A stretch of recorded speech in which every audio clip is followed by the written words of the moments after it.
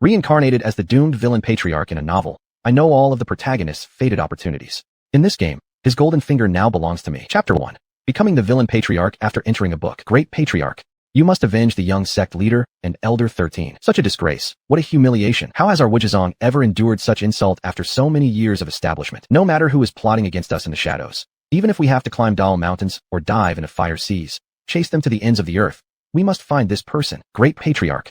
Please give your orders. Let all of us leave the sect and bring back those audacious individuals who have the gall of tigers and the heart of bears. In the main hall of the Wujizong sect on Qingming State. Upon hearing the countless furious roars ringing in his ears, Chun-Li gradually awoke from his dazed state and saw a group of middle-aged men dressed in ancient attire kneeling before him, muttering incessantly about something. Judging by their behavior, they seemed to be asking for some kind of instructions. By the side of the group of middle-aged men, there were two things that looked like stretchers, each with a person lying on them. Seeing this scene, Chun-Li felt a little confused. Who am I? Where am I? What the heck is this place? The surroundings are filled with an elegant, ancient atmosphere. Is it a shooting location for a period drama? It's strange, wasn't I sleeping at home? Why did I wake up here? Just as Chun-Li was doubting whether he was still dreaming, the next second, a sudden pain surged through his mind, as a vast memory flowed into his head. At that moment, Chun-Li really felt dumbfounded. Now, Chun-Li understood why he had ended up in this completely unfamiliar environment. Apparently, he had transmigrated. In his previous life, Chun-Li loved reading web novels. Right before he transmigrated, he was staying up late reading a web novel called Soul Emperor. This novel told the story of how Ye Tian, the destined protagonist, rose from adversity with the help of a golden finger, a supernatural advantage, killing gods and Buddhas along the way. Though the plot was somewhat cliché, it didn't stop him from feeling exhilarated. Truthfully, for Chun-Li, since he had no ties in his previous life, transmigrating into a novel he enjoyed reading could also be seen as something joyful. Not to mention, this world was filled with attractive young women. And once becoming a cultivator, one could soar through the skies, control the earth's elements, and wield boundless power. Isn't this better than being an ordinary person in his past life? Being able to transmigrate into a world filled with cultivators was indeed a good thing, and it was even a world from one of his favorite novels. Yet, what left Chun-Li speechless was the identity he had transmigrated into. Shit. How come I transmigrated into the body of Chun-Li, the patriarch of Wujizong? Just because we share the same name? That's just too ridiculous. There's a reason why Chun-Li kept complaining about his current identity. Because the identity he transmigrated into was originally a great villain in the original story. He had an only son named Su Ching Yen. Perhaps due to having just this one child, the former self was excessively indulgent towards Su Ching Yen, coupled with the fact that Su Ching Yen was born as the young sect leader of Wujizong. Naturally, Su Ching Yen developed a haughty and domineering personality. Recently, while on an outing, Su Ching Yen, the young sect leader of Wujizong, passed through a small city where he encountered a beautiful young woman. Her beauty was breathtaking, her charm capable of enchanting the world. At just one glance, Su Ching Yen was thoroughly captivated. Who would have thought that in such a remote area, there would be someone of such extraordinary beauty? Su Ching Yen immediately started having improper thoughts about her. Soon after, he found out about the young woman's background. Then, Su Ching Yen, in his capacity as the young sect leader of Wujizong, personally paid a visit to her home. By now, you might already guess the identity of this woman. Yes, she was Su Ching Yen, the miss of the Su family, hailed as the first beauty of Liang City. She also had another identity. She was the fiancée of Ye Tian, the destined protagonist. Chapter 2 3-year period warning? The Su family was also a prominent clan in Liang City.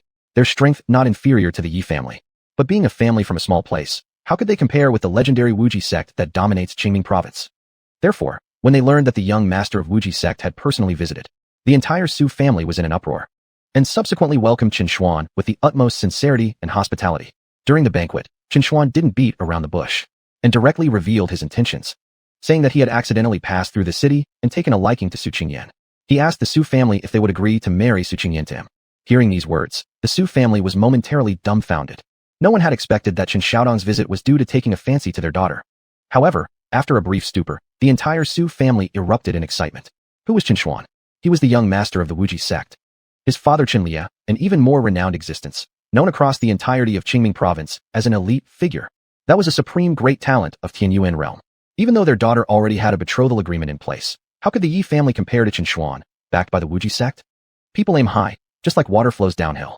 Being able to forge a relationship with a top sect like Wuji sect, for the Su family, it was nothing short of an ancestral blessing, wasn't it? So, under such great temptation, the poor destined protagonist was immediately cast aside by the Su family. The ones who were delighted about this matter weren't merely the elder patriarchs of the Su family, but also the principal party, Su Ching Yen, was dazed by this unexpected immense surprise. Though she and Ye Tian were childhood sweethearts, Su Ching Yen had never felt any fondness for Ye Tian. After all, besides his average looks, There used to be at least the title of Cultivation Prodigy, which kept her quiet. But now, having become a waste, Ye Tian lost even that final bit of luster. Young Master Xuanhuan was handsome, elegant, and charismatic. His charm far outshone Ye Tian. And not only that, his background was infinitely superior to Ye Tian's. One was an ordinary childhood sweetheart, with no discernible merits, while the other was a top-tier cultivator heir from a prestigious household. In such a scenario, how many girls would choose the former? Even if physical appearance left little choice, Su Ching Yen had always been very confident in her own beauty. And sure enough, here came the opportunity. She had long grown tired of this betrothal contract. Now, with the involvement of the young master from Wuji sect, wasn't this exactly what she desired? This was the position of being the spouse to the young master of the Wuji sect. How many ambitious girls could resist such a temptation? Thus, after reaching a unified decision with her family, Su Ching Yen directly went to the Ye family for the major event. Ye Tian, with your previous cultivation talent, you could perhaps still Jang be considered a match for me. But now, I have caught the favor of young Master Qin, giving me a chance to join Wuji sect. Don't you think it's already inappropriate to force a marriage contract upon us both? While my words may sound harsh, the truth remains thus. We are no longer people of the same world. I hope you can acknowledge this fact. Our two families' betrothal shall come to an end. Of course, our Su family is not a group that intimidates others with power. Consider this foundation pill as a form of compensation for breaking off the engagement. Take this pill, and henceforth don't mention that I am your fiancé to outsiders. Regarding the dissolution of their engagement, Ye Tian wasn't completely incapable of understanding. But using this method, wasn't this simply public humiliation? In rage, Ye Tian instantly shouted the classic 3-year shame avenging warning. Today's insult, Ye Tian remembered well. After 3 years, he will definitely storm Wuji sect, making Su Ching Yen understand that missing out on him was the biggest mistake of her life. As facts have proven, in a fast-paced novel world, the protagonist is truly unstoppable. And 3 years later, Ye Tian did indeed achieve his goal of washing away his past humiliations. Seeing the extraordinary transformation in Ye Tian today, whether Su Ching Yen regrets it or not remains to be seen. But regardless, the former body met an unfortunate fate. Ye Tian surrounded by women living joyfully, whereas the former self had become but a pile of dry bones beneath the feet of the invincible protagonist. Now tell me, if you were reincarnated into a role predestined to be trampled by the protagonist, wouldn't Chun Li feel dejected right now? But things might not be as bad as he imagined them to be. Perhaps at this moment something came to Chun Li's mind, and suddenly he fixed his gaze on the two individuals lying on the stretchers. On these two stretchers lay two people. One was Xuanhuan, and the other was the Wuji sect elder safeguarding his safety. Why were the two lying on stretchers in a coma? This also had to do with the heaven-defying protagonist. At the scene of the engagement breakup, Xuanhuan was also present. And in his anger, Ye Tian not only hurled insults at Su Ching Yen, but also trampled the foundation pill underfoot. It was precisely this act that completely enraged Xuanhuan. The reason he wanted to marry Su Ching Yen was because he truly fell in love with her at first sight. He originally planned to take Su Ching Yen back to the sect after the engagement was dissolved, inform Chun Li, and then let his father preside over the wedding ceremony. The wedding hadn't been held yet, nor had there been any substantive contact with Su Ching Yen, but in Xuanhuan's heart, Su Ching Yen was already his woman. His thoughts were very straightforward. It was an honor for you that my woman came to dissolve the engagement with you, and yet you still dare to mutter complaints? Right then, Xuanhuan made a decision in his heart to severely punish Ye Tian. Chapter 3. Ye Tian's terrifying backer. Chun Li possessed a celestial element realm cultivation. Even in the entirety of the Qingming province, he stood at the peak of the pyramid. And Ye Tian, he was merely at the body refinement realm cultivation right now. Yet within 3 years, he had grown to a level that could rival Chun Li himself. It was imaginable that in typical overpowered novels, how big of a cheat code the original author must have given him. Not only did he have a golden finger by his side, but behind him also lay a so-called invincible support. Truth be told, if Chun Li were to confront him now, a single slap could end Ye Tian's life. So why then does Chun Li feel immensely frustrated? Well, it has something to do with this so-called support behind Ye Tian. Ye Tuaner, publicly known as Ye Tian's cousin. In reality, she is the daughter of an extremely terrifying great power family. At all times, there is always an extraordinarily skilled guardian by her side.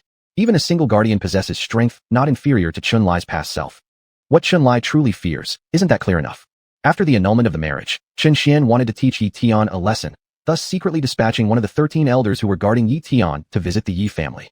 As a result, not more than 2 days later, the elder not only had his cultivation ruined, but someone even hung him and Chun Xian upside down at the gate of Liatiang City. Both suffered serious injuries and remain unconscious until today. Because of this incident, the ancestral hall was filled with many senior elders in fervent excitement. They have always been the ones bullying others. When have they ever seen anyone dare to provoke them? Let alone this time, the injured person being the young master. No matter what the cost, they must find out who dared to harm the young master and the 13th elder. Tear them limb from limb, dismember them into pieces. Only then can they vent their anger. In Chun Li's perspective, perhaps the turning point of the matter lies here. The injury of Chun Xian and the 13th elder serves as Jiang Tuaner giving the Wuji sect a warning. In the original story, the previous self fundamentally had no clue who harmed Ching Yen. So he sent another elder from the sect to investigate the true culprit in Ye Tian City. Given Ye Tian's guardian's capability, this elder naturally would find nothing. However, this elder was quite intelligent and, from certain clues, discovered that the young master once had a conflict with Ye Tian. Regardless of whether this event was carried out by them or not, daring to cross swords with the young master warrants a lesson first. It was precisely because of this that the Wuji sect and Ye Tian, this fated protagonist, completely incurred this unending enmity. What happened afterward is predictable, like the story of the gourd boy saving Grandpa. Eventually, Ye Tian would possess the strength to stand proudly before the Wuji sect gates when no one else remains to send. Ye Tian is formidable. Chun-Li primarily doesn't know what to do about her. Perhaps he can change the storyline of the original plot, since no one knows who the perpetrator is. By simply not dispatching a sect elder to investigate this incident, couldn't he directly avoid any conflicts with Ye Tian? If he doesn't deepen the conflicts, then at most it will be a mere annulment insult. Such a trivial grudge shouldn't cause the Wuji sect to be wiped out, right? Even better, he could figure out a way to establish a good relationship with Ye Tian. Once Ye Tian rises to prominence, wouldn't he also gain some reflected glory? At the thought of this, Chun-Li nearly felt nauseous to the point of vomiting. Had he crossed over to this world just to become a dog for the fated protagonist? Truly disgusting. Chun-Li felt that even if death came, there was absolutely no way he could do such a thing. So without hesitation for even a second, Chun-Li immediately crushed this plan underfoot. Worshipping the stinky feet of a fated protagonist, this will never happen in his lifetime. If need be, he would have to resort to another method. And that method was to see this path through till black, to fully embrace his role as the great villain. Based on his understanding of the original story, as long as he refrains from making mind-numbing mistakes, maybe he really could directly get rid of Ye Tian. Ye Tian may be formidable, but didn't she leave his side for stretches of time in the original work? Isn't this the best moment for action? Of course, after doing so, what he may have to face would be Ye Tian's relentless retaliation. He wasn't overly worried about Ye Tian's personal guardian. But what if Ye Tian disregarded everything and brought over another batch of experts from her family? A top-tier grandmaster coming over. My word, the destruction of the entire Qingming province could be done in mere minutes. To successfully kill Ye Tian while keeping Ye Tian unaware of his involvement. That is truly the best approach. Such opportunities should exist too, just needing him to ponder carefully. Just as Chun-Li was contemplating when Ye Tian might be alone. Suddenly, at this moment, a data panel popped up before his eyes. Ding! Detecting that the host is a Chijiro crossover. You have successfully obtained the strongest family building system. Chapter 4, System Activation. The system's name is the strongest family building system, with the goal of helping to create the first family in all the realms for which this system was born. What does it take to become the first family across all realms? It's not just strength, but also a growing family. Therefore, the usage of the system is very simple. As long as the family expands in population, rewards can be obtained. Getting married or having children both count. Wow, this system is badass. Simple and brutal. With my unmatched cultivation, marrying and having descendants will be no big deal, right? However, the system has strict requirements when it comes to marriage standards. Only women with a rating of 90 points or more are qualified to become part of my family. This rating of 90 points left Chun-Li momentarily unsure how to judge it. But the next moment, Chun-Li thought of a way to determine it. No one knows exactly what he had in mind. But after glancing over Ching Yen, who was injured and unconscious, his attention quickly shifted to an elder present. Third elder, who brought Xian back when he was injured? Reporting to the ancestral patriarch, it was Miss Su from the Suya City Su family who brought young Lord and them back. This matches the original story. Chun Xian and the 13th elder went to visit the Su family first, only to be beaten up and rendered unconscious shortly afterward. Fearing retaliation from the Infinite Apex sect, the Su family hurriedly sent them back to the Infinite Apex sect, and the person who accompanied them was Su Ching Yen, who wanted to explain on behalf of the Su family to the great ancestor of the Infinite Apex sect that Chun Xian's injuries were truly unrelated to their Su family. After hearing the third elder's response, Chun-Li said nothing unusual. Xian and the 13th elder have suffered serious injuries. Take them down for treatment. As for who hurt them, there's no need for you to inquire about that. I will investigate this matter personally. Seeing that the ancestral patriarch stated he would investigate personally, none of the elders dared to ask further questions. Humph, if the ancestral patriarch himself is stepping in, it must mean he's truly furious. In reality, what these elders didn't know was that Chun-Li had no intention of investigating the truth, or even saving Chun Xian. All these troubles were caused by his previous self's unworthy son. And since he wasn't the biological father, why should he bother to save him? In the original story, Chun Xian was seriously injured, and the former self expended great resources to completely heal him. Now, without deliberately doing anything, it's likely that he'll remain unconscious for quite a while. So before Chun-Li decided how to deal with Chun Xian, let him lie there for now. Chun Xian's issue is insignificant. What he needs to do next is the key. The next second, Chun-Li gave instructions. As for who injured the 13th elder and the others, I will handle it myself. You may all retreat for now. I'm heading back to my quarters now. When you leave, please tell the Su family's daughter to come see me in my quarters. I have a few things I need to discuss with her. After hearing Chun Lai's orders, all the elders present quickly withdrew, and Chun Lai, after returning to his quarters, didn't have to wait long before encountering the renowned Miss Su Ching Yen of the Su family. Junior Su Ching Yen pays respects to the ancestral patriarch. Upon entering Chun Lai's quarters for the first time, Su Ching Yen, whose face was pale, immediately knelt down and paid a respectful bow to Chun Lai. As Chun Lai observed her face after she raised her head, he saw her clearly. No wonder she becomes one of the predestined heroines in the original story. No wonder she initiates all the plot lines. The fiancée of the destined protagonist Ye Tian indeed has breathtaking beauty. At this moment, Chun Lai couldn't help but be genuinely impressed. Chapter 5. The destined female lead is truly beautiful. She is incredibly beautiful. One might even say her beauty can topple a nation. Is this the unique charm that belongs to the destined female lead? However, what left Chun Lai speechless was that although Su Ching Yen was extraordinarily beautiful, her score in the system was only 90 points. A beauty so stunning as hers could only get a 90-point evaluation from the system. Chun Lai already dared not imagine how gorgeous those beauties with higher scores could be. To pass has already been considered good.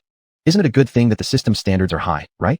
Although expanding the family population is his goal, Chun Lai doesn't want a bunch of mediocre people around him either. Only beauties of truly exceptional quality deserve to be by his side. Now with the help of the system, he should no longer have to worry about the threat of the destined protagonist. As for why Chun Lai separately called Su Ching Yen over.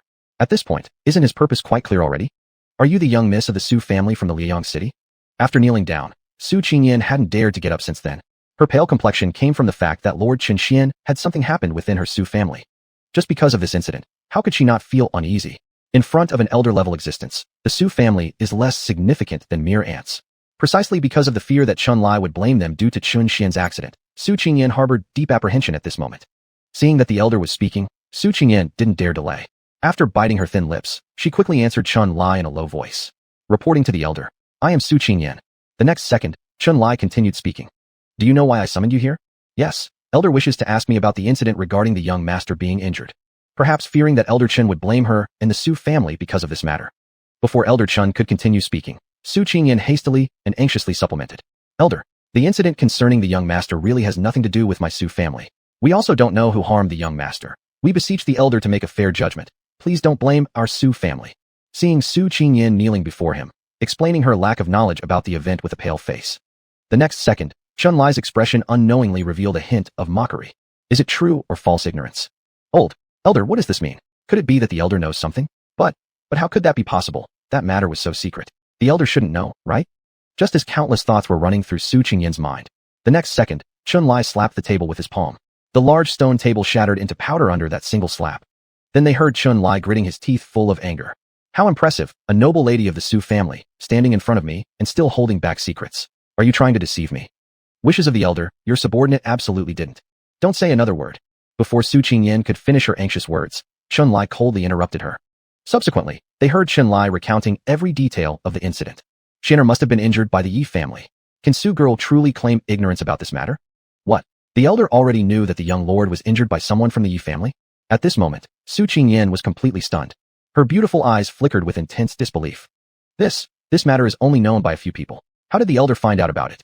In the original work, Su Ching Yen was aware that Chun Xian was preparing to give Ye Tian a lesson. It was also to let the beauty increase her impression of him and let Su Ching Yen know just how capable he was, before sending out the 13th elder to take action. Chun Xian told Su Ching Yen about this matter. Ye Tian doesn't deserve me anymore, so what's wrong with me going to break off the engagement with him? Yet, Ye Tian dared to be so unwise as to shout loudly, even saying that I would regret this later. Facing this, Su Ching Yen should also feel very angry inside, right?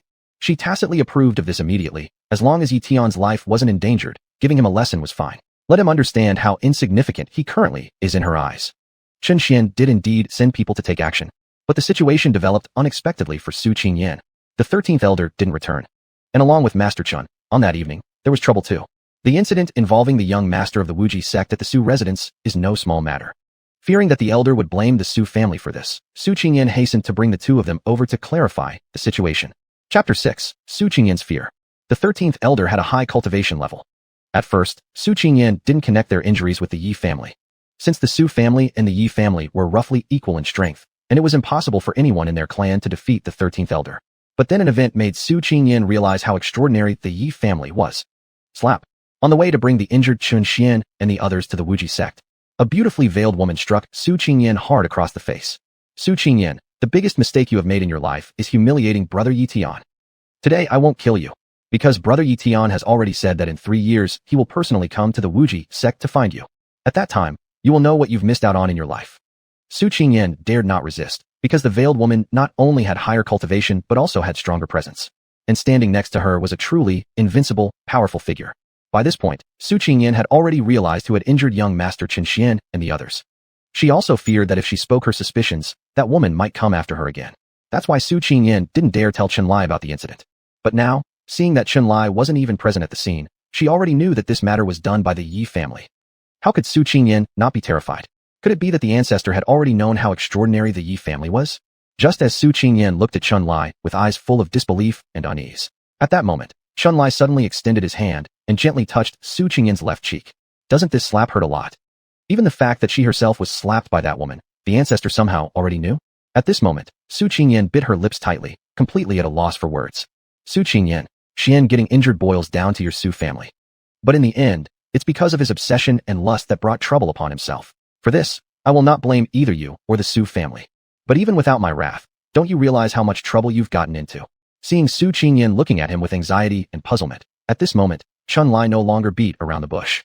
Do you know where the Yi family came from? Where did the Yi family come from? If it were before, when faced with such a question, Su Ching Yen would definitely have answered. Isn't the Yi family just the Yi family? But after experiencing the slap, Su Ching Yen no longer dared to say something like that. Chen Lai didn't let Su Ching Yen wait long. Soon he described well to her the origins of the Yi family and its backing. The Tiansong continent has a total of 8 major provinces. To put it simply, compared to those immensely prosperous large provinces, Qingming province is merely a remote little place. But there's still another race which even the most powerful factions of the incredibly prosperous Tianing province wouldn't dare to offend lightly. This mysterious race is called the Taigu Immortal Race. The Taigu Immortal Race consists of 36 different branches. Almost every one of them has a semi-god level powerhouse guarding them. Qing Yen, do you think what would happen if a faction at this level were to take interest in you? In Qingming province, a Tianyuan realm powerhouse is already considered an invincible existence. Su Ching Yen doesn't even know the subsequent levels of cultivation. How could she possibly understand what a semi-god realm was? One can tell just by hearing the name that the Taigu Immortal Race is an extremely terrifying force. And the ancestor definitely wouldn't casually reveal all this information for no reason. Su Ching Yen isn't stupid. By this point, she has already guessed some things. The next second, she looked pale-faced towards Chen Lai. Ancestor, are you saying, could it be that this Yi family has some kind of connection to the Taigu Immortal Race you mentioned? It's not just a connection. The Yi family is itself one of these 36 Taigu Immortal Races. After countless millennia of heritage, changes happen even within the Taigu Immortal Race. So far, 3 branches have fallen into decline. One of these is the Yi family where Ye Tian resides. Otherwise, the Yi family wouldn't be surviving by just living in this insignificant city of Liuyang. Declined? Then that's somewhat reassuring. Upon hearing these words, the color slowly returned to Su Ching Yen's originally deathly pale face. But before she could celebrate her relief, the next moment, Chen Lai's following words sent her mood plummeting once more. The Yi family has declined, yes. However, Ye Tian's childhood cousin, Ye Tanner, isn't so simple. Ye Tanner's real surname is Jang. The Jang family is also one of the 36 Taigu Immortal Races. Compared to the declining Yi family, the Jang family can be said to be at the peak of its power. Even among the 36 Taigu Immortal Races, its overall strength ranks in the top 3. The reason why Ye Tanner has lived in the Yi family since childhood is something I won't elaborate on with you. What I want to emphasize is that when you went to the Yi family to cancel the engagement, you must have noticed how good the relationship between Ye Tanner and Ye Tian is. The 13th elder was killed by the guardian behind Ye Tanner. It was her who ensured Ye Tian's safety. Without even mentioning Ye Tanner acting as a protective umbrella for Ye Tian. Just focusing on the Yi family alone, there are still some old patriarchs with extremely powerful cultivation alive. They're merely currently trapped in a few secret realms. Sooner or later, these people will all break free. In the eyes of these individuals, the entire Qingming province doesn't amount to much. Do you think with such background and so many supporters, Ye Tian can achieve greatness in the future? Chapter 7. The Patriarch's Temptation. Chen Lai had already said so much that at this moment, with Su Ching Yen's wit, how could she not guess who it was that had given her a slap on that day? So it was actually her, Ye Tanner? She had met Ye Tanner many times before, but never once had she seen her reveal her true cultivation. It seemed that the other party really did conceal herself. And the figure of the person who slapped her on that day indeed looked very similar to Ye Tanner. Why? Why did she have such a terrifying family background? At this moment, Su Ching Yen's face was already extremely pale. She truly didn't expect that Ye Tian, who was almost about to become a waste, would have such a terrifying origin and background. Was her decision to break off the engagement really wrong? Just as Su Ching Yen was filled with mixed feelings in her heart, Chen Lai didn't stop his attack on Su Ching Yen. The next second, they heard Chen Lai continue. In your eyes, Ye Tian became helpless because he turned into waste. Is that right? But have you ever thought about one thing? Ye Tian didn't encounter any danger, so why did he suddenly turn into a waste? Actually, he didn't turn into waste. Rather, Ye Tian obtained a great opportunity. That's why his cultivation hasn't improved these past few years.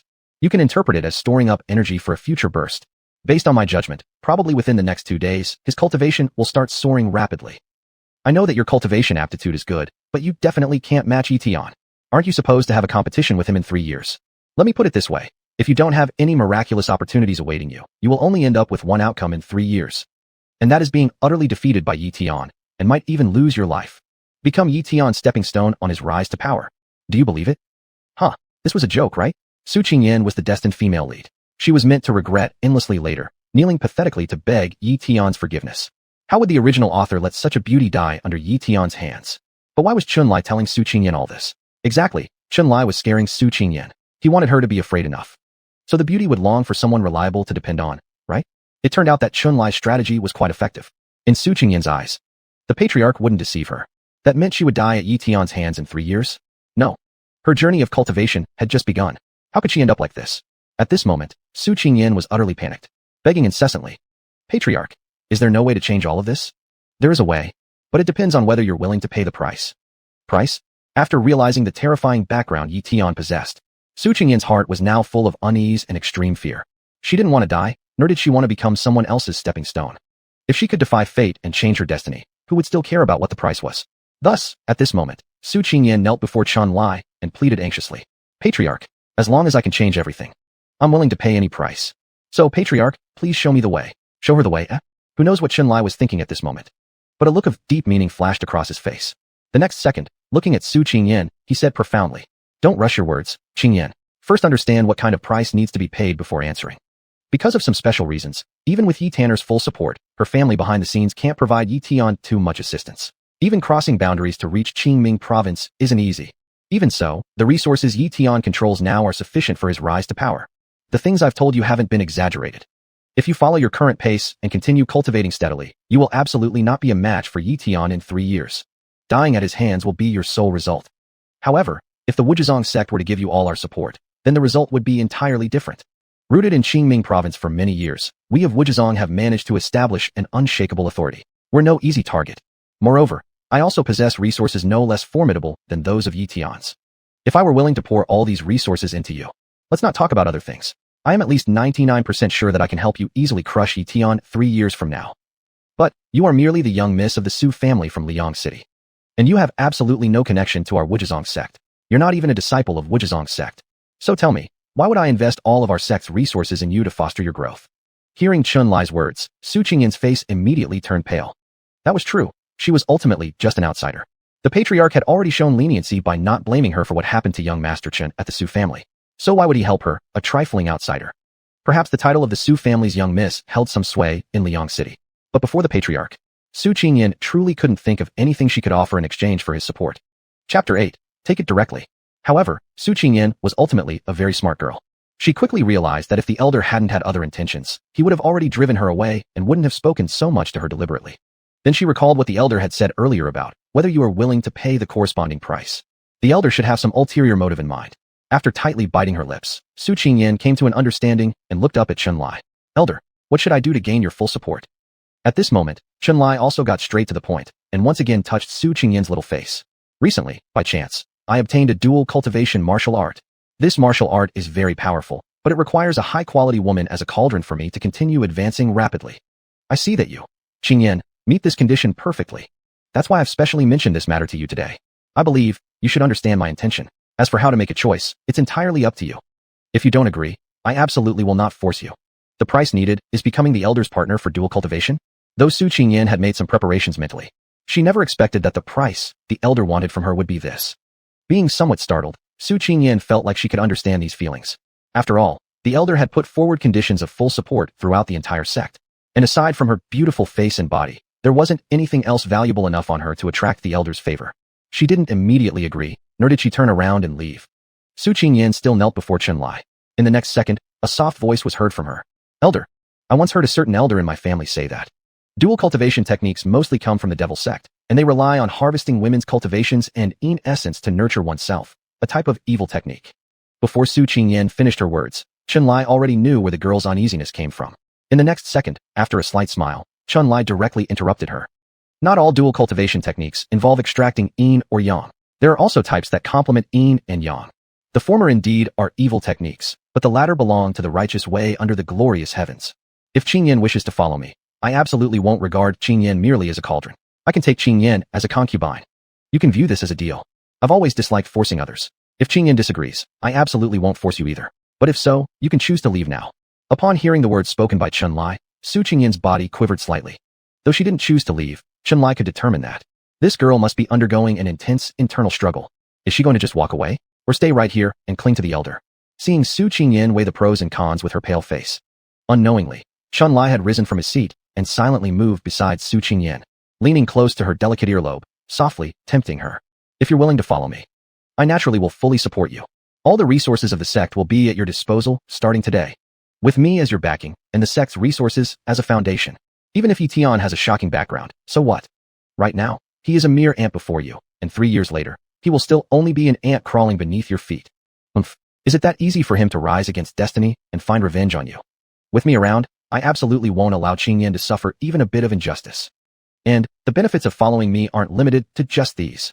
Your Su family will also receive strong support from our Infinite Peak sect in the future.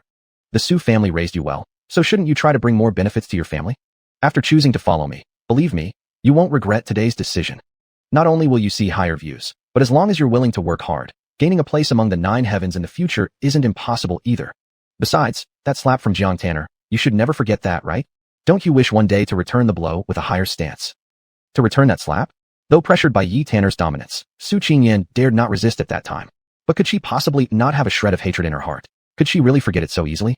Forget about the matter of saving one's life. Being able to become the beloved concubine of the elder should already be considered a great honor for oneself, right? It's unknown just how many thoughts were racing through Su Ching Yen's mind at this very moment. However, she soon made her final decision. Closing her beautiful eyes and taking a deep breath before reopening them, Su Ching Yen was now in an entirely different state. Her beautiful big eyes were full of charm, and the next second, a never-before-heard coquettish voice could be heard as she obediently said, "To have the old ancestor take notice of me is a fortune I've accumulated over countless lifetimes. How could I dare to refuse? I am rather ignorant about many things, but I hope the old ancestor will guide me well in the future." Having heard these words, how could Chun-Li not know what choice Su Ching Yen had made? The next second, without saying much else, he directly pulled Su Ching Yen into his embrace. Rest assured, since Ching Yen has decided to serve this seat will naturally treat you well in the future. So what if it's that small fry Ye Tian? Thinking of coming for revenge? It's not that easy. With this seat's careful guidance, rest assured, in 3 years, I will definitely ensure you are capable enough to shatter that Ye Tian's skull. And the slap from Ye Tanner, I will surely make sure you reclaim it in the future. Chapter 9. Defying the Heavens Reward, the Great Chaos Yin Yang's Saintly Body. According to the system's rules, to obtain the rewards given by the system, 2 conditions must be met. One is to have a charm score reaching 90, and the other is willing obedience. Su Ching Yen is, after all, one of the fated female protagonists in the original work, so she definitely meets the charm requirement. And to satisfy the second condition, some small tactics would need to be used. In this regard, Chun-Li employed the method of carrot and stick. In reality, what kind of tactic he used doesn't matter much. What's important is that at this moment, does Su Ching Yen, who has no background, really have the right to choose before him? Thus, Su Ching Yen was taken to the bed that day, willingly surrendering herself. Congratulations, host, you've obtained the reward, the Great Chaos Yin Yang's Saintly Body. It must be said, Su Ching Yen's body is truly remarkable. Even Chun-Li himself couldn't help but savor it endlessly. However, with the 3-year warning hanging high above his head, Chun-Li wouldn't allow himself to remain indulged in a woman's embrace for too long. So after continuously indulging with Su Ching Yen for several days, Chun-Li forced himself out of the room and headed straight to his personal cultivation chamber. He came to the cultivation chamber to take stock of the rewards obtained from making Su Ching Yen his concubine. The result was pleasantly surprising.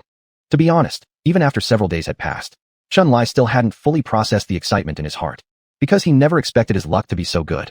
That the very first reward he obtained would be something as extraordinary as the Great Chaos Yin Yang's Saintly Body. Generally speaking, the world's special physiques can be divided into 2 categories. One being the acquired physiques, the other being innate physiques. Acquired physiques refer to those cultivators who start without any special physique, but gain great opportunities through chance, thus forming their physiques. On the other hand, innate physiques are those one is born with. There isn't much difference in strength between the two. For example, the fated protagonist Ye Tian originally had no special physique until he gained an extraordinary opportunity later on. Regardless of whether they are innate or acquired physiques, there's not much difference in terms of strength. But the physiques themselves do have a strict hierarchy. According to the setting in the book, Wei would do Zun. There are 4 ranks of physiques in the world.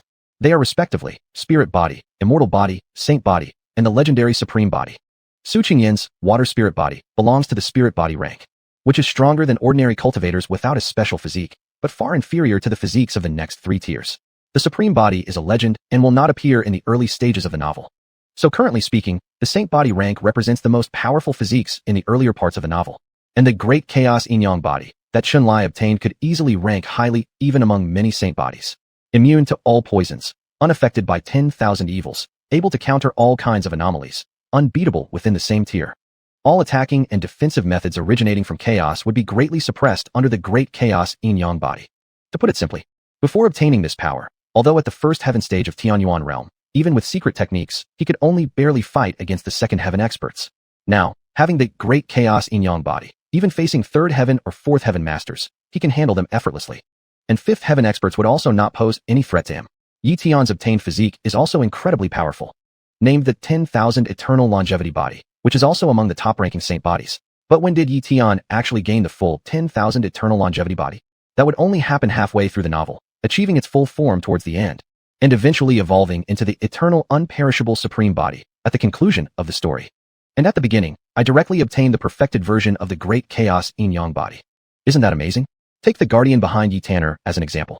Before obtaining the great chaos yin-yang body, being equally ranked as a first heaven Tianyuan realm cultivator, we were evenly matched. But now if I face him again, resolving the battle in less than a minute feels almost like an insult to my combat prowess. Of course, from the very start, I never worried about the guardian behind Ye Tian. What's truly terrifying is Jang family, who belong to the ancient immortal race backing Ye Tian. But none of this matters anymore. Any apprehension is only temporary. Since I received such an incredible reward in the first wave, what if I could gather even more rewards? What if I just got a little more time to develop? Sooner or later, even the Jang family will have to grovel at my feet. And I believe that day won't be too far away. However, even with an incredible divine body like the great chaos yin-yang body, it only means that my cultivation starting point is higher.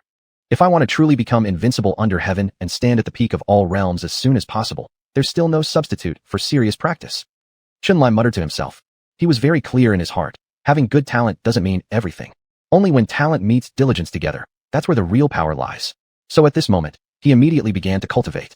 After obtaining a saint body, not only would combat power increase greatly, but the cultivation speed would also accelerate significantly. Chun-Li tried cultivating for a bit, and he quickly noticed the enormous difference between his current cultivation speed and what it used to be, with at least a 5-fold increase in speed. By the previous pace of his past self's cultivation, it would take at least 3 years to hopefully break through to the second level of Tianyuan realm.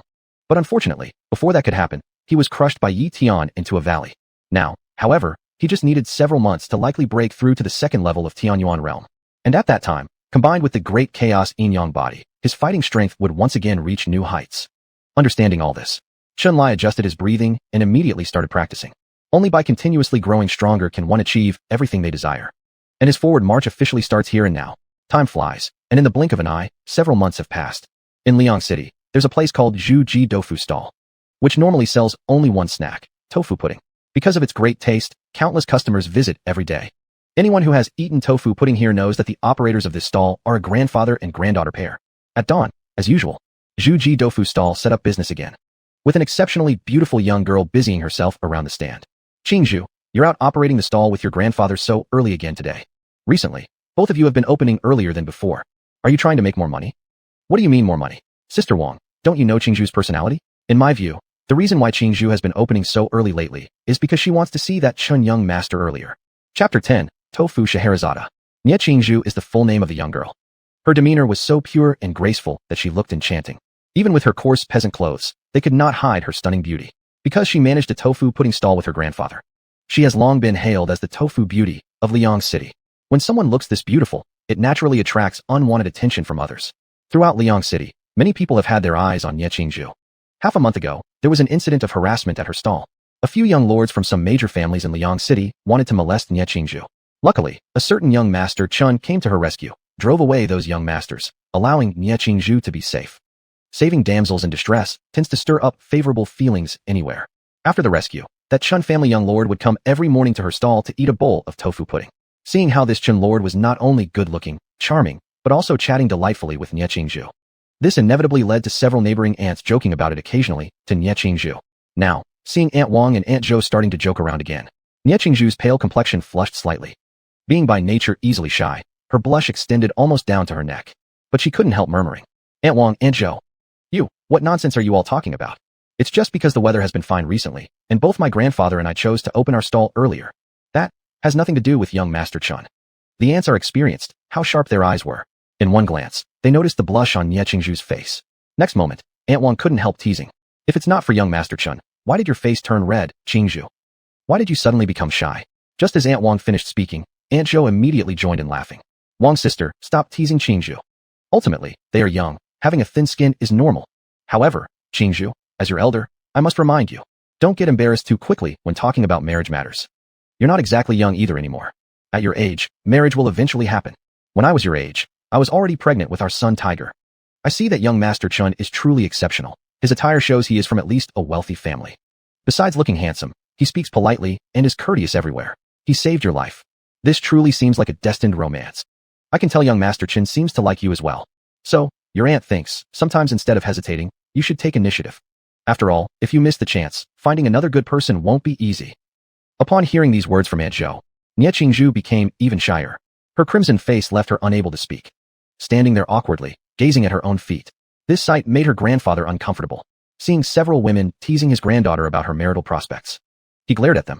Go away. Stop saying nonsense. Qingzhu is still young. Why do you constantly talk such things in front of her? Instead, go home and look after your children properly. In the future, don't meddle in our family affairs.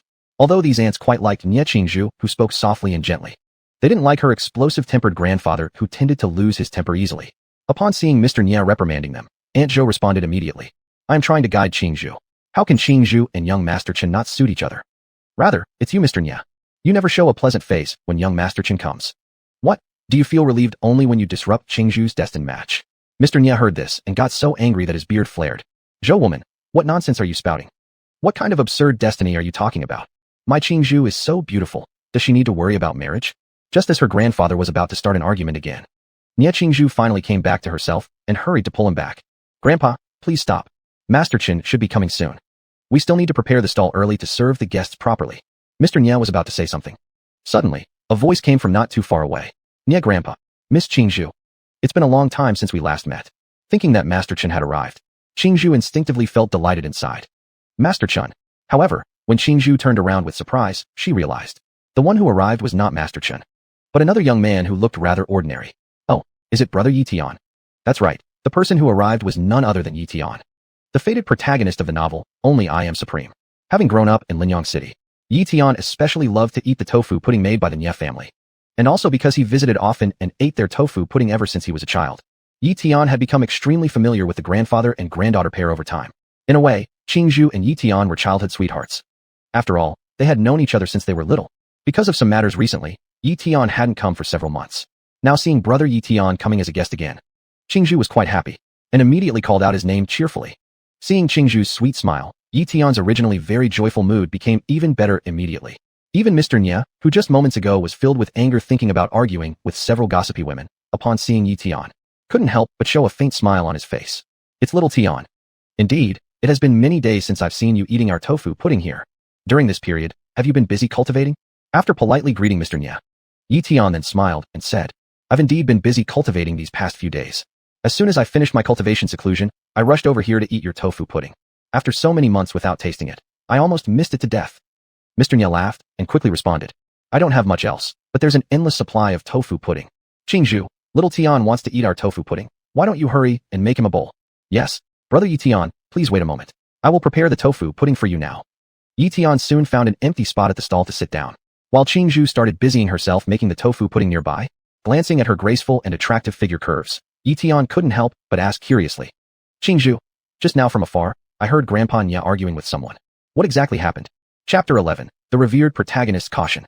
When Ye Tian asked, Nye Qingzhu couldn't help but smile. Nothing happened. Isn't this how grandfather is? He can argue with others over nothing. Nye Qingzhu understood Ye Tian's knowledge of the old man's fiery temper. So after hearing her explanation, he didn't ask further questions. Oh, by the way, Qingzhu, I just thought I heard you say something about Lord Chun. Who is Lord Chun? Surprisingly, Ye Tian had shown curiosity about Lord Chun, and Nye Qingzhu let out a sweet laugh, preparing to answer. But then, from not far away, came a voice calling. Qingzhu. Compared to Ye Tian's rather ordinary tone, This following male voice was vastly different. It was steady and resonant, brimming with magnetism, imbued with maturity that seemed to possess an intangible magic, penetrating straight into one's soul, easily drawing anyone into its allure. Upon hearing someone call Qingzhu's name, Ye Tian subconsciously turned his gaze toward the source of the voice. As soon as he did, he froze completely. He saw a man approaching, wearing a moon-white embroidered robe with hair as white as snow. His imposing frame carried dignity in his countenance, refined and courteous. His eyes like stars, eyebrows curved like the crescent moon, radiating an unusual charm with every move. Not only was he handsome, dashing and elegant, his gaze was piercingly profound, and his warm, inviting smile made people easily feel a sense of intimacy toward him. Truly, this was a gentleman both strikingly attractive and charismatic. Ye Tian felt a momentary disbelief. Never in his entire life had he imagined that there existed a man so good-looking. As Ye Tian stared at this man, stunned by his handsome and transcendent appearance, Ye Qingzhu also noticed the arrival. Her beautiful eyes flickered with an inexplicable joy. Lord Chun. With a mix of delight and excitement, she hurried to Lord Chun like a happy bird, greeting him cheerfully. Did you come for tofu pudding again this morning, Lord Chun? Upon seeing Ye Qingzhu's eyes glowing with surprise, Lord Chun did not immediately reply, but instead shifted his gaze slightly, looking at Ye Tian, though it was merely a normal glance. For some unknown reason, Ye Tian suddenly felt an unexplainable chill emanate from within him. Coldness surged in from all directions, sending shivers down his spine and making the hairs on his body stand up. So this was the Lord Chun Qingzhu mentioned earlier? What exactly was going on with this person? Why, simply from a look, did Ye Tian find himself trembling uncontrollably, unable to move a single limb? A bead of sweat the size of a bean slid down Ye Tian's forehead. And if anyone were to closely examine him now, they would notice the veins bulging on his forehead. Even though he tried with all his strength to move, his body wouldn't respond, not a single bit. However, this intimidating presence appeared and dissipated as quickly. Once Lord Chun diverted his gaze away from him, Ye Tian finally found himself able to move again, being naturally vigilant despite other traits not always being so heightened. He abruptly stood up with a loud rustle, overturning the table and tofu pudding in front of him. Who are you? Why have you come to my Liang city? The sudden turn of events bewildered Ye Qingzhu, causing her to instinctively turn to Ye Tian. Brother Ye Tian, what's wrong with you? Qingzhu, come here. Stand behind me. This person in front of you is dangerous. Dangerous? Now even more confused, Ye Qingzhu wondered who Ye Tian was referring to as dangerous. But before she could react, Lord Chen already took a seat with a smile as serene as spring breeze, ignoring everyone around. Does Liang City forbid visitors from sitting here? Upon hearing these words and observing Ye Tian's intensely tense eyes, Ye Qingzhu finally realized who was making Ye Tian nervous. She couldn't help but chuckle slightly before explaining to Ye Tian. Brother Ye Tian, don't be nervous. This is the Lord Chun I mentioned earlier. He isn't a bad person. He is my savior. Not a bad person? He's Qingzhu's savior?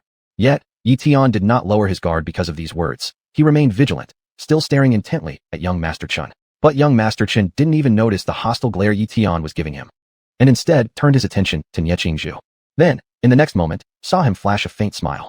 Qingzhu, just be yourself as usual. Just like usual? All right, I understand. Having known each other for several days now, Ye Qingzhu naturally understood what this comment from young Master Chun meant. So she quickly glanced toward her grandfather. Grandfather, young Master Chun would like an order of scallion oil tofu pudding. Understood. Old man Ye seemed unenthusiastic about young Master Chun, but after preparing the tofu pudding and placing it in front of young Master Chun, he bluntly stated, Young man, finish your tofu pudding and leave soon. Before young Master Chun could respond, seeing his cold demeanor, Ye Qingzhu appeared somewhat upset, and couldn't help but quietly rebuked her grandfather. Grandfather, what are you saying? Young Master Chun saved my life. How can you speak to him like that? Even if he were just an ordinary guest, it's improper to tell someone to hurry up and leave once they're finished eating. Realizing that her granddaughter had been charmed by young Master Chun and kept defending him. At this moment, old man Ye let out a fleeting sigh of helplessness in his heart. But he didn't reply, only glancing at young Master Chun before huffing coldly and continuing to work at the stall. Knowing her grandfather's temper well, Ye Qingzhu paid no heed to such things, and then looked at young Master Chun with a cheerful expression. Young Master Chun, the scallion oil tofu pudding is ready. Eat it while it's hot. Or else when it cools down, the flavor won't be as good anymore. Alright. Thank you for the reminder, Qingzhu. Young Master Chun didn't mind the humble size of the stall, taking a spoon and tasting the tofu pudding, before looking at Ye Qingzhu with a hint of a smile. Old Master Ye's skills are impressive, but I still find the scallion oil tofu pudding made by Qingzhu herself even tastier. Chapter 12. This guy must not be an ordinary person. Upon hearing what Mr. Chen had said, Ye Qingzhu's heart was truly bursting with joy, but her words were quite the opposite. Mr. Chun, it's actually my grandfather who is better at making scallion oil tofu pudding. I am more skilled in making sweet-flavored tofu pudding. Is she more skilled in making sweet-flavored tofu pudding? Mr. Chun gave a slight smile. Qingzhu is still being too humble. Although your tofu pudding skills were personally taught by old man Ye, to me it is already clear that you have surpassed him. Before Ye Qingzhu could respond, it was Niao Lao Tu nearby who couldn't help but let out a cold humph. If you think my tofu pudding doesn't taste good, then go eat somewhere else. No one's forcing you to come here every day. Grandfather. Seeing her grandfather once again speaking such words to Mr. Chun, Ye Qingzhu was so upset she wanted to stomp her feet. When Niao Lao Tu witnessed this scene, he gave a cold humph and fell silent. The next moment, to ease the atmosphere, Ye Qingzhu quickly spoke up to Mr. Chun. Mr. Chun, my grandfather is just like that. He dislikes everyone. You absolutely must not take offense to his words. Does Mr. Chun really enjoy eating the tofu pudding I make? If Mr. Chin isn't bothered, then I will immediately make another serving for you. Hearing these words, Mr. Chin smiled and nodded. Very well. In that case, it is a bother to ask for Miss Qingzhu's trouble. Not a bother at all. Being able to serve Mr. Chun properly truly makes me happy. With a hint of shyness, saying this, perhaps also realizing how explicit she might have been. The next second, Ye Qingzhu covered her slightly reddened cheeks and hurriedly went to prepare tofu pudding for Mr. Chun. Who exactly are you? Why have you come to our Liang city? And why are you approaching Qingzhu? What is your true intention? While Ye Qingzhu ran off to prepare tofu pudding for Mr. Chun, at an unknown moment, Ye Tian had already arrived with a serious expression in front of Mr. Chun. Seeing this protagonist from the original work looking at him with caution, Mr. Chin gave a light laugh. Just an ordinary guest. Could it be that these days wanting to eat some tofu pudding is no longer allowed? An ordinary guest? Ye Tian didn't believe a word of it. Don't joke around. I can feel it. You are definitely not an ordinary person. I don't care what you're planning, but if you dare to harm Qingzhu, I will not let you go. This guy really is the destined protagonist. His insight is truly quite sharp. I thought I had hidden myself pretty well, but it seems he still noticed something suspicious. But it's fine anyway. Would I really take his little threat seriously? Just joking. That's right, this Mr. Chun, who suddenly appeared in Liang City recently, is none other than Chun Lai himself. Why did he come to Liang City, to the stronghold of the destined protagonist Ye Tian? It has to start with another story. As the destined protagonist of a harem novel, Ye Tian naturally enjoys great women's luck. Let's not talk about other places. Even in Liang City alone, there are several women tangled up with him, and Ye Qingzhu is one of them. With a beauty rating of 90 points. On the surface, she is just a girl who sells tofu pudding. But in reality, she is the orphan descendant of the Taivang sect, the largest righteous sect of Qingming province 100 years ago. There exists within her an astonishing stroke of fate. And Chun Lai came here for this very significant opportunity. After secluding himself for months, Chun Lai has already improved his cultivation from the first realm of Tianyuan to the second. He feels that practicing cultivation according to the regular routine is still too slow. If he could obtain the opportunity behind Ye Qingzhu and include her as his concubine to receive some rewards, this would undoubtedly be a double benefit. In fact, the destined heroine Ye Qingzhu has proven to not disappoint. With extraordinary looks, a beauty score of 90 indeed meets the system's requirements. Ye Qingzhu treats people exceptionally well, innocent and pure, completely different from Su Ching Yen, who is single-minded in her ambitions to rise higher. So, using the same methods that worked on Su Ching Yen won't work on Ye Qingzhu. Nevertheless, for Chun Lai, this was still not a problem. About 10 days ago, there were a few playboy young masters who teased Ye Qingzhu at her stall. This wasn't a coincidence. It was just a small trick casually employed by Chun Lai. Although the act of saving a damsel in distress may seem somewhat trite, for girls of an innocent nature, this is exactly what gains their goodwill most easily. Then events developed exactly as Chun Lai had anticipated. Since then, he did manage to leave an impression in Ye Qingzhu's heart. Of course, the high level of affection he has cultivated didn't solely rely on the gratitude for saving her life back then. Chun Lai's appearance also played a significant role in this. As cultivators increase their cultivation, their lifespan also gradually extends. And delaying aging and preserving youth is an easy matter. So don't be misled by his previous title as elder. His looks are truly flawless.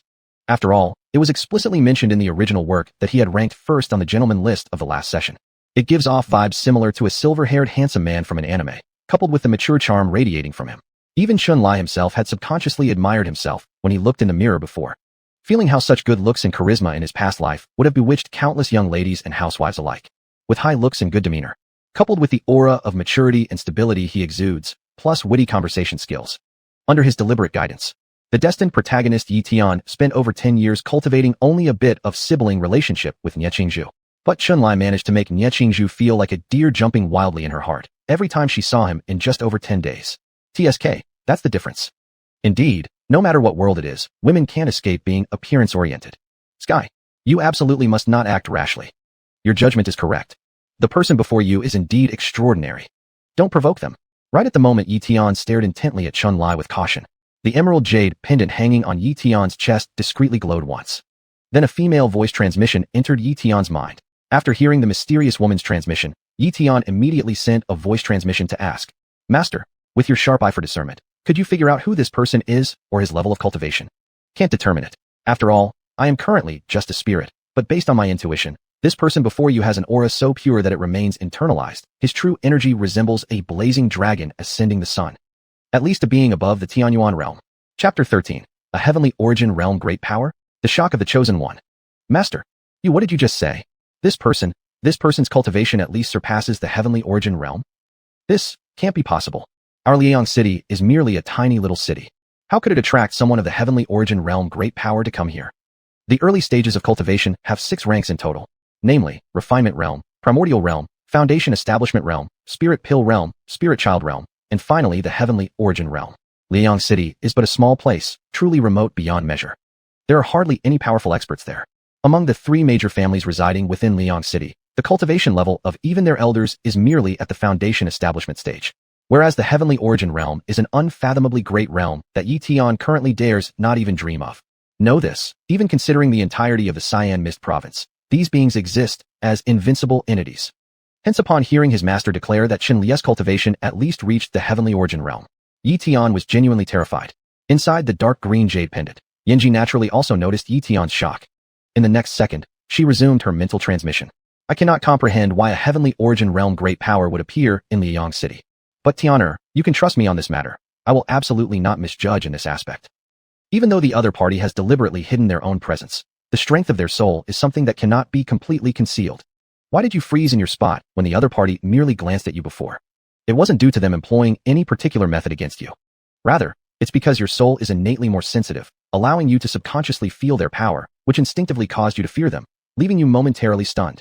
After hearing Master's explanation, Ye Tian finally understood why earlier, after merely being looked at by the other party, he started feeling nervous and began sweating coldly. He had initially assumed that the other party used some kind of technique against him, but now it appeared that it was simply because the other party was too powerful, naturally inducing a sense of awe and trepidation in him. Master, if that individual really is a great power of the heavenly origin realm, then by approaching Qing Zhu so casually, does he have some scheme in mind? I don't know. Thus my suggestion is, before we clarify his intention, Tenor, you mustn't act rashly and provoke him. Upon hearing this, Ye Tian didn't know what to say. Nevertheless, at the same time, his gaze towards Chun Lai became even more cautious. Chen sir, the tofu pudding is ready. Hurry up and enjoy it while it's hot.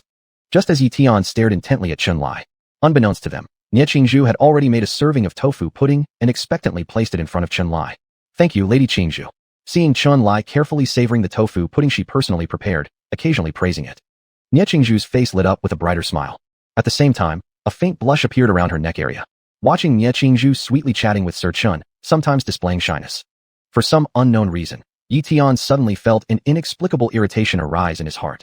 At this moment, he had completely forgotten the warning from his master moments ago. Unable to control himself, his expression turned grim as he called out to Nie Qingzhu. Qingzhu sister, can you come over here for a moment? I need to discuss something with you. Brother Ye Tian. After hearing Ye Tian call her, Nie Qingzhu was slightly startled at first, then apologized sincerely to Chun Lai. Chen sir, please continue eating. I'll check what Brother Ye Tian wants to discuss with me. Chun Lai nodded with a gentle smile. Go ahead. There's no need to constantly attend to me. Other customers indeed should also be taken care of. Other customers? Was he referring to himself? Ye Tian felt somewhat irked, but didn't voice any further complaints. It wasn't until Nie Qingzhu approached that Ye Tian led her to a quieter corner slightly further away. Next, Ye Tian lowered his voice and directly opened his mouth to speak. Qingzhu sister, have you properly investigated who exactly this Chen sir is? Although unclear about why Brother Ye Tian asked this, Nie Qingzhu still nodded. I know. Chen sir is a traveler visiting Liang city. Why do you suddenly start showing curiosity about Chen sir, Brother Ye Tian? Without beating around the bush, Ye Tian continued lowering his voice as he said, Qingzhu sister, I believe you should be more cautious regarding this Chen sir. Be cautious? What? Because I feel he's dangerous. This person has a high cultivation level and is absolutely not an ordinary individual. An existence of this level wouldn't come to Liang city for no reason, and I fear he might have ulterior motives. Ulterior motives, huh? Unclear whether Nie Qingzhu had absorbed these words. In the next second, she blinked her beautiful large eyes curiously and asked, Brother Ye Tian's meaning is that Mr. Chen is a very powerful cultivator, right? So which one of you two is stronger? Who's stronger? Even if they were to rip his bones open, he couldn't match even 10,000ths of the other party. He was only at the peak refinement realm. What could he use to compare with a spirit child realm cultivator? Just as Ye Tian didn't know how to respond to Nie Qingzhu's question, she remembered something and quickly apologized. I'm sorry, Brother Ye Tian. I shouldn't have asked you this question. I truly have no intention of belittling you, Brother Ye Tian. That question was indeed a casual one from Nie Qingzhu, but as soon as she said it, she regretted it. Who in the entire Liang city didn't know that brother Ye Tian's cultivation ceased growing years ago? It was precisely out of concern for hurting Ye Tian's self-esteem that Nie Qingzhu hurriedly apologized. However, the next moment, Ye Tian smiled and spoke. Sister Qingzhu, there's no need to apologize. I know you didn't mean to offend me. Don't worry about that. In fact, I came today not just for eating the tofu pudding made by you and Grandpa Nye, but also to share some good news with you. Good news? Nie Qingzhu looked curiously at Ye Tian. What's the good news? It's that the problem with my body has been completely resolved, and now I can practice cultivation normally again like everyone else. What? Brother Ye Tian can actually cultivate normally again? Qingzhu was genuinely happy for Ye Tian. Hearing this, she immediately responded. Is that true, brother Ye Tian? This really is wonderful news. Years ago, you were already our Liang city's top genius. Now that you can continue cultivating, no one will dare to talk nonsense about you anymore. And perhaps Sister Su Ching Yen would change her mind once she knows you can continue cultivating. Ye Tian was originally listening happily to Qingzhu's congratulations. But when he heard the name, Su Ching Yen, his expression instantly turned cold. Chapter 14, Ye Tian's Jealousy. The disgrace of being broken off from marriage, as well as the way Su Ching Yen acted so arrogantly that day, is something that Ye Tian will never forget in his life. Now upon hearing the name Su Ching Yen, how could Ye Tian be in a good mood? Thus, at this moment, he immediately opened his mouth coldly. Qingzhu sister, don't mention the name of that woman, Su Ching Yen, anymore. What can that woman do besides clinging to the powerful? A woman like her, even if given to me, I wouldn't take a second look at her. Even though she looks decent, what's the use? In my eyes, she is not worth a single hair on your head, Qingzhu sister. Seeing Ye Tian's expression twist with anger just by hearing the name of Su Ching Yen, Nie Qingzhu also dared not continue this topic anymore. Alright, I understand, Ye Tian brother. I won't mention Ching Yen elder sister's name anymore. Although she hates Su Ching Yen deep in her heart, there's no need to vent such fury onto Qingzhu sister. Ye Tian didn't forget about the important matters either. So the next second, he directly spoke to Nie Qingzhu. The Chen-sir eating tofu pudding at your stall has high cultivation skills. My cultivation skills have just recovered. I'm not yet his match temporarily. So that's why I said he's not an ordinary person. But it doesn't matter much, for I too have opportunities awaiting. Surpassing him is just a matter of time. As for telling you all this, Qingzhu sister, it's because you're overly innocent and trust people too easily. Therefore, I want to remind you not to get too close to this Chen-sir. I fear he might have some kind of plan, which is why he's come to our Liang city. So, Qingzhu sister, you must be careful. Knowing that Ye Tian says these words for her own good. Yet after hesitating for a while, Nie Qingzhu couldn't help but speak up for Chen Lai. I'll take heed of what Ye Tian brother says. However, I still feel that Ye Tian brother may be overthinking this. Even if Sir Chun is a deeply cultivated practitioner, I am merely a girl who sells tofu pudding. What is there on me worth Sir Chen's concern? Nie Qingzhu only wanted to convey to Ye Tian that she believed Chen Lai was not a bad person. But little did she expect, after hearing her words. Ye Tian's expression turned worse instantly. He truly hadn't expected that after such explicit warning from himself, Qingzhu's sister was still speaking up for the other party. Does their rapport run this deep already? Can it be that more than 10 years of friendship cannot compare with someone they've only known for over 10 days? Isn't that person just higher in cultivation and a bit better looking? Could Qingzhu's sister be captivated by these traits alone? His heart grew increasingly irritated, especially when Ye Tian noticed that even during their conversation, Qingzhu's sister would occasionally sneak a glance at the Chen-sir. Seeing this scene, Ye Tian clenched his fists tightly within his sleeves. Just as he was trying to suppress a trace of unreasonable unease in his heart and prepared to properly advise Qingzhu's sister again. Due to the increasing number of customers at the stall, Nie old man couldn't help calling out for Nie Qingzhu to come and assist. Qingzhu, are you done chatting with the young man from Ye family? If you're done, hurry up and help me. There are more and more customers. I can hardly handle it all myself. Okay, grandfather, I'll come right away. Nie Qingzhu quickly responded, then said to Ye Tian. Ye Tian brother, we can talk later after I'm done working. I need to go and help grandfather first. Ye Tian didn't say anything more. He nodded. Alright, you go help Grandpa Nye. I'll talk to you about this later. Okay. Watching the cheerful back of Nie Qingzhu as she walked away, Ye Tian realized that his previous round of advice seemed utterly useless. Qingzhu's sister simply hadn't listened. She continued to chat intimately with that Chen-sir even while working, closer than when she chatted with him. At this point, Ye Tian's expression became increasingly sour. Because of the delicious taste of the tofu pudding, there were many guests patronizing the stall daily.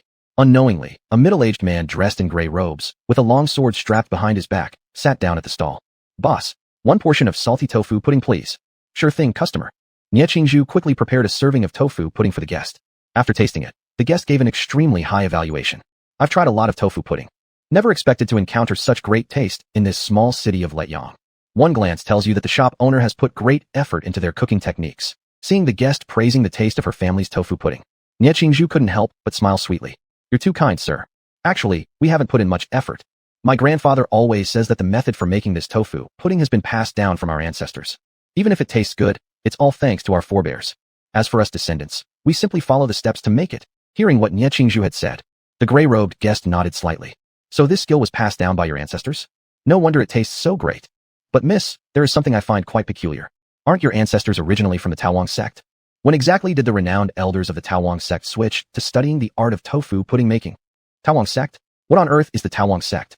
Right as Ye Tian was feeling rather lost due to the guest's words, she didn't notice that her grandfather nearby, who was preparing tofu pudding, suddenly changed expression drastically. The next second, old man Ye directly positioned himself in front of Ye Tian, fixing an intense stare on the gray-robed man. Who are you, honored sir? Not exactly a great person. Our sect has rules. When executing missions outside, one must not reveal their true name. Therefore, asking further is unnecessary. What I have to say now is, no wonder for so many years no one could find your whereabouts. After all, who would have thought that Elder Ye Tian, once the renowned elder of the Taowang sect, and the esteemed young lady of the sect, would be residing in such a small place like Lijiang City, operating just a humble tofu pudding stall? If this matter were ever to get out, wouldn't it shock everyone looking for both of you? After a moment of silence, old man Ye stopped continuing the conversation with the gray-robed man, instead smiling apologetically at the other customers present. There's something that has come up at my stall today, so we'll stop serving the public. Qingzhu, let's tidy up the stall and head home immediately. The tofu pudding sold will be considered as a treat from me, so there's no need for everyone to pay anymore. Chapter 15. Killers from the Divine Slaughter sect are coming. Upon hearing her grandfather's words, Ye Qingzhu immediately became stunned. Go home. Grandfather, what's going on? We just set up our stall. Why are we returning so soon? Qingzhu, don't ask too many questions. If I bring you back earlier, there must be a reason. Seeing that her grandfather has already spoken, Ye Qingzhu, who is usually obedient, didn't question further, and obediently replied, all right, I'll pack up the stall then. As if sensing something ominous about the gray-robed man, Ye Tian couldn't help but inquire, Nye Elder, what's happening? Who is this person? Nye Elder shook his head and did not answer Ye Tian's questions, instead saying, Ye family youngster, stop asking so many questions. Go home early as well. If you haven't had enough tofu pudding, you can come again tomorrow. We'll make sure to feed you until you're full then. Seeing that old Nye absolutely refused to speak, Ye Tian didn't know what to say, and could only watch helplessly as old Nye packed up the stall and left with Ye Qingzhu. Grandfather, this isn't the way home. Why are you taking me out of the city? After old Nye and Ye Qingzhu finished packing up their stall, he did not take her home, but instead led her out of Lijiang City and into a dense forest. Hearing her granddaughter's inquiry, old Nye spoke directly. In the future, we can no longer continue living in Lijiang City. Let's move to another town and continue selling tofu pudding. What? We cannot continue staying in Lijiang City in the future? Ye Qingzhu was still completely bewildered. But the next moment, the gray-robed man who had been following behind finally burst out laughing. Relocate to another place and continue operating the tofu pudding stall. Is Master Nye really so confident that he can leave peacefully from under my watch? Old Nye raised his head and looked at the gray-robed man. You just said that because there are rules within your sect, it's inconvenient to reveal your real name. If I'm not mistaken, you should be a killer sent by the Divine Slaughter sect. Indeed impressive. Even while living with Qingzhu in such an insignificant place as Lijiang City, you guys managed to find us. The esteemed one possesses considerable cultivation, reaching the 7th level of the spirit infant realm. At this level of cultivation, within the Divine Slaughter sect, you must be quite skilled. You are likely a heavenly tiered killer. May I venture to ask, what rank do you hold among the heavenly tiered killers? Regarding this question, the gray-robed man was not stingy with his reply. Thanks to the favor of the master of the sect, I hold the 8th rank within the sect. Rank 8, huh? That's not bad, since only 7th level spirit infant cultivation reaches 8th rank. Your Divine Slaughter sect overall strength mustn't be weaker than the Mystic Sky Sword sect. Hearing these words, the gray-robed man chuckled. Whether or not we're weaker than the Mystic Sky Sword sect isn't easy to say, since we've never faced them directly. But compared to the Great Forgetfulness sect 100 years ago, we definitely fall short. The Great Forgetfulness sect?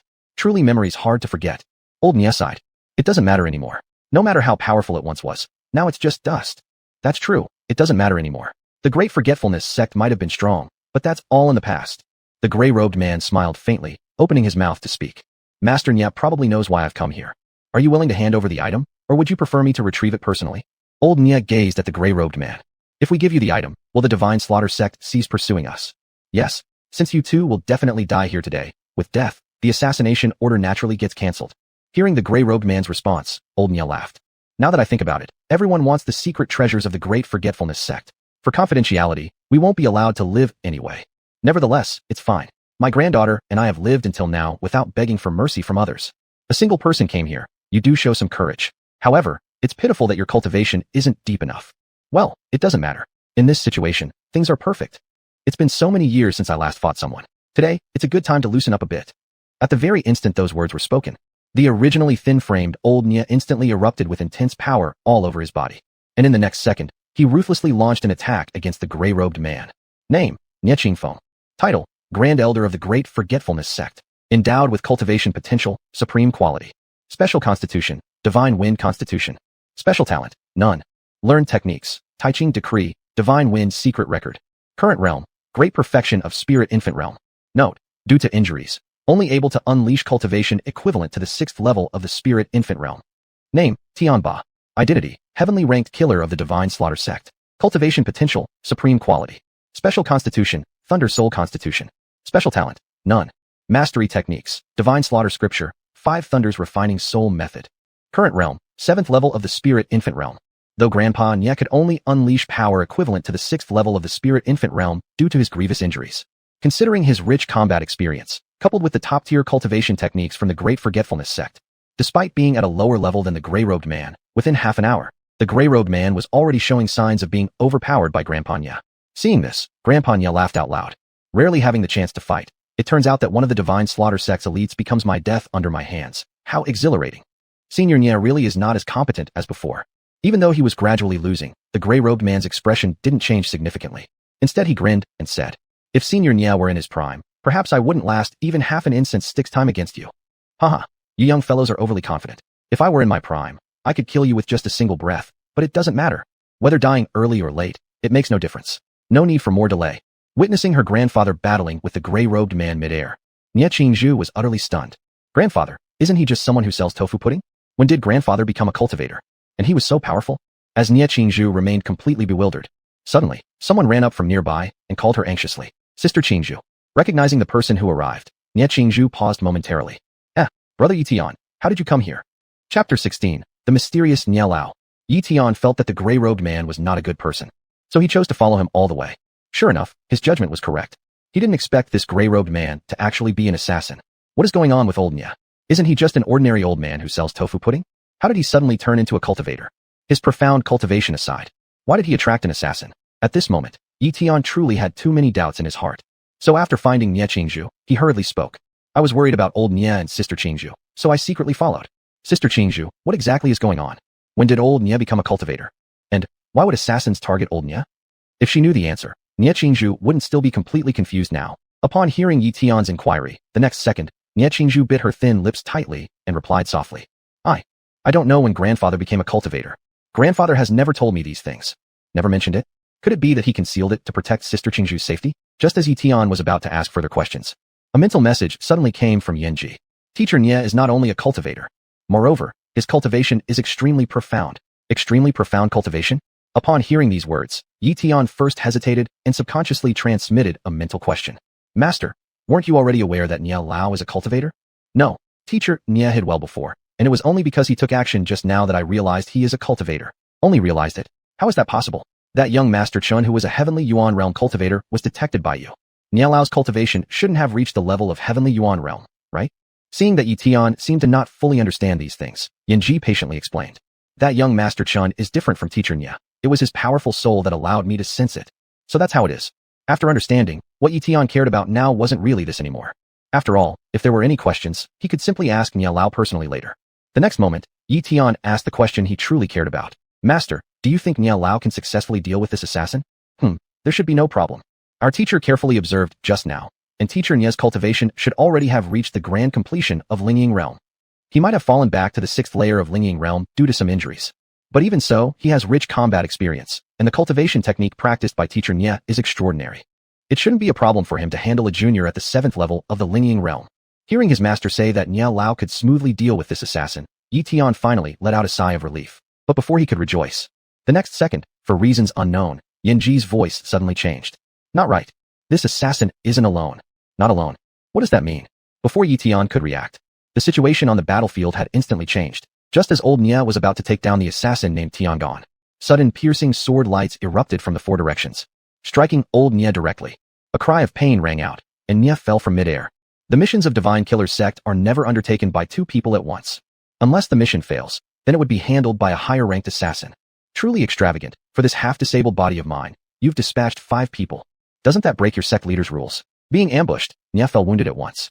Wiping the blood from his mouth, he coldly gazed at the emerging assailants. Hearing this, one of them, an elderly man with white hair leaning on a cane, also smiled faintly. Rules are fixed, but people adapt. After all, Our opponent is the former Great Elder of the Taiwan sect. Who knows how many trump cards Elder Nye has in hand? So to complete the task, it's better to be cautious. Old Nye looked at the white-haired elder. Lingying Realm Grand Completion. You are also a heavenly rank killer of the Divine Killers sect. The white-haired elder responded calmly. This old man ranks 3rd. Elder Nye, if you don't mind, calling me young Master Tian-san would suffice. The other 3 attackers also announced their identities. Tianwu, Tianshi, Tianchi, including the previous Tianba. Half of the 10 Tian-level killers of the Divine Killers sect were now present. Seeing this scene, even old Nye couldn't help but sigh. For the sake of my Taiwan sect's secret treasures, the Divine Killers sect really spared no expense. Half of the 10 Tian-level killers are here. What virtues do I have that deserve such attention? Tian-san gave a faint smile and said, it is also to show respect for Elder Nye. I'm sure Elder Nye has already figured out the situation from what you've seen. So, it still comes down to what Boss said earlier. Will the treasure be handed over by Elder Nye willingly, or shall we take it by force? Old Nye coldly stared at Tian-san. Do you really think that your numbers can overwhelm me today? Hearing this, Tian-san was startled for a moment. Could old Nye still have some tricks up his sleeve? But before there could be any reaction, Ye Tian suddenly received a mental message from old Nye. Ye Tian. Huh? Nye Lao. Not expecting Nye Lao to send him a mental message before Ye Tian could react. The next second, old Nye urgently continued. Ye Tian. You've eaten tofu pudding from me for many years, and I've practically watched you grow up. I know your character. You're not a bad person.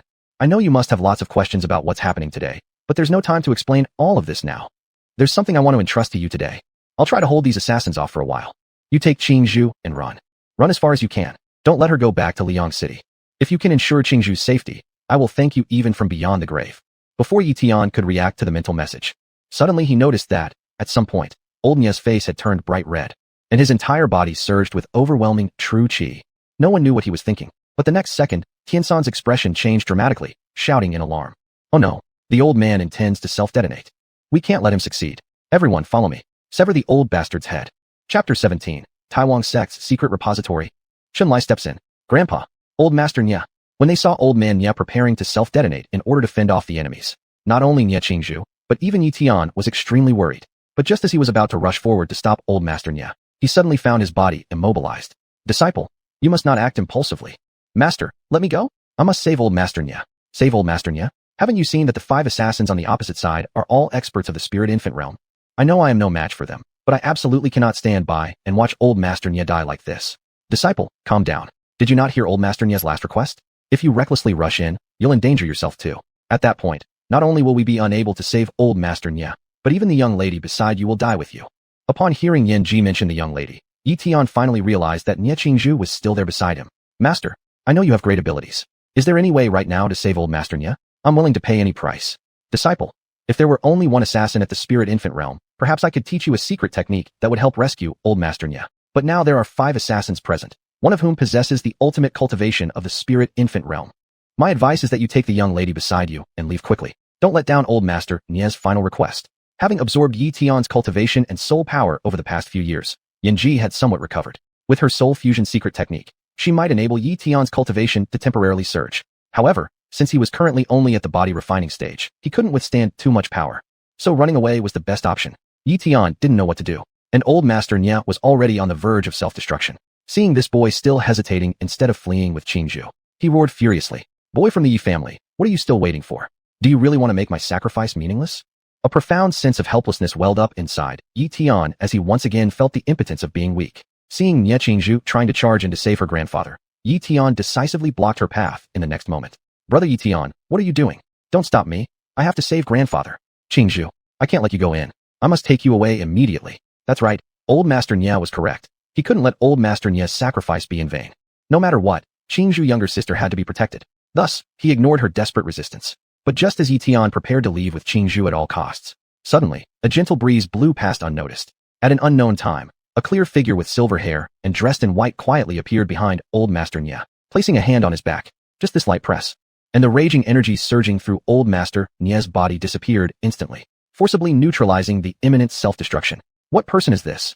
Not sensing anyone approach until the action occurred, old Master Nye suddenly felt cold sweat break out. Could it be that another expert from Shunsha Pavilion had arrived? But the next second, upon turning his head for a quick glance, old Master Nye froze in place. It's you, Chun, young Master Chun.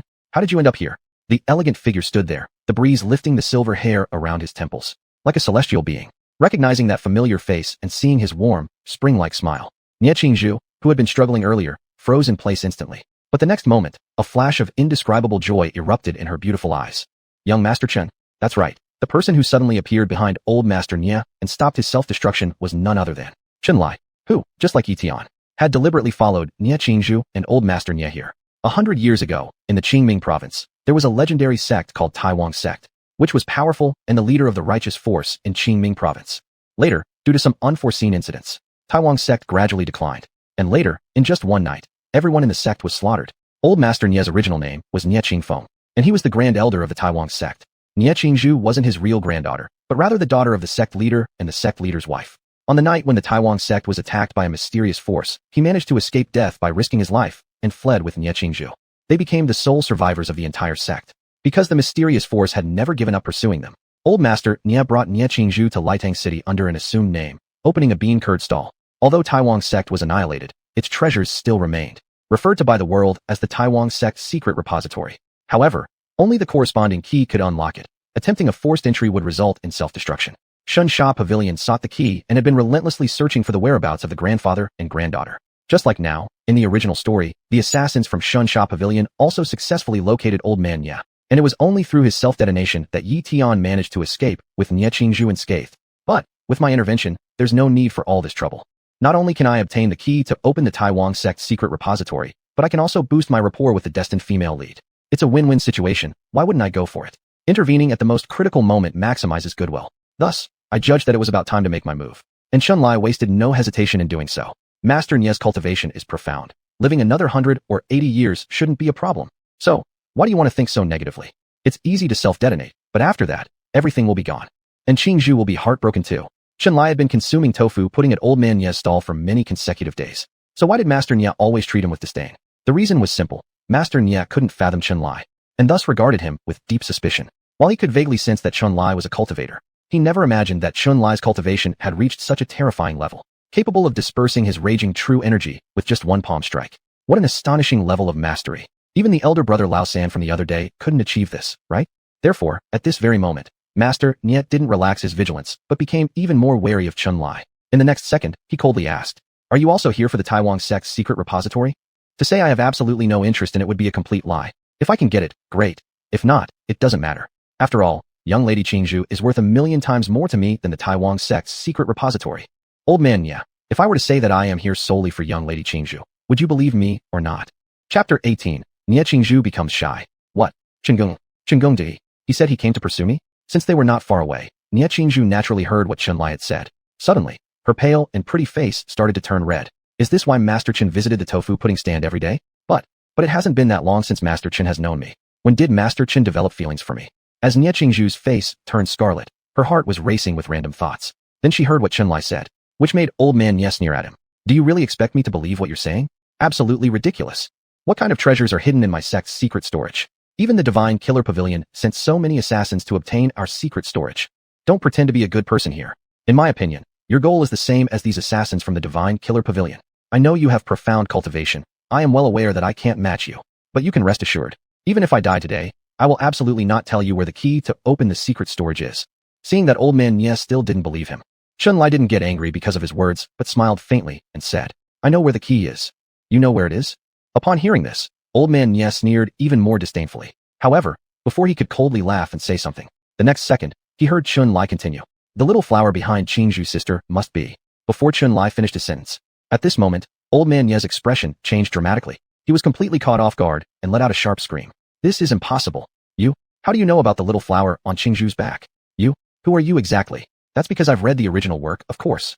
The peony flower on Nye Qingzhu's back wasn't tattooed. But instead, her mother carved the key to the sect's secret treasure into a floral pattern on her back just before she died.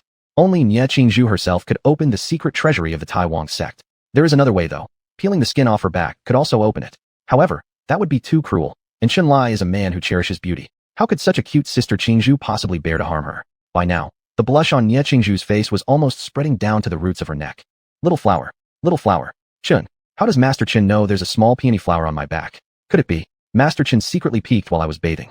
No, that's impossible. Master Chen is so good. He would never be that kind of person. If not, then how does Master Chen know all of this? She couldn't help but start thinking wildly again. But at this moment, a sneering voice interrupted Nye Qingzhu's wandering thoughts. Turns out, The key to unlock the secret treasure of the Tai Wang sect has been refined into a floral tattoo. The tattoo is on this girl, right? Kill you guys, peel the skin off this girl, and then we'll be able to smoothly open the Tai Wang sect's secret treasure. Perfect. Truly effortless. It wasn't wrong for us Divine Killer Pavilion to send out so many killers today either. Today will definitely be a great harvest. Tian Laosan, white-haired and leaning on a staff, walked over, sneering coldly. However, the next second, Chun-Li faintly smiled and spoke. Do you really think you can confidently take the key from me? Not confidence, but strength. Our Divine Killer Pavilion has never failed when it takes action. Seeing Tian Laosan being so outrageous, Chun-Li only smirked lightly. You may regret that decision today. Regret? How arrogant. Today you will only have one outcome, death. My brothers, attack directly. In Qingming province, there has always been a saying. When the Divine Killer Order comes, immortals and deities cannot escape. What does this mean? It means that once the prey is targeted by the Divine Killer Pavilion, there is no other outcome but death. They indeed have the ability to achieve this. Having been established for many years, their success rate in missions has been 100%. From this, one can see how fearsome the Divine Killer Pavilion is. However, in Chun-Li's eyes, the Divine Killer Pavilion is simply a joke. Where does this 100% success rate in missions come from? All of them have come from beating up minor forces. Have you ever seen them take down major powers? There are 5 killers present. Tian Laosan was at the great fulfillment stage of the Spirit Infant Realm. The other followers were all around the 7th to 9th levels of the Spirit Infant Realm. Dealing with an old man like Nya would be no problem. But if they wanted to challenge someone at the Heavenly Origin Realm like himself, this was pure nonsense. With cultivation at the 2nd level of the Heavenly Origin Realm, and also having the supreme yin-yang body of chaos, even if the head of the Divine Killer Pavilion, who had reached the 3rd level of the Heavenly Origin Realm arrived, Chun-Li could still beat him so badly that he wouldn't even recognize his own father. So how could a few lackeys of the heavenly level stand a chance against Chun-Li? The development of events also indeed proved this point. No, you guy, are you actually a Heavenly Origin Grand Expert? Isn't this move the famous 3 rotations infinite power technique of the Elder Qin family from the Wuji sect? I know who you are now. You're actually Elder Chun-Li of the Wuji sect. It can't be. How did you end up here? What's your relationship with the remnants of the Tai Wang sect? As soon as Chun-Li made his move, he turned Tian Laosan and his group into fools within the blink of an eye. In the entire Qingming province, there were only so many well-known experts at the Heavenly Origin Realm. Each had their own renowned ultimate techniques. It wasn't strange that once one moved, they were immediately recognized by others. Seeing Tian Laosan look at him in shock, Chun-Li smirked slightly. You guessed right, but there's no reward. Now, do you still have the confidence to leave unscathed from my hands?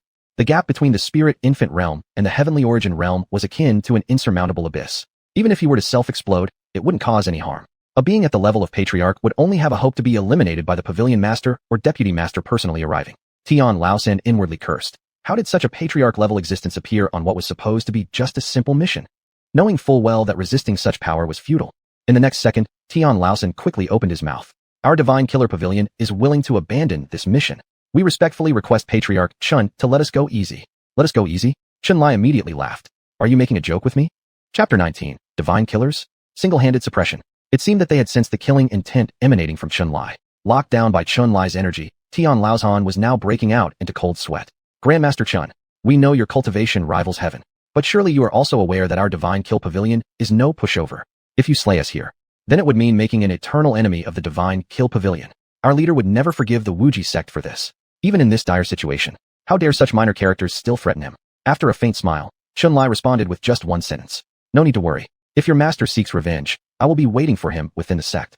It's nothing but an extra effort, and more people sent down to keep you company. From Chun-Li's words, Tian Laosan already understood his opponent's intention. So at this moment, Tian Laosan shouted out only one phrase. Run, everyone scatter. We must report this back to the pavilion.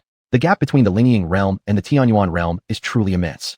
Let alone the mere 5 individuals present here, even if multiplied several times over. They wouldn't stand a chance against Grandmaster Chun. Fleeing was definitely their best option.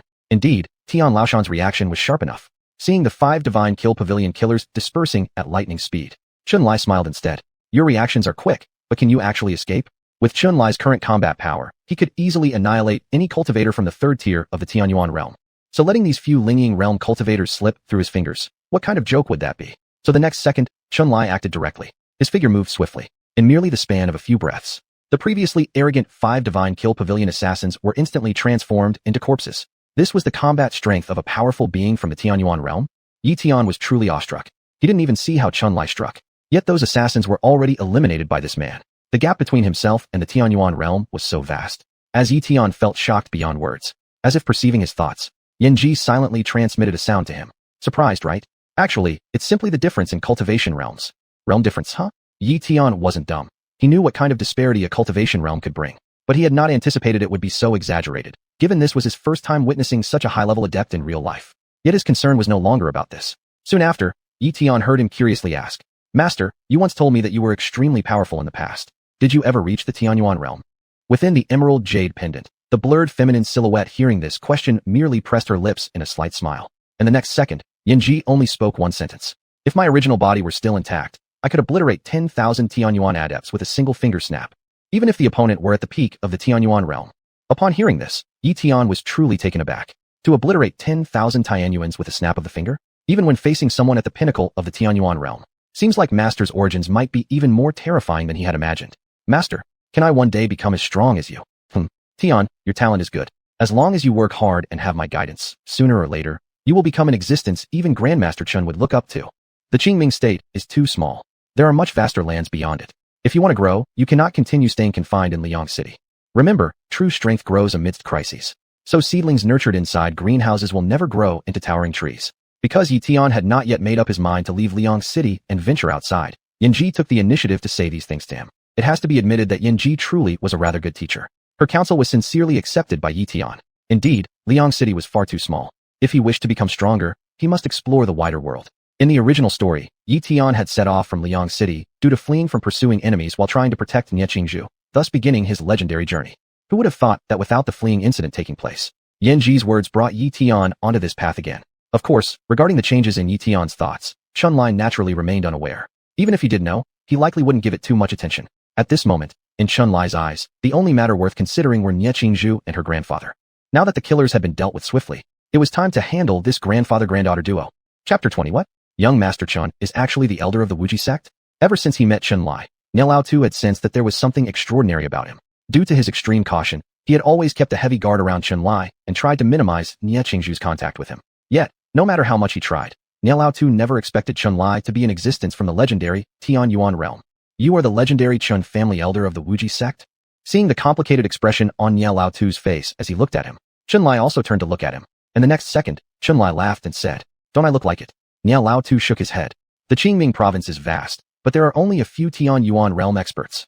Besides, the three-turn Wuji mystic art is the famous technique of the Chun family elder. Even if others wanted to impersonate you, they couldn't do it. Chunlai smiled slightly and didn't continue discussing this topic. Whether or not I am Chunlai isn't really important. Most importantly, today your life was indeed saved by me, Elder Nye. Concerning this point, Nielao would not deny it. He looked at Chunlai, his eyes calm as he said, "What do you want? Is it the secret treasures of the Tai Wang sect that you desire as repayment?" No. This old man has already stated earlier. Although the secret treasures of the Tai Wang sect contain quite a few good things, these things aren't necessary for this old man. If we have them, then excellent. If not, it's also fine. You should understand. If it were merely for the sake of the Tai Wang sect's secret treasures, over 10 days ago during our first meeting, this old man could have accomplished my goal. Nielao naturally believed in what Chunlai said. In the absence of interference from other Tianyuan realm experts, what does the Chun family elder mean within this Liye city? It means unrivaled strength across the entire world. If all the cultivators in this entire Liye city were combined, probably the Chun family elder could destroy them all with just a wave of his hand. If he truly wanted to forcefully abduct Qingzhu, there would be no one capable of stopping him. But if he wasn't here for the secret treasures of their Tai Wang sect, then why did this Chun family elder come? Earlier, Chunlai mentioned that he came here to woo Ye Qingzhu. Instinctively, Nielao ignored this statement. What kind of joke is this? With the cultivation level and status of the Chun family elder, what woman wouldn't he be able to get? Just giving a glance, there would be countless people willing to push their women onto the elder's bed for the sake of aligning with the Wuji sect. Would someone like him bother traveling such a long distance for no reason and visit a small place like Liye City to find a woman? Just using your toes to think about it, you'd know this is impossible. And furthermore, neither he nor Qingzhu had ever met this Chun family elder before. So upon reflection, this seemed even more implausible. Sometimes the truth really is hard to believe. Chunlai himself felt somewhat amused yet helpless about this. However, whether or not Nielao believed it was now irrelevant. By now, Chunlai had already shifted his gaze away from Nielao and fixed it instead on Ye Tian, the heaven-defying protagonist. Just from a single glance, that numbing scalp and trembling body sensation returned once again. Upon seeing Chunlai looking at him, at this moment, Ye Tian almost felt like his heartbeat might stop altogether.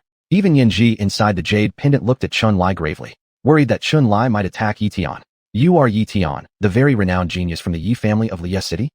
After staring at Ye Tian for a few seconds, Chunlai slowly asked. Though Ye Tian did not know why the old ancestor of the Wuji sect was paying attention to him, Ye Tian still managed to squeak out an answer with effort. "Respected elder. This junior is Ye Tian. I wonder how the respected elder learned of my name." Though Ye Tian was rather confident, especially after regaining his cultivation. Even with that confidence, he never thought his title as Yi Family Genius would catch the ear of the ancestor of the Wuji sect. Hearing Ye Tian ask how the old man had heard of his famous name, Chunlai found the question too trivial to answer. The next second, he directly changed the subject, mentioning a name that Ye Tian detested above all others. Is Su Ching Yen your fiancé?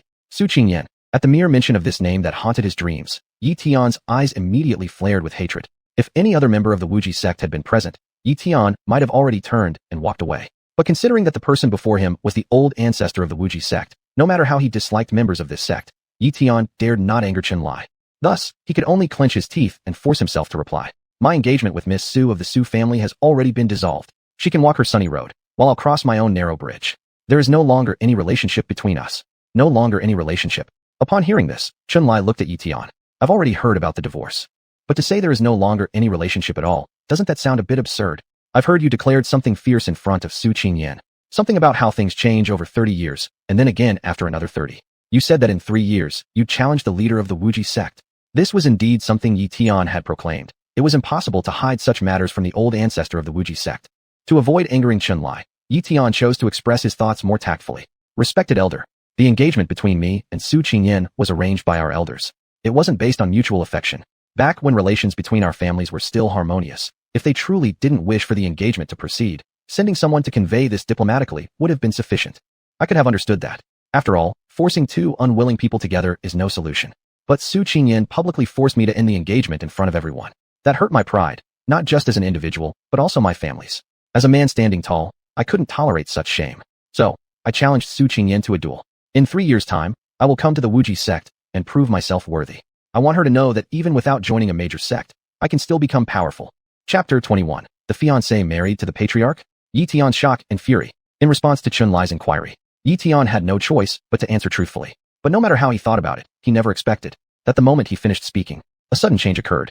A razor-sharp palm wind sliced through the air, straight toward Ye Tian's position. Sensing this terrifying attack, Ye Tian almost broke out in a cold sweat instantly. But locked down by the killing intent, he couldn't move an inch.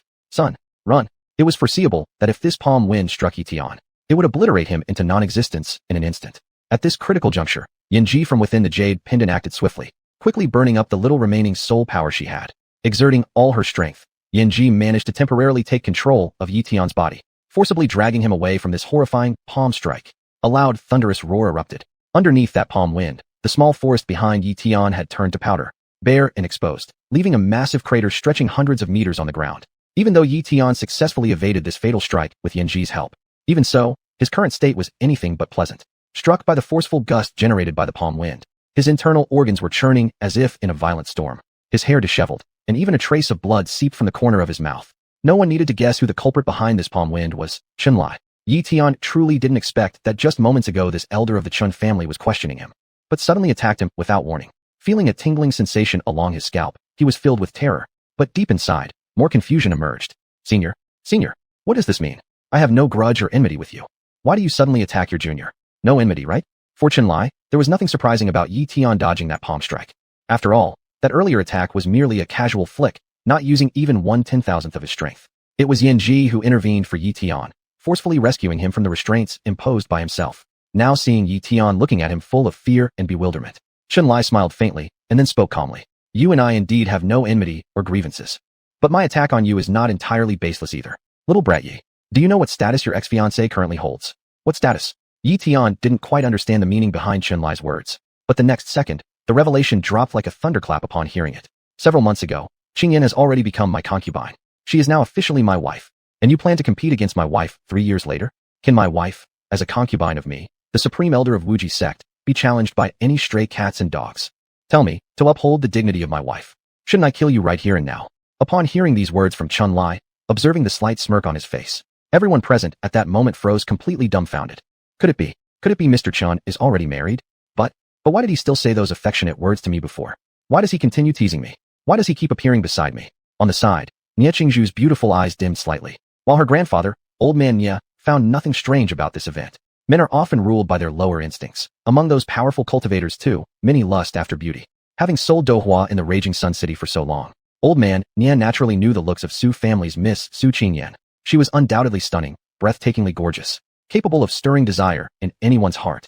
An untold number of people secretly pined for Su Ching Yen throughout raging Sun City. What slightly baffled old man Ye was, though countless men pursued Su Ching Yen, who would have guessed this flower would eventually fall into the hands of the Wuji sect supreme elder? If Elder Qin genuinely took Su Ching Yen as his concubine, their Su family could say they'd risen high in social standing.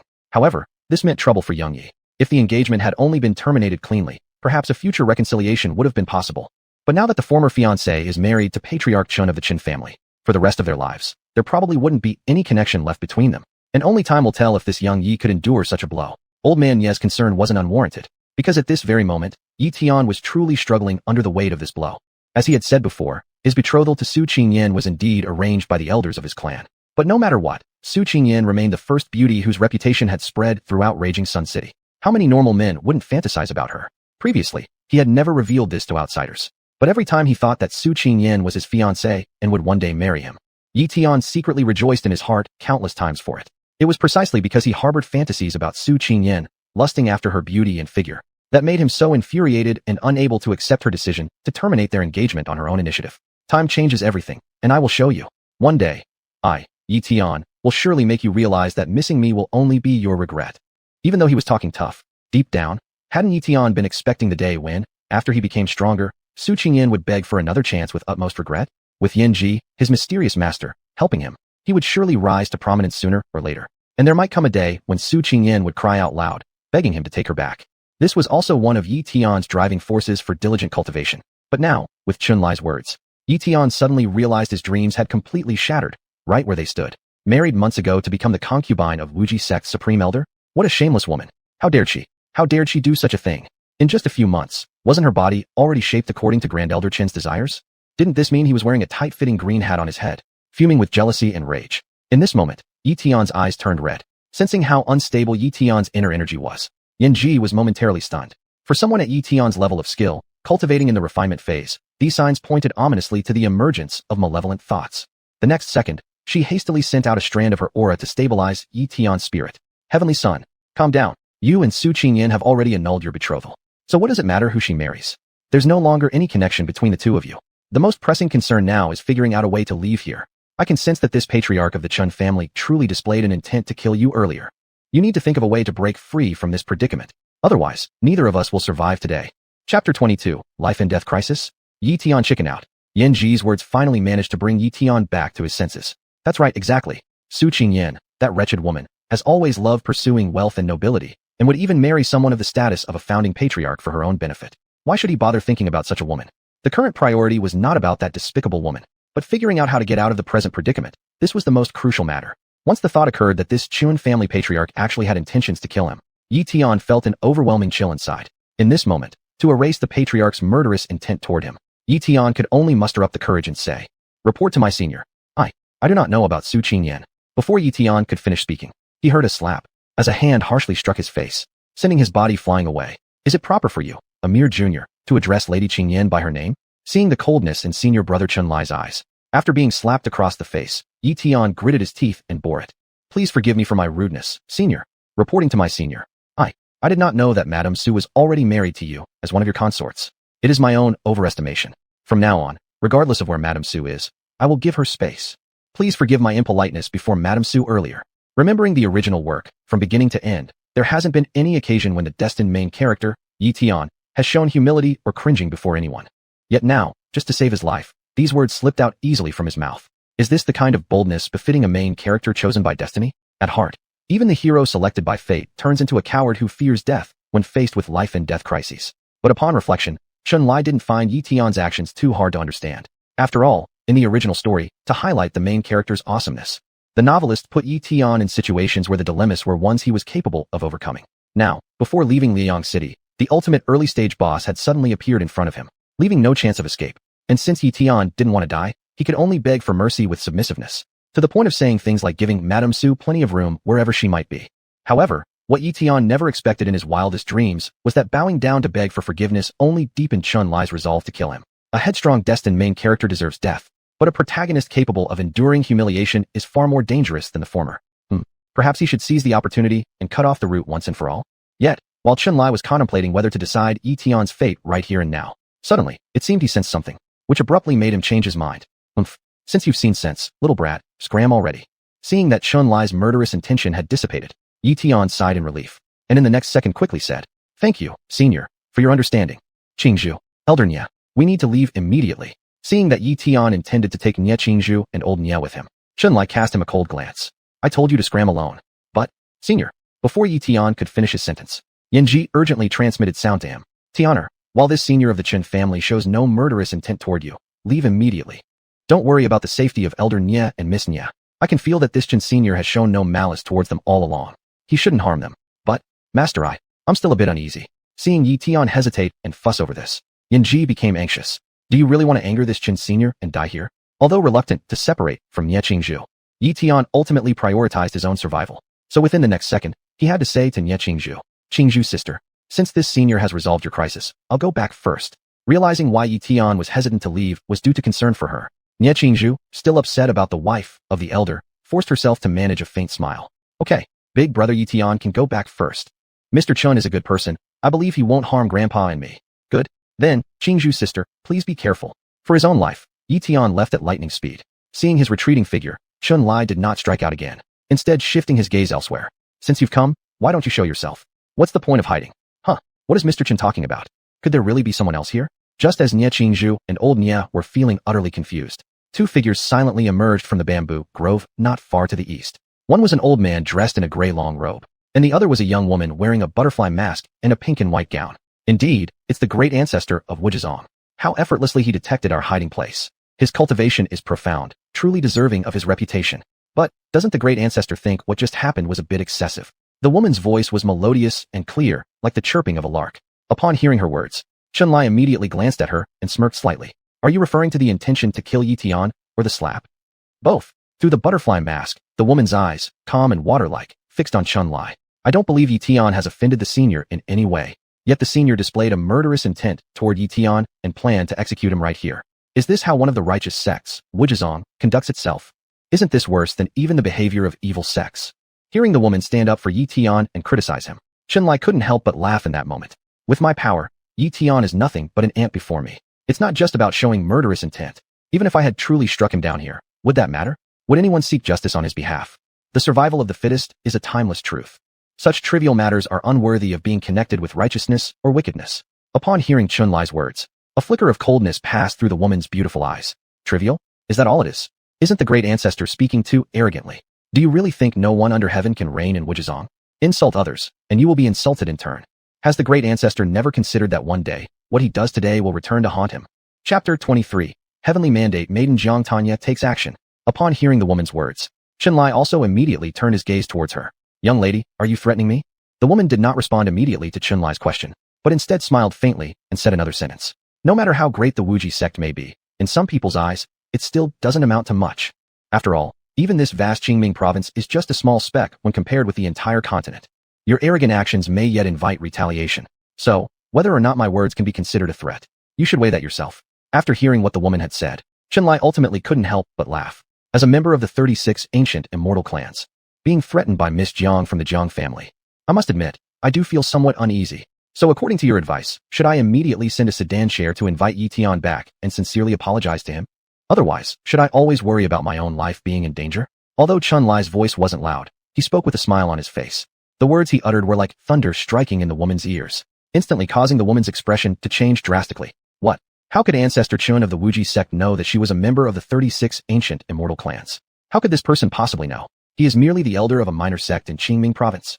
Not only did the woman's expression change drastically, but even the gray-clothed elder beside her began to look increasingly doubtful and uncertain at this moment. The presence of someone with Yuan Tian realm cultivation as an underling caused Chun-Lai to determine the identity of the mysterious woman right from the very start.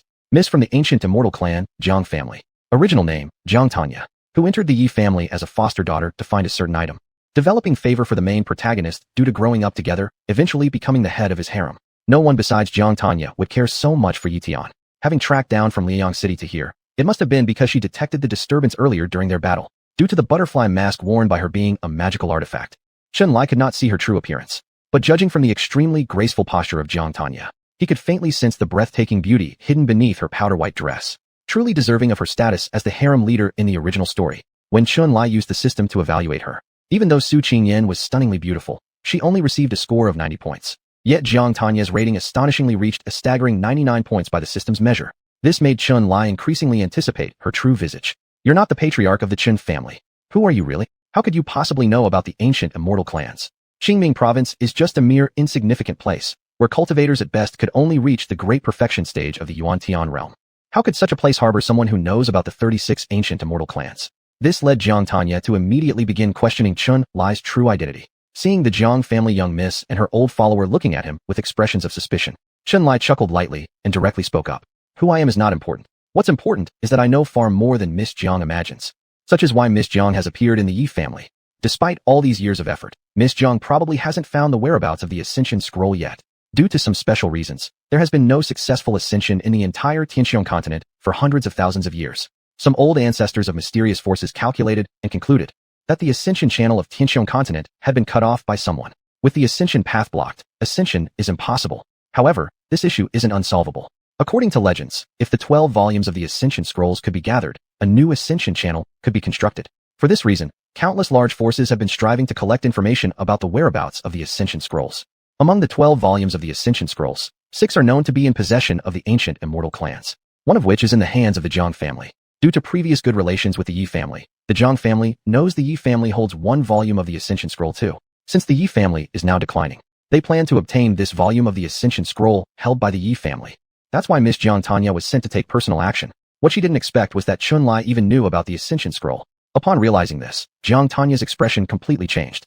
The Ascension Scroll possibly being in the Ye family's possession is of utmost importance and absolutely cannot be discovered by other forces. Yet, the person right before her seemed to know this confidential information. Regardless of who this individual might be, under no circumstances could they let this person leave easily. Jiang Tanya was quick to react. A hint of murderous intent flashed through her eyes as she immediately gave an order to her guardian. Ling Elder, capture this person alive. His origins must be interrogated out of him. Yes, miss. After receiving the order from Jiang Tanya, her guardian, Elder Ling, began to move. In the next second, a terrifying aura erupted. As soon as Elder Ling made his move, it felt like mountains were collapsing and earth cracking. A colossal hand woven from divine essence descended from the heavens, directly pressing down upon Chun Lai. Your reaction time is pretty fast. But, do you really think it's so easy to take me down? Miss Jiang, don't end up losing more than you gain. To become Jiang Tanya's guardian, Elder Ling naturally possessed some abilities. Not only had he reached the second heaven of Tianyuan realm in cultivation, but even the techniques he mastered all came from the Jiang family. Previously, if he were to fight someone of Elder Ling's level, he might barely have been able to hold his ground. But now, how could Elder Ling still dare to make a move against him? Does he really think his great Chaos Yin Yang Saint physique is just for fun? Chapter 24, Capturing Jiang Tanyu Alive. The battle had just begun, and it was completely over. Chun Lai possessed a holy constitution of the level of Grand Chaos Yin Yang body. So if he couldn't even handle an ordinary guardian accompanying the destined heroine, that would be utterly disgraceful. Thus, in just a few breaths, not only did Chun Lai completely subdue Old Ling, the guardian, but also got 2 for the price of 1 by capturing Jiang Tanyu along with him. Seeing that Chun Lai had captured Miss Jiang, Old Ling, whose cultivation was sealed and could only lie on the ground, roared angrily. You bastard! Let go of my young lady immediately. Do you even know who my young lady is? Are you trying to commit a crime that will shock the heavens? What a fool. He'd already announced Jiang Tanyu's name. How could he not know her background? Chun Lai was too lazy to deal with this thick-headed guardian any further. In the next moment, he grabbed hold of Jiang Tanyu and ascended into the air, arriving at another location in the blink of an eye. Here, it was an uninhabited cave, and the reason why Chun Lai brought Jiang Tanyu here was because he had something to do. It must be said that despite being captured and brought to the cave, Jiang Tanyu remained exceptionally composed, revealing little fear in her beautiful eyes, showing remarkable calmness instead, truly deserving as a girl from a powerful family. Really, no one knows how such an outstanding girl ended up liking someone as broken as Ye Tian. Don't let Ye Tian being the protagonist fool you. He may be called the child of destiny, but throughout his life journey, if it weren't for Jiang Tanyu's constant help, he'd have failed countless times already. If she wanted to, even a dog could reach greatness under her care, let alone Ye Tian. But still, this is a story world dominated by pleasure reads. If the author didn't intentionally arrange this, how could a girl like Jiang Tanyu, unless blind, possibly fall for Ye Tian, a worthless nothing? But it doesn't matter anymore. Since I've come into this world, the plot might as well take a new turn and diverge from the original course. In the next second, Chun Lai released some of the restraints on Ye Tanyu, granting her the ability to speak. Do you know why I've brought young Mistress Jiang to this cave? Upon lifting the seal around her throat, Ye Tanyu instantly calmed down and glanced at Chun Lai. I don't know why you've brought me here. I also don't know your identity or background. But if you dare harm me today, it means eternal enmity between my family, the Zhang clan, and you. Our family will never let you off. If you let me leave unharmed now, then things may still be salvageable. Still salvageable? After hearing these words, Chun Lai laughed aloud. Surely, Sending people from the Jiang family to Qingming province would require a great cost, wouldn't it? At this point, Jiang Tanyu was certain in her heart that Chun-Li must also be an outsider. Otherwise, it'd be impossible for him to know about the ancient immortal clans. And the fact that coming to Qingming province incurs significant costs isn't particularly surprising either. So, at this very moment, Jiang Tanyu directly spoke up. Yes, there's a significant cost required. But given my position within the family, if something were to happen to me here in Qingming province, do you think the Jiang family would willingly pay that cost? Having thoroughly read the original work, Chun-Li knew full well that her words were no idle threats. Among the 36 ancient immortal clans, each had its own unique body constitutions. For instance, the Jiang family where Jiang Tanyu came from had passed down the Green Phoenix Constitution and the Red Phoenix Constitution through generations. The Jiang family had two major branches. One was the head of household branch led by Jiang Tanyu's father, which inherited the Green Phoenix bloodline. While in Jiang Tanyu's generation, probably due to her being fated as the main female character, her luck reached incredible heights. Her bloodline regressed back to its ancestral form, awakening the Heavenly Phoenix Holy Constitution. Though ranked lower than Chun-Li's Great Chaos Yin-Yang Holy Constitution, it was undoubtedly still a holy level constitution. As long as no major mishaps occurred, her future would certainly be boundless. Can the people of the Jiang family really allow their future to run into trouble? Unless some large-scale danger arose, the Jiang family wouldn't resort to drastic measures. And the reverse was equally true. If Jiang Tanyu genuinely faced mortal danger, even an idiot could figure out that the Jiang family would go completely mad. Perhaps someone might wonder, since it's a man and a woman isolated together and no one else is around, even if something happens to Ye Tanyu, it might remain unknown. But in reality, that's not how things work. Jiang Tanyu has a life-linked lamp placed in her family, and if anything unexpected happened to her, the Jiang family would certainly be able to deduce everything that Miss Jiang Tanyu had encountered recently through the soul lamp. Given his current cultivation, it was indeed impossible for him to withstand an assault from the Jiang family. But wasn't Miss Jiang Tanyu making a mistake? Did she think her verbal threats alone could make him afraid? It was true that he couldn't directly take her life, but this didn't mean he couldn't do something to her. If he was really afraid, he wouldn't have captured her here in the first place. And so, at this moment, Chun-Li made his move on Jiang Tanyu. You, what does this despicable man intend to do to me?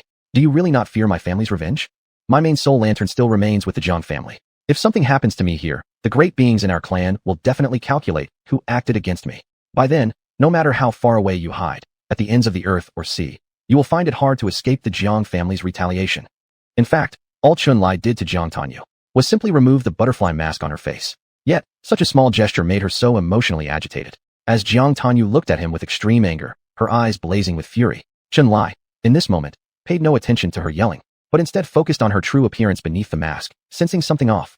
This is not to say she was unattractive. After removing the mask, Jiang Tanyu was undeniably beautiful.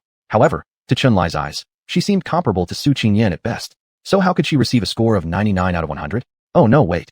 This probably wasn't Jiang Tanyu's real appearance either. He almost forgot that when she appeared at the Yi household, her features were also altered. It was like there was another layer of human skin mask over her face. Now Chun-Li finally realized why Jiang Tanyu's beauty didn't strike him as exceptional. With a wave of his hand in the next second, he ripped off another layer of human skin mask from Jiang Tanyu's hands. Only now did Jiang Tanyu's true visage completely reveal itself to Chun-Li, and truly left him deeply impressed. Chapter 25. If you don't want the face, then don't regret it. Jiang Tanying's true appearance was indeed extremely beautiful. Her beauty unmatched, capable of overturning a kingdom.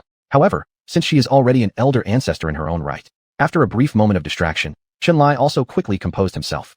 Her true appearance has never been revealed to Ye Tian, yet now she was seen clearly by the elder patriarch of the Wuzhong, which naturally made Jiang Tanying feel furious. But her gaze filled with extreme anger was directly ignored by Chun-Li.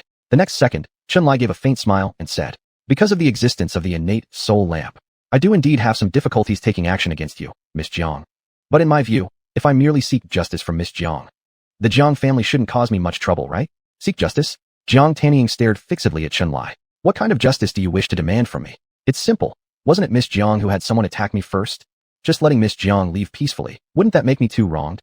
Seeing the faint smile appear on Chun-Li's face, for unknown reasons, Jiang Tanying suddenly felt intense unease well up within her. As she saw Chun-Li slowly approach her step by step, Jiang Tanying couldn't remain calm as before at all this moment. And somewhat flustered, she said, what do you plan to do to me? Aren't you afraid of the retribution from the Jiang family? MMPH.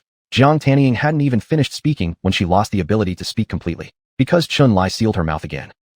This time not through a technique, but with lip-to-lip contact, under the glare full of anger nearing killing intent from Jiang Tanying. Soon, Chun-Li began his next move. An hour later, it was all over. Compared to her previous captivating beauty, Jiang Tanying's state was quite different now, mainly reflected in her clothes. In complete disarray, anyone not blind could see. Just knowing that woman must have gone through something. Towards Ye Tian, Chun Lai did have a bit of caution, mainly because of the powerful Jang family behind her, far beyond his current strength. Precisely due to this trepidation, at the moment he detected Ye Tian's presence, Chun Lai chose to put away his hostility and let Ye Tian go. It can be said that he showed Ye Tian sufficient respect, yet there's an old saying, even clay figurines still retain a third of their fire.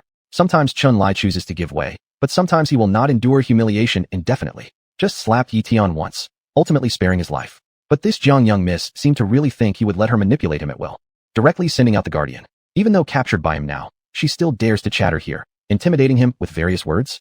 The Jang family may be very frightening, but doesn't she realize that they are so far away? Would distant water save immediate fire? If you don't accept my courtesy, then I won't be courteous either. Indeed, it was in this small cave that Chun Lai directly took away Ye Tian's first time forcibly. Of course, Chun Lai's actions were not entirely impulsive. Before acting, he carefully weighed the pros and cons. Indeed, as the future ruler of Ye Tian's harem, Ye Tian's beauty is unparalleled, extraordinarily charming, truly making Chun Lai feel very attracted. At the sight of her for the first time, Chun Lai immediately wanted her. Must say though, considering the whole book, Jang Tianying is absolutely one of the hardest women to conquer, since from the start their positions are opposing enemies. So getting her through normal means is basically impossible. He certainly won't degrade himself and try to please her, which would only lower his status unnecessarily. So why not be straightforward and brutal first, take advantage while we're ahead, and plan further things later. As for how to handle things afterward after forcing Ye Tianying, this is something Chun Lai has thought deeply about. It might as well be called a high-stakes gamble. With deep understanding of the original story, Chun Lai believes he understands Jang Tianying's character very well. To put it this way, given her feelings towards Ye Tian, if he acted decisively and killed Ye Tian without hesitation, Ye Tianying might mobilize forces from her family to avenge Ye Tian regardless of the cost. But losing her chastity, perhaps this wouldn't drive Ye Tianying insane to such an extent. Not implying Ye Tianying isn't concerned about losing her virtue, but rather Chun Lai gambles on the fact that she dare not report this incident to her family. If her purity is lost before the complete formation of the Tianhuan holy body, it will affect the upper limit of the holy body's power. If the family finds out that her first time was taken this way, the Jang family would undoubtedly be furious and would definitely demand an explanation for her. However, at the same time, Jang Tanner's status within the family would take a sharp downturn from now on. Even if Jang Tanner is indifferent to her position in the family, wouldn't she still have to care about the dignity of her parents and herself as a daughter? If word gets out, imagine everyone knowing that the respected Miss Jiang, the great young lady of the Jiang clan, actually fell in such a remote place like Qingming province, losing her chastity there. Not only would her parents lose face, but even the entire Jiang family could become a laughingstock among the ancient immortal races. Of course, Chun Lai was just making guesses here. If Jang Tanner were really willing to call others to avenge herself without hesitation, Chun Lai would accept it. He's always been like this, offering respect, yet when you reject it, might as well risk everything. Moreover, even if the Jiang family did send people, they won't come immediately. He'll keep growing stronger. Who knows whose fate it will ultimately be. Even if he ends up dying, having claimed Miss Jiang's first experience, wouldn't he still be ahead? It must be said that Chun Lai has truly immersed himself fully in the role of the antagonist. Since we started as the forefather of villains, we should naturally do things that villains ought to do. But it must also be admitted, Chun Lai is still quite lucky. His bold gamble here really paid off, just as he judged, after losing her virginity. Although Jiang Tanner wished she could rip Chun Lai apart immediately, she had absolutely no intention of reporting this incident to the family.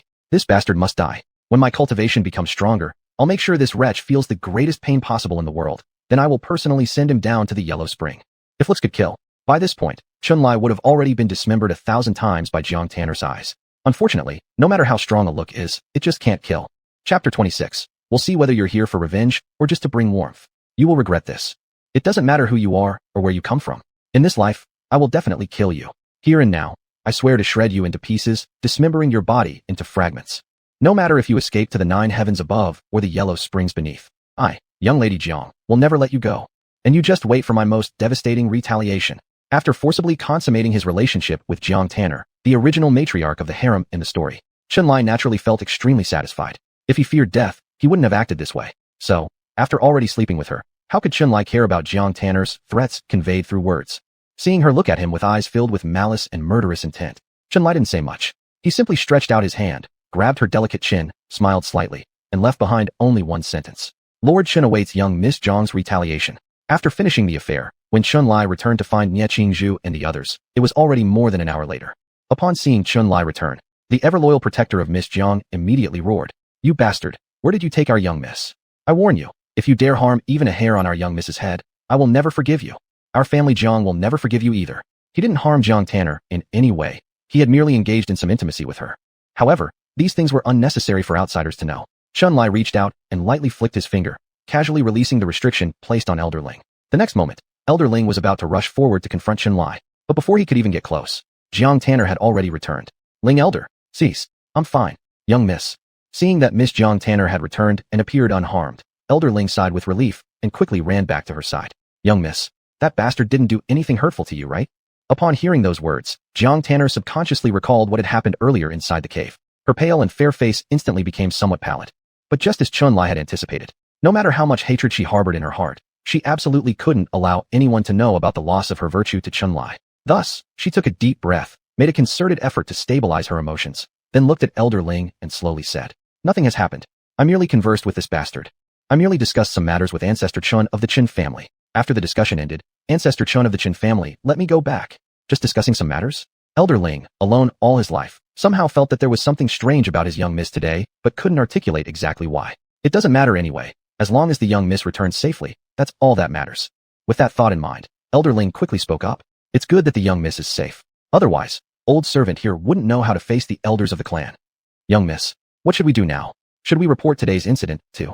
Before Elder Ling finished his sentence, Jiang Tanner already guessed what he was going to say. In the next second, it was evident that Jiang Tanner stiffened her gaze, immediately speaking out. Elder Ling, today's events, I don't want any clan elders to know. The humiliation suffered today must be avenged.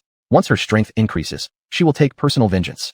However, regarding the matter of losing her chastity, it is crucially important that this remain hidden until after she succeeds in her revenge. Elder Ling didn't know why so much anger and determination were brimming within his young miss. But still, he followed her words. With that in mind, he hurriedly responded, I understand, young miss. Regarding today's matter, I will keep silent. With that resolved, let's return home first, Elder Ling. And thus, Jiang Tanner directly led Elder Ling away. Before leaving, however, she gave Chun-Li a deep, meaningful glance. And naturally, the hatred and menace lurking within her eyes weren't lost on Chun-Li. To which, Chun-Li merely smirked faintly and didn't elaborate further. Sometimes, that's how it goes. Smart people often ruin themselves with their intelligence. Had she rallied forces from her clan indiscriminately to hunt him down for vengeance, he might have been on edge a bit. But if she planned to strengthen herself and take her revenge personally in the future, then he had to tell her, Miss Jiang, she was mistaken. She may be capable, but he himself wasn't too shabby either. Given he had a system at his disposal now, if he couldn't handle a wealthy young miss, then he might as well stop trying to make it in this world altogether. We'll see then, whether she comes for revenge or just brings warmth instead. She will surely have a good taste of it. The disaster of today has already been successfully resolved by me. I wonder what Senior Nye plans to do next. As for sleeping with Jiang Tanner, for Chun-Li, that could only be considered an accident outside of his schedule. Chun-Li hadn't forgotten his main task in Liryang City because of one Jiang Tanner. Ye Tian was the real target of his mission this time, right? Therefore, after Jiang Tanner left with Elder Ling, Chun-Li quickly turned his attention to Ye Tian and Old Nye as well. At present, seeing that there was no one else around, Old Nye, after looking at Chun-Li with a complicated expression, directly spoke up. Why Senior Chen is here, you might as well make clear. I'm not planning anything special. Didn't I already explain my purpose earlier? It's because of my admiration for young Miss Qingzhu that I've come to this small place of Liryang City. As for the Tawang sect's secret treasures, if Senior Nye wishes to offer them to me, that would indeed be great. But even if you don't wish to, I certainly won't force it. With the status and identity of Chun-Li, if he really aimed for the Tawang sect treasures, he could have chosen outright robbery instead of wasting so many words on him, an insignificant old man. This meant that the ancestor of the Qin family might really not care about the Tawang sect treasure. Could it be that he truly came for Qingzhu's beauty? Nye the old man still couldn't determine. So the next second, he asked tentatively, if Senior Chun desires the beauty of my granddaughter, what would you do if this old man refuses to marry her off to you? Chun-Li, looking at the old man, replied with a smile. Haven't I already said? If Senior Nye doesn't want to bestow Miss Qingzhu upon me, I absolutely won't force the matter either. Now, Senior Nye can leave with Miss Qingzhu immediately. Leave immediately, huh? This attitude of Chun-Li made old Nye more puzzled than ever. Whether it was genuine or not, a test would reveal it. With that thought, old Nye immediately called out to Nye Qingzhu. Qingzhu, Grandpa will take you away from Liryang City right now. In the future, we'll live quietly in a small village, so you won't encounter danger again. But, Grandpa, Chapter 27, Awakening of the Immortal Body. Seeing Nye Qingzhu seemingly unwilling to leave with him, old man Nye immediately became depressed.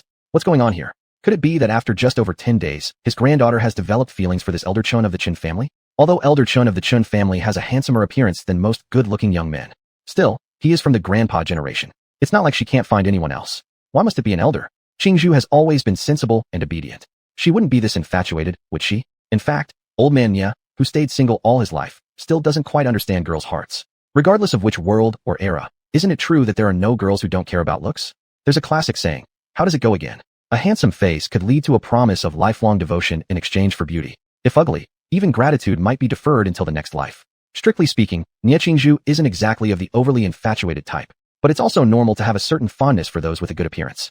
She hasn't seen much of the world either. Having grown up in the small city of Liang under Old Man Ye's guardianship, the people she meets are always the same, all ordinary. However, whether in terms of handsome looks, elegant demeanor, or even an image akin to a heavenly immortal, Chun-Li outshines all the men in Liang. Plus, he once saved her life. He is mature, stable, and not without humor. For these things not to impress Qingzhu and leave a positive impression would just be ridiculous. Though, to say she loves him passionately, that's a bit of nonsense. But there is indeed some admiration in her heart. If that weren't the case, she wouldn't have suddenly become so troubled by the statement, the elder already has a wife. Grandfather's intention was to take her far away from Liang.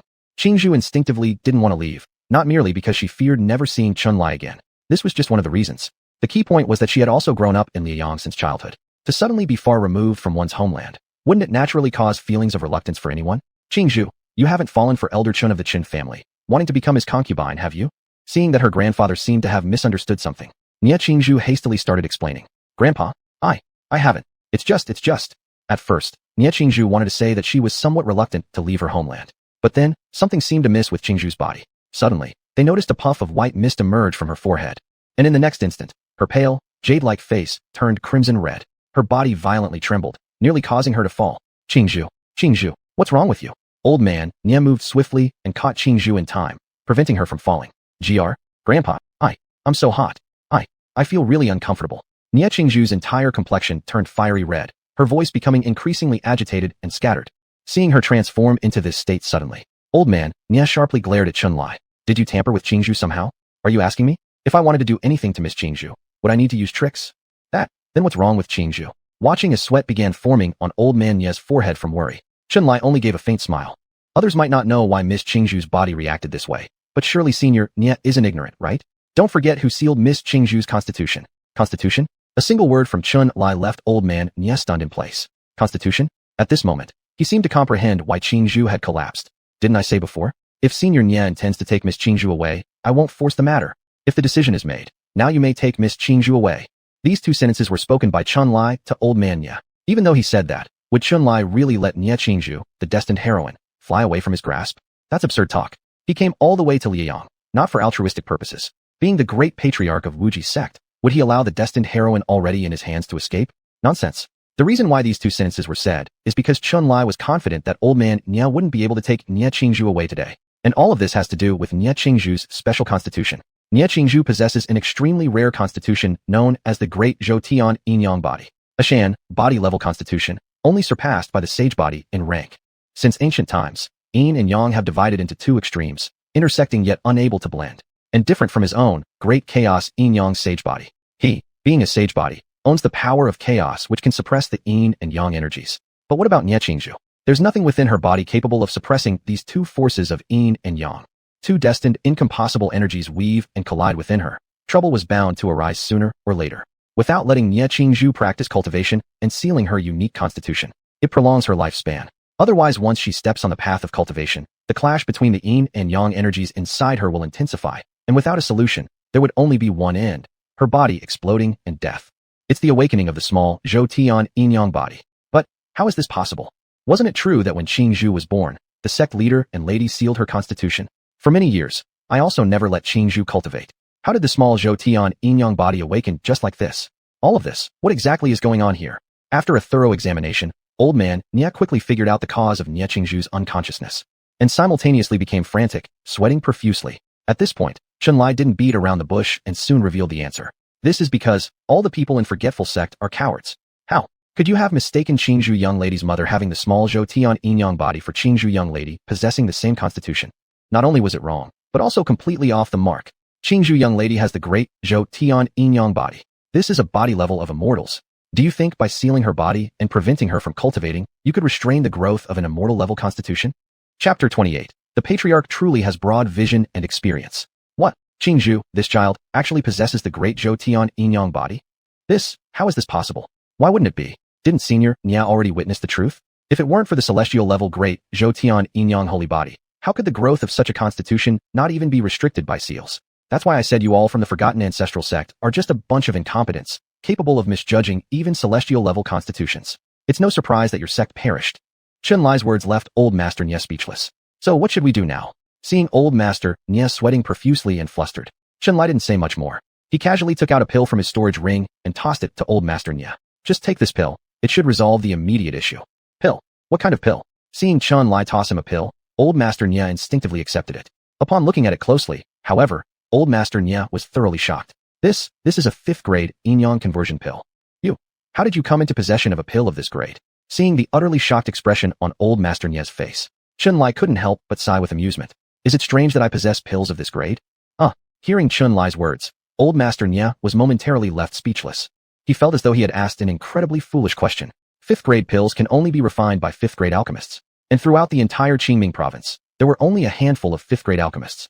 This alone shows how precious 5th grade pills truly were. For instance, if the entire Ye Tian city were sold, it might not even cover the cost of one 5th grade pill.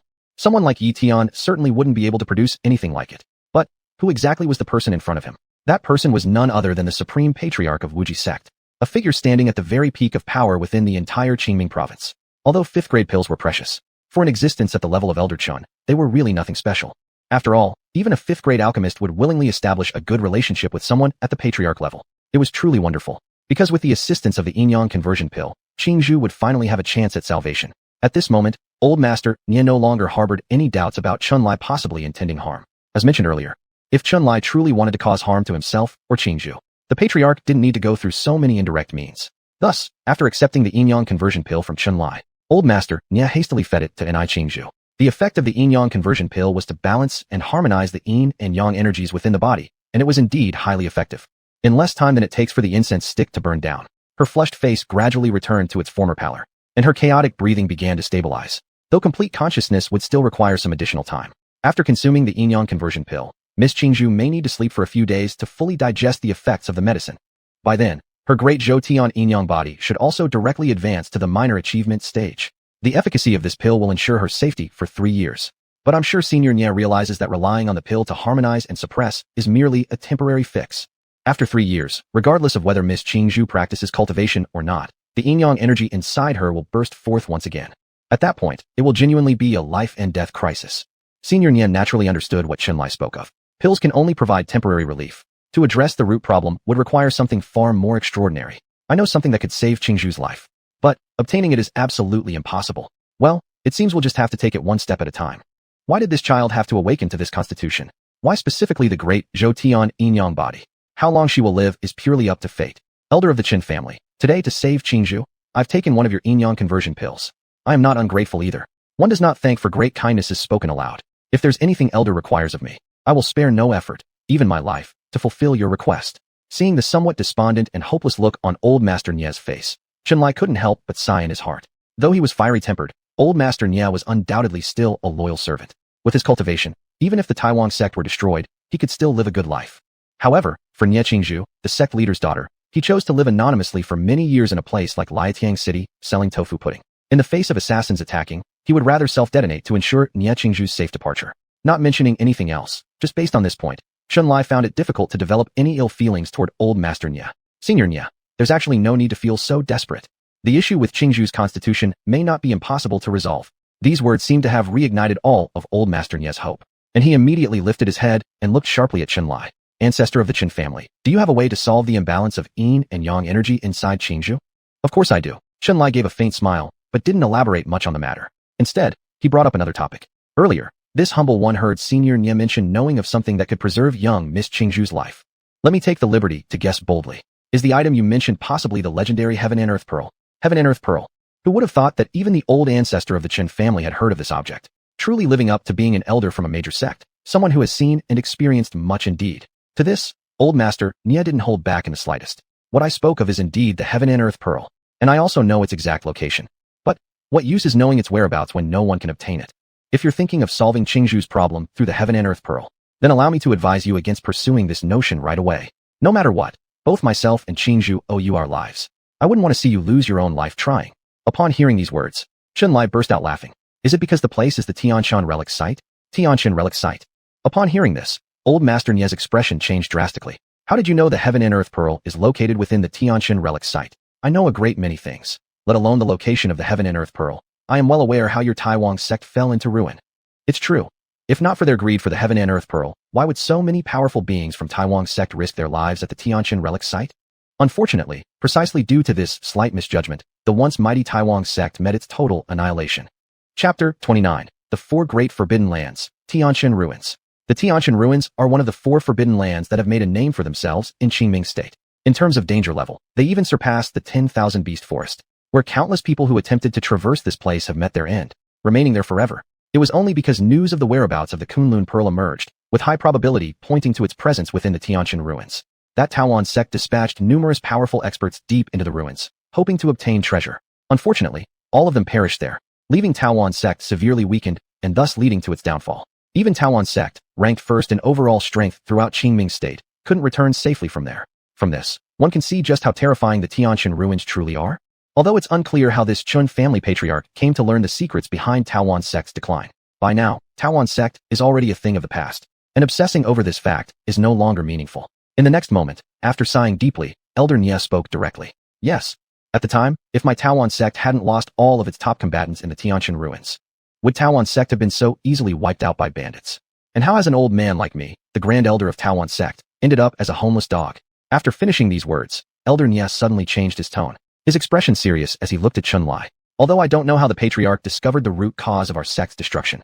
Once the patriarch knows about Taiwan sect's downfall being due to the Tianqian ruins, you should be able to imagine just how perilous those ruins truly are. Not to mention that right now the patriarch only possesses cultivation at the early stage of Tianyuan realm. Even cultivators at the later or peak stages of Tianyuan realm couldn't survive there. After all, our supreme elder of Taiwan sect had reached the peak cultivation of Tianyuan realm, but still died in those ruins. So, thinking about obtaining the Kunlun Pearl? To be honest, in this old man's eyes, the patriarch would do better to seek other methods instead. Chun-Lai was extremely aware of the secrets hidden within the Tianqian ruins. Indeed, they were perilous, but if you really want to get the Kunlun Pearl from there, it wouldn't necessarily be difficult. After all, why did he read the original story? At this moment, Chun-Lai didn't say much, but simply smiled, leaving behind one sentence. You failed to retrieve the Kunlun Pearl from the Tianqian ruins, which merely shows your ineptitude. That doesn't mean I won't succeed. Does this Chun family patriarch truly have such confidence regarding obtaining the Kunlun Pearl? Elder Nye didn't know whether he should believe Chun-Lai's words. But what if this Chun family patriarch really has the ability to claim the Kunlun Pearl? This would be a great piece of good fortune. What does it imply? It implies that there is now a solution to Nye Qingzhu's physical issues. The glimmer of excitement in Elder Nye's eyes fluctuated uncertainly, and in the next second, perhaps reminded of something. He took a deep breath, addressing Chun-Lai very seriously. Though we don't know where the patriarch gets his confidence from. If the patriarch indeed can retrieve the Kunlun Pearl and save Qingzhu, then starting today, this old man's life belongs to the patriarch. No matter whether the patriarch asks me to climb mountains of blades or dive into seas of fire, if I flinch even once, let my soul be extinguished and fall into eternal damnation in the Yellow Springs. Truly a loyal retainer. For the sake of saving Nye Qingzhu's life, Elder Nye actually dared to make such a promise. But still, what Chun-Lai seeks goes beyond this. Therefore, in the next moment, he gave a faint smile and said calmly, "My followers are sufficient. I need not any more." Even when faced with a powerful cultivator of the 6th stage of Lingying realm offering to join willingly, he could ignore it casually. Perhaps across all of Qingming State, only Chun-Lai could maintain such composure. He didn't expect that after putting himself through so much effort, he still couldn't move the patriarch. But then, seeing Nye Qingzhu unconscious, Elder Nye probably realized what Chun-Lai truly wanted. Taking a deep breath, Elder Nye directly voiced his thoughts. If the patriarch sincerely admires Qingzhu, it is her fortune. If the patriarch can successfully rescue Qingzhu, and she herself agrees, I, as her elder, approve of this marriage proposal, allowing Qingzhu to become the patriarch's concubine. Actually, whether approval is granted or not makes no difference. Any woman Chun-Lai sets his sights on cannot escape him. Still, both Qingzhu and Elder Nye possess admirable qualities. So in such a situation, Chun-Lai didn't wish to use overly extreme methods. Retrieving the Kunlun Pearl was a necessity. Rescuing Qingzhu while gaining Elder Nye's heartfelt allegiance would also be a triple benefit. Thus, this was undoubtedly a win-win proposition. Since everything had been set up to this point, Chun-Lai didn't add any more special remarks. Having taken the Yinyang conversion Dan, Qingzhu has at least 3 more years. There's no need to rush in retrieving the Qingkuan Pearl. She's currently still unconscious. Let her return with me to Liexing City first, and recuperate properly. Once she awakens, the two of you can stay close by my side for the time being. I promise to do what I have committed to doing. Within 3 years, I will definitely fetch the Qingkuan Pearl to save Qingzhu's life. Time flowed gently, and in the blink of an eye, over 10 days had passed. Outside the city of Liexing, deep within a desolate mountain, a sudden burst of powerful energy vibrations erupted. A plain-looking man clad in coarse cloth roared violently, shattering a massive boulder in front of him with a single punch. Seeing the enormous boulder crumble to powder under his single strike, excitement flashed through the man's eyes. "Master, I've finally succeeded. Is this the power of innate energy?" It's truly on another level compared to the refining body realm. This is too incredible. Yes, that's the power of innate energy. Congratulations, Tian. Your efforts have not been in vain. After more than 10 days of cultivation, you finally stepped into the innate realm. Indeed, the man training deep within the wilderness was none other than the fated protagonist Ye Tian from the novel Only Me Supreme. Possessing extraordinary talent, he was hailed as the greatest prodigy of Liexing City from a young age. However, after the awakening of Yan Ji from the Jade Pendant, part of Ye Tian's soul force and cultivation was siphoned off, causing his stagnant growth for many years and plunging him from the pedestal of a genius. But wasn't it true that gold always shines? With Yan Ji now fully awakened and no longer needing to absorb so much of Ye Tian's soul force and cultivation, his years of pent-up strength finally unleashed a tremendous surge. In just a few short months, he ascended from the third tier of the refining body realm all the way to its peak. Still, why did Ye Tian choose to cultivate here in the Wild Mountains? There was indeed a reason behind it. Chapter 30. Why does Tanner seem different from before? Since regaining his cultivation speed, the confidence unique to the Son of Destiny has also returned to Ye Tian. But alas, good times don't last long, and they hadn't even had time to celebrate for a few days when Ye Tian was once again crushed. That wretched Su Ching Yen actually married someone at the level of an ancient patriarch. The other party will surely live a good life now. But what about himself? Even though he harbors countless hatreds in his heart, he can only grovel humbly in front of that ancient patriarch.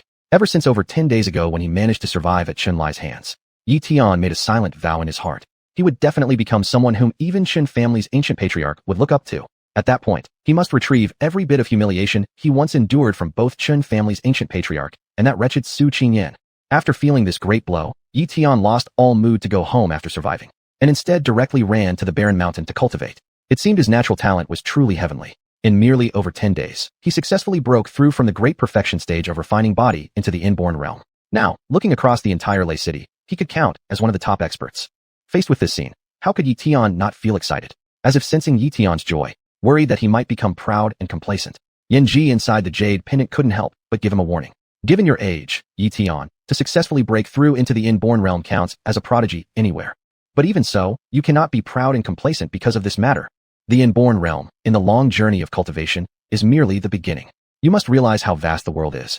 You need to continuously enhance your cultivation in order to truly take control of your own destiny. Knowing that Yan Ji said these words for his own good, at this moment, Ye Tian sincerely responded, I know, Master. Please rest assured. I won't become arrogant and complacent just because I've entered the inborn realm. In the future, I will continue to work hard on my cultivation.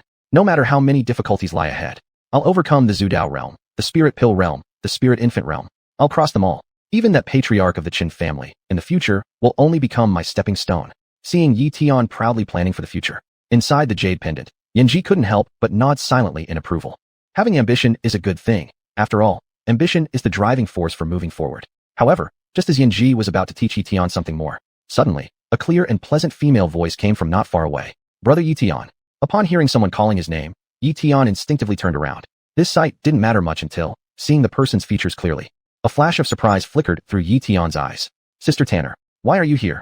The girl who appeared before Ye Tian wasn't anyone else but Jang Tanner, the young miss of the ancient immortal race Jang family. What Ye Tian didn't know was, during the over 10 days while he was secluded in meditation, with complicated emotions, Jang Tanner didn't return to Lei City either, but rather had been secretly guarding him. But there was no need to let brother Ye Tian know about these things. Seeing the look of surprise in Ye Tian's eyes when he saw her, Jang Tanner forced herself to manage a smile. I saw that brother Ye Tian hasn't gone home for several days, so I went out to look for you. Sure enough, I found brother Ye Tian right here. Only Sister Tanner knew among the entire Ye family that he loved to practice in the desolate mountains. Finding him, Ye Tian didn't feel too strange. The next second, perhaps thinking of something, Ye Tian enthusiastically shared good news with Jang Tanner. Sister Tanner, you've arrived just in time. I have some incredible good news to share with you. Sister Tanner, do you know? Just now, I successfully refined the primordial qi within my body. Now, I have officially advanced to the inborn realm. At the moment Ye Tian broke through, Jang Tanner already knew about it.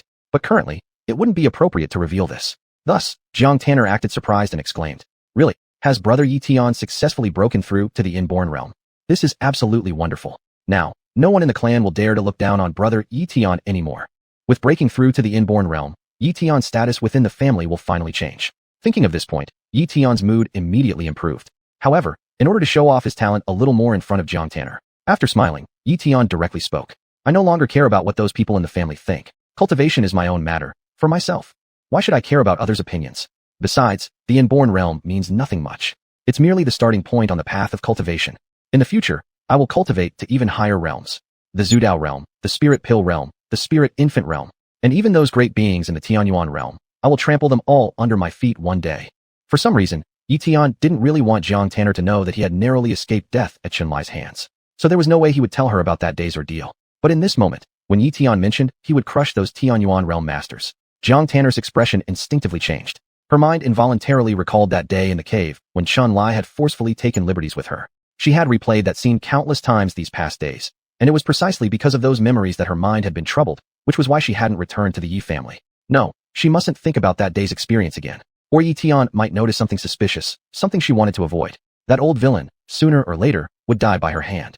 And once he was gone, what happened that day would remain a secret forever. In order not to let Ye Tian detect any anomalies, Jiang Tanner forcibly pushed the images out of her mind, and in the next second, pretended to admire him greatly as she said, "Yes, Tanner believes in you, brother Ye Tian."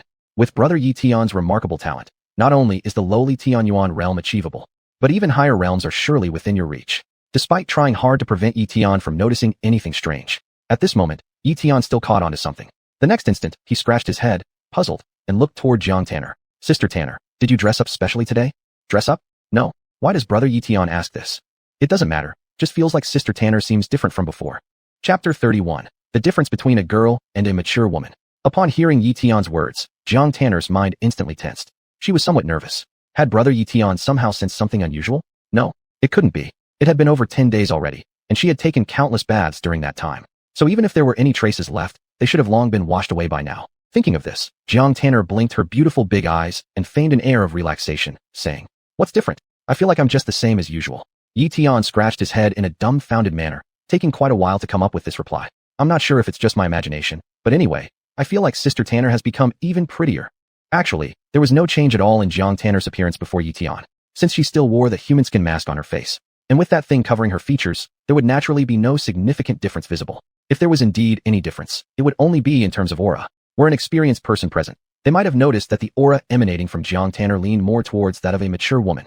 Unfortunately, the few people present, Ye Tian and Elder Ling hadn't known what intimacy was, and Yin Ji also hadn't fallen in love, so none of them could keenly notice such a detail. Initially feeling a bit nervous inside, after hearing Ye Tian's words, Jiang Tanner immediately let out a sigh of relief, realizing that brother Ye Tian simply thought she had become prettier. With that realization, Jiang Tanner revealed a sweet smile. "Where's the prettier part? I'm just the same as before. There's been no special grooming or makeup. It must be brother Ye Tian who has made a wrong judgment." Ye Tian grinned in his usual foolish way. Even without deliberate grooming, Sister Tanner is exceptionally beautiful. Jiang Tanner didn't want to continue this topic any further. So after exchanging a few pleasantries with Ye Tian, she found an opportunity to steer the conversation in another direction. "Thank you for your compliment, brother Ye Tian. Whether someone is pretty or not isn't really important. What matters most is that brother Ye Tian likes them. Oh, by the way, brother Ye Tian, you've practiced cultivation here for many days. Do you plan to continue cultivating? If brother Ye Tian plans to keep cultivating, then I'll ask the servants from home to bring you some food." Upon hearing Jiang Tanner asking whether he intended to continue his cultivation, Ye Tian immediately shook his head. "I can't continue cultivating. Tomorrow is the day of the clan's grand competition. I need to go back and prepare quickly. In the Tianxiong continent, where strength is respected above all else, even minor families possess a heart unwilling to remain ordinary. Every year, the Yi family holds a grand intra-clan competition with the aim of encouraging the growth and ambition of its younger generation. For the last 5 competitions, Ye Tian had endured ridicule and sarcasm through every single event.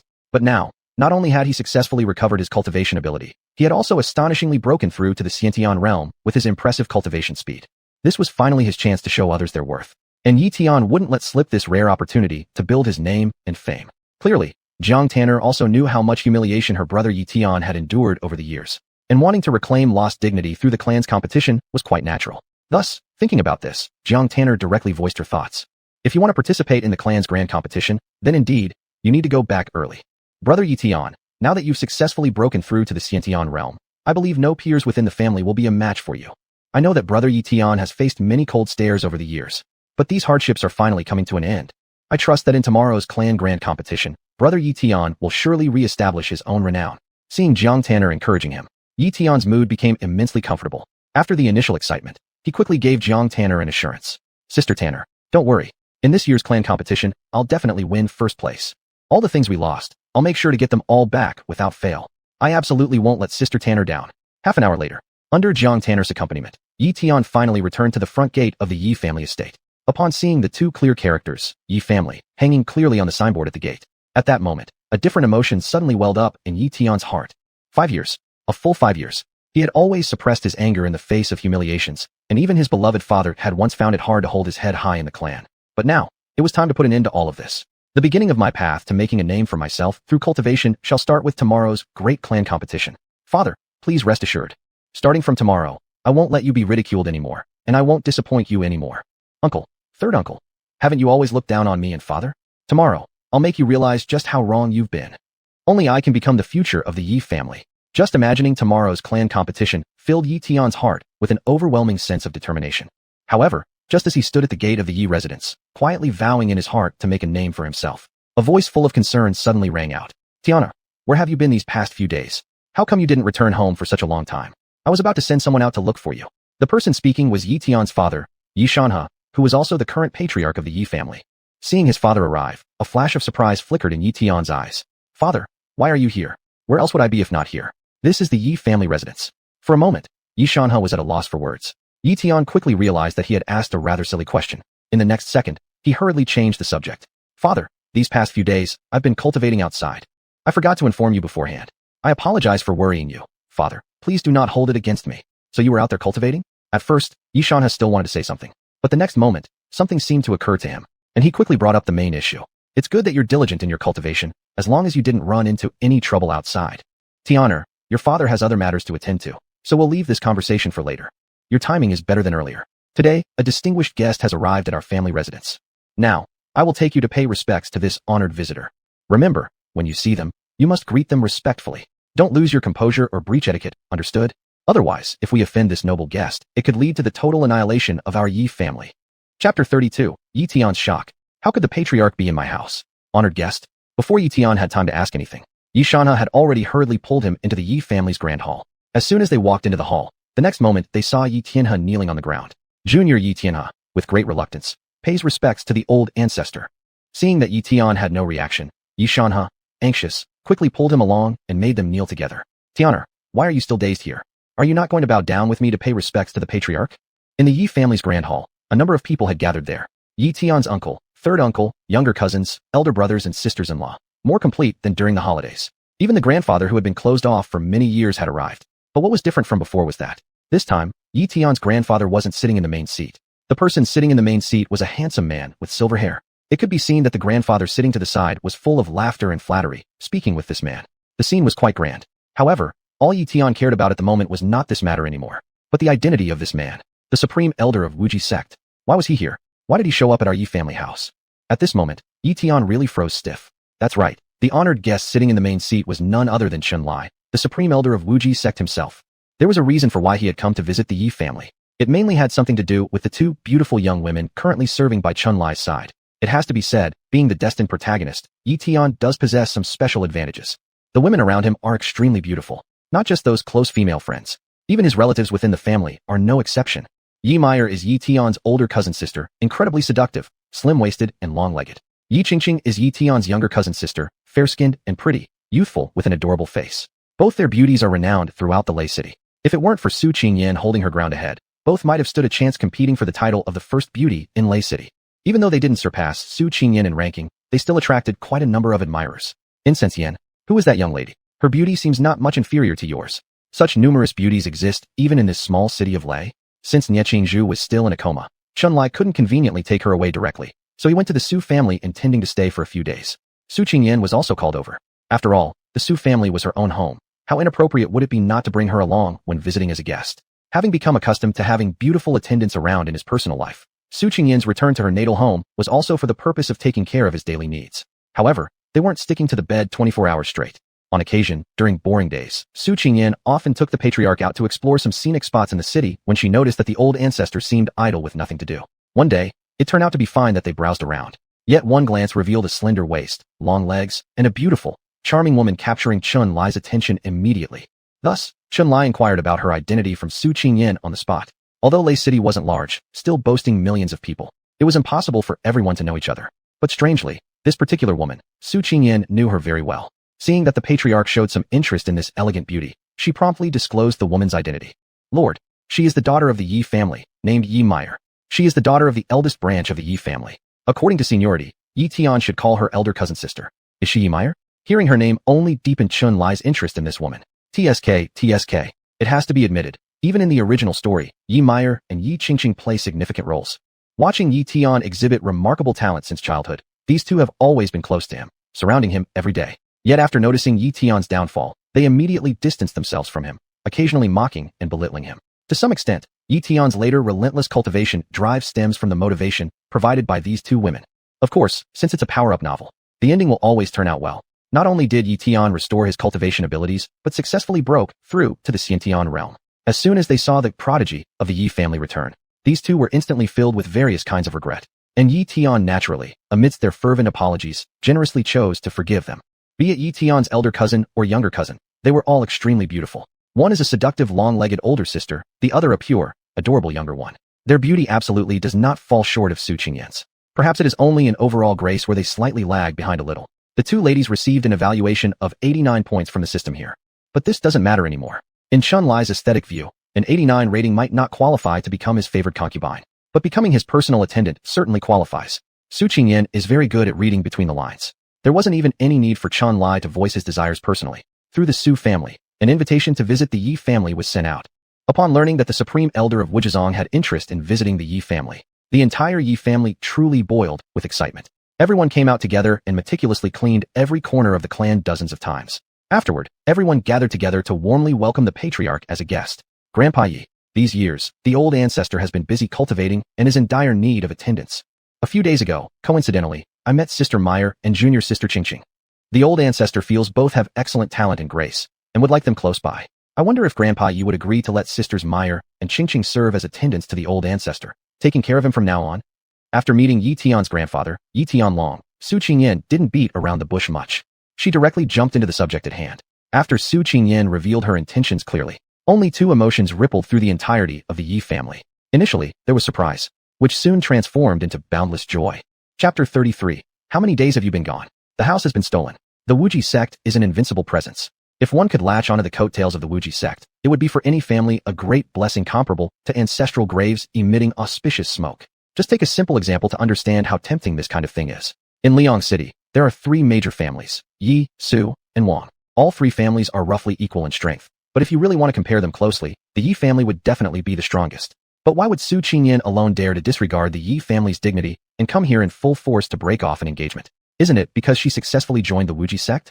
Even just being an ordinary disciple of the Wuji sect already carries extraordinary influence. Thanks to Su Ching Yen, the Su family's influence has long since surpassed that of the Yi and Wang families. Even the identity of an ordinary disciple has this effect. What about if someone in the family becomes someone close to the elder patriarch? Wouldn't that be even more powerful? Seeing that the elder patriarch intended to take Ye Meyer and Ye Qingqing as personal maidservants, Ye Laozi was excited, as were the parents of the two girls. They felt that their ancestral graves must have emitted auspicious smoke. Otherwise, how could something so wonderful happen to their Yi family? Of course, the ones who were happiest and overjoyed must have been Ye Meyer and Ye Qingqing themselves. Both girls had self-awareness. Given their talents and relying on the reputation of the Yi family, perhaps they might have some renown in Liang City. But out in the wider world, who would respect them? At most, they'd just say, from the Yi family of Liang City? Sorry, never heard of it. However, if they could become the personal maidservants of the elder patriarch, that would make all the difference. Not just this small Liang City. Even if they went to larger sects in the surrounding areas later, people throughout those sects would need to treat them with utmost respect and courtesy. There's no other reason. This is the honor of becoming someone close to the elder patriarch. Thank the elder patriarch for his favor. I, Mayor, am willing to be your personal maid. I feel the same way. Thank the elder patriarch for his favor. Qingqing is also willing to be your personal maid. Growing up in Liang City all their lives, they hadn't seen much of the world. How could they have ever seen someone as handsome, elegant, and extraordinary as the elder patriarch? Plus his terrifying cultivation level and background. It's not just being a personal maid. Even being a foot washer for the elder patriarch would be an incredible opportunity. They were too happy. They couldn't believe that they too could have a chance to rise from humble beginnings and achieve greatness. Overwhelmed with excitement, the sisters did not hesitate at all, kneeling before the elder patriarch with excitement, and expressed their intentions to Chun Lai. Not only were the two girls quick in reaction, but they quickly adapted into the role of personal servants.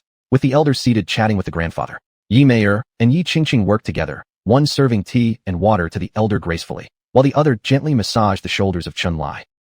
Coming all this way to Liang City was indeed worth it. Not only was the main task completed, but unexpected gains were encountered as well. In response to Ye Qingqing and Ye Meyer's relentless flattery, Chun Lai enjoyed it comfortably. Just when he was having a pleasant conversation with grandfather Ye, suddenly, our adorable protagonist came back. Chun, Patriarch Chun, why are you here? At the sight of Chun Lai, Ye Tian's earlier confidence and composure vanished completely, replaced by intense fear and unease. He hadn't forgotten the chills that Chun-Li once brought him. Being able to survive unscathed from the hands of Patriarch Chun, Ye Tian already considered himself incredibly fortunate. Yet Ye Tian could never have expected that after barely surviving, the elder of the Wuji sect would show up at their Yi family residence. What exactly is going on? Why is Patriarch Chun here?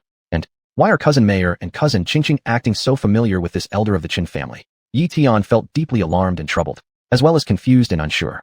Of course, it wasn't just him who harbored such feelings. Jiang Tanner, who arrived shortly after, saw Chun-Li, and her previous sweet smile immediately disappeared, replaced instead by indescribable hatred and anger. But with Chun-Li present, naturally no one paid attention to Jiang Tanner's expression changes. When Ye Tian kneeled down, he didn't greet the elder proactively. Instead, he loudly asked why the latter was at the Yi family home. At this moment, his father Ye Xuanhuan was truly both afraid and confused. He quickly spoke up. Unfilial son, what nonsense are you talking? The elder's visit to our Yi family is a great honor for us. Are you not going to greet the elder properly? Seeing his father's uneasy and fearful gaze, Ye Tian finally realized the situation. Regardless of why the elder patriarch from the Qin family had come to the Yi family, right now they were at his mercy, and under no circumstances could they anger the elder. With that thought, Ye Tian gritted his teeth and hurriedly bowed his head to pay respects to Chun-Li. Your junior, Ye Tian, pays respects to the elder. Oh, so it's Tian who has returned. I noticed earlier when you saw the elder, you seemed very surprised. Could it be that young Tian has seen the elder somewhere before? Yi Laozhu tried to use this topic to cover up Ye Tian's earlier discourtesy. Chun-Li naturally understood Yi Laozhu's intention, so before Ye Tian could respond, he smiled faintly and casually said a few words. After arriving in Liang City, I happened to see this young one. I didn't expect him to be a descendant of the Yi family. If I'm not mistaken, he should be a child from the second branch of the Yi family, right? It was unexpected that the elder still remembered young Ye Tian. After a brief wave of joy, Yi Laozhu also quickly responded. Yes, he is my second son's child. Who would have thought such a trivial matter would still be remembered by the elder? It seems that Tian truly carries great fortune with him. Great fortune? Under the sleeves, Ye Tian clenched his fists hard enough to break them as he knelt on the ground. Although he did not know why the elder patriarch of the Chun family had appeared in the Yi family, his instincts told Ye Tian that this event would surely bring calamity rather than blessings to the Yi family.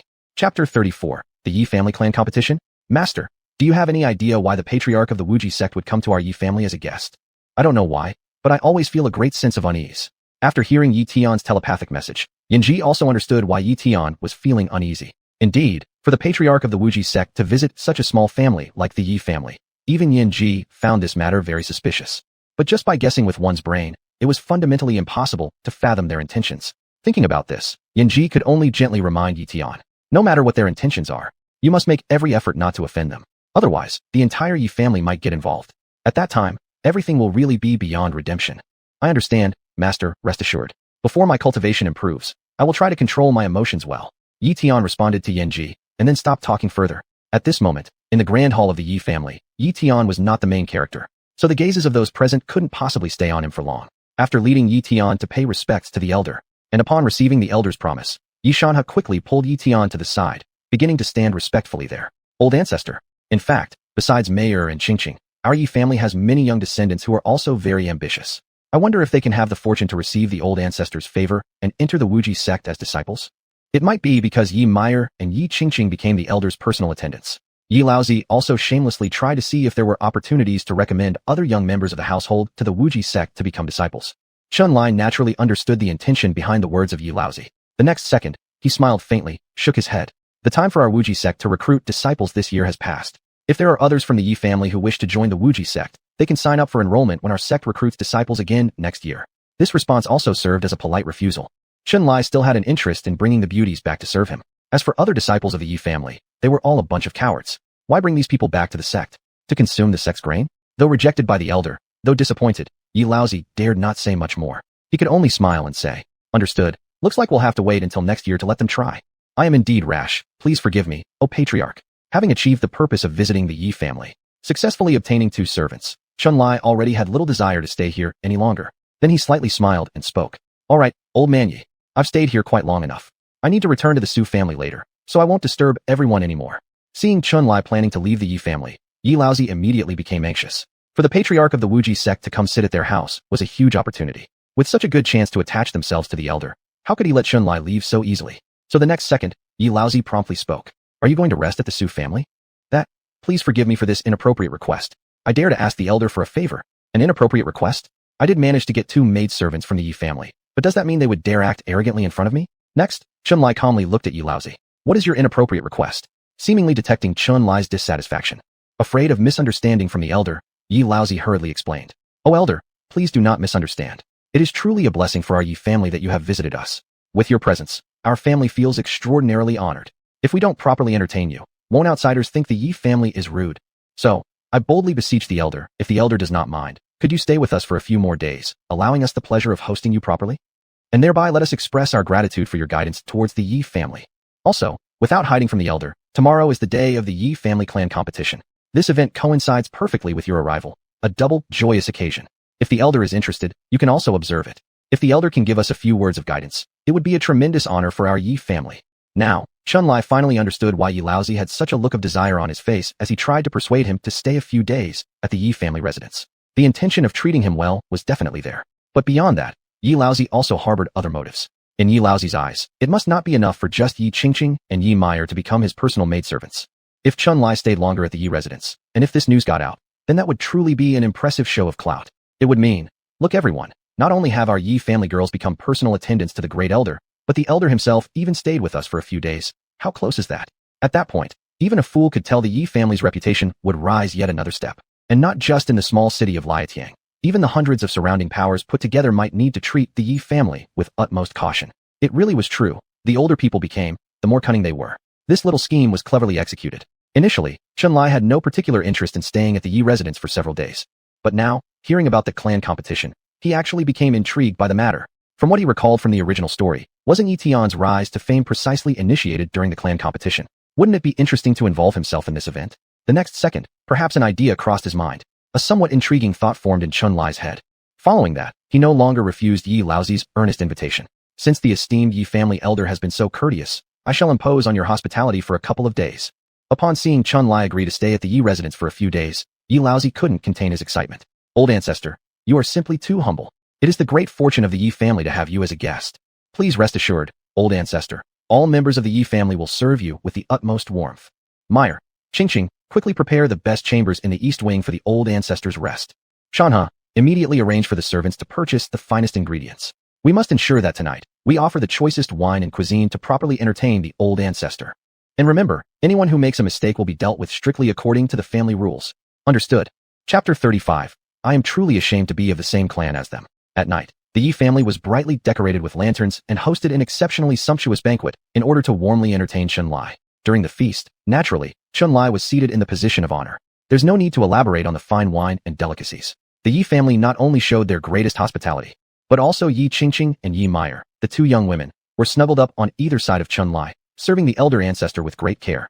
This scene fell into the eyes of others, envying some, but in Ye Tian's eyes, it made Ye Tian, who clenched his fists tightly, almost grind his teeth to pieces. I knew that this old man coming to my Ye family would definitely bring no good. Indeed, the reason why this old man came to visit my Ye family was for cousin Meyer and cousin Qingqing. What a righteous elder, forcibly taking other people's women. His actions are worse than those of disciples from demonic sects. With such a fondness for beauty, I believe this old guy will eventually meet his downfall because of a woman. In just one day, Ye Tian had come to understand many things. Now, he already knew about Ye Meyer and Ye Qingqing being given by the clan to serve as personal attendants to the elder. Envy, jealousy, anger, countless emotions surged in his heart all at once. Why was Ye Tian's emotional fluctuation so immense? There was a reason for it. Ye Meyer and Ye Qingqing were acclaimed as the twin treasures of the Ye family. Not only were they extremely beautiful, but their personalities were vastly different as well. Even compared to Su Ching Yen, they might have been slightly inferior, but this slight gap was negligible. As a normal man, it could be understood why Ye Tian appreciated beauty. And due to their familial relationship as cousins, Ye Tian hadn't entertained thoughts of deep interaction with these two women. But still, not engaging in deep interactions did not mean that Ye Tian wouldn't want beautiful girls to revolve around him. Back when he was gifted and hailed as a prodigy of the Ye family, both cousin Meyer and cousin Qingqing used to center around him, revolving around him every day. However, later on, because of his problems with cultivation, he lost his status as a genius, and he suddenly became someone annoying to these two women. What a shallow view. Someday, I will make you regret it infinitely. Though he detested Ye Meyer and the two women intensely for their fickleness and heartlessness, at the same time, Ye Tian had always fantasized about himself making a meteoric rise, causing Ye Meyer and them to kneel before him, crying and begging for his forgiveness. Now, however, this dream was completely shattered. Not only was his fiancée taken by the elder, even his cousin sisters had become the elder's personal attendants. Isn't it clear just from this point alone? How could Ye Tian not feel waves of jealousy and anger? He couldn't understand it. Wasn't he merely the patriarch of the Wuji sect? Where does this guy get all the charm? What if given the same amount of cultivation time, he could surely achieve greater accomplishments than this Chun family patriarch? Although Ye Tian hated Chun Lai intensely in his heart, he didn't dare voice these thoughts openly. He had only transmitted sound privately to Yanji earlier. After sensing Ye Tian's intense emotional fluctuations, Yanji hurriedly consoled him. Tianer, don't be so distraught. Don't let this matter disturb your mental state. In my teacher's opinion, it might actually be a good thing that your cousin and younger sister have become personal attendants to the patriarch of the Qin family. What? His cousin and little sister both became the servant of the elder. How can this still be considered a good thing? Shouldn't all these people be revolving around him? Even if they weren't, shouldn't they at least be better than behaving so despicably? The more he thought about it, the more upset he became. But since Yanji, his respected master, said this, Ye Tian didn't express it outright. Instead, he forced down his rage and asked, why does master say that such an event is a good thing? That women of our Yi family are forced to serve the elder? How could this possibly be considered good? Yanji could only gently explain. The initial restlessness arose from not understanding this patriarch's intentions when he visited the Yi family. But now, since we know that your cousin and sister have become the personal servants of the patriarch, at least we don't need to worry anymore that this patriarch will do something harmful to our Yi family. To pursue beauties, at least this shows that this patriarch has not come with ill intent. Besides, judging from the expressions of your cousin and sister, they don't seem like they're being coerced by the elder. So, before Yanji could finish her words, Ye Tian quickly interjected via telepathy. How is it not coercion? If this old man hadn't used his cultivation and status to force them, how could my Yi family's children possibly degrade themselves so much as to abandon being noble young ladies and become mere maids instead? Besides, Ye Tian was unable to continue speaking at this point. Why couldn't he go on? Because right at this moment, he caught sight of the expressions on his cousins' and sisters' faces. They were gentle, obedient, happy, sweet, agreeable, and utterly compliant. The way they tried their best to please the elder ancestor made it impossible even for Ye Tian himself to believe that they were forced into this situation. Being awakened from denial left no room for self-deception anymore. But why did his heart feel more anguished now? Ye Tian clenched his fists tightly and cursed in frustration. So they're really just flighty women, just like Su Ching Yen. They see a higher branch and immediately want to climb up. With such fondness for empty glory, I am truly ashamed to be of the same clan as these cousins of mine. People aim for better places just as water flows downhill. And in this era, how many wouldn't seek to rise in status? Take the phrase, I must strive through my own efforts, for instance. Those who say such things usually lack connections, backgrounds, or shortcuts to climb the ladder. But if a shortcut does appear, would you believe they wouldn't instantly discard the promises they once made?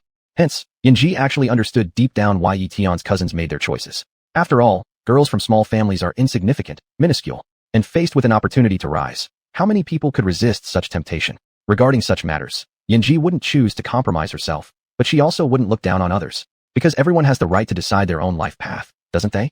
Unexpectedly, Tian didn't even comprehend this situation, and went as far as to insult his own cousins. At this moment, Yanji found it difficult to comment on this matter. After pondering for a while, in order to calm Ye Tian's unsettled spirit, Yanji could only speak up. No matter what, there's no reversing your cousin's decision. So stop dwelling on this. At the moment, the most important task for you is to elevate your own cultivation. Only by having sufficient cultivation can you protect those close to you and the things that matter to you.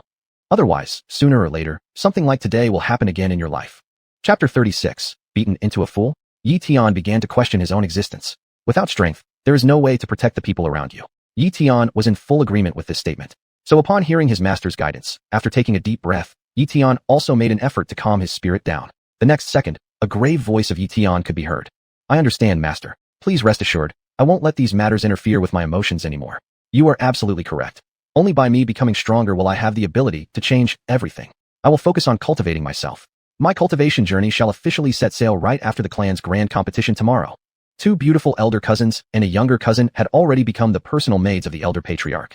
And no matter how hard Ye Tian tried now, this event couldn't be changed anymore. Since what has already happened cannot be altered, then one can only try their best to manage what comes afterward. It's been 5 years. A full 5 years.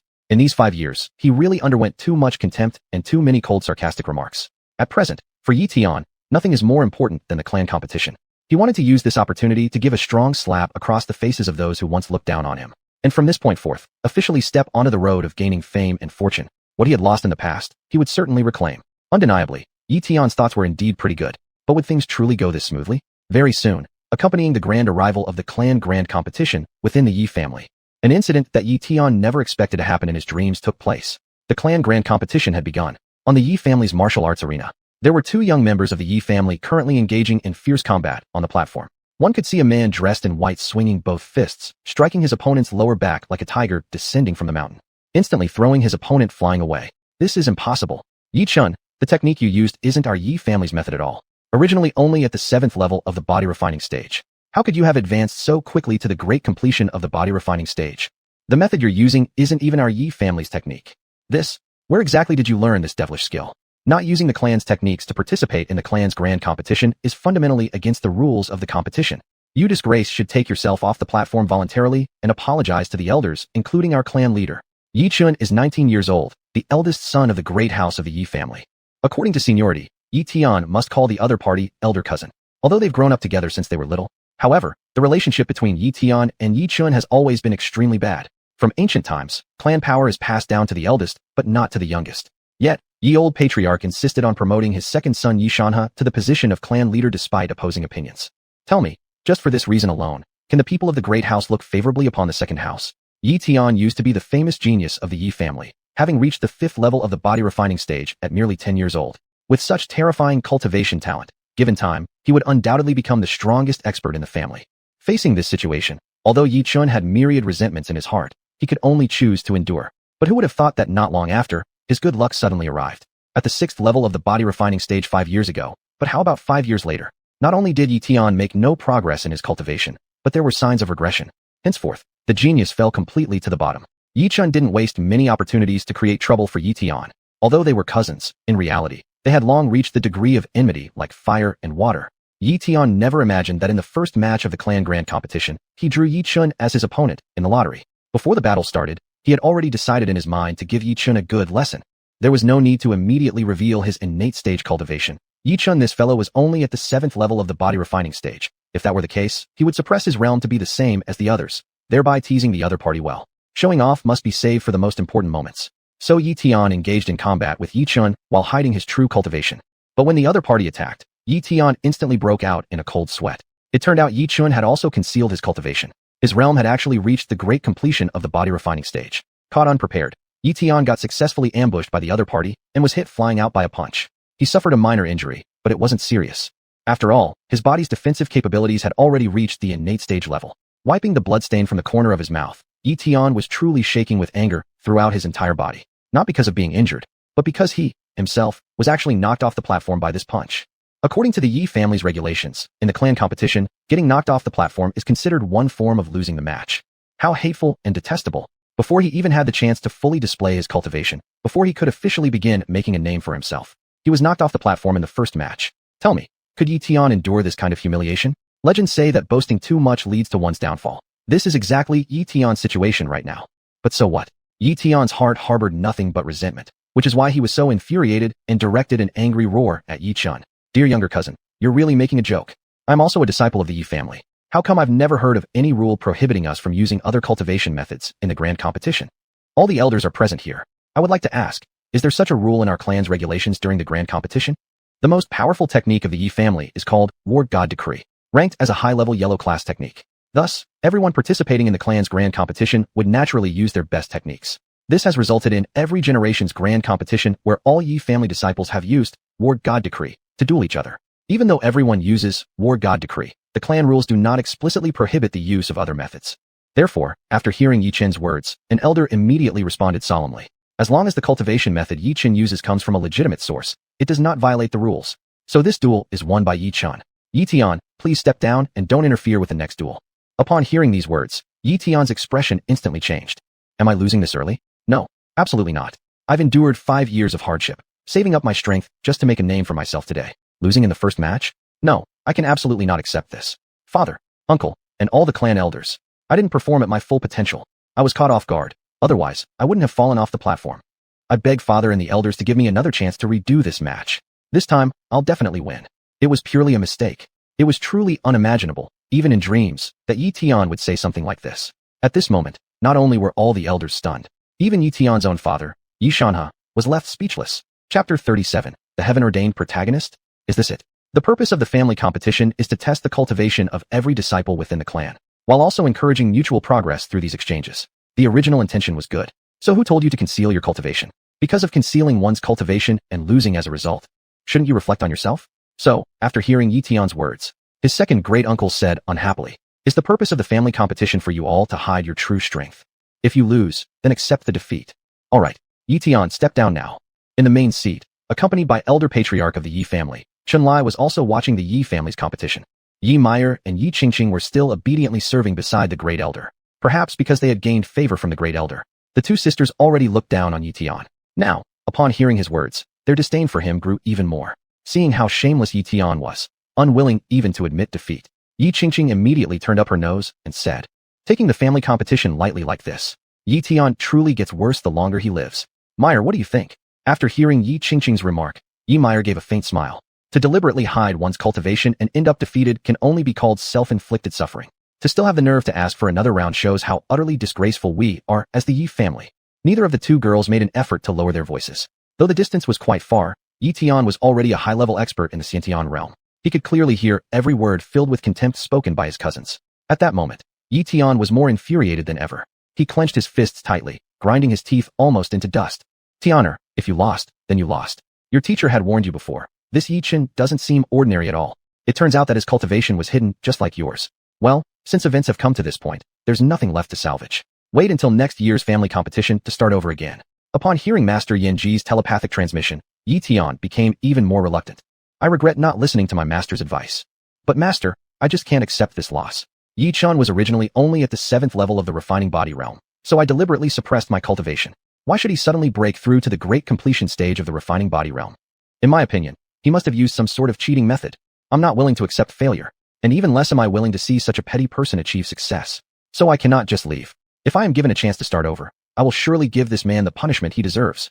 Even after hearing the deeply resentful tone in Ye Tian's voice, Yanji herself fell speechless at this moment. What's going on here? It's just that the other party's cultivation suddenly reached the peak of the refining body realm, right? If you're allowed to have fortuitous opportunities, why shouldn't others be given the same chances? Yanji saw clearly what happened during their combat earlier. To put it bluntly, despite the element of surprise present in their duel, their clash could still be considered honorable and fair. And Ye Tian was indeed fairly knocked off the arena using cultivated strength alone. Shouldn't the blame fall on himself for pretending to hide his true cultivation? Even though he concealed his strength, he now criticizes others. How has Tianer's character deteriorated to such a pitiful state? Inside the jade pendant, Yanji's fine eyebrows furrowed slightly, but she didn't say much afterward. At this exact moment, Ye Tian did not know that due to his previous words, Yanji's goodwill towards him had slightly diminished. However, even if he knew, Ye Tian might not be able to deal with such matters right now, because all his rationality had been overwhelmed by dissatisfaction and anger. "Father, I really got knocked off the arena due to carelessness. I haven't actually lost yet. Give me a chance to start over, and I'm certain I can defeat Ye Chun." When seeking support from his father, the clan chief failed as well. Even Ye Xuanhuan didn't know what to say at this moment in response to his son's request. "All right, Tinner, I know you lost because you were careless. But competitions are straightforward. If you lose, then you lose. Each year, people fall from the arena due to various reasons and suffer defeats. If everyone acted like you and couldn't let go of grudges, would past competitions need rematch sessions? Step down. As long as your cultivation remains strong, that's what truly matters." Father. Seeing that even his father didn't speak up for him, Ye Tian was genuinely anxious. But just when Ye Tian was extremely anxious and dissatisfied, unexpectedly, at this very moment, Ye Chen voluntarily spoke out. "To all our elders of the clan, and uncles second. If Ye Tian really can't let go of the matter, then let's give him another chance to fight me again." Even Ye Xuanhuan didn't expect Ye Chen to say such a thing. Instantly feeling perplexed, he looked at his nephew with doubt. "Chun, you're thinking?" Ye Chen slightly smiled and said, "Second uncle, it seems like Ye Tian isn't willing to let this matter rest. Rather than letting him continue to nag endlessly, I might as well defeat him once more in an honest manner. This way, Ye Tian probably won't have any more complaints." It seemed Ye Xuanhuan wanted to say something, but before he had a chance to open his mouth, the second great uncle interjected. "Ye Chen, are you sure about this decision? If there is another match, and you lose, then your path to advancement cannot be recovered. No matter. If I lose in the rematch, that simply means my skills aren't good enough. Please rest assured, esteemed elders of our clan, I will not rant on incessantly like someone else does." Seeing Ye Chen standing on the arena with an elegant demeanor caused many family members of the Ye clan to nod secretly in approval. Compared to Ye Tian, who rambled non-stop, Ye Chen, the eldest grandson from the main branch of the Ye family, was indeed more like someone from a prestigious family. In terms of bearing alone, Ye Chen was much more upright and admirable than Ye Tian. Alright, since Ye Chen is willing to offer Ye Tian a second chance, then we shall no longer interfere or block this opportunity. Ye Tian, prepare yourself and start another duel with Ye Chen immediately. Soon both of them returned to the arena, not expecting that at this crucial moment, Ye Chen would speak up on his behalf. Yet instead of harboring even a hint of gratitude, Ye Tian only felt even more jealousy and rage. "Do you need to pretend to be a good person here? Ye Chen, let me tell you, I just got careless last time. Since you insisted on the rematch, don't blame me for showing no mercy. In this round, I'll make you feel what it's like to lift stones only to drop them on your own feet." Faced with Ye Tian's verbal provocation, Ye Chen's emotions remained mostly unchanged, responding with a faint smile. To have the opportunity to compete with Ye Tian again is truly an honor for me. Then let us have another fair confrontation. Allow me to see how much further my younger cousin's cultivation has advanced. Chapter 38. Pretending can get you struck by lightning. You will regret this. Seeing that Ye Chen was still pretending to be a good guy even now, this made Ye Tian even angrier inside. He had already decided to teach Ye Chen a lesson. Since the other party was willingly looking for death, then he must satisfy him properly. So at this moment, Ye Tian directly acted out of anger. A fist coming down like lightning. At an overwhelming speed, it directly aimed at Ye Chen's chest. Having learned from the previous lesson, at this time, Ye Tian no longer concealed his cultivation. The air around him surged with innate energy. The powerful boxing wind even shook the surrounding air apart. Seeing this, before anyone else could react, Ye Tian's eyes suddenly flashed with a glimmer of joy. This is innate energy. Has Tian actually broken through to the innate realm? Although Ye Xuanhuan is the patriarch of the Ye family, in fact his situation at home is not so good, with people from the first house eyeing him greedily, and the third house people being extremely dissatisfied with him. It's only because Ye Tian had talent before that temporarily suppressed the disharmonious voices within the family. But after Ye Tian fell from the pedestal 5 years ago, people from the main and third houses haven't been very friendly towards him. After Su Ching Yen broke off the engagement, there were countless voices inside the family demanding Ye Xuanhuan to step down. But facing all this, all Ye Xuanhuan could do was endure. There's nothing he could do, since his son brought no hope to the family. What can he do? Perhaps his position as clan leader won't last much longer. But Ye Xuanhuan never expected that Ye Tian would give him such a big surprise today, breaking through to the innate realm. Doesn't this mean that Tian's terrifying cultivation talent not only returned, but also became the rightful first among the young members of the family? At this moment, not only was Ye Xuanhuan's heart excited beyond measure, even the elders of the Ye family who were watching on the side, upon seeing Ye Tian break through to the innate realm, showed indescribable surprise.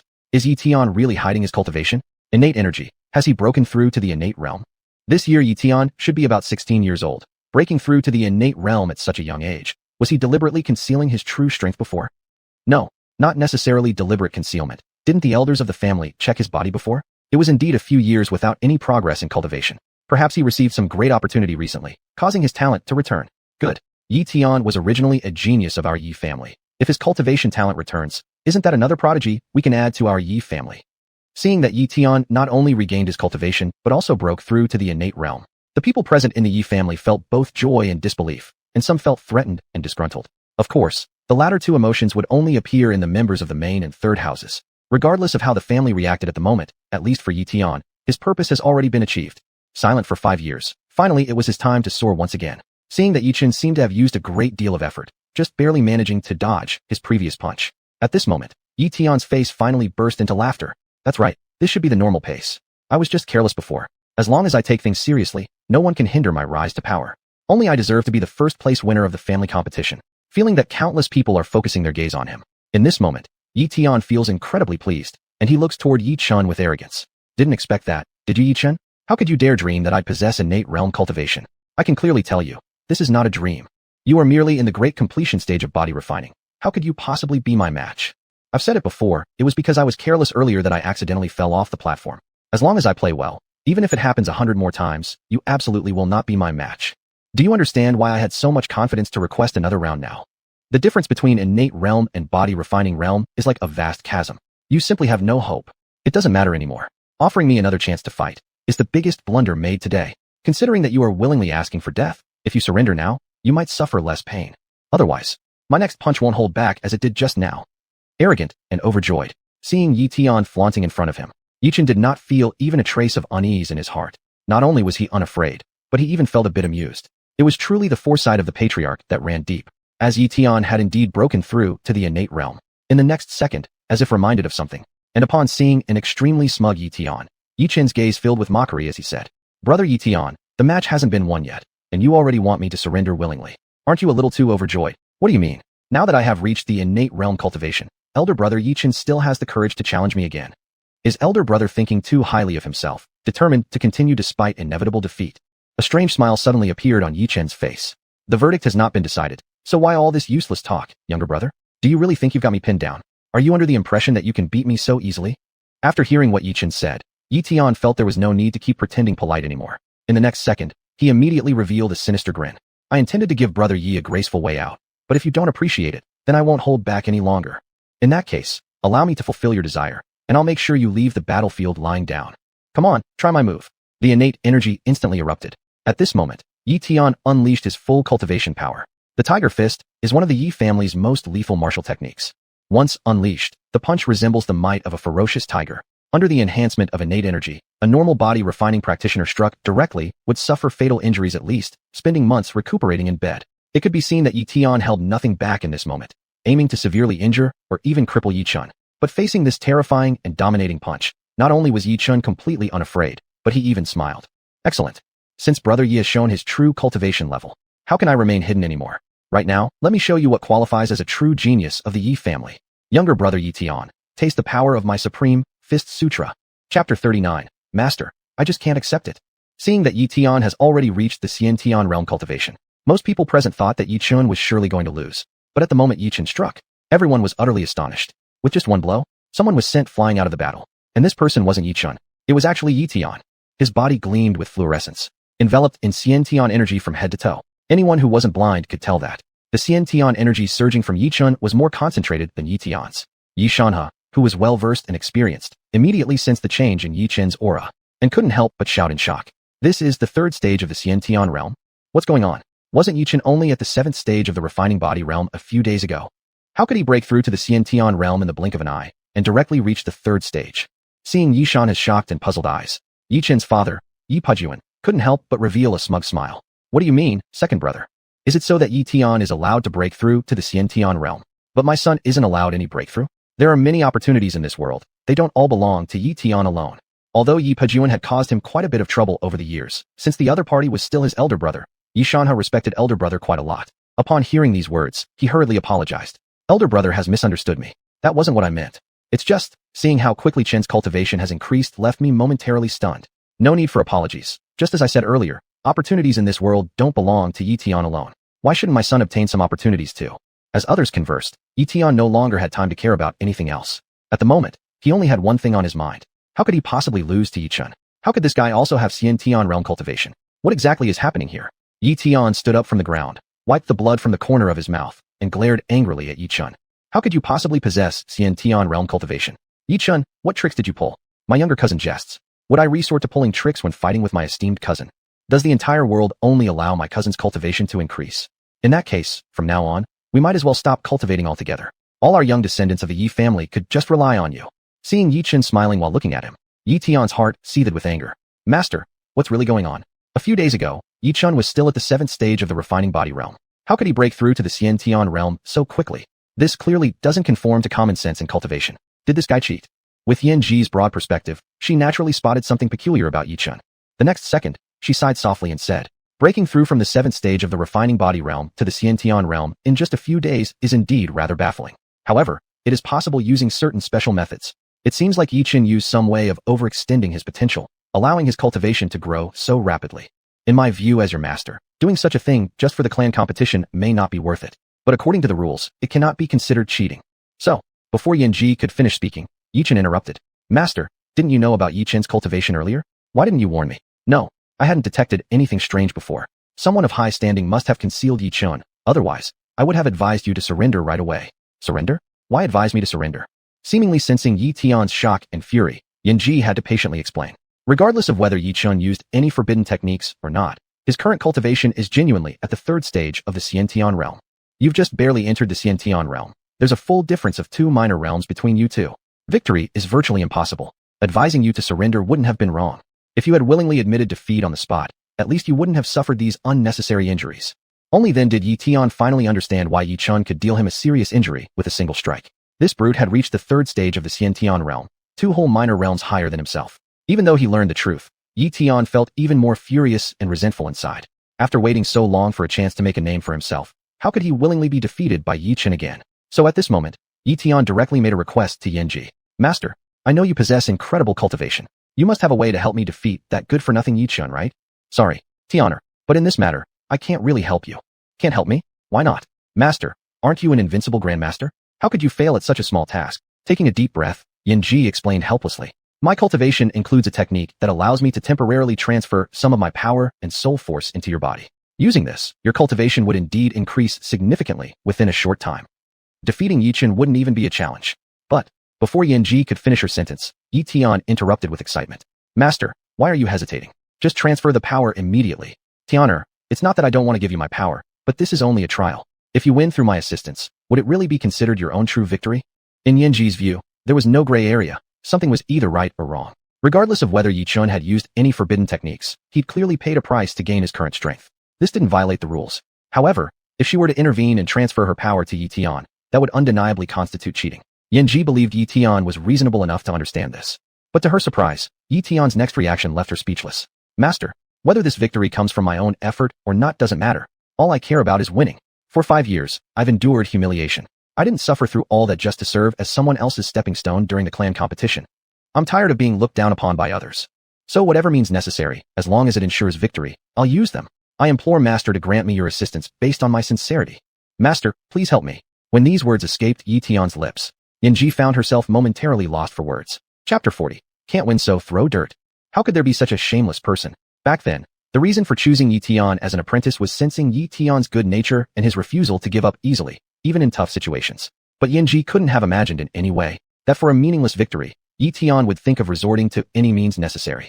Faced with this scene, Yanji, residing inside the jade pendant, couldn't help but sigh softly. It seems the child is still too young and his temperament isn't mature enough. I hope in the future, as he goes through more, this child can improve in this aspect. At that thought, the next moment Yanji spoke directly. Sky Child, there's another reason your teacher refuses to help you. Did you notice that the Tai Shang elder of the Wuji sect is also present at the scene, watching your family competition? It's easy for me to transmit soul power to you, but if you use someone else's strength against an opponent, given their Huashan realm cultivation, they could easily detect something unusual. At that point, not only might others consider your victory as undeserved, but there's also a great risk of my own identity being exposed. I guess, you wouldn't want that to happen either, right? With Yanji's words, Ye Tian immediately found himself speechless. For the sake of victory, he would resort to all methods, but exposing the existence of Xuanhuan, Grandmaster, like this would indeed be counterproductive. The master is his greatest asset and absolutely mustn't be harmed. Yet, is there truly no other way to win besides asking Master to intervene? Skychild, to avoid exposing me, the best choice right now is to surrender outright. The path of cultivation is extremely long, so temporary victories or losses are not that significant. Even when I was younger, I went through many failures. You should know that true strong individuals grow out of adversity. Don't let things that don't benefit you sway your fundamental judgment. Though Ye Tian understood that Yanji was saying these things for his own good, he simply didn't want to utter the 3 words, I concede. After 5 years of enduring hardships, what he wanted wasn't to become a laughingstock again. He absolutely couldn't allow himself to be underestimated by others. The next second, Ye Tian clenched his teeth tightly and decided on another plan. To the clan elders, I can't accept it. How could Ye Tian have broken from Lianjing 3rd layer just days ago and already reached Xian Tianjing 3rd layer? Now I seriously doubt whether Ye Tian's senior brother has used some evil technique like killing to refine souls, which made his cultivation soar so fast. If I lose under such a person, I absolutely cannot accept this result. Unable to win, but unwilling to admit defeat, Ye Tian decided on a different tactic, throwing dirt. Of course, Ye Tian wouldn't see it this way himself. In his mind, anyone breaking from Lianjing 7th layer to Xiantianjing 3rd layer in a few days simply has to have practiced evil techniques, since nothing else could make such rapid improvement possible. However, after Ye Tian finished speaking, before anyone else had time to react, Ye Pajuan couldn't hold back and angrily stood up. Ye Tian, you little bastard, what nonsense are you spouting here? My son would never practice some evil technique. How? When you can't win my son on the arena, you start throwing mud around, huh? Faced with the cursing of his uncle, Ye Tian felt a hint of regret deep down, but he knew there was no way back. So he opened his mouth confidently and said, if it's not an evil technique, please uncle, tell me, what else could explain such a huge breakthrough in mere days? That's because my son met with a grand opportunity. What? Do you think only you are allowed grand opportunities? Ye Tian looked calmly at Ye Pajuan. What kind of grand opportunity would make brother Ye Tian advance so quickly? To be honest, uncle, I'm not intentionally doubting brother Ye Tian. Rather, if brother Ye Tian really has a good method, he might as well come out with it openly now to prove himself. As we're all disciples of the Ye family, let our fellow clansmen learn it too. Brother Ye Tian shouldn't hesitate, right? This way, I would lose with peace of mind, and the tribe's strength would also increase simultaneously. Isn't this a win-win strategy? Why not? Upon hearing Ye Tian's words, not only were the others shocked, even Shenlai, at that moment, 2 words emerged in his mind. Despicable. Nima. Could this be something the divinely chosen protagonist would say? Not only refusing to admit defeat despite being unable to beat the opponent, but also trying to set a trap in words, forcing the opponent to share their method of becoming stronger? How thick-skinned must one be to do such a thing? Sure enough, after Ye Tian's words, not only did Ye Xuanhuan feel humiliated, Ye Pajuan stood up and directly cursed him as shameless. Second brother, look at what a fine son you have here. Unable to defeat an elder brother, so slanders that he practices evil techniques? How could there be such a shameless person in our Ye family? Truly unworthy as a member of our Ye family. Even Ye Tanner, hidden in the shadows, slightly furrowed her eyebrows. She didn't understand why elder brother Ye Tian would say such things today. Even if unwilling to accept failure, is it necessary to provoke family discord like this? Having been condemned by many, seeing everyone look at him with disgust, Ye Tian felt immensely aggrieved and resentful in his heart. Why does everyone look at me with such eyes? Is it wrong for me to raise doubts? If not practicing some evil technique, why doesn't Ye Chen dare to speak? However, what Ye Tian didn't expect was, this thought had just crossed his mind, and Ye Chen, after smiling faintly, spoke directly. Father, there's no need to say more. Since cousin Ye Tian suspects my cultivation has increased because I practiced some evil techniques, I will let him be convinced wholeheartedly. After saying this, Ye Chen looked directly at Ye Tian. Cousin, aren't you curious why my cultivation has advanced so much within just a few days? Never mind. I'll enlighten you completely. In fact, even as of yesterday at this time, I was still at the 7th level of Liani Jing. What? This guy Ye Chen was still at the 7th level of Liani Jing at this time yesterday? Then why, after only a day, did he become at Xian Tian Jing 3rd layer? Regarding this matter, Ye Tian truly couldn't figure it out no matter how much he pondered over it. Chapter 41. Tianer, you've truly disappointed your father. Fortunately, Ye Tian didn't have to wait long, as Ye Chen directly clarified things for him. It seemed that Ye Chen, lost in thought about something, reverently bowed 3 times in the direction where Chun Lai was located, and then stood up and turned towards Ye Tian. Last night, brother here was fortunate enough to be summoned by the Ancestor. Under the Ancestor's favor, it was the Ancestor himself who bestowed wisdom upon me, allowing my cultivation to soar dramatically in a short time. If it weren't for the Ancestor's assistance, with your current level of cultivation, brother would have had a very high chance of not being able to match you today. But faithfully, this brother gained the Ancestor's approval. Ye Tian, are you convinced now? Understood. Now all of Ye Tian's questions were answered. It was the hand of the Wuzhizong elder which improved Ye Chen's cultivation so significantly. At this moment, Ye Tian felt even more angry and envious. The Wuzhizong elder again. This bastard appearing in the Ye family definitely meant nothing good. Why? Why did he choose to help improve Ye Chen's cultivation? How hateful. I merely wanted to wipe away my previous humiliation and earn some glory. So why must this devil insist on going against me? Old man, don't wait until my abilities grow stronger. Otherwise one day, Lord Junior will certainly kill you. Without crushing you into a million pieces, Lord Junior's heart will not be settled. Dare not to lift his head. Yet the venomous expression in Ye Tian's eyes was extraordinarily strong. And at this time, many murmurs began echoing from the viewing stands. It was actually the Ancestor personally stepping in to boost Ye Chen's cultivation? What a grand opportunity indeed. To gain the Ancestor's attention, looks like the elder branch of the Ye family is set to fully rise. Clearly having a beautiful daughter works well. Is this what they call when one person becomes immortal, their entire family rises? Why haven't I been blessed with such a pretty girl? In my opinion, Brother Chen has certainly benefited from Sister May's fortune. Since Ye Chen and Ye Meyer are brother and sister, and now Ye Meyer has become the elder's personal attendant, it was inevitable that thoughts arose within those present of the Ye family. They believed Ye Chen gained the elders due to Ye Meyer's connection. The ones without daughters envy the senior branch of the Ye family, while the ones with daughters look at their children's appearances and secretly cry. Of course, most people think about how they should align themselves closely with the elder branch no matter the cost in the future. With no way around it, Ye Chen was personally enhanced by the elder, and Ye Meyer has become the elder's personal maid. If the senior branch of the family cannot fly high now, they truly can't imagine anyone else who could. Waste will always be waste. Ye Tian, what use does it have that your cultivation talent is good? Lord Junior, just having an outstanding sister compensates for countless efforts of yours. As an aunt, you should remain quiet. Why do you insist on reversing your fate? We've been able to trample you underfoot before, and Lord Junior can do so again today. All the pretense of elegance was only an act. After stepping forward, Ye Chen said something quietly in front of Ye Tian, revealing his true nature. But in the next second, after finishing speaking, Ye Chen stepped back and once again returned to his elegant and amiable posture, looking at Ye Tian while smiling and saying, "What about it? Does cousin Tian still think brother practiced some heretical method? Now, can cousin submit willingly and accept defeat?" Feeling humiliated by Ye Chen, at this moment, Ye Tian nearly crushed his own teeth in rage. These words admitting defeat, he simply could not bring himself to say them. In the next moment, it was Ye Xuanhuan who sighed in exasperation and finally spoke up. In this round of combat, Chun has won. Tianer stepped down. Seeing the disappointment in his father's eyes, Ye Tian tightened his fists at this very moment. How infuriating. Truly infuriating. Why has heaven played such tricks on him? If no chance is given for his rise, then the humiliation endured today, he will surely reclaim hundreds or thousands-fold in the future. That evening, in a courtyard in the eastern section of the Ye family compound, Chun Lai was seated at the center of a flower bed appreciating blossoms. Behind him stood Ye Qingqing, delicately massaging Chun Lai's shoulders with utmost obedience, while Ye Meyer nestled in the arms of the patriarch herself, poured a fine wine, and gently handed it to Chun Lai. "Grandpa, this wine was specially procured by Meyer's father from Green Mountain City today. It's named Qingqing Stream Brewing. This wine is brewed using the unique spiritual spring water from Green Mountain City. With a sweet taste and a captivating aroma, its reputation echoes throughout the southwestern province. Wouldn't Grandpa like to taste this fine wine?" Chun Lai had heard of Qingqing Stream Brewing before while reading the original work. Even when compared across the entire Great Yin Empire, Qingqing Stream Brewing could easily rank in the top 3. Brewed with spiritual springs, drinking it could enhance one's cultivation. And though the effect would be negligible for someone of Chun Lai's level, it was incredibly valuable to lower-tier cultivators. With its excellent taste and ability to enhance cultivation, the price of Qingqing Stream Brewing was sky-high. So Yi Meyer's father making a special effort to have someone procure it showed that he truly spent a fortune. It was likely meant as gratitude for his intervention in enhancing Yi Chen's abilities. Seeing Yi Meyer's beautiful large eyes filled with happiness as she wanted to serve him a drink, Chun Lai immediately drained the fine wine in the cup. Tasting the sensation of the wine sliding down his throat, even Chun Lai couldn't help but sigh at the moment. Being ranked in the top 3 in Great Yin, this Qingqing Stream Brewing is indeed well-deserved. It shows your father's thoughtfulness. When you return, Meyer, you can pass on my thanks to your father on behalf of the Ancestor. Seeing how much the old Ancestor seemed to like the taste of Qingqing Stream Brewing, Yi Meyer's smile became even sweeter. My father bought this fine wine out of willingness to respect you. Lord, there's no need for you to be so polite.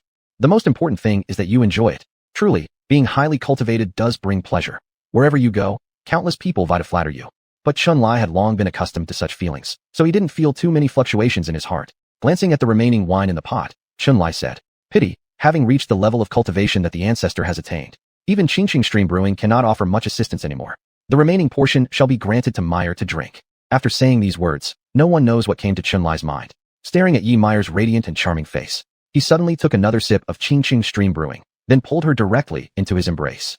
Not only did Chun Lai grant her the wine, but he personally fed it to her, which instantly left Yi Meyer completely stunned.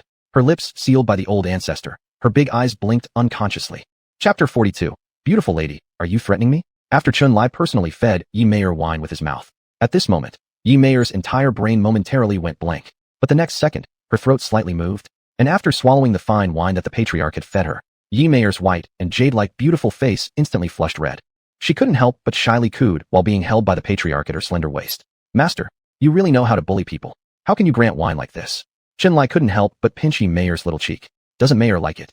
I do. For Yi Meyer, to be able to be close to Chun Lai could be considered a great joy of incense rising from her ancestors' graves. The fact that the old Ancestor was willing to be so intimate with her, how could she not feel delighted? So the next second, Yi Meyer blinked her pretty big eyes full of flattery and cooed again. Thank you, Master, for granting me the wine. Can Meyer request Master to grant me another cup of Qingqing Brook brew in such a way? As for requests made by a beauty, Chun Lai has always been quite generous. He immediately smiled and said, no problem. Since Meyer likes it, then I will grant you another cup. After finishing his words, he let Yi Meyer drink another cup of Qingqing Brook brew in the same way. Seeing Yi Meyer flirting with the patriarch, Yi Qingqing's pair of beautiful big eyes immediately filled with intense envy. This is the patriarch personally feeding her, and it's even the legendary Qingqing Brook brew that could enhance one's cultivation. How could Yi Qingqing not want to taste it? So the next second, she also began to tease and flirt with Chun Lai a bit jealously. Master, Qingqing also wants to taste the flavor of Qingqing Brook brew. Can Master grant Qingqing a cup? Of course, no problem. Chun Lai didn't allow Yi Qingqing to keep giving him a shoulder massage anymore. He grasped the white and jade-like wrists of Yi Qingqing and pulled her gently. In a moment, the beauty behind him also lied into Chun Lai's embrace, enjoying the company of two gorgeous beauties as they were teasing and serving him. In this moment, Chun Lai's heart was genuinely filled with immense pleasure. No wonder there were so many ancient emperors who enjoyed wine pools and meat forests. It appears that all these things are not without reason. Truly, sensing those graceful figures and sweet, soft voices, Chun Lai felt a bit like time should forever remain in this moment. Holding two ladies in his arms, accompanying them as they laughed and played around. After an incense stick's worth of time passed, Chun Lai seemed to have sensed something. His restless hands suddenly stopped on both ladies. Seemingly noticing the patriarch's sudden pause, Yi Meyer gave Chun Lai a bewildered glance, asking, what is it, Master? Nothing. There's something over here that I need to handle. Meyer, Qingqing, both of you go back and rest first. Seeing that Chun Lai appeared to have some matters to handle, Yi Meyer and Yi Qingqing dared not ask any more questions. After bowing gracefully, the two women quickly left. Chun Lai took a sip of fine wine, then glanced indifferently toward a certain direction. If you're here, just come out instead of sneaking around. Is it possible that the famous Jang family young miss has developed a strange habit of voyeurism? Realizing she'd been spotted, that person didn't hide anymore, and soon came out from behind a rockery. Under the moonlight, the woman's exquisite features immediately revealed themselves to Chun Lai. Indeed, it was no other than the young lady of the Jiang clan, Taihu Xianzu, Miss Jiang Tanner, obsessed with lustful desires, wildly indulgent beyond limit. The venerable patriarch of the Chen family behaving thusly. Can the Wuji sect truly be called a righteous sect? In my view, it's barely even comparable to a demonic faction. Seeing Jiang Tanner starting off by coldly insulting him upon arrival, instead of getting angry, Chun Lai looked at her with interest. Cannot a sect fond of beauty still be regarded as righteous? As far as I understand, I won't mention other forces for now. Just your Jiang clan alone. Quite a few elders seem to have numerous wives and concubines, right? Even one elder within your clan possesses over 100 wives and concubines. I currently only have 2 beauties in my arms. If following Miss Jang's logic, if this makes me part of a demonic sect, then wouldn't the behavior of the grandmasters in your Jang clan make your own clan an even deeper demon sect? Not expecting to be caught up in her own trap by Chun-Lai's words. The next second, Jiang Tanner coldly sniffed and refrained from continuing to mock Chun-Lai about this matter. Since Jiang Tanner didn't say anything, at this moment, it was Chun-Lai who took the initiative to speak. I was playing with beauties over here. How did Miss Jiang find time to come and look for me? Could it be that you're lonely and want to rest in my arms for a while?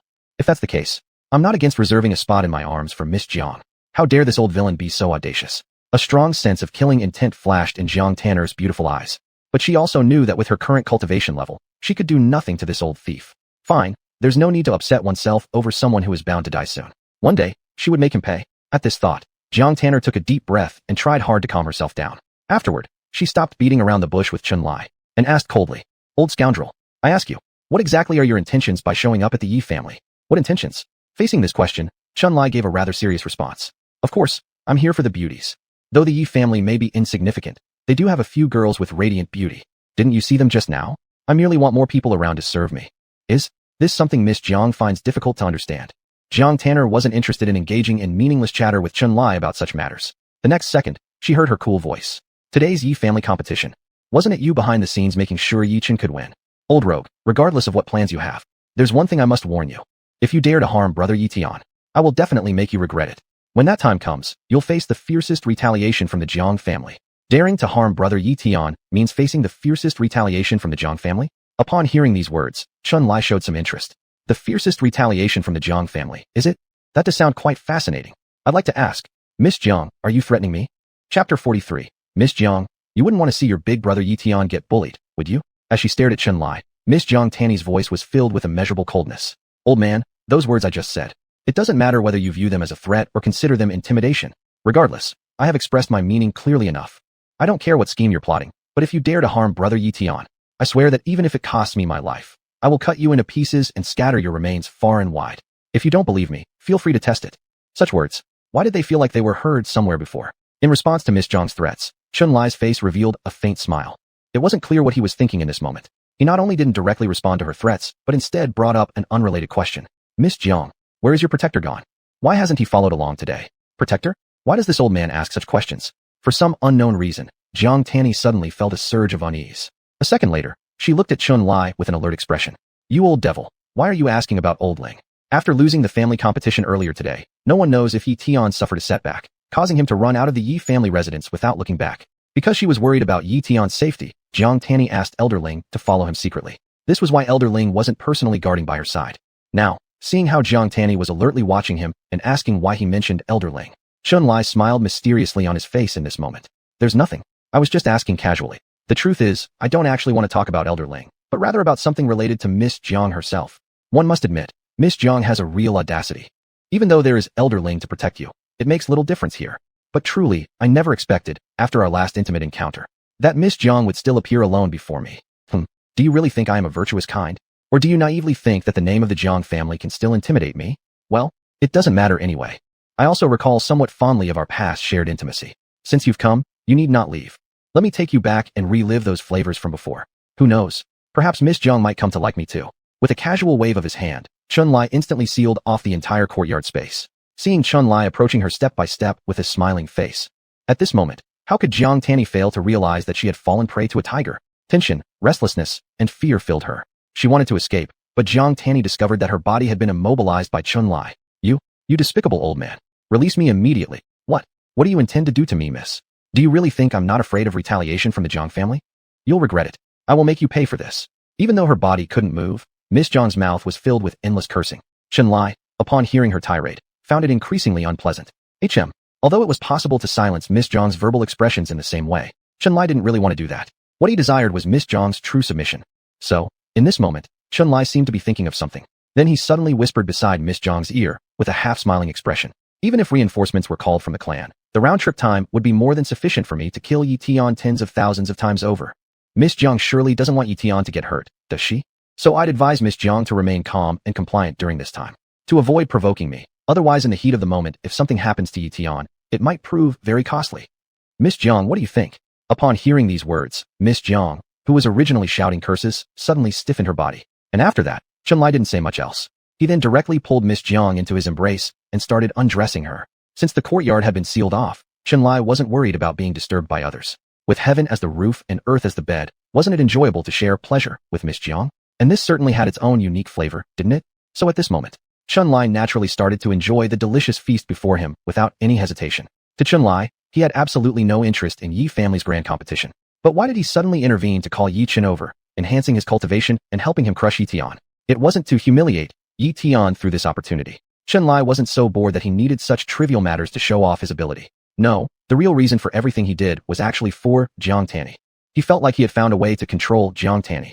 That method involved leveraging her concern for Ye Tian. Even after losing her virtue to him, Ye Tian hadn't run back to her family for reinforcements. Given her feelings for Ye Tian, if something happened to him, she would undoubtedly take revenge at all costs. On the surface, it seemed that Jiang Tani's affection for Ye Tian ran deep. But because her feelings were so deep, it provided the perfect leverage against Jiang Tani herself. After testing it out, Chunlai indeed found that events unfolded exactly as he had anticipated. Seeing the victory of Ye Tian in the family competition secretly orchestrated by him, worried about what Chunlai might do to Ye Tian, Jiang Tani predictably came to question him. Whether questioning or threatening, those were entirely Jiang Tani's concerns. For Chunlai, there was only one idea in mind. As long as Jiang Tani came to see him, she was here to give him warmth. If he let this little lamb escape, then he might as well stop bothering altogether. Feeling like he had figured out the proper use of Ye Tian, by using the destiny protagonist to threaten Jiang Tani, this woman predictably hesitated to act.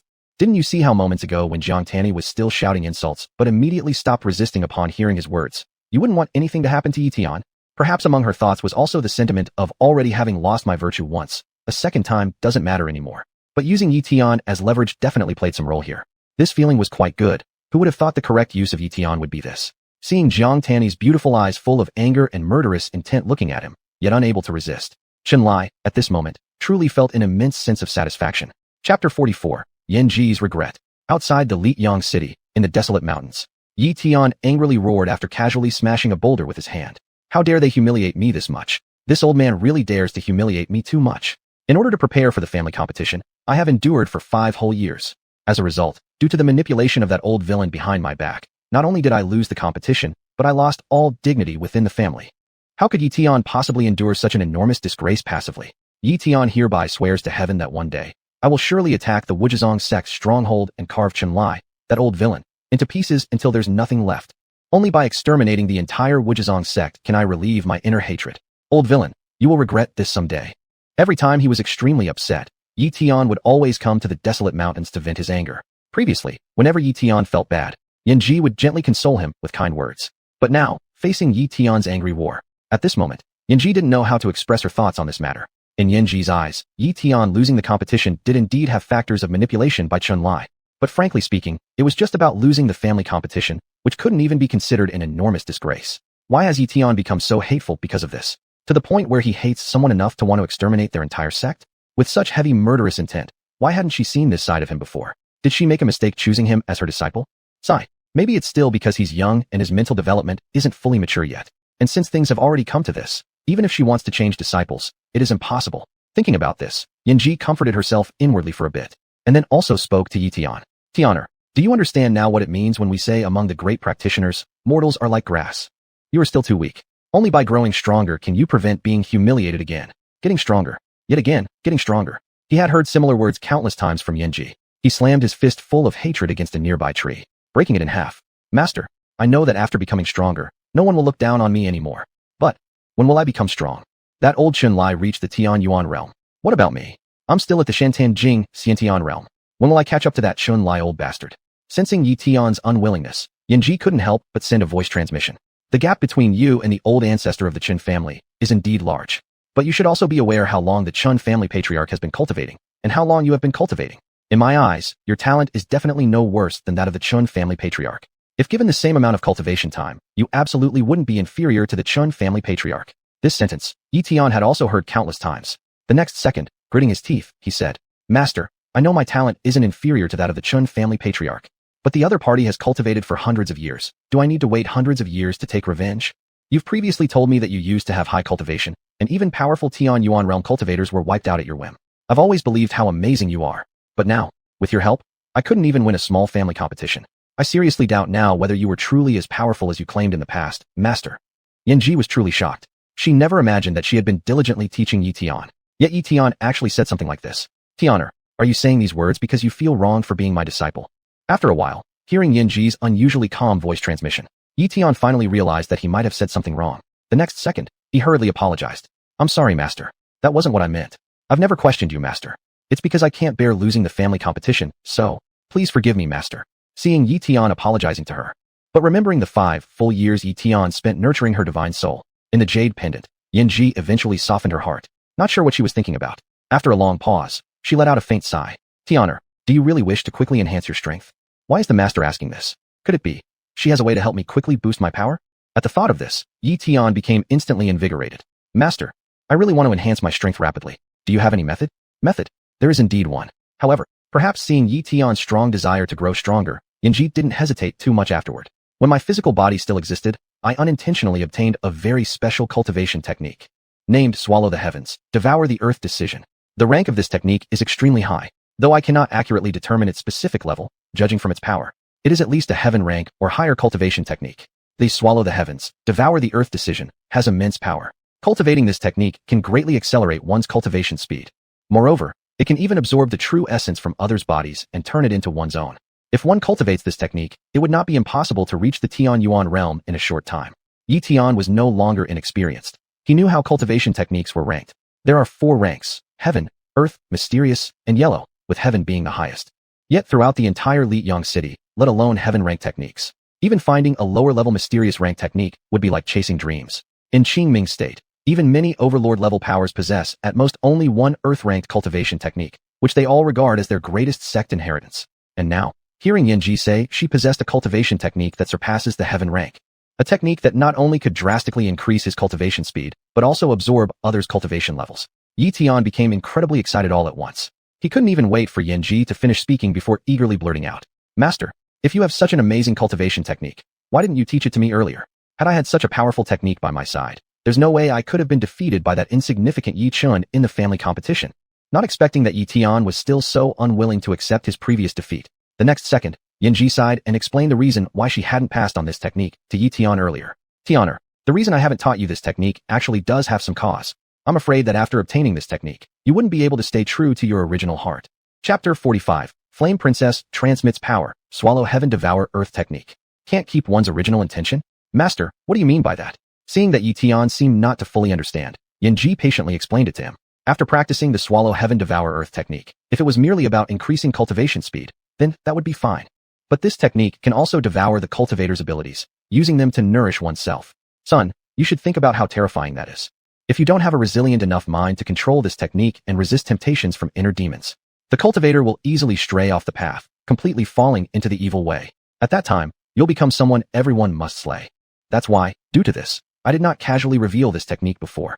With my explanation, son, you should now understand the reason for my reluctance. Understanding. After Yanji's detailed explanation, Ye Tian finally understood why Master dared not easily teach this technique. Regardless of which level of cultivation, all their powers are obtained through painstaking accumulation over time. Practicing Swallow Heaven Devour Earth allows one to swallow another's hard-won cultivation for one's own use. This truly is terrifying. However, being able to achieve such an effect also proves just how transcendent this technique is, doesn't it? Because he had repeatedly faced setbacks, deep down Ye Tian had already lost direction in his forward path. Could he ever hope to avenge himself if he continued this routine practice? But now, this no longer worries him. Who would have thought that Master still possessed such a powerful technique like the Swallow Heaven Devour Earth? Ye Tian was extremely delighted and surprised. Without a moment's hesitation, with an intense longing to grow stronger, Ye Tian immediately pleaded with Yanji. Master, please pass on this technique to me. You can rest assured, with your disciple's disposition, I'll surely perfectly master this technique. I will not be lured by heart demons and turn into someone deserving of death. Truly speaking, Yanji wasn't sure whether revealing the Swallow Heaven Devour Earth technique to Ye Tian was right or wrong. But since things have developed to this point and Ye Tian yearned so strongly for power, she could only choose to trust him. Still, Yanji didn't immediately transmit the technique, but said solemnly, Son, I can teach you this technique. But before that, there's something I must make clear to you. Even after mastering Swallow Heaven Devour Earth, you absolutely cannot harm the innocent for the sake of increasing your powers. Otherwise, without even needing others' interference, I myself will cast out those who betray our code. Right now, Ye Tian's mind was solely preoccupied with yearning for strength, unable to absorb anything else. No matter what conditions Master laid down, he had to agree. Thinking this, Ye Tian hastily gave his assurance. Master, do you still not know me well? I've always only killed those who deserve it. How could I possibly harm innocents? Having spoken these words, Ye Tian suddenly asked another question. Master, is it because you don't want me to harm innocents? But what if I encounter extremely wicked people? Would you permit me to swallow their cultivation abilities? Extremely wicked individuals? She hadn't previously considered this. After a moment of thought, Yin Ji spoke gently. If they're truly beyond redemption, I do allow you to swallow their cultivation. But again, you must never harm the innocent, regardless. With this clarified, Ye Tian no longer had any doubts, and promptly said, Master, I agree. Now please, quickly pass on this swallow heaven devour earth technique to me. Upon seeing Ye Tian make his promise, Yin Ji deeply inhaled and transmitted the cultivation method of swallow heaven devour earth to Ye Tian. After gaining the cultivation method, Ye Tian wasted no time and began attempting the practice immediately. At first glance, it seemed fine, but as soon as he started cultivating, Ye Tian was astonished by the incredible speed of this technique. It felt as though a black hole had formed within his body, pulling all the spiritual energy around him towards him in a rush. In less than 2 hours of cultivation, Ye Tian could feel his powers had grown significantly. Master, this swallow heaven devour earth technique is truly amazing. In just a short while of cultivation, I can already feel my powers growing much more than days of hard practice. At this rate, isn't it possible for me to reach the legendary Tianyuan realm within 3 years? Yin Ji naturally sensed the excitement in Ye Tian's heart. The next moment, she gently explained. The rapid growth in cultivation is because your current realm is not yet high. Even so, this technique makes you progress 3 to 5 times faster than other methods. Reaching Tianyuan in 3 years might be impossible, but with additional opportunities, reaching Lingying is very hopeful. Could he possibly achieve Lingying in 3 years? Hearing these words, Ye Tian felt even greater joy instead of disappointment. For Ye Tian, although he hadn't consumed much pork, he still had some idea. Take his grandfather, old Master Yi, who spent over 100 years cultivating, yet only managed to reach the great completion stage of Zuden. That last step to Lingdan was never crossed. But now, in just 3 years, he had a chance at Lingying. What if given more time? If 5 years weren't enough, then 10. If 10 years weren't enough, then 20. In any case, wouldn't 20 years be enough to reach Tianyuan?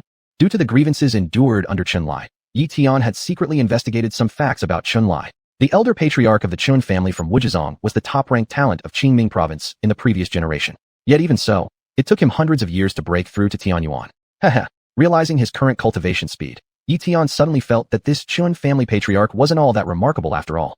It took him centuries to reach Tianyuan, whereas himself had a chance to catch up in just over a decade, which meant the day of successful revenge wasn't too far away. Not just the elder patriarch of the Chun family who mocked and humiliated him repeatedly, but also Su Ching Yen, who looked down on him with disdain. You two could never have dreamed that I, Ye Tian, would receive such grand fortune, could you?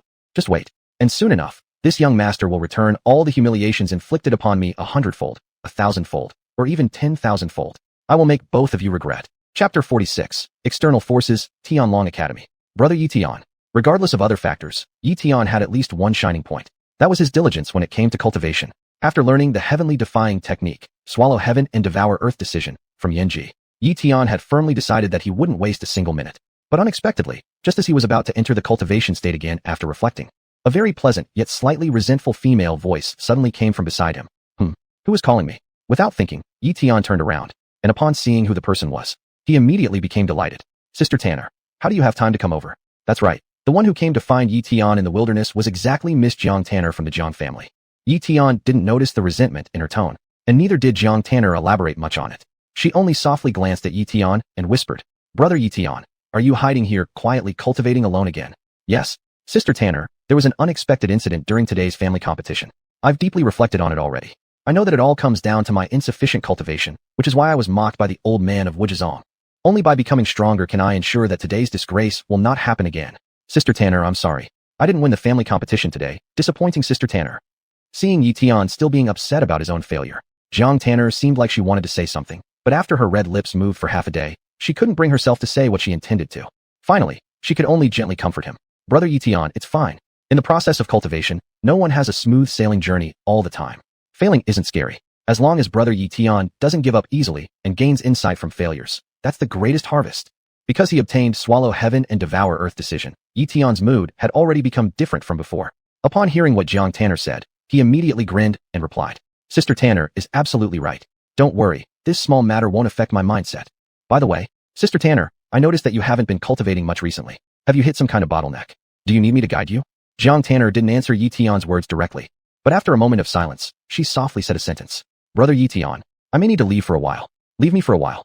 Hearing these words, Ye Tian's expression instantly froze. What's going on? Why does Sister Tanner have to leave? Is something wrong? If Sister Tanner has been wronged, you must tell me. I'll stand up for Sister Tanner. Before Ye Tian with his excited emotions could finish speaking, Jang Tanner gave a faint smile. Don't worry, Brother Ye Tian, I haven't been wronged. The reason I have to leave for a while is that there's an urgent matter that requires my handling. After saying these words, Jang Tanner seemed to think of something, and after another brief pause, she softly suggested, Brother Ye Tian, would you like to also leave Liang City for a while? I have something I want to give to Brother Ye Tian. Before Ye Tian could respond, Jang Tanner took out a letter and handed it over to Ye Tian. After receiving it, Ye Tian chose not to open it immediately, instead asking curiously, Sister Tanner, what is this thing? It's the admission notification for Tianlong Academy. Jang Tanner looked at Ye Tian and explained the situation to him gently. I know Brother Ye Tian has always desired to grow stronger, but precisely because of this, I feel that Brother Ye Tian should travel more. Liang City is too small. Here, many things cannot be seen. Only by going out and experiencing more, encountering more, can Brother Ye Tian gain more cultivation insights. If Brother Ye Tian agrees, you can take this admission notification to Tianlong Academy and try it out. I believe if Brother Ye Tian cultivates there, you will definitely benefit from it. In Qingming Province, forces with celestial powers presiding over them can be considered top-tier powers. Mostly, these superpowers are active first-line great sects in the cultivation world. However, besides those, there are extremely unique forces, not sects, but their influence absolutely rivals that of the superpowers. Such forces are known as external forces. The Tianlong Academy that Jang Tanner had just mentioned was none other than one of the outstanding external forces. The dynasty ruling Qingming Province is known as the Great Yin Empire. It is a well-known fact that cultivators are difficult to manage. Under heaven, all land belongs to the king. By the banks of the river, all subjects belong to the king. Would the rulers of the Great Yin Empire willingly stand by and watch countless sects remain unconstrained? Thus, they pooled the strength of the entire empire to create the Tianlong Academy. Its purpose was to cultivate practitioners who could be commanded by the empire. The dean of Tianlong Academy was a renowned Tiyuan realm expert in the cultivation world, with decades of fame. Of course, given the might of Tianlong Academy, it could never rival the entire cultivation world. Nevertheless, it possessed strength on par with the supreme powers. Countless prodigies have been trained here. Even Ye Tian, residing in a small place like Liang City, had heard of Tianlong Academy's prestigious name. However, becoming a student at Tianlong Academy was no easy feat. What sort of background did Sister Tanner have for her to secure an admission notification from Tianlong Academy? Ye Tian was not stupid. After knowing Jang Tanner for many years, he had long sensed the mysterious origins behind her. But from start to finish, Ye Tian never probed into it. Perhaps fearing that once he learned Jang Tanner's true background, she would distance herself from him. Since he hadn't chosen to delve into this before, Ye Tian wouldn't make such a move now either. So, at this moment, he didn't inquire how Jang Tanner managed to obtain the invitation. Instead, he asked another question. Sister Tanner, do you hope I attend Tianlong Academy? Upon hearing Ye Tian's inquiry, Jang Tanner gently nodded. Brother Ye Tian has already entered the Xiantian realm. Even if you stay in Liang City, there's no way to receive better guidance. But if you join Tianlong Academy, I believe Brother Ye Tian will definitely gain much. Whether or not Brother Ye Tian wants to study at Tianlong Academy is entirely up to your decision, Brother Ye Tian. For some unknown reason, Ye Tian felt that today's Jang Tanner was somewhat strange, but he couldn't exactly pinpoint why. Still, Ye Tian was quick to react. After carefully weighing the pros and cons in his heart, he didn't disappoint Jang Tanner's sincere intentions, and decisively accepted the offer. Sister Tanner, I agree. I am willing to study at Tianlong Academy. Chapter 47, A Green Leaf Above the Head. Why did Jang Tanner recommend Ye Tian to cultivate at the Heavenly Dragon Academy? Actually, there is a reason for this. If Ye Tian's perception had been sharper, he would certainly have noticed by now just how tightly the long legs under Jang Tanner's spotless white dress were pressed together. That's right. During those 2 hours when Ye Tian was buried in cultivation in the wilderness earlier, Jang Tanner had once again fallen into Chunlai's hands. This time, she practically delivered herself to his doorstep. And Chunlai would definitely not be courteous, would he? What happened in that cave on that day repeated itself with Jang Tanner. But this time, instead of only one round as it was before, Chunlai indulged himself even more today. It wasn't until half an hour ago that Chunlai finally let Jang Tanner leave, her clothes in tatters and walking unsteadily. After washing several times and changing into a clean set of clothes, Jang Tanner dared to look for Ye Tian. Though her body was cleaned, the humiliation suffered could never be washed away. As the young miss of the Jang family, how could Jang Tanner allow herself to repeatedly endure such insults and torments from Chunlai? Infuriated, filled with murderous intent, she immediately resolved to make Chunlai pay no matter what. The second phase of the family inheritance was about to begin, and she intended to return home and inherit the family legacy. Only by becoming stronger would she be able to reclaim hundreds or even thousands of times the humiliations she had endured. Though it was easy for Jang Tanner to leave, deep down she still felt somewhat worried about Ye Tian. She thought that before returning to her family to receive the inheritance, she absolutely must arrange everything well for elder brother Ye Tian. He couldn't continue staying at the Ye family anymore. For one thing, there were already too many people within the Ye family who looked unfavorably upon Ye Tian. and externally speaking, that ancestor of the Qin family was also still watching closely. If Ye Tian could enroll in the Heavenly Dragon Academy, with the academy backing him up, surely even the ancestor of the Wuji sect wouldn't dare to act rashly towards elder brother Ye Tian. Zhang Tanner had originally planned how she'd persuade Ye Tian if he refused to go to the Heavenly Dragon Academy, but now seeing Ye Tian agree without any questions and readily accept. At this moment, Zhang Tanner revealed a faint smile of relief. Indeed, elder brother Ye Tian was considerate. Thus, she could save herself much trouble of persuasion. Elder brother Ye Tian, since you are willing to study at the Heavenly Dragon Academy, let's depart now. This package is my gift to elder brother Ye Tian, inside which I placed some spirit stones, which can be used by elder brother Ye Tian during the journey. Seeing Zhang Tanner handing over a bundle. At this moment, Ye Tian suddenly froze in bewilderment. Although he had agreed to cultivate at the Heavenly Dragon Academy, with Zhang Tanner, he hadn't anticipated that Tanner would have him set off immediately, even preparing the departure bundle for him. Sister Tanner, am I really leaving now? As he would soon be departing from Qingming province, while the ancestor of the Wujizi sect still lingered in the city of Leyang. What if danger came upon his return? But these words didn't need to be entirely disclosed to elder brother Ye Tian. Zhang Tanner had carefully prepared her justification. Elder brother Ye Tian, the location of the Heavenly Dragon Academy is in the capital city of the Great Yin Empire. Far away from here. Just traveling alone will take months at least. And the enrollment period for Heavenly Dragon Academy closes in 2 months. If we don't set out quickly, I'm afraid elder brother Ye Tian might miss the deadline. Elder brother Ye Tian needn't worry about matters back home. Before I came looking for elder brother Ye Tian, I already spoke with Uncle Mountain He. Uncle fully supports elder brother Ye Tian's desire to gain experience through challenges beyond home. So, I hope elder brother Ye Tian departs as soon as possible, preferably right now. While he could understand her wish for an immediate departure, Ye Tian felt unsettled. Did she really have to deny him the time to inform his father? Ye Tian vaguely sensed something was amiss, but he asked no further questions. After pausing silently for a while, he took the bundle from Zhang Tanner. I understand. Then I won't return to the Yi family. I'll depart immediately for the Heavenly Dragon Academy. Seemingly noticing the multitude of doubts swirling within Ye Tian's heart, Zhang Tanner looked at Ye Tian. Brother Ye Tian, don't you want to ask Sister Tanner why you should set off now? I don't need to ask. No matter what, I trust Sister Tanner would never harm me. Upon seeing Ye Tian's earnest gaze, after a brief silence, Zhang Tanner couldn't help but reveal a smile. It seemed that her sacrifice today had not been in vain. If Ye Tian could fully trust her without reservation, wasn't this more important than anything else? The next second, Zhang Tanner didn't say anything particularly noteworthy. Once I finish my business and come back, I will go to the Heavenly Dragon Academy to look for brother Ye Tian immediately. Alright, then Sister Tanner, I'll set off now. Sister Tanner's urging him to leave early must have been because she sensed some kind of danger within Lieshang City that could harm him. Ye Tian was not an indecisive person. Now that he had learned the swallowing heaven-devouring earth resolution, no matter who harbored ill intentions towards him, he would settle accounts with them one by one in the future. But just as Ye Tian finished bidding farewell to Zhang Tanner and prepared to leave, Zhang Tanner suddenly called out to Ye Tian, as if she had noticed something. Brother Ye Tian, hold on a moment. What is it, Sister Tanner? Seeing Ye Tian stop and look at her in confusion, Zhang Tanner didn't say much. She walked up to Ye Tian, reached toward his head, and picked something from his hair. A leaf fell onto brother Ye Tian's head. I've taken it off for you. Leaf. Only after seeing what Zhang Tanner held between her fingers did Ye Tian realize there was a bright green leaf resting on his head without him noticing. It probably fell when he struck down that big tree earlier and its leaves shook loose, falling onto his head. Seeing the vibrant green leaf pinched in Zhang Tanner's hand, Ye Tian dismissed the triviality of this small matter with a laugh. Thanks, Sister Tanner. You're welcome. It's really nothing. Neither Ye Tian nor Zhang Tanner paid any further attention to the green leaf incident. Seeing that Ye Tian was truly about to leave, Zhang Tanner smiled and said, the next time I see brother Ye Tian, I hope he has already become one of the top experts on the heavenly ranking. Heavenly ranking? What's that?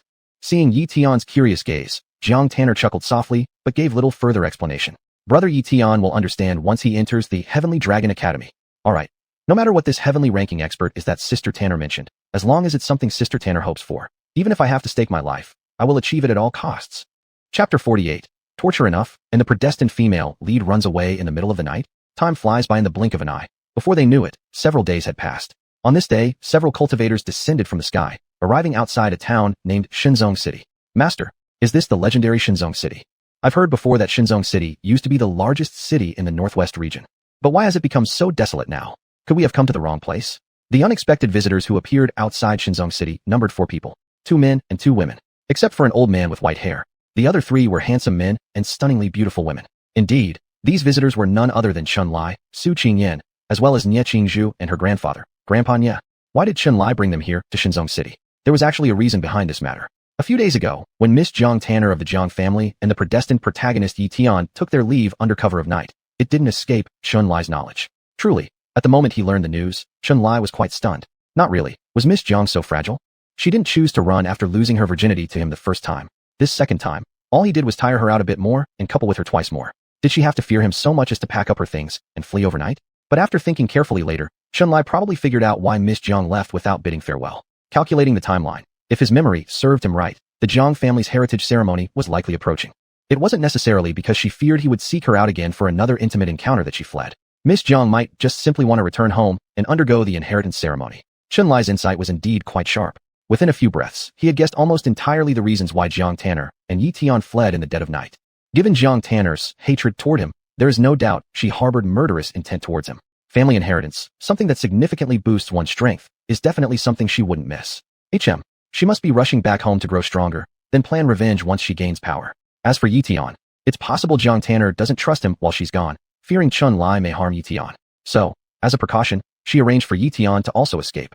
Well, after guessing the true reason, Chun-Li didn't know how to criticize Miss Jiang Tanner. He also didn't understand how her mind worked. With his own strength, if he truly wanted to kill Ye Tian, that person would already have died many times over. So why hasn't he acted on such intentions yet? Isn't it simply because he wants to keep Ye Tian alive to further pressure Jiang Tanner into submitting to himself? If he wanted to act, he would have done so already. He hasn't moved, which proves he holds no lethal intentions. Yet this girl still decided to make Ye Tian escape in advance for precautionary measures. Miss Jiang surely judges gentlemen by the standards of petty people. Why does she think I am so bloodthirsty? Fine, no problem. After all, monks may run away, but temples cannot. Qingming State isn't that large, and there aren't too many places Ye Tian can go. Even if he runs, he won't escape the palm of my hand. Moreover, as long as Ye Tian remains under my control, Miss Jiang will definitely return sooner or later. Finding ways to control both of them isn't difficult, is it? So, enjoying Miss Jiang's reactions a little more isn't urgent. And comparatively speaking, I do have more pressing matters to attend to first. In Chun-Li's eyes, only one thing could be considered important. That is enhancing his strength. He shouldn't let his current happy life deceive him, because only by constantly growing stronger can he ensure his present happiness forever continues. If my memory serves me correctly, Jiang Tanner returning home this time for the inheritance ritual will take at least over a year. Don't underestimate the Jiang family's legacy. According to the original story's description, after accepting her family's second inheritance, Jiang Tanner reached the cultivation level of Tianyuan Realm Layer 3. How to put it? Even with the great chaos Yin-Yang sage body. Despite elevating her cultivation to the third layer of Tianyuan Realm, Chun-Li still feels confident that he can easily deal with her. But at the same time, there are many geniuses in this world besides Jiang Tanner, no matter for himself or for other reasons. Continuing to enhance his own strength is still very necessary. After consuming the 5th rank pill, Yin-Yang Huasha pill, he slept for several days. The day before, Ye Qingzhu had already awakened safely. From her grandfather, she learned the reason for her unconsciousness, as well as how she was saved once again by Chun-Li. Touched by his actions, Ye Qingzhu's affection and admiration for Chun-Li naturally grew even more. Qingzhu, I've already promised your grandfather to obtain the Xuanhuan pearl from the ruins of Tianjin within 3 years. This magical artifact will be used to heal your body and completely solve your health issues. In order to increase the success rate, I need to retrieve something from the secret treasury left behind by your Taowan sect. Do you agree to gift this thing to me? Both she and her grandfather owed their lives to Chun-Li, and given that she already harbored feelings of admiration for him, how could Ye Qingzhu possibly refuse his request? Without hesitation, she openly shared her true feelings with Chun-Li. If the Taowan sect's treasure can be helpful to Master Chun, I am willing to offer everything from the treasury to Master Chun. With Ye Qingzhu's cooperation, Chun-Li didn't waste too much time and directly brought them here today. Seeing Su Ching Yen slightly puzzled about whether they'd come to the wrong place or not, Chun-Li smiled faintly and explained the decline of Shenzong City. We haven't come to the wrong place. This is the legendary Shenzong City. The former prosperity of Shenzong City was entirely supported by the Taowan sect in the background. But now, even Taowan sect has become a relic of the past. How could Shenzong City avoid being affected by its decline? It's perfectly normal for it to have declined. Perhaps moved by some inner reflections, when Ye Tian spoke, Nia old man glanced at the dilapidated Shenzong City and sighed deeply. The ancestor is right. We haven't come to the wrong place. Even if it is more desolate, I will never mistake the location of Shenzong City. Our current position is in the east of Shenzong City. If we fly westward for more than 10 miles, there lies the gate of our Taowan sect's former mountain headquarters. The secret treasury is located right there. Old man, I will guide the ancestor there immediately. Chapter 49. What a grand move. Is this specifically aimed at me? The location of Tai Wang sect is not far from Shin Sect City, just a little over 10 li away. And with Chun-Li's flying speed, it took less than 10 breaths of time to bring everyone here to the ruins of Tai Wang sect. The old Tai Wang sect was once hailed as the top sect in Qingming State, thriving indeed.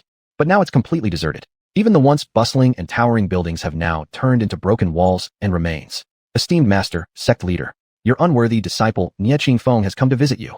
Perhaps the current desolation of Tai Wang sect stirred up the sorrow in old Nye's heart, because as soon as they landed, Nye Lao's eyes immediately reddened. He arrived at the former site of Tai Wang Sect's grand hall where discussions were held, knelt down with tears streaming down his face, and kowtowed 3 times. Then he brought along Ye Qingzhu. Qingzhu, you now know the truth. That's right. Your real parents are the former leaders of Tai Wang Sect, the sect leader and his wife. This place used to be the location where your father managed the sect. It was also the core of our Tai Wang Sect. Come here and pay your respects to your parents by kowtowing a few times. May their spirits bless you to resolve your physical issues early and live a peaceful life forever. When Ye Lao fled with Ye Qingzhu, she was just an infant, too young to remember any events. Therefore, when she heard her grandfather recount details about her biological parents, there wasn't too much sorrow in her heart. But being naturally filial, she still followed Grandpa Nye's instructions, knelt on the ground, and carefully kowtowed several times toward the direction. Child Ye Qingzhu has come to visit my father, mother, and all elders. If you are aware, may father, mother, and all elders protect Qingzhu and grandfather. It didn't take too long for Ye Lao to adjust his emotions, and then pointed to a direction, saying to Chunlai, Ancestor, the pagoda-style building over there is our old Tai Wang Sect's treasure pavilion, also known as the world-famous secret treasury of Tai Wang Sect. The area of the Tai Wang Sect ruins is extensive, nearly 100 kilometers, full of broken walls and remnants everywhere. But in the center of the ruins, a pagoda-style structure stands out remarkably, not only without any damage but even dazzlingly brilliant. To outsiders, this pagoda appears to be another building, but in reality, Chunlai, who is familiar with the original work, clearly knows that this pagoda is actually a magical artifact, named 7 Marvels Crystal Tower. That's right, the 7 Marvels Crystal Tower is precisely the legendary Tai Wang Sect's secret treasury, and opening it will allow one to obtain the treasures inside. However, after so many years have passed, why does the 7 Marvels Crystal Tower remain intact? The reason is simple. It requires a key to open it, and brute force or attempting to forcibly assimilate it will only result in the destruction of the 7 Marvels Crystal Tower on the spot. Qingzhu, do you see the precious mirror hanging in front of the tower? That's the entrance. Go over there later and show the flower pattern on your back to the mirror, and the 7 Marvels Crystal Tower can be opened smoothly. Upon hearing what Chunlai said, Ye Lao was truly confused in his heart. Why was Chunlai so familiar with the method to open the 7 Marvels Crystal Tower? Could it be that this Chun family elder had practiced cultivation at Tai Wang Sect in the past? But that seemed impossible. In his memory, there was never a mention of a Chun family elder in Tai Wang Sect. Yet how could someone know so many secrets of their sect if they hadn't stayed there? Though filled with countless doubts, Ye Lao chose not to ask more. While Ye Qingzhu, upon hearing Chunlai imparting the opening method, gently responded, Master Chun, I understand. I'll go and open the door now. Since revealing her back would be necessary for opening the door, the gentleman present shouldn't be too close. Chunlai wasn't particular, but Ye Lao definitely couldn't accompany her. So at this moment, Ye Qingzhu could only go alone. Beside them, Su Ching Yen thought for a moment, and then spoke. Lord, this servant will accompany Sister Qingzhu over there. In case of danger, I can offer some protection. Chunlai said nothing, just slightly nodded his head. All right, then you accompany Qingzhu over there. Before Chunlai's words were even finished, in the next second, sensing something unknown, he suddenly reached out to stop Su Ching Yen and Ye Qingzhu. Lord, what's the matter? Seeing that Su Ching Yen's way was blocked by Chunlai, she looked at Chunlai with some confusion. Chunlai didn't bother to explain much, but instead glanced toward a certain direction and said indifferently, Forgot about the little rats still lurking around here. Do you come out on your own, or shall I take the trouble to bring you out? As soon as Chunlai spoke, everyone understood his meaning and immediately looked in the direction Chunlai was looking at. The next second, a faint laugh sounded from behind a pile of broken walls. Truly impressive, befitting Elder Chun of the Chun family. This insight is indeed sharp. In terms of stealth techniques, I have always been rather confident. I reckon there wouldn't be more than 10 people across the whole Qingming state who could detect my concealment technique. But it seems that I've been seen through by you instantly. To lead the Wujizong into the ranks of superlative forces, this Elder Chun of the Chun family really isn't an ordinary person. There appeared a gray-robed, white-haired elder, slowly walking out from behind the broken walls. After glancing at him for a moment, Chunlai said nothing special. Are the rest of you still planning to stay hidden? No one replied from the broken walls. But the white-haired elder chuckled. All right, since we've been found out, what's the point of hiding any longer? All of us are at the Tianyuan realm. We shouldn't let Elder Chun of the Chun family look down on us. Come out. At the end of the white-haired elder's words, more figures emerged from behind the broken walls. A total of 3 people, all wearing silver-gray masks. Though each mask had its unique design, the person standing in the front wore a mask carved with a long sword, while the other 2 had numbers 1 and 2 carved onto their masks. Upon seeing these masked figures, Chunlai smiled at this moment. The Divine Assassin organization certainly has made a grand move, even sending Deputy Leader Jian Zhu himself out for reconnaissance, and bringing along Elders Tian Yi and Tian Er. Can I infer then, that Deputy Leader Jian Zhu's visit here is specifically aimed at me? Chapter 50. A mere ant. So what if I kill it? The Divine Killers Guild is not only an organization of assassins, but also one of the outsider forces.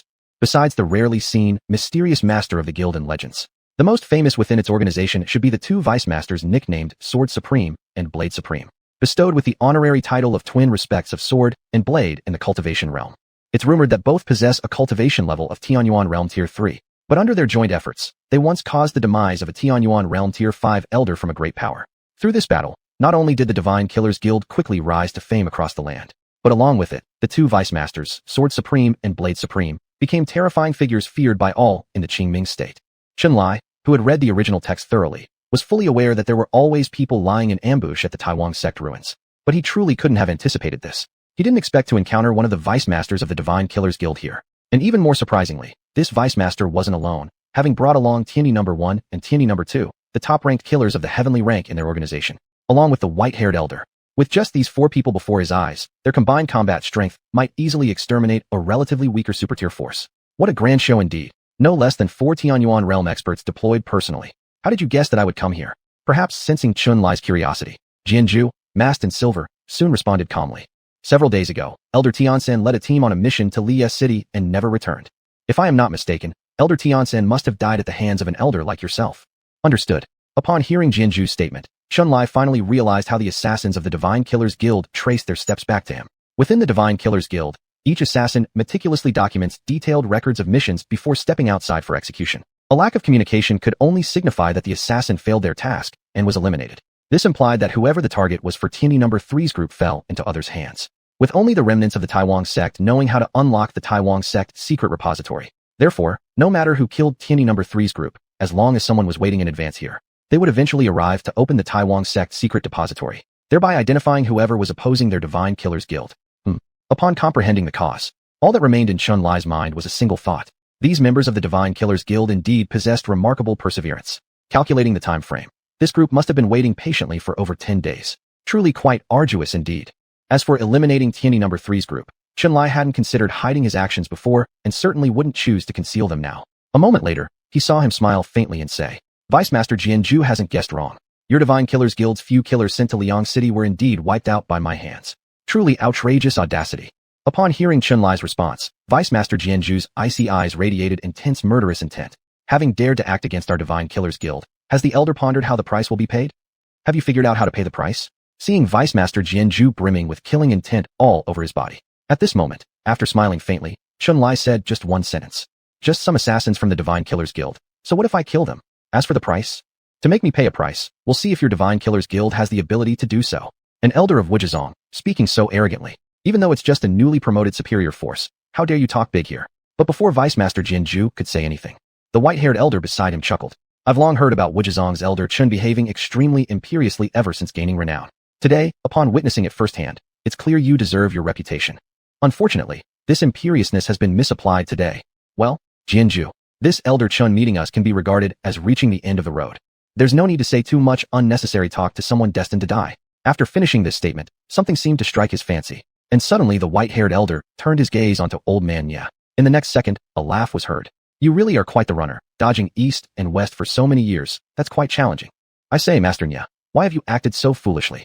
After successfully fleeing all those years ago, why come back now? Isn't this similar to delivering yourself into the net? Truly regrettable. In this old man's opinion, the last remaining embers of the Taivang sect will be completely extinguished today. But Elder Ye, do not worry. After obtaining the Taivang sect's secret treasures, considering that you voluntarily returned and threw yourself into our net, I shall ensure to find a decent place for your remains. Ever since this white-haired elder appeared, old man Ye had felt a strange familiarity, but despite racking his brain for quite some time, he could not recall who this person was. However, as the elder spoke more and more, a sudden realization seemed to dawn on old man Ye, and in an instant, he became wildly frenzied and agitated. I know who you are. It's you. You were one of the scoundrels who destroyed my Taivang sect. Who in blazes are you? Our Taivang sect has existed for many years without ever causing harm or resentment to anyone. So why did you unleash such cruel actions against us? Ark, I'll kill you today. Revenge for the countless innocent souls of my Taivang sect. Seeing that old man Ye had recognized his enemy and was overwhelmed with emotion, ready to rush forward for vengeance, Chunlai flicked his finger lightly, directly restraining old man Ye. Elder Ye, don't let your emotions get the better of you.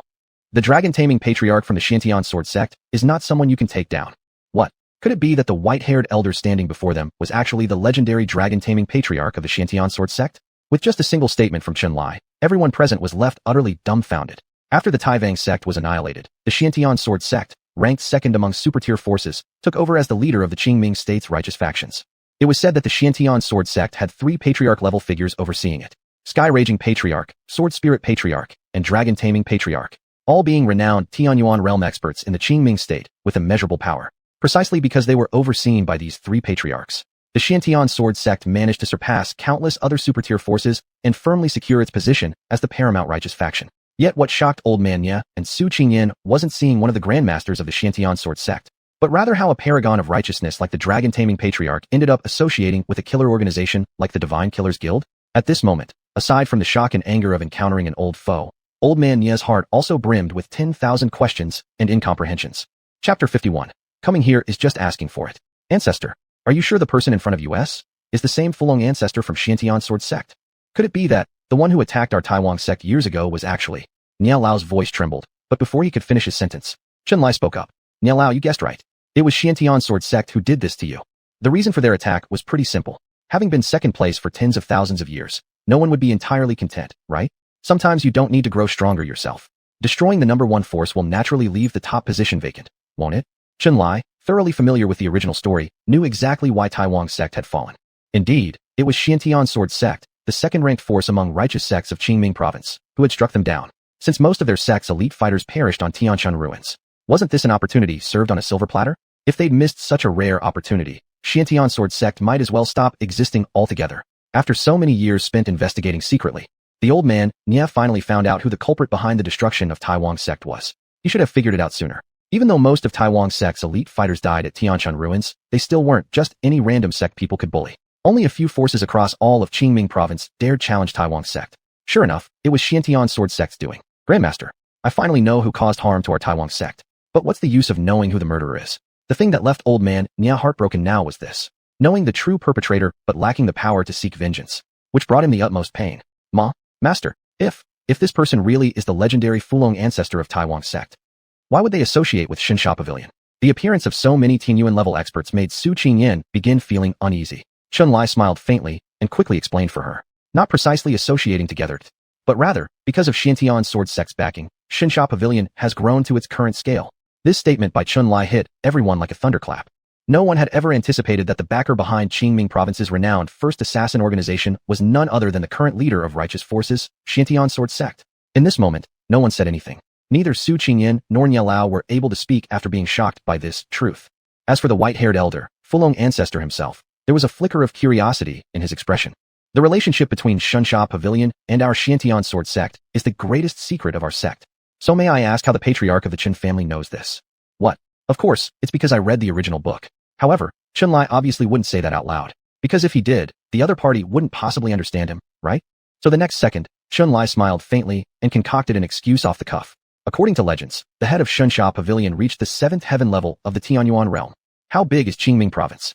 How could someone with such powerful cultivation appear out of nowhere, right? Even within the superclass powers, the forces with such highly skilled immortals are only a handful. I've heard that Xiantian sword sect's Jianling patriarch has never appeared publicly for many years, constantly being locked in deep meditation. Don't we already have enough clues to judge where this mysterious Shinsha Pavilion head comes from? Xiantian sword sect has managed to rapidly expand its influence over the years not without reason. Being the self-proclaimed leader of the righteous forces, they do have things inconvenient to carry out themselves. The actual purpose of supporting Shinsha Pavilion was to eliminate those who refused to comply with them secretly. This incident was classified as Xiantian sword sect's highest secret, known only to the sect leader and the 3 grandmasters. So there's no way it could have leaked from our side. Hence, Patriarch Fulong indeed believed what Chen Lai said, thinking he deduced the truth from some small details. At this moment, he couldn't help but let out a sigh. Amazing. I didn't expect that Patriarch of Wuzhizong Qin family not only possesses extraordinary talent, but also such sharp insight. Shinsha Pavilion helped eliminate so many obstacles for our Xiantian sword sect without anyone noticing our connection. But Patriarch was able to uncover the truth solely from these slight traces. So astute and perceptive, it stirred a touch of admiration in this old man's heart. I almost can't bear to keep the Patriarch here forever. How about this? At this moment, I can offer the Patriarch a choice. Originally, due to the matters concerning Tiansan and the others, the Patriarch was certainly going to die here today.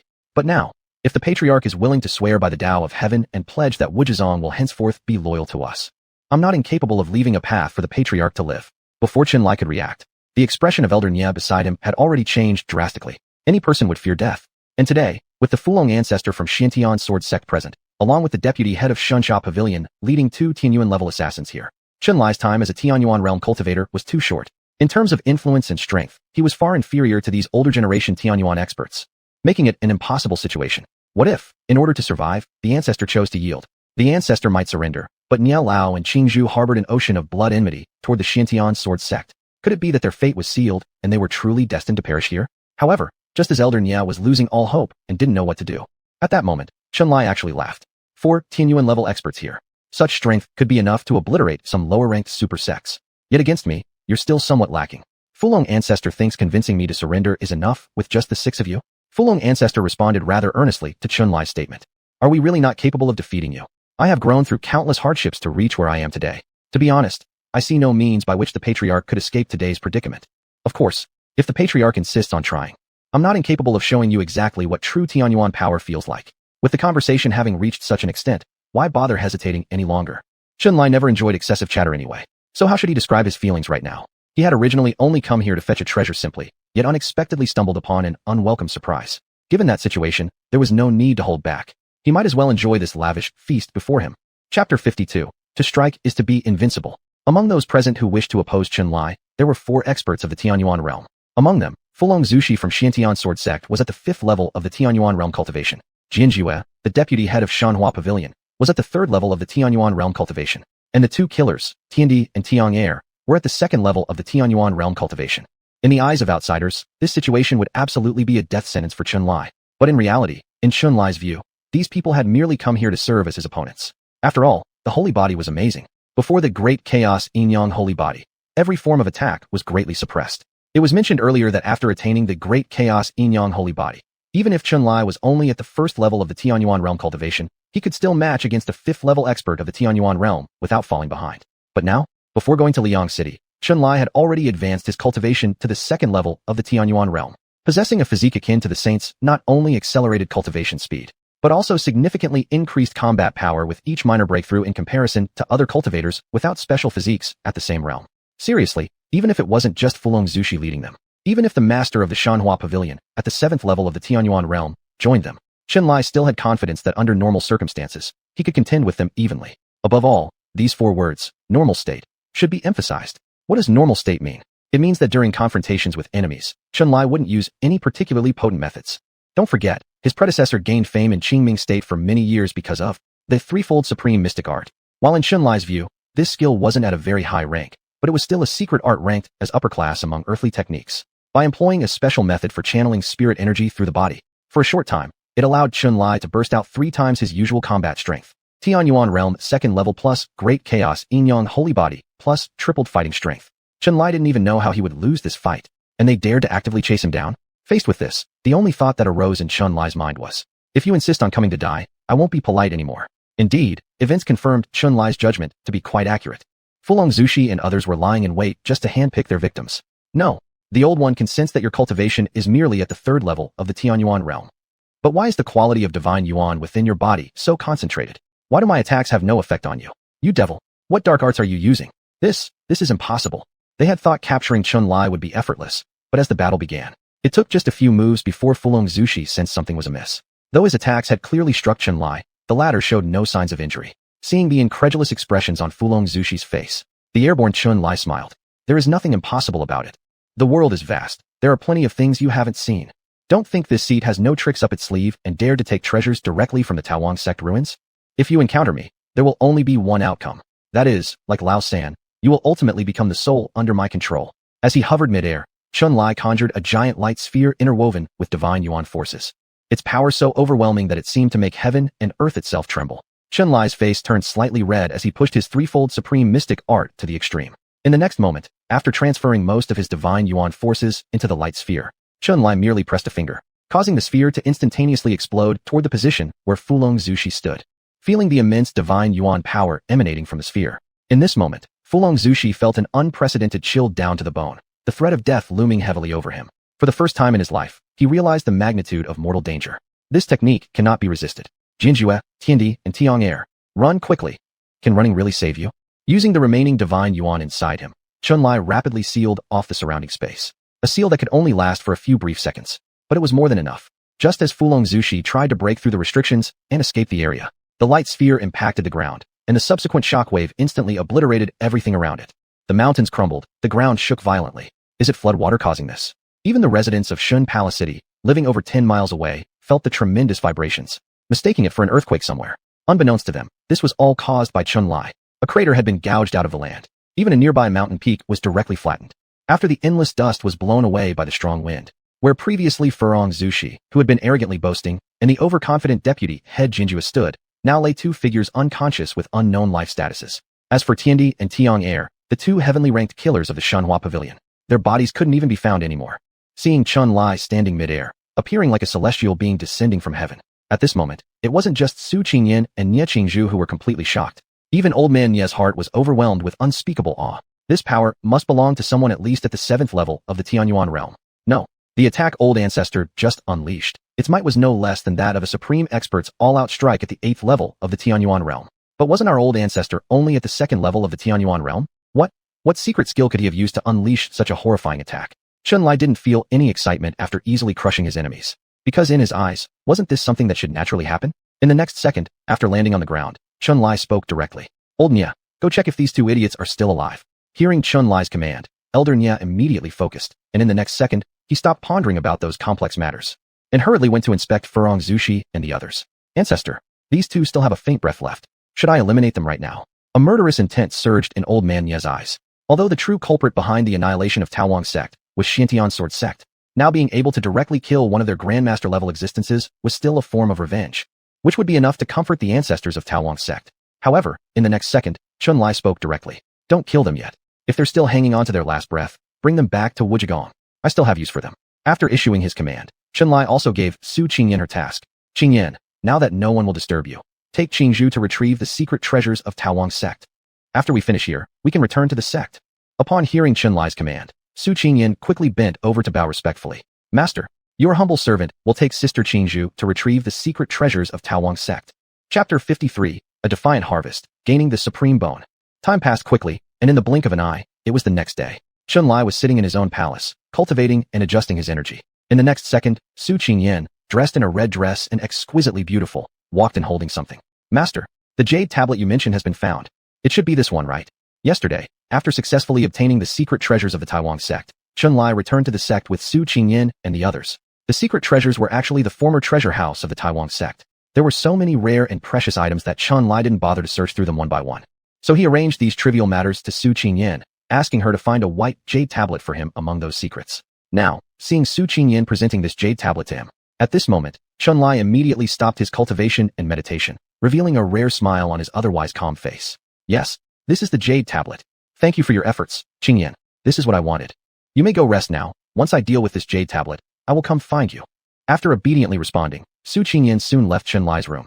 Seeing no one around to disturb him, Chunlai quickly held the jade tablet in his palm. Finally managed to get hold of this thing. It wasn't wasted spending so many days specifically on you. Ever since obtaining the Great Chaos Yin-Yang Sage Body from the system, there were few things across the entire Qingming province that Chunlai desired. After all, what could possibly surpass the greatness of a sage body? However, coincidentally, this jade tablet obtained from the secret archives of the Taowang sect was one of the rare items that still sparked Chunlai's interest. It seemed like just an ordinary jade tablet, but in reality, it was actually a bone. But don't underestimate this bone. If its emergence could become known, even in the celestial realm, it would attract the pursuit of countless great beings. Why would so many powerful figures covet it? Because this bone had a resounding name. It was the legendary Supreme Bone. According to legends, some children favored by the Great Way, embodying the luck of heaven and earth, are born with a bone covered in runes inside their bodies. People who possess this bone are naturally able to utilize a kind of force related to the Great Way for themselves. They're born with the power of the Great Way. With infinite power, it's extremely rare in the world. Should they not die prematurely, anyone possessing a Supreme Bone would surely enter the legendary Supreme realm in the future. In the original story, why did the destined protagonist Ye Tian eventually become the unmatched existence who suppresses the myriad worlds? Apart from awakening the legendary sage body, 10,000 eternities longevity body. Another very important reason was that he also possessed within him a supreme bone that had matured, possessing the Great Way devouring power. It can devour the cultivation of all living beings and assimilate it as its own. Devouring the Great Way, even among the 30,000 forces of the Great Way, it could rank in the top 10. A mature sage body, and a mature devouring Great Way. How many people could match Ye Tian? Unfortunately, for the destined protagonist Ye Tian, one of the greatest opportunities in his life is now entirely his. Each supreme bone relates to a power of the Great Way. The supreme bone in front of him is associated with the devouring Great Way. Thinking about this devouring Great Way, at this moment, Chunlai remembered something rather interesting. If he hadn't forgotten, the beautiful young widow Yanji, the golden finger of the destined protagonist Ye Tian, seemed to have mastered an extremely unique skill: heaven swallowing and earth devouring decision.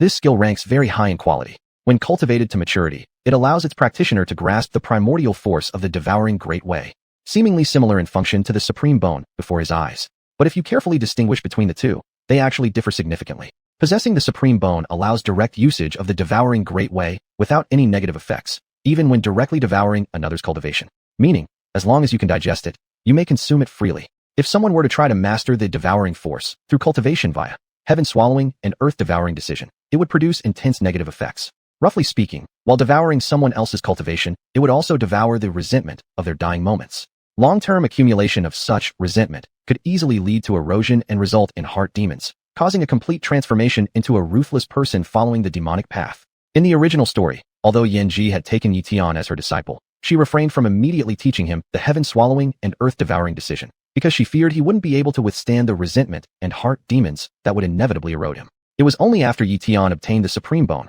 that things changed.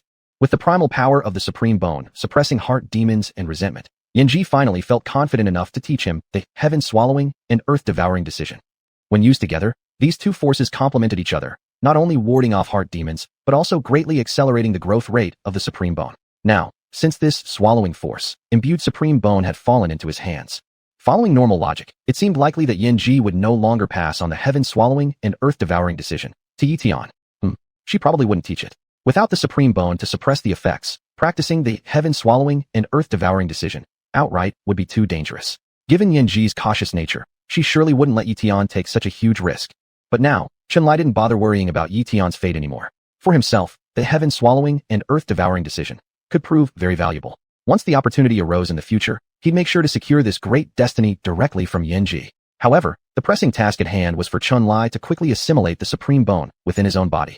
Knowing its origins from studying the original work thoroughly, Chunlai understood that the supreme bone had come from an upper realm supreme who once wielded swallowing powers but, upon their death, chose to cast it into the void so it wouldn't fall into enemy hands. Through the countless eons, the bone eventually ended up in the Tianxiong continent, falling into the possession of the Taiwan sect. The members of the Taiwan sect did recognize its extraordinary nature. Yet despite their countless years of study and attempts, they never found the proper way to activate the supreme bone, ultimately dismissing it as a jade tablet and leaving it in the treasure vault. Ritual sacrifices or blood-infused recognition. These were jokes. None of them would have worked to awaken the supreme bone. To fully integrate the supreme bone, one had to embed it directly into their body, continuously nourishing it with their flesh and blood in order to unleash its full potential. Chapter 54. The Fusion of the Supreme Bone. Terrifying Power. After obtaining this supreme bone, Chunlai wasted no time at all. It was clear that he directly tore open the flesh on his own arm, painstakingly crushing a segment of bone from his forearm and removing it. Though it hurt terribly, Chunlai gritted his teeth and persevered, using his other hand to place the supreme bone into the gap where the bone was missing in his arm. It's no wonder that Taiwan sect couldn't find the correct way to fuse with the supreme bone. After all, who would ever think of inserting this thing into their own body to directly replace their bones? When Chunlai installed the supreme bone into his arm, it wasn't long before large amounts of blood soaked the supreme bone, and Chunlai immediately began circulating the divine essence within his body to start creating a connection between the supreme bone and his body. The process of fusing with the supreme bone was quite painful, but as long as he could master the power of devouring and make himself stronger, what did a bit of pain matter? Thus, Chunlai immediately entered seclusion to begin fusing with the supreme bone. Time passed quickly. Before they knew it, 3 days had gone by. Upon breaking his seclusion, Chunlai, along with old man Ye, arrived directly at the dungeon of Wuji sect.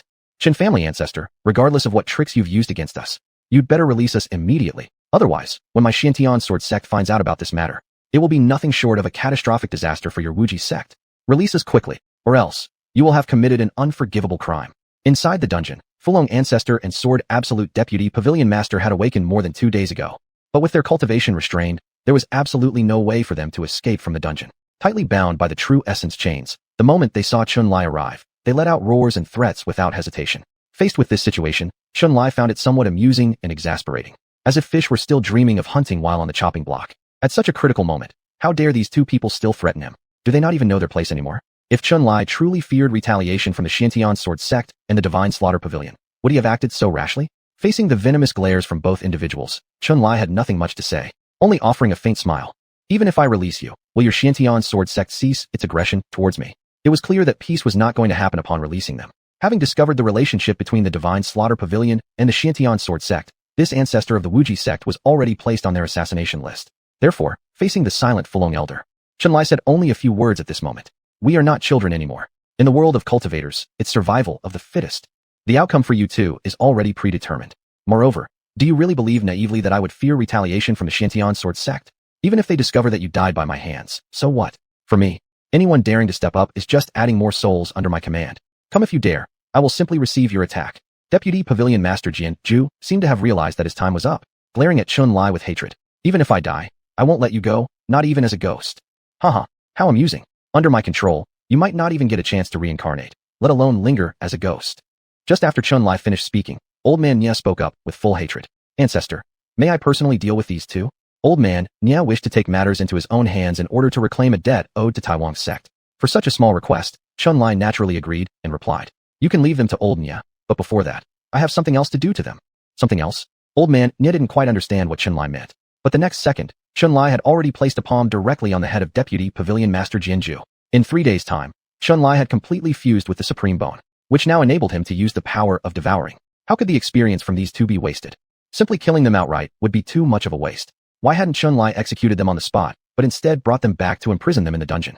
This was exactly why. The next second, as soon as Chun-Li's palm touched Jian Ju's head, the terrifying devouring force instantly erupted at the center of his palm, absorbing Jian Ju's entire cultivation like being swallowed by a whale, endlessly flowing into Chun-Li's body through the contact point. No. You. Fiend, what kind of method are you using on me? Why is all of my cultivation disappearing? You demon, release me immediately. It's so painful. The pain is killing me. Let go of me at once.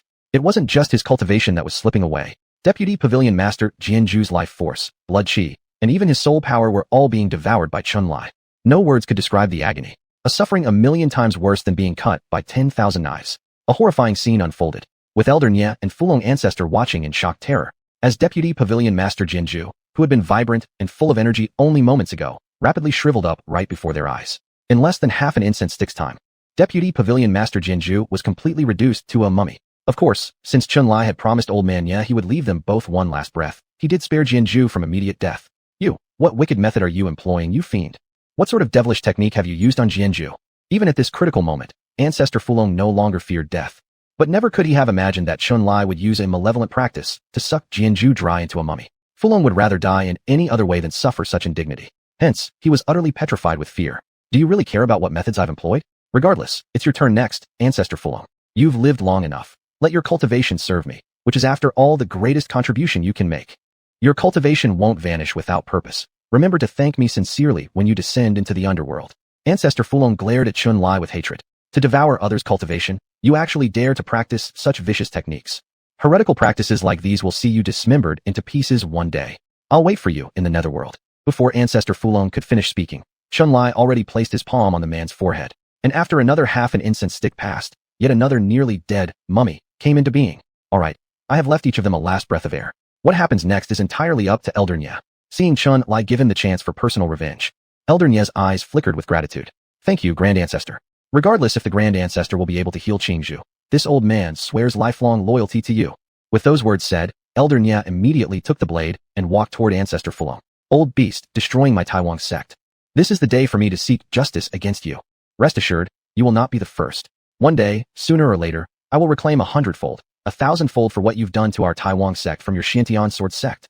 Chapter 55, Naive, Ye Qingju. Seeing that Old Man Nye was about to unleash a torrent of frustration on Fulong's ancestor, Chun-Li decided not to disturb him further and chose to leave the dungeon alone. Of course, after leaving the dungeon, Chun-Li didn't return to seclusion for cultivation either, but instead followed a small path within the sect to arrive at a beautiful garden. There, a beautiful woman in white dress sat quietly by the flower bed, staring at the flowers. Her beautiful eyes were lost in thought, uncertain whether she was admiring the blooms or had something on her mind. Is Miss Qingju troubled?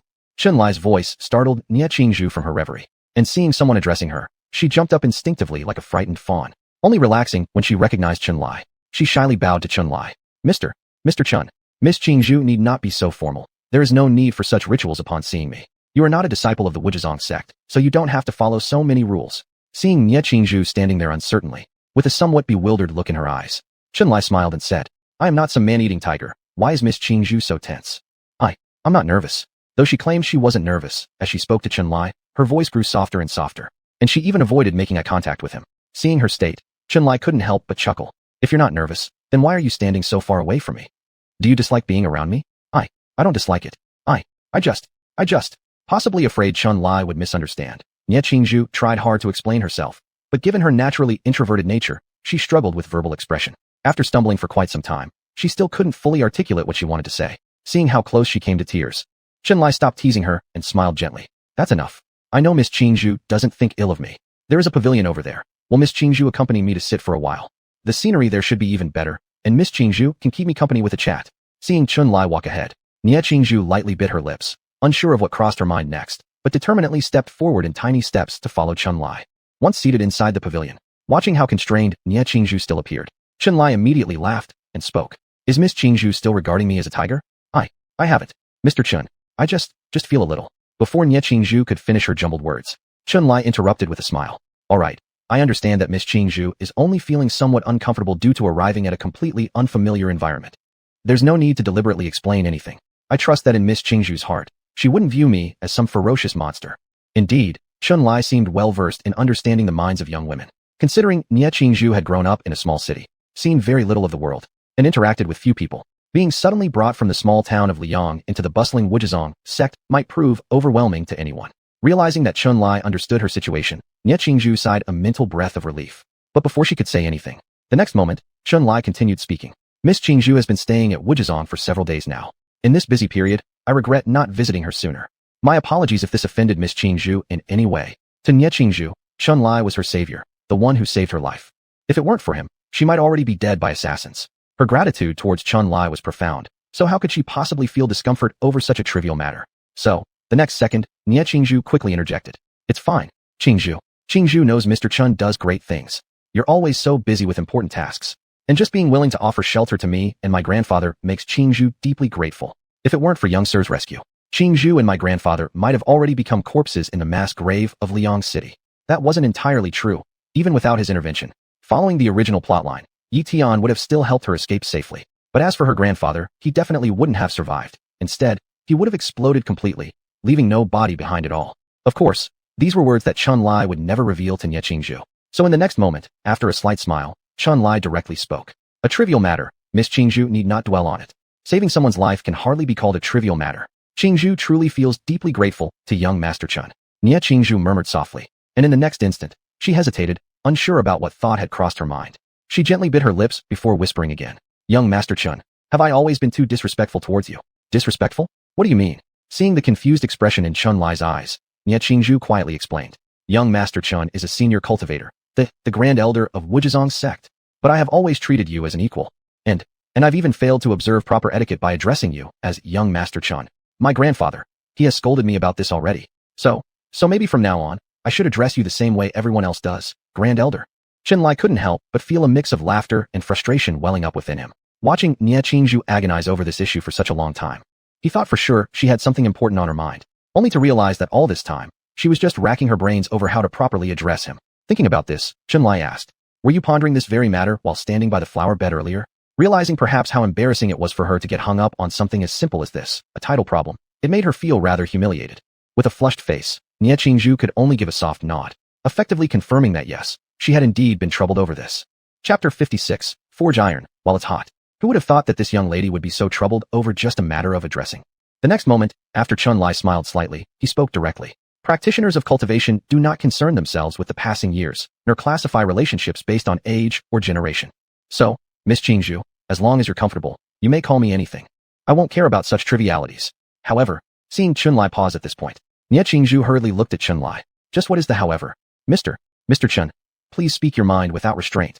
Without restraint, huh? Perhaps something came to his mind. And at this very moment, a faint smile appeared on Chun Lai's face. However, if Miss Qingzhu doesn't mind, I actually prefer if Miss Qingzhu addressed me by another title. Call him by another title? Ye Qingzhu hadn't quite reacted yet. She blinked her beautiful big eyes and looked curiously at Chun Lai. What title would that be?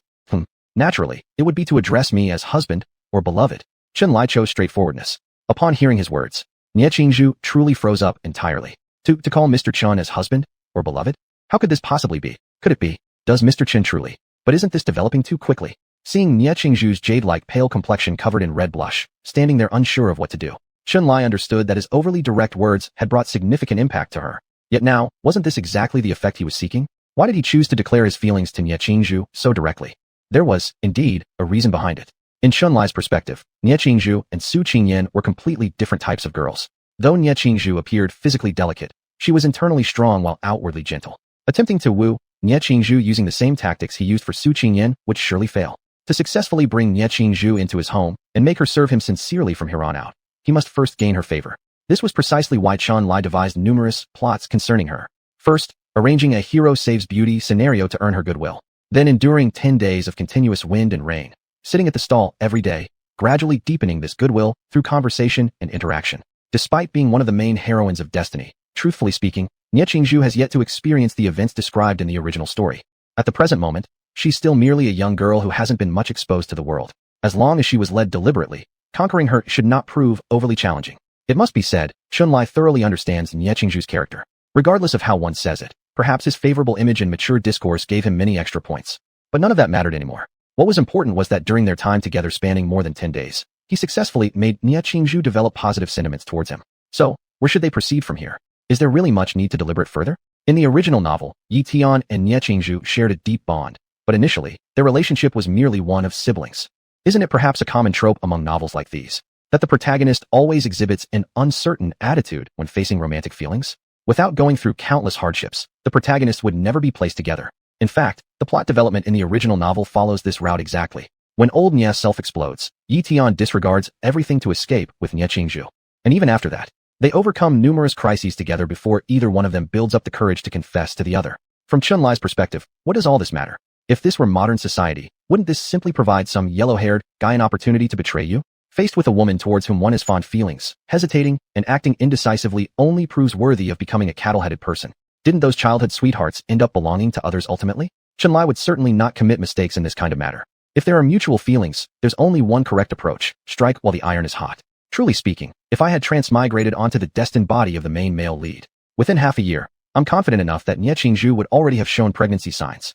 Of course, even now, after transmigration into the villainous Ancestor, title means absolutely nothing. With existing mutual attraction, why remain so hesitant and indecisive? After rescuing Ye Tian, she currently has nowhere else to go. I've taken her in under my wing. Thus, there's no way I'd let her stay here for free, right? When the time comes to act, one must do so decisively. Not only did Shunlai think this way in his heart, but now he also acted accordingly in reality. Seeing Ye Tian standing there with her beautiful face flushed, at a complete loss as to what to do, Shunlai didn't give her any opportunity to think or react. He directly grasped Ye Tian's fair wrist and immediately pulled her into his embrace. I traversed countless miles just to get to that Liang city. I'm sure Miss Qingzhu must have long understood my intentions. However, I may have been a bit too direct, but I will not deny my original intention. That's right. I can responsibly say that my trip to Liang city was for Miss Qingzhu's sake. Though the secret treasure of the Taiwan sect might be alluring to others, in my eyes, only Miss Qingzhu is the most precious treasure, worth millions of times more than those treasures combined. I like Miss Qingzhu, and I wish to spend my life with her. After being together for so many days, I believe Miss Qingzhu should have developed some feelings for me. So let me sincerely ask you, Miss Qingzhu, will you become my woman? Whether it was due to first experiencing such intimate contact from an opposite-sex individual, or because she heard the bold and straightforward declaration of love. Listening to his passionate words while having her slim waist held tightly by Shunlai. In that moment, Ye Qingzhu's mind went completely blank. It was utterly void. Mr. Chun. There was no resistance, no struggling, only flushed cheeks and shyness.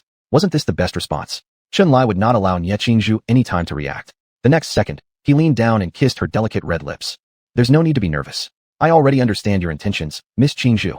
From now on, like Ching Yen, you are both my Zujia of Wuji sect. Rest assured, I will use everything in my power to resolve the problems with your body. All you need to do is stay by my side. Together, we will journey towards immortality. Chapter 57. Another Fate's female lead sealed. Congratulations, you've obtained the reward. A hundredfold cultivation speed increase. Since we've seized the opportunity while it's hot, might as well ride this momentum straight through, right? After declaring his feelings to Ye Qingzhu in the garden yesterday, Shunlai directly scooped her up into his arms and carried her back to his quarters, finishing the rest of the matters as well. With her slim waist, long legs, and skin smooth like congealed fat, it must be said that being able to become one of the destined female leads in the original story isn't for nothing. Ye Qingzhu certainly has her merits. Her face is exquisite, and her figure is perfectly proportioned. But now, everything about her belongs entirely and without a doubt to him. When she woke up, she originally wanted to review the rewards she had gathered during this time. But before Shunlai could even shift his attention towards the system, he noticed Ye Qingzhu had already awoken from her slumber. Her beautiful large eyes were wide open, filled with shyness and meekness as she looked at him. Chengongju. Ye Qingzhu and Su Ching Yen belonged to vastly different types of personalities. If Su Ching Yen was initially just the type of miss who adored vanity and lacked worldly knowledge, then Ye Qingzhu might be considered a girl of gentle disposition and weak resolve, someone who would always comply and follow orders. Girls like these, once completely claimed, will be devoted without a doubt. Of course, Chunlai wasn't worried about such things either. Hadn't even the less knowledgeable Su Ching Yen been completely managed by him? Someone like Ye Qingzhu with this kind of personality would be even easier to handle. Maybe because he acted too quickly yesterday. But regardless, Ye Qingzhu had thoroughly become his woman now. Seeing her still calling him Chunggong, Chunlai gave a faint smile, then lightly pinched her small cheeks. Now that Qingzhu and I are already in this kind of relationship, should you still call me Chunggongzi? At once, Ye Qingzhu's white jade-like delicate face turned somewhat red and warm. But being naturally gentle and submissive, she chose to acquiesce to Chunlai's wishes. And within the next second, there came her voice, tiny and shy, readdressing him. La, Lord, that's better, you're finally obedient. Seeing how bashful Ye Qingzhu was, Chunlai felt incomparably contented. In an instant, he embraced her again. From now on, I will address you as Qingzhu. Qingzhu, you are my wife now. You don't have to live in fear anymore. Just stay here with me at Wuji sect. Regardless of what happens in the future, I will always shield you from any wind or rain. To tell the truth, from childhood until now, Ye Qingzhu had fantasized countless times about the appearance and type of husband she'd have one day. However, she never, not even once, thought that her future spouse would be an elder master of a grand sect. This unexpected turn of events left her somewhat unprepared, yet strangely, she also found it magical. There wasn't a hint of regret in her heart. Perhaps all this was predestined, being able to sense that this elder showed exceptional kindness toward her. So in this moment, Ye Qingzhu's heart swelled with sweetness. In this moment, after hearing Chunlai proclaim his dominion over her so authoritatively, Ye Qingzhu responded with grace and docility. Qingzhu, will listen to whatever Lord says. Is Lord getting up? Qiezhen will help Lord undress. Naturally, Chunlai did not reject Ye Qingzhu's service. Before long, under her careful attendance, he dressed himself, and then led her out of the room. Disciple Qin Huia pays respects to Lady Elder. Disciple Zhou Shun pays respects to Lady Elder. Disciple Zhang Tian pays respects to Lady Elder.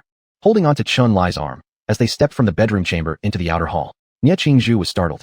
In the outer hall stood truly a multitude of people. Upon seeing her, those whose ages could qualify them as her fathers, even some as grandfathers, all bowed deeply to her. Growing up in Ye Tian City, Ye Qingzhu had never encountered such a scene before. The sudden spectacle truly disoriented her a little. Lao, Lord, what is this? Before Chunlai could answer, in the next moment, Su Ching Yen appeared wearing a red dress, equally stunning and radiant, with a soft smile on her face as she approached. Sister Qingzhu, these are all the inner and outer gate elders of our Wuzhizong sect. Upon knowing Sister Qingzhu has become the elder lady, they specially came to pay their respects to Sister. Wuzhizong sect was solely built by Chunlai, so whether it be the sect leader or the elders within, they could all be considered disciples of Chunlai. Revering one's teacher and valuing morality is a solemn matter in any world. Now, with someone having become the favored concubine of the patriarch, it was only natural that she should come to pay respects to her new mother-in-law, right? Perhaps realizing that Ye Qingzhu had been startled by the grand display, Su Ching Yen suppressed a smile and said, Sister might still be somewhat unaccustomed to this, but as time passes, everything will feel normal. Hearing Su Ching Yen's words, and seeing countless people bowing to both her and Ye Qingzhu, Chunlai took his seat at the main position in the outer hall and spoke. There's no need for excessive ceremony.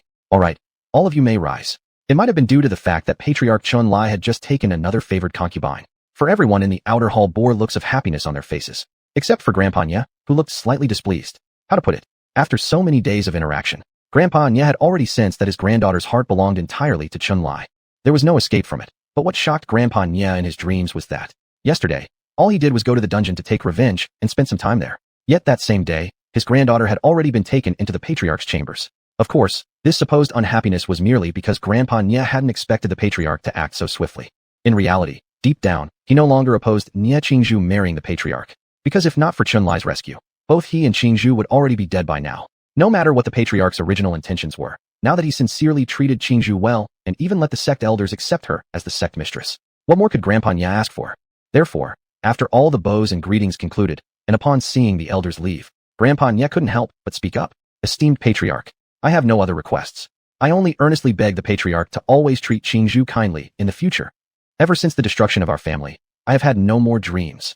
All I wish is for Qingzhu to live safely. Chapter 58, Remarkable Woman Su Xiangxue. Grandpa, upon hearing the words spoken by Nye Lao Tu, old man Nye Qingzhu was moved to tears and couldn't even speak. And in the next second, for the requests put forward by Nye Lao Tu, Chunlai directly agreed without hesitation. Older predecessor Nye, since Qingzhu has already followed me, I will naturally protect her. Rest assured, as long as I am around, no one can harm Qingzhu in the slightest. As for the issues with her health, I will soon find a way to resolve them. As an ancient patriarch of a powerful faction, Chunlai had already made such a promise. What else could he have that would not satisfy? After taking a deep breath, Nielao turned his gaze directly toward Nye Qingzhu. Qingzhu, in the future, you should listen well to what the old ancestor says, understood? Understood, Grandpa. Please rest assured. In the future, I will surely serve the old ancestor well. After finishing talking with Nielao, Chunlai didn't focus on him any longer. After all, what is there to talk about with an old man? He had more important things to do. With this thought, Chunlai gave Su Ching Yen a task. Ching Yen, in the coming days, I may need to seclude myself for cultivation.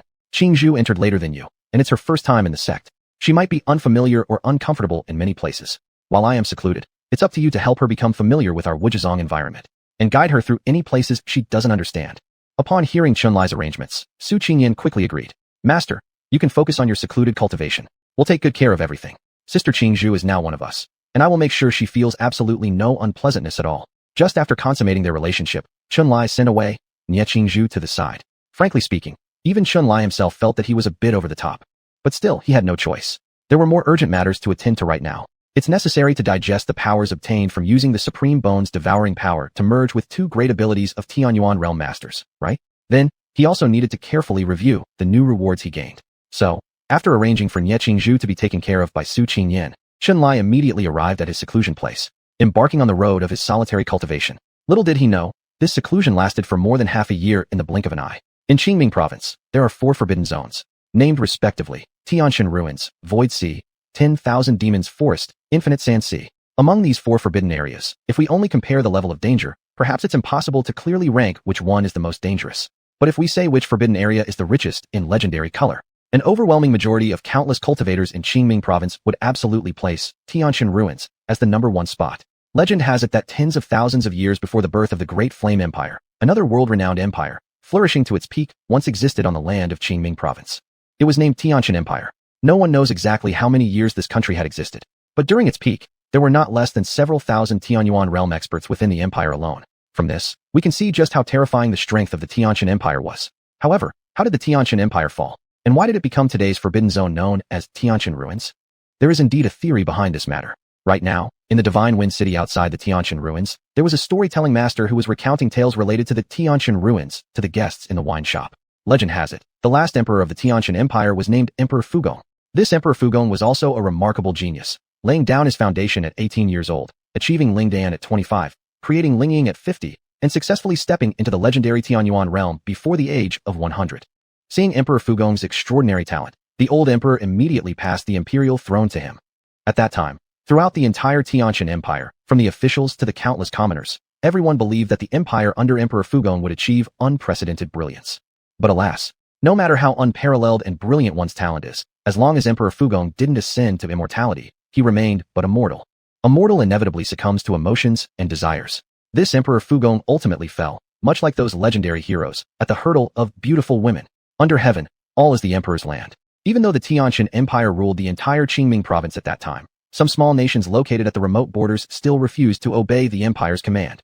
When Emperor Fugong saw that these small nations were unwilling to submit, he dispatched the empire's army to crush and flatten these defiant nations. Among the countless countries annihilated by the empire was an insignificant nation named Tinglu Ancient Country. This Tinglu Ancient Country had a remarkable woman named Su Xiangxue. Su Xiangxue was originally the princess of Tinglu Ancient Country. Legends spoke of her beauty as extraordinary, capable of causing kingdoms to fall, and she was praised by her people as a reincarnation of a celestial being. She was away undergoing trials and tribulations, thus escaping the disaster. When Su Xiangxue returned to Tinglu Ancient Country, she discovered that her beloved homeland had been leveled to the ground by the Tianshan Empire. Overcome with sorrow and anger, Su Xiangxue then swore to heaven and earth, vowing that she would pay any price in her lifetime to make the empire repay their sins in blood. Later, Su Xiangxue transformed herself entirely and secretly arrived alone at the imperial capital of the empire. Despite her exceedingly high talents, achieving Lingdan realm after only a few decades of cultivation, how could she possibly approach Emperor Fugong who resided within the palace walls, desiring vengeance yet unable even to breach the gates of the palace? At this moment, Su Xiangxue devised a plan. That year, it happened to be the time for Emperor Fugong's imperial selection. Under another name, Su Xiangxue entered the competition, and as she was already hailed as a reincarnation of a celestial being, you can probably imagine just how beautiful Su Xiangxue truly was. Naturally, there was no need to elaborate on the outcome of the selection. Su Xiangxue, with her unmatched and stunning beauty, overcame all obstacles and finally met Emperor Fugong in the palace as the first-place winner of the selection. One glimpse of a beauty can doom a life forever. Upon seeing Su Xiangxue's breathtaking beauty, Emperor Fugong inevitably fell under her spell.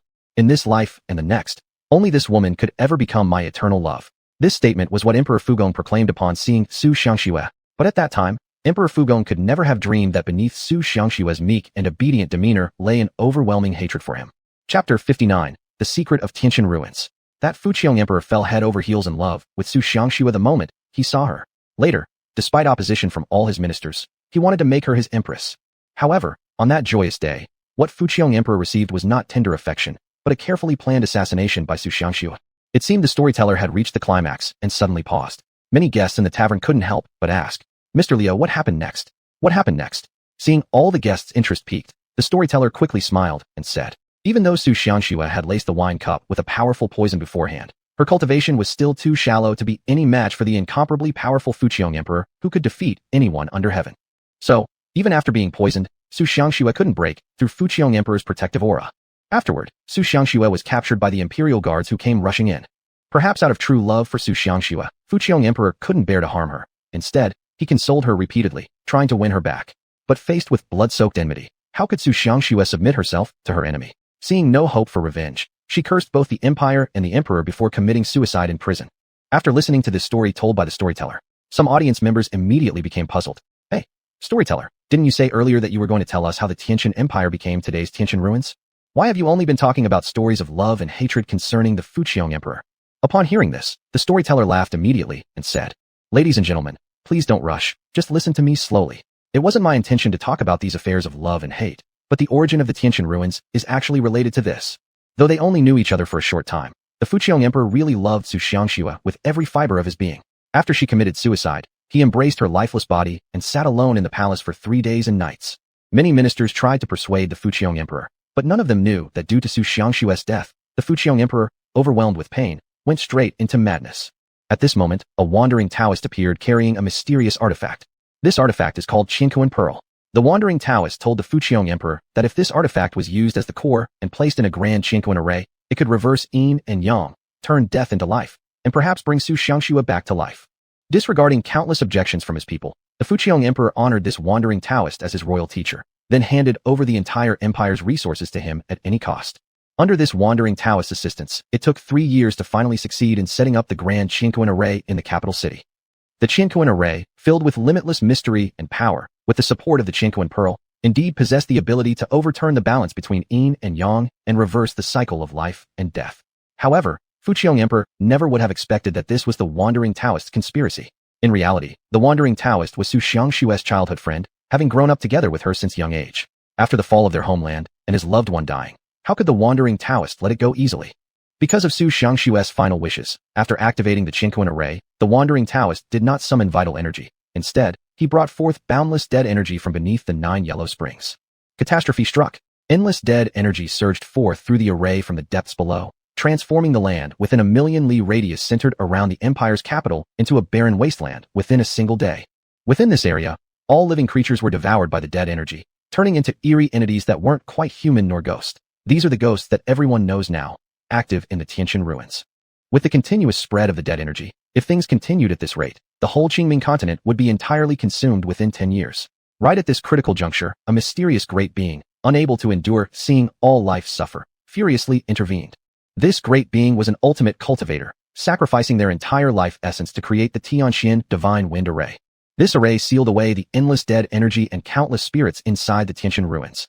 Only because of this were the lives beyond the 1,000,000-li boundary able to survive.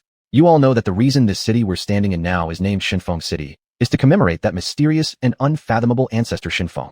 If it weren't for Master Shenfeng's intervention back then, there wouldn't be today's Shenfeng City. In the tavern, there was a pair of special guests. It was a pair of grandfather and granddaughter. The grandfather had a head full of silver hair, and the granddaughter was a cute and intelligent little lowly, utterly charming and obedient. Likely also captivated by the storyteller's tale, the little lowly couldn't help but curiously ask, "Grandpa, since this Tianqian ruin site is so dangerous, why are there still so many people wanting to go in?"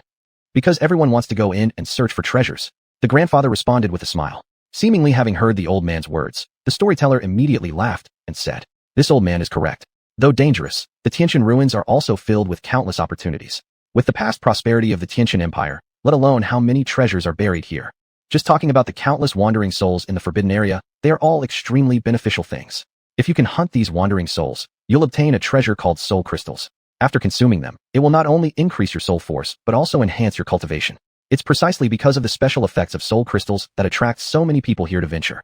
Unfortunately, soul crystals can only be consumed within the Forbidden Land. Without the endless dead energy nourishing them outside the forbidden area, they would completely dissipate in less than the time it takes to burn an incense stick. Observing the numerous guests present, many of you have unfamiliar faces, so you should all be here to explore the Tiantian ruins and harvest soul crystals. Speaking of which, I have one thing to remind everyone. No matter if you want to enter the Tiantian ruins to search for treasures or to hunt soul crystals, you must prepare two things in advance. One is to get a pill named huanhuan, eradicating pill, prepared in advance. By taking this pill beforehand, when entering the Tiantian ruins, you won't be eroded by the boundless dead energy. The price is not expensive, and quite a few shops in our Xinfeng city sell them. But preparing just the huanhuan isn't enough. You all must find an excellent guide as well. Hearing this, many people in the tavern immediately became confused. If we buy the huanhuan, we can safely enter and leave the Tiantian ruins, so why do we need a guide?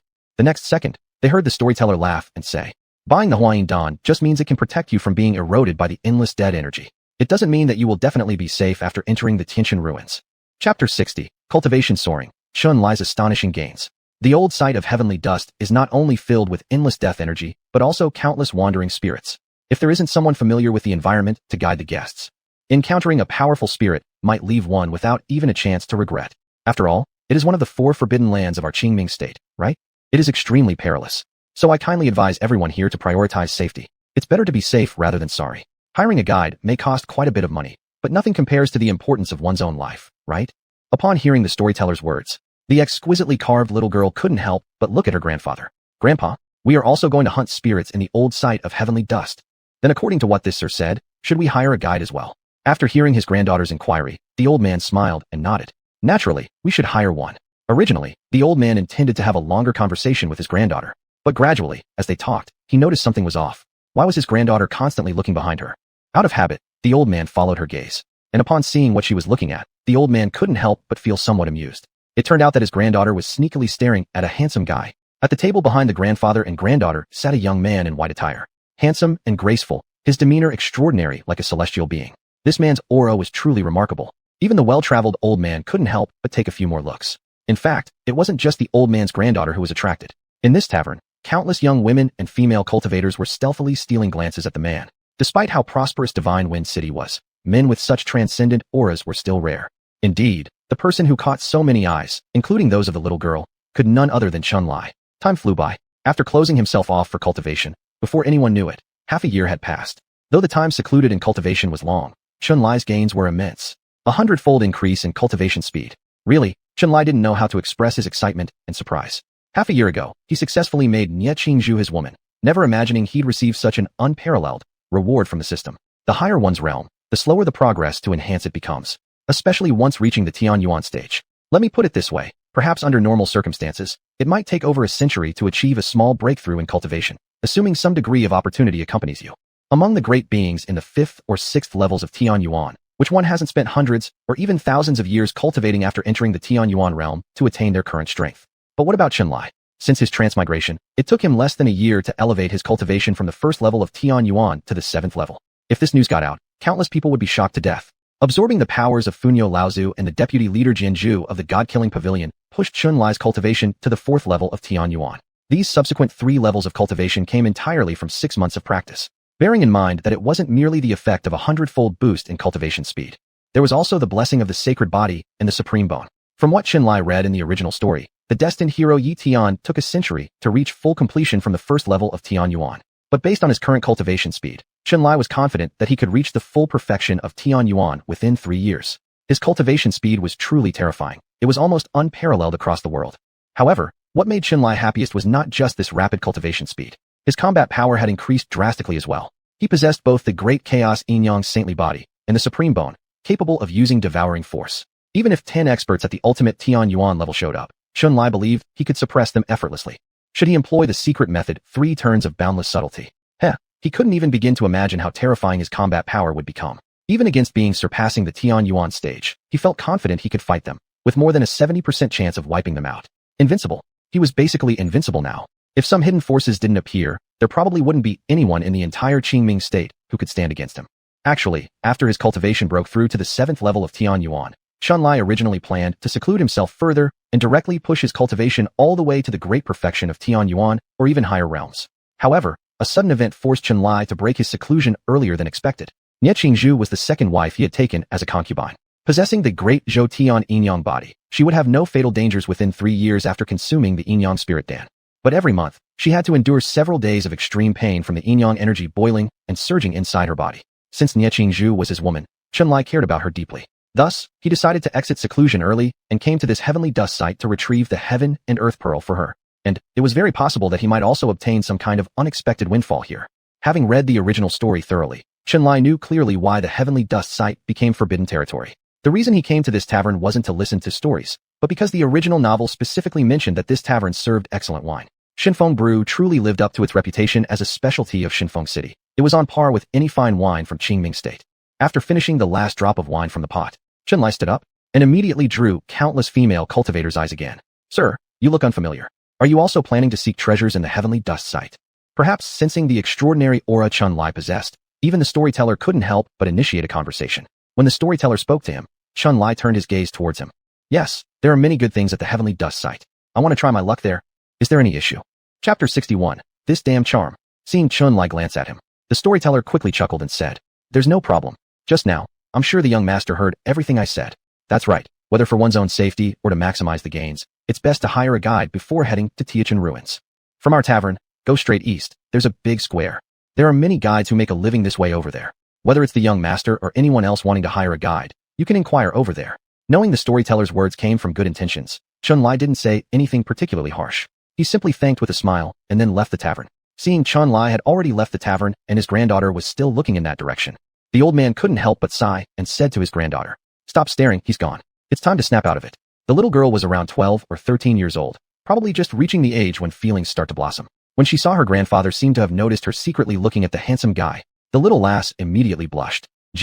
Grandpa, what are you talking about? I wasn't looking at anything just now. Even though she claims not to have looked yet, she kept glancing back after he had already left. The old man found it pointless to expose his granddaughter's dishonesty. Well, Yen, are you full? Yes, we can get down to business. Get down to business? The little lass showed some curiosity and asked, Are we going to find a guide? Yes, if we don't hire a guide, what happens if we encounter danger? The peripheral area of the Tianjin ruins doesn't have too many powerful wraiths, but if we come across a wraith swarm, it can be very dangerous. But, does Grandpa have enough spirit stones to hire a guide? Didn't the storyteller just say it's quite expensive? Expensive as it is, we still need to hire one. Didn't the storyteller say life is more important than anything else? Well, Yen, this isn't something you should worry about. I will take care of arranging all these matters, hoping this time we can gather enough soul crystals and see if they can solve your physical problems. As they spoke, grandfather and granddaughter soon left the tavern, and the storyteller continued telling another story in the tavern, just as always. Young sir, did you come to our Xinfeng city to visit the Tianjin ruins?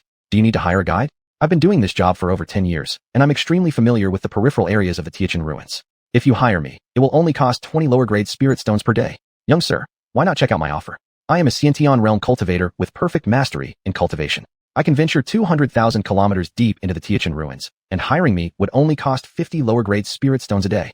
Young sir, maybe consider me as well. My cultivation is also in the Xiantian realm. Normally, my daily rate is 100 spirit stones, but for you, I can offer an 80% discount.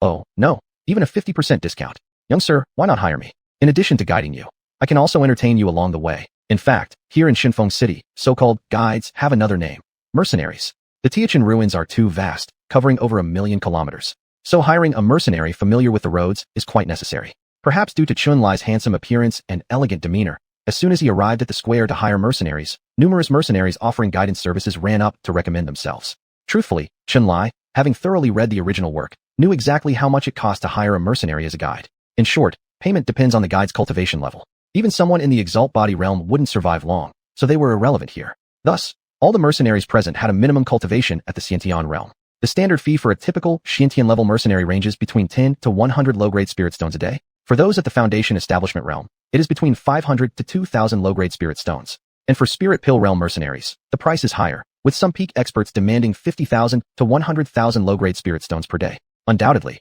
hiring a higher realm mercenary significantly increases your chances of survival. However, a small trap exists in the process of hiring mercenaries, which is that regardless of their cultivation level, their fees only cover basic guidance services. If they are called upon to intervene in battle within the Tianjin ruins, that incurs additional charges. All these details must be negotiated before entering the Tianjin ruins. Otherwise, the one who suffers can only be the hirer themselves. In any world, there will always be plenty of attractive young ladies vying for profit with their own talents. And now, spotting an attractively dressed woman practitioner in a long skirt, likely to have about an 85 out of 100 beauty rating, continuously pitching her services right in front of him. Chun-Li politely declined with a smile. I'll pass and take a look around. This female cultivator's skill level was approximately at the third layer of the Ye Tian realm. Guidance fees of such caliber would rarely exceed 20 to 30 low-grade spirit stones a day. Why did she dare to quote 100 low-grade spirit stones from the very start? Being someone you could count on to relieve boredom while traveling is what truly deserves special attention. Chun-Li came here for the purpose of obtaining the xuanhuan pearl, not for a leisurely trip, let alone that anyone wouldn't have the qualification to rest on his bed simply for some entertainment. The main reason was Chun-Li's outstanding appearance and charm. Even after being turned down, this pretty female cultivator still didn't give up completely, because it had been quite a while since she'd seen such a handsome man with silver hair and extraordinary grace. If they could deepen their relationship somehow, even without spiritual stones as reward, she wouldn't regret it. With this thought in mind, the young woman quickly attempted to persuade Chun-Li once more. Master, won't you consider giving me a chance? Though my cultivation isn't high, I am extremely familiar with the peripheral areas of the Tianjin ruins. I can guide you while also providing company along the way. How about this? If Master agrees to hire me, should we encounter danger within the Tianjin ruins, even if it requires my assistance, I won't charge extra fees, okay? Is this the famed allure of the first-rank gentleman of the Qingming province? Chun-Li truly hadn't expected that coming to choose a guide would result in a young lady becoming infatuated with him. And it wasn't just one female practitioner putting herself forward either. Many others nearby had cast interested glances his way, clearly thinking of doing the same. Faced with this scene, Chun-Li couldn't help but laugh wryly. A second later, he said only one sentence. I intend to venture 1,000,000 miles deep into the Tianjin ruins. Is there anyone willing to guide me? Chapter 62, 1,000,000 spirit stones? The shocked mercenaries. When Chun-Li said this, the whole scene fell silent. What did that customer just say? They need to venture 1,000,000 miles deep into the Tianjin ruins? Upon hearing these words, let alone other people's reactions, the beautiful female cultivator right in front of them, who was trying her best to volunteer herself, immediately became dumbfounded. Ha! Did you hear what this person just said? He actually said he wanted to venture 1,000,000 miles deep into the Tianjin ruins. I'm laughing my head off. Is there something troubling him? To venture 1,000,000 miles deep into the Tianjin ruins. Do you even know what kind of place that is? That's a true death zone. Young brother. If you want to die, this isn't the way. His appearance and demeanor aren't bad, but now it turns out that coming here was just to mess with all of us. Truly idle enough to get balls aching. Disperse already. Disperse. Such a reaction from the surrounding people wasn't too strange at all. When it came to hiring mercenaries as guides, the fee wasn't solely determined by the other party's cultivation level. Their familiarity with the Tianjin ruins also played a role. Before entering the Forbidden Zone, guests would be informed ahead of time. To put it simply, safely guiding someone 10,000 kilometers into the Forbidden Zone costs differently than going 20,000 kilometers deep. For the same mercenary, taking you within about 10,000 miles might cost only dozens to 100 spirit stones. But if they were to take you 20 or even 30,000 miles deep, the deeper you go, the price escalates by several times to tens of times faster. In many cases, even if you offer high prices, there still may not be anyone willing to take you. After all, none of the mercenaries present are fools. All of them know the deeper you venture into the Tianjin ruins, the higher the possibility of encountering danger, with risks far greater than those found in the outer areas. Among these mercenaries, even the most skilled could confidently take you no more than 300,000 miles deep into the restricted area. To go 1,000,000 miles deep. Do you understand what this means? It means this distance is almost reaching the core region of the Tianjin ruins. And where's that place? That used to be the imperial court of the Tianjin Empire, where the strongest ghosts of the Forbidden Zone almost all gather. Guiding through to that area is akin to seeking death, isn't it? Precisely because of this, many mercenaries on site mistakenly assumed Chun-Li had come here to mess with everyone. This, Master wishes to find someone to guide you 1,000,000 miles deep into the restricted zone. Master, this must be your first visit to the Tianjin ruins, right? Does Master understand the concept of venturing 1,000,000 miles deep into the Forbidden Zone? That's nearly reaching the capital city of the Tianjin Empire, the innermost part of the Forbidden Zone. Could it be Master intends to enter the core area of the Tianjin ruins? The beautiful female cultivator who wanted to volunteer herself was at a loss for words after recovering her senses. Such an attractive male cultivator couldn't possibly be an idiot, right? Yet despite being mesmerized by his face, the female cultivator didn't leave immediately. Instead, she kindly gave Chun-Li a reminder. In response, Chun-Li was somewhat at a loss between laughter and tears. Was what he said really so hard to comprehend? At this moment, Chun-Li also stopped wasting words. He stood in the center of the plaza and promptly took out a table from his storage ring, then placed something on the table. The seat requires someone to guide the way. Whoever can lead me to the imperial court of the Tianjin Empire will receive this reward. The pretty female cultivator was originally going to say something else, but the next second, upon seeing the item displayed on the table, she truly went completely numb. Spirit stones. A ton of spirit stones. Strictly speaking, the number of spirit stones Chun-Li had placed on the table wasn't particularly large, just 100. But at this moment, numbers were hardly the point, right? It's the quality that counts. What was the grade of the 100 spirit stones Chun Li had taken out? All top-grade spirit stones. 100 lower-grade spirit stones could be exchanged for 1 middle-grade spirit stone. 100 middle-grade spirit stones could be exchanged for 1 upper-grade spirit stone. So what does 100 upper-grade spirit stones equate to? Converted into lower-grade spirit stones, the total amounted to exactly 1 million. Frankly speaking, since the founding of Shinfeng City, during these nearly 10,000 years, never has such an abundant quantity of spirit stones been used to hire a guide. After all, even for a Linging realm powerhouse, the hiring fee is at most 200 to 300,000 lower-grade spirit stones, right?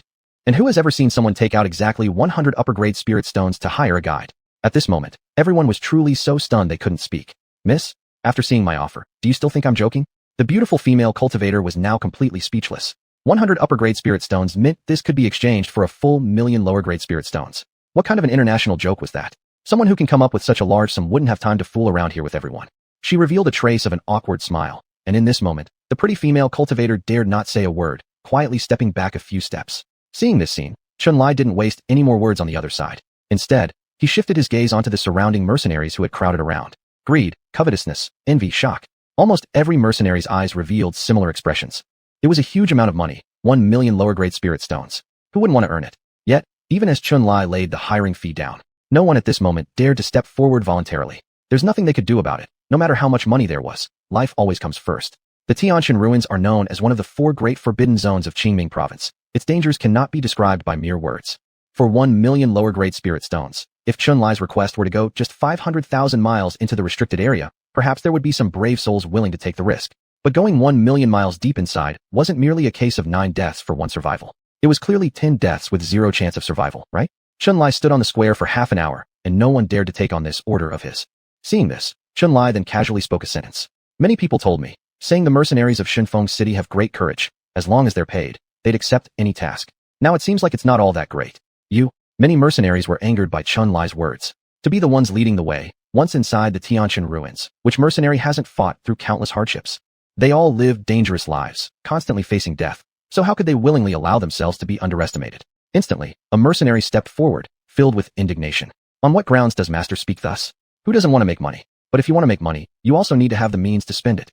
To venture 1 million miles into the Tianshan ruins, that's already the core area of the Forbidden Zone. What difference is there between heading there and committing suicide?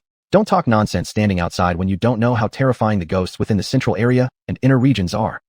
Chapter 63. Being seen as a fat sheep? Seeing this mercenary angrily speaking up for himself, Chun Li didn't pay much attention to the other party. Having offered a price of 1 million spirit stones, he believed there would certainly be someone willing to take the job. However, whether the person taking the job was the one he wanted to find remained uncertain and would need some waiting to find out. Living lives on the edge where every moment is fraught with danger, many of the mercenaries present were still willing to risk their lives for riches. Chun Li didn't have to wait long. The next second, a tall, armored man accompanied by a group approached. 1 million lower-grade spirit stones for guiding into the Forbidden Zone's inner circle, right? I'll take the job. But the young sir must be clear about our trades rules, right? Upon seeing someone willing to accept the job, Chun Li smiled slightly. The rules I am well aware of. 1 million lower-grade spirit stones are just for guidance fees. If we need our guide to assist in combat, the price has to be calculated separately, correct? That's correct. This is merely a guidance fee. If any danger arises along the way and the young sir refuses to pay us our combat fees, we reserve the right to leave immediately. Hearing this, even before Chun Li could react, the faces of some surrounding mercenaries instantly darkened. It's Hanhu. Why is he here? Are they willing to risk their lives just for money? Their Tiger Roar group is truly reckless. Buddy, aren't you foolish? It's not like it's your first day scraping by in Divine Wind City. Don't you know what kind of character Hanhu is? You mean he has targeted this young sir? Now what do you think? 1 million spirit stones. This is a big fat lamb. Who wouldn't have some thoughts? Unfortunately, none anticipated Han who would act so swiftly. Now others likely won't dare entertain any wrongdoings. But pity this young sir. What's there to pity? You're well aware of what Divine Wind City is like. Carrying so many spirit stones yet coming alone. Isn't that just asking for trouble?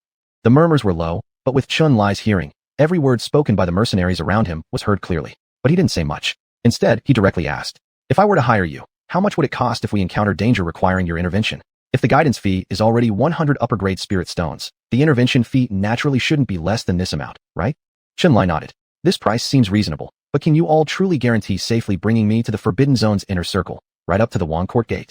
Of course, we adhere to strict principles, earning the money we deserve. Moreover, I can bluntly tell you, among Divine Wind City's mercenaries, only our Tiger Roar group has the capability to lead someone deep into the Forbidden Zone's inner circle. As for others, Han who didn't get a chance to finish his statement when suddenly a female voice sounded from somewhere unknown.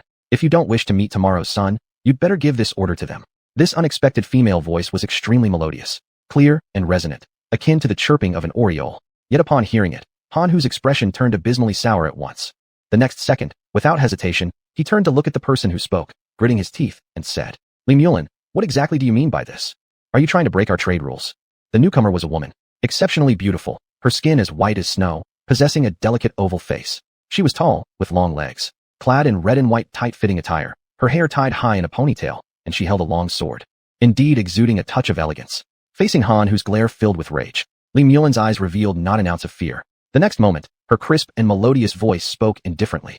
Who has been violating our trade rules and ruining the ethics of our industry should be obvious to many fellow practitioners in this field. No need for the team leader Han to pretend being offended here.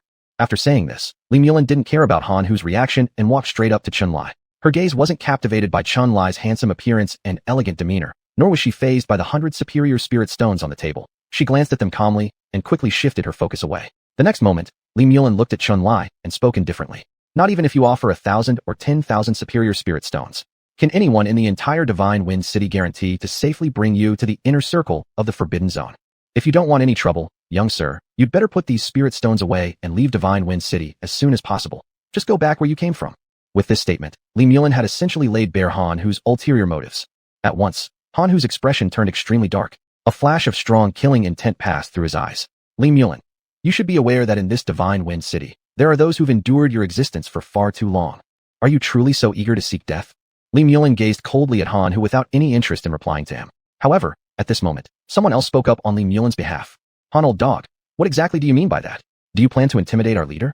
TSK, do you really think Divine Wind City is the world of your Roaring Tiger group? Let me tell you, others may fear your group, but not our Spirit Spring sect. That menacing look on your face, what's it for? Planning to pick a fight with us? Then why don't we just have a fight here and now?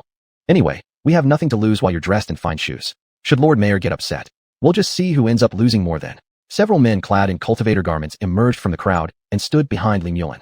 They appeared to be her fellow sect mates. Possibly out of good intentions, one of the male cultivators, after scolding Han Hu, also addressed Chun Lai. The administration of Divine Wind City is quite strict. Probably not much trouble will happen inside the city. But if tricked out of the city, things can easily spiral out of control. With such an abundance of spirit stones, I'm sure there are plenty of people eyeing them greedily. Especially groups like Cat's Team or Elephant's Group. They've been known for their numerous evil deeds involving murder and theft. Outside the city, many graves fill the desolate burial grounds. So if you don't wish to end up buried among them, young sir, you'd best listen to my senior sister's advice. Just return where you came from. Otherwise, if you delay even a little longer, you might lose not only your fortune, but possibly even your life. Chapter 64. Can't you just kill them all? This disciple from Spirit Spring sect could be said to have given a kindly warning. But when he saw that this group had revealed every bit of his private information, Han Hu's eyes were truly filled with murderous intent at this moment. Very good. You people in the Spirit Spring sect, having become like this now, still dare to meddle in others' affairs. Is that right? All right, we Mighty Tiger Group will remember this. Though the mountain may not turn, water does flow, so we'll just see how things go. Don't think that with the protection of the city lord, everything will be fine. Don't give me, Mr. Han, any chances. Or else. Before Han, who even had the chance to finish his words with a sinister expression, Li Mulin gave the other side a faint glance and said, You also don't need to say such threatening words here. We disciples of Spirit Spring sect do not like to cause trouble, but we absolutely will not fear it either.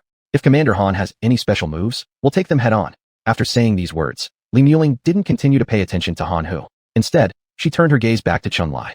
No matter which major sect's disciple you are from, at least your seniors should have told you not to flaunt your wealth.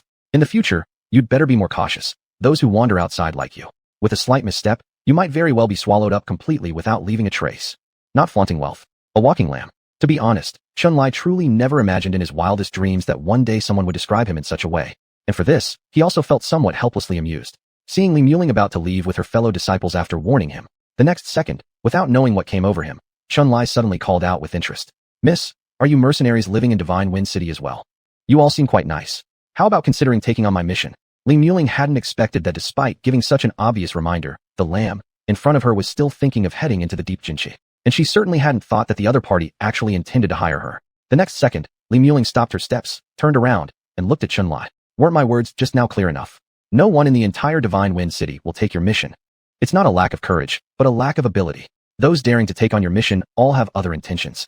Would anyone with the strength to venture deep into the Forbidden Zone choose to work as mercenaries? Can't you understand something as simple as this?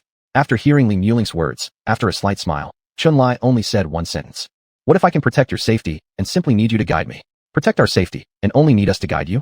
Upon hearing these words, before Li Muling could say anything, the several elder brothers following her were instantly amused. Master, do you know where you're going? Even the senior experts in the Lingying realm Tianyuan realm have seen countless deaths in the old site of the celestial dust. Not even we mercenaries who constantly move around in the forbidden area dare to delve too deeply. And yet protecting our safety. I still feel that what Sister said earlier was correct. Judging by your attire, Master must be from a great force as well. I'm curious, how did the elders of your sect dare to let you travel alone through the cultivation realm? To be able to safely arrive here at Divine Wind City is truly miraculous. Regarding this question, Xunlai seriously answered. On the way, I've indeed met some short-sighted individuals. But isn't it fine to just kill them all? Kill them all? The several elder brothers were instantly amused again. But before they could react, in the next second, they saw Xunlai's figure disappear instantaneously. When they saw Xunlai again, at some unknown point, Xunlai had already appeared in front of Han Hu's group. Having been exposed, naturally there was no longer a way to continue deceiving Xunlai. But Han Hu and his group definitely wouldn't let go of the chance to deal with this rich lamb. Divine Wind City has rules. No fighting within the city, or the city guards will be summoned. But can this outsider possibly stay inside the city forever? Han Hu had already decided to have someone secretly tail him. Once Xunlai left the city, they would attack him. As for Li Muling and her group who stuck their noses in, they would definitely find a way to retaliate in the future. But Han Hu really couldn't have foreseen in his wildest dreams that before he even managed to leave, Xunlai had instantly moved to his face. You. They were also stunned by the sudden turn of events. Horrified, Han Hu instinctively wanted to say something. But before he could even finish his sentence, in the next second, Xunlai had already grabbed his head. No! A unlaped scream instantly rang out, but in the next second, Han Hu could no longer make any sound. The devouring force relentlessly consumed Han Hu's cultivation and vital energy. In just a few breaths, Han Hu was instantly turned into a dried-up corpse under Xunlai's hand. Of course, the group of subordinates who followed Han Hu were not spared by Xunlai either. After more than a dozen breaths, when Xunlai let go, with the last dry corpse falling to the ground, Xunlai looked smilingly at the disciples from Spirit Spring Sect. Do you all now understand how I have safely reached Divine Wind City? No one could answer Xunlai's question, because at this moment, everyone was completely petrified by what they saw. With Xunlai's cultivation level, plus his knowledge of the celestial dust forbidden zone, he had absolutely no worry about venturing into the prohibited area. Hiring mercenaries was honestly just to save time and avoid detours, so he could reach the deep parts of the forbidden zone as quickly as possible. But then again, with Xunlai's strength, would it be difficult for him to find mercenaries? Anyone he wanted to hire would have to comply willingly or face immediate death if they refused. Most people would likely make the right choice in such a situation. Yet why did Xunlai still come to the square to hire mercenaries with spirit stones? Was he really just bored? Hiring mercenaries was just secondary. Xunlai's real purpose was to get close to extraordinary beauties, wasn't it? Chapter 65. Following the lead character brings trouble even when there's nothing to worry about. Li Muling, one of the predestined female protagonists, with an extraordinarily beautiful face and a charming demeanor, is the senior sister of the Lingquan sect, possessing the extremely rare constitution known as Heavenly Spirit Constitution, and is rated 90 points in this system. Her unmatched talent suggests that according to normal logic, a girl with such cultivation aptitude should be treated like a star within the sect and stay to cultivate. But why has Li Muling chosen to become a lowly mercenary in Divine Wind City? This matter dates back more than 10 years ago. The Lingquan sect is located in a picturesque area not far from Divine Wind City, with a modest number of disciples but decent strength, barely ranking it as a second-tier force, which is still pretty good around the Divine Wind City area. With their strength, naturally no one dared to provoke them easily, so the Lingquan sect had always led a life of non-contention since its establishment. But unexpectedly, a disaster struck the Lingquan sect 10 years ago. During an exploration of a secret realm, the current sect master of Lingquan sect and several elders encountered an extremely terrifying presence. In that battle, 5 out of 6 Lingdan-level elders were directly killed, and even the master of the Lingquan sect, whose cultivation reached the Lingying realm, barely escaped with his life, suffering very serious injuries. Both his physical body and spirit soul were damaged, leaving less than 1/10 of his original power. A specialized physician diagnosed him, and the result was that the injuries of your revered sect master are severe. 5th-rank healing pills can only delay the worsening but cannot provide a cure. If you wish for a complete recovery, at least one 6th-rank healing pill is needed. Previously in Liryang City, Xunlai had administered a yin-yang sha-dissolving pill to save Ye Qingzhu's life. The yin-yang sha-dissolving pill being a 5th-rank pill. It was mentioned then that even across the entire Qingming province, pills of this grade are counted on one hand. After all, there are just a few 5th-rank alchemists, and even obtaining 5th-rank pills is difficult, let alone 6th-rank pills. There are only 3 6th-rank alchemists in the entire Qingming province. Their influence and power aside for now, even gathering the materials required for creating 6th-rank pills is extremely challenging. 6th-rank healing pills do exist, but they certainly aren't something a second-tier force like Lingquan sect can afford. After hearing this diagnosis from the physician, all disciples of the Lingquan sect were utterly devastated. To put it simply, selling the entire Lingquan sect would still definitely not be enough to buy a single 6th-rank healing pill. It's a joke. Pills of this rank are treasures even to Tianyuan realm greats, exerting a powerful allure even over supreme forces. Is acquiring 6th rank healing pills so easy? Even at their peak, they couldn't manage it, let alone now when the sect suffers heavy losses. Because of this diagnostic outcome, the Lingquan sect simply disintegrated. Many high-ranking members and ordinary disciples left. After all, if the sect has already deteriorated to this point, why continue staying here? Wasting time would be meaningless, right? However, there are indeed many emotional people in this world. More than 20 disciples chose to remain in the Lingquan sect, led by senior sister Li Muling, working hard to earn spirit stones for the sect master's treatment, thus becoming mercenaries in Divine Wind City instead of prestigious sect disciples. This occupation usually taken up by wandering cultivators who are looked down upon by all. In the original story, after leading Ye Qingzhu safely away from Liryang City, Ye Qingzhu eventually also fell into an unconscious state. However, Yanji still had some skilled in alchemy. She taught Ye Tian alchemical techniques, allowing him to refine a few pills which temporarily preserved Ye Qingzhu's life. As previously mentioned, for Ye Qingzhu's special constitution, these pills could only preserve her life temporarily, not cure her permanently. Hearing accidentally that the heavenly treasure beads might appear at the Tianshan ruins. In order to save Ye Qingzhu's life, Ye Tian rushed to the Tianshan ruins. Truly, a destined main character always experiences endless romantic luck. Li Muling is a girl full of righteousness. After becoming a mercenary with her fellow students, because she repeatedly exposed the despicable deeds of ill-intentioned mercenaries, many mercenaries saw her as an eyesore. Later, for retaliation, Han Hu led the fierce tiger group and rallied a batch of mercenaries who enjoyed killing and looting, setting an ambush outside Divine Wind City for the disciples of the Lingquan sect. At a critical moment, Ye Tian, with Yanji's assistance, came through in a wave of ghost fighting, successfully rescuing the disciples of the Lingquan sect. These disciples of the Lingquan sect could be considered people of passion, repaying kindness with kindness. Upon learning that Ye Tian needed to venture deep into the Forbidden Zone to retrieve a treasure in order to save the life of his childhood sweetheart, Li Muling decided to lead her fellow disciples as his guides. Next, the development of the plot became rather cliched. Following a destined main character around means that supporting characters are not entitled to a good ending. Trouble will always find them, even when there's nothing to worry about. Wherever they go, danger is bound to happen, let alone going to places like the Tianshan ruins, a forbidden and perilous site. Throughout their journey to obtain the treasure, they encountered countless dangers. Men are not supposed to survive. One by one, Li Muling's fellow disciples all met their ends within the Forbidden Land. Although Li Muling was extremely sad in her heart, she adhered to her sense of gratitude and chose not to leave halfway through, resolutely continuing to guide Ye Tian. The two supported each other throughout countless crises, and before long, their feelings naturally developed, didn't they? In the end, naturally, Ye Tian successfully retrieved the Qinquan Pearl, saving Ye Qingzhu's life, and also securing Li Muling's heart completely. To be honest, while it's a gratifying story, Chen Lai had criticized this part of the original story several times while reading it. He quite liked these disciples of the Lingquan sect for their valuing of sentiment and righteousness. Just to highlight the romantic line between Li Muling and Ye Tian and to create opportunities for the two to be alone together, did all these disciples have to die? Well, it doesn't matter anyway. It's not his place or intention to interfere with the arrangements of the original plot. Now that Ye Tian's childhood sweetheart, Sister Qingzhu, is already completely by his side, Ye Tian certainly won't come back to the Tianshan ruins again. And thus these disciples of the Lingquan sect will definitely no longer encounter those melodramatic events from the original story. Whether Ye Tian comes or not doesn't matter at all. What matters is, all the beauties belong to him now, with fair skin and great looks, slender waists and long legs. Their high ponytails accentuating their perfectly delicate faces. Since he has come all the way to Divine Wind City, he must ensure that Li Muling, like Su Ching Yen and others, also becomes his, right? Chapter 66. Is the senior actually the elder of the Wuji sect? Straightforward and highly righteous. She repays kindness with gratitude, and her beauty is unparalleled.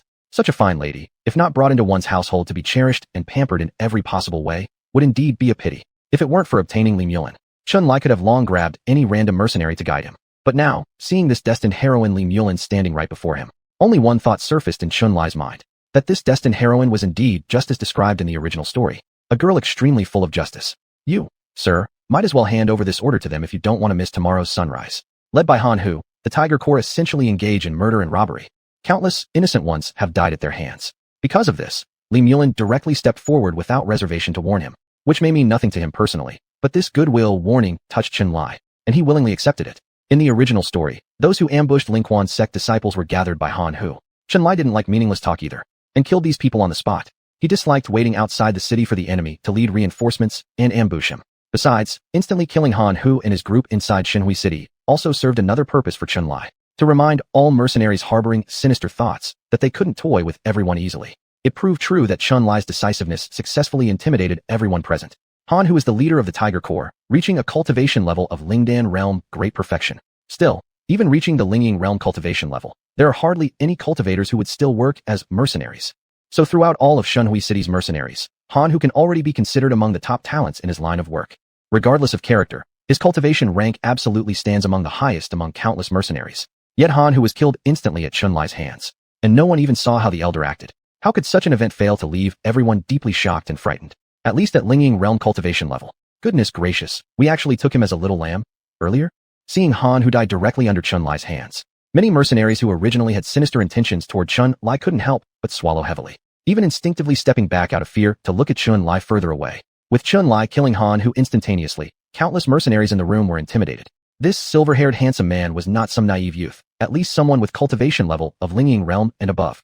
However, what crossed Li Mulin's mind first wasn't Chunlai's level of cultivation, but how did this gentleman dare to act directly within Shunhui City? A second later, probably realizing something, maybe out of goodwill, Li Mulin anxiously urged, "This gentleman, you, how dared you kill people in Shunhui City? What? These people all had wicked thoughts against me. Should I not give them a lesson? Giving them a lesson? This gentleman must be an outsider, unfamiliar with the rules of Shunhui City." Li Mulin decided not to beat around the bush anymore because of her anxiety. Shunhui City has a rule. Cultivators cannot fight within the city limits, let alone injure or kill others. If not, strict punishment according to city laws will ensue. This gentleman, hurry. While you still have time, leave this place before the law enforcement team and the city lord discover you. Han Hu and the Tiger Corps frequently plan treachery and commit murder, ruining the reputation of Shunhui City's mercenary industry. In Li Mulin's eyes, these people deserve death. Chunlai's decisive action eliminated the threat and helped society. Yet, it shouldn't have happened in public within Shunhui City. Judging from the conduct of this gentleman, he does not seem like a malevolent person. Thus, Li Mulin urgently warns Chunlai, hoping he leaves soon. But Li Mulin's kind advice came too late. Her words were barely spoken when a terrifying aura suddenly enveloped the entire square. Next, the figure of a middle-aged man descended from the sky. Who dares defy my regulations and injures others in my Shunhui City? The momentum emanating from the middle-aged man was terrifying, revealing that his cultivation was at least at the Lingying realm. This man was the city lord of Shinfeng City. It was unclear whether it was due to his acquaintance with Li Mulin, but as soon as he landed, he asked in confusion, "Ling girl, why are you here too?" The city lord of Shinfeng City is named Su Ching Yen, who had received help from the Lingquan sect when he was young. Because of this relationship, Li Mulin and her companions were treated with great favor in Shinfeng City. Otherwise, those mercenaries with ill intentions wouldn't have waited until they could no longer bear it before taking action against them. It was clear that Li Mulin was also familiar with Su Ching Yen. After sensing the fluctuations in cultivation power during this young master's intervention, Uncle Shi immediately rushed over. After all, this young master had rid society of a menace. The next moment, upon seeing Su Ching Yen, Li Mulin quickly explained, "Uncle Shi, just now, the members of the Tiger Corps attempted to scheme against this young master, which made him react out of anger and kill Han Hu. This young master is an outsider and isn't very familiar with the rules of Shinfeng City, so I hope you can understand this, Uncle Shi." Upon hearing Li Mulin's explanation, Su Ching Yen understood the situation clearly. So Han Hu was killed? This complicates things. Although Lord Shi had the authority to turn a blind eye, Han Hu wasn't just the leader of the Tiger Corps, but also a member of the Han family, one of the two major families in Shinfeng City. The Han family also had a Lingying elder in residence. If he showed leniency, would the Han family use this opportunity to create trouble for him, given their insincere behavior towards him? In an instant, Su Ching Yen thought of many possibilities. But when he looked at Chunlai's face, the next second, Su Ching Yen was completely stunned. This person's appearance. Why does this person's appearance feel so familiar? As if he had seen it somewhere before? After all, cultivators have photographic memories. In the next moment, Shi probably associated something. His expression changed instantly, and his voice started trembling. You are a senior from the Wuji sect. Chun, ancestor of the Chun family. Ancestor, how come? How did you end up visiting my Shinfeng City? Chapter 67, Li Muling with complex feelings. When Su Ching Yen was young, he also traveled far and wide.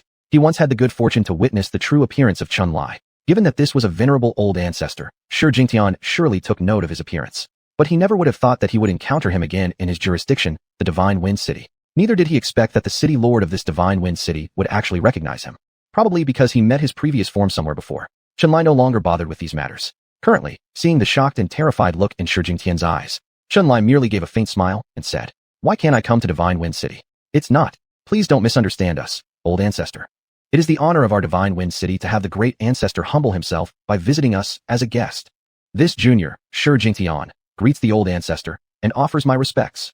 Upon seeing Lord Shi bow down to pay his respects after encountering Chunlai, at that moment, on the vast square, there was truly a complete silence everywhere. This junior, Li Muling, pays respects to the old ancestor. This junior, Li Chengfeng, pays respects to the old ancestor. This junior, Jiang Xian, pays respects to the old ancestor. This junior, Yin Na, pays respects to the old ancestor. After recognizing Chun Lai's identity, Lord Shi Jingtian immediately invited Chun Lai to be a guest at the city hall. Because of Chun Lai's words, Shi Jingtian also brought along the disciples of the Spirit Spring sect who were currently present. Frankly speaking, at this moment, these disciples' feelings were extremely complex, because they could not have imagined in their wildest dreams that the handsome and suave young master whom they helped unintentionally at the Mercenary Square was actually the legendary ultra-great authority, the supreme elder of the Wuji sect, Chun Lai. Being at such a high position, an elder of one side with the cultivation of Tianyuan realm, whose fame has spread throughout the Qingming province. Such a terrifying existence, who was mistakenly thought by them earlier as someone unversed in worldly affairs, was now summoned to the city hall. Several of the Spirit Spring sect disciples couldn't help but start feeling nervous and anxious, worried that the Ancestor might get angry and kill them all with a single palm strike for their lack of discernment. Of course, among the disciples of the Spirit Spring sect present, the one with the most complex feelings was definitely Li Muling.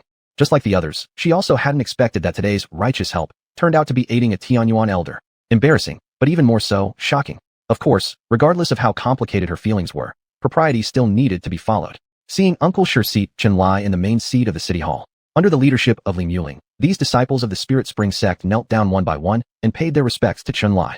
You do not need to show excessive respect upon seeing me. You may all rise. After Chun Lai spoke calmly, saying, "Thank you, Ancestor," Li Muling dared to stand up, leading her fellow students. Chun Lai glanced at Shi Jingtian and said, "Lord Shi, I want to chat with them privately. Could you please excuse yourself?" How dare Shi Jingtian raise objections? Seeing that Chun Lai wanted to talk alone with Li Muling and the others, the next second, Shi Jingtian quickly said, "I shall withdraw, juniors." Shi Jingtian soon left the hall. Now, only Chun Lai and Li Muling remained in the room. Possibly it was the first time they were personally meeting a Tianyuan elder in real life. All the disciples of the Spirit Spring sect present felt quite tense. Some even held their breath, afraid to take a deep breath. Since Chun Lai didn't initiate conversation, these disciples grew increasingly nervous. No one dared to speak up voluntarily, as the atmosphere in the room became somewhat strange. Finally, Chun Lai decided to break the silence and spoke first. "Earlier, I heard that the Spirit Spring sect has an excellent reputation around this area of the Divine Wind City. And today's meeting indeed proves that your name lives up to the praise. Also, thank you all for kindly warning me back at the plaza earlier." Among the present disciples of the Spirit Spring sect, Li Muling led the group, so naturally, it was her turn to reply to Chun Lai. The next moment, everyone heard Li Muling softly say, "The old Ancestor laughs at our ignorance. We were truly unaware that the predecessors were the great elders of the Wuji sect. If there was any offense, we hope the old Ancestor will not bear a grudge." Would he bear a grudge? Chun Lai smiled faintly and did not elaborate further on this topic. Instead, he mysteriously asked a question. "How has Yun been doing in recent years?" Yun? Confused by this unexpected question, at first Li Muling didn't quite comprehend. But the next second, for some reason or another, she suddenly changed her facial expression. "Does the old Ancestor know our sect master?" That happened many years ago. Chun Lai did not elaborate too much, and neither dared Li Muling ask further. She could only obediently give an account of the current state of the sect master. The sect master was injured, and he's in bad condition. The apothecary said that we would need a 6th grade healing type pill for him to fully recover. This seat has already heard about this matter from others. So after the dispersal of Lingquan's sect, the reason why you disciples who were unwilling to leave have come to Divine Wind City and taken on the job as mercenaries is because you are earning spirit stones by guiding people, all for the purpose of saving your sect master's life. Very commendable. Yun really has taught a group of good disciples who know how to repay kindness. This incident wasn't exactly confidential. Many people in Divine Wind City knew about what happened to their Lingquan sect. Thus, Li Muling didn't harbor any suspicion. After hearing Chun Lai's words, she responded softly. "The nurturing grace of our parents, and the teaching grace of our masters, these are the greatest blessings under heaven and earth. If even these can be forgotten, aren't we then no different from beasts?" Hearing Li Muling's reply, Chun Lai nodded deeply in agreement. Spoken well. If one can so easily let go of the teacher's grace, indeed one is less than an animal. In this regard, you all have done exceptionally well, surpassing many of the elder high-ups in your Lingquan sect. Seeing Chun Lai complimenting her, Li Muling and her companions didn't boast or speak more because of it. But the next second, Chun Lai seemed to be thinking of something, and then he suddenly opened his mouth. A 6th grade healing type pill is needed to completely cure him. It just so happens that this seat has a few 6th grade healing type pills in my possession. This seat needs you all to do something for me. Afterwards, I will bestow one of them to you.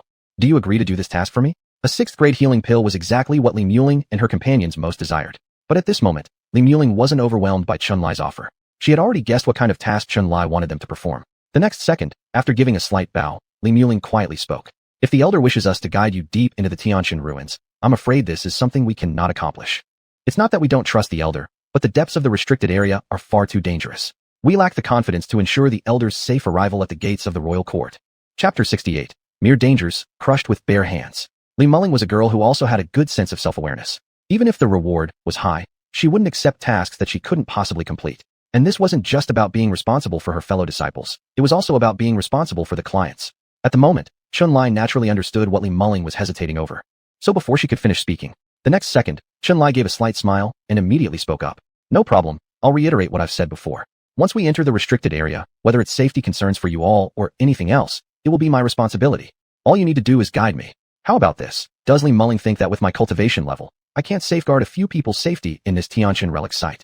Seeing Chun-Li appeared to have misunderstood something, Li Muling hurriedly explained for fear of angering him. Forgive me, Ancestor. Latecomer didn't mean that. Just that. Originally, Li Muling only wanted to inform Chun-Li how terrifying the inner region of the Tianqian relic site was, with even an unknown number of Tianshu realm cultivators dying inside. But at this moment, Chun-Li was already tired of listening to this woman blabber on and on with trivialities. The next second, Chun-Li interrupted her directly. If not that, then it means Miss Li trusts my abilities. In that case, the task of leading the way will be handed over to the disciples of the Lingquan sect like you. I don't like wasting time when handling matters, so you have one day to prepare whatever you need. Tomorrow morning, you will accompany me to the Tianshan relic site. But, Ancestor. Li Muling seemed to want to say something more, but with a casual glance from Chun-Li, realizing the Ancestor's decision was set, in order not to anger Chun-Li. In the end, Li Muling swallowed all the thousands of words she wanted to say and could only utter. Since Ancestor trusts us disciples of Lingquan sect, then we will accept this mission. Time flashes by. In the blink of an eye, 3 days had passed. In the central area extending 50 million miles into the Tianshan relic site, a ghost whose cultivation had reached the peak of the spirit infant stage was frantically fleeing. The reason why the Tianshan relic site was known as a forbidden zone was because it harbored creatures known as ghosts. These ghosts were neither human nor spirit-like, all formed by past cultivators of the Tianshan Empire being eroded by death qi, losing their wits, feeding on the living. Once encountering any form of life, they would unhesitatingly attack without regard for their own safety. Every year an untold number of cultivators exploring the Tianshan relic site perished at the hands of these ghosts. But now, these dreaded ghosts were also running away? If outsiders saw this scene, it would definitely shock them speechless. In reality, many people did not know that these ghosts are also unique forms of life. Though they lost their wisdom, with growth and cultivation, they would gradually awaken some instincts of living beings. When feeling terrifying presence, they would instinctively choose to evade. Feeling anything posing a threat to their lives would lead them to flee. But such instincts would only manifest after reaching the spirit infant stage in the minds of the ghosts. Right now, why was this particular ghost, with cultivation at the great perfection of spirit infant stage, frantically escaping? It was simply because it sensed danger, sensed a terrifying existence severely threatening its life. Even with cultivation at the great perfection of spirit infant stage, this ghost could easily become a dominant force in the central part of the forbidden zone. Its escape speed quite fast. But was that useful? Before this ghost had fled too far. In the next second, a giant hand woven from divine essence descended from the sky, and in one fell swoop crushed this ghost into the ground. Mountains crumbled and the earth trembled. The once smooth black ground caved in a large section upon being struck, creating fractures spanning thousands of meters wide. Would this pitiable ghost have any chance left to resist after bearing this terrifying blow? It was outright suppressed and subdued by this formidable offensive move. Alright, this ghost has been dealt with. However, the soul crystal within its body still has some value. Go take it back. A figure cloaked in white garments, looking ethereal like a celestial descent, descended from the skies, and landed before the shattered expanse of land.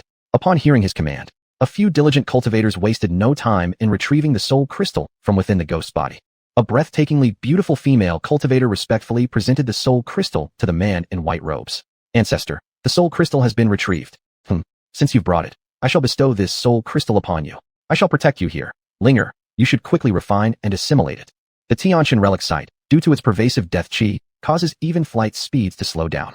In the outside world, traversing a distance of 1,000,000 miles would have taken Chun-Li no significant time to reach the core of the Tianshan relic site. However, now, after spending a full 3 days, he had only covered 500,000 miles, still halfway from reaching the central region of the Tianshan relic site. Of course, the reason for such slow progress wasn't entirely due to the death qi, but also because of the time Chun-Li wasted on certain trivial matters during the journey. Here in the Tianshan relic site, one thing that was abundant was not the terrain but the ghosts. And these soul crystals inside the ghosts were indeed good stuff. They could enhance cultivation when refined. With Chun-Li's level of power, entering this relic site was akin to crushing everything underfoot. Thus, every ghost that appeared before him was swiftly eliminated, and all the soul crystals he gathered were bestowed upon others without hesitation. 3 days is neither long nor short, but it was more than enough for Chun-Li to become thoroughly familiar with the Lingquan sect disciples he had forced to accompany him. At the beginning, perhaps some still harbored resentment or reluctance, as their decision to guide Chun-Li deep into the Forbidden Zone stemmed purely out of respect for his authority. But now, none of the Lingquan sect disciples felt this way anymore. Instead, they were filled with boundless excitement and joy. Why did their emotions reverse so quickly? Simple. Hell yeah, following the Ancestor around is just too damn exhilarating, isn't it? Chapter 69. Following the Ancestor feels absolutely incredible. Take a very vivid analogy to see the difference here. In the original story, it was the same group as Li Muling who were guiding Ye Tian. Before entering the Tianshan ruins, they were already being targeted by ill-intentioned mercenaries. And after entering the Tianshan ruins, there were powerful ghosts chasing them everywhere they went. All of the Tianshan ruins storyline can be summarized in one sentence. Being beaten all day long. This sentence was really demonstrated perfectly on these Linghuan sect disciples. It was tough. For these Linghuan sect disciples, in the original story since they met the fated main character Ye Tian, their lives have been nothing but miserable every day. They haven't had a good night's sleep. Missing arms and legs were considered minor issues. But ultimately, they didn't get a good ending either. Everyone except for the fated female lead Li Muling ended up dead. Now, when acting as guides for Chunlai, what kind of life do they experience? There's no need for them to fight or die. With a wave of Ancestor's hand, hundreds of miles worth of ghosts were completely exterminated. They never imagined that in such a terrifying place like Tianshan ruins, they could feel an overwhelming sense of security. No need to fight or die, no need to worry about their own lives. And this isn't even the best part. What is the best part? The Ancestor is also generous. He doesn't enslave them with his unbeatable cultivation or seniority. Instead, after annihilating countless ghosts, he directly bestowed those soul crystals upon them.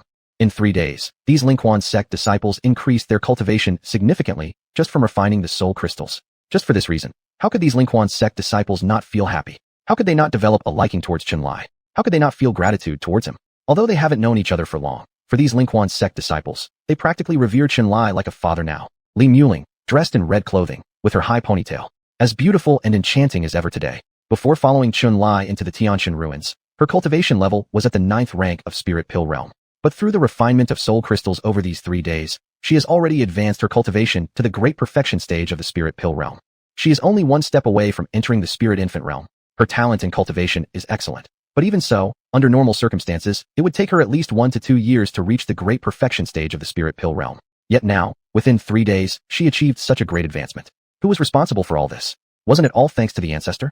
Therefore, having received immense favor, like the rest of her master brothers and sisters, Li Muling felt deep gratitude towards Chunlai in her heart. During these 3 days, Li Muling consumed the soul crystals of 2 ghosts from the Spirit Infant realm, which enabled her cultivation to advance so quickly. Even though these cannot be taken out, they still have value. If asking a great power from the Spirit Infant realm to hunt such a tier of ghosts, it would cost at least several 100,000 spirit stones. And by consuming 2 of them, in a way, it meant indirectly receiving favor worth several 100,000 spirit stones from Ancestor. And even so, Li Muling didn't know how to repay Chunlai's kindness. Right now, seeing Chunlai giving her another crystal from a great perfection Spirit Infant ghost, how could Li Muling bear to accept it? Ancestor, there's no such thing as undeserved wealth. I really don't have the face to accept more soul crystals you've hunted. In these 3 days, you have already given me 2 soul crystals from the Spirit Infant realm. Just for this favor. I don't even know how to repay Ancestor. The original story described Li Muling's character. Outgoing and extremely righteous. She is also a straightforward young lady. Never has she displayed any girlish behavior. But now, in front of her, for the first time, she revealed this expression while biting her thin lips, which made Chunlai once again impressed. Was it because he gave too much, making the naturally outgoing and generous destined heroine, Li Muling, embarrassed? After a slight smile, the next second Chunlai directly spoke up. No problem. You should know, at my current level, the soul crystals of the Spirit Infant realm are useless to me. Besides, these things cannot be taken out either. Not letting you absorb them would be a waste, wouldn't it? But, she knew what Chunlai said made sense, but wasn't she still taking his favor without cause? Seeing Li Muling bite her lips tightly, wanting to say something to him. The next second, before she could even open her mouth, Chunlai reached out and gently patted her little head. Haven't I said it before? I have a past with your sect leader. You can also be considered my juniors. Just consider this as me helping you out of respect for your sect leader. There's no need to feel awkward about it. Linger, your cultivation has already reached the great perfection stage of the Spirit Pill realm. After refining this soul crystal, you should be able to successfully break through to the Spirit Infant realm. I'm in a hurry to go deep into the restricted area, so don't waste time. Quickly refine this soul crystal, then we'll continue on our way.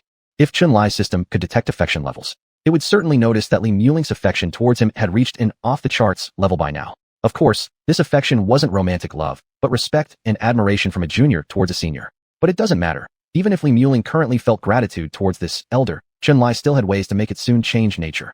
Seeing Big Sister hesitating, the next second, a female cultivator couldn't help but step forward. Big Sister, the Ancestor is so kind to you. What are you still hesitating about? Soul crystals can't be taken out anyway. If you don't consume them, they'll just go to waste, won't they? Hurry up and thank the Ancestor for his gift. The female cultivator who spoke was Li Muling's younger sister, and also the only remaining female disciple in Linghuan's sect aside from Li Muling. She was quite pretty, scoring around 85 points in looks. Unfortunately, compared to Li Muling, she immediately fell short. But this girl had a good character. Over these few days, Chunlai had also given her a few soul crystals. So this younger sister, named Yunnan naturally, like the other masters and brothers, held gratitude and admiration for Chunlai in her heart. Seeing even her younger sister urging her to quickly refine the soul crystal, Li Muling was at a loss for words. After biting her thin lips tightly, the next moment, seemingly remembering something, she held the soul crystal in her hand and knelt before Chunlai. Thank you, Ancestor, for granting Linger the soul crystal. Your great kindness these past few days, I don't know how I can repay you. If ever the Ancestor needs me for anything in the future, I, Li Muling, will not hesitate to risk life and limb. Chapter 70. Without something happening, how would I have the chance? Li Muling was extremely grateful to Chunlai, so at this moment, she swore by her true name. But the Elder's cultivation is invincible, and their status and power are unmatched. Could she truly hope to repay the Elder in the future? Li Muling had no confidence in this whatsoever. After all, the gap between them was truly immense. As the Grand Elder of the Wuji sect, could anything the Elder wanted done require the assistance of a mere Lingdan realm cultivator like herself? Wouldn't that be a laughingstock? Isn't it absurd? Yet, having come to this point, other than offering this promise, she had no other way to express her gratitude to the Elder. Of course, there was one thing Li Muling definitely couldn't foresee right now, and that was that there actually was something she could do to repay Chunlai. And not only could she repay him well, but the day when she did so would arrive very quickly. In the blink of an eye, 2 days had passed. At a certain Taoist temple within the Tianshan ruins, the junior sister of Lingquan's sect, Yunna, rushed over in a hurry. Elder, senior sister has met with calamity. I implore you, Elder, please save senior sister. Under the guidance of this junior sister, Chunlai soon arrived at a certain room in the temple, where he saw Li Muling, who had been so spirited earlier, now lying on a bed, cheeks flushed red, unconscious and unresponsive. It had finally arrived. Without any wasted effort, he'd deliberately come to this temple. Chunlai already knew why Li Muling had fallen into an unconscious state, but in this moment, he said nothing about it, asking instead, what did Linger do today that made her end up like this?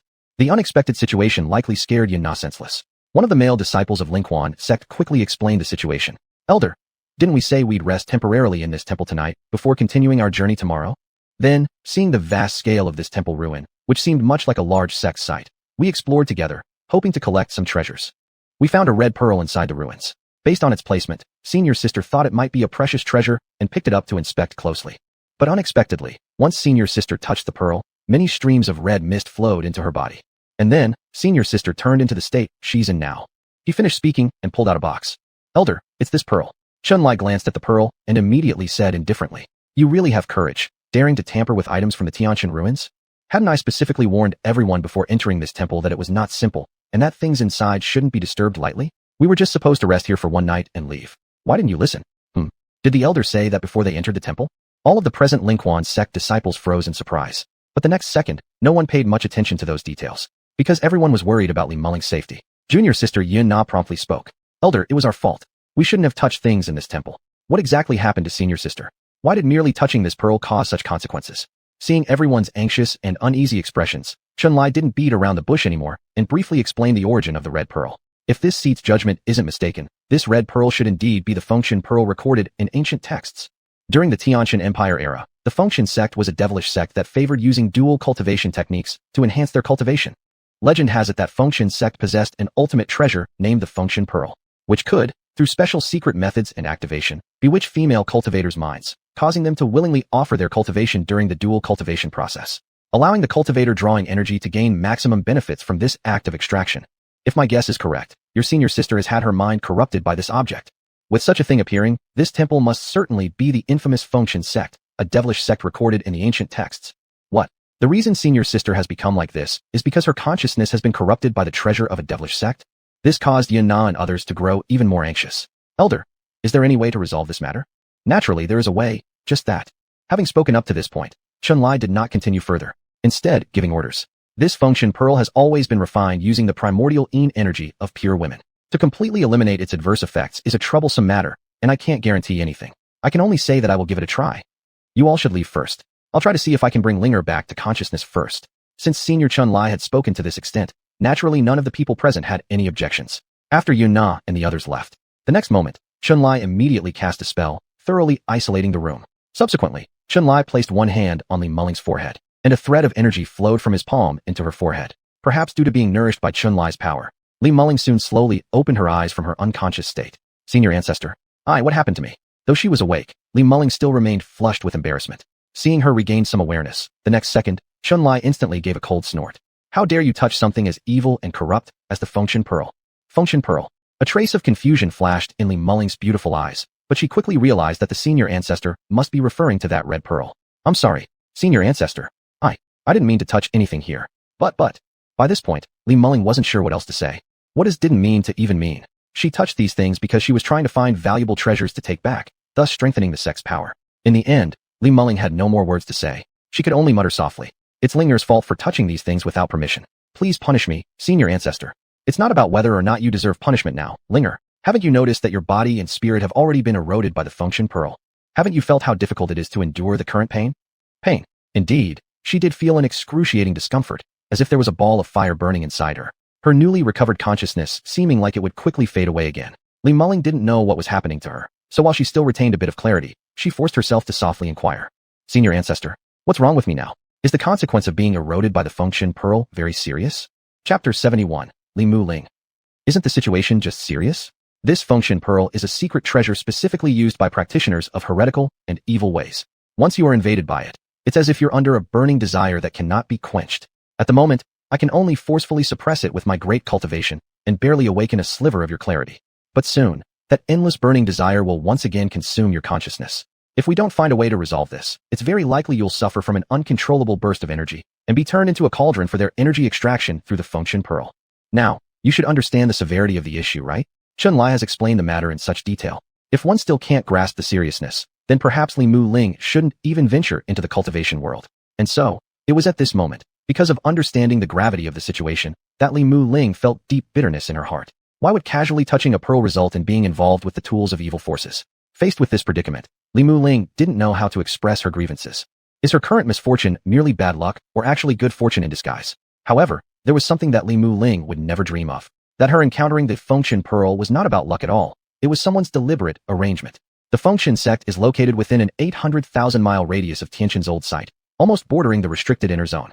In the original story, the fated protagonist Ye Tian and Li Muling were chased by a spirit with Yuaning level 8th heaven cultivation.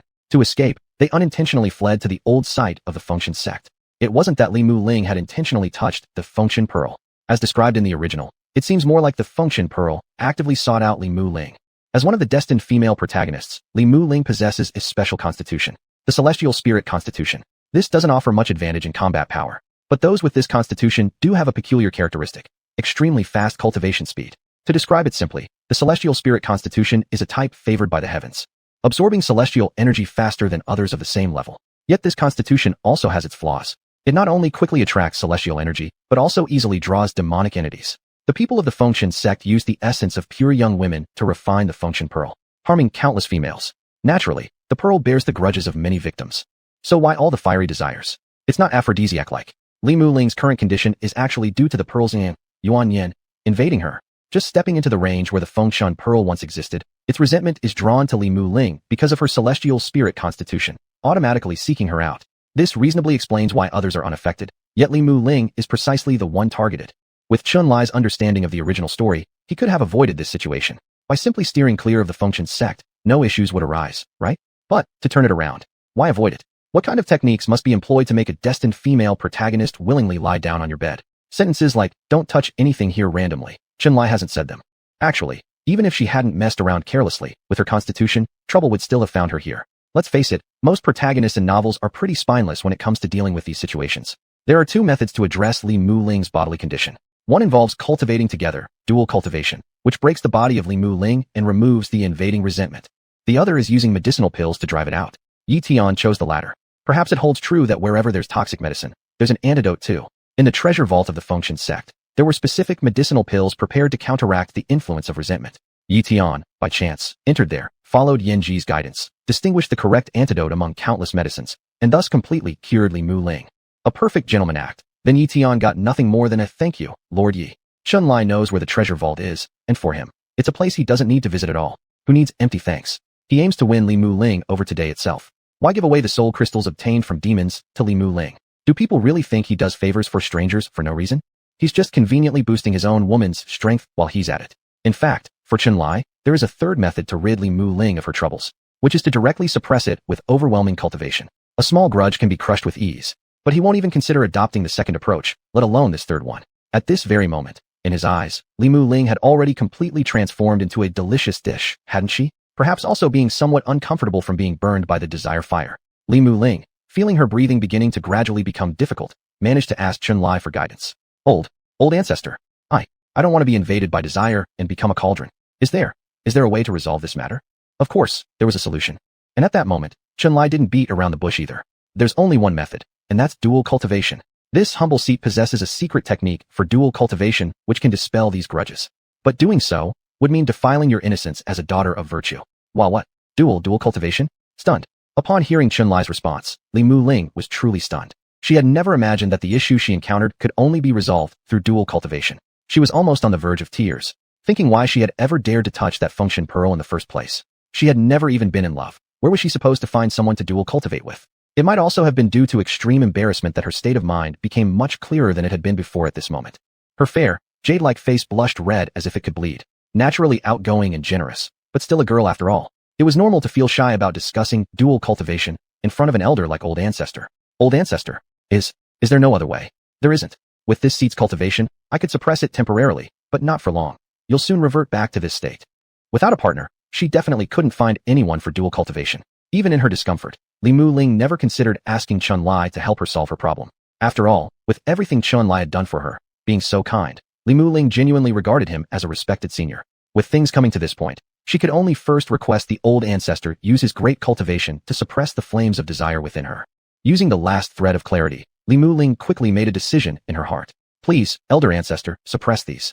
Originally, Li Muling wanted to ask Chun-Li to help her suppress those desires. But the next second, before she could finish her sentence, suddenly, Chun-Li directly took hold of her delicate hands.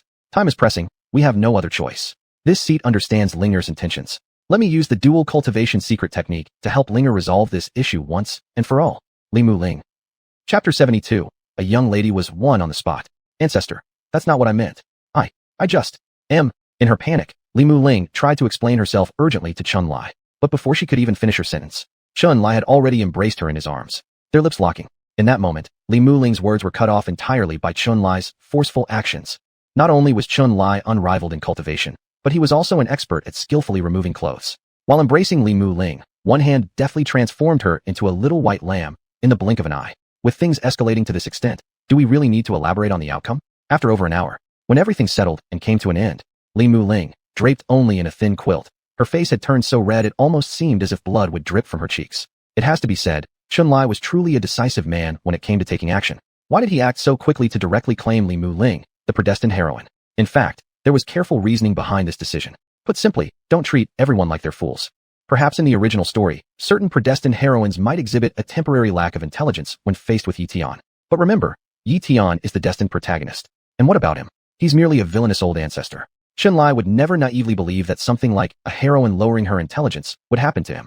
Therefore, when capturing these predestined heroines, not only must the means be forceful, but sometimes a bit of strategy is also required. Under normal circumstances, once an old ancestor becomes intimate with a predestined heroine, she would naturally question whether all this is part of the old ancestor's scheme, right? So throughout the whole time, Chun-Li did nothing out of the ordinary. He was originally casually arriving at the old site of the Wind Dust sect.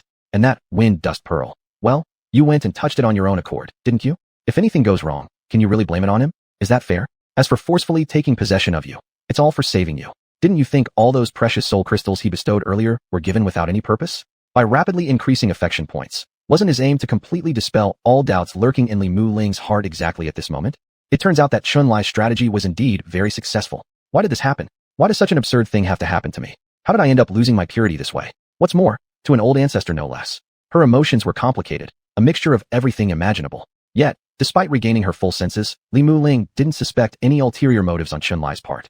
All she felt was confusion regarding how she should face Chun-Li now and her fellow sect members outside. Draped in a thin blanket, her face flushed so deeply it appeared nearly blood red. When Li Muling curled up, sitting at the head of the bed, practically burying her head between her knees, Chun-Li immediately moved on to the next step of his psychological operation. Linger, things were urgent. I only acted this way to save you. I sincerely hope Linger will not hold this against me. Chun-Li's judgment was correct. Even though he had built a high amount of goodwill earlier, all she truly felt toward him was respect. After all, their generation gap was too wide. There was no way beyond treating him as a revered elder that her thoughts would wander elsewhere, right?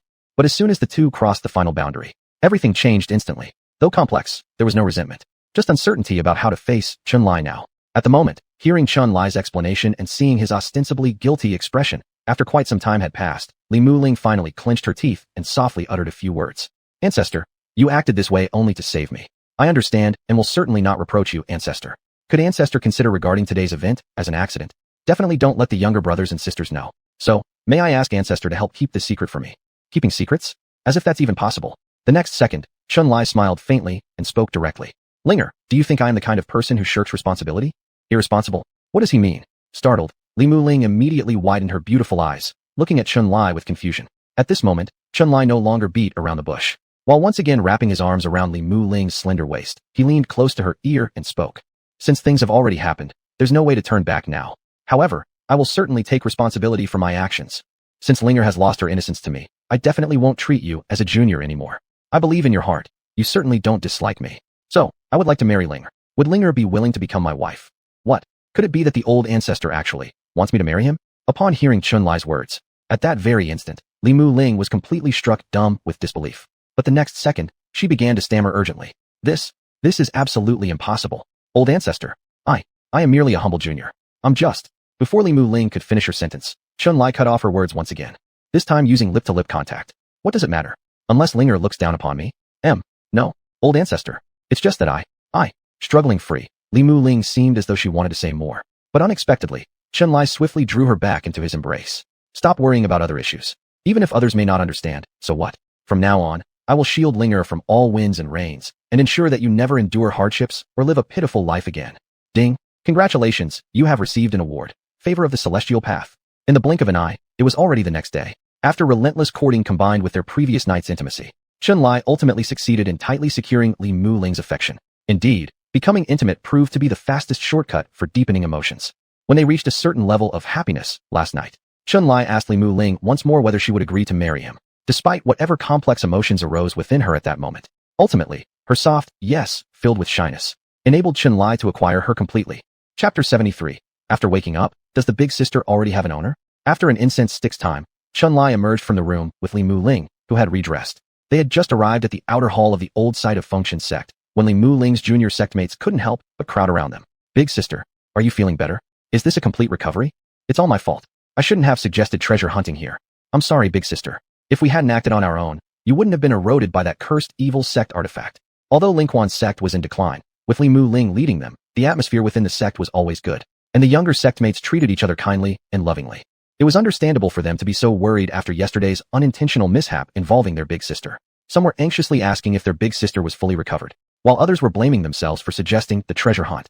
Seeing how much her juniors cared about her, Li Muling was deeply moved inside. But just as she was about to say that she was completely recovered, she didn't know whether or not something felt off, when her little sister Yuna suddenly couldn't help but say, Big sister, why do I feel that you seem a bit strange today?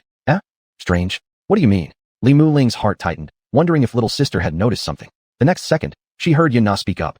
I don't know what feels strange exactly, but it seems like big sister has become more beautiful and refined after yesterday's incident. At this moment, some observant people noticed that. Originally, Li Muling, who always liked to tie her hair into a high ponytail wherever she went, had surprisingly gathered her black long hair today and tied it into a very beautiful xuanhuan bun using one hairpin. Because she had not yet experienced worldly matters, the little sister did not understand that this change in Li Muling was normal, resulting from her transformation from a maiden into a young lady. Then, as Li Muling's heart became extremely tense, not knowing how to respond to this question, the next second, Chun Lai took a step forward and directly embraced Li Muling's slender waist. From today onwards, Linger will be this master's favored concubine. When Li Muling suddenly found her slender waist hugged by Chun Lai, her body instinctively and naturally trembled slightly. But since things had already reached this point, the patriarch had already said there was no need to hide or cover up, so what could she still oppose? After her body shivered slightly, Li Muling also tightly bit her lips and stopped making any further movements, choosing to softly lean into Chun Lai's embrace and unreservedly hand over her slender waist to his arm. Upon hearing Chun Lai's words, and seeing big sister having her waist lightly held by the patriarch, at this moment, all these disciples of Lingquan's sect were utterly baffled. What is going on? Big sister, how did big sister become the patriarch's favored concubine? Last night, what exactly happened last night to big sister? As everyone was bewildered, the next second, little sister Yuna subconsciously asked, Big sister, you and the patriarch, perhaps out of shame as well. Li Muling didn't know how to tell everyone what had happened last night. So the next second, Chun Lai stepped in to explain the situation briefly. Last night, while driving out Linger's issues, this master accidentally came into physical contact with her during the process. This master is a responsible man, unwilling to ruin Ling'er's purity easily. So I've decided to take Ling'er as my concubine. Even though it was just a few light explanations, it was enough for everyone to guess what had happened last night. No one expected such a thing would happen to Big Sister, which made these disciples of Lingquan's sect unsure of how to evaluate the situation at this moment. However, regardless of what everyone thought in their hearts, the matter had developed to this point and could no longer be changed. Tightly biting her lips, as if pondering something, little sister suddenly couldn't help but murmur a sentence. That, can I still call you Big Sister afterward? Yesterday, she was still everyone's big sister. Today, she transformed directly into the patriarch's favored concubine. Seeing that the juniors didn't know how to face her anymore. In this moment, Li Muling's heart was filled with shyness. She liked these juniors a lot and didn't want this matter to affect their relationship. After hearing the words of her junior disciple, Li Muling also responded softly with her head down. Regardless of what I have become now, as long as you all are still willing to call me Big Sister, I will always be your big sister. Time flew by, and in the blink of an eye, 2 days had passed. Since accepting Li Muling, it had taken them 2 days of travel. And Chunlai's group finally reached the core area of the old site of Tianqin. Here, is this the former capital of the Tianqin Empire? It's truly enormous and spectacular. Seeing a male disciple of Lingxuan's sect gazing full of reverence at the city walls of the Tianqin Empire's capital, the next second, Li Muling also responded lightly. Before the Tianqin Empire became a forbidden zone, it ruled over the entire Qingming province. It's not surprising that the capital would be so magnificent. After saying these words, Li Muling didn't know what she was thinking about, but she couldn't help but look at Chunlai. Master, are you looking for something inside the capital? If so, let Ling'er accompany you inside. According to the previous agreement, Li Muling and her sect were only required to guide him to the gates of the Tianqin Empire's capital. After all, entering through these gates meant stepping into the very core of the forbidden area, where personal safety could hardly be guaranteed. But now, the situation had completely changed. Before, Chunlai was just a client who hired her to act as a guide. Now, the patriarch had become her man. No matter how dangerous the forbidden area was, Li Muling wanted to accompany Chunlai. Even though her cultivation was low, more people meant more strength, right? The patriarch had not only helped her improve her cultivation, but also saved her life. Li Muling willingly wished to join him in facing the dangers ahead. Faced with Li Muling's words, before Chunlai could react, junior disciple Ye Tian couldn't help but speak up anxiously. Big sister, you want to accompany the patriarch inside?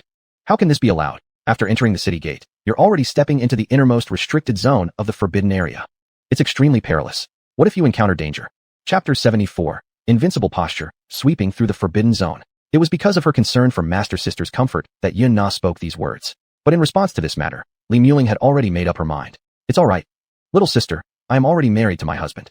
Precisely because there is danger, I should face it with my husband. As for you all, there's no need to delve deep into the core area of the forbidden zone. Wait for us on the outskirts instead. If within 7 days we don't come out, it means we might have met with misfortune. At that time, just leave here directly. How does that sound? After saying this, without waiting for her junior siblings to respond, Li Muling then sought Chunlai's opinion. Husband, do you think this arrangement by Ling'er is acceptable? Truly worthy of being the destined heroine in the original story. Where can one find such thoughtfulness as her willingness to face life and death together? Chunlai naturally understood what Li Muling meant. So after a slight smile, Chunlai also gave his response. It's fine. Actually, there's no need to deliberately leave someone outside to wait. Ling'er, take your junior siblings in with me. I am fully aware of what dangers lie within this core forbidden zone. I won't let any harm come to you all. Oh, seeing Chunlai wanting to bring his junior siblings along, Li Muling instinctively wanted to say something. But before she could open her mouth, Chunlai couldn't help but pinch her tender little cheek. How? Is this about not trusting your husband's invincible cultivation? Do you think I can't protect these little junior siblings of yours? No, husband. Ling'er doesn't mean that. It's just. Li Muling tried to clarify that she didn't mean that at all. But before she could finish her sentence, in the next second, her junior siblings voluntarily spoke up. Master sister, the Ancestor is right. Let us go in with you and the Ancestor. Even though our cultivation isn't sufficient, having more people means there will be some assistance at least. Sister, with the Ancestor being so powerful, you don't need to worry about us. And back when we decided to become mercenaries, wasn't it agreed upon that whatever danger we encounter, we would face it together? Seeing the determined gazes of her junior siblings, Li Muling now didn't know what to say either. Junior sister Ye Tian, fearing that the sister wouldn't agree, couldn't help but joked around with Chunlai. Ancestor, if we really encounter danger inside the forbidden zone, you won't only care for sister and ignore us, will you? Upon hearing this, Chunlai couldn't help but smile. Do you see me as someone who would do such a thing? That's definitely not the case. Even Master Sister likes the Ancestor. I know the Ancestor must be a good person. Ye Tian, seemingly reminded of something, chuckled and added a few sentences. Master Sister marrying the Ancestor truly is incredibly fortunate. Who would have thought that even we get to benefit from this? Ancestor, with this connection, those small disciples of Lingquan's sect who anyone can bully. In the future, while walking through the cultivation world, we can act arrogantly too. Knowing that the other party was joking, yet Chunlai still couldn't resist laughing and said, to walk arrogantly, do you think you're a crab? Though one part of your statement isn't wrong. For Ling'er's sake, if anything happens to you all in the future, I will take notice. Not to mention here in the Forbidden Zone. Don't worry, Linger, the things you're concerned about won't happen. With your husband here, if I can bring you all here safely, I will definitely return you all safely and intact. Originally, not wanting her junior siblings to all go in was to preserve a seed of hope for Lingquan's sect, but now seeing everyone's intentions and hearing what the Ancestor has said, what is there left for her to hesitate? With that thought, Li Muling's exquisitely beautiful little face lit up once again with a smile. Since that's the case, then let's all go in together. Yay, thank you, Master Sister, for your consideration. There may be things we can't help with, but serving tea and doing rough tasks for Master Sister and the Ancestor, that's definitely no problem. Here in the capital of the Tiantian Empire, it truly lives up to its name as the core area of the Forbidden Zone. Xunlai had just brought his newly acquired wife and her junior siblings into the city when over a dozen blind, Lingying realm phantoms charged forward, attempting to devour their flesh and blood. With his cultivation reaching the 7th level of the Tianyuan realm, along with the great chaos Yin-Yang sacred physique and the supreme bone by his side, Xunlai's combat power had long since become invincible in the Tianyuan realm, and he could even take on some great cultivators from the Tianyuan realm's upper level, the Tianluan realm. Killing some Lingying realm ghosts was truly child's play, wasn't it? So with just a single slap, he directly shattered these blind ghosts into powder, after overwhelmingly suppressing countless Lingying realm ghosts.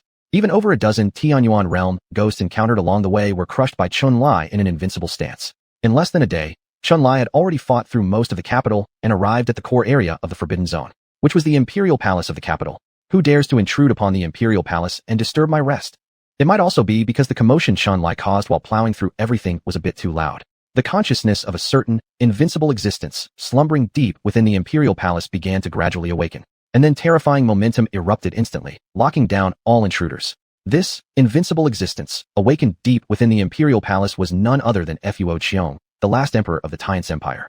With cultivation at the semi-steppe Tianluan realm, he could naturally be considered the master of this forbidden area. Because of his overwhelming strength, even after being eroded by boundless death energy, he could still maintain a clear state of mind. Not only did Fuo Qiong Emperor notice the traces of Xunlai's actions, the moment Fuo Qiong Emperor awakened, Xunlai immediately discovered him as well. With a simple teleportation, Xunlai directly appeared in front of Fuo Qiong Emperor. Seeing his current not quite human, not quite ghost state, Xunlai couldn't help but let out a sigh. In the heyday of the Tian's Empire, probably no one would have imagined that Fuo Qiong Emperor, coveted by countless subjects, would end up like this now, a figure neither human nor ghost, truly demonstrating the unpredictability of life and how fate can toy with man. Chapter 75, The Deal with Emperor Foqiang. In the face of the sudden appearance of Xunlai, there weren't many special emotions shown on the dry and thin face of the old Emperor Foqiang, but a hint of solemnity and astonishment was indeed present in his eyes, perhaps because he had vaguely sensed the remarkable cultivation of Xunlai. Is he one who possesses this sacred body? It's truly been many years since I've seen such an extraordinary prodigy. However, Emperor Foqiang had also been someone well-versed and knowledgeable when he was alive. Soon enough, he controlled his emotions and then asked Xunlai calmly, "Who are you, and why do you dare to intrude into my inner palace?" Upon hearing Emperor Foqiang's inquiry, Xunlai soon responded lightly. "An outsider like fleeting clouds, His Majesty doesn't need to know my name. However, the purpose of my coming here can be disclosed. I will not hide from His Majesty. I am here to claim the cosmic sphere."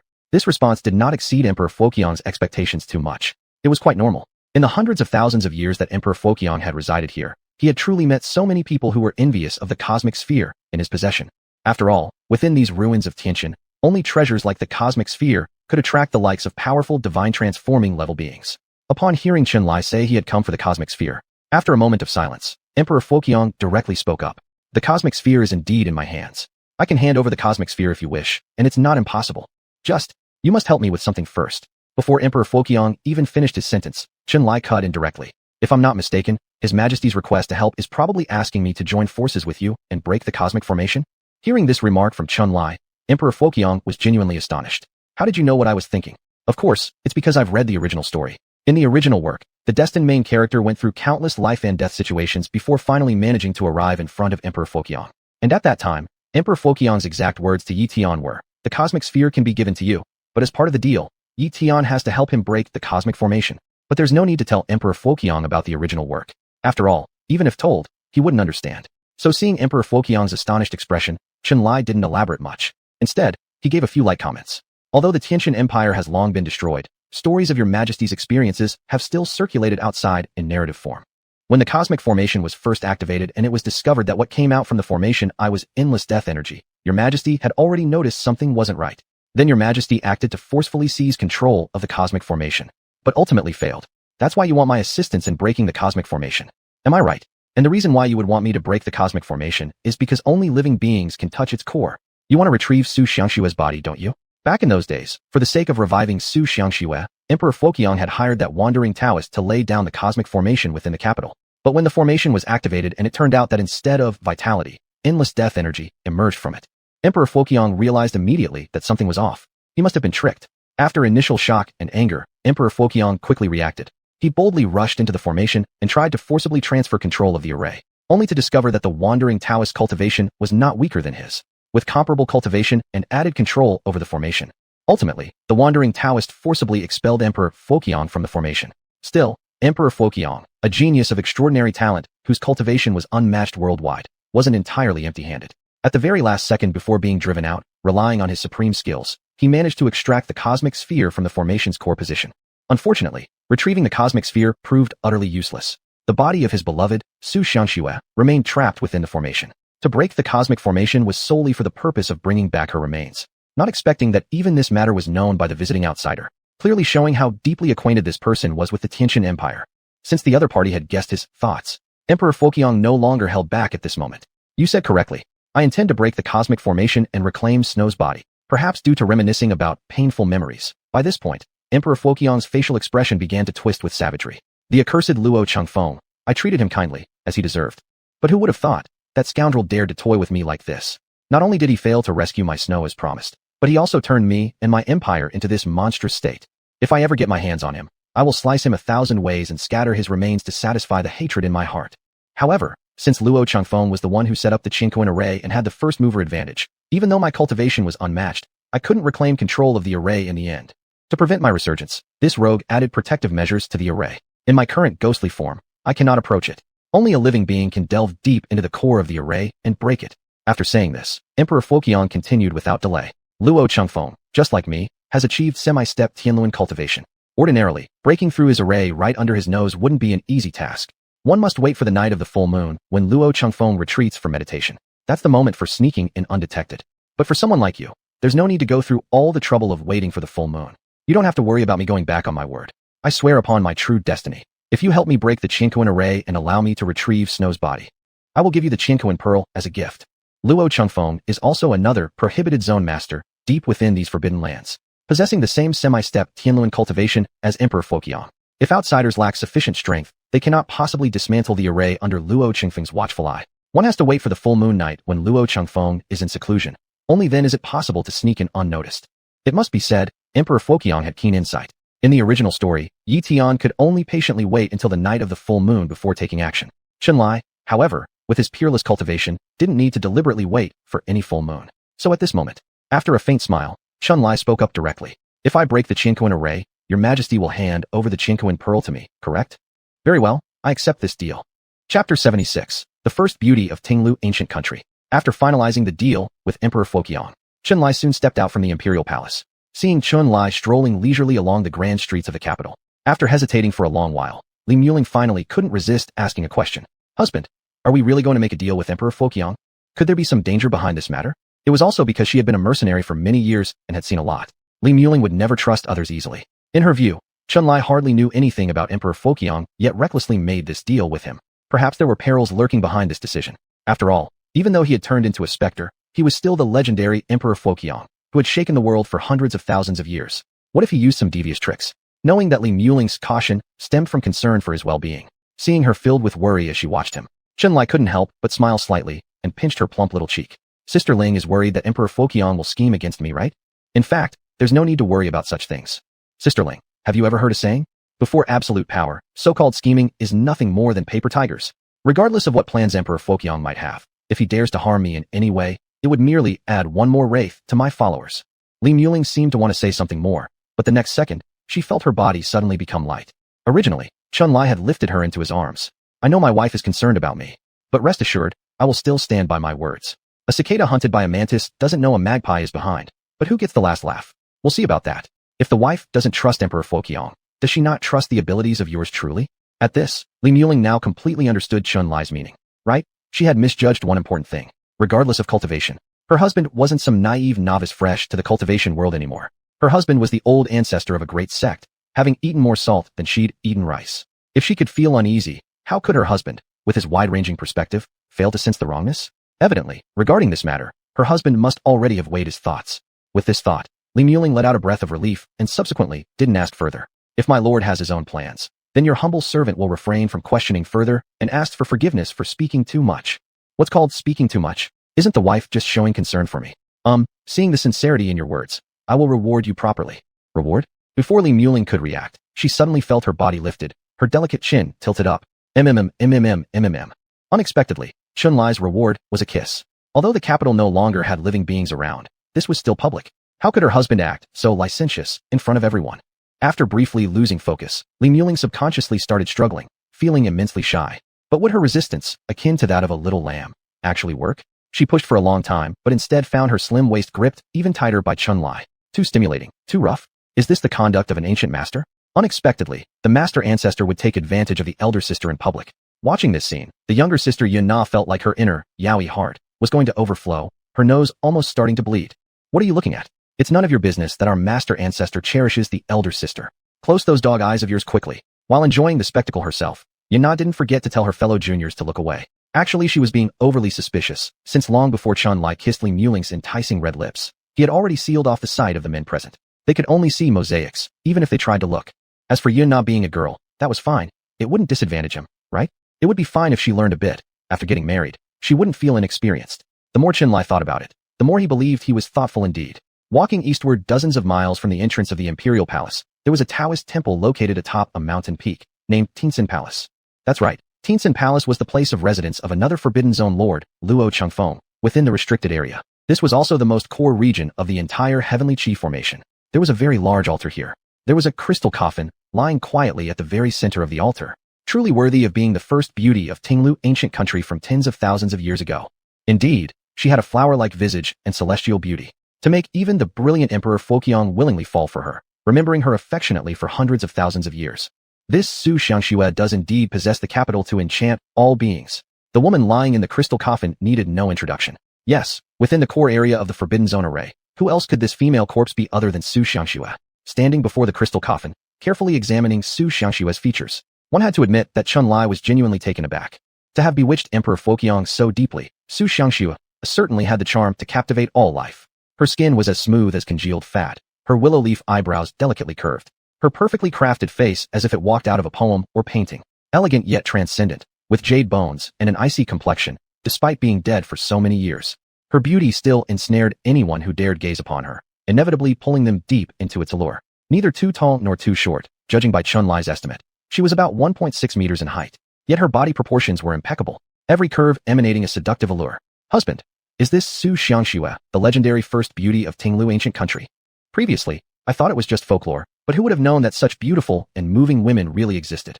Seeing Su Xiangxue's enchanting beauty, not only was Chunlai mesmerized, even Li Muling's eyes, standing nearby as another woman, flickered momentarily with astonishment. It couldn't be helped. Experiencing such emotions was normal for her.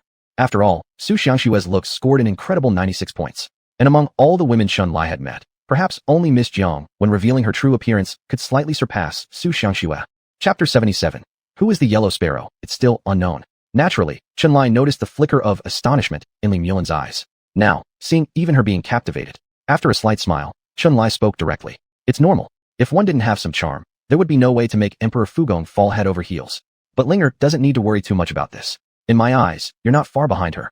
Li Muling has a good sense of self-awareness. Even though she was known as the first beauty of Shangfeng City, compared with Su Xiangxue, there was still quite a gap. The main reason is that Su Xiangxue's aura is too good. Even after so many years of death, she can still make others feel astonished. This is due to Su Xiangxue's so-called ice-skin jade bones coming into play. After finishing speaking with Li Muling, Chunlai shifted his gaze to another person present. Would it be enough for me just to move the crystal coffin away to break this Qingquan array? Chunlai did not let the disciples of Lingquan's sect follow him over. He had them all wait outside the gate of Taikan Palace. Among those present, apart from Chunlai and Li Muling, there was only an emaciated old man who looked like a mummy left. Yes, this old man is none other than Luo Changfeng, the renowned master of another restricted area. Moreover, he has another identity. That is, Su Xiangxue's childhood friend and the national teacher of the Taikan Empire. The Qingquan array that caused chaos throughout the Taikan Empire was personally laid by him, Luo Changfeng. When intruders trespassed on the Qingquan array, Luo Changfeng definitely tried to block them. But just as Emperor Fugong judged, Chunlai's cultivation was extremely high, and he didn't need to wait for any full moon night. So, Luo Qingfeng's interference was completely useless. Even at the half-step Tianluan stage, what does it matter? As long as you haven't fully stepped into that realm. In front of Chunlai, who possessed both a great saintly body and a supreme bone, you are merely a larger ant. Within half an incense stick's time, Luo Chengfeng was already captured alive by Chunlai. By now, Luo Chengfeng already knew the intention of Chunlai's arrival. Seeing him walk to the crystal coffin, Luo Chengfeng roared furiously in anger. Kid, stay far away from that crystal coffin for the old man.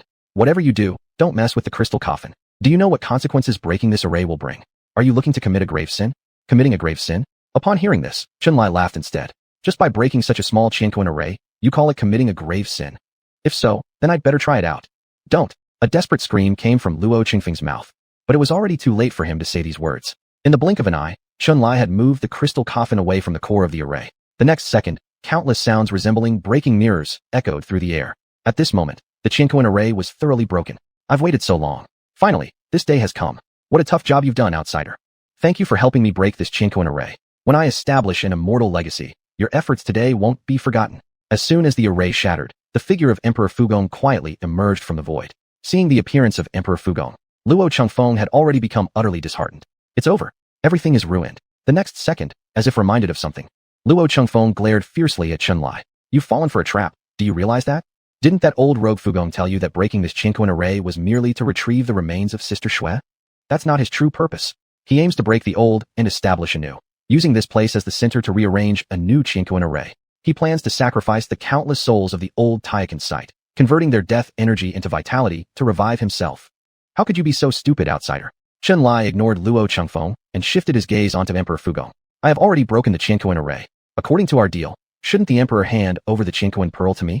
Hand over the Qianquan pearl to you? Emperor Fugong immediately burst into laughter. Didn't you hear what that little thief Luo Chengfeng said just now? The Qianquan pearl is the only thing that can allow me to successfully resurrect. Do you think I will hand it over to you? As for the vow of true destiny, it only works on the living. Do you seriously believe this thing could constrain me, who am already a spirit? But it doesn't matter anyway. How many people in this world have harmed themselves because of greed? The Emperor will always remember your contributions made today. Let you and countless wandering souls on this land become the nutrients for my resurrection together. Emperor Fugong flew to the center of the altar, and naturally, he also saw Su Xiangshua's body. At that moment, his eyes flashed with a deep hatred. This wretch died too early. Otherwise, even if she was alive, I would have cut her into thousands of pieces. It had been hundreds of thousands of years since he became a ghost. Such a long time was enough to change anyone's temperament. All because of Su Xiangxue, he turned into such a monstrous form. How could Emperor Fugong not hate her? Yes, wanting to revive himself was Emperor Fugong's real purpose. The Qianquan Great Array can overturn yin and yang, reverse life and death, turning living people into spirits, and naturally it can turn ghosts into humans. There just needs to be sufficient sacrificial items. Now this land is full of endless wandering souls, which can exactly be absorbed and refined. Seeing the opportunity for rebirth approaching, Emperor Fugong did not hesitate at all. He immediately summoned the Qianquan Pearl. In the next second, using the countless wandering souls at Taikan's old site as nutrients, the new Qianquan Great Array began to gradually appear. As Chunlai had previously said, one who waits stealthily like a sparrow after others' mistakes remains unknown. How could Chunlai, who was familiar with the original work, not know Emperor Fugong's true purpose? Isn't what he was waiting for precisely this moment? Therefore, at the moment Emperor Fugong took out the Qianquan Pearl and began to arrange the new Qianquan Great Array, Chunlai also acted directly. Huh, are you thinking of forcibly taking the Qianquan Pearl from my hands? Do you think I wouldn't be completely prepared?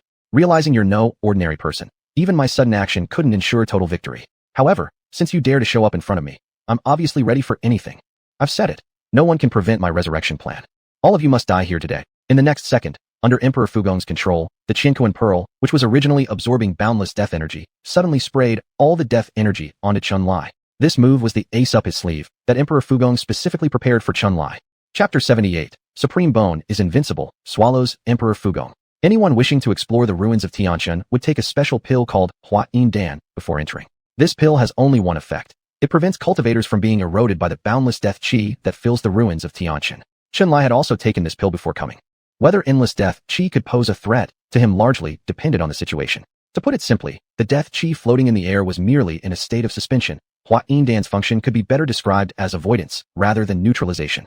But now, the situation was different. The endless death qi pervading the entire site of Tianshan was surging at the beck and call of the Qianquan Pearl.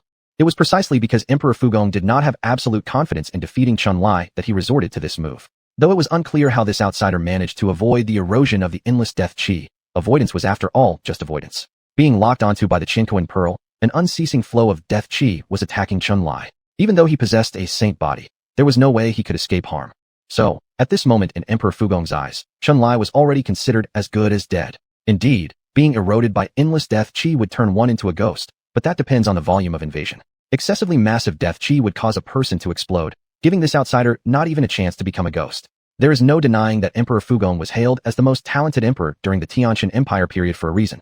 Truly, encountering his calculations, even someone who had fully entered the Heaven Wheel realm might still completely fall victim to them. But would this strategy work on Chun-Li? Absolutely not. He has read the original novel countless times. If even such a minor scheme were beyond Chun-Li's capability to handle, he might as well not have time traveled at all. It's definitely unacceptable for a time traveler to lose face, isn't it? As for resolving the current crisis, something inside Chun-Li needed to come into play. Emperor Fugong, you fool, only saw that I possess a saint body, and he never imagined in his wildest dreams that I also harbor within me a supreme bone, right? That's correct. The nemesis of this endless death chi is this supreme bone inside Chun-Li. Although the supreme bone is powerful, it varies in effects. If the supreme bone controlled the force of killing, perhaps it wouldn't be able to handle this kind of situation. But alas, why must the supreme bone Chun-Li possesses specialize in swallowing power? In the original story, fated protagonist Ye Tian traded with Emperor Fugong to obtain the Xuanhuan pearl. But luck truly favors protagonists. When arriving at Tianqian Temple, he unexpectedly formed a lifelong friendship with another Jinshu lord, Luo Chengfeng. After learning about Emperor Fugong's malicious plotting from Luo Chengfeng, Ye Tian immediately decided to help Luo Chengfeng. Even though Ye Tian's cultivation level was extremely low back then, protagonists always have significant impacts regardless of their strength. It was precisely due to his insignificant cultivation that allowed him to successfully counterattack Emperor Fugong. Similarly, he unraveled the Xuanhuan formation, which drew Emperor Fugong in. Emperor Fugong restructured the formation, while Luo Chengfeng took the initiative to hold Emperor Fugong down, and Ye Tian, with his supreme bone possessing swallowing power, stealthily infiltrated the core of the great formation and seized control. Alas, poor Emperor Fugong calculated everything except his own doom. However, none of that matters anymore. What's important is that I don't need any of those convoluted schemes. Since Emperor Fugong dares to scheme against me, I'll crush him with overwhelming force. Watching the endless death chi rush toward Chun-Li, a glint of smugness flickered through Emperor Fugong's eyes. But soon after, what unfolded before his eyes left him utterly astounded. No, who are you? How? Why does the relentless assault of endless death chi have absolutely no effect on you? This is impossible. This is absolutely impossible. What sort of technique are you using?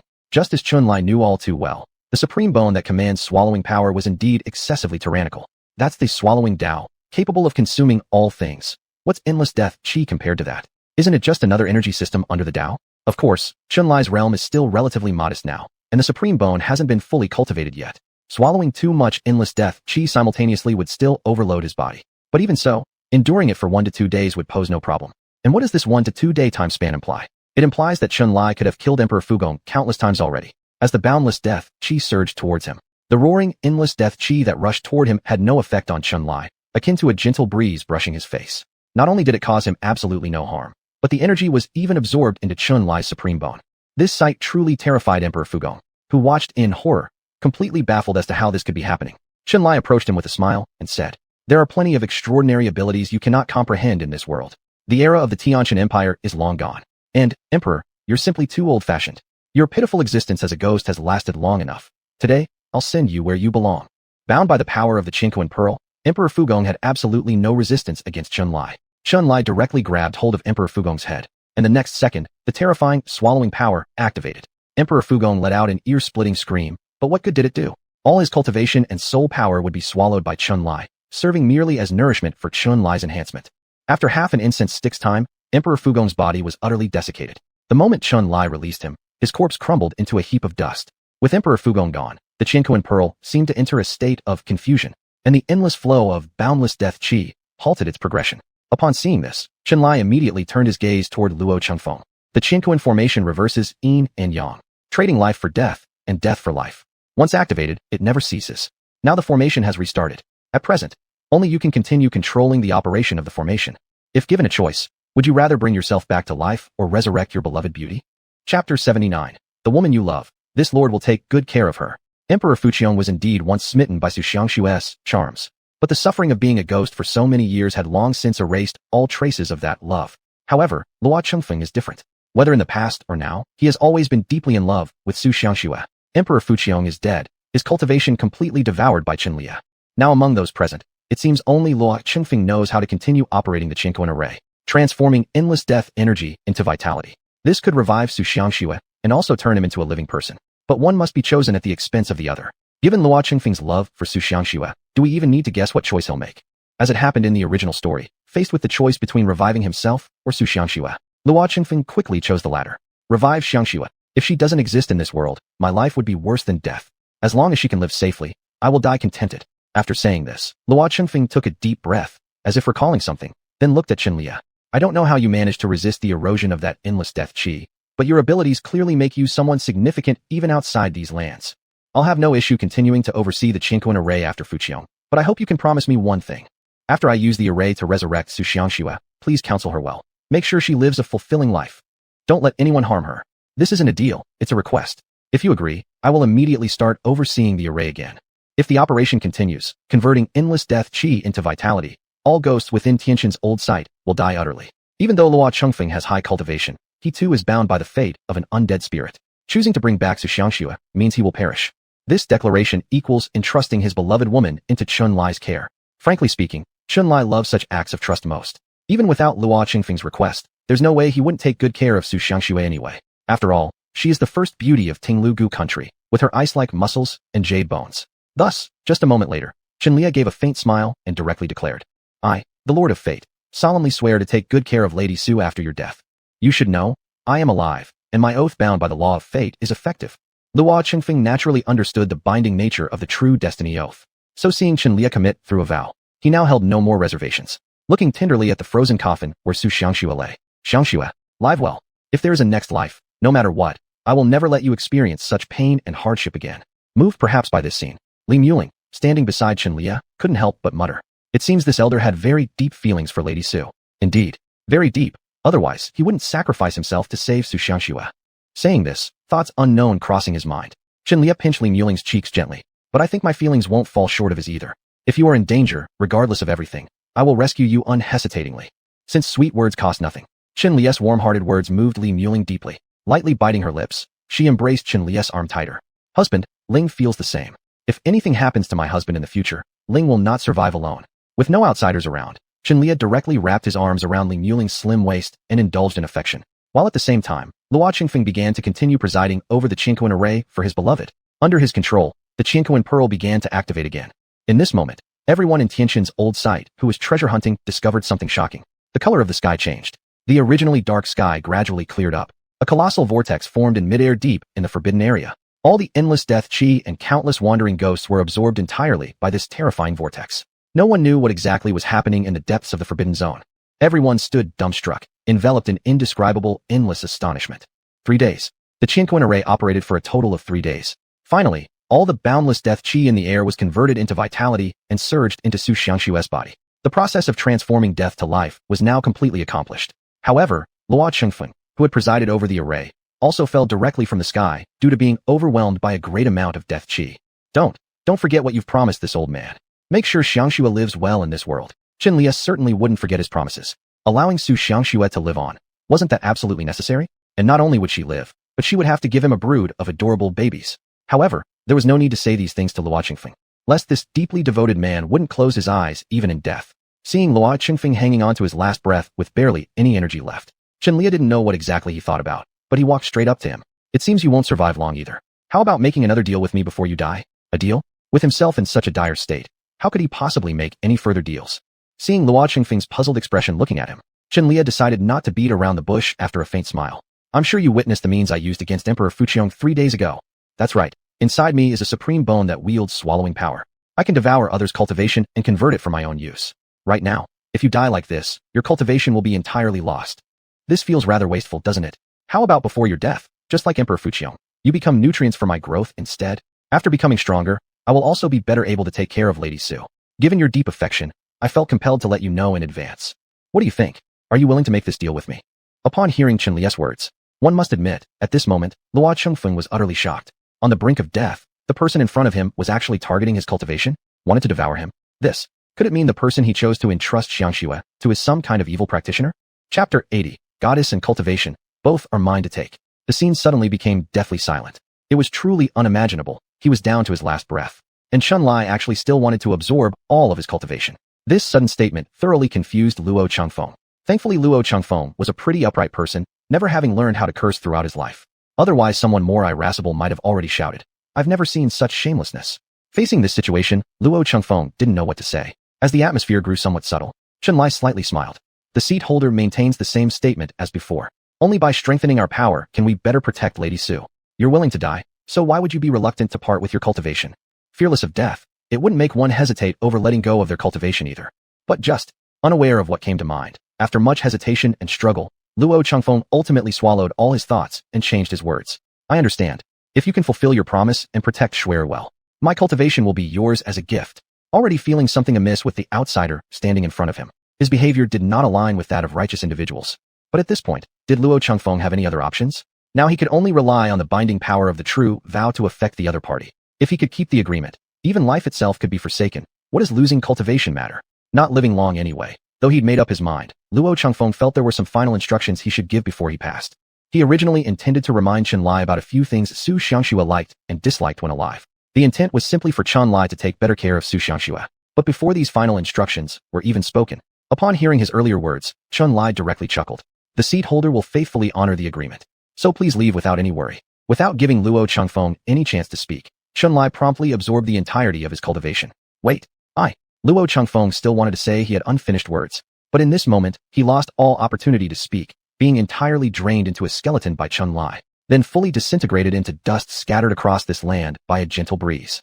Aware that Luo Chengfeng had much more he wished to say, why didn't Chunlai allow him the chance to open his mouth? There is a reason indeed. In the original story, Luo Chengfeng sacrificed himself to revive Su Xiangxue. At that time, he also entrusted her to someone. Only it was the chosen protagonist Ye Tian instead. That old man sure could chatter. Already on his last breath, he managed to hold Ye Tian's hand and instruct him for 2 hours. On details like what Su Xiangxue liked eating, disliked drinking, and preferred clothing colors, which took an awfully long time to explain. In Chunlai's heart, there was only one thought. What kind of international joke is this? Does my designated wife need someone else to teach me how to take care of her? So it was better if this old man found rest sooner. Having revived the beauty, obtained the cosmic pearl, and absorbed the lifelong cultivation of 2 half-step heavenly wheel realm greats. This trip to the old site of Tianqian proved quite fruitful for Chunlai. After wrapping up everything, Chunlai also approached Li Mulian. Sister Ling, the husband has successfully obtained the cosmic pearl. Now it's time for us to leave this place.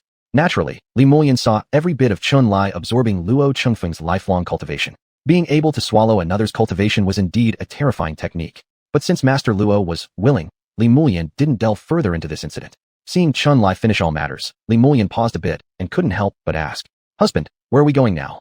First find a secluded spot. The husband needs to cultivate for a period of time. Then once the husband comes out of seclusion, we'll accompany Sister Ling to visit the Lingquan sect, which is like visiting her family. Since she was the eldest disciple of Lingquan's sect and had married Chunlai, his company back to her sect was no different than returning home. However, she didn't expect Chunlai to speak in such a blunt way. At this moment, Li Mulian's fair and charming face turned slightly red, but deep inside, she was glad that Chunlai was willing to accompany her back to the sect. So at this moment, she didn't utter any particularly unique words. Instead, she gently and obediently agreed with Chunlai. Ling will do everything as my husband says. But the next second, no one knows what Li Mulian thought of, she asked. Husband, what about Miss Su?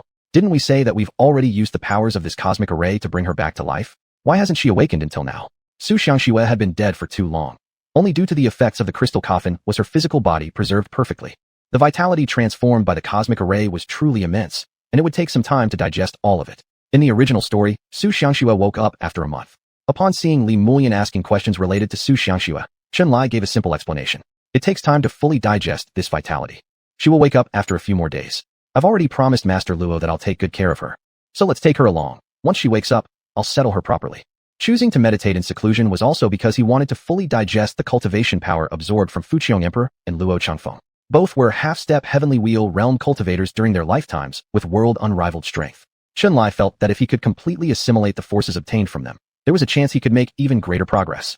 After obtaining the cosmic pearl, he found a picturesque place nearby the old Tianqian site and directly went into seclusion. Time passed swiftly. In the blink of an eye, over a month had gone by. In a secluded valley not far from Lingquan's sect, there sat by a lake a breathtakingly beautiful young woman dressed in white flowing robes, her face concealed behind a veil. She played a jade harp with grace. Since her surroundings were encircled by cliffs, her elegant music resounded within the valley alone. The harmonious sound pleasant to hear, revealing how skilled this veiled beauty was at playing. Yet if an expert well-versed in the way of music were present, they might have detected something different within her music. The notes flowed like water. The melody carried on gracefully in the still air of the isolated valley. But with a small flaw, the occasional tone slightly heavy. a characteristic in the way of music that indicated troubles weighed on the heart of the performer. Indeed, the beautiful young woman did harbor concerns, unable to calm her mind while playing.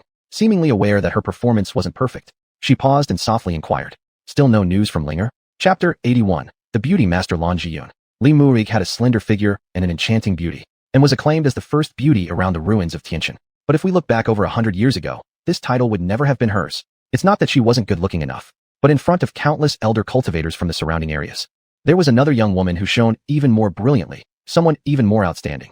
The young miss of the former Lingquan sect, now the sect master Lan Jiyun. Lan Jiyun was celebrated hundreds of years ago as the first beauty in the region, and during her younger years traveling through the cultivation world, she even made it onto the Rouge ranking published by Tianji Pavilion, placing third among the absolute beauties of the previous generation. From this alone, one can see just how breathtakingly beautiful young Lan Jiyun must have been. Of course, time had not taken away Lan Jiyun's extraordinary beauty. Instead, it flowed like water, making her even more mature and full of charm. She wasn't the slim and delicate type, but rather the fuller, plump kind, yet still possessing a waist so elegant that it could be clasped in 2 hands and legs so smooth and round as pearls. With Master Lan's stunning beauty, no one knew how many cultivators had fallen under her spell in this area. Unfortunately, since returning from external cultivation trips and taking over Lingquan's sect from her father, she has worn a white veil over her exquisite face. Not being able to see Master Lan's stunning features has even been considered a great regret for many local cultivators. Throughout history, there have always been rumors about beauties. And for Lan Jiyun, it is no different. There are many gossip stories circulating locally about her. One of the most widely discussed rumors is that Mistress Lan of Lingquan's sect chose to return because of a broken heart she once suffered. Of course, most people don't believe this rumor, considering how breathtakingly beautiful Mistress Lan was in her youth and continues to be with added maturity now. What kind of person could possibly ignore someone like Mistress Lan? Surely those spreading this gossip were just bitter lovers defaming her behind her back. And since Mistress Lan herself has never bothered to address this rumor, eventually, people began treating it as nothing more than a joke.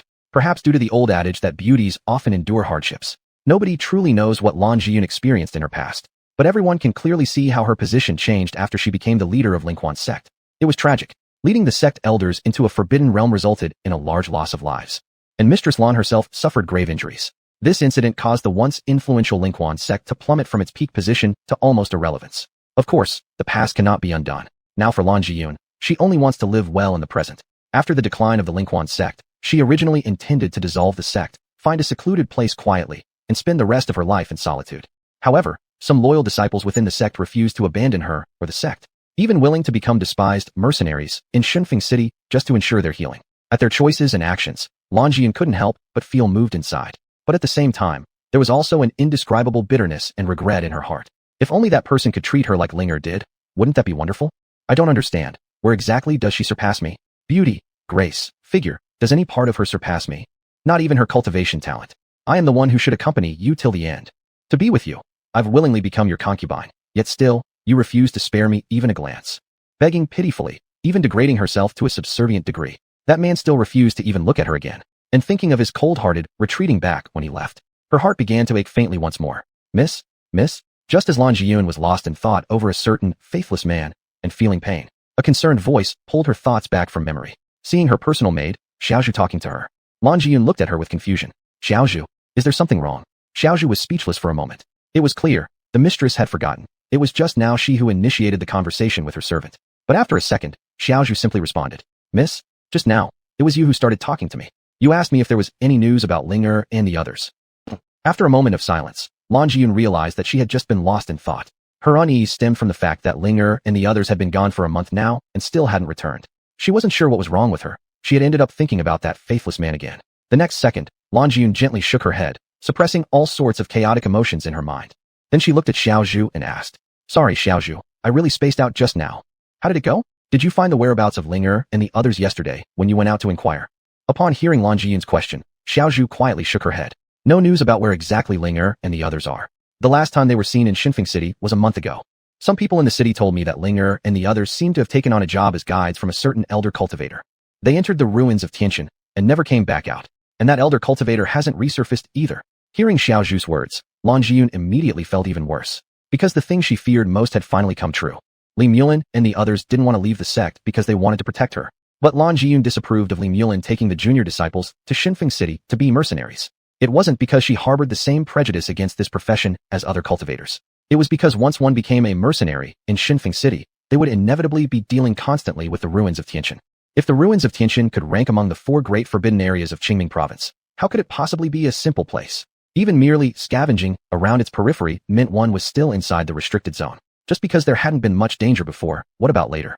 If you walk by a river often, how can you avoid getting your feet wet? Living a life where every day is spent risking your neck on dangerous missions, sooner or later you're bound to encounter a life-threatening situation you can't escape. Chapter 82. Is an elder ancestor trying to snatch the beauty? In the past, when Li Muling went to Divine Wind City with her master and brothers to take on missions, she would return within half a month at the latest. Then they would use the commission earned from doing tasks to buy some healing medicinal pills to bring back, and right away continue to take on more missions. This was the first time that Li Muling and the others had been missing for over a month, without any news. Something must have happened. After a brief silence, Lan Jiyun slowly said a sentence. I'm not at ease about their safety. I will enter the Tianqian ruins once, to see if I can find them. Even as I've almost become a waste, Li Muling and the others remain steadfast by my side. Empathetically, how could Lan Jiyun let go of them? Even if I die, I will try to find them in the forbidden area. But upon hearing Lan Jiyun's decision, her personal maid, Xiaozhu, got extremely worried. Miss, what did you just say? You're going into the Tianqian ruins? This absolutely cannot be done. I know you're worried about Linger's safety. But, even if you go, would it be useful? Not only are your injuries not fully healed yet, even if our Lingquan sect is now in its prime, the Tianqian ruins is definitely not a place we should step into. How many powerful beings with immense abilities have died inside? Even if there were no dangers encountered, but given how vast the Tianqian ruins are, who can guarantee you'll definitely find Linger and the others? Don't worry too much. Perhaps Linger and the others merely got delayed along the way due to something. Or we can wait a few more days. If there's still no news, then we'll make plans accordingly. It has to be admitted that these words spoken by Xiaozhu made sense. But in Lan Jiyun's eyes, it was an entirely different perspective. When it comes to searching for people, one cannot delay, especially inside the Tianqian ruins. Every day delayed means an increase in danger. However, just as Lan Jiyun was preparing to make the final decision, an unexpected event occurred. Sect leader, something terrible has happened. The bastards from Dashan sect have come knocking again. A female disciple rushed to relay the message. Upon hearing what she had said, before Lan Jiyun could react, the straightforward and fiery-tempered Xiaozhu already flared up. That bunch of bastards from Dashan sect have already pushed us this far, and they still refuse to let us be? Those ungrateful animals. Aren't they afraid that fate might change, and one day, retribution will fall on them? Dashan sect is a third-tier sect located not far from Lingquan sect. During Lingquan sect's peak period, Dashan sect was merely an affiliated sect of Lingquan sect, and to gain Lingquan sect's help, they bowed down and groveled extensively. But after Lingquan sect's decline, Dashan sect immediately put on another face. Not only did they stop bowing down, but they also frequently bullied the disciples of Lingquan sect. Even a year ago, they committed an even more atrocious act. Back in Lingquan sect's peak era, Lingquan sect had helped Dashan sect considerably. Even the old sect leader of Lingquan sect, who was also Lan Jiyun's father, was the savior of Dashan sect's old ancestor. But after Lan Jiyun's father passed away, how did this elder repay Lingquan sect?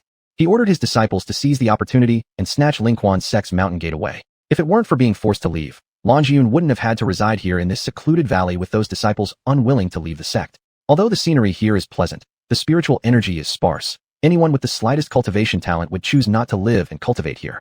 The sect was forcibly disbanded. Even their base was taken away. But this isn't even the worst thing yet. Recently, after closing himself off for cultivation, the old ancestor of Dashan sect enhanced his cultivation further, and he started harboring other intentions. Too beautiful. Absolutely too beautiful. Actually, when Lan Jiyun was a child, this old ancestor from Dashan sect had met her. Back then, though older and higher in seniority, he still respectfully addressed her as young Miss Lan. Now, this elder is already in a rush to include Lan Yunju among his chambers, intending to make her his 38th concubine. Not only does Lingquan sect have benefited and guided Dashan sect, but they are also the life-saving benefactor of Dashan sect's elder. And now, not only do they show ingratitude, but they also want to take advantage of our young miss. Just thinking about this, how could Xiaozhu not be extremely angry? It wasn't just her. Even the few remaining disciples of Lingquan sect each hate Dashan sect deeply. No need to guess, Dashan sect's people coming here to the secluded valley are certainly here again to force the sect leader to marry their elder as a concubine. After gritting her teeth and cursing furiously for a while, Xiaozhu directly spoke out. Miss, please rest here for a while. I'll go deal with the people from Dasha sect right now and drive them away. But before Xiaozhu could even take a step, Lan Jiyun stopped her. I'd better go personally. Miss, you want to go yourself? That's out of the question. What if they mean to harm you? Although Lan Jiyun was still capable of wielding the power of a Lingdan realm cultivator, she was injured, and every time she used her powers, her injuries would worsen. Precisely because of this, Xiaozhu didn't want her to go out recklessly. However, the other party had already pushed all the way to the entrance of the secluded valley. Choosing not to confront them actively might instead make Dasha sect grow even more rampant, wouldn't it? Thinking of this, Lan Jiyun also spoke softly. You can hide for a moment, but not forever. There are some things we must face head on. Xiaozhu, don't worry about me too much. In comparison to the dangers I've encountered while exploring outside in the past, This situation is really nothing, don't you think? Indeed, some matters can be avoided temporarily, but not indefinitely. Seeing that Lan Jiyun seemed determined, Xiaozhu sighed after a moment and no longer tried to dissuade her. All right, miss, then Xiaozhu will accompany you. Don't worry, as long as Xiaozhu is here, no one will be able to hurt you. If Dasha sect dares to touch a hair on your body, they'll have to trample over my corpse first. After the dissolution of Lingquan sect, most of its disciples left. Only 17 or 18 disciples remained, among whom Li Muling led half to Divine Wind City to work as mercenaries and earn money. Here at the secluded valley, only 6 or 7 disciples remained. They did not go together to be mercenaries so they could ensure Lan Jiyun's safety. Upon learning that Dasha sect had come to cause trouble, these disciples were extremely angered, and they followed closely behind Lan Jiyun as she arrived at the entrance of the secluded valley. There at the valley entrance stood 20 to 30 cultivators dressed in white robes, all marked on their chest with a mountain-shaped insignia. These were the disciples under the command of Dasha sect. Chapter 83. Our miss also has support behind her. Lord Lan really made us wait for a long time.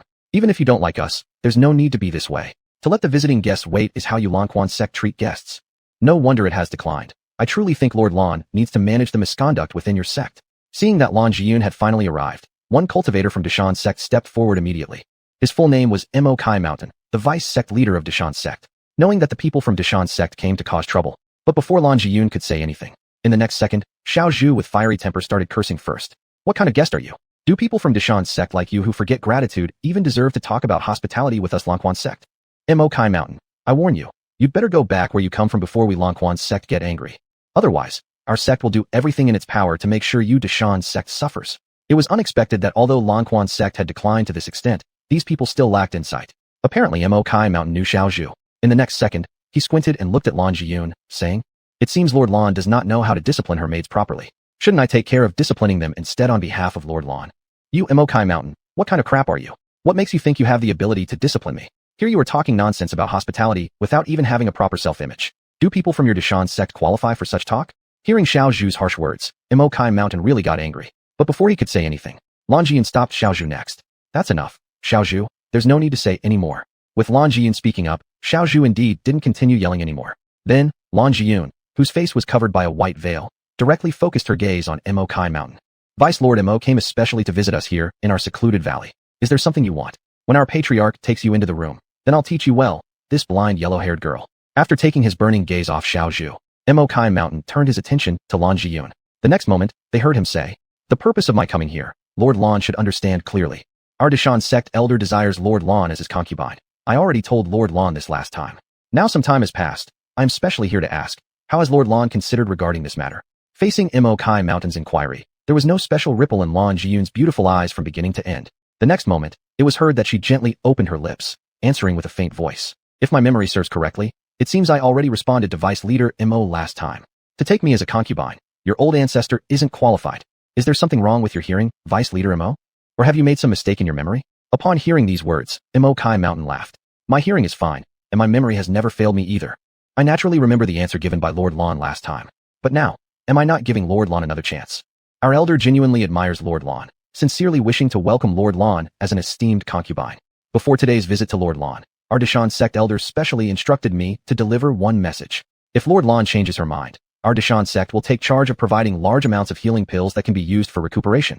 We cannot provide 6th grade healing pills, but using some 3rd and 4th grade healing pills to alleviate Lord Lan's pain is certainly possible.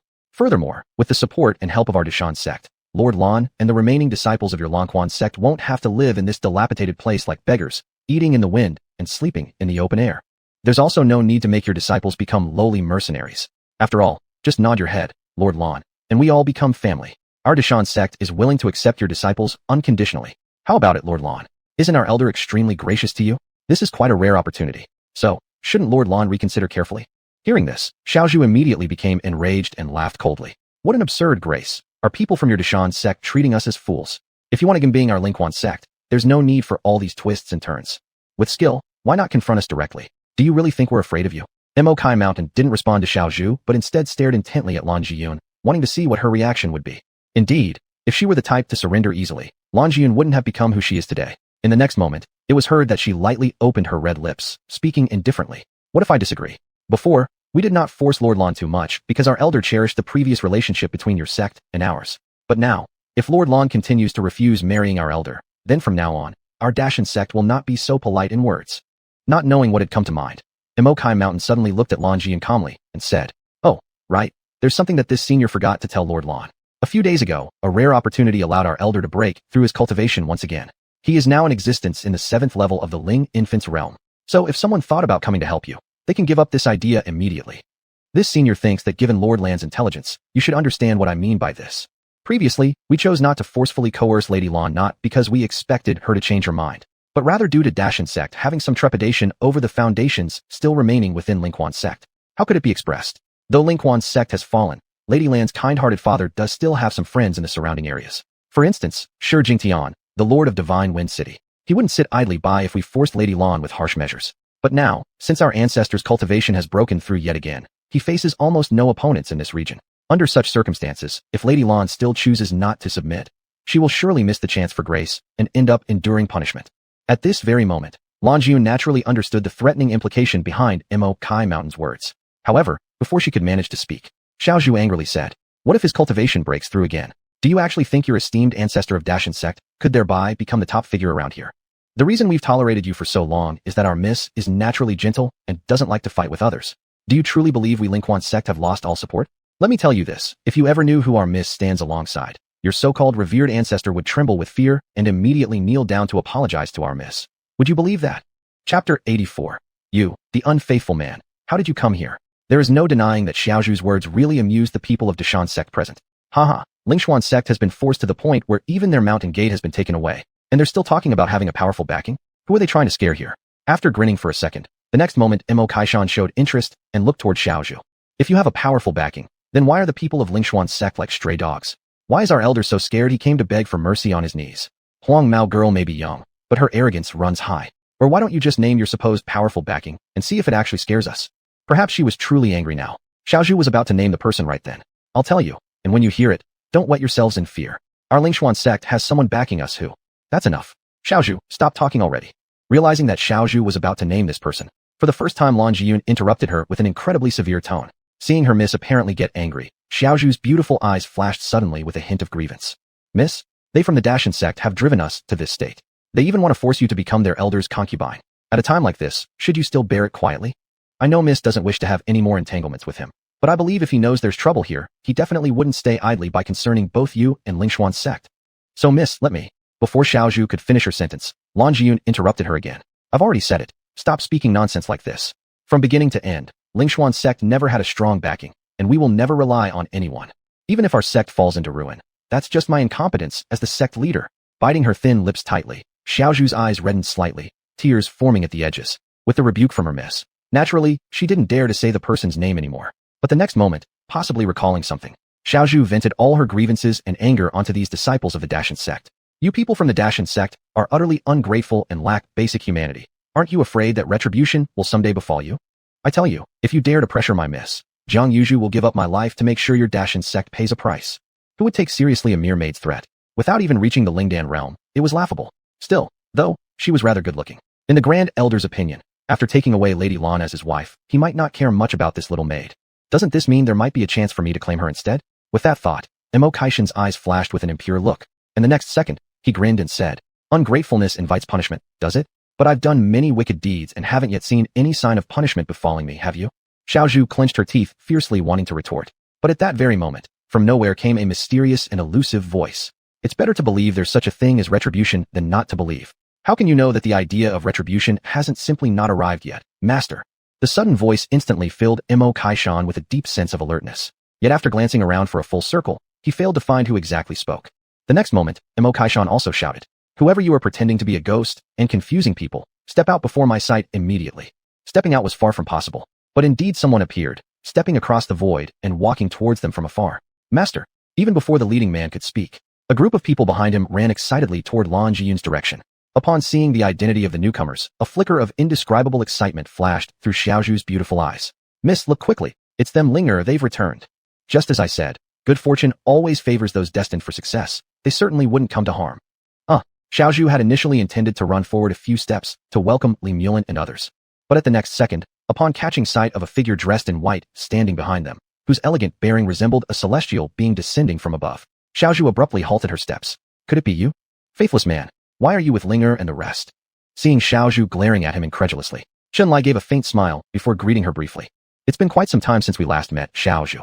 To scold a vice-patriarch without sufficient cultivation is. I didn't expect that after so many years, your temper is still as fiery as it was before. This has made me couldn't help but remember the time when we first met. Why did Xiaozhu directly call Chun-Li faithless man? This has to be told from a long time ago. The predecessor could establish the great legacy of Wuji sect with only an ordinary identity, and from this alone, we can see how capable the predecessor was. In fact, the original story's predecessor was indeed a very talented man. On the Qingming continent, there would be countless prodigies in each era, yet the predecessor firmly held the top position on both the prodigy rankings and the gentleman rankings. How can this not showcase his ability? With a handsome face, extraordinary bearing, cultivation, and talent unmatched under heaven, and without any complicated background behind him, in any mother-in-law's heart, he would surely be the ideal son-in-law. For any love-struck young woman, he would definitely be the prince on a white horse. For such an outstanding individual walking through the cultivation world, if they couldn't even attract a red beauty confidant, wouldn't that also be hard to explain, right? Actually, although the descriptions in the original story weren't too numerous, the predecessor did have quite a few red beauty confidants in their youth. Among the most vividly depicted were 3 people, and Lan Jiyun was one of them. Back then, the old sect leader of Lingquan's sect had yet to pass away, and Lingquan's sect was still at its peak. As the miss of Lingquan's sect, Lan Jiyun had an extremely high level of discernment and pride, thinking she would create a great reputation after venturing out into the cultivation world. But unexpectedly, she, who had suffered no defeats until now, lost to a male peer of her own age, and being unable to accept defeat, fought repeatedly against him. In a sense, she almost became his little follower. What is called falling in love over time? Aren't feelings often cultivated through daily interactions in many cases? Being born with a handsome face and such talent and strength, Lan Jiyun gradually fell in love with this man. Unfortunately, this man wasn't the chosen main character, nor did the author intend to give him a harem. This man rejected Lan Jiyun. Ultimately, she could only leave this man, full of emotional wounds, leave the cultivation world, and silently return to her hometown together with her maid Xiaozhu. Chapter 85. Thank you. Pure love war god. After crossing over to this world, Chun-Li had already fully integrated the memories of his predecessor. How to put it? If Chun-Li were to view his predecessor as an onlooker, the predecessor was handsome and exceptionally talented, with countless female admirers secretly pledging their hearts to him. Judging from his growth experiences from childhood to adulthood, he could easily be considered the protagonist of another novel. When interacting with others, he mostly presented a kind face. From any angle, this was undoubtedly a righteous image. How could it possibly be related to being a villain? Zhu'er was the name of his predecessor's wife and also the biological mother of the scornful offspring Qin Xian. Lacking cultivation talent, she grew up with her husband as childhood sweethearts. And in matters of the heart, his predecessor did a good job, showing deep affection. Even amidst great fortune, he never abandoned his spouse from humble origins. Upon entering the cultivation realm and rising to prominence, even though he knew Zhu'er was no longer his equal, he defied countless people's opposition and married her. To honor the commitment of taking only one drink from 1,000 rivers, he declined Lan Jiyun, Bu Lianxiang, Jiang Yuechan, and countless other extraordinary women. He treated others kindly and never oppressed the innocent. The Wuzhizong sect becoming a righteous force wasn't without reason. Moreover, he remained devoted in love. Would you call such a character a villain? As for the matter regarding the disdainful offspring, Qin Xian, Chun-Li indeed had a few things he wanted to say. Regardless of whether the predecessor's first wife Zhu'er specifically entrusted her husband before her passing to take good care of their son. Even without such an instruction, how could it be wrong for a father to dote on his son? Perhaps excessive indulgence might not be quite appropriate. But ultimately, it wouldn't count as a serious flaw. Even tigers don't eat their own cubs. It simply can't be called being a villain. It's just a matter of different positions. The original author wrote a mindless, entertaining novel, forcing the predecessor to obediently follow the script as the villainous big boss to highlight the invincibility and shining image of the chosen protagonist. But regardless, thinking about all these things isn't about Chun-Li seeking justice for his predecessor. It's merely about venting some frustrations. After all, the predecessor has already been eliminated. He is now the supreme elder of Wuzhizong. What makes Chun-Li happiest is that his predecessor was the pure love war god. True love is excellent. The way his predecessor focused solely on love was truly magnificent. Why does Chun-Li feel so immensely pleased about this?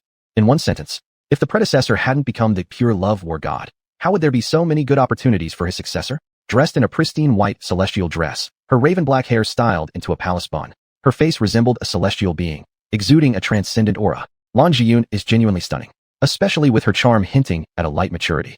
She's undeniably a seductive human beauty, right? At the very first sight of Lan Jiyun, what flashed through Chun-Li's mind were qipao and high heels. With her graceful figure and captivating body curves, those items are simply a perfect match for her. Having thought this far, isn't Chun-Li's purpose in coming to Lingquan's sect now obvious? That's right. He's here to inherit the precious wealth left by his predecessor. Well, it can't really be called wealth left by the predecessor, since Lady Blue never actually interacted with him. Clearly, she should be considered his own wealth. He's just here to bring the treasure left outside back home. This is all there is to it. In the predecessor's memories, Xiaozhu followed Lan Jiyun during her adventures in the cultivation world as a delicate little girl. Now, after so many years have passed, she has grown up. She's fairly pretty, but compared to Lan Jiyun, she doesn't quite meet Chunlai's high standards. Still, as an old acquaintance, when Chunlai noticed Xiaozhu looking at him with disbelief, he smiled and said, "It's been so many years. Xiaozhu has grown up." Xiaozhu didn't reply to Chunlai. Instead, she clenched her thin lips and gazed at him with a complex expression. Of course, at this moment, it wasn't just Xiaozhu who was fixatedly staring at Chunlai. Lan Jiyun was watching him too. Her eyes revealed incredulity, joy, resentment, and hatred, seeing the complex emotions in Lan Jiyun's beautiful eyes. After Chunlai gave a faint smile, he was just about to speak to her, when he was interrupted by someone unaware of the delicacy of the situation. "Were you the one putting on that mysterious act earlier? Are you the reinforcements Lingquan sect invited back?" Since Chunlai had returned with Li Mulin and the others, and also seeing Xiaozhu seemingly knowing him too, Mo Kaishan, the deputy master of Dashanzong, subconsciously mistook Chunlai for a reinforcement summoned by Lingquan's sect. As for Chunlai, upon noticing someone daring to disturb his reunion with his precious wealth, he immediately turned his gaze onto Mo Kaishan. "Bullying the innocent, forgetting your debts of gratitude. In my view, your downfall is coming soon." Although Chunlai's voice wasn't loud, it was enough to amuse Mo Kaishan and his group. Here he goes again about karma. There are plenty of bad people in this world. Why don't they face retribution? If Mo Kaishan truly believed in such nonsense, he wouldn't have committed countless evil deeds. But just as Mo Kaishan was smirking, preparing to say something to Chunlai, a sudden turn of events occurred. Chunlai calmly spoke 2 words. "Lightning come." The next second, the previously cloudless sky inexplicably darkened with thick storm clouds. Howling winds tore through the air, and faint glimmers of lightning flickered ominously within the dense clouds. An overwhelming aura of terror spread through the atmosphere. Before Mo Kaishan and his followers could react, several bolts of thunder, each as wide as bowls, roared down from the heavens. What sorcery is this? It was supposed to be a sunny day? Why would there suddenly be lightning descending from the skies? And then, while Mo Kaishan and his companions stared dumbfounded at the descending thunderbolts, they realized these strikes were charging directly toward them. Sensing the terrifying pressure, the oppressive power capable of taking their breath away, the once dumbfounded faces of Mo Kaishan and his gang began breaking out into cold sweats. It's not good. These are tribulation thunderbolts. Everyone, scatter quickly. Tribulation thunderbolts are the most dreaded phenomena among cultivators. After becoming cultivators, ordinary lightning no longer causes harm to them. But tribulation thunderbolts are different. A single mistake can result in total obliteration for cultivators. Thus, whenever the mention of tribulation thunder arises, cultivators instinctively grow pale with fear. But generally speaking, tribulation thunder only appears when cultivators undergo celestial trials. There's nobody here undergoing a trial. So how did this tribulation thunder appear without warning? Moreover, its locked-on target seemed to be none other than themselves. At this very moment, not only were Mo Kaishan and his followers utterly bewildered, but they were completely overcome with panic. Chapter 86. The Tianluan Realm. The Invincible Chunlai. Why does terrifying calamity lightning appear when cultivators haven't even attempted to pass through their tribulations? Many smart people must have already guessed the truth of the matter. That's right. The reason why this calamity lightning appears out of nowhere is because it is a part of Chunlai's attack technique. Ever since Chunlai left the old site of Tianqin, he secluded himself in an isolated place to cultivate. The seclusion was meant for him to fully absorb the cultivation he had devoured from Fuoqiang the Great Emperor and Luo Chengfeng. These past few months were not wasted on Chunlai. During this period of seclusion, he gained immense benefits. Fuoqiang the Great Emperor and Luo Chengfeng truly lived up to their status as cultivators at the half-step Tianluan realm. After completely devouring and digesting their cultivation, Chunlai finally advanced his own cultivation to a higher level. The Tianluan realm, the next realm after the Tianyuan realm. In the original story, there is one sentence that left a very deep impression on Chunlai. Here's how the original author described it. The Tianluan realm is a watershed in the path of cultivation, where cultivators seek the Great Way. Those who can cross into the Tianluan realm can achieve instantaneous success. Otherwise, they will remain unable to escape the status of mere ants. Why did the original author describe it this way? It's because the gap between the Tianluan realm and the Tianyuan realm is truly enormous. Aside from the initial refining the body realm, which strengthens the body, ordinary people begin their official journey into cultivation starting with the innate realm. Whether it's the innate realm or any subsequent realms, in essence, they are all about using energy to fight. Even if you reach the Tianyuan realm cultivator stage, the method of combat remains within the scope of energy, merely differing in thickness and refinement. However, the Tianluan realm is significantly different. At this level of cultivation, divine essence within a cultivator's body coalesces into a Miopha Tianluan. Cultivators possessing the Miopha Tianluan can preliminarily utilize the power of heavenly laws for themselves. With a single word, enemies can be vanquished, laws follow one's command. Even fracturing space can be effortlessly achieved. Summoning calamity lightning from infinite voids, isn't that a very simple thing? Even if it's just the preliminary application of law powers, it is still law power after all. How could cultivators beneath the Tianluan realm possibly withstand it? without being overly harsh, even if hundreds or thousands of cultivators at the peak of the Tianyuan realm were standing before him. Chun-Li could also achieve a single word to vanquish enemies, with 1,000,000 corpses left behind. This is the strength of the Tianluan realm and the force of heavenly laws. Speaking of the Tianluan realm, there is another special description in the original text. After immortals formally embark on the path of cultivation, they will be respectfully called cultivators by others. But once one's cultivation breaks through to the Tianluan realm, outsiders will change the way they address you, calling you respected one.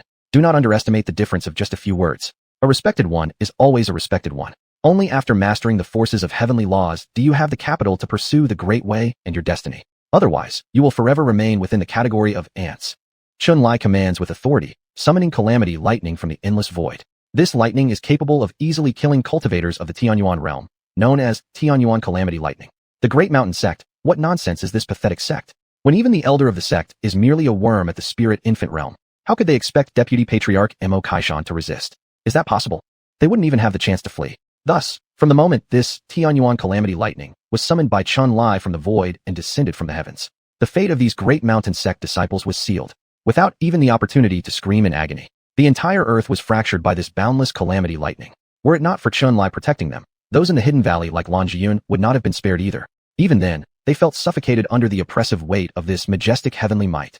The calamity lightning came quickly and disappeared just as swiftly. After all, they're just ants. Does calamity lightning need to strike them a second time? When the boundless dust settled, what remained on the ground were countless deep wounds split open by the thunder, so deep that they reached no bottom. All of the Great Mountain Sect disciples originally standing there were now gone, their bodies and spirits utterly annihilated. Seeing this sight, Chun-Li stood silently before the devastated land and spoke only a single, indifferent sentence. I said that committing too many wicked deeds would invite retribution. It seems they've truly been struck down by lightning.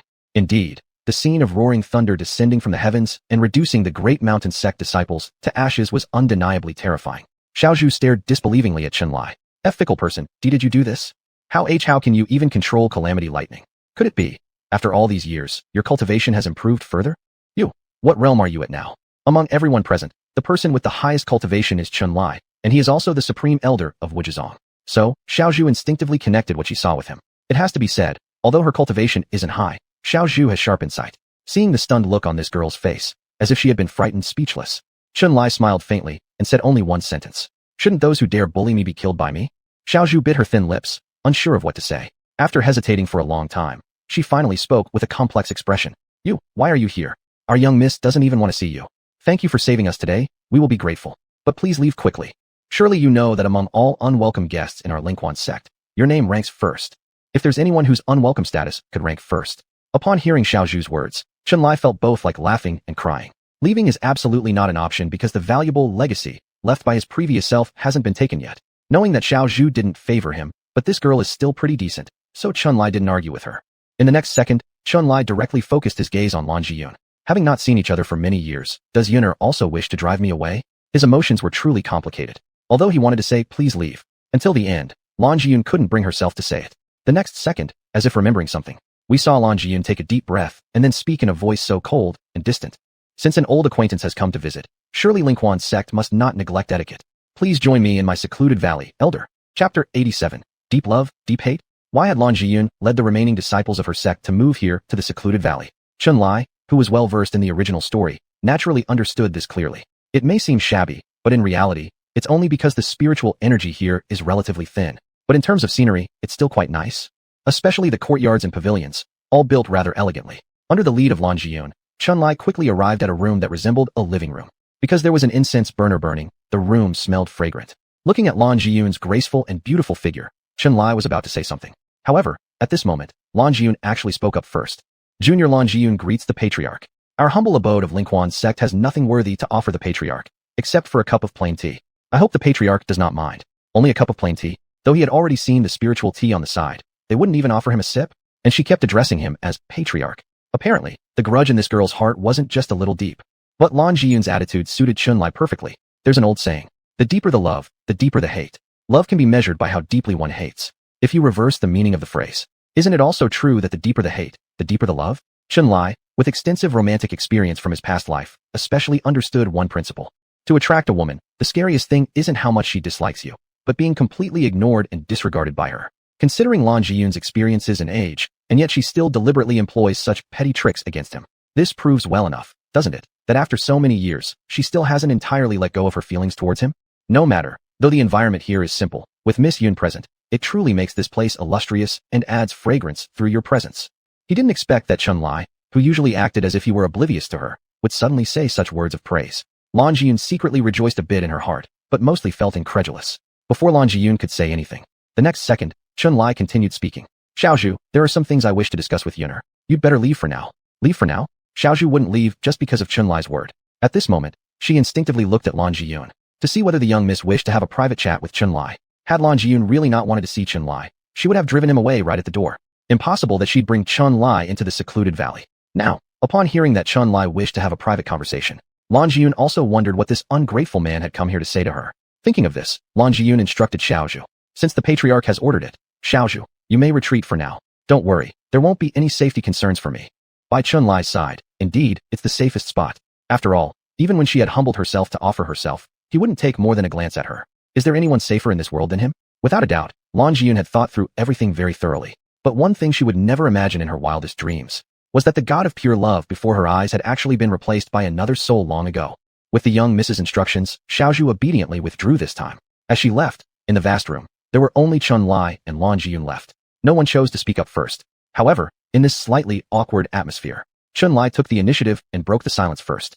It's been many years since we've last met. Yuner truly remains as graceful and charming as ever, enchantingly beautiful. What good is it to remain elegant and beautiful? Beautiful women, yet unable to make the man they like look their way once more. So the next second, after tightly biting her lips, Lan Jiyun opened her mouth with a touch of self-mockery in her voice. Has the patriarch traveled 1,000 miles to merely mock me? Mock? How could deceit possibly intend such? Yuner, actually, you're overthinking this. Lan Jiyun paid no attention to these words. The next second, she didn't know what crossed her mind and asked, why is Linger with you? Could it be that the renowned elder of Wuji sect, Elder Chun-Li, is the great sage who recently employed them to head to the ancient site of Tianjin? Regarding this, Chun-Li didn't deny. As for why I chose them, I believe with your intelligence, Yuner, you should be able to guess the reason. Yes, it's precisely because I knew they are all your disciples that this seat decided to give them a hand. Upon hearing Chun-Li's words, Lan Jiyun first fell silent for a moment, and after a long while, her voice could faintly be heard. The fact that the elder is willing to uplift Linger and the others is certainly their good fortune. As the sect leader of Lingquan sect, I thank you in advance for this act, elder. Should there ever come a time when the elder requires assistance from our Lingquan sect, I shall face any peril without hesitation. Her polite speech flowed out in an almost ritualistic manner. Faced with Lan Jiyun's reaction, Chun-Li couldn't help but feel both amused and sad. The next second, his voice could be heard as he spoke. Yuner was never like this in front of me before. Before is before, now is now. Lan Jiyun gazed at Chun-Li, her eyes seemingly calm, as she said, to adventure through the cultivation world together was something from the past. One cannot pursue what is past. One cannot recall what is gone. Now, you've become the patriarch of a great sect, whereas I am merely the leader of a minor sect. One that even relies on my disciples to support me just to barely preserve my life. Facing someone of your stature, how could I dare to lose my manners? Wouldn't that bring calamity upon my sect, making me into the eternal sinner of Lingquan's sect? Watching Lan Jiyun looking at him with a gaze that appeared calm, Chun-Li smiled slightly, and then asked a question. Do you think the seat would harm you, Yuner? Lan Jiyun didn't respond to Chun-Li, but continued to look at him with those calm eyes. Seeing this, Chun-Li decided not to say anything more special. Fine, I understand that you bear resentment against me, Yuner, which is why you deliberately speak these words to anger me.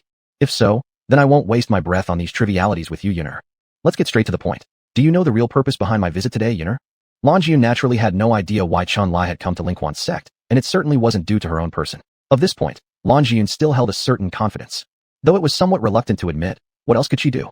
Though praised by outsiders as a gifted daughter of heaven and renowned for her beauty, in matters of the heart, she was nothing short of a complete failure. Long ago, Lan Jiyun had lost all confidence in herself around Chun-Li, hadn't she? Chapter 88. The Patriarch's Simple and Brutal Way. Believe that Chun-Li could not possibly be here because of her. So, in the next moment, Lan Jiyun looked at Chun-Li with a calm gaze and spoke. Younger one does not know why the Patriarch has come. Perhaps it is just a coincidental passing by, with a casual visit to this old acquaintance? Just a coincidental passing by, with a casual visit to an old acquaintance? Am I that bored? In this moment, Chun-Li didn't say anything extraordinary. He only said one sentence. I have come here to take Yuner away with me. Take me away? It might be because Chun-Li's words came too suddenly. Lan Jiyun was temporarily unable to fully understand what he meant, but in the next second, there was no time for her to think. At this moment, her little head went entirely blank. What happened? Why did Lan Jiyun's mind go blank? It's simple. Because after speaking, Chun-Li gave Lan Jiyun no time to react, directly holding her in his arms. Without saying any nonsense, he simply hugged her thin waist and kissed her straight away. There was naturally resistance.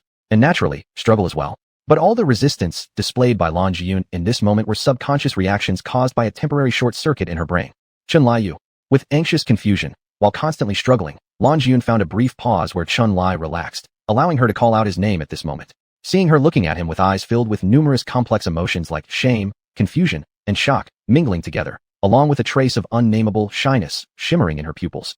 In the next second, before Lan Jiyun could finish her words, Chun Li once again silenced her subsequent words. Only the continuous sounds of mmm could be heard. However, with Chun Li casually casting a single formation seal, this time, no sound at all escaped from the room. One night's time, plus only having a lone man and a solitary woman inside the room, is enough for many beautiful stories to happen. For Lan Jiyun, she hasn't never fantasized about Chun Li one day changing his heart, receiving her by his side. But even with countless imagined possibilities, in her dreams, she could never have anticipated their first meeting after a long separation would directly result in her being carried onto the bed by him. Isn't this absurd? Yet precisely, this kind of situation truly occurred. The following morning, as the warm sunlight filtered through the window screen, casting warmth into the room. At this moment, Lan Jiyun had already awakened, or perhaps she had been awake for quite some time. Seeing that until now, Chun Li hadn't uttered a single word, only quietly gazing at her. Not knowing how much time had passed, Lan Jiyun ultimately couldn't bear it anymore. She wasn't sure what crossed her mind, but she gently shifted her gaze elsewhere and softly murmured, Chun Li, what exactly am I to you? Yun'er, in my heart, you are undoubtedly one of the most important people to me. Most important person? Although her line of sight did not move, upon hearing these words, Lan Jiyun's long eyelashes lightly blinked once. Even her breathing rhythm changed somewhat. Yet at this moment, she still forcibly controlled her emotions, attempting to open her mouth with a calm tone. Your most important person, shouldn't that be her? Are you talking about Zhuo? She is indeed one of the most important people to me, but so are you. I'm one too. Chun Li, do you really expect me to believe those words? Seeing Lan Jiyun getting slightly agitated, in the next moment, after gripping her wrist which was as white and jade-like as ever, Chun Li only needed one sentence to make Lan Jiyun completely calm down. Yun'er, in these many years we've known each other, I've done many things I shouldn't have, but have I ever deceived you on anything?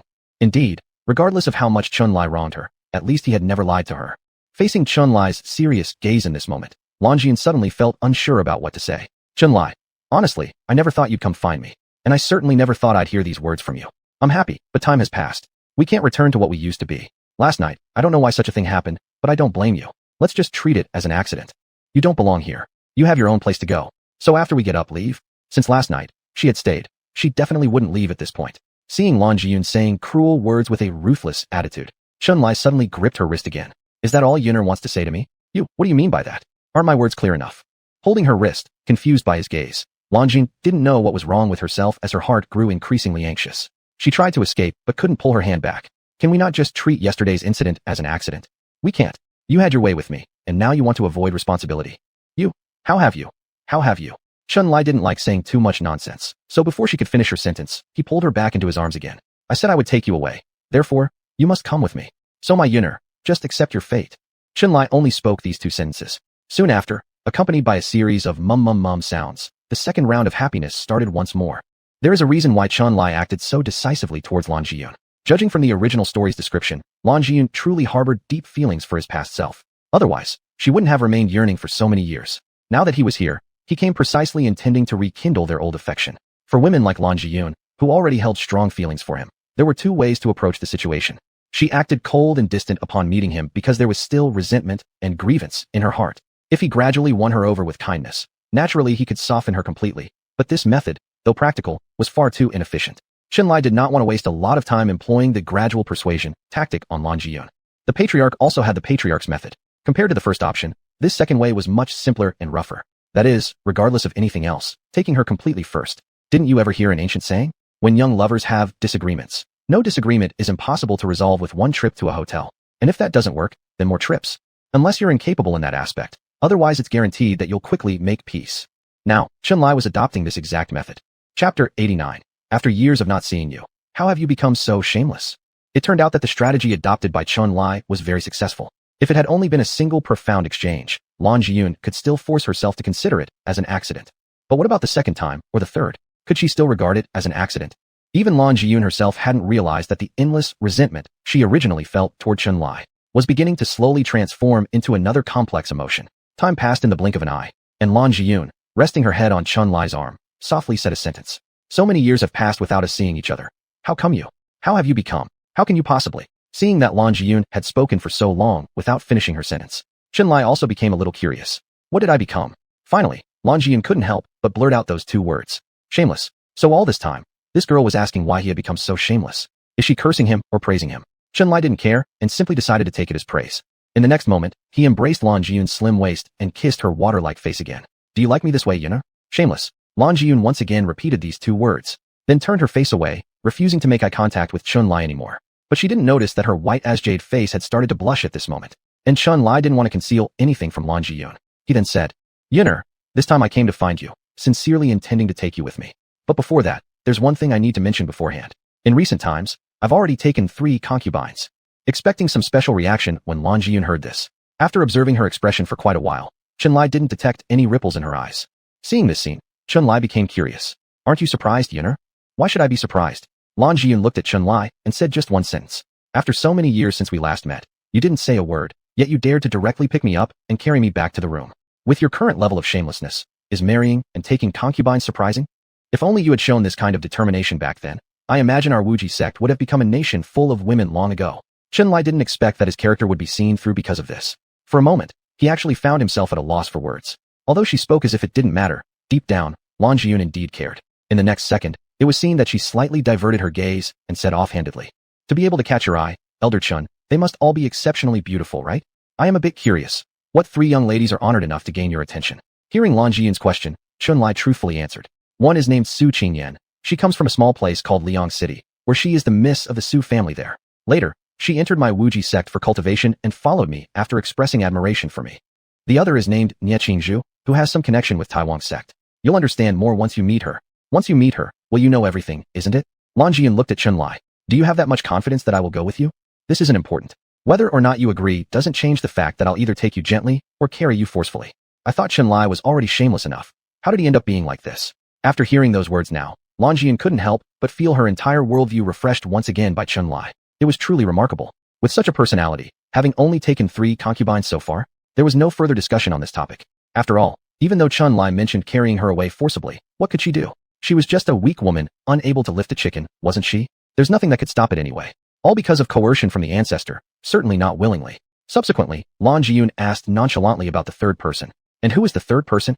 The third person is... Even someone as thick-skinned as Chunlai stumbled here. Lan Jiyun immediately noticed something was wrong. Who is the third person? Speak quickly. Do I know her? Is it Bu Lianxiang pretending to be pure, or is it Jiang Yuechan, that mean girl? When mentioning the names of her 2 previous rivals, Lan Jiyun seemed to revert back from the graceful beauty into the spoiled, young miss she used to be. Seeing that she seemed to have misunderstood something, Chunlai was also somewhat caught between laughter and tears. It's not Chon'er, nor is it Xiangxiang. Are you really daring enough to call them Chon'er and Xiangxiang? Chunlai, are you here to take me with you, or just to upset me? Perhaps also realizing that she had just lost her composure, Lan Jiyun quickly regained control over her emotions. Well then, who is the third girl honored enough for your attention? Anyway, whether said early or late, it makes no difference. Chunlai didn't waste time anymore and directly spoke up. It's Linger. Linga? Who on earth is Ling? At first, Lan Jiyun hadn't fully processed it. But in the next moment, Chunlai's words left Lan Jiyun completely stunned. The Linger from your Spirit Spring sect. She was dumbfounded, truly and utterly dazed. But when Lan Jiyun came back to her senses, she erupted completely. Chunlai, how dare you lay hands on Ling? Do you really want me to fight you to the death? Don't think just because you've become the supreme elder of the Wuji sect and the revered patriarch of the Chun family that I'll be afraid of you. You come bullying me, and that's not enough? And now you're bullying Linger too. You? Seeing Lan Jiyun's agitated state, Chunlai hastily held her delicate wrist to calm her down a little. Yunner, you've misunderstood. I wouldn't even bully you, let alone bully Ling. What happened between us is all due to an accident. If you let me explain it to you in detail, you'll understand. Taking Li Muling as his concubine ahead of time was precisely for this very moment. Otherwise, do you think why Chunlai hadn't rushed over to find Lan Jiyun earlier? If he'd taken Lan Jiyun away first, with her keeping an eye on him, there would have been no way he could have made a move on Li Muling. By subduing Lan Jiyun the moment they met, it was also because of taking this into account. So there's still one saying, decisive men get the reward, regardless of what it takes, finishing all matters at hand. Even if unwillingly later, Lan Jiyun wouldn't end up doing anything but wearing the forgiveness cap, right? Chapter 90. The forgiveness cap must be worn. When it comes to charming women, not only are methods and tactics important, the order in which things are done is also of utmost importance. Just as Chunlai had anticipated, after he explained the regrettable reason for him ending up with Li Muling to Lan Jiyun. Even if she was reluctant and unwilling, Lan Jiyun could do nothing but accept the situation and wear the forgiveness cap. What else could she do? The deed was already done. Could Chunlai send Linger away? After all, since he had saved Linger's life, their relationship might be destined by fate. This is the cultivation world where polygamy is common. So Lan Zhuyan didn't feel too much extra emotion. At that time, wasn't she also willing to become a concubine just to be with Chen Lai? Though despite thinking this way, Lan Zhuyan still felt somewhat resentful deep down, mainly because she never expected the man she'd pined for so long would first be captured by Ling. Since there was no choice but to accept, she forced herself to do so. Next, while nestled in Chen Lai's arms, Lan Zhuyan whispered faintly, "So what does Elder Chen plan to do with me and Linger next?" Chen Lai had already thought through this matter, and so he immediately responded, "Not just you and Linger, all the remaining disciples of Lingquan's sect will be taken back by this master. From now on, you will all join my Wuji sect." Regarding Chen Lai's decision, Lan Zhuyan was not surprised. Subsequently, after pondering something, she softly said, "Does this mean our Lingquan sect has been annexed by the Wuji sect? Would Miss Yun willingly allow me to annex her? Take your hand off me before saying such things. You've already consumed me, and yet you're asking whether I'm willing?" Lan Zhuyan simply turned her head away and stopped talking to Chen Lai. Chen Lai also ceased speaking. It had been so many years since they last saw each other, quietly enjoying each other's embrace. It felt quite nice, right? Inside the main hall of Lingquan's sect, an old man with white hair sat solemnly on the central seat. Why haven't Kaishan and the others returned by now? Did something happen? This elder who spoke was the very one from Dashan sect who wanted to marry Lan Zhuyan as his 38th concubine. Upon hearing the elder's question, a high-ranking official from Dashan sect who stood inside the hall immediately replied. In reply to Master, early this morning, I sent out some disciples to look for them. They should return soon. The elder stroked his beard, lost in thought for a moment, and then suddenly asked, "Do you think Kaishan can bring Yun back smoothly?" Before the high-level official of the sect could respond, the next second a faint voice came. "We don't know if Yun will come, but you can rest assured knowing your place in the ground is ready." "Who dares to?" The sudden voice startled the elder immensely, but before he could react, the next instant, a streak of cold light flashed by. At that moment, every member of Dashan sect who had occupied Lingquan's sect were decapitated by that cold light. A short while later, seeing that everyone from Dashan sect was dead, Chen Lai standing at the entrance of Lingquan's sect turned around and informed Lan Zhuyan. "This master has eliminated all those who have occupied your mountain stronghold, and we may consider this an act of revenge on behalf of Lingquan's sect. Moving forward, it's time for us to return to our own sect." Perhaps realizing that this departure today may mean a long time before she could come back again. Both Lan Zhuyan and the Lingquan sect disciples following her took one last long glance at the sect's premises. But the next second, they walked resolutely with Chen Lai to leave. "Big sister, can we really become disciples of the Wuji sect? Am I dreaming?" Throughout the journey back to Wuji sect, all the junior disciples of Lingquan's sect were brimming with excitement. After all, joining a major sect was an opportunity that countless cultivators would beg and cry for. To be able to enter Wuji sect alongside brothers and sisters, how could they not feel elated? The one speaking was the youngest male disciple of Lingquan's sect. Upon hearing his words, Li Muling was momentarily at a loss for what to say. She herself had already become her husband's wife. Even the sect leader had become her husband. To this extent, was bringing a few people into Wuji sect for cultivation really such a difficult task? By now, Li Muling already knew about Chen Lai's connection with the sect leader, and her reaction was exactly as Chen Lai had foreseen. Once past the final step, things were bound to become incredible. Any regrets were now far too late. Of course, Li Muling had already developed feelings for Chen Lai in the Forbidden Zone. There was no question of regret. Perhaps it would take her some time to adjust to calling the sect leader sister-in-law. But with time, she would naturally get used to it. As they traveled, enjoying the beauty around them and talking about various things under the heavens. Before long, Chen Lai returned to the Wuji sect with Lan Zhiyun and the others. Learning that their grand elder had brought back 2 new wives, the elders of the sect hurriedly came to pay their respects. Facing so many elders bowing to her, Li Mulan, like Su Ching Yen before her, felt a little out of place at first. However, Lan Zhiyun seemed more accustomed to such treatment as someone who had been a sect leader before. After telling everyone to rise, she scanned the room briefly, thinking of something, then looked at Chun Lai and asked, "Where's Lvayu? Is she not in the sect?"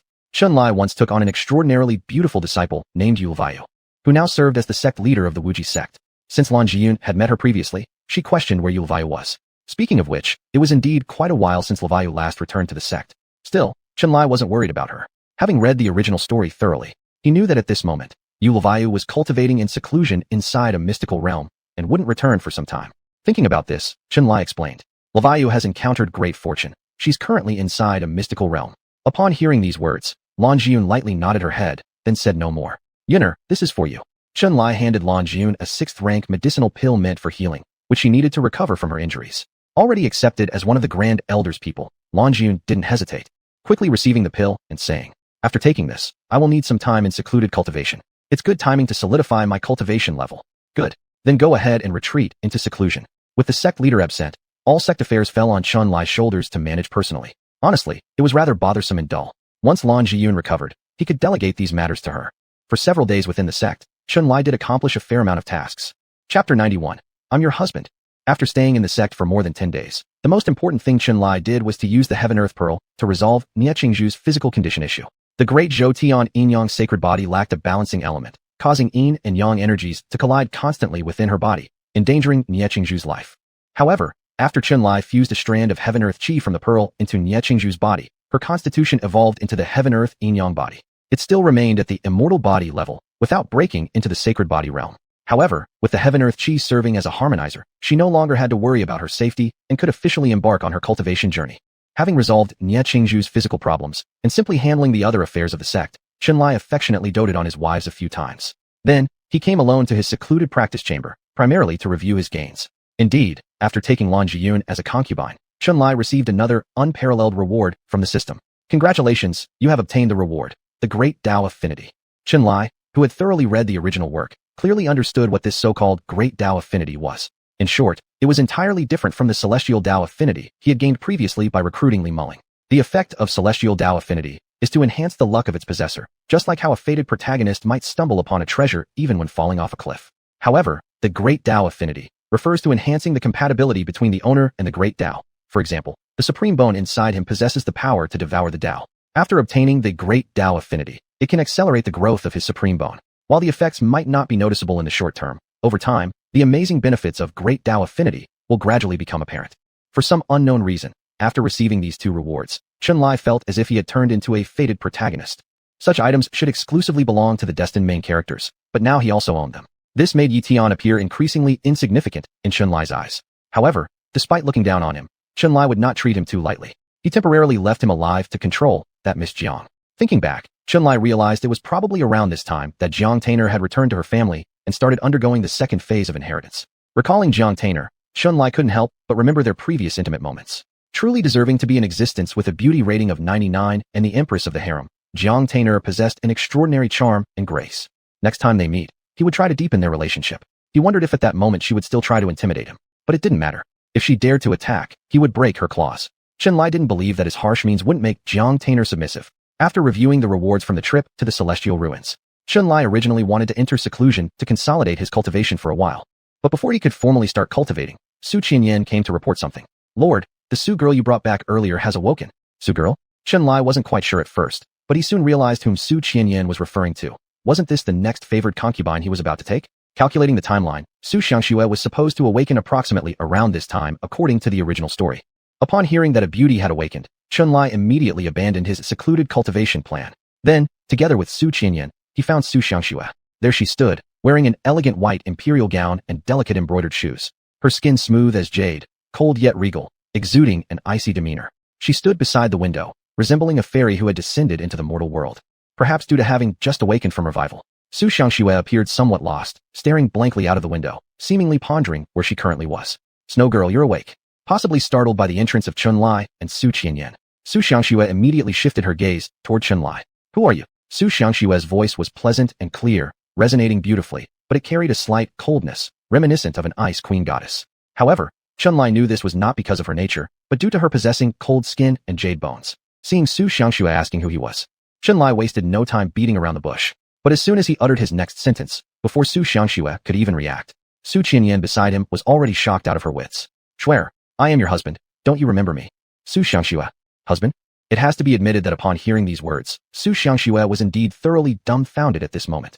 In fact, Su Xiangxue's current state can be regarded as brought back from the dead. Her soul had been drifting in the boundless Yama realm for countless years, and had long lost her memories from when she was alive. This condition can be understood as spiritual damage. In the original work, when Su Xiangxue woke up, she was in such a state.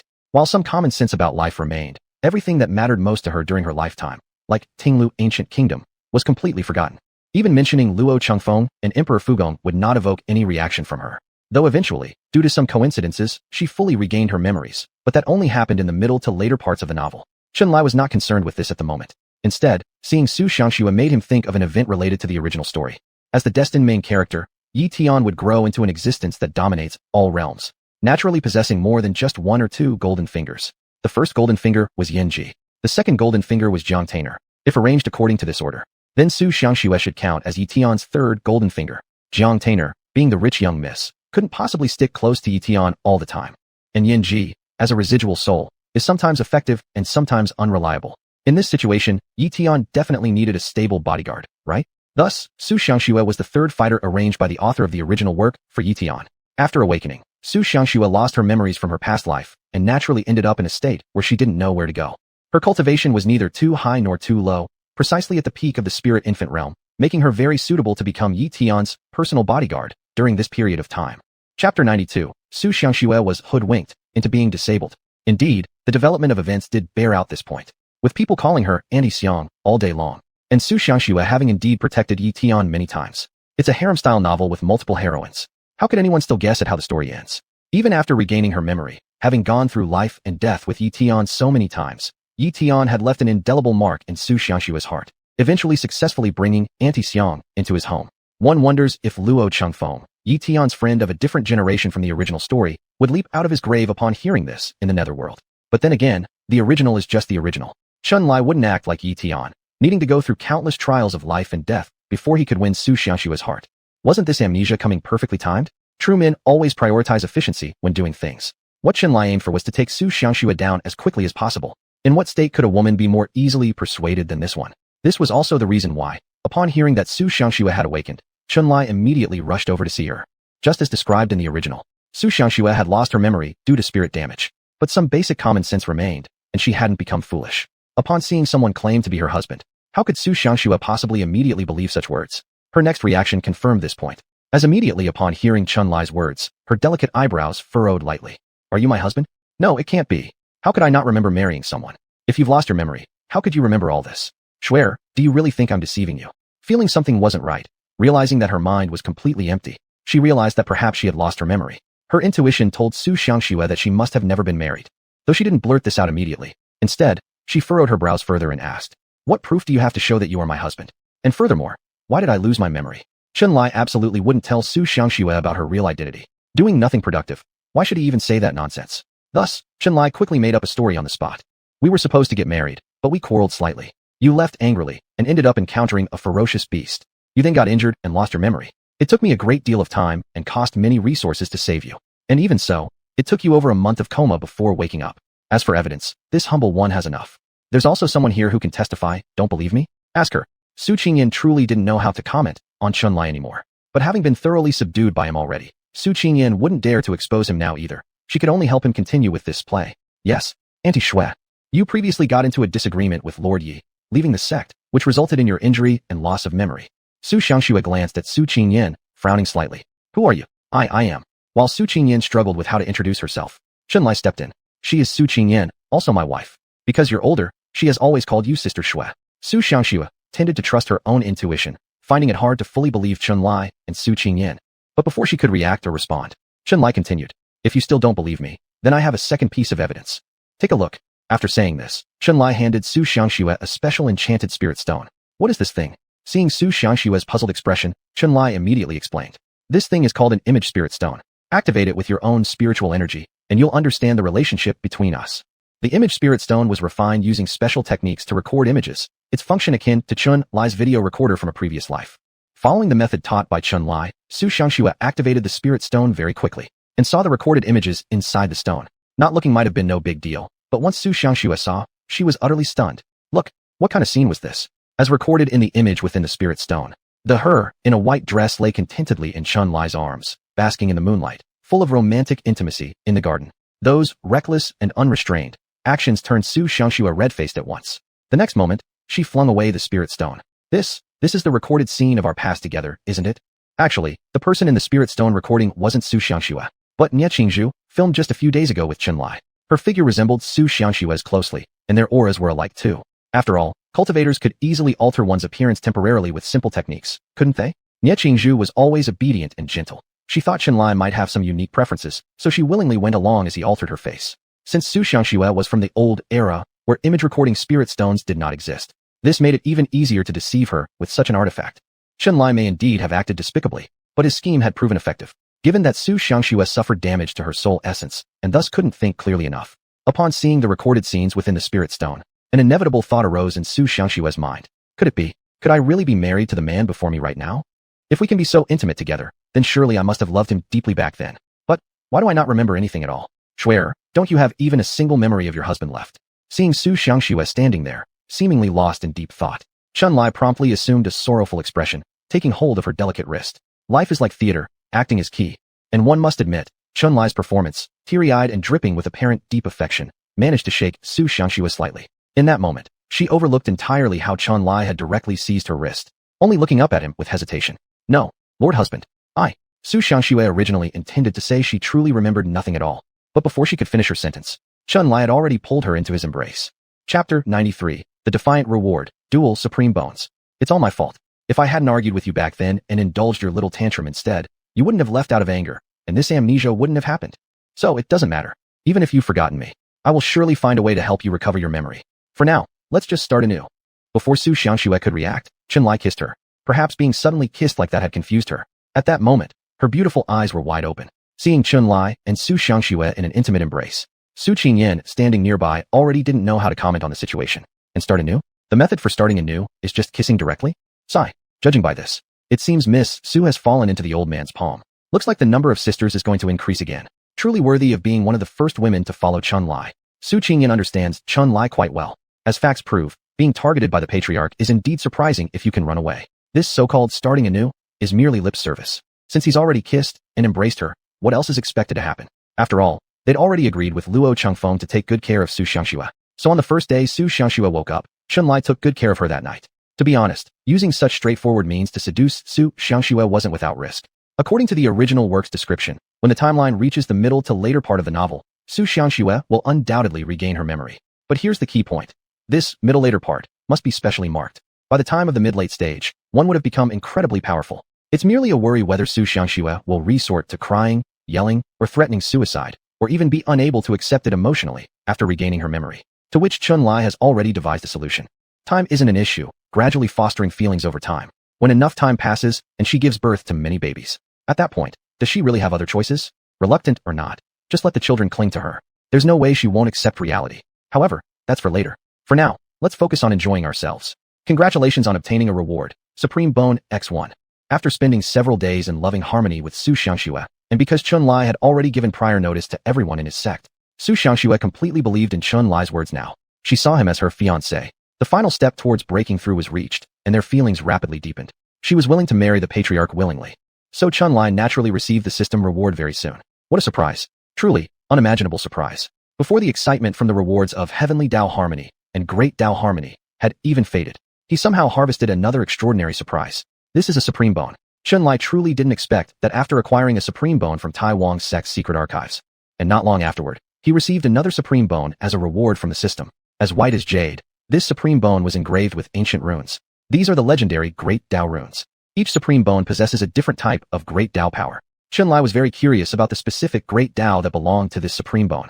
Without the slightest hesitation, he fused it right away.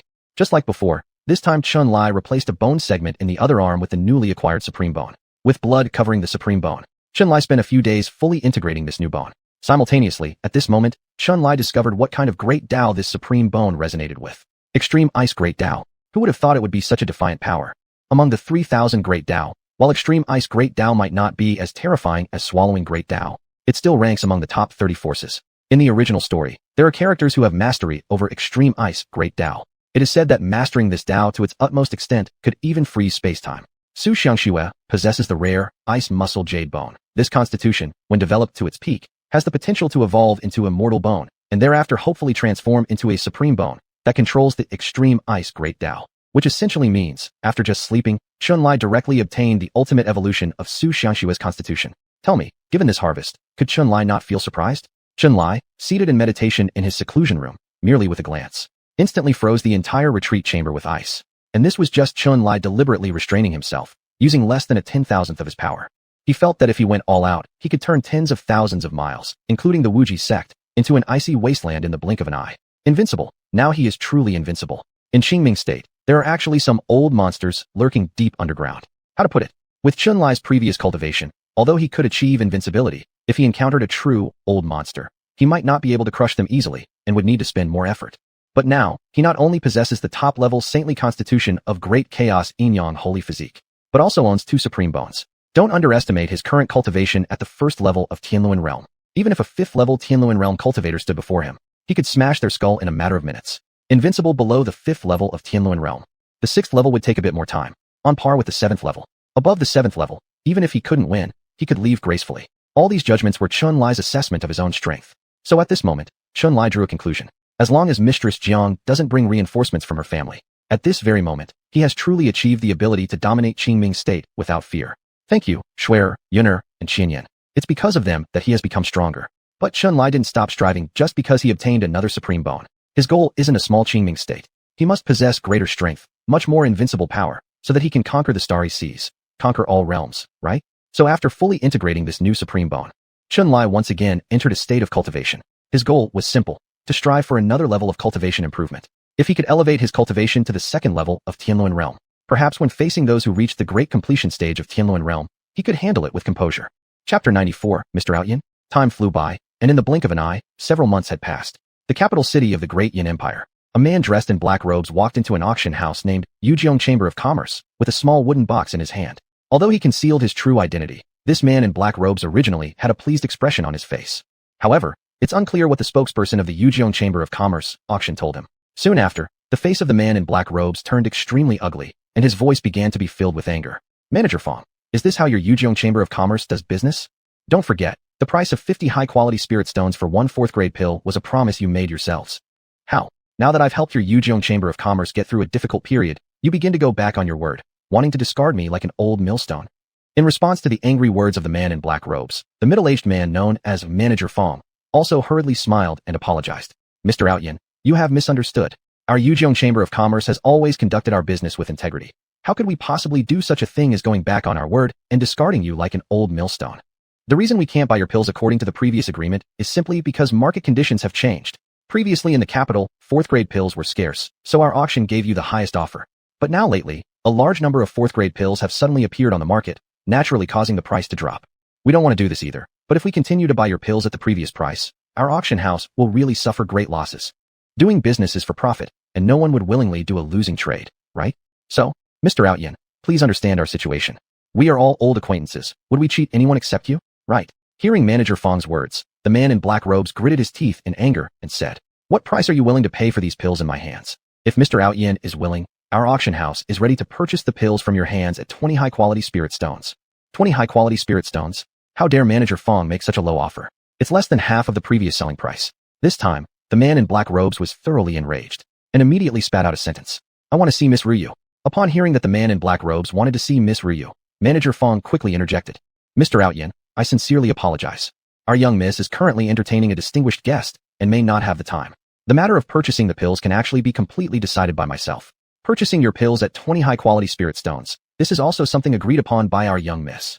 The man in black robes absolutely did not believe a word of Manager Fong's. Miss Ryu is so good and sincere towards others. How could she break her word like this?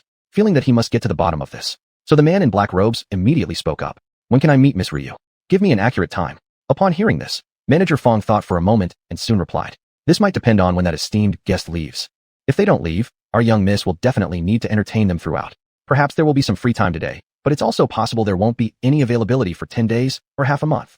Not even knowing when there will be free time. Isn't this just playing around with people?" But just as the man in black robes was angry and about to say something, the next second, the crisp and pleasant sound of high heels hitting the ground came, then soon followed by the voice of a woman speaking. "Manager Fong, what's all the noise below? Is someone causing trouble at our chamber?" The woman's voice was very charming, almost melting the bones of men. But in fact, this speaking woman wasn't just charming vocally. Her exquisite beauty was even more enchanting and seductive. Yin Ryu, not only the precious daughter of the Yujiong Chamber of Commerce, but also the designated successor of the old chairman. In the capital of the empire, her name was known to everyone. No matter when she appeared, she always wore a red embroidered cheongsam. Her feet stepped on delicate red high heels, with snow-white skin and a waist thin like a snake. Especially those white and jade-like legs revealed by the slits of the cheongsam had bewitched countless men in the capital beyond recognition.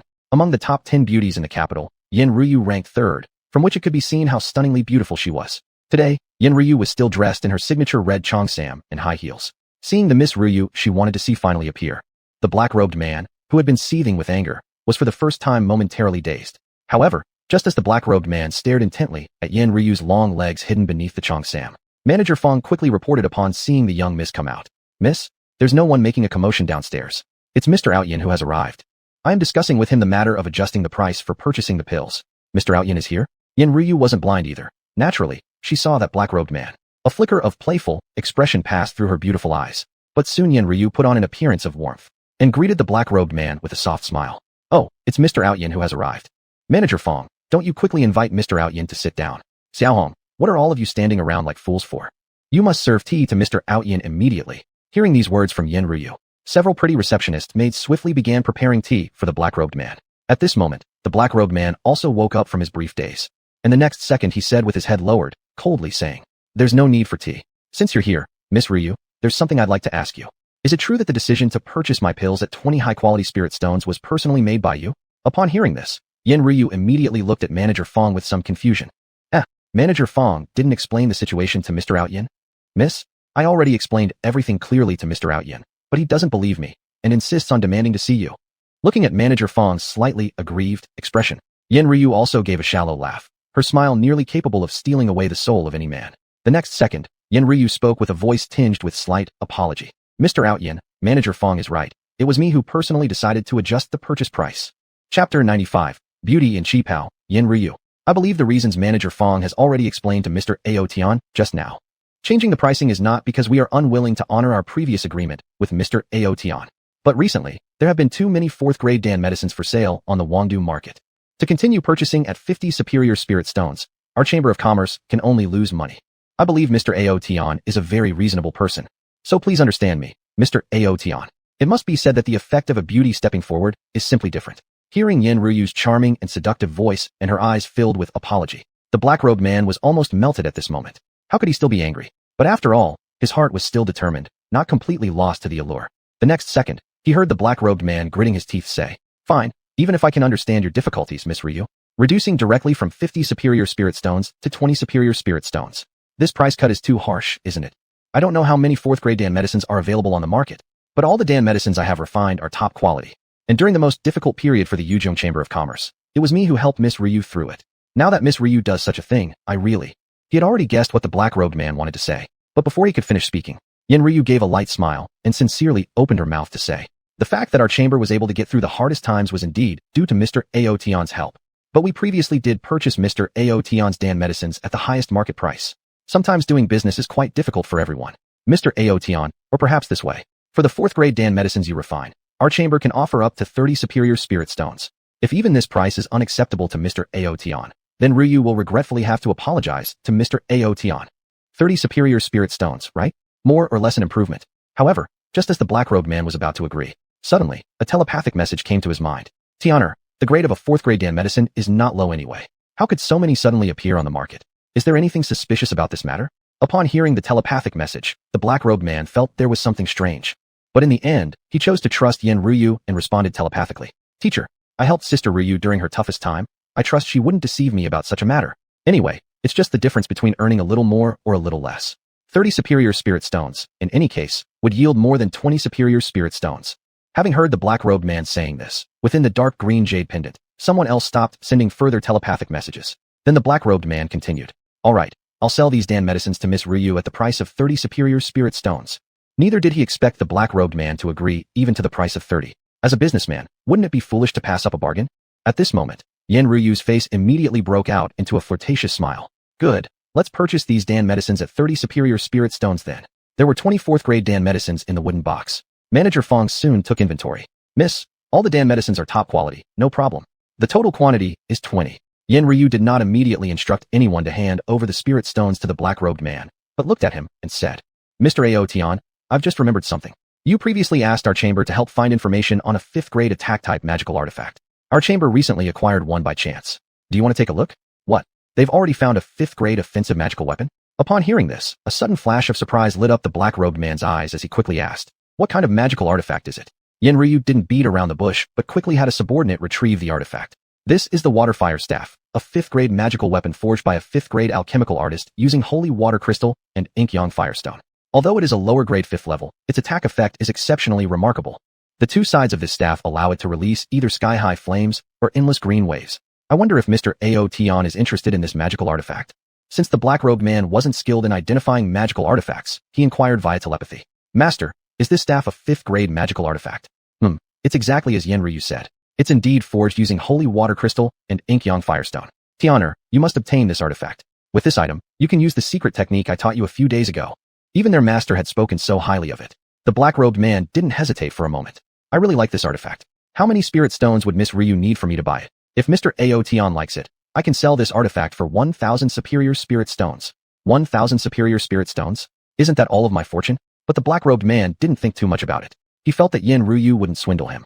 In the end, he bought the waterfire staff at that price. Having sold his Dan medicines and purchased the coveted magical weapon, the black-robed man immediately became overjoyed. But he never noticed the hint of derision hidden deep in Yen Ryu's beautiful eyes until he left the Yuzhong auction house.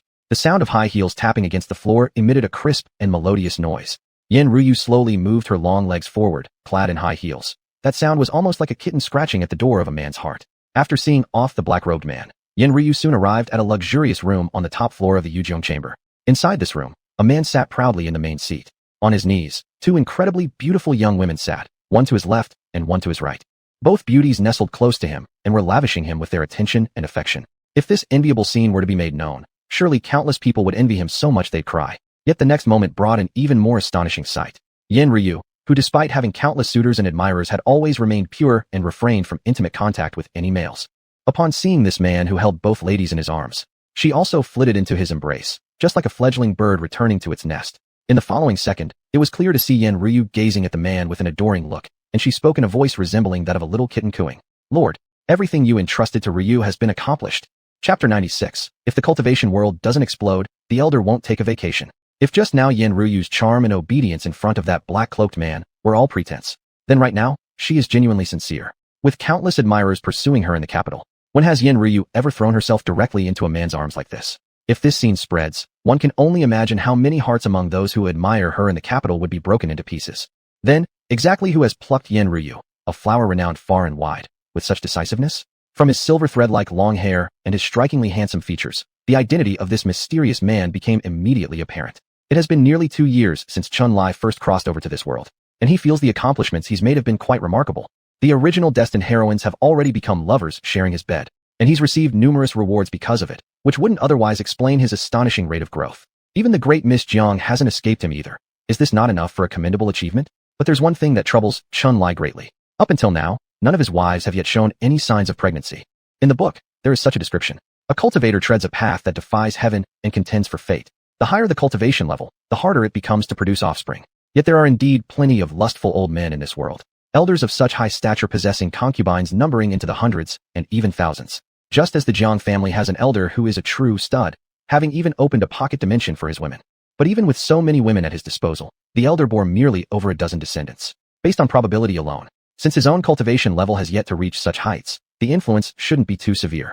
Su Ching Yen, Nie Qingzhu, Li Mulan, Su Xiangxue, Lan Jiyun, his women are no small number. Plus Yi Qingqing and Yi Meyer, the 2 handmaidens.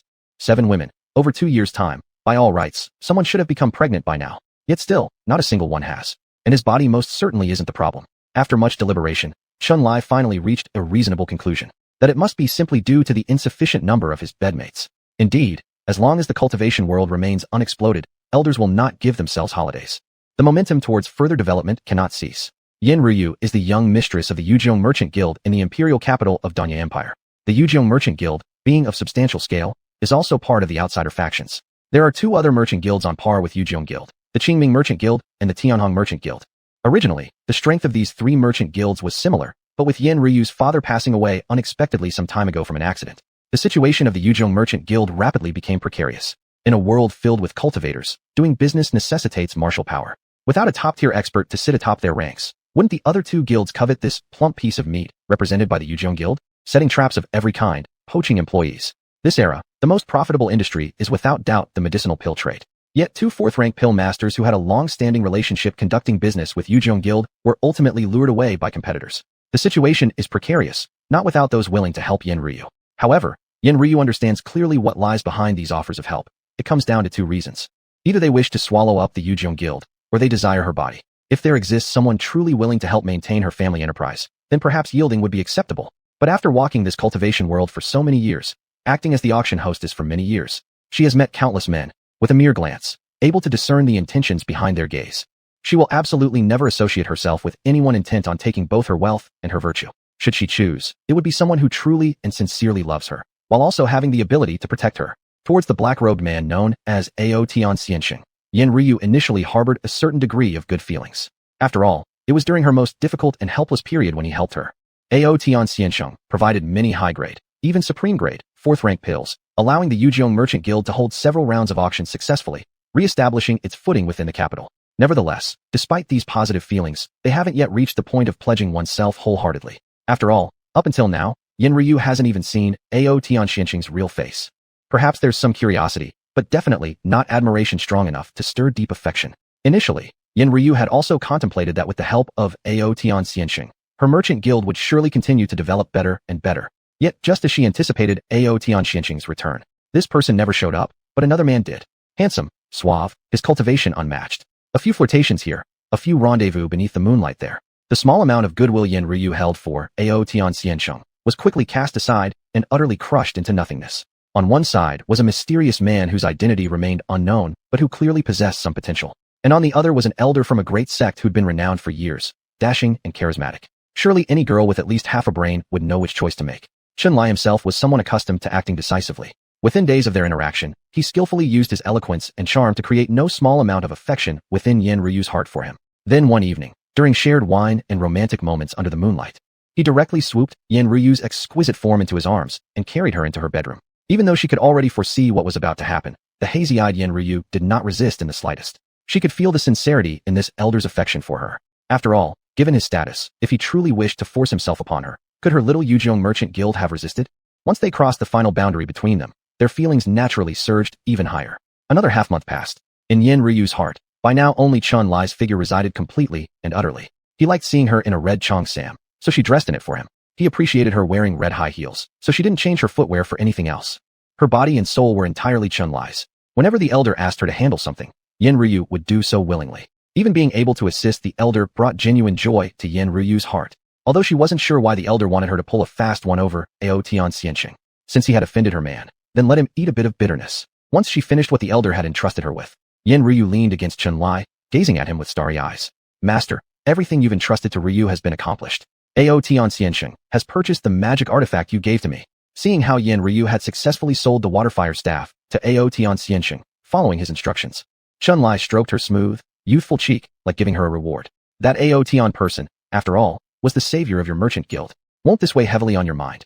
In response, Yin Ryu gently nuzzled Chun-Lai's hand with her cheek, docile and obedient. In that moment, she spoke just one sentence. If my lord dislikes Ye Tian, I can find someone to eliminate him. Chapter 97, Yin Ryu's Choice. Can we hire someone to get rid of him? Upon hearing Yin Ryu, in her most beautiful appearance, speaking the most cruel words, at this moment, Chun-Lai actually smiled. The next second, he pinched Yin Ryu's little cheek and said, "Are you really that harsh? Ye Tian is after all also a savior of Yujiang Chamber. Is this how my dear Ryu treats her benefactor? Benefactor? In fact, within Yin Ryu's heart, these two words have never been considered overly significant. After all, she managed to uphold the grand Yujiang Chamber on her own. And based solely on this point, if one considers Yin Ryu as a compassionate and soft-handed woman, then they are merely overthinking it. Able to go far in the world without harboring a saintly heart. Yin Ryu isn't just a cultivator, but also a businesswoman. To become a successful businesswoman, one doesn't necessarily need profound commercial skills, but one must know how to assess the situation. Mr. Ao has shown some grace to the Yujiang Chamber, but plainly put, it's not that substantial. Didn't I already give him the highest reward available on the market for the elixirs he sold to the chamber before? If the Ancestor really asked me to find a way to eliminate Mr. Ao, deep down, I might feel a tinge of guilt, but that would only be a bit of guilt. After all, I've placed the future of Yujiang Chamber and my own future entirely on Chun-Lai. And if I still can't make clear who should be the center, then Yin Ryu feels she might as well quit this industry altogether. So, when seeing Chun-Lai caress her cheek and teasingly ask if she was being too cruel, at this moment, Yin Ryu only had one sentence to say. I am now Lord's woman. No matter who it is, anyone who dares to stand in Lord's way is my enemy. This statement carries quite a few undertones of obeying the husband once married. Chun-Lai knows that Yin Ryu is expressing her sincerity to him. To tell the truth, his woman being a bit ruthless and decisive in killing, Chun-Lai isn't particularly repulsed by it. As long as everything revolves around him, there's no issue. Thus, in response to Yin Ryu's unconventional confession, after briefly smiling, Chun-Lai immediately spoke. Ye Tian must die, but there's no urgency. There are certain areas where I still require his assistance. For now, let's not talk about this. There's another matter I wish to ask you. How did things progress with the task I previously assigned to you? After taking Yin Ryu into his chambers, Chun-Lai gave her a small mission. Hearing Chun-Lai's inquiry regarding the status of the task, Yin Ryu quickly replied, Lord, everything you entrusted to me has been taken care of. Subsequently, she stood up, approached the desk inside her room, and picked up 2 letters. This is the admission notification from Tianlong Academy. After receiving these two Tianlong Academy admission notifications handed over by Yen Ryu, Chunlai subsequently passed them on to the other two extraordinarily beautiful women embracing him from either side. Since the admission notices are obtained, the two of you can attend the academy tomorrow.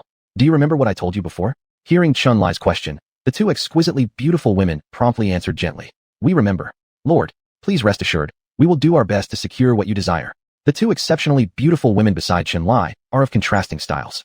One is extremely alluring, with a slender waist and long legs. The other has a youthful, innocent charm, petite and delicate. These two women are none other than Chunlai's personal maids, Ye Meyer and Ye Qingqing. The reason he arranged for them to enroll in the Tianlong Academy is because Chunlai is plotting for an immense opportunity for himself. Tianlong Academy is a standout among the forces outside ordinary life. Although it doesn't interfere much in the cultivation realm, considering its widespread influence across the land, the Tianlong Academy's sway is absolutely comparable to any supergrade power. Inside the Tianlong Academy, there's a secret realm named Tianlong's Secret Realm, where something precious resides that Chunlai has always wanted very much to obtain. The person who came to sell the pills at the Yuqiong chamber earlier was Ye Tian. Truly speaking, it was quite unexpected. In the original story, the destined main character Ye Tian, upon returning from the old Tianqian site, entered Tianlong Academy through Zhang Tuaner's recommendation. Many events in the original work haven't occurred, yet this Ye Tian has somehow mistakenly ended up entering the Tianlong Academy. It seems that this must have been the night when Miss Zhang of Liang City rushed to run away, and before she left, she specially arranged a way out for Ye Tian. Unbelievably, it has made him come to the Tianlong Academy earlier than expected. Why did Zhang Tuaner insist on letting Ye Tian come here? It was also to allow him to obtain the treasure coveted even by Chunlai from the Tianlong secret manual. Now Chunlai has already cultivated his skills to the second level of the Heavenly Wheel realm. To be honest, with his unbeatable figure, if he had his eye on a certain treasure of the Tianlong Academy, outright robbery wouldn't be an issue. But the Tianlong secret realm is really a frustrating place, restricted by the power of rules. Entities above the Yuaning realm are not allowed to enter. If Chunlai were to forcefully intrude with his high-level cultivation at the Heavenly Wheel realm, there would be no one who could stop him, but it would cause this secret realm to shatter directly. When that happens, the treasures in the secret realm would scatter into the infinite void, which wouldn't be so pleasant. Since he himself cannot personally enter the secret realm to claim the treasure, he can only arrange a substitute player. And Ye Meyer and Ye Qingqing are the ones he chose as substitute players. When they first followed Chunlai, Ye Meyer and Ye Qingqing were only at the 7th level of physical cultivation. Naturally, mixing with the great ancestor brings many advantages. Adding the two women's dedicated service to Chunlai in their cultivation, Chunlai naturally gave them substantial support. After all, their talent isn't particularly outstanding. Despite Chunlai's full support, in the last year or two, they've only managed to cultivate from the physical realm up to the 1st level of foundation establishment. If they wish to enter the secret realm to take the treasure, they need at least the spirit pill realm of cultivation. There is no time for gradual cultivation given how short the time is. Chunlai then adopted a method similar to infusion of wisdom. Afterward, they will be weak for some time, and it will damage some of their foundations, but Chunlai has plenty of magical elixirs, and those can repair their condition over time. At least under Chunlai's infusion of wisdom, the two women will temporarily attain the full power of the spirit pill realm within several months, and this will be sufficient. Chapter 98. The heavenly ordained woman pays her loyalty to the elder. Listening to the conversation between Chunlai, Ye Meyer, and another woman. At this moment, Yen Ryu also realized why the elder had arranged for them to attend Heavenly Dragon Academy. It was originally to obtain a certain treasure. Thinking of this, Yen Ryu spoke directly. Lord, we have some Yen family descendants studying at Heavenly Dragon Academy. Should I arrange for them to assist the two younger sisters? Upon hearing this, Chunlai shook his head directly. Not necessary. The thing I want is in the Heavenly Dragon secret realm. Only those whose cultivation reaches the spirit pill realm and become existences on the Heavenly Dragon Academy's heaven chart qualify to enter the Heavenly Dragon secret realm. Handing over this matter to them is enough. I believe Meyer and Qingqing will successfully fetch what I desire. Hearing these words, Yen Ryu no longer continued to speak. However, just as she planned to sit back on Chunlai's knee and return to the elder's embrace, suddenly there came the low voice of the Fong manager reporting from outside the door. Miss, young Master Wu has come over, saying that he wants to see you. Clearly, Yen Ryu knew who this young Master Wu was. In an instant, her beautiful eyes flashed with a touch of displeasure. Manager Fong, haven't I already told you clearly? When I am speaking with Lord, I will not see any visitors. Don't you know how to handle even such a small matter? Nothing is more important than being with the elder, and Yen Ryu understands this clearly. Hearing her words, Manager Fong was scared into apologizing immediately. I've understood, Mississippi. I'll dismiss young Master Wu right away. But before Manager Fong outside could take a step, Chunlai suddenly asked something, perhaps recalling something. Who is this young Master Wu? Although unclear why Chunlai would ask this, Yen Ryu hurriedly answered. Lord, this young Master Wu's full name is Wu Qingfeng. He's the young master of the Tianhong Trade Guild. The Tianhong Trade Guild is one of the 3 major trade guilds of the king's capital, its strength surpassing the Yuqiong Trade Guild by quite a bit. Young master of the Tianhong Trade Guild, Wu Qingfeng? After Yen Ryu introduced his identity, Chun-Li immediately looked at Yen Ryu with a faint smile. So it's just the young master of the Tianhong Trade Guild? And didn't I also hear that this Wu Qingfeng is apparently your biggest admirer here in the king's capital? With her breathtaking beauty and graceful demeanor, as a remarkable beauty, Yen Ryu naturally does not lack admirers. Let's not even talk about those unworthy scoundrels who don't even have the qualifications to stand in front of her. Among those who are capable, the young master of the Tianhong Trade Guild Wu Qingfeng ranks in the top 3 in fervently pursuing Yen Ryu.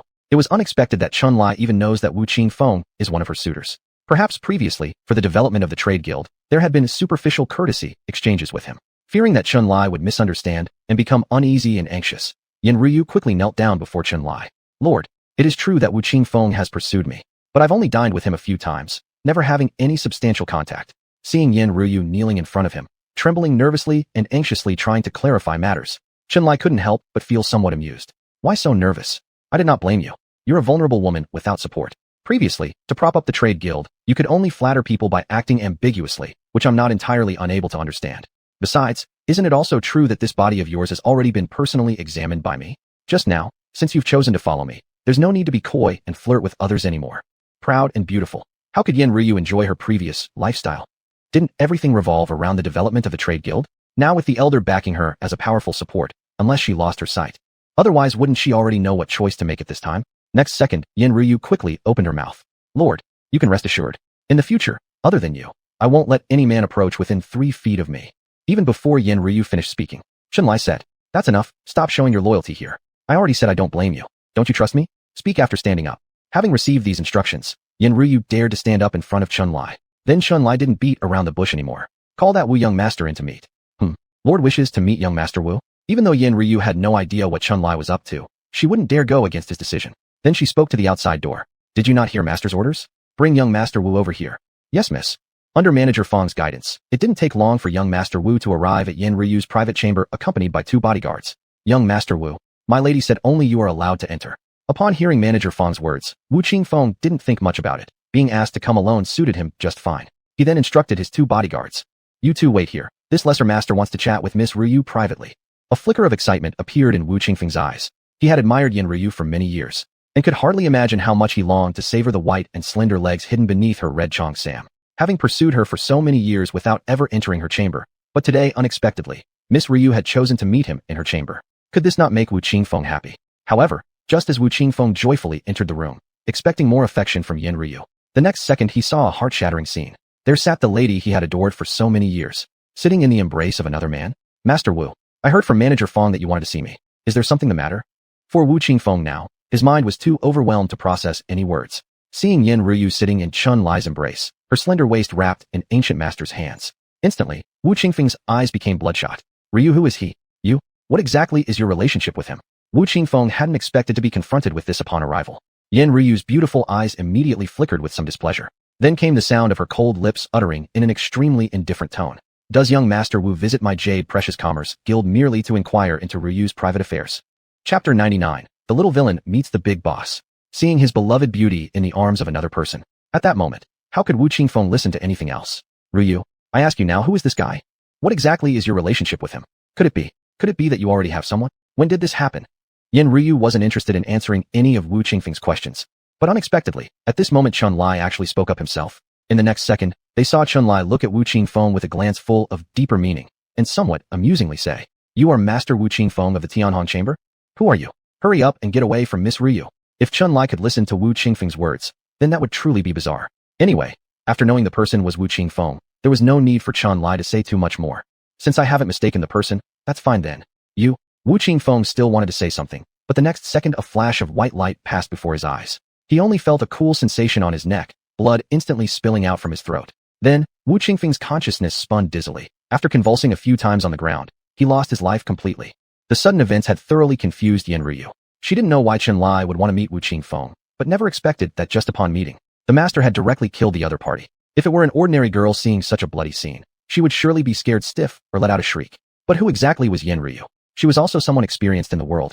The elder must have had his own intentions doing things this way. So after a brief shock and confusion, she quickly calmed down from this bloody scene. In the original story, as the chosen protagonist Ye Tian grows, apart from encountering opportunities, naturally, he also encounters many troubles. To be honest, Chun-Li hadn't anticipated bumping into a colleague inside Yen Ryu's boudoir. That's right, This Wu Qing Feng is like the previous one, in the original novel, destined to be a villain character, humiliated by Ye Tian. It has to be said that being the chosen protagonist, this man has extraordinary good fortune when it comes to romance. Wherever he goes, women seem to flock around him. Moreover, all those who become romantically entangled with him turn out to be of top quality. Just like her new companion Yen Ruyu, who happens to be one of them. Her beauty surpasses others, her posture elegant and charming, and her charisma rated as high as 93 points in the system evaluation, higher even than Su Ching Yen.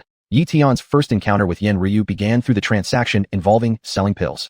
The arrival of a renowned alchemist threatened to destabilize the stability of the chamber, where Ye Tian later helped during a crisis due to Yen Ruyu's desperate need. Thinking Ye Tian had a master alchemist as a mentor, Yen Ruyu made up her mind to do everything possible to win his favor, naturally upsetting Wu Qing Feng so much so that love turned into hatred, which inevitably drove Wu Qing Feng to use despicable means. Using the pretense of commercial cooperation to lure Yen Ruyu out, Wu Qing Feng used a special type of sedative incense to incapacitate her. In a world dominated by powerful heroes, can a mere villain really take advantage of the main female protagonist? Subsequently, the storyline develops without surprises. When trouble strikes, Ye Tian appears to save Yen Ruyu from the villains. After this incident, Yen Ruyu realizes the mysterious helper known as Mr. Out Yin was merely the same age as her, with his great deeds towards the chamber and saving her life. This transforms their goodwill into deep affection. In Chunlai's view, if Wu Qing Feng were simply looking to bother Ye Tian, he might not have done anything to him. However, clearly in the original story, this man harbored improper intentions towards Yen Ruyu. Why keep him around then? Chunlai simply had no interest in engaging in unnecessary complexity. Putting it vividly, it's akin to when a big boss encounters a minor villain. What difference does it make if he kills him? No need to care about other things. After all, the destined heroine Yen Ruyu is now his woman, isn't she? Ruyu, do you know why I killed him? Hearing Chunlai's question, Yen Ruyu gently shook her head. I don't know, but this handmaid knows master certainly has his reasons. Chunlai didn't explain further, slightly shifting his mind, and immediately an item flew out from Wu Qingfeng's storage ring. Do you know what this is, Ruyu? Having presided over auction houses for so many years, Yen Ruyu considered herself a well-informed person. After observing this thing closely for a bit, in the next second, her complexion drastically changed. Isn't this the legendary Drunken God fragrance? How could young Master Wu possess such an item? The Drunken God fragrance is a notorious sedative in the cultivation world that can cause even a Ling infant realm being to collapse without a special antidote after inhaling just a whiff. It's also considered a powerful weapon. After all, isn't something that can incapacitate a Ling infant realm expert enough to be terrifying? However, this incense is extremely difficult to refine, which is why it's impossible to find on the market. Out of love turned to hatred, Yen Ruyu had once been subdued by this incense. But Ye Tian wasn't really much of a man, holding a beauty in his arms, yet insisting on learning how to counteract the incense from Yen Ji. Perhaps precisely because of Ye Tian's adherence to being a gentleman, Yen Ruyu grew to like him more and more. But none of that matters anymore.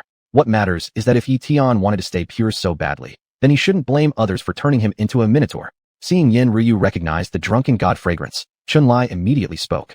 This Drunken God fragrance was prepared by young Master Wu to use on you. Now do you understand why I took his life directly? There was no real need for extensive explanation, but since she was his woman and genuinely devoted to him, Chunlai didn't want Yen Ruyu to think of him as a bloodthirsty person. Hearing Chunlai's words, if Wu Qing Feng were still alive, he would surely feel aggrieved. I do have the Drunken God fragrance, but I haven't actually thought about using it on Yen Ruyu yet. But alas, dead men tell no tales. As far as Chunlai was concerned, wasn't its usage in the original story exactly the same? So this man's death wasn't at all unjustified. Yen Ruyu was undoubtedly an intelligent young woman. She believed what Chunlai said, because considering Wu Qingfeng's relentless pursuit of her, if she refused, he might indeed resort to using the Drunken God fragrance on her. Thinking about it, Yen Ruyu couldn't help but feel gratitude towards Chunlai, and her gaze towards Wu Qing Feng was now filled with anger. Thank you, master, for avenging me on my behalf. That scoundrel Wu Qing Feng truly deserves nothing less than death. Chapter 100. The Old Ancestor Who Loves Women. After killing Wu Qing Feng, Chunlai also killed the 2 guards that Wu brought along. Then Chunlai said to Yen Ruyu, follow me out for a trip. Yen Ruyu called down her maids and let them clean up the bodies and bloodstains both inside and outside the room. Seeing that Chunlai was taking her out, she instinctively asked, where is master going? Of course it's to get some benefits for my little beauty. Chunlai reached out and lightly pinched Yen Ruyu's charming, tender face. Anyone who dares to covet my woman must pay a price, right? Having roughly understood what Chunlai meant, Yen Ruyu immediately showed an indescribable look of excitement on her face at this moment. The next second, she responded to Chunlai in a voice that was submissive to the core. I am willing to go with master, and let me guide you. In the original work, after Ye Tian rescued Yen Ruyu from Wu Qingfeng's hands, he also thoroughly angered Wu Qingfeng. Losing his mind, Wu Qingfeng quickly mobilized his family forces to pursue and kill Ye Tian endlessly, which also led to immense retaliation against Yen Ruyu and her Yuqiong Chamber of Commerce. That period was truly very difficult, but without the strength to avenge, Ye Tian and Yen Ruyu could only endure forcibly. When reading that plot, There was one sentence Ye Tian said that Chun-Li had always remembered clearly. ASU, don't worry. Since Tianhong Chamber of Commerce dare to bully you so much, I will definitely make them pay a price by any means necessary in the future. Perhaps this sentence also brought Yin Ruyu some slight touch. But honestly speaking, would a well-traveled woman like her really crave a gentleman taking revenge after 10 years? It's better if the enemy knelt in front of her right away, which would be the most shocking and touching. There is a reason why Chun-Li can capture Yin Ryu's heart so quickly. Because he won't bother with endurance like Ye Tian does. If someone wrongs him, he'll repay it on the spot. This is the style exclusive to the old Ancestor, right? At the headquarters of the Tianhong Chamber of Commerce. With a huge vibration sound, more than 100 guards all spat blood and fell on the ground, their fates unknown. On the main road leading to the business hall of the Chamber of Commerce, there was a breathtakingly beautiful classical-style woman wearing a red cheongsam and red stiletto heels walking slowly while holding the arm of a silver-haired handsome man. Their pace wasn't fast, but with each step they took as they approached, the more than 10 middle-aged men standing in the conference hall were terrified and kept retreating, all looking at this handsome man and pretty woman with looks of full terror. You, who exactly are you? Why did you break into our Tianhong Chamber of Commerce?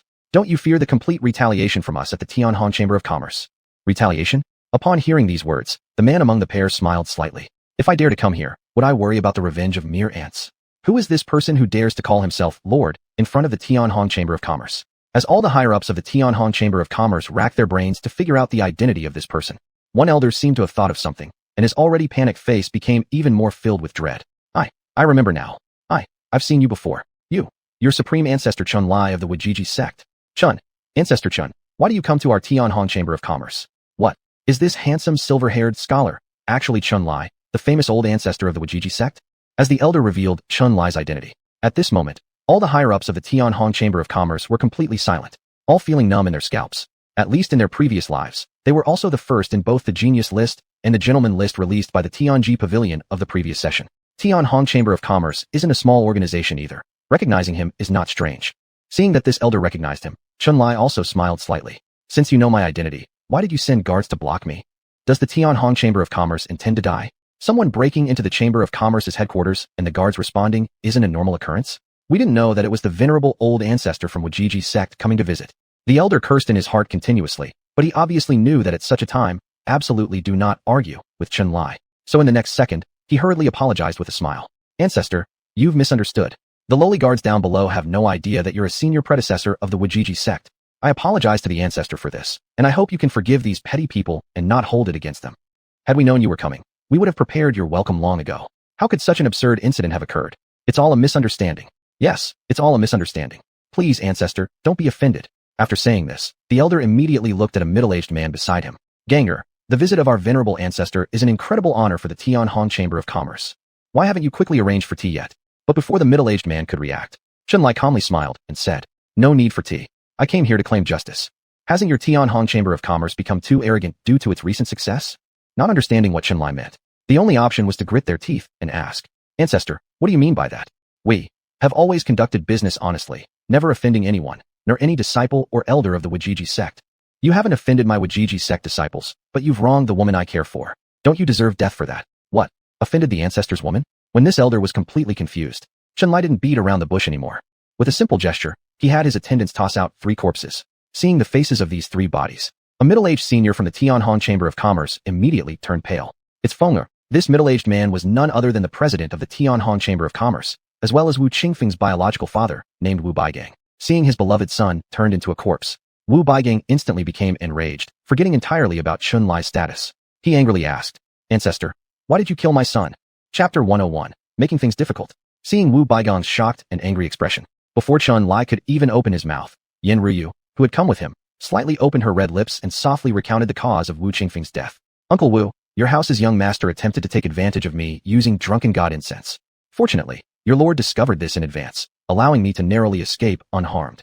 However, committing a capital offense cannot be excused by mere survival. Under anger, your lord made him pay a price. What's wrong with that? But Uncle Wu, speaking to our lord with such a tone, is it an accusation against our lord? Now, are you seeking justice for young Master Wu from our lord? A long time ago, the relations between the 3 major chambers of commerce in the capital were still decent. Wu Baigang and Yin Ruyu's late father treated each other as equals. Calling the other Uncle Wu presented no problem at all, and she once referred to herself as niece in front of him. But appearances aside, the 3 great merchant houses had already fallen out privately. So despite Yin Ryu calling him Uncle Wu, her cold stare clearly showed she did not view Wu Baigang as an elder. It was likely the extreme anger that momentarily clouded Wu Baigong's reason earlier. But now, Yin Ruyu's words, devoid of any emotional fluctuation, instantly brought him back to full calmness. Yes, no matter what reason caused the old patriarch to kill his son, did he have the strength to seek revenge? Children lost can always be born again. After all, he didn't only have one child.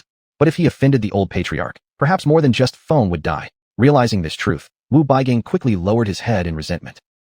I don't intend to question the old patriarch in any way. It's just, due to my overwhelming grief over Feng's death, I lost control. Please forgive the old patriarch. Chen Lai ignored Wu Baigang entirely. At this moment, the high-ranking members of the Tianhong chamber could already judge the relationship between Yin Ryu and Chen Lai based on her few words. Truly unimaginable how Yin Ryu managed to secure the favor of the Grand Patriarch of the Wuji sect. How could this not make everyone present both envious and terrified? The elder who spoke before was named Wu Shanha, Wu Baigong's father, Wu Qingfeng's grandfather, and simultaneously the former president of the Tianhong chamber, being its true controller. Seeing that the old patriarch remained silent, at this point, his focus turned to Yin Ryu. Ryu girl, you mean that Qing Feng tried to violate you? Could this possibly be a mistake, perhaps merely a misunderstanding? Before Wu Shanha could finish his statement, Yin Ryu cast a glance, directing a calm look towards him. Grandpa Wu, are you suggesting that our lord acted rashly and killed an innocent man? No, Miss Ryu, old fool me. I certainly did not mean that. For a moment, Wu Shanha was indeed at a loss for words. Wu Shanha was quite familiar with Wu Qingfeng. Given the degree of his grandson's infatuation with the young lady from the Yin family, it wasn't implausible that upon failing to woo her, he resorted to drunken god incense. After all, to get the woman he liked, resorting to some methods doesn't seem like much. If the grandson could entice Yin Ryu to his bed, then swallowing her, Yujiong chamber, would also be possible. But who could have foreseen that the Yin family girl had gained the support of Grand Patriarch of the Wuji sect? Acting rashly without fully investigating led to a failed move. This was nobody else's fault but theirs. Wu Shanha also favored Wu Qingfeng to a certain extent. Had his grandson been killed by someone without significant background, he surely would have avenged him. But now, the person who killed Wu Qingfeng was the Grand Patriarch of the Wuji sect, who is a great power-level existence, achieving the heavenly Yuan realm. Even if they wanted revenge, the chamber simply didn't possess the capability. Possibly cherishing life above all else, Wu Shanha didn't take long to weigh his options. Although Wu Qingfeng was quite spoiled at home, he had more than 10 children and over 100 grandchildren and granddaughters. Offending the Grand Patriarch of the Wuji sect for just one of them clearly wouldn't be worth it. If it endangered others in the family, that would be the worst outcome. So having thought about this, Wu Shanha hastened to apologize and bowed deeply to Yin Ryu. Miss Ryu, since young Qingfeng was disciplined by the old ancestor for attempting to insult you, then it can only be said that his death was deserved. Our Tianhong chamber absolutely will not blame you, Miss Ryu, over this matter. Anyway, young Qingfeng has already received his punishment. Miss Ryu, in your opinion, why don't we just let this matter rest here? What do you think? Let this matter rest here? Upon hearing these words, Yin Ryu's face revealed a touch of a seductive smile. If we really planned to let the Tianhong chamber off without consequence, Lord wouldn't have brought her specifically for this visit. However, Yin Ryu didn't reveal her thoughts at this moment, because she knew that with Chen Lai here, he would never let her suffer any unfairness.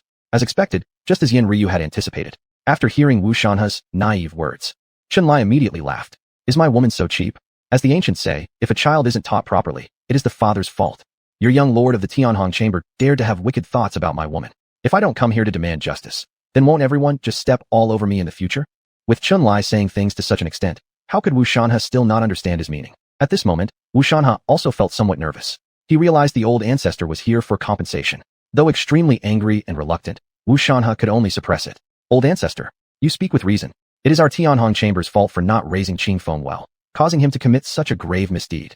His death was what he deserved, and our Tianhong chamber indeed should apologize to the old ancestor. Old ancestor, according to you, how should we make amends so that this matter can finally be settled? Chen Lai didn't waste any more words. He simply gave Yin Ryu a subtle glance. The next second, Yin Ryu immediately understood, and with her long, elegant legs moved to stand in front of Wu Shanha, handing over a list to the other party. If you want our lord to let this matter go, there must be some substantial compensation, right? Grandpa Wu can take a look at this. Chapter 102, The Ancestor's Decisive Action. Even the compensation list was ready. At this point, how could the people from Tianhong Chamber of Commerce not see that the young miss of the Yin family was well prepared? It seemed like today Tianhong Chamber of Commerce would definitely have to bleed heavily, although they had already mentally prepared for this. After seeing the content of the list, Wu Shanha was still frightened. His hand holding the list started trembling nonstop. Yin family girl, this is your compensation list. Are you trying to take our Tianhong Chamber of Commerce's life? Just as Wu Shanha had predicted, with the ancestor supporting her, the young miss of the Yin family was indeed going to demand an exorbitant amount.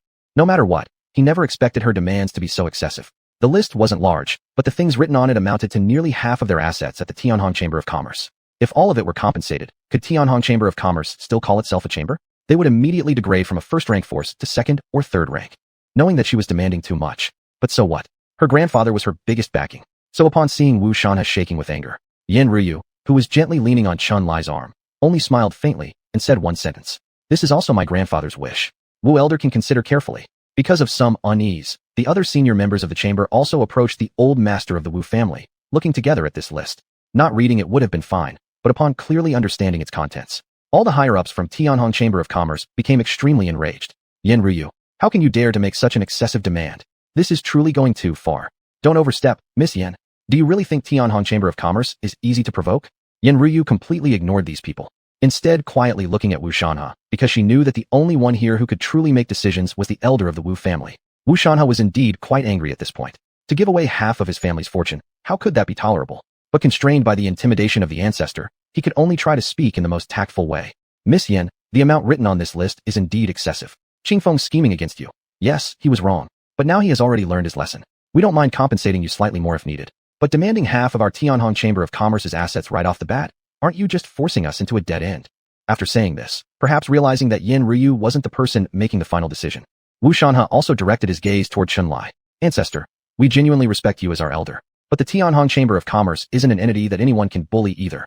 Out of respect for Ancestor as an honored elder, the Tianhong Chamber of Commerce is willing to compensate 1/10 of our assets to Lady Yen. But if even this does not satisfy Ancestor, then I will have no choice but to report this matter to the venerable predecessors of Zixia Xianshan, letting them make the decision on behalf of our Tianhong Chamber of Commerce. Upon hearing these words, Chun Lai slightly smiled. Are you threatening me with Zixia Xianshan? I respectfully request Ancestor's judgment. Late Junior does not intend to intimidate Ancestor with Zixia Xianshan, merely explaining to Ancestor that the compensation is truly excessive, excusing our inability to accept it. After all, Qingfeng has already met his end under your hands. They say there is a cause and effect for every grievance, and those who offended you have already died. Ancestor, shouldn't you stop tormenting us, which may seem unbecoming of your esteemed senior status? Seeing Wu Shanha arguing on principle, Chun Lai also chuckled. There might be something your Tianhong Chamber of Commerce has misjudged. Misjudged something? Wu Shanha did not quite understand, so he asked, what do you mean, Ancestor? At this moment, Chun Lai stopped beating around the bush and smiled faintly as he said, you thought I came here amidst my busy schedule just to waste time talking nonsense? In fact, you need only answer whether or not you agree. Talking too much nonsense will only cause my dissatisfaction. The opportunity has been given, but you didn't cherish it. If that's the case, then I'm sorry, but you've left me no choice. When you get to the 9 springs below, you can think deeply about whether money or life is more important. When faced with multiple choices, sometimes you can choose wrongly, but for some questions, no mistakes should be made. So I advise everyone not to make the same mistakes in your next life regarding such matters. After saying this, Chun Lai stopped speaking further. In the next second, amidst the horrified and fearful stares of the senior members of Tianhong Chamber of Commerce, without even giving them a chance to react, he immediately struck them down mercilessly. In less than 10 breaths of time, the higher-ups of Tianhong Chamber of Commerce who were previously still nagging endlessly were now all dead. Seeing everyone sprawled on the ground as cold corpses, Chun Lai didn't care at all, but Yen Ryu standing beside him was genuinely startled to the point of losing her composure. Tianhong Chamber of Commerce naturally had backing in the cultivation world for being able to operate their business so successfully in the vast Qingming province. Zixia Xianshan ranked 7th among the 8 righteous sects in Qingming province and was one of the established superlative powers. Its comprehensive strength and deterrence were far above the 8th-ranked Wujixong. After all, Wujixong had been founded for a short time and couldn't match other superlative powers in terms of depth. Originally, in Yen Ryu's view, even with the elder accompanying her, it would be impossible to make Tianhong Chamber of Commerce offer too much compensation. Isn't that how business negotiations usually go? I ask for the sky, and you counter from the earth. If I demand half your assets, you surely won't agree. According to Yen Ryu's judgment, with the Ancestor intervening, getting 1/10 or 2 of Tianhong Chamber of Commerce's assets as compensation would already be quite good. That would indeed be considered a substantial gain. But what Yen Ryu truly hadn't anticipated was that while she had asked for the sky, the elder didn't give the opposing party any opportunity to counteroffer. If they refused, he simply wiped out the entire high command of Tianhong Chamber of Commerce.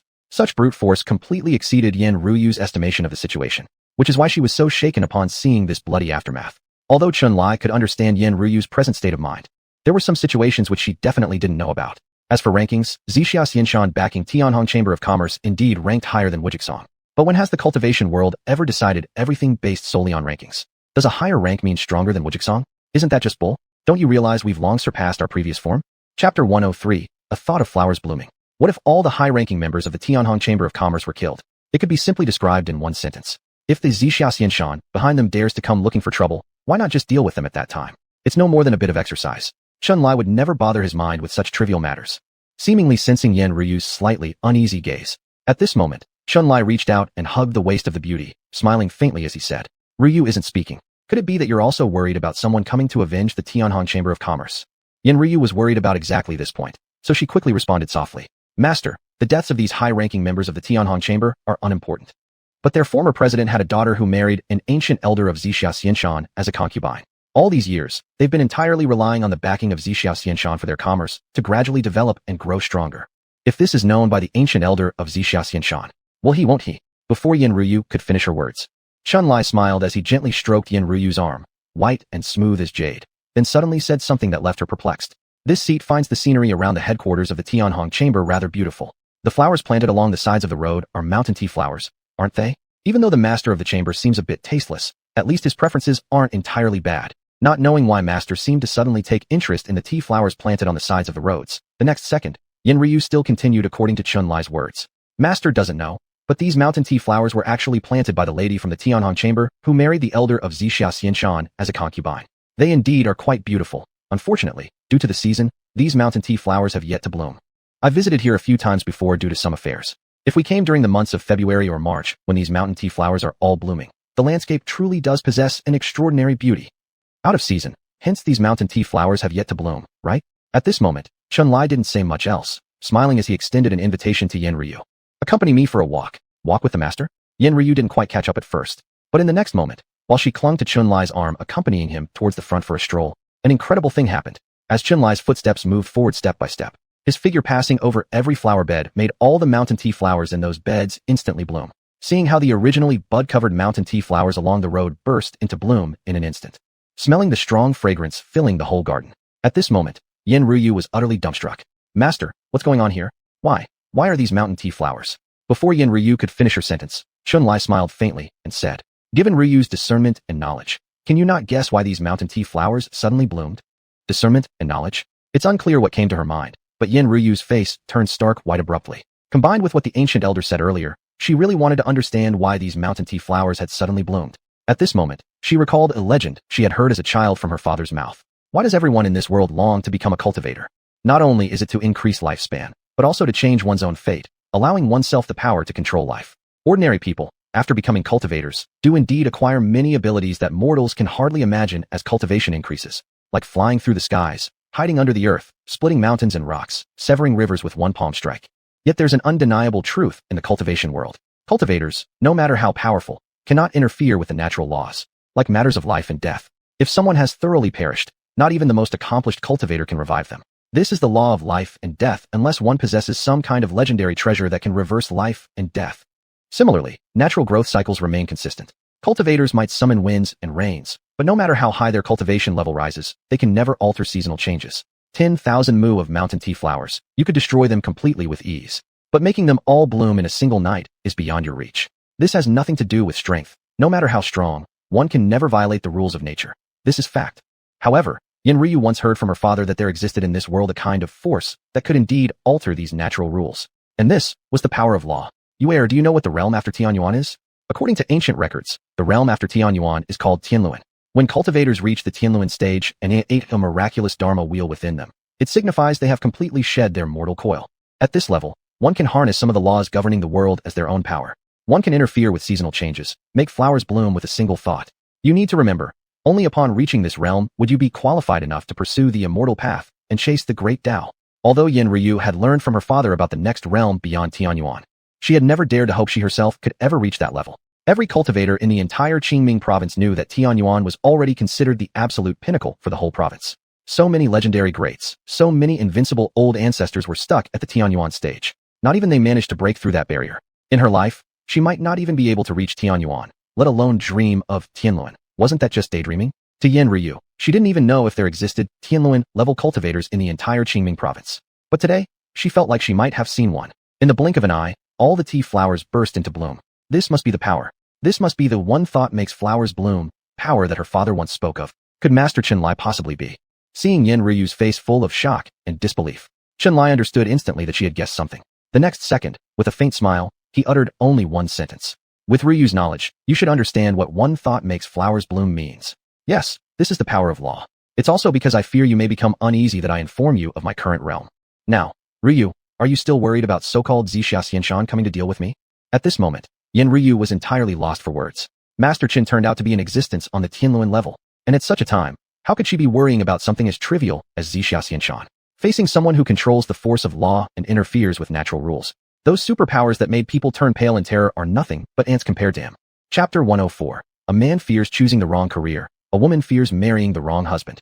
Ryu, I have already wiped out all the upper echelons of the Tianhong Trading Company. The rest of the work involved in taking over is all handed over to you. There shouldn't be any difficulties, right? On the streets of the capital city, Yen Ryu, dressed in a red cheongsam, was holding Chun Lai's arm, strolling with him. At this moment, there were simply no words that could describe the joy in Yen Ryu's heart. The reason for Yen Ryu's evident happiness had to do with today's experiences. An ancient saying goes, a man fears choosing the wrong career, a woman fears marrying the wrong husband. Even cultivators cannot escape these worldly concerns. For those beautiful female cultivators, who wouldn't want their dowmate to be someone standing tall and shielding them from wind and rain. At the time, Yen Ryu had made the swift choice to follow Chun Lai. Naturally, she must have also had the thought to secure a stronghold for herself and Yujing Trading Company. She occasionally worried whether, after obtaining her, the elder would lose interest and abandon her. But now, Yen Ryu truly had not a single such thought left in her mind. She never expected Chun Lai to capture the entire Tianhong Trading Company and gift it to her. Nor did she anticipate that the elder's cultivation had already stepped into the legendary Heavenly Wheel realm. Not only was his cultivation unmatched, but he also treated her so well. In such circumstances, how could she possibly still feel dissatisfied? That would be too ungrateful. Chun Lai had always been generous to women who followed him sincerely. It couldn't be denied that today's events on the part of his actions had deeply touched Yen Ryu emotionally. From the way this young girl looked at him now, filled with submission and admiration, one could see that if before, her liking for him was somewhere between 80 to 90%, then it should have reached an overwhelming level by now. If not 100, it was at least 99.99%. Indeed, no matter which world one went to, strength will always remain the primary means to conquer a woman's heart. If they hadn't been outside, just for today's present, Yen Ryu would probably have voluntarily offered more pleasurable forms of servitude without needing his request. Lord had eliminated all the experts of the Tianhong Company, and with Lord's invincible strength as backing, she needn't worry about retaliation from Xiaxianshan. Given what Lord had already done for her, if she even failed at managing the remaining takeovers of the Tianhong Company, she might as well resign herself from being the spokesperson of Yujing Company. Hence, hearing Chun Lai's words at that moment, Yen Ryu immediately responded softly with a gentle voice. Lord, please rest assured. With 3 days' time, your servant can completely integrate all the businesses under Tianhong Trading Company. Perhaps due to today's massive gain, Yen Ryu felt extremely joyful and was more glad than ever for her decision to follow Lord correctly. To express her gratitude towards Chun Lai, Yen Ryu quietly sent out an evening invitation to him, continuously rubbing her long, jade-like legs against Chun Lai's thigh while embracing his arm even more intimately, fully revealing the comfort provided by her bosom. It has to be said, a classically elegant Cheongsam beauty pouting is really quite seductive. This rendered Chun Lai losing any further intention of leisure strolls, instead desiring to immediately drag Yen Ryu back for an intense encounter. What a bewitching little temptress. Yet before Chun Lai could wrap an arm around Yen Ryu's waist and lead her back, suddenly, a conversation happening nearby on the street caught Chun Lai's attention. Will you let go or not? No, I won't. What's your problem? You, old man, ate something without paying and are trying to run away, aren't you? What nonsense about trying to run away? Didn't you say yourself that if the food wasn't good, it wouldn't cost anything? Haha, laughable indeed. You're right. I did say if it's not delicious, it's free. But you only needed to taste a bit. Now, after eating 3 whole steamer baskets of plum blossom cakes and claiming they weren't good, you're not just freeloading. What else is this but stealing? Old man, don't think because you're elderly, I'll definitely show you leniency. I'm running a humble business here. If you don't pay today, I absolutely will not let you leave. Near a stall selling plum blossom cakes, the young owner was firmly grabbing the arm of a seedy-looking old man, continuously berating him. Through the content of their exchange and the chatter of the surrounding onlookers, Chun Lai soon understood what exactly happened just a moment ago. It was simply that this seedy old man didn't want to pay for the plum blossom cakes he had eaten. Seeing Chun Lai standing there, watching with apparent amusement, Yen Ryu couldn't help but feel somewhat amused and baffled at the same time. Why would the ancestral lord be interested in such trivial street affairs? Could Lord also be one of those men who likes to watch the commotion? Lord, shall we not return now? Yen Ryu's cautious inquiry interrupted Chun Lai's attention. Chun Lai smiled and shook his head. Not yet. This little old man is quite interesting. Who would have thought that in the capital city of the great Yin Empire, we'd encounter a high-level expert like this? An expert of this caliber? How astute a woman was Yen Ryu? From Chun Lai's casual words, she immediately caught on.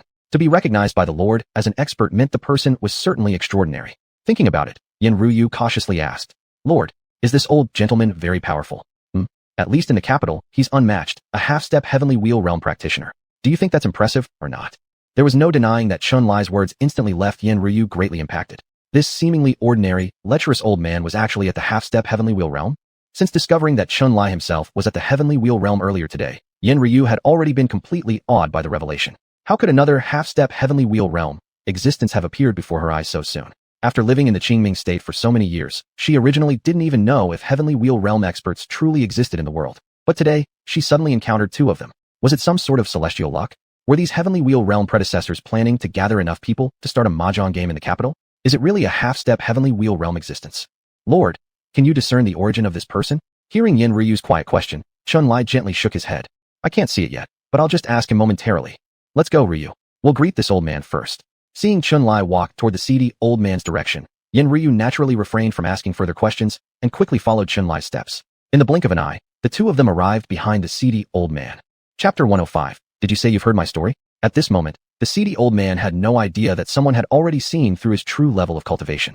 He was still haggling with the owner of the plum blossom cake stall. Perhaps realizing it was a bit too much to eat 3 steamer baskets of plum blossom cakes and then say they weren't tasty. In the next second, the seedy old man said helplessly, "All right, I admit your plum blossom cakes are delicious. Is that good enough?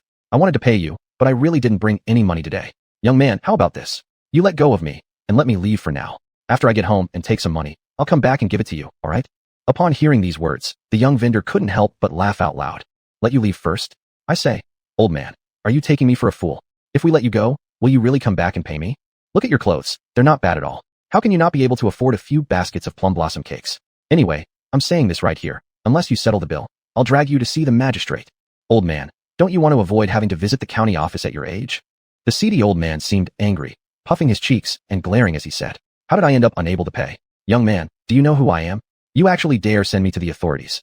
Do you know that even the former emperor of our great Yin Empire and the ancient forefathers of various sects would respectfully address me as predecessor? It's only because I sympathize with your small business that I have been so polite to you. One last chance, will you release me or not? If you don't, I'm about to beat someone up. Knowing it's hard for me doesn't stop you from eating without paying? And what kind of great figure would be unable to afford a few plum blossom cakes?" The young vendor must have grown exasperated with this arrogant old man. He immediately shouted to drag him to the courthouse. Just as the seedy old man grew impatient and prepared to forcefully break free, suddenly, a few silver coins were placed on the counter by a delicate hand. "The owner, the cost for the old man's plum blossom cakes. I'll pay. Shouldn't this amount be enough?" Seeing the silver, the owner's eyes lit up instantly. He let go of the seedy old man and hastily picked up the money. Enough. Thank you, esteemed customers." Upon seeing Yen Ryu coming to voluntarily settle the bill for him, a flash of confusion passed over the seedy old man's eyes. But before he could ask anything more, Yen Ryu, her face veiled, smiled faintly and spoke. "Old sir, this is not a place to talk. Our master saw old sir's extraordinary demeanor and wishes to make acquaintance with you. Would old sir do us the honor of visiting the tea house next door?" After glancing at Yen Ryu, and then at Chun Lai standing behind her, he initially wanted to ask something, but after pondering for a while, he nodded directly. All right. Under Yen Ryu's guidance, the seedy old man quickly arrived at the adjacent tea house. And just after sitting down, he unabashedly ordered the most expensive tea there. Those who offer favors without reason either intend harm or deception. "Young man, your mysterious payment from my account, isn't that a sign of some plan? Don't think I won't tell you outright. If anyone has malicious intentions towards me, they've made a big mistake." "Young man, is he talking about me?" Chun Lai couldn't help but laugh inwardly, but at this moment, he didn't argue with the other party. After Yen Ryu poured Chun Lai a cup of tea, she stood obediently behind him. After taking a sip, Chun Lai also smiled and opened his mouth. "Why does old sir think that way? Can't it simply be that I saw old sir is a venerable expert, wanting to meet you, thus stepping in to resolve your predicament? Can this youngster see that I'm a revered elder?" Hearing this, the seedy old man's gaze turned uncertain. "How do you know I'm a respected elder? Did you perhaps hear about my stories? Never heard of you, whoever you are?" But this, Chun Lai didn't say out loud. A second later, they heard him smile and reply. "Not heard, but I feel like old sir's face is filled with countless stories." Face filled with countless stories? The seedy old man carefully savored this sentence. Several seconds later, it seemed something came to him, and he excitedly slapped the table. "Well said. I like that phrase. No wonder when I was young, I could make so many girls and housewives fall for me. I used to think why I was so charming. Does it mean that I look like a man with countless stories? Young man, I like you. Because of this sentence and your discerning eye, I'll befriend you." After saying this, the seedy old man glanced at Yen Ryu. Her thin veil couldn't stop the gaze of a semi-heavenly wheel stage master. The next second, he spoke. "Young man, is the woman behind you your maid? Lucky charm indeed. She's quite a catch. Even compared to the countless beauties I knew in my youth, she can surely rank in the top 3. I really liked what you said before, and I've noted that the girl paid for me. If there's anything you need help with later, I'll do it for free once. How about that? Am I being very considerate?" Upon hearing these words, Yen Ryu couldn't help but laugh wryly, but as Chun-Li didn't say anything, she dared not speak out either. On the contrary, Chun-Li, after looking at the seedy old man with a glance filled with profound meaning, entered directly into the topic the next second with a light smile. If you can help us for free once, then I thank you in advance, master. But whether we will ask for your help or not aside, I'm curious, how should I address you, sir? The seedy old man stroked his long beard and smiled. The name might mean nothing to you, so just call me Old Mo. The name wasn't strange, but after hearing the self-revealed title of the seedy old man, Chun-Li briefly lost focus. Goodness, this seedy old man is the original character's Mo Lao? Why does he appear in Qingming province? But before Chun-Li could say more, suddenly, a clear, melodious, bell-like female voice came. Old Mo, wasn't I supposed to meet you on the street? How come you're in the tea house? A stunningly beautiful woman dressed in white with a veil seemed to have come to find Old Mo. But before she finished her sentence, she saw Chun-Li sitting with Old Mo drinking tea. At this moment, the face behind the veil of the breathtaking beauty instantly changed, and she angrily exclaimed, Old rogue, how come you are here? Chapter 106, Miss Jang, lacking martial virtue. Old Master Mo's full name is Mo Xiaoyao, whose cultivation has reached the quasi-Tianluan realm. He is an enforcement elder of the Jang family from the ancient immortal race. It wasn't until mid-story that he formally appeared in the original novel as the bodyguard of Miss Jiang Tanner. Of course, according to the timeline in the original story, how could there just happen to be a quasi-Tianluan existence in the imperial capital? Turns out that during Miss Jiang's return home for her heritage inheritance, she also recruited some help along the way. Just as described in the original work, after undergoing the second phase of her family's inheritance, Miss Jiang's cultivation soared dramatically, ascending from great perfection of the Yuan-Ing stage to the third level of Tianyuan. Perhaps it was due to not having absolute confidence in dealing with him that Old Master Mo was brought forward into the storyline. After understanding the reason for Old Master Mo's early appearance, Chun-Li didn't have much more to say. Observing the beautiful and enchanting Miss Jiang glaring at him with a mixture of shock and anger, Chun-Li merely offered a slight smile and said one sentence. The imperial capital isn't your private domain. Why can't I be here? As they say, foes meet with especially fiery tempers. At this moment, Jiang Tanner had no intention left to exchange any meaningless words with Chun-Li. She directly issued a cold command. Master Mo, capture this thief for me. What? Capture this thief? Indeed, Jiang Tanner's sudden order thoroughly confused Master Mo. Scratching his head, he looked towards the other side, somewhat perplexed. Miss, why capture him? I think this young couple seems quite nice. Have they offended you in any way? Could you let it go for my sake, please? Because he genuinely liked Chun-Li and Yin Ryu very much, Master Mo would say such words. But at this moment, Jiang Tanner was almost on the verge of spitting blood. Are they nice? Let it go? Master Mo, do you know what this old villain did to me? Although she didn't know how Chun-Li managed to win Master Mo's favor. At this moment, Jiang Tanner simply sounded icy. Master Mo, are you disobeying my orders? Superior's commands press hard. Even Master Mo had no choice but to comply. The next second, looking helplessly at Chun-Li, he said, Young man, what did you do to offend my young miss? Well, it seems even I can no longer protect you. But don't worry too much. Once I capture you, I will try to mediate on your behalf with Miss. For now, please forgive an old man for his actions.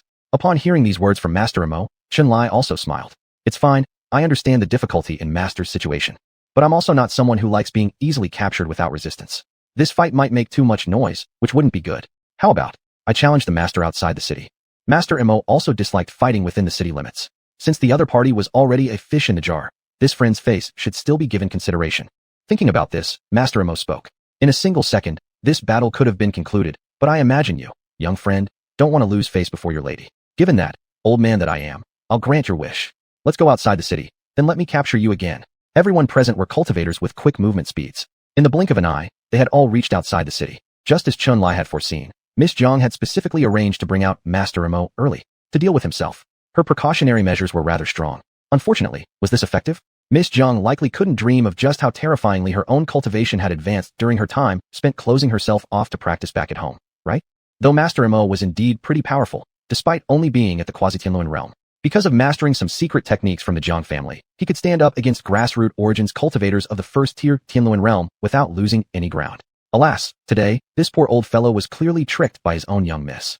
Having been set up with an opponent he couldn't beat, even if he cheated. Equipped with dual sovereign bones, possessing a fully matured divine physique, cultivation having ascended to the second tier of the Tianluan realm, Chun-Li didn't even know how to lose. Events unfolded exactly as Chun-Li anticipated. Indeed, the battle ended in 1 second. But who defeated whom differed somewhat from Miss Jiang's expectations. The fight began and ended. Even before Master Mo could stabilize himself upon arrival outside the city, Chun-Li casually waved his hand, turning Master Mo into a block of ice. This freezing force came from the second sovereign bone that Chun-Li acquired, containing the freezing power of the extreme ice doctrine. Not only did Chun-Li freeze old Master Mo's body into a block of ice, but he also froze his cultivation, spirit, and thoughts. The frozen old Master Mo fell from midair and directly smashed onto the ground. The heavy impact even created a large hole in the ground. For Chunlai, dealing with old Master Mo like this was nothing special. His true interest was actually on Miss Jang. It's been a while since we last met. Miss Jang has indeed become more beautiful. Seeing Chunlai looking at her with a playful smile, Jiang Tanner was completely stunned in that moment. Mo, where's old Master Mo? Didn't I ask him to capture this old villain? How could he be defeated in 1 second? She felt frustrated as she had confidently promised her safety before coming here.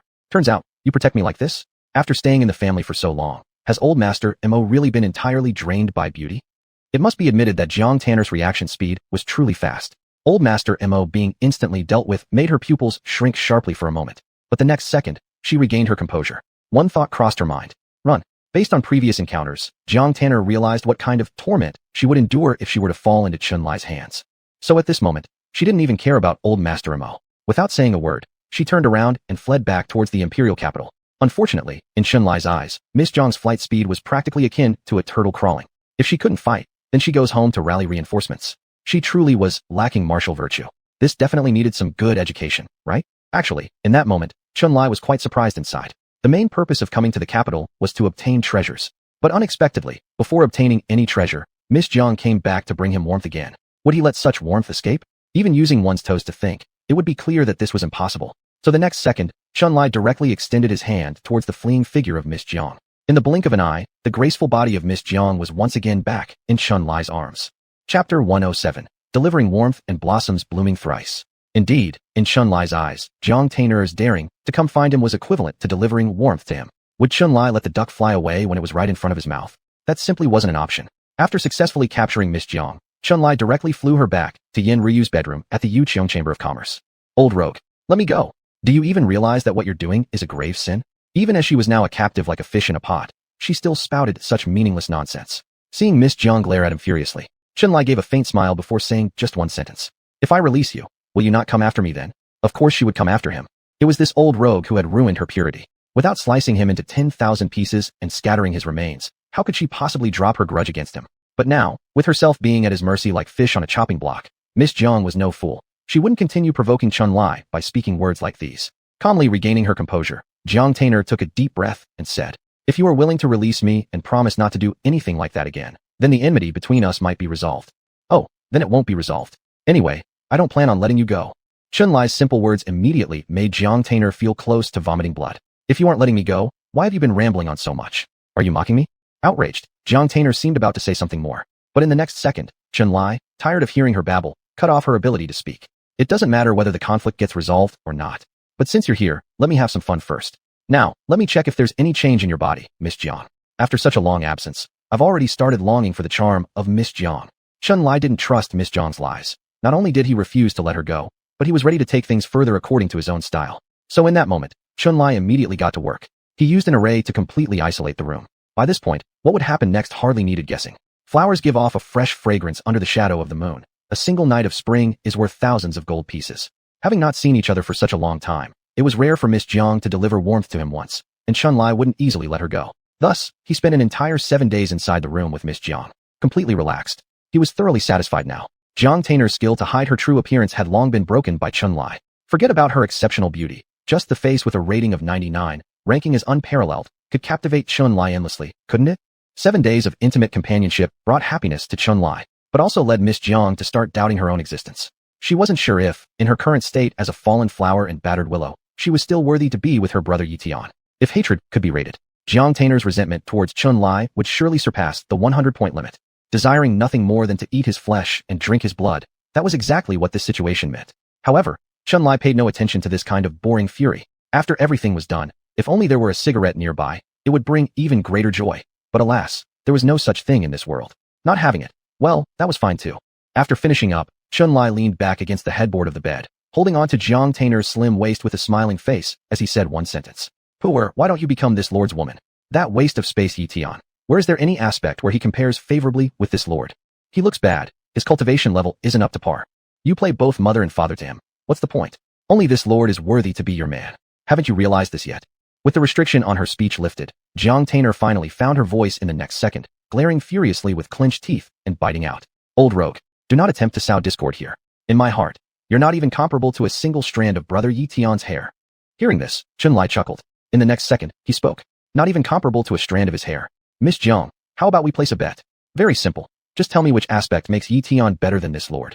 If you can make a convincing argument that this lord acknowledges, I'll let you go. Otherwise, you'll become this lord's woman. How about it? Do you dare to take this lord's wager? Remember, last time when Chun-Li forcibly acted, he was only at the Tianyuan realm cultivation stage. And now, he had actually become an existence of the Tianlun realm. Even Mo Lao was no match for him. How long had it been? Fully calculated, it hadn't been more than a year or so. Although her hatred for Chun-Li had not decreased in the slightest, she couldn't deny that his terrifying cultivation speed and talent had indeed shocked her. Even the heavenly geniuses among the ancient immortal races didn't possess such a horrifying talent for cultivation, did they? There was simply no comparison when it came to natural talent. And no competition in terms of looks either. But so what? The person she liked was Brother Ye Tian. In Jiang Tainer's heart, no one could compare with Brother Ye Tian. Now, upon seeing Chun-Li attempting to make a bet with her, Jiang Tainer took a deep breath and then directly turned her gaze toward him. Does this even require comparison? Old rogue, I'll just say this. I know your cultivation is strong, and Brother Ye Tian can't match you in this regard. But at least Brother Ye Tian would never force a girl like you. You vile rogue. Wouldn't forcing girls mean he doesn't have the capability to do so in the first place? Before Jiang Tainer could finish her sentence, Chun-Li interrupted her with a faint smile. This point, Miss Tan, needs to be clarified properly. Moreover, should this even be considered a flaw? The reason this lord chose to use force is because I admire Miss Jiang.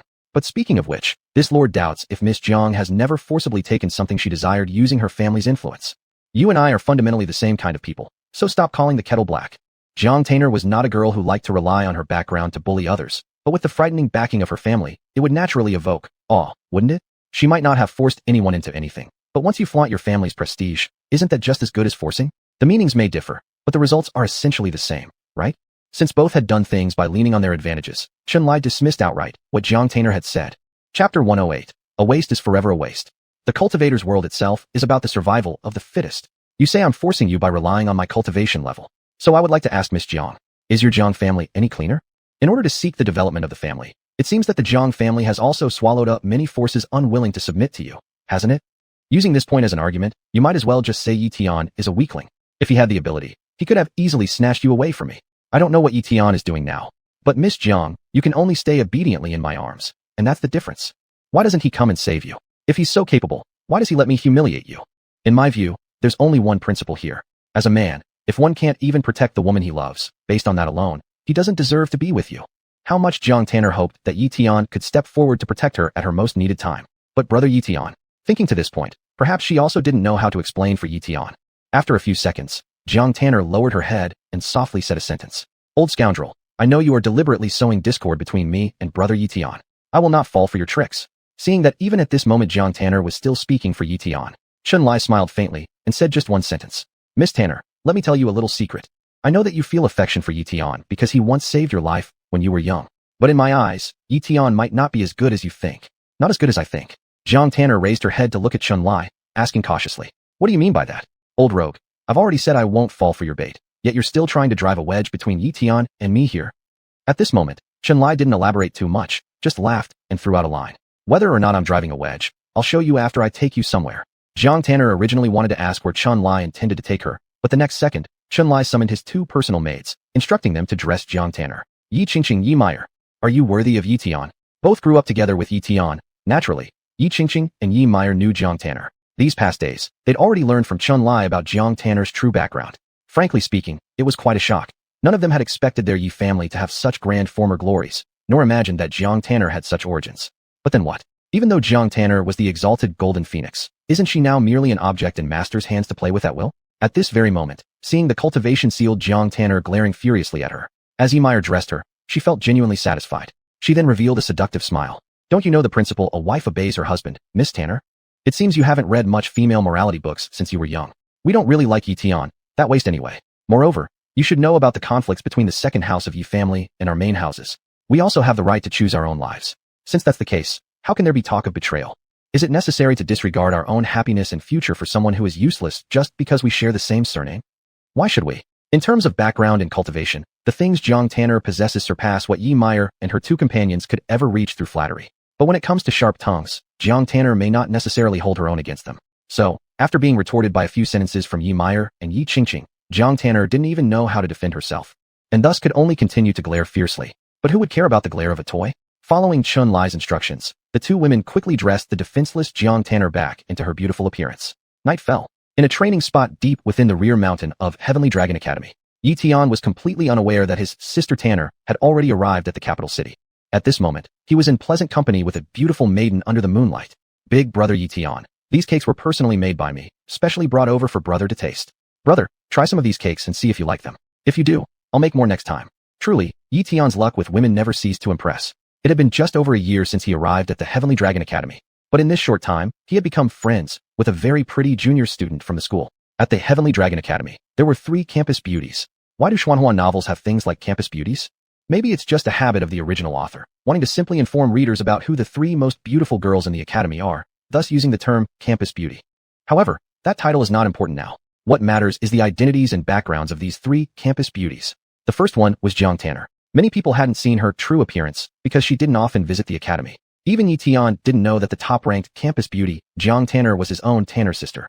Setting aside the reclusive Jang Tanner for now, the second and third-ranked campus beauties were indeed true celebrities within the academy. The second-ranked campus beauty was named Ji Yeshua, the young princess of the Great Flame Empire. The third-ranked campus beauty was named Liang Yuxuan. With no remarkable background, she hailed from a small family in the royal capital. And the beautiful maiden currently enjoying the moonlit scenery with Ye Tian was none other than Liang Yuxuan, ranked 3rd among the campus beauties of Heavenly Dragon Academy. Why was Liang Yuxuan sitting so intimately with Ye Tian? This tale goes back several months. In wish fulfillment novels, the destined protagonist generally has one common trait: an extreme inclination toward righteousness. When encountering danger, men might hesitate a bit, but if it's a beauty in trouble, they act without hesitation.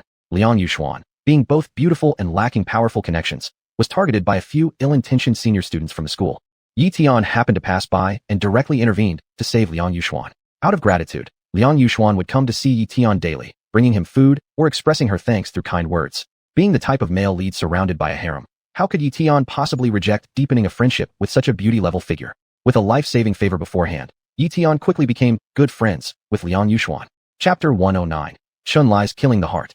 Ye Tian would never have thought that Liang Yuxuan's deliberate flattery and approach was nothing more than a conspiracy aimed at him. Although Yan Ji had subtly warned him to be cautious. With beauty in front of him, how could Ye Tian care about such things? He even told Yan Ji, "Master, you're overthinking it." Speaking of which, why did Liang Yuxuan start her plot against Ye Tian? This matter actually has some connection to Jiang Tanner as well. The crown prince of the Great Yin Empire, Ji Tianxiong, also studies at Tianlong Academy, with just 1 year left before graduation. The rapid growth of Ye Tian's cultivation caught the attention of this Ji Tianxiong, who believed that Ye Tian possessed some great fortune and wanted to take it away. But secretly, Ling Lao, Jiang Tanner's protector, gave Ji Tianxiong a warning. Jiang Tanner returned to her clan to receive her inheritance because she was worried about Ye Tian's safety, so she sent Ling Lao back to Qingming province earlier to secretly guard Ye Tian's safety in the capital. With Ling Lao's warning, Ji Tianxiong didn't dare to openly seize what he wanted, but became even more convinced that Ye Tian held an extraordinary opportunity. Since direct action wouldn't work, Ji Tianxiong decided to resort to underhanded tactics, and thus sent Liang Yuxuan. On the surface, she is the school's beauty queen, but privately, Liang Yuxuan is actually Ji Tianxiong's plaything. The chance for heroism was deliberately arranged by Ji Tianxiong, the purpose being to let Liang Yuxuan completely mesmerize Ye Tian and uncover the secret behind his rapid cultivation speed, thereby taking that fortune away. Perhaps due to certain experiences with Liang Yuxuan, Ye Tian learned the lesson that you can't be too careful, especially when it comes to beautiful women. However, right now, at least before realizing Liang Yuxuan's true nature, Ye Tian was still falling into the trap. Under the moonlit romantic scene, Liang Yuxuan practically pressed herself up against Ye Tian, yet Ye Tian made no move to push her away. When this scene entered the eyes of a certain existence, he smiled faintly and spoke directly. "Tanner, younger sister, how about it? Isn't what I said before proven true? You've already endured torment under my grasp. Yet your so-called brother Ye Tian is enjoying romance here with someone else. Considering this, does Ye Tian really deserve all the trust you imagine him to possess?" Atop the mountain peak, Chun Li embraced Ye Tanner, whose cultivation had been sealed, looking down on the tender pair from afar. Not expecting that this place Chun Li took her would be for showing her Ye Tian's current state of living. Claiming there wasn't even a hint of sadness in her heart would truly be self-deception. Jiang Tanner didn't anticipate that Ye Tian was not only neglecting cultivation, but also cozying up with a beautiful woman. Still, her heart leaned toward Ye Tian, knowing that Chun Li brought her here to sow discord between her and Ye Tian. Thus, Jiang Tanner sighed softly. "Brother Ye Tian doesn't know I've fallen into the hands of a dirty old man like you. But if he did, I believe brother Ye Tian would come to save me without hesitation." To this, Chun Li did not refute.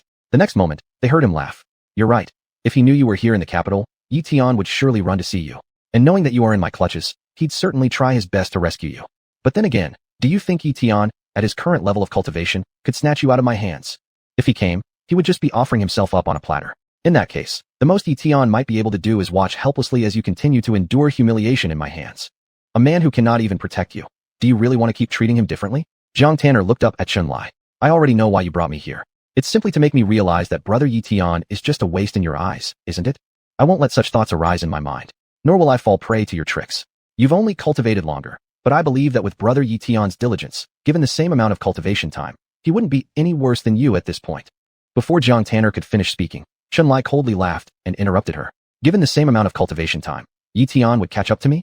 Wake up, Mississippi. Let me ask you this. Do you even believe what you just said yourself? Last year, when I forcibly took advantage of you, I was only at the Tianyuan realm stage, but now, I am already at the second level of the Tianluan realm. Do you really think Ye Tian's cultivation speed can improve that much within a little over a year? You're dreaming, but this is your dream. Following the direction of the original storyline, there was now less than a year left until the so-called 3-year agreement. And considering all the opportunities Ye Tian had gained from the original story, he had merely elevated his cultivation to the half-step Tianyuan realm within 3 years. He hadn't even entered the official Tianyuan realm, let alone the later Tianluan realm. It was only because of certain enhancements that Chun-Li had achieved such significant progress. So what kind of joke was it to compare any of that with directly enabling such overwhelming power? Seeing Jiang Tanner still clinging to this impractical fantasy, Chun-Li couldn't help but sneer. Just as Chun-Li had anticipated, in the face of reality, Jiang Tanner was completely speechless at this moment.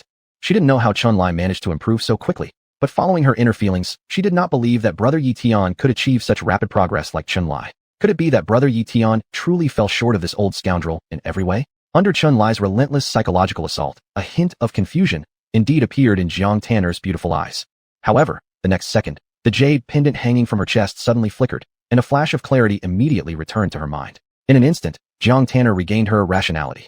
At this moment, she looked at Chun-Li with a gaze full of caution. Old villain, you're trying to bewitch me? Is this intentional interference through the power of the law? The power of the law cannot interfere with the normal thought processes of people, but it can gradually erode one's will. It's similar to what was known in the previous life as psychological suggestion. If given enough time for the suggestion, it might actually make someone fall in love with another person. Indeed, just then, Chun-Li had used this subtle technique on Jiang Tanner, but unfortunately, the Jang family possessed too many secret techniques, which swiftly helped her dispel his intentional interference. But it didn't matter. Chun-Li had only tried it casually and didn't expect to conquer Jiang Tanner with such a minor trick. So, when Jiang Tanner noticed something amiss and looked at him with a wary gaze, Chun-Li simply smiled faintly before speaking directly.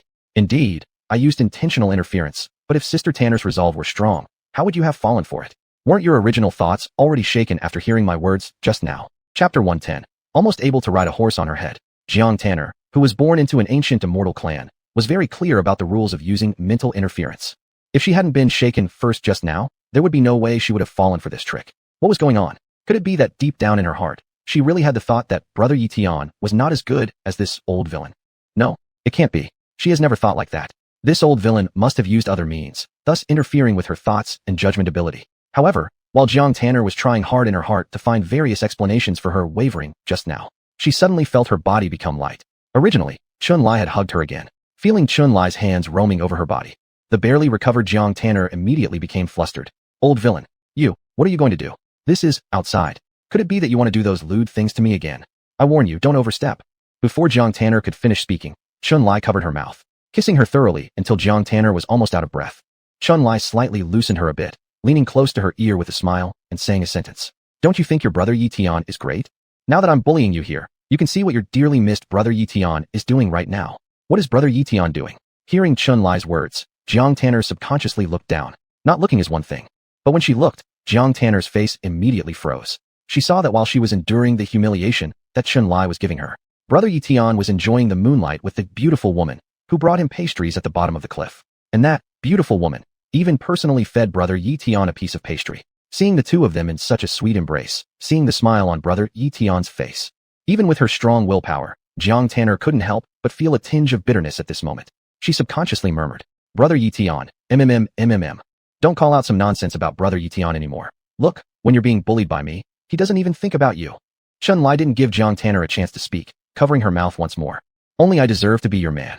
And don't envy them enjoying the moonlight. Haven't I been indulging you for several days straight? It has to be said, the scenery here really is quite nice. Seeing Ye Tian living so comfortably now, isn't it quite frustrating? Not a big deal. I've already isolated this place with an array. If Ye Tian betrays you, can I help you revenge him? It has to be said, the feeling of bullying Jiang Tanner so close to Ye Tian really is quite exhilarating. After forcefully pushing Jiang Tanner down, Chun-Li also unintentionally glanced over Ye Tian. If someone could read Chun-Li's eyes at this moment, they would certainly be able to see a hint of mockery in his eyes. That's right, Ye Tian, in Chun-Li's eyes, is truly nothing but a big fool. In the blink of an eye, more than an hour had passed. Ye Tian was still enjoying the moonlight with Liang Yuxian. Suddenly, Liang Yuxian stretched out her hand and took something off Ye Tian's head.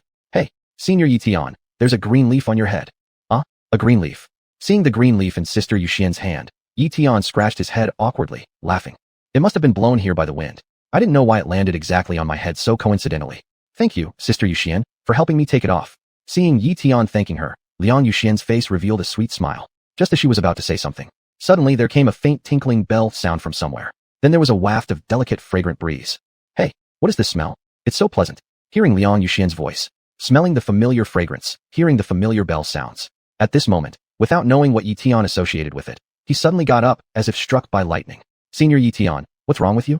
Seeing Ye Tian get up and start looking around, Liang Yuxian couldn't help but ask out of curiosity. At this moment, Ye Tian no longer had any intention of continuing the conversation with Liang Yuxian and hastily said, Yuxian, it's getting late. Why don't you go back first? I have some things to take care of here. Do you really have something to take care of? Liang Yuxian has always been a good girl in front of Ye Tian, so after hearing these words, she immediately nodded gently. It's indeed getting late. I should return to rest. Big brother Ye Tian, I'll come find you tomorrow and bring you pastries with other flavors. Soon, Liang Yuxian left carrying the box containing the pastries. However, Ye Tian followed the source of the fragrance and went sprinting like crazy deep into the woods. Tanner sister, is that you? Tanner sister, is it you who has returned? Ye Tian ran as fast as he could while continuously shouting to his surroundings. I know this aroma can only be from you. Surely it's you who has come back. Tanner sister, why don't you come out and see me? Where are you? Just as Ye Tian reached the deepest part of the forest, someone finally responded to his anxious cries. There, standing under the boughs of a tree, was a stunning figure dressed in white. The next second, this figure called out softly to him in a slightly melancholy tone. Big brother Ye Tian. Tanner sister, it truly is you. Ye Tian stopped running, looking at the beautiful figure under the tree with excitement gleaming in his eyes. However, just as Ye Tian prepared to run over to Jang Tanner and talk to her, Jang Tanner suddenly seemed to recall something, trembled slightly, then shouted anxiously. Big brother Ye Tian. Please don't come closer.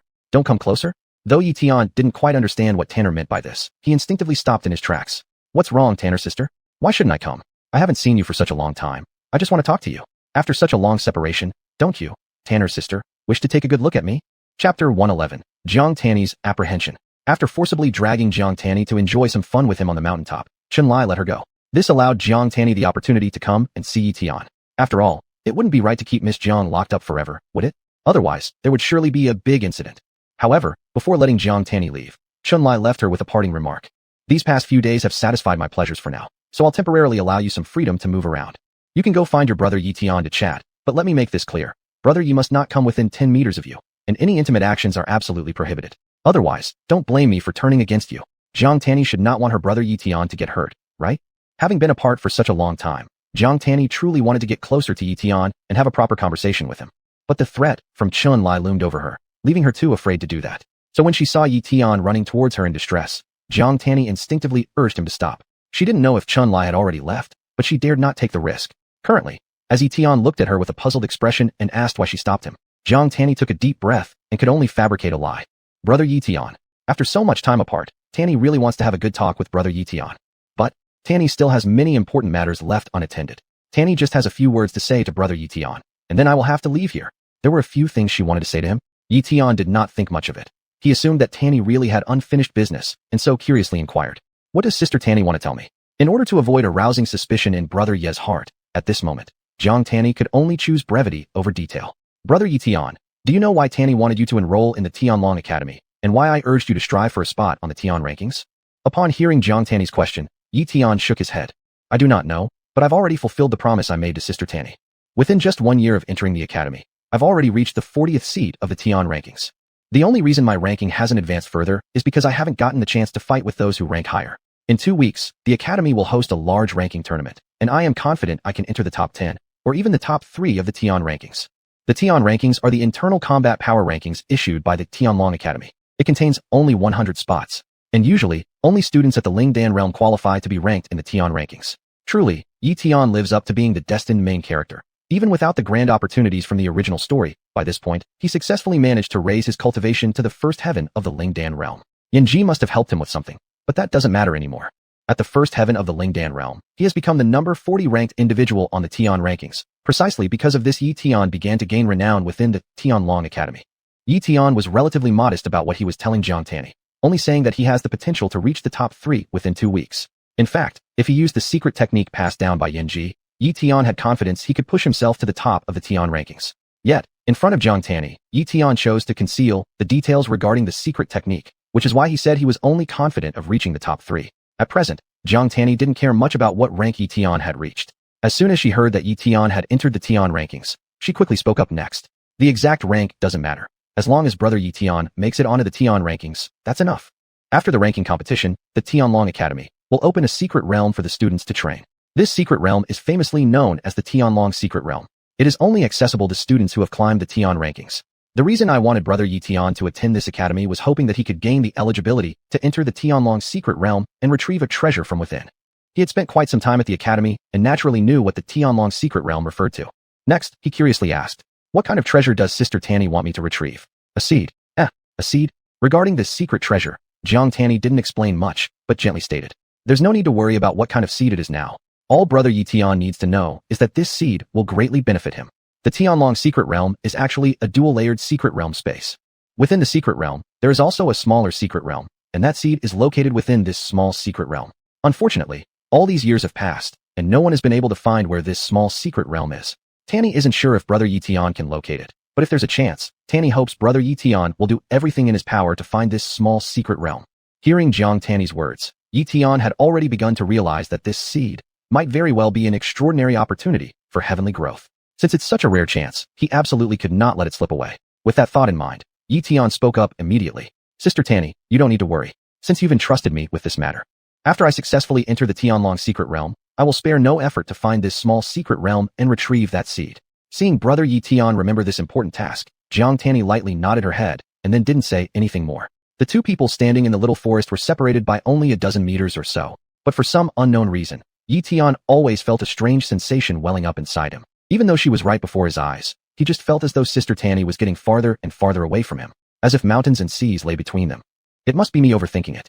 Noticing the atmosphere grow somewhat silent, Ye Tian began to actively search for topics of conversation.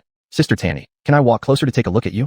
After a moment of silence, Zhang Tani's porcelain-like fair face, reluctantly, revealed a hint of a faint smile. "Brother Ye Tian, I'm leaving." For brother Ye Tian, your future still holds a long road ahead. There's no need to rush things now. As long as brother Ye Tian continues to work hard, when he becomes stronger, then brother Ye Tian can gaze at Tani for as long as he wishes. Ye Tian could sense Sister Tani's implied meaning behind her words. Sister Tani must currently have some trouble, which makes her afraid to let him come too close to her. With that realization, Ye Tian didn't push the matter further. In the next second, he looked at Zhang Tani with a determined tone and made a promise. "Sister Tani, rest assured, I will become stronger. One day, I'll give myself the strength to stand proudly by your side." Chapter 112. Miss Yi is just too considerate. At first, she also wanted to ask Ye Tian about the girl who had just given him some cakes. But until the end, Ye Tanner did not utter this question. Currently, seeing Ye Tian make a promise to her that he would strive to gain the strength to stand by her side, Ye Tanner's face lit up with a smile, and she softly murmured an affirmation. Tanner trusts brother Ye Tian. That night, Ye Tanner ultimately did not let Ye Tian get too close before leaving. After seeing Ye Tanner disappear silently, after a brief silence, Ye Tian returned to his diligent cultivation. Unbeknownst to him as he departed, Zhang Tanner was actually not far away. She stood at the tip of a large tree, quietly observing Ye Tian cultivating. However, at this moment, a curious inquiry suddenly reached Zhang Tanner's ears. "Miss, weren't you just back from the family? Is there anything else you need to leave for?" The person appearing beside Zhang Tanner was none other than Ling Lao, the bodyguard she had arranged for Ye Tian before her departure. Having remained hidden all along, after Miss Yi and Ye Tian finished their conversation, old Ling came looking for Zhang Tanner. Faced with Ling Lao's curious inquiry, Zhang Tanner momentarily didn't know how to respond. In truth, she did not plan on leaving the capital, but with the warning from the old thief, she dared not stay too close to brother Ye Tian. This couldn't be openly explained to Ling Lao. Anyway, having told so many lies today already, telling another wouldn't matter much more. Thinking this, Zhang Tanner responded softly to Ling Lao. "I just don't want matters of love to affect brother Ye Tian's cultivation speed. Given the secret realm of the Azure Dragon is about to open, if brother Ye Tian gains more strength now, it will increase his chances inside the secret realm." To Zhang Tanner's words, Ling Lao always held firm belief. In the next moment, he could not help but sigh in admiration. "Miss, you truly are too considerate. To have earned the favor of the Yi family youth is akin to burning high incense for dozens of lifetimes." Zhang Tanner did not reply to Ling Lao's words, but the following second, Ling Lao instead curiously asked another question. Miss, where's Elder Mo? Didn't they say that Elder Mo also left the family with you this time? Why haven't we seen him near you? Elder Mo. Upon hearing these words, Jiang Tanner's expression immediately froze. From the start, something had felt vaguely off. Now, after hearing Ling Lao's inquiry, Jiang Tanner finally realized what it was. Damn it. Even though the old rogue did release her, she had left Elder Mo behind with him. It wouldn't do. She needed to figure out a way to rescue Elder Mo. However, unbeknownst to Jiang Tanner, believing Elder Mo was still being imprisoned by Chun Lai. In fact, at this very moment, Elder Mo was enjoying life to its fullest. Inside one of the dining rooms of the Yuqiong Merchant Guild. At this moment, Elder Mo was drinking alcohol with Chun Lai. Never would I have thought, being brilliant my whole life, I'd take such a tumble here in Qingming province. My reputation destroyed completely. Friend, how exactly do you cultivate yourself? To reach the heavenly wheel realm even in this barren land. Your talent in cultivation is terrifying. During the 7 days when Jiang Tanner was brought back to Yen Ryu's chambers to be doted upon, old Mo, who was frozen solid using Chun Lai's extreme ice way, had been placed in the warehouse of the Merchant Guild. Although Chun Lai threatened Miss Jiang a bit, once she was released, he wasn't bored enough to keep tailing her 24/7. Returning to the Merchant Guild, reminded by Yen Ryu, Chun Lai remembered there was an ice lump in the warehouse. So he removed the freezing effect from Elder Mo. Elder Mo's memory was still stuck 7 days ago, only realizing from others' talk that he had been frozen by Chun Lai for 7 days. Regarding this, he wasn't too upset either. Hearing that the miss wasn't harmed and had been let go by Chun Lai sufficed. Seeing Chun Lai enjoy a fine meal, the old man actually came over eagerly and offered to drink wine, which made Yen Ryu look somewhat bemused. In the original story, Elder Mo's character is also quite amusing, resembling an old child. Chun Lai didn't mind his peculiar personality either and didn't immediately drive him away. Observing Elder Mo drinking wine while asking how he cultivates, Chun Lai simply responded after smiling lightly. Just normal cultivation. Normal cultivation could lead to the heavenly wheel realm? Damn it, compared to you, isn't it as if I've become a waste? Though he was deeply hurt inside, Mo Lao didn't dwell on the matter any longer after gulping down a cup of wine. He couldn't help but ask. So what trick did you use to freeze me for 7 days? Have you heard of the Supreme Bone? What thing? The Supreme Bone? How could Mo Lao, hailing from the primeval immortal race, not be aware of how formidable the Supreme Bone was? In an instant, he shot up from his seat, eyes wide with disbelief as they locked onto Chun Lai. Young man, you have the Supreme Bone? Well, what else? Apart from the extreme ice way, do you think there are other freezing forces in this world that can freeze one's thoughts for 7 days? Each Supreme Bone contains the power of one great Tao. Mo Lao had heard about the extreme ice Tao back in his family. It ranked among the top 50 of the 3,000 great Taos. No wonder one could cultivate to the heavenly wheel realm even in Qingming province's barren land. And no wonder could one be frozen into an ice lump in the blink of an eye. It turned out that within this young man's body lay a Supreme Bone imbued with the power of the extreme ice Tao. At this moment, Mo Lao suddenly became solemn and looked directly at Chun Lai. Kid, would you consider joining the force I represent behind the scenes? With your talent, staying in this small Qingming province is simply a sacrilege against your endowment. Neither did Mo Lao expect, upon learning about his possession of a Supreme Bone, to still try to recruit him. Chun Lai also couldn't help but laugh, and then replied, No, I have no intention of joining any faction. Boy, you must be sure. You probably don't know what kind of existence stands behind me, do you? What existence? Isn't it the Jiang family of the ancient immortal races? Chun Lai's single sentence left Mo Lao stunned, his face full of disbelief as he stared at Chun Lai. Who are you really? How do you know the matters concerning the ancient immortal races? Could it be that you're also from the sacred domain? Chapter 113. Mo Elder. Miss is so confused. No, I am not a being from the holy domain. I learned about the ancient immortal race and the Jang family because Tanner told me personally. Upon hearing Chun Lai's words, Mo was utterly flabbergasted at that moment. All of these things were told to Chun Lai by the miss. How could this be possible? If Chun Lai had such a good relationship with our young lady that he even knew about the family affairs, why did they end up wanting to fight as soon as they met? As if sensing Mo's bewildered expression, Chun Lai smiled faintly at that moment before speaking. Isn't Master Mo wondering why Tanner and I are so familiar with each other, yet she still wanted to attack me as soon as we met? Yes, I am truly puzzled by this. Could it be that Tanner has hatred due to unreciprocated love towards me? Hatred due to unreciprocated love. Upon hearing these words, Mo's expression became even more bewildered. Why would he tell him all this? It was because after considering Mo's character just now, Chun Lai thought perhaps he could use the other party. So at that moment, Chun Lai fabricated a story out of thin air for Mo. Under the gaze of Mo's bewildered eyes, Chun Lai let out a light sigh. Master Mo does not know, but in fact, originally Tanner and I were lovers. In the past, my time with Tanner was filled with tenderness under the moonlight. That period of time was indeed very joyful. But later, some events caused small misunderstandings between us. To be honest, it's my fault too.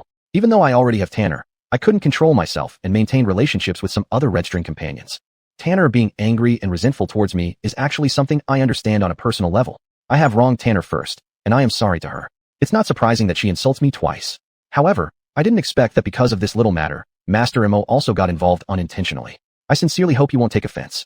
Chun-Lai was born in Qingming province, yet he knows about the ancient immortal race and the Jang family, which suggests that it really must have been the young lady herself who personally informed him. This means that there was once a possibility that Chun-Lai dated romantically with the young lady of his household. Because Mo considered this, he never imagined that Chun-Lai might be deceiving him. Thus, upon hearing the words spoken by Chun-Lai, Mo subconsciously reconstructed the timeline of events in his mind. Our young lady used to surely feel deeply in love with Chun-Lai. Otherwise, she wouldn't even talk about the family matters. But the young lady probably didn't anticipate that Chun-Lai would maintain relationships with other women while having her around. Considering our young lady's personality and temperament, it's entirely plausible that she'd become jealous and act stubborn. Damn, has the young lady lived such an interesting experience in Qingming province all these years? At this moment, no one knows what Mo linked together. After quickly drinking down a cup of wine, he complained to Chun-Lai. Our young lady is truly confused.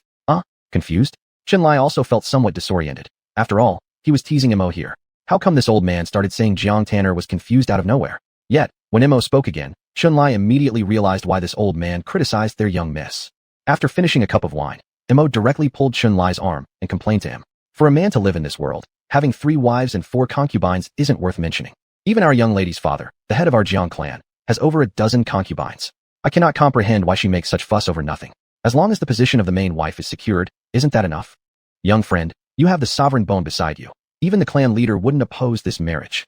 Our young miss created friction with you over such trivial matters. Isn't it proof that she's confused? If the clan leader knew about this incident, he'd likely severely reprimand our young miss. The sovereign bone carries significant meaning. In the entire primeval immortal race, which family doesn't know that the person possessing this sovereign bone will definitely become the human ancestor unless they die prematurely? What exactly constitutes a family? A whole family grows stronger together. That's called a family. Sometimes, those high-level figures taking many wives is not merely about beauty. It's also about enhancing the family's strength through increasing their offspring. Isn't this a very crucial factor? The higher one's cultivation, the harder it becomes to bear children. This is a well-known truth in the cultivator's world. But conversely, the better your innate talent, the more likely your offspring will possess outstanding cultivation talent. This is the real reason why those predecessors of great power in the past chose to take many wives. In Mo's eyes, things are actually quite simple. As long as Miss Jiang secures her position as the main wife with Chun-Lai, isn't it equal to securing a powerful partner for the Jiang family? It's not just about Chun-Lai's personal combat strength. If his concubines are strong, their children will be strong too. Can these factors not be added into Chun-Lai's overall combatability? Therefore, large families don't fear you expanding your harem. On the contrary, they fear if you're devoted solely and even refuse to have more descendants. Meow? Could the fighting power of one individual ever match that of an entire family? Because of this, Elder Mo believed that their young miss was truly confused. Understanding the whole situation now, Mo decided he should make a decision for Chun-Lai. The next moment, looking at Chun-Lai, he slapped his chest and said, "Dear friend, I already know why our young miss got into conflict with you. I'll go find the young miss and explain these implications to her. Whatever it takes, I must reconcile you two." What kind of international joke is this? Abandoning a relationship with a future Supreme One just because of some red string companions. There is definitely something wrong with the young miss's mind. As for whether the young miss will choose to listen to my advice, dear friend, don't worry about that point. If she refuses, then I might as well visit our clan and tell her father and mother about this. As long as you're willing to join our Jiang family, I can guarantee that both your father-in-law and mother-in-law will actively step up and resolve this issue with the young miss on your behalf. No matter how many red string companions you have in Qingming province, the other beautiful girls from our Jiang family will also be available for you to select from. Whether they're celestial maidens or magical women, it's all up to you. To repay your hospitality with this cup of wine today, what do you say? Am I not being considerate enough towards you, young friend? Neither did he expect that Elder Mo would actually utter such words. Watching him pat his chest and give his assurance, Chun-Lai found himself somewhat speechless at this very moment. Chapter 114. How could there be someone so scheming and shameless? It was certainly meaningful, but Chun-Lai couldn't possibly let old Mo really go and guide Jiang Tanner. Otherwise, wouldn't that expose the scheme? So, after a bout of wry laughter, Chun-Lai spoke up. It's clear to see that old Mo is indeed a righteous person. That's who in the entire Jiang family, or in the vast ancient immortal tribe, doesn't know that I, Mo Xiaoyao, am the most righteous person on earth. Old Mo didn't even wait for Chun-Lai to finish speaking before he started boasting about himself again. And upon seeing old Mo stroking his beard with an air of great satisfaction, Chun-Lai smiled faintly and said, "I have already witnessed old Mo's righteousness. To be able to associate with you, old Mo, I also feel greatly honored. But what I want to say is, regarding my relationship with Miss Tanner, why don't I handle it myself? Feelings can never be forced. If we ultimately don't end up together, then it can only be said that Miss Tanner and I were fated not to belong together. Old Mo, what do you think? Feelings can't be forced." This principle old Mo naturally knew well. But when it came to family interests, how much room for personal emotions could there be? Just by looking at Chun-Lai's expression, it seemed like he genuinely wasn't too keen on having him interfere in this matter. After some hesitation, old Mo couldn't help but say a sentence. Does the young friend really intend to handle it yourself? It's not that I don't trust your romantic abilities, young friend. But our young miss has a temper I know all too well. She prefers to act impulsively. Yet if some elders of her are willing to intervene, one way or another, they could increase the chances of you succeeding in winning her heart. Before old Mo could finish his sentence, Chun-Li cut in with a smile. Not necessary. If it comes to such measures, Miss Tanner would definitely grow resentful and hold grudges against me. Old Mo need not worry. Let me continue interacting with Tanner as per the current situation. I believe that she's just being momentarily obstinate. Gradually, she'll understand who is truly the best choice for her. With words spoken at this extent, old Mo ceased insisting further. The next moment, after bumping wine glasses with Chun-Li, he said, "Fine. Since the young friend believes you can manage our young miss, I won't step in and play the villain. I'll simply wish ahead of time for you to successfully win over our young miss and achieve your desires." Chun-Li drank the fine wine in his cup in one gulp with a smile. But the next second, it seemed like he remembered something and suddenly added, "Old Mo, regarding my personal handling of the matter with Miss Tanner. However, I do have a small favor to ask of you. Need me to help with something?" Upon hearing these words, old Mo asked curiously, "What small favor is it?" Chun-Li immediately concocted another story right there. Does old Mo know why I have conflicts with Miss Tanner regarding feelings? The fact is that a third party has emerged between us. A third party has appeared? Hearing this, old Mo felt puzzled and then promptly inquired, "What does third party mean?" The third party refers to those who deliberately ruin other people's relationships. Since he had decided to deceive, he should weave a tight web. Thus, without waiting for old Mo to actively ask, Chun-Li continued making up the subsequent part of the story. Does old Mo know Ye Tian? No idea. Who is Ye Tian? Though old Mo's timeline differed slightly from the original work, it made sense that he wouldn't know Ye Tian since it was their first time in Qingming province. This provided Chun-Li with the perfect opportunity to hoodwink the other party. Then, listen to Chun-Li give a simple account of the event to old Mo. Miss Tanner chose to live in Qingming province, didn't she? All for seeking the scroll called Ascension Scroll, held by the fallen Ye family branch of the ancient immortal tribe. Ye Tian is actually the only son of the current leader of the Ye family. Although Miss Tanner concealed it well, Ye Tian, shrewd and devious, had long discerned her noble background through some traces. He then harbored malicious intentions towards Miss Tanner. Old Mo, have you heard the term gold digger? In essence, gold diggers refer to how far Ye Tian would go to rise to power. Relying on his previous act of saving Miss Tanner, as well as growing up together as childhood sweethearts, he has been slandering me in front of Miss Tanner all along, meticulously planning to destroy my relationship with Miss Tanner. In reality, it's all about clinging to the Jang family's power, wanting to become a son-in-law of the prestigious Jang family. In fact, even the so-called life-saving grace from back then was nothing but a deliberate deception orchestrated by Ye Tian. Unfortunately, Miss Tan, with her kind heart, didn't notice the cunning schemes of this scoundrel and ended up falling for his trap. It is precisely because of this scoundrel's sinister plans that Miss Tan has harbored many misunderstandings about me. Actually, old Mo was quite simple-minded. His thinking was straightforward. If even Chun-Li knew that the reason why the young miss appeared in the Yi family was for the Divine Ascension Scroll, this proved what? This showed that the young miss had once been deeply infatuated with Chun-Li. Otherwise, she wouldn't have disclosed such a confidential matter to him. Knowing so many secrets of the Jiang family meant that the young friend absolutely wouldn't deceive him. Therefore, after learning all the ins and outs of the situation through Chun-Li's words, old Mo was entirely enraged. He couldn't believe there was someone as despicable and shameless as Ye Tian in the world. It was evident from old Mo's reaction just how angry he was at this moment.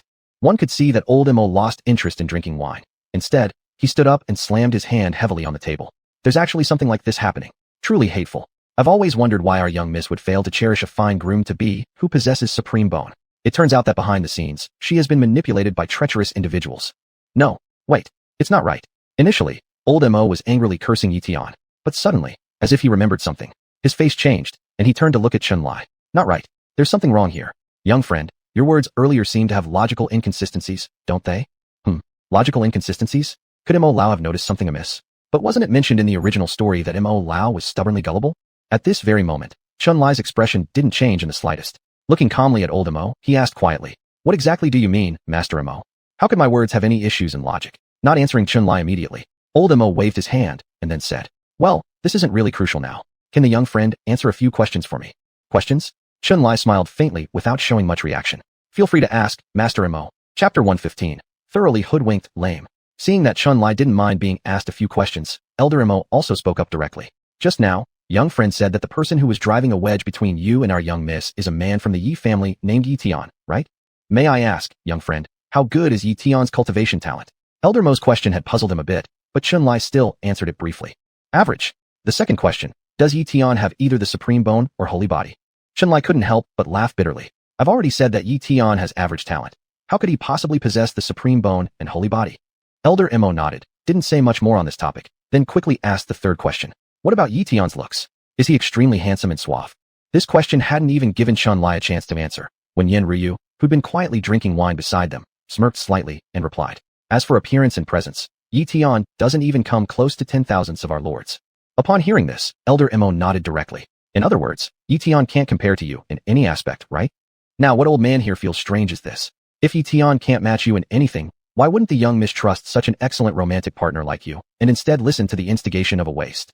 Hearing this, Chun-Li finally understood where Elder Mo felt strange. It seems that they thought their young miss made choices that somewhat deviated from common sense.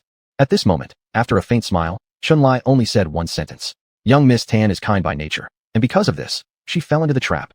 Has Elder Mo never heard that a woman in love cannot be measured by common standards? After hearing this, Elder Mo immediately became speechless. It seemed to be the case. How should we put it, in the eyes of most girls? Between a useless person and someone who possesses a supreme bone, as long as they're not blind, most girls would know which to choose. But precisely in such situations, it's feared encountering someone who values emotions. Given his young miss character of valuing feelings, there might actually be someone who would discard something valuable for something trivial. Understood. Now he finally understood why the young miss made such a stupid decision. Turns out she was tricked by that scoundrel Ye Tian using her emotional nature. Too despicable. How could someone be so nauseating? Even daring to exploit our young miss. This truly is something intolerable. After eliminating some doubts from his heart, Elder Mo once again exploded. Young friend, you don't need to say any more. Old man believes your words. That's right, with the pure, kind, and emotionally driven nature of our young miss, she really is easily exploited by villains. What young friend wants old man to help with is exactly this, isn't it? I understand. Next time I see that thief Ye Tian, I'll kill him directly. Who the hell dreams of becoming my Jang family son-in-law? Just a mere waste. It's absolutely daydreaming, like a toad dreaming of eating a swan. Young miss may be confused, but old man isn't. My life's biggest hatred is towards those who don't work hard, but always fantasize about living off others' efforts. Kill them all. No mercy at all. Young friend, your favor. Old man will certainly help. Chun-Li felt a little dumbfounded. He merely stirred things up a little. How did he end up stirring up Elder Mo to the point of wanting to kill Ye Tian upon seeing him? Though Ye Tian, that waste, dying wasn't important. But wouldn't this make Jiang Tanner explode completely? Chun-Li reacted quickly, seeing Elder Mo, who was pounding his chest and eager to help him fight injustice. After feeling a mix of laughter and bitterness, he opened his mouth directly. Elder Mo has misunderstood. I'm not asking you to directly kill Ye Tian. With my current cultivation level, if I really want to directly kill the other party, would it be a difficult task? Indeed, for the cultivation level of young friend, killing Ye Tian should be an effortless task. So now Elder Mo was really confused. What favor does young friend wish me to help with then? Chun-Li smiled faintly and directly responded. Not killing directly. I am afraid would deepen the misunderstanding between myself and young Miss Tan. I don't want young Miss Tan to develop hatred due to love toward me. Actually, what I want Moreo to help with is quite simple. Aren't you going to guard young Miss Tan's safety later? Moreo just needs to keep an eye on Ye Tian for me, ensuring that he has no opportunity to closely interact with young Miss Tan. As long as he doesn't have close contact, then he won't be able to continue his sowing discord. At that time, I will slightly coax Tanner. When Sister Tanner completely lets go of her feelings for Ye Tian and knows his true face, it won't be too late to kill him then. What do you think, Elder Mo? Elder Mo immediately understood Chun-Li's meaning. Not directly killing Ye Tian was due to the fear that the young miss would have more misunderstandings about the young friend. However, if they could cooperate with each other and expose the true face of that thief Ye Tian, then wouldn't all conflicts resolve effortlessly? This is a good plan. If the young friend really asked him to directly attack Ye Tian, even though this favor he would help with, he'd still worry about the young miss blaming him. But if it's only about surveilling, cooperating, and exposing the truth, there shouldn't be an issue. Having everything clear in his mind, Elder Mo immediately spoke. No problem. Still the same sentence. Old man will assist young friend in this matter. As long as old man is around, that thief Ye Tian will not get any chances to come into contact with our young miss. I'll find a way to make our young miss see his true face. Young friend, don't worry. With old man's covert assistance, young friend can just wait for the day to take the beauty home. After agreeing secretly with Chun-Li and finishing the feast, Elder Mo hastily returned to carry out his undercover plan. Seeing Elder Mo's figure disappearing into the distance, Yen Ryu couldn't help but quietly ask after a long while, Master, if Elder Mo goes back and asks their young miss, wouldn't everything be revealed? Chun-Li smiled faintly and replied, with Elder Mo's character, since he promised this humble one, he definitely wouldn't question. Moreover, even if he did inquire, Mistress Jiang wouldn't dare to tell the truth. Even if questioned, she wouldn't dare to tell the truth. Yen Ryu didn't quite understand the meaning behind Chun-Li's words, so she curiously inquired further. Mistress Jiang Tanner wouldn't dare to tell Elder Mo the truth? That is natural. Do you truly think these days I've spent sharing her bed were without purpose? Chapter 116. Lord is truly wicked. Seeing Yen Ryu wasn't quite clear about the ins and outs of this matter, Chun-Li gave her a brief explanation with a smile. Jiang Tanny owns the Tianluan holy body, which is rather special and at the level of a holy body. Before reaching full maturity, it must not be defiled easily, otherwise, it will decrease its potential for growth.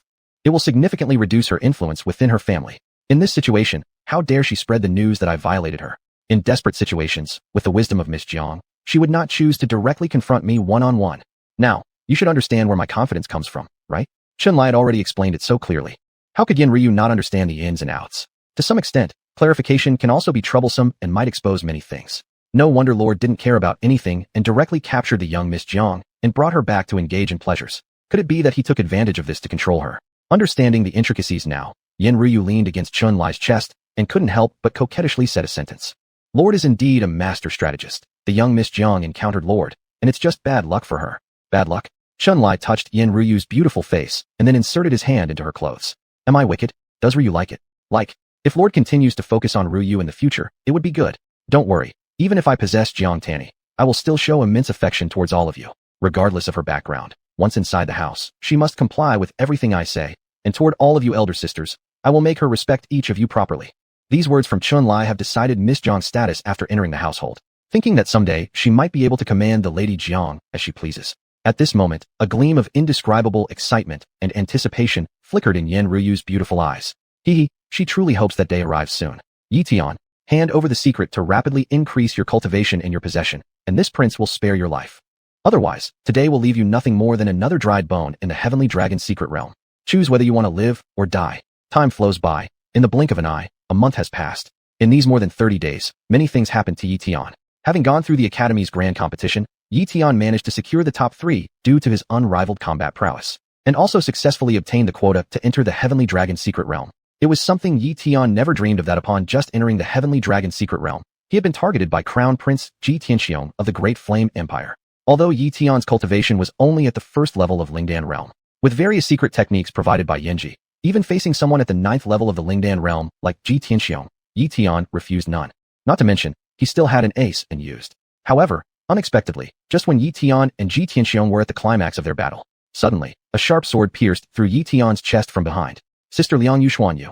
Under Ye Tian's disbelieving gaze, Liang Yuxuan, who had always complied with him and persisted in bringing him pastries every day, stabbed him in the back and walked straight to Ye Tian. The next second, everyone saw Ye Tian wrapping his arms around Liang Yuxuan's waist and revealing a look of smugness. Ye Tian, did you really not expect it? Yuxuan has always been loyal to this prince. Do you truly think she would favor you, a commoner? To obtain the great opportunity in your possession, do you think this prince would let Yuxuan associate with you willingly? As long as I divulge a secret to you. Each time before she delivered the pastries to you, Yuxuan had spent hours on the bed serving only me. Perhaps those pastries given to you carried this prince's essence. Watching his sister Liang Yuxuan, leaning affectionately in Ye Tian's arms. At this point, how could Ye Tian fail to comprehend everything? For a man, no shame could be greater than this.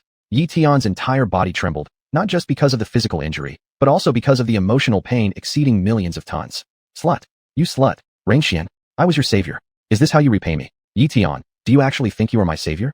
Liang Yuxuan coldly laughed as she stared at Ye Tian. With the protection of Prince, do you think how many people in this vast kingdom dare to harm me? All that was nothing but the arrangements made by Crown Prince.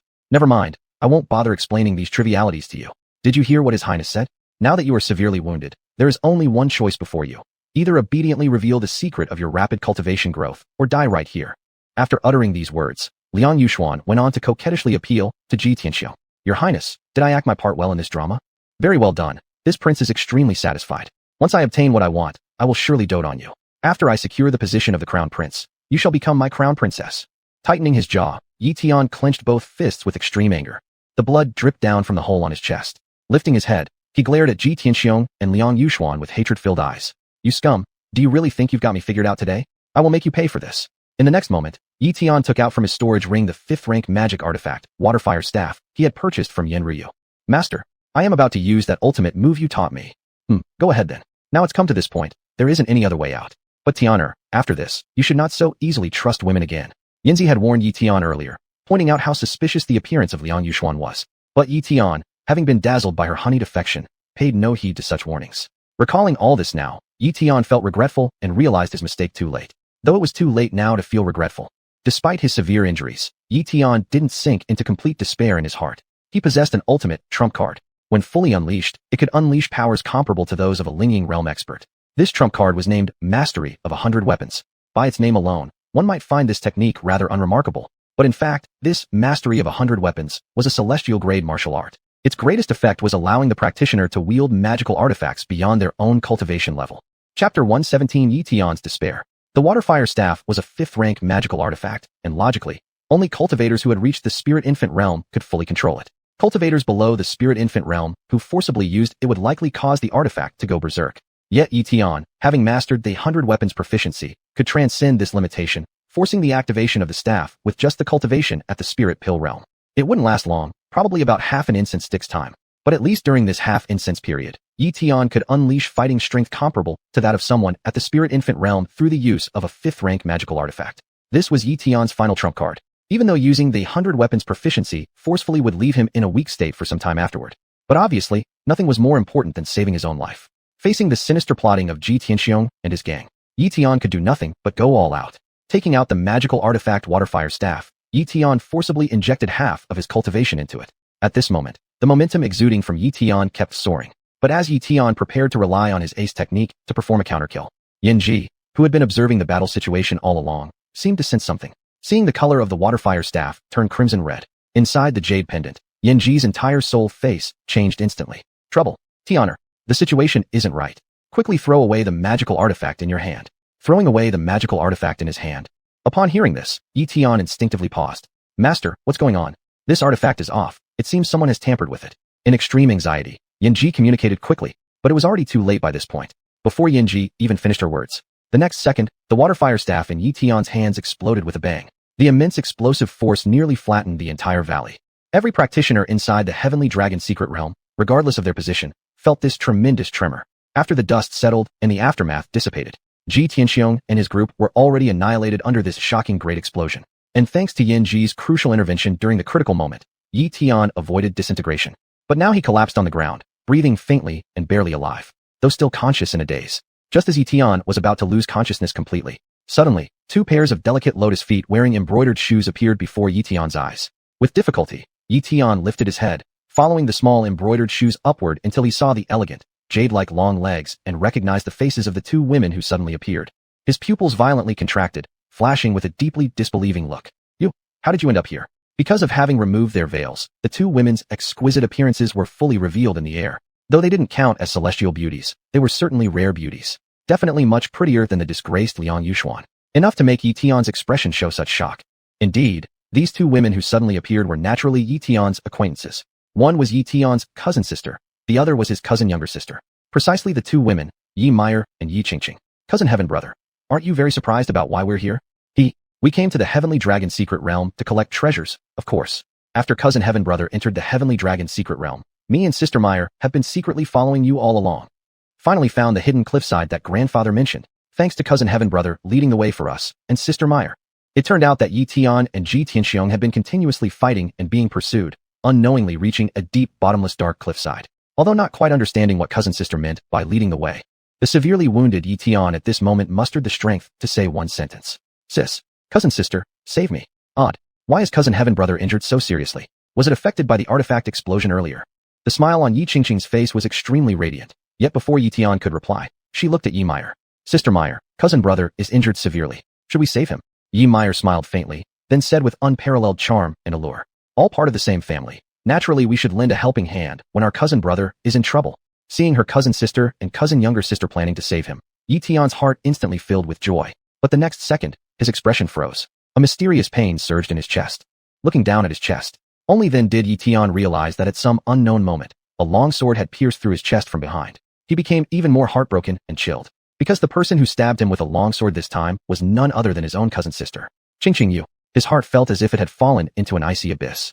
But when Ye Tian looked up again, the smiles on the faces of Yi Qingqing and Yi Meyer had already completely vanished, replaced instead with unimaginable cruelty and coldness. To oppose our Lord and still expect us to save you? How foolish our cousin has become.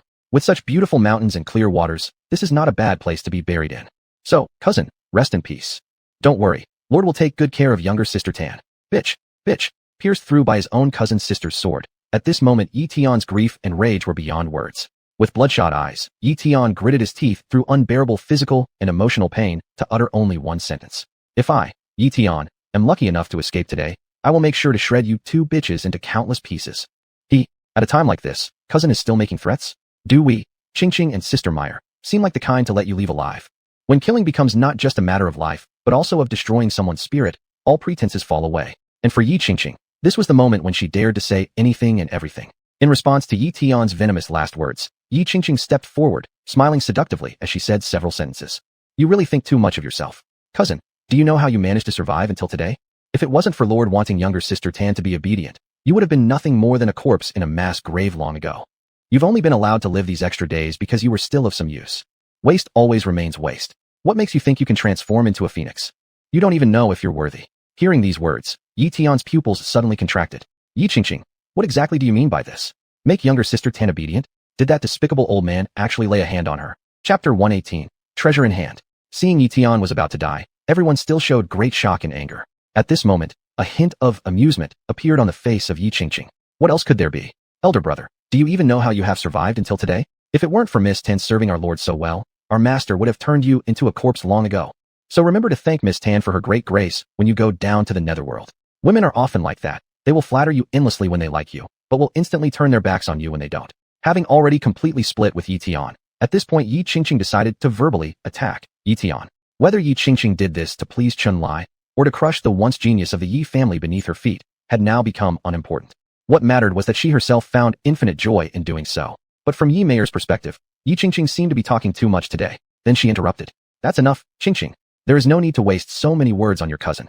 Since we're all still one family, let's quickly send him off. As soon as the words were spoken, Ye Mayor immediately thrust her sword. This strike was more ruthless than Ye Tian's. It directly pierced through Ye Tian's spiritual core within his body. With the spiritual core shattered, he was effectively rendered useless. Yet neither Ye Mayor nor Ye Tian intended to spare Ye Tian just like that. Not making a move might have been acceptable, but since they've chosen to show their true colors, there was no turning back. The job must be thorough. Just as Ye Tian prepared to sever Ye Tian's head, sending him fully to reincarnation, a soft sigh suddenly resonated from the jade pendant. Tian, I wonder if your master and I will meet again someday. But today, let me help you one last time. At the moment Ye Tian was about to perish, Yin Ji acted without hesitation. She burned up all her accumulated soul power. Employing a secret technique, forcibly teleporting Ye Tian away. This caused Ye Tian's final slash to fall empty, only raising a whirlwind of sand. Huh? Has elder brother fled? Seeing Ye Tian's figure vanish instantly, a hint of confusion flickered in Ye Tian's beautiful eyes. The next second, Ye Mayor spoke up. No matter, didn't Lord say before? Our cousin has powerful mentors backing him, and killing him wouldn't be easy. It was expected. What can he do by escaping? Not only has he become a waste, but his internal vitality continues to drain. He certainly won't last much longer. No need to worry about this late autumn cicada. Let's focus on getting hold of the thing Lord wants first. 3 days later, as the training period ended, the Tianlong secret realm was forcefully shut down. All surviving trainees were teleported out of the secret realm. In no time, Ye Mayor wearing a white veil and Ye Tian returned to the Yuqiong Trade Guild. They gently handed over a pale green seed to Ye Tian. Master, the seed you asked for, Mayor and I managed to successfully retrieve it. It should be this object, shouldn't it? Upon seeing this seed presented by Ye Mayor, Chun-Li couldn't help but reveal a smile on his face. Well done, this is exactly what I want. Mayor, Ching, you two have truly gone through a lot. Without using the seed right away, Chun-Li briefly questioned the two women about their experiences in the Tianlong secret realm, after learning the ins and outs of the events from them. Now, Chun-Li also became aware of the experiences of Ye Tian, the protagonist of Destiny. Indeed, some major things had changed. However, in smaller plot details, Ye Tian still followed the original storyline of experiencing certain things. He was indeed targeted by Prince Jia Tianxiong of the Empire, and only had his spiritual core pierced by Ye Mayor. TSK, Ye Tian's experience seems much worse than in the original story. By now, many people may have noticed. That's right, the 5th grade magical weapon sold by Yen Ryu to Ye Tian was tampered with by Chun-Li. In order to enhance Ye Tian's strength, Yen Ji will definitely pass on this technique of mastering 100 weapons to Ye Tian. With the cultivation at the spiritual pellet realm, and utilizing a 5th grade magical weapon, Ye Tian could possess combat strength comparable to that of a great spiritual infant cultivator for half an incense stick time. In this Tianlong secret realm, which only allows cultivators below the spiritual infant level to enter, he would be almost invincible, wouldn't he? If Chun-Li wanted Ye Mayor and Ye Tian to successfully seize the treasure, how could he not make arrangements in advance? Chun-Li infused a thread of his own cultivation and will into the 5th grade magical weapon, the Waterfire Staff. Once Ye Tian channeled more than half of his cultivation power into this weapon, it would cause the weapon to self-detonate. Because there was a trace of Chun-Li's cultivation involved, the explosive force would even annihilate a perfect Yuan infant cultivator without leaving any remains. It could be seen that Chun-Li truly had murderous intentions towards Ye Tian. Anyway, dying within the secret realm could always be blamed on the group of people led by Jia Tianxiu. But what was unexpected was that Ye Tian, as the destined main character, managed to endure this deadly move thanks to Yen Ji's protection. Although Ye Tian clung to life with just a breath remaining, Having his spiritual pellet pierced was quite tragic. This meant that if Ye Tian survived, he would become completely useless. Perhaps Jiang Tanner might have a way to cure him, but for Chun-Li, this was fundamentally irrelevant. After all, it was originally just a casual strategic piece that Chun-Li played offhand. If Ye Tian were to die in the Tianlong secret realm, it could only be said that his fate wasn't tough enough. If he managed to survive, then it would be a stroke of luck for him. Whether Ye Tian lives or dies doesn't matter much now. First, he was stabbed from behind by a schoolmate who had good feelings for him. Then he was ruthlessly hunted down by his cousin and younger sister. And now he has become a cripple. Even if he manages to survive, Ye Tian would rather be dead than endure such suffering. What Chun-Li is concerned about right now is not this issue. Rather, it is how to reward Ye Qingqing and Ye Meier. Without their utmost contributions, he wouldn't have been able to obtain this treasure so easily. Chapter 119. Myriad Ian Tree Seed. Dual Saint Bodies Achieve Perfection. Ye Qingqing and Ye Meier were dispatched by Chun-Li to Tianlong Academy. The two young women used pseudonyms to secure their eligibility for entering the secret realm, and they followed Chun-Li's instructions, successfully locating the entrance to the hidden mini-realm. It had been isolated by an array for many years. No one had found this secret realm since then.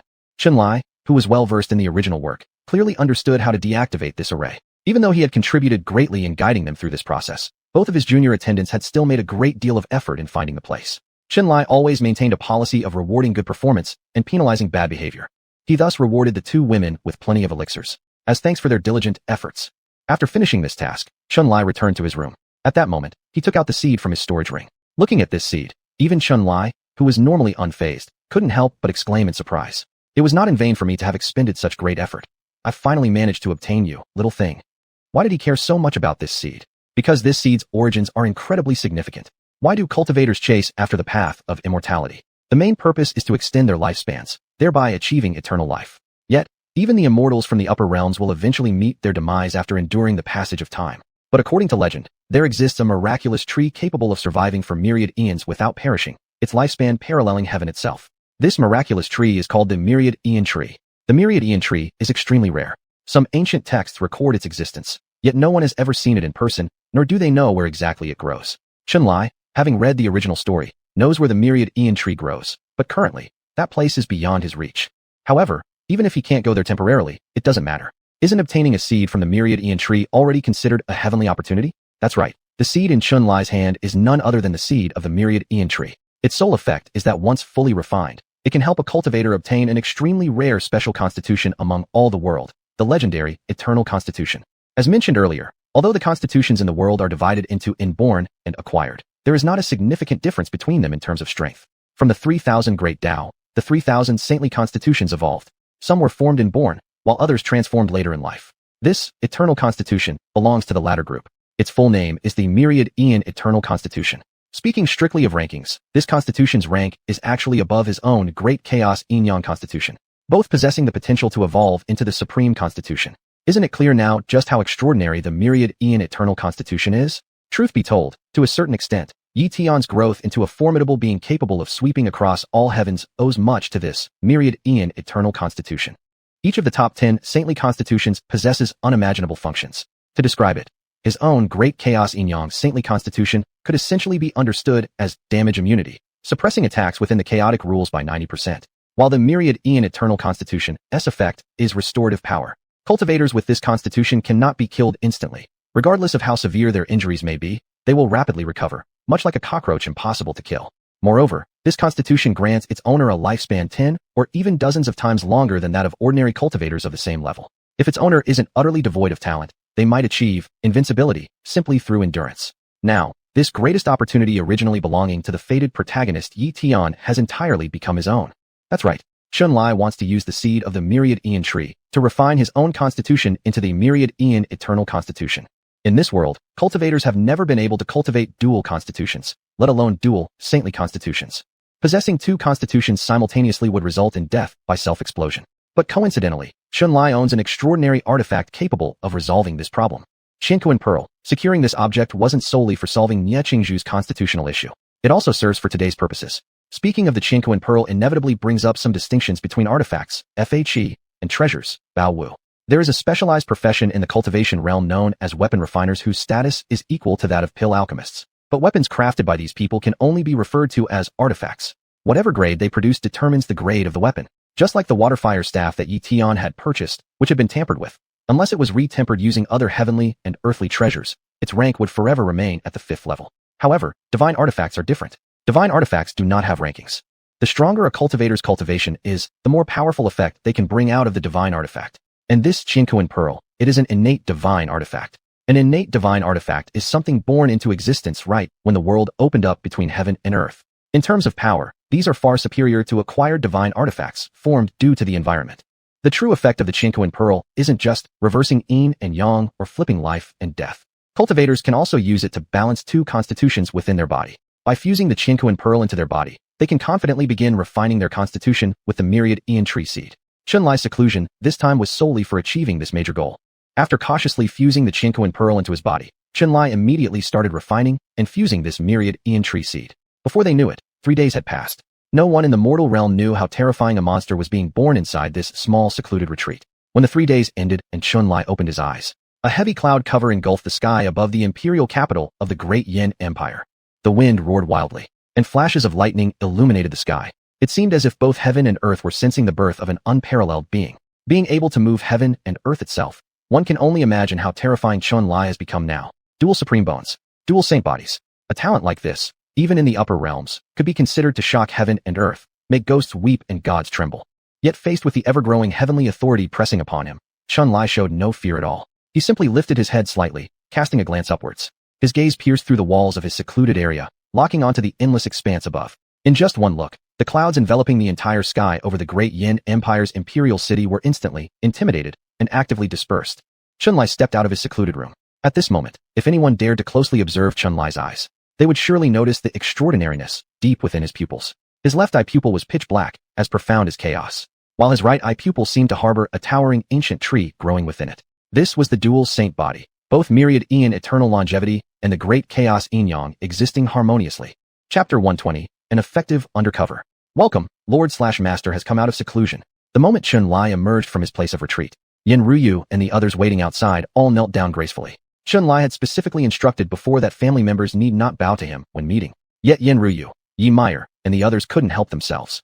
Upon seeing Chunlai emerge from his seclusion and feeling the terrifying aura he emitted, their bodies acted instinctively, bowing in unison without control. In fact, this was not hard to understand. Not only did Chunlai now possess two supreme bones, but he also bore a pair of holy bodies within him. Even though they hadn't reached their peak potential yet, the young supreme overlord aura was already emanating outward. He held 4 kinds of Tao powers, forces standing at the pinnacle of existence. Even just a strand was far beyond what ordinary people like Yen Ryu could withstand. Just by exchanging one fleeting glance with Chunlai, his consorts would tremble inside, their bodies involuntarily making a gesture of submission. This was indeed normal, right? It had to be said that the sight of several distinctly different beauties kneeling simultaneously before him was quite dazzling. But Chunlai paid no mind to these complicated courtesies, speaking directly. Well then, all of you may rise. After Chunlai further suppressed his aura, the women shakily regained the strength to stand up. Congratulations to Lord for your successful seclusion. After taking a deep breath, Yen Ryu quickly plastered a seductive smile on her face, hooking her arm around Chunlai's as she leaned into him. Hearing this, Chunlai pinched her little cheek, then smiled and asked, "How does Ryu know that I have successfully completed my seclusion?" "It's because of intuition, naturally." Chunlai's affectionate little actions truly made Yen Ryu feel exceptionally sweet, so she took the initiative to rub her soft cheeks against his palm. Like a clingy kitten, in the next second she spoke in a sweet, compliant voice. "I can obviously feel that you've changed somewhat after coming out of seclusion. Previously, although I could feel your extraordinary aura, I was still barely able to withstand it. But today after you came out of seclusion, just looking at you casually caused me to feel almost unable to control my body. I didn't dare look at you directly, or even stand upright. So I boldly guessed that you must have broken through. Is this because Lord has accomplished a cultivation method? Who would have thought that Yen Ryu would be this perceptive, noticing such details?" A moment later, Chunlai slightly smiled and gave a simple explanation. "It is not about accomplishing any cultivation technique, rather it's a breakthrough in constitution. But all in all, it's roughly the same. Overall, I've grown stronger than before. This time of seclusion wasn't long, but it did feel like days spent alone." Chunlai began missing the days of having beautiful women in his arms. So he held Yen Ryu by the waist and took her back to her bedroom. After some moments of indulgence and care, Chunlai dispelled some desires from his heart, subsequently asking Yen Ryu about certain serious matters. "During my time in seclusion, how is the development of the Jade Precious Chamber?" Yen Ryu knew that what Chunlai was really asking was the status of the acquisition of the Heavenly Swallowing Commerce Association. Facing Lord's inquiry, Yen Ryu replied honestly in a sweet and docile voice. Because most of the upper echelons were dead or wounded, the process of merging Heavenly Swallowing Commerce Association has been progressing very smoothly. Right now, 80% of their business has already been absorbed completely by our Jade Precious Chamber. The remaining businesses, if you give me a few more days, should be thoroughly integrated soon. After swallowing the Heavenly Swallowing Commerce Association, it seemed that the Jade Precious Chamber wouldn't take long to become the largest commerce association throughout Qingming province. Chunlai nodded gently and commented, "These commercial matters, you're better suited to handle them compared to me. Hand them all over to you. If any problems arise, just let me know, and I will clear away everything for Ryu." "Thank you, Lord." Ryu feels incredibly lucky to have encountered Lord and received his favor. Yen Ryu cooed for a while in Chunlai's embrace. But in the next instant, perhaps recalling something, she suddenly said, "Oh, Lord, yesterday, Senior Imo came to the chamber looking for you." Could Senior Imo have run into him? At this, Chunlai grew curious and asked, "What did he come for?" Senior Imo came over to tell Lord that he and their young miss are about to leave the capital. They're going to search for a way to cure Ye Tian. A cure for Ye Tian? Chunlai became curious and asked, "Is Ye Tian now with Jang Tanner?" "Yes." Yen Ryu, nestled in Chunlai's arms, conveyed every word Senior Imo had said to him, which immediately helped Chunlai figure out Ye Tian's current situation. It had to be said that Ye Mayor's final strike was brutal enough. She completely shattered the spirit pill within Ye Tian and almost cost him his life. But as heaven-fated main character, no matter where he went, his luck and destiny were always grand. Somehow, he endured until it was time to exit from the secret realm. Even though Jang Tanner was under threat by Chunlai not to get too close to Ye Tian, at this moment her brother Ye Tian was practically on death's door, so how could she still heed Chunlai's threats? After using countless medicinal pills, they managed to save Ye Tian's life. As long as Chunlai stayed in the imperial capital, this place would be perilous for both of them. They absolutely had to leave. That's why Miss Jiang decided once more to flee with Ye Tian. It really was beneficial having an informant working for him. Besides explaining the situation, Senior Imo even informed Yen Ryu where their young miss intended to take Ye Tian to recover. Chunlai hadn't expected that they'd head to that place. It seemed Miss Jiang was genuinely afraid of encountering him again. That Ye Tian could escape with his life showed his strong fate. Actually, it wasn't too surprising for Chunlai that they chose to run away. After hearing Yen Ryu's recount, he paused thoughtfully before speaking directly. If they want to run, let them. A monk can run, but not the temple. It's also something I anticipated, no major problem. Besides updates about Ye Tian and Miss Jiang, did Senior Imo say anything else? Yen Ryu didn't know what came into her mind, but upon hearing Chunlai's question, she couldn't help but stifle a laugh and said, Senior Imo also mentioned that he originally intended to stop the young miss from saving Ye Tian, only to receive a stern rebuke from her. Though unable to change her decision, he assured that he'd constantly watch Ye Tian and make sure there's no chance for them to get close. Chapter 121, Vicious Empress. Having a mole is quite convenient. Not only can one be informed of Ye Tian's movements at all times, but this mole also actively helps to keep tabs on him. When Chunlai heard what Yen Ryu said, he couldn't help but laugh. Old Master Mo really is pretty upright, isn't he? It seems that next time we meet, I must invite him for a couple of drinks no matter what. One can sense that old Master Mo has been thoroughly convinced by our master. Yen Ryu found this rather amusing as well. However, she herself wasn't particularly concerned about Ye Tian's affairs. Compared to this, there was another matter she cared about more. The next moment, her soft voice could be heard. Master, since you've already successfully obtained what you wanted, are you planning to leave the capital next? Seeing Yen Ryu's cautious expression, Chunlai instantly understood her small worries. He smiled and stroked her beautiful face gently. What, are you afraid that if I leave, I won't take you with me? Rest assured, I don't intend to leave the capital anytime soon. There are still a few things left to deal with.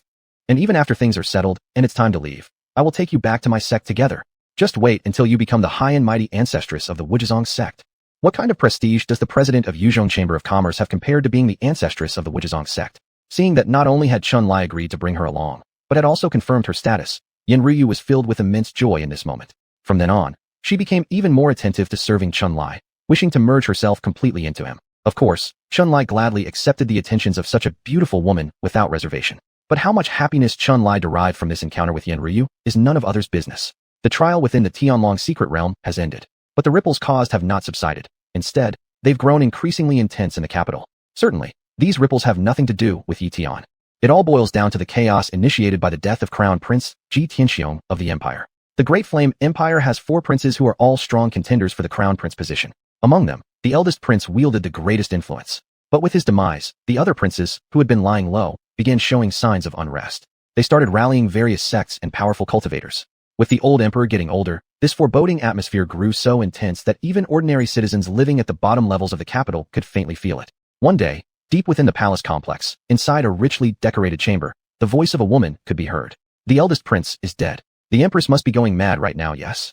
This woman's voice was extremely pleasant to hear, filled with coquettishness and sweetness, and also carried an undertone of laziness. It was like a kitten softly scratching at someone's heartstrings.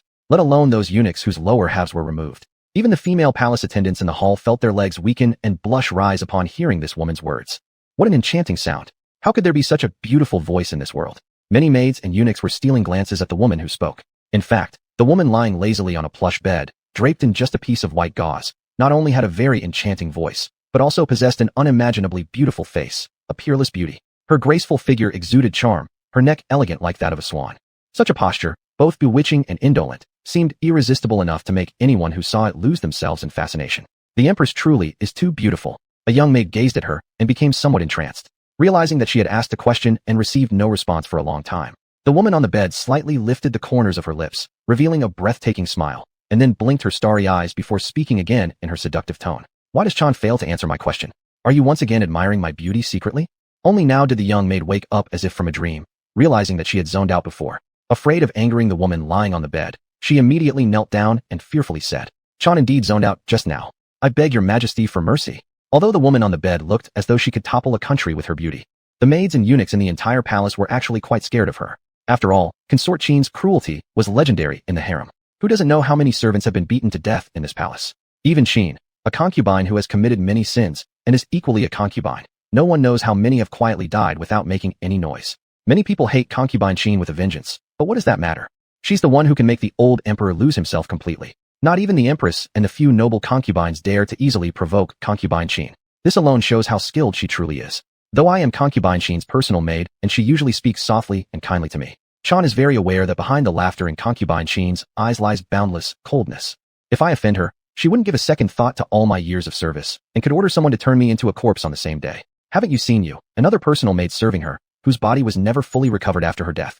That's why Chan kneeling on the ground is genuinely terrified. According to the character of concubine Qin, if my question isn't answered within 3 seconds, then indeed Chan should be dead already. However, due to the death of Crown Prince Ji, it made concubine Qin in quite a good mood, so she didn't dwell on this minor issue with Chan. The next moment, she let out a silver bell-like laugh. Next time, don't make such mistakes again. Yes, concubine Qin, Chan will remember. Finally taking a breath of relief, Chan quickly answered concubine Qin's question the next moment. Concubine Qin, Chan has sent someone to inquire. Empress was indeed enraged when learning about the death of Crown Prince Ji. The Empress has already given the death order, demanding that the Tianlong Academy spare no expense to investigate who killed Crown Prince Ji. Wants to find out who killed Crown Prince Ji? Hehe. Is the situation really as simple as Empress thinks? Tianlong Academy isn't somewhere just anyone can meddle with. Looks like the Empress hasn't clearly recognized her own position yet. Even while mocking Empress, concubine Qin's voice remained irresistibly alluring. But the next second, she stopped speaking about Empress anymore, and instead asked lazily once more. Aren't Princes G number 2 and number 3 starting to become increasingly restless? Come, Chan, tell me quickly, what kind of efforts have these little ones been making lately? Chapter 122. Is the Wuji sect that person's territory? Upon hearing Consort Qin's inquiry, the palace maid Xiaochan quickly responded in a low voice. To seize the position of crown prince, the royal princes have been extremely busy these past few days. The second prince has frequently been in contact with the Celestial Master sect. It seems he wishes to gain their support. The third prince has made multiple visits to the Purpleshab Immortal Mountain. The eighth prince is in contact with the Spirit Beast sect. The 13th prince, on the other hand, has remained relatively quiet and has stayed in the capital this entire time without doing anything. Before Xiaochan could finish her words, Consort Qin let out a soft laugh. Quiet. Which one of these little ones can be considered as easy to handle? The 13th prince's birth mother, Lady Yu of the Jade Concubine, was the previous holy maiden of the Goddess Pavilion. Even if he does nothing, the Goddess Pavilion stands firmly behind him. TSK. As for the Celestial Master sect and the Purpleshab Immortal Mountain, for the position of Emperor, these young ones really are stirring up quite a bit of trouble. They actually want to involve all the supergrade forces in the Qingming province, huh? At this point, Consort Qin seemed to recall something, and after a moment of deep contemplation, she suddenly asked with a teasing tone, "What about my son? What has he been up to recently?" Consort Qin's child is the 16th prince. Just as Xiaochan was about to answer this question, suddenly, a palace maid approached from outside, knelt down, and whispered a report. "Lady, the 16th prince has come. He says there's something important he wants to discuss with you." We were just talking about little 16, and he actually comes himself. Looks like even my foolish son can't bear to sit idly anymore. Whether or not she was speaking to herself, Consort Qin smiled faintly and said, "Let little 16 come in." "Yes, lady." Led by the small palace maid, the 16th prince, who looked to be in his mid-20s and carried an imposing demeanor, quickly entered. Perhaps due to Consort Qin's overwhelming beauty. Even through the thin veil, when he glimpsed at her long, elegant legs hidden beneath it, the 16th prince couldn't help but feel his heart stirred. Realizing his slight loss of decorum, he quickly regained his composure and kneeled before Consort Qin's bed. "My son pays respects to mother." Of course, Consort Qin noticed the 16th prince's slightly impolite gaze earlier, yet she didn't say much about it. Her beautiful eyes casually swept over the 16th prince, instead carrying a teasing tone. "Why has little 16 come to visit today?" The 16th prince was not one who liked beating around the bush, so he quickly explained his intentions. Mother, I've come because there is something I'm uncertain about and wish for your advice. Please dismiss everyone else first. Dismiss everyone, huh? With a smile, Confrontation said. You may all leave now. Yes, lady. In no time, the large palace became occupied only by Confrontation and the 16th prince. Once they were certain no one else was around, the 16th prince immediately spoke up. Mother, I intend to bring lavish gifts and pay homage to the Ye Tian sword sect. For this matter, do you think it's appropriate or inappropriate? Clever people don't need to say too much. Instantly, Consortine's eyes sparkled with interest. Visit the Ye Tian sword sect. Does Lu also want to compete for the position of crown prince? In the entire capital, which prince doesn't desire to vie for the position of crown prince? While ambition can be hidden from others, there's no need to hide it from one's own mother. Thus, the 16th prince directly said. After the passing of elder brother, the other older brothers have been frequently visiting the various top-tier powers. To be honest with you, mother, I indeed plan to compete for that position. But given the lack of depth compared to my older brothers, I thought about seeking the support of the Ye Tian sword sect. After the 16th prince finished speaking, laughter like tinkling silver bells emanated from behind the veil. The paramount righteous force, the Ye Tian sword sect, they truly have the ability to help you secure the position of crown prince. But aren't you worried about conspiring with tigers? Conspiring with tigers? What do you mean by that, mother? With a charming smile, Confrontation answered. Lure, given your intelligence, honestly, even if the position of crown prince was handed to you for free, you might not be able to stabilize yourself in it. Don't you understand this simple truth?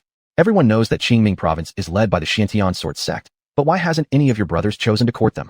It's easier to invite spirits than to send them away, isn't that clear? Easier to invite spirits than to send them away? The 16th prince's face instantly turned ashen. He probably realized what his mother was hinting at. Indeed, among the top forces in Qingming province, the Ye Tian sword sect is the leader. They are the strongest and also the most ambitious. Which is why none of your elder brothers have tried to curry their favor. Are they afraid that the Ye Tian sword sect will seize control of the empire? Troubling. This matter is truly troubling now. Without the support of a super force, what can I rely on to vie for the position of crown prince? After biting his lips firmly, Prince 16 lowered his head and said, But mother, if I don't seek the Ye Tian sword sect, who else could help me? Among the 8 orthodox sects of Qingming province, the Ye Tian sword sect is dangerous. The Great Xuanhuan temple is located far in the west, rarely involving itself in mainland affairs. The Celestial Master sect is in contact with the 2nd prince. The 3rd prince has contacted the Purple Shab Immortal Mountain. The 8th prince has the support of the Spirit Beast sect. Even the 13th prince has the backing of the Goddess Pavilion. Excluding these super-grade forces, only the Dan Valley and Wuji sect remain.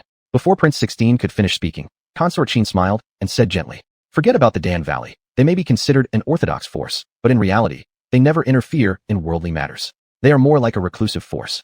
They wouldn't be interested in helping you compete for the crown prince position, and even if you became the crown prince or emperor, they would ignore you as they pleased. Prince 16 gritted his teeth and said, If we exclude the Dan Valley, then the only remaining supergrade force is the Wuji sect? Mother, do you mean that I should try to win over the Wuji sect? The Wuji sect, isn't that person's domain? It was unclear if these 3 words stirred up memories for Confrontation. Her alluring peach-shaped eyes blinked lightly. But the next second, Confrontation chuckled elegantly and said, Although the Wuji sect has been promoted to the rank of a supergrade force, it is still relatively new, and lacks the depth compared to the long-established supergrade forces. There's no need to involve them in this matter. Moreover, based on my understanding of a certain individual, that person would have no interest in participating in the struggle for succession within the imperial family. So Lure, stop considering the Wuji sect. Chapter 123. Bastard, are you serious with me? Is mother suggesting that I shouldn't try to rally the support of the Wuji sect? Upon hearing this, the 16th prince's expression immediately became difficult. But mother, if we don't even try to gain the support of the Wuji sect, then who else can I possibly seek support from? The silver laughter of Confrontation rang out from behind the screen. Why does Luo have to think about getting the support of a certain faction? Hasn't Luo heard a saying? Sometimes, the best way to fight is not to fight at all. Doesn't Luo know what your father despises most? What exactly does he hate? Realizing his mother was guiding him, the 16th prince began to carefully consider her words. Father hates when the imperial court and sects become too intertwined. Could it be that mother suggests non-contention refers to this? There's no denying how clever the 16th prince is, because in an instant, he grasped the hint from Consort Chin's fragmented words, and his whole demeanor brightened up. Of course, how could I have missed it? Father detests deeply any entanglement between imperial elites and sect powers. Esteemed mother, I understand the meaning of your suggestion of non-contention. Thank you for guiding me.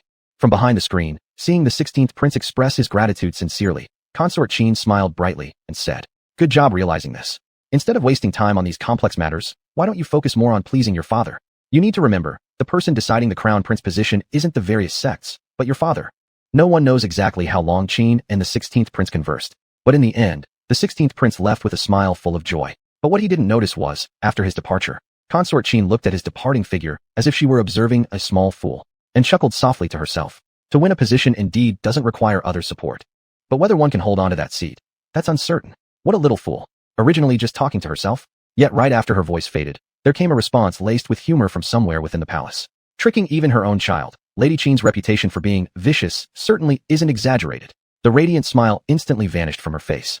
And upon hearing the unexpected voice, a cold gleam flickered across her beautiful eyes. Who dares intrude into my quarters without permission? Don't you realize it means risking your life? Her gorgeous palace robes draped around her perfectly refined form. When suddenly, a man emerged, slowly stepping forward from outside the door. It's me. Consort Qin had been pondering who dared invade her chamber. But upon catching sight of the visitor's face, even the widely experienced Qin couldn't help but pause in cute bewilderment for a moment. Then her face lit up with a dazzling smile. Ah, I was wondering, who could evade so many royal guards and sneak into my chambers? Turns out it's you, unfaithful man. Master Chen Laozu has left the sect. What brings such a lofty elder here to grace my quarters? Chun Lai faintly smiled and uttered only one sentence. If I said I've come to sleep with you, Lady Qin, what would your reaction be? Sleep with me? The atmosphere became slightly awkward, but in the next second, Consort Qin burst into uncontrollable laughter.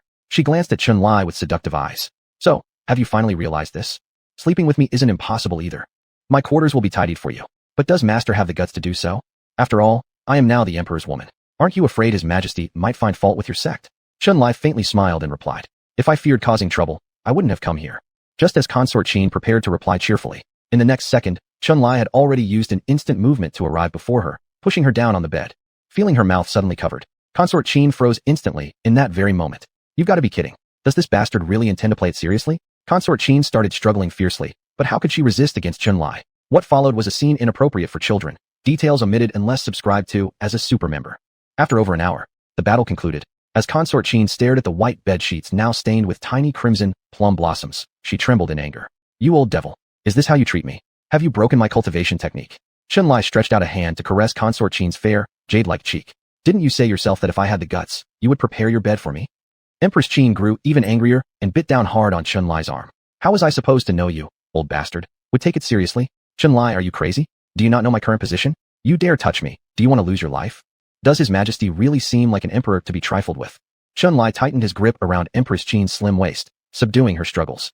And just who here is acting without regard for their life? I admit I slept with you, but at least I am more merciful than allowing Ji Xuanhuan to toy with you mercilessly, right? Upon hearing this, Empress Qin was momentarily stunned. So you know what I've been up to all these years? Yes, otherwise how would I have known where you were hiding? It has to be said, Chan is as skilled as ever in manipulating others. Haha, you're right, Ji Xuanhuan really is a foolish emperor. Probably not a single person among the high ranks of the empire would ever guess that the illustrious Consort Qin is actually the sacred maiden of the demon sect. Isn't that right, my darling Chan? In this world, apart from Consort Qin herself, only Chun Lai, the time traveler, knows her true identity. Qin Yuyan is merely her alias. Her real name being Jiang Yuechan, the previous sacred maiden of the preeminent devil sect, Earth Demon Immortal sect. Perhaps by now many people have already guessed it. That's correct. She is another beauty known from his past travels in the cultivation realm, just like Lan Jiyun. Why did the sacred maiden of the Earth Demon Immortal sect become an imperial concubine? This dates back many years. The Earth Demon Immortal sect is the paramount devil sect, led by its master, nicknamed the Six Desires Devil Lord. Their cultivation method is called the Six Desires Devil Scripture, and he is extremely fond of beautiful women. Countless talented beauties in the cultivation realm have been captured by the Six Desires Devil Lord, transformed into cauldrons of energy for him. He is undoubtedly one of the most evil beings within the cultivation world. Many loathe him, but alas, with his celestial powers, very few can rise to become a savior of the common folk. Chapter 124. Chun Lai, how did you become so shameless? The purpose of taking a saintess was actually just to cultivate an even more outstanding cauldron. Jiang Yuechan accidentally discovered this matter. She has always been a ruthless person. How could she tolerate her master wanting to refine her into a cauldron? Jiang Yuechan immediately made a decision in her heart, which was to kill her master. For this reason, Jiang Yuechan had been preparing secretly for many years. Unfortunately, the cultivation gap between her and Lord Six Desires was too large, compounded by her martial arts inability to counter his. In the end, Jiang Yuechan still failed. Lord Six Desires could easily destroy her spirit with his skills, turning her into a mindless creature only capable of carnal pleasures. Not wanting to become such a being, and knowing she couldn't win, Jiang Yuechan decided to flee instead. But where under the heavens can one escape from her master's clutches? After much thought, Jiang Yuechan actually found a safe place, the Imperial Palace. There were many experts in the capital city. As a great evil cultivator, Lord Six Desires would not dare to search for her here, right? Indeed, it must be admitted that Jiang Yuechan was rather clever. After arriving at the palace, she indeed lived a peaceful life for many years. The cultivation techniques she practiced cannot be easily broken before reaching their peak state. However, for a former saintess of the devil sect, solving this issue was trivial. By creating illusions, she deceived the emperor into believing he was with consort Qin when in fact, he was merely embracing a pillow. As for the 16th prince, they were all picked up casually by Jiang Yuetian outside the palace. This resulted in her deceiving even her own son. What could she do? There was no blood relation anyway, so she simply treated them as people who bowed to her. Why would Jiang Yuetian care about their lives? With a little over a decade left, her cultivation method should soon reach its peak. Little did she expect, just as she was about to succeed, the old man Xunlai disregarded any decency and directly destroyed her purity. Had it not been due to overwhelming anger, consort Qin might have also screamed, "Are you poisoned, or what? Old man, did you come here just to provoke me? Do you not know that Ancestor's technique shouldn't be violated before achieving perfection? You harmed me in the past. And now, even after I fled here, you won't let me be? Did I eat your family's rice or drink your water? How can you treat me like this?" Although extremely furious inside, Jiang Yuetian ultimately did not choose to fight Xunlai to the death. The reason was simple. Deep down, she couldn't forget Xunlai. Mentioning this inevitably leads us to touch upon some events in the original story. Even though the predecessor was a pure love warrior, the feelings his young acquaintances held for him were also genuinely profound. In the original work, after the predecessor's death, Lan Zhizun learned that the person who killed Xunlai was actually the man of her disciple Li. Due to Ye Tian having saved her life in the past, Lan Zhizun, caught in this predicament, chose self-destruction and followed Xunlai to the afterlife. On the other hand, the Jiang Yuetian hiding in the deep palace chose a different path. Since Ye Tian hadn't particularly saved her life, Xunlai distinctly remembered a phrase she once said in the original. "If that unfaithful man must die, it shall only be my hands that do the killing. Whoever else dares harm him, I'll take their life." One wonders if the author intentionally arranged for an antagonist within the imperial capital. Regardless, Jiang Yuetian did everything possible to avenge the predecessor. Needless to say, the outcome was predictable. Though she caused Ye Tian considerable trouble, she eventually met her demise. After all, destined protagonists rarely meet tragic ends at the hands of villains. To sum it up, Jiang Yuetian truly was quite ruthless. Decisive in her actions, despite being hidden away in the palace depths, countless fell beneath her schemes. However, Xunlai held no resentment towards her cruelty. Isn't political scheming ruthless by nature? People will oppress you unless you're harsh. What difference does it make how cruel you are to others? As long as you're good to those close to you? Now I am Xunlai, the ancestor of Wuji sect. Jiang Yuetian could sacrifice everything for my revenge. It's only natural to provide her with a good ending, right? Isn't it necessary to properly care for the legacy of the predecessor? So Xunlai came to see Jiang Yuetian. At this very moment, seeing the beauty glaring at him with clenched teeth, accusing him of never letting her go, Xunlai smirked and then chuckled, replying, "How can you speak such words? I came to give you a warm home. How is this harming you?" Upon hearing these words, Jiang Yuetian almost choked on anger. "If you hadn't turned to ashes, I'd still recognize you. I couldn't help but doubt if you are really Xunlai. How upright in existence were you in the past? How have you become so shameless now? To give me a home? You refused me so easily back then, and now this holy maiden has already become the prestigious imperial concubine. With food, drink, and servants. If I want to bully someone, I can just do it. And now you come here and say these things to me? Do you think this holy maiden is interested in your so-called home? How could I not be interested?" Xunlai held Jiang Yuetian's slender waist, stroking her beautiful legs while smiling and speaking. "I know that during your time in the palace, you've been living quite comfortably. But what if I offer you even more? Anyway, since she's already been ruined by this old man, let him touch as he pleases." Jiang Yuetian was now more concerned with another matter, so she asked, "What does more mean? What can you bring me that's better than being the imperial concubine?" "It will definitely be better than being the imperial concubine." Xunlai gently lifted Jiang Yuetian's pointed little chin with a playful expression as he said, "For instance, becoming the first empress of the empire. Wouldn't that be happier than being just a concubine?" Become an empress? She was initially stunned, but the next moment, Jiang Yuetian burst out laughing uncontrollably. "Did you come to see me just to take advantage of me and mock me for amusement? Xunlai, do you know who you are? The idea of becoming an empress does intrigue this holy maiden. But is it something you can make happen? Not even someone at the mere Tianyuan realm level 1 could accomplish such a feat. Even if you were the grandmaster of the Xiantian sword sect, would it matter? Even the Xiantian sword sect probably can't help install a woman as the emperor of the empire, right? Do you think the empire is just eating plain rice?" Seeing Jiang Yuetian showing no belief in his ability, Xunlai smiled faintly and only said one sentence. "What is the Xiantian sword sect?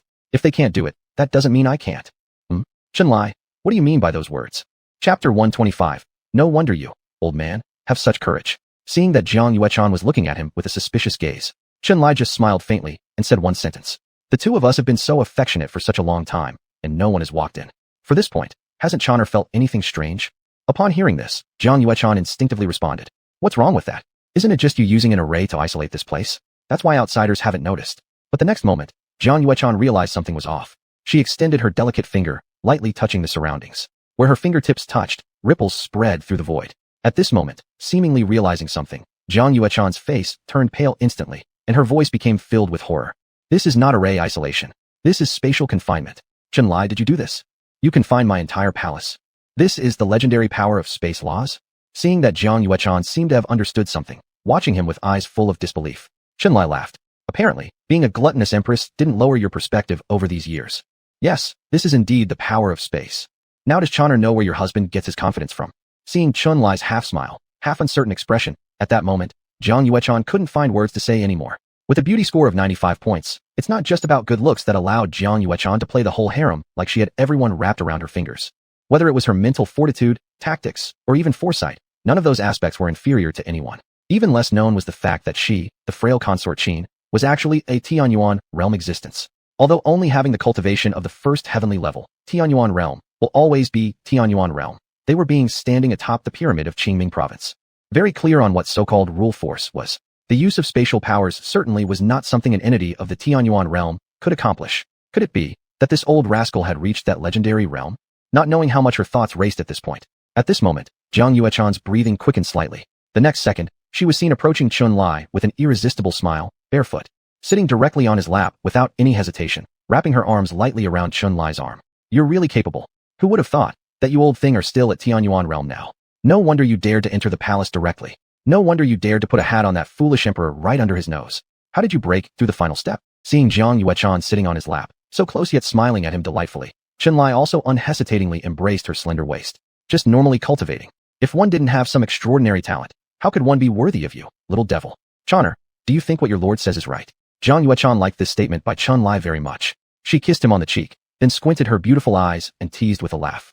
Why didn't I notice how eloquent you are before? If you had been this domineering and shameless back then, even if you had asked me to be your subordinate, I would have agreed. Even if you were willing to be his subordinate in the past, the former self probably wouldn't have been with you. Otherwise, how could one become the love warrior god? But there was no need to say that. After Qianlai smiled faintly, he simply said one sentence.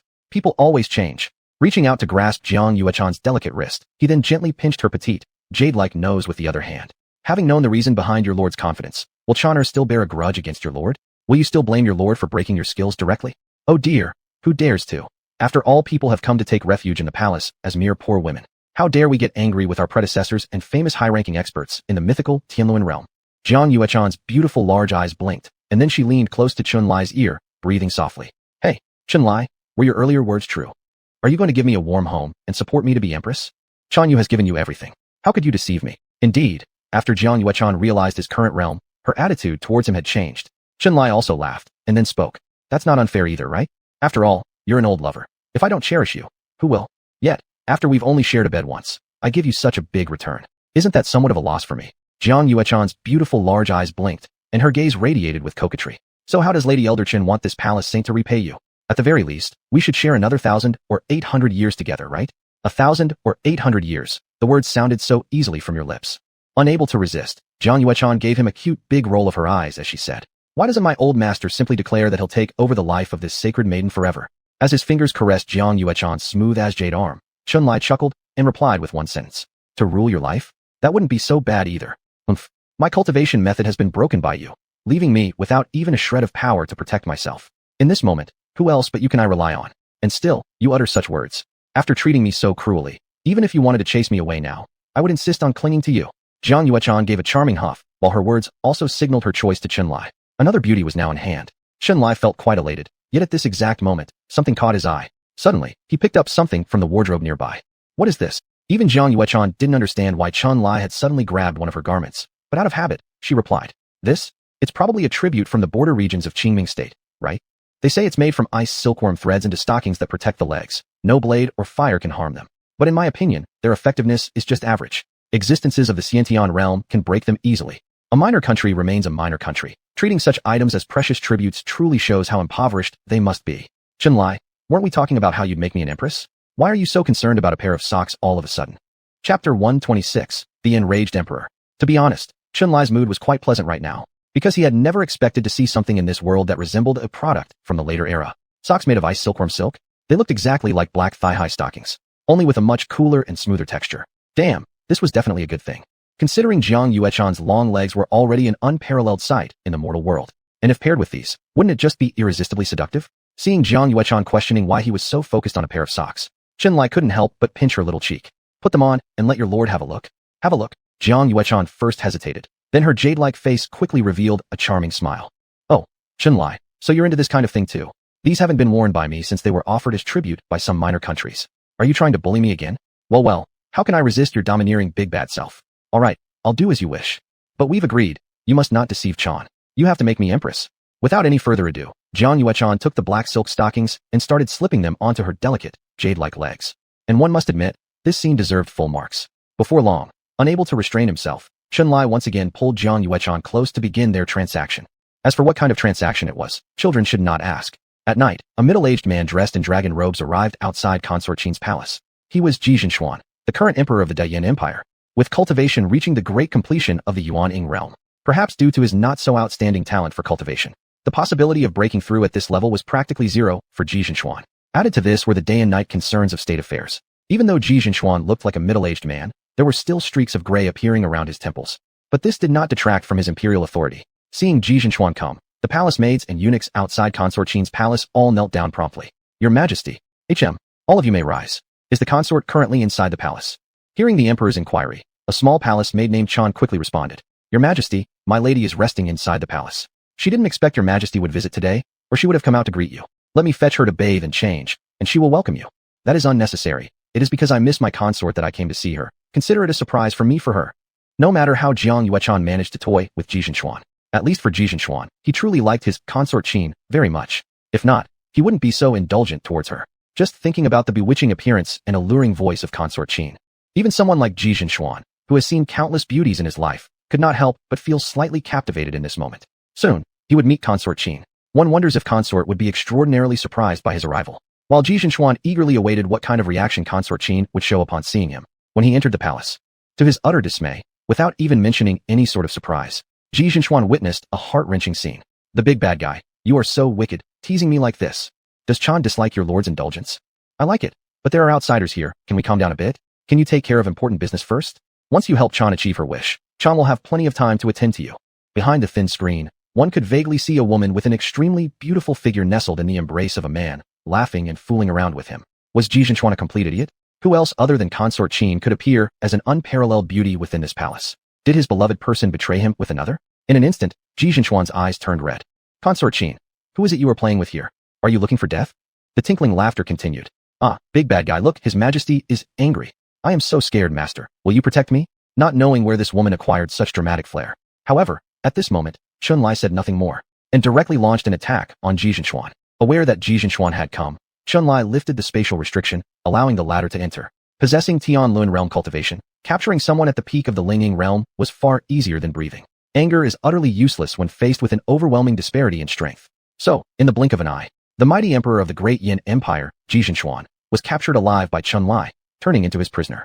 In the blink of an eye, a few minutes had passed. Xunlai and Jiang Yuechan had already dressed properly, and at this moment, he sat on the highest seat in the bedchamber, with consort Qin, adorned in splendid garments, glowing with pearls and jewels, nestled in his arms, while Ji Xuanhuan, stripped of his powers, knelt before them. It was clear that Ji Xuanhuan recognized Xunlai. Though his cultivation was sealed, his mouth wasn't. Ji Xuanhuan glared fiercely and roared at Xunlai. It's you. Xunlai, the founding elder of the Eternal Extreme Sect. You have great audacity to defile the imperial palace and dishonor my beloved concubine. Does your Eternal Extreme Sect want its entire family wiped out? The Great Yin Empire could maneuver smoothly among so many top-tier forces because it certainly had powerful backing. Although Ji Xuanhuan's cultivation isn't high, there were several ancient elders in deep meditation within the palace, all reaching the celestial origin realm. If it were the previous Eternal Extreme Sect under his former self's leadership, they truly would not dare to provoke the Empire too much. But now, even though he himself has acted, this foolish emperor is still roaring. Does he not sense anything amiss? Xunlai felt a slight urge to laugh and sighed, but didn't bother to say too much. He simply replied, Consort Chan was originally this master's woman. Isn't it normal for me to be with her? So how can one call it disrespect? Your woman? Ji Xuanhuan's eyes narrowed sharply, and he said coldly, What do you mean by that?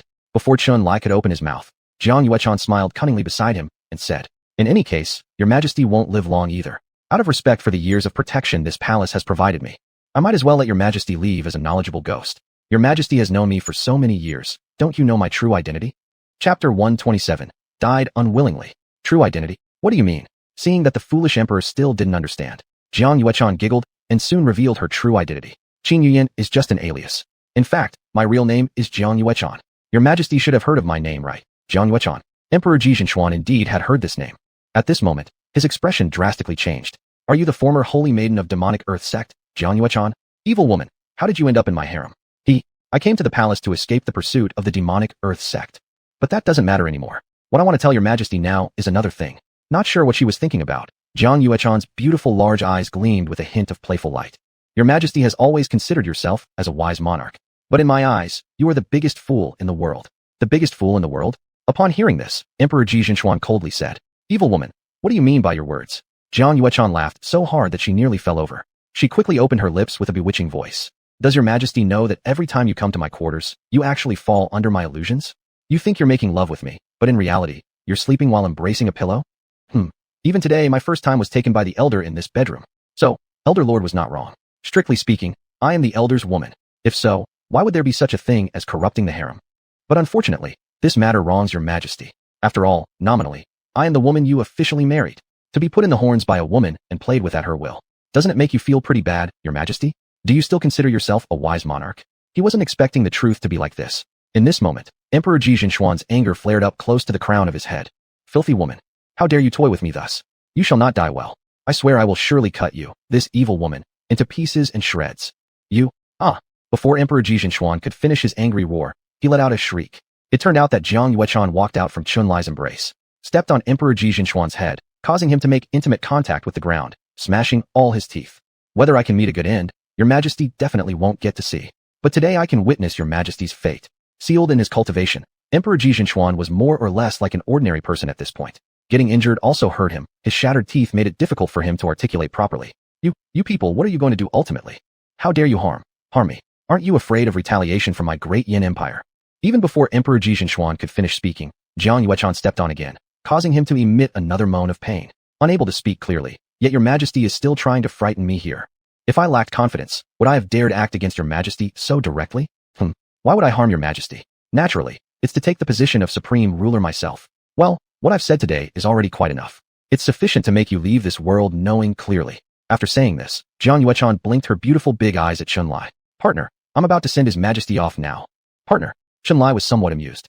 Is this how Cheney calls her man? Am I wrong then? Jiang Yuechan walked over to Chunlai and lightly traced a few circles on his chest with her delicate, jade-like fingertip. The next second, she saw her smile brightly and say, Though I haven't lost my virginity, nonetheless, I am officially his majesty's consort. With that status, since you quietly took me without permission, aren't you my partner? If this matter becomes known, others might say I am a malicious bad woman. Meow. Even if this event hadn't occurred, in the eyes of outsiders, you Empress Qin's malice is already infamous enough. However, Chunlai didn't verbalize these thoughts. Instead, he spoke a different sentence. It's time to send his majesty off. But this task shall be handled by this seat. One must die meaningfully. His majesty's cultivation skills cannot be wasted. Cultivation skills cannot be wasted? What does this mean? Before Jiang Yuechan could react, Chunlai had already walked up to Xuanhuan, stretched out his hand, and placed his palm on Xuanhuan's head. A terrifying force of absorption instantly started running. The next second, it was seen that Xuanhuan's body, which was originally full of flesh, quickly shriveled at an alarming rate. His skills and vitality were continuously being absorbed by Chunlai. It has to be said that seeing this horrifying scene, Jiang Yuechan was also scared. Is he absorbing the other party's skills and vitality? Could there actually be such a terrifying martial art in this world? Old man, did your personality change because you practiced devilish arts? Is this the secret behind your rapid growth of skills? Seeing that Jiang Yuechan seemed somewhat afraid, Chunlai couldn't help but laugh bitterly. What devilish martial arts? This is actual proper swallowing force. One of the origins among the 3,000 great ways. 3,000 great ways? Swallowing force? Origins? What are those things? As Jiang Yuechan was confused and about to ask further questions, she heard Chunlai say, Well, we'll talk about these another time when there's more time. That man who officially married you is almost gone. I have left him with his last breath. Do you have any last words to tell him? Is he almost gone? Upon looking at Xuanhuan, Jiang Yuechan realized that he had been sucked into a mummy, but not entirely lifeless yet, only remaining with his last breath. At this point, Jiang Yuechan spoke directly. There is nothing else to say as everything I needed to say has already been said. Just send him on his way. When Jiang Yuechan went to deliver the final blow, she suddenly noticed Xuanhuan's lips moving softly. He seemed to be saying something, but the voice was too low. Jiang Yuechan squatted down and leaned her ear close to listen. Realizing the two words he whispered were lower, Jiang Yuechan now understood what he was asking about in his final moments. In the next second, she smiled sweetly and said, Luo is neither my child nor yours. He was born to a palace maid and was borrowed by this palace. Hearing these words, though Xuanhuan wasn't fully dead yet, his heart had nearly died. And Jiang Yuechan didn't have any interest in saying more useless words. With her face still smiling alluringly, she showed no mercy in her actions. With just one strike, Xuanhuan's head fell from his neck. Later historical records noted that the last emperor of the Great Yin Empire, Ye Tian, died within the palace due to the hands of his beloved concubine and her lover. Filled with deep resentment, he passed away with eyes unclosed, living to be 860 years old. Chapter 128. The Consort's Lover. In the blink of an eye, it was already the next day. The force of space had confined the entire palace. At the center of the palace, in the Taiha Hall where the court convened and national affairs were handled, there came a series of wailing cries and angry curses. Consort Qin, how dare you collude with outsiders to harm His Majesty? May you never have a good end. Pray for heaven's justice. Let lightning strike this venomous woman dead. My lady Consort Qin, please spare me. I am innocent, and I am willing to serve you. Mother, I'm scared. Xuanhuan came to the palace not just to take over his predecessor's legacy. The empire was rich in resources. If he could tightly control the Great Flame Empire, it would greatly enhance the overall strength of the Wujiksong sect, which was why Xuanhuan had the idea of supporting Jiang Yueqian to become empress. Jiang Yueqian hadn't done less bad things these years in the harem, but at the same time, she wasn't completely useless. There were quite a few people across the empire who were under her control. Otherwise, only relying on the emperor's favor, it wouldn't be possible to make everyone fear her so much. It was easy to hold high power, but to ascend the imperial throne, killing Ji Zhenxuan alone was insufficient. The remaining members of the royal family and those loyal to the Ji family also needed to be exterminated. Only then could all the great powers of the empire be firmly controlled. For herself to ascend, Jiang Yueqian didn't care about how many people died. After Ji Zhenxuan was killed, early this morning, she forged an edict summoning all members of the royal family and ministers loyal to the Ji family into the Taiha Hall. It was easy to enter the Taiha Hall, but wanting to leave safely was hard. Jiang Yueqian didn't waste words. Once everyone was present, she directly coordinated with her good paramour and started slaughtering everyone present. The Ji family was able to firmly control the great powers of the empire, naturally having deep reserves. The biggest reserves being that they had a few old ancestors whose cultivation reached the Tianyuan realm station there. But alas, in front of absolute power, these so-called ancestors were utterly useless. Under Chunlai's space restriction, they didn't even have a chance to escape. They were all slaughtered, their bodies drained dry. This terrifying scene really frightened everyone. A thud was heard as a man in prince attire directly knelt down in the hall. Madam Consort Qin, please spare me. I am willing to be a commoner, absolutely submitting to Madam. Madam, please show mercy and spare my life. The one pleading was the second prince of the empire. Seeing his pitiful tears and snot streaming down, Jiang Yueqian giggled softly, her laugh ringing like silver bells. Prince Second, are you begging this palace to spare your life? It is not possible. This palace likes wiping out the roots. I don't want to bear any risks. Begging was futile. The next moment, including the second prince, several other princes were also directly beheaded by Chunlai's hands. By the end, besides Chunlai and Jiang Yueqian, only two people were left alive in the hall. One was the 16th prince, Ye Tian, the other the little princess of the empire renowned as the empire's gem, Ji Yeshua. What a beautiful little beauty. There was a reason for specifically sparing Ji Yeshua. After killing everyone else, Jiang Yueqian moved her long legs toward Ji Yeshua, reaching out her delicate fingers to gently lift up the other's chin. Just as beautiful as your mother concubine Li. Watching her family be massacred, at this point, how would Ji Yeshua give Jiang Yueqian any pleasant face? Having her cultivation sealed, unable to move, Ji Yeshua immediately shot a look full of hatred towards Jiang Yueqian. Fairy concubine, may you never find peace in death. The emperor favored you so much, yet you conspired with traitors to harm him. Are you not afraid you will descend into hell? Descend into hell? Insulted, not only did Jiang Yueqian not get the slightest bit angry, instead, her smile became even more seductive and radiant. Killing people will certainly send you to hell, right? If that's the case, why did this palace survive well after killing concubine Li back then? Upon hearing this, Ji Yeshua's beautiful big eyes widened abruptly. The next moment, her voice trembled as she spoke. Fiendish concubine. What do you mean? My mother died of illness without cause. Was it your doing? Jiang Yueqian pinched Ji Yeshua's watermelon cheeks with a smile. Back then, your father kept coming to this palace. Your mother, because of jealousy, spoke ill behind my back. But alas, there is no wall without leaks. Eventually, this palace found out about this matter. Isn't choosing to kill her quite a normal thing? This palace knows that you've been working hard to investigate the truth these years. Watching it was quite interesting, but now I think it would be better to just tell you the truth directly. But even if you know the truth, what can you do, Princess Shui? Can you avenge your mother? Perhaps also realizing that she was destined for disaster today. Ji Yeshua glared at Jiang Yueqian with resentment and gritted her teeth to say, You, this enchantress, will not meet a good end. Even if I become a ghost in the future, I will never let you go. Becoming a ghost. Unfortunately, under this palace's control, becoming a ghost is quite difficult. For some reason, hearing Jiang Yueqian's words, Ji Yeshua suddenly had an ominous feeling in her heart. The next second, she heard her voice trembling. Enchantress, what are you going to do to me? What to do? Little darling, you'll find out soon enough. Before Ji Yeshua could say another word, Jiang Yueqian immediately knocked her unconscious. Then she said calmly to the nearby maid, Take our little princess down and lock her up first. This palace will deal with her later.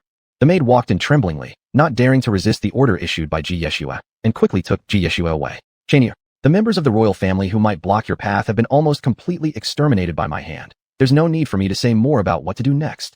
If all the entities posing a threat to oneself have been exterminated, failing to handle the follow-up tasks properly means one shouldn't bother continuing. It has to be said that seeing the imperial throne within reach, Zhang Yuechan's mood was very pleasant.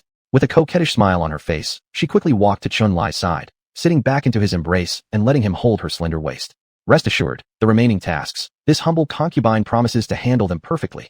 So, my lover, just wait quietly until I bring the entire empire under your command. Chapter 129. If you dare to betray me, this holy lady will beat you every day. Mo, mother, what is going on here? Who is this man? Why are you colluding with an outsider? Did Father Emperor really die by your own hands? At this moment, the most confused person in the room should be Zhang Yuechan's son, the 16th prince of the empire, Ye Tian. By Father Emperor's decree, he came to the Taihe Palace today, never expecting to witness such a shocking scene. His mother was not only intimate with a man in the Grand Hall, but had also helped that man slaughter the royal family to the point they were almost all gone. Not only was he completely dumbfounded, but his heart was filled with indescribable confusion. Ye Tian had so many questions and wanted answers from mother consort, Zhang Yuechan. After ordering someone to take Ji Yeshua away, Zhang Yuechan seemed to have been so absorbed in her playful banter with Chunlai that she had forgotten there was still someone here. Seeing Ye Tian kneeling on the ground asking what was happening and whether she had indeed murdered that foolish emperor, she appeared lost in thought for a moment. Then a sly smile appeared on her face. Given how things have developed, hasn't Luoer figured out what happened yet? Yes, your waste, Father Emperor, was removed by this palace in collusion with my paramour. How? Is it because you're reluctant to let go of your Father Emperor that you're questioning your mother? For some reason, upon seeing Zhang Yuechan's gaze, Ye Tian felt somewhat afraid. He quickly lowered his head and said, "It's not true. Mother, my child, I just don't understand what's happening. Why? Why did things come to this?" Zhang Yuechan smiled and said, "In fact, Luoer shouldn't concern yourself with all this. Your mother has removed your Father Emperor and now wields sole power. Shouldn't this be great news for you? Don't mention the position of Crown Prince. It's not impossible to support you as the new ruler. How does that sound? Are you happy, Luo?" At this moment, Ye Tian's heart raced, and he stopped caring about anything else. He raised his head, his face full of joy, and looked at Zhang Yuechan. "Mother intends to make me the new emperor? Is this real?"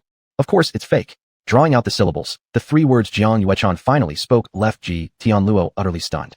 Before Ye Tian could recover, he suddenly felt a sharp pain in his chest. Looking down, he discovered that a long sword had pierced through his torso at some point. Crimson blood dripped down the blade onto the ground. There were only 3 people in the hall. Who could have stabbed Ye Tian was something even a toddler could guess. Mo, mother, what? Stumbling forward a few steps, Ye Tian stared disbelievingly at Zhang Yuechan, only then realizing how cold her eyes were when she looked at him. "I am not your mother. Your real mother was merely a palace maid who had an affair with a guard. To use you as a scapegoat and preserve my status in the palace, I adopted you and played out a plot where you took another's place as crown prince. Oh well, but since I raised you, if you hadn't done that one thing, I wouldn't have killed you outright. I might have even let you live as a wealthy and carefree king. But now, it's best if you disappear entirely from before my eyes." Ye Tian opened his mouth, blood trickling out. It seemed like he wanted to ask something, but he couldn't utter a word. In a daze, everything spun around, and in the next second, he became yet another icy corpse lying on the ground like the rest of the royal family. "Many people say I'm an evil woman. Do you see me that way too?" Having killed Ye Tian with one swift stroke, Zhang Yuechan seemed like a changed person. She looked down at his dead body and quietly asked this question. Now only Chunlai remained, and without doubt, the statement was directed at him. The next moment, they heard Chunlai smiling and saying, "Evil? How could I ever view Chon'er this way? The truth is, I know that often, you're simply forced into situations beyond your control. If those people hadn't pushed you, would you have ended up like this?" Indeed, Zhang Yuechan was a decisive and ruthless woman, but judging by her experiences from childhood, she was nothing more than a pitiable person. Born into an ordinary family, yet possessing a unique physique. The 6 Desires demon lord had killed her entire family just to obtain her. Being taken under the wing of such a despicable master was bad enough, and later on, this very demon lord sought to refine her into a cauldron, driving her to seek refuge in the palace. There, countless people envied her and attempted to assassinate her secretly. If she hadn't become tougher and crueler than anyone else, how could she have possibly survived in such a place? Ruthless, yet not bloodthirsty or villainous enough to be called a great demon. Although she harbored no feelings for Ye Tian and never regarded him as her own offspring, he was after all raised by her hands, and had called her mother for many years. Given Zhang Yuechan's personality, it wouldn't have been hard for her to let him live. But why did she choose to kill him without mercy? Chunlai, who had thoroughly studied the original work, understood the root cause of this incident clearly. Because Ye Tian once harbored ill intentions towards Zhang Yuechan, with inappropriate thoughts about her on normal days, which might have been tolerable. Yet he had even gone so far as attempting to drug her, a truly despicable act. Although she had uncovered his plan long before, Ye Tian had since made his way onto her hit list. To be honest, if she hadn't done it herself, Chen Lai would have personally sent Ye Tian Luo on his way. How could one blame her of being malicious over something like that? Perhaps it was because of the deep-rooted affection she harbored for Chen Lai. His words indeed managed to touch the softest part of her heart.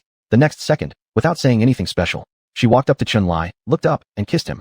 You old men are quite good at capturing women's hearts. All right, don't talk about this anymore. Killing an ungrateful son today has left me feeling somewhat unhappy. It's true, those not born of your flesh can never be tamed properly. I will give birth to my own child. However, you will need to help me with this matter. Chen Lai, I have only ever loved you. Let me tell you this. Should you feel that I am a wicked woman and dare to betray me, in the future, I will beat your children every day. Chapter 130. Can someone like me look at an old rascal? The sky was gray, and the oppressive atmosphere made it hard to breathe. In the wasteland of Xuanhuan Valley in Qingming Province, a middle-aged man in white was fleeing frantically at this moment. The overly deathly silent environment and the oppressive ambience made this middle-aged man not dare to take a deep breath. He didn't know how long he had fled forward, when suddenly, a big tree appeared in front of the middle-aged man. Upon seeing this tree, as if facing something incredibly terrifying, the man's face turned instantly filled with shock. How can this be? Why am I back here? Damn, is this the power of space confinement? Why you little wretch have anything to do with a great cultivator of the heavenly wheel realm? You bastards. I've already apologized. Even so, you won't let me go? Dear apprentice, don't you care about our teacher-disciple relationship at all, and want to put your teacher to death today? Realizing perhaps he couldn't escape anymore, the middle-aged man stopped his flight, and with a distorted face roared angrily at the air, as if talking to someone. The next second, from somewhere unknown, there came a silver bell-like laughter. My esteemed master, why have you stopped running? To care about teacher-disciple feelings? If these words were spoken by someone else, perhaps the apprentice might listen carefully. But when they come out of your mouth, my esteemed master, isn't it rather ironic? Back then, when you hunted me down and wanted to make me into a cauldron for cultivation, did you ever consider our teacher-disciple relationship? Alas, we're none of us good people anyway, and it's time to let go. So stop having these unrealistic fantasies, esteemed master. From the void slowly emerged a man and a woman. The man wearing a white robe, with silver hair, handsome and dashing.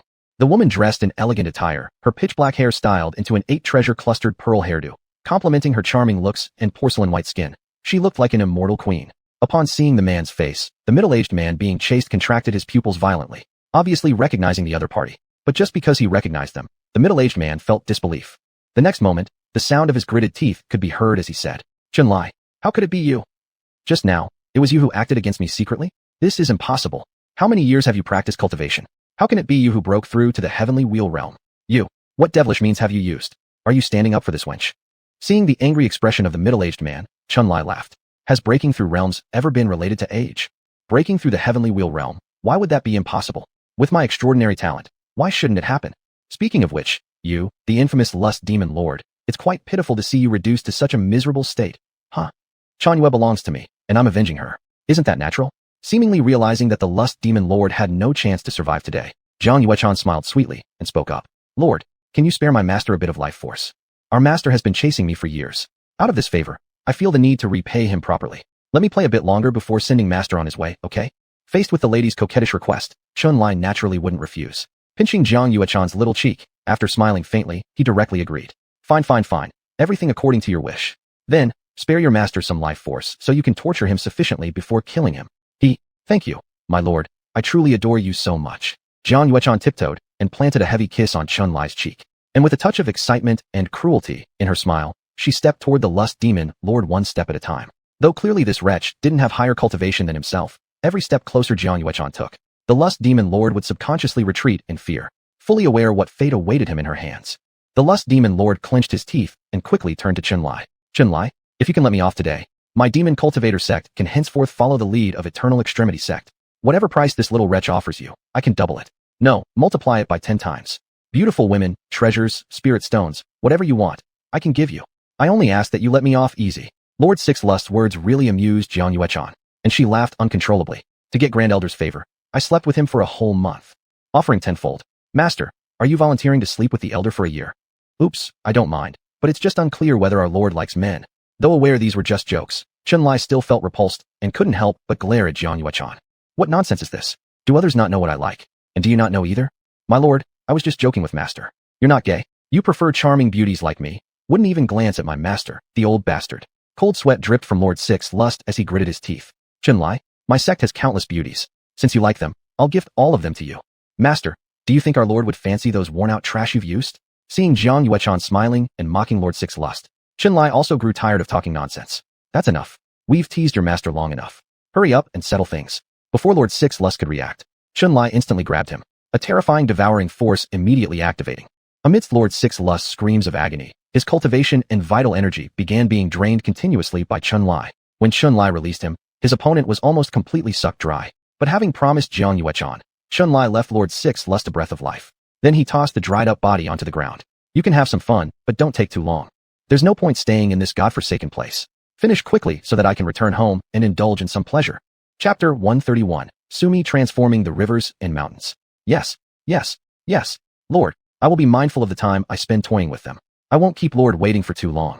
Perhaps because the day of revenge was drawing near. Jiang Yuechan's beautiful eyes also gleamed with indescribable joy. The next second, it was seen that she walked up to the Six Lust Demon Lord, who was nearly drained dry, and fed him a pill that restored his vital energy. Breath in but do not exhale. You absolutely cannot die like this. Master, you need to live well before I've had my fill. Come eat this. Let me give you some proper nourishment. The Six Lust Demon Lord wanted to refine Jiang Yuechan into a cauldron, chasing her for so many years. Only the heavens know how much hatred Jiang Yuechan harbors against him.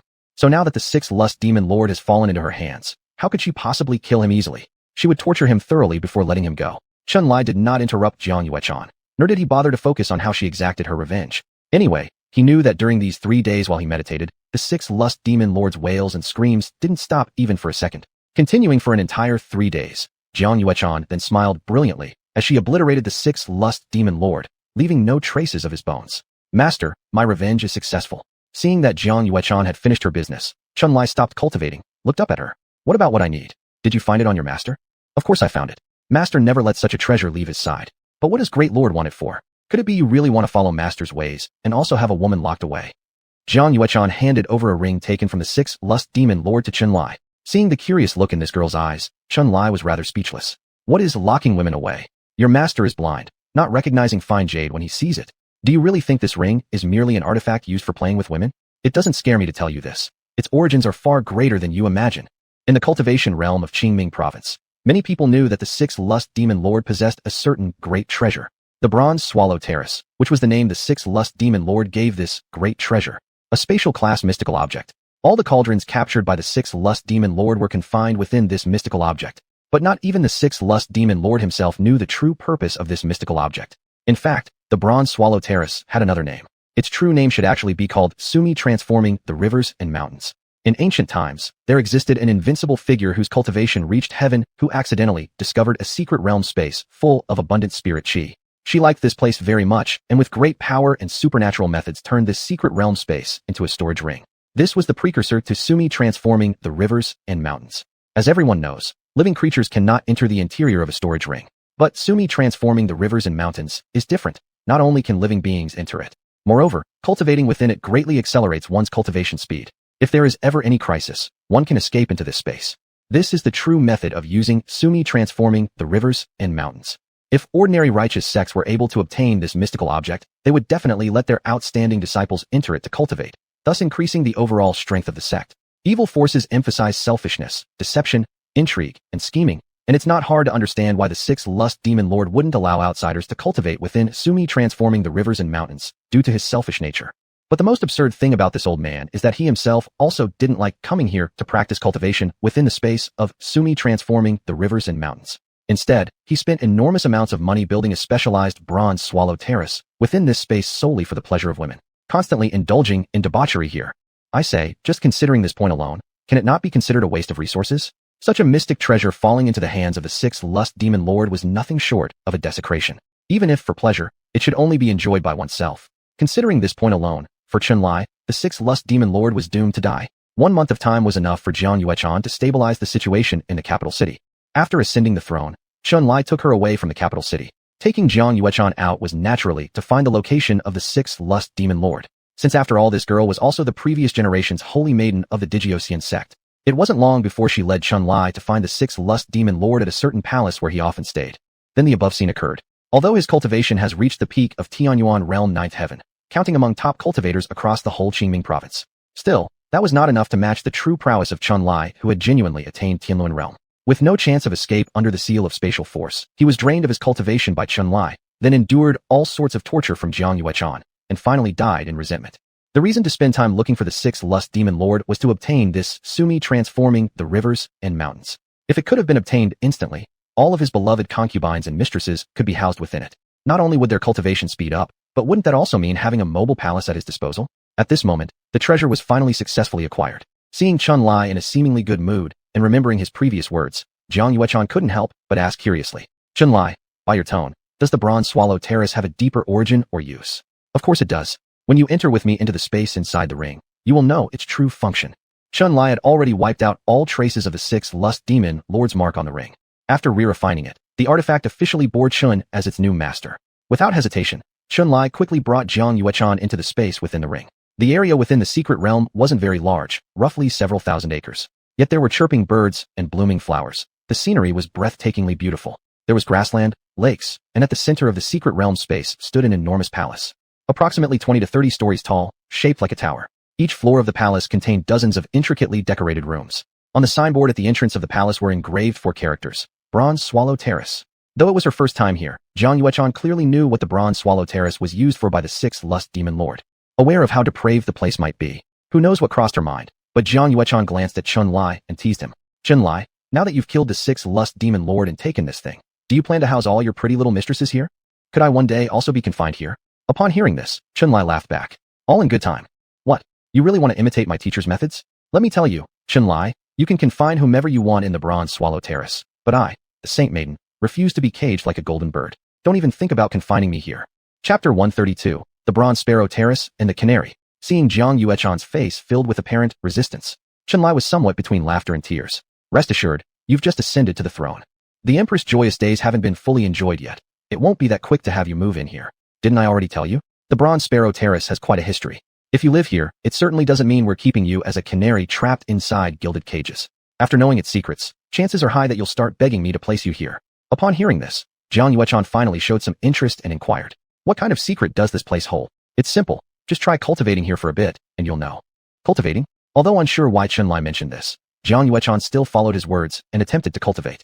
Before even half an incense stick's time had passed, Jiang Yuechan suddenly opened her eyes, her beautiful large eyes flashing with astonishment. How can this be? The absorption speed of essence while cultivating at the Bronze Sparrow Terrace is so incredibly fast. Chun-Li, is this the secret of the Bronze Sparrow Terrace? What exactly is this treasure's origin? How could there be such a shocking effect? After seeing Jiang Yuechan comprehend the otherworldly quality of this treasure, Chun-Li smiled and revealed to her directly. To use such a great secret realm space to keep cauldrons, it's only something your foolish master would do. As for the Bronze Sparrow Terrace, what a cheesy name. Let me tell you something. This treasure's real name is Su Mi Hua Hishan. It was created by an ancient powerhouse after he refined an entire secret realm space. Practicing within this secret realm space can enhance one's cultivation speed by at least 2 to 3 times. Just based on this unique effect, are you really unwilling to live here? Exactly as Chun-Li said before, her reluctance to stay came from not wanting to become another canary. After all, everyone knew that these places were reserved for cauldrons. If Chun-Li put her there, what would that imply? Yet, being empress couldn't last forever.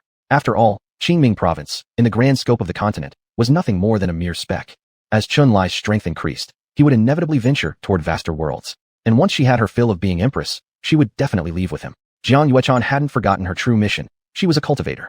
Power was always more important than status, right? Only by growing stronger could she keep up with Chun-Li's pace. They hadn't even started making their child yet. Of course, she didn't want the gap between them to grow any larger.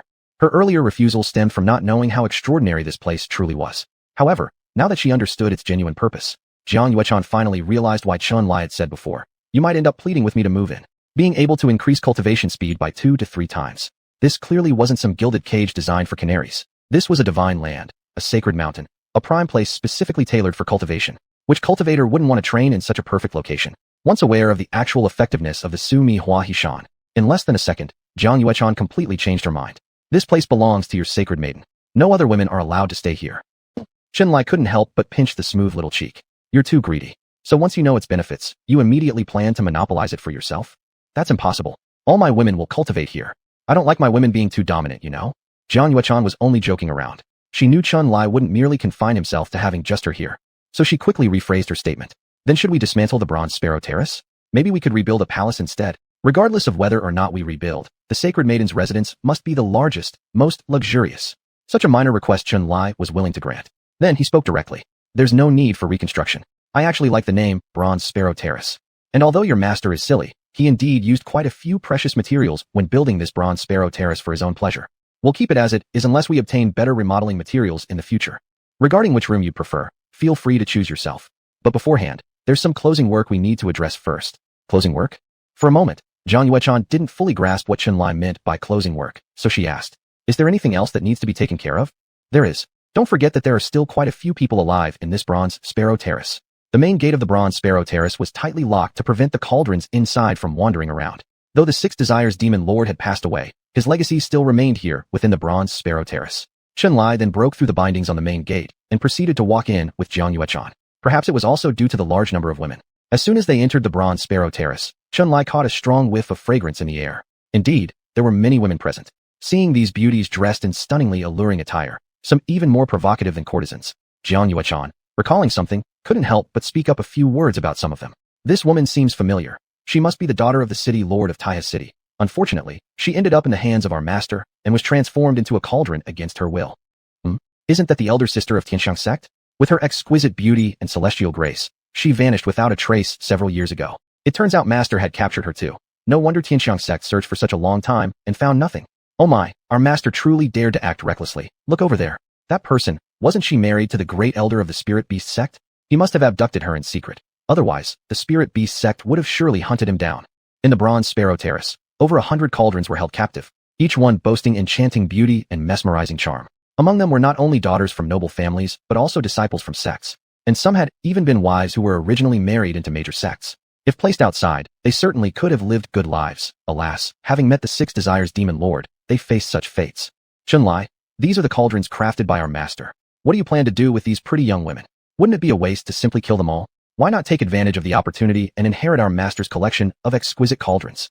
Chapter 133. What's not good is just her sharp eye. Seeing that Zhang Yuechan was looking at him with a sly smile, asking if he would like to also take the cauldrons left behind by the Sixth Lust Demon Lord, Chunlai couldn't help but pinch the other person's little cheek. How about it? Could it be that in Channer's eyes, this seat is nothing more than a second-hand junk recycling station?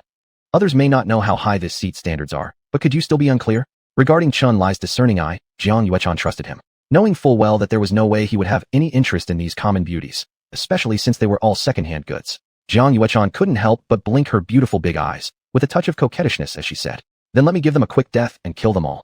There's no need for killing. After all, they are just pitiable people. These women, who had been refined into cauldrons, had already had their sanity destroyed by the Sixth Lust Demon Lord long ago, with no memories of the past, only knowing how to serve and engage in intercourse. It was precisely because of this that Chunlai referred to them as pitiful. Of course, even without this reason, Chunlai did not look upon them favorably. The ratings of these cauldrons were roughly around 80 to 85 points, with the better ones receiving evaluations of 88 to 89 points. Although regarded as supreme beauties in the outside world, they hadn't quite reached the level of stunning beauty compared to the heavenly beauties in his harem. The gap was too significant, especially given that they had all been violated. No matter how much Chunlai admired beauty, he wasn't so desperate that he would resort to such measures. At this moment, hearing Chunlai refer to these women as pitiable, Zhang Yuechan felt somewhat speechless. Subsequently speaking up, is there any woman who isn't pitiable when captured by the Sixth Lust Demon Lord? Chunlai, I'm really not asking this, am I? I'm asking you how you plan on handling them.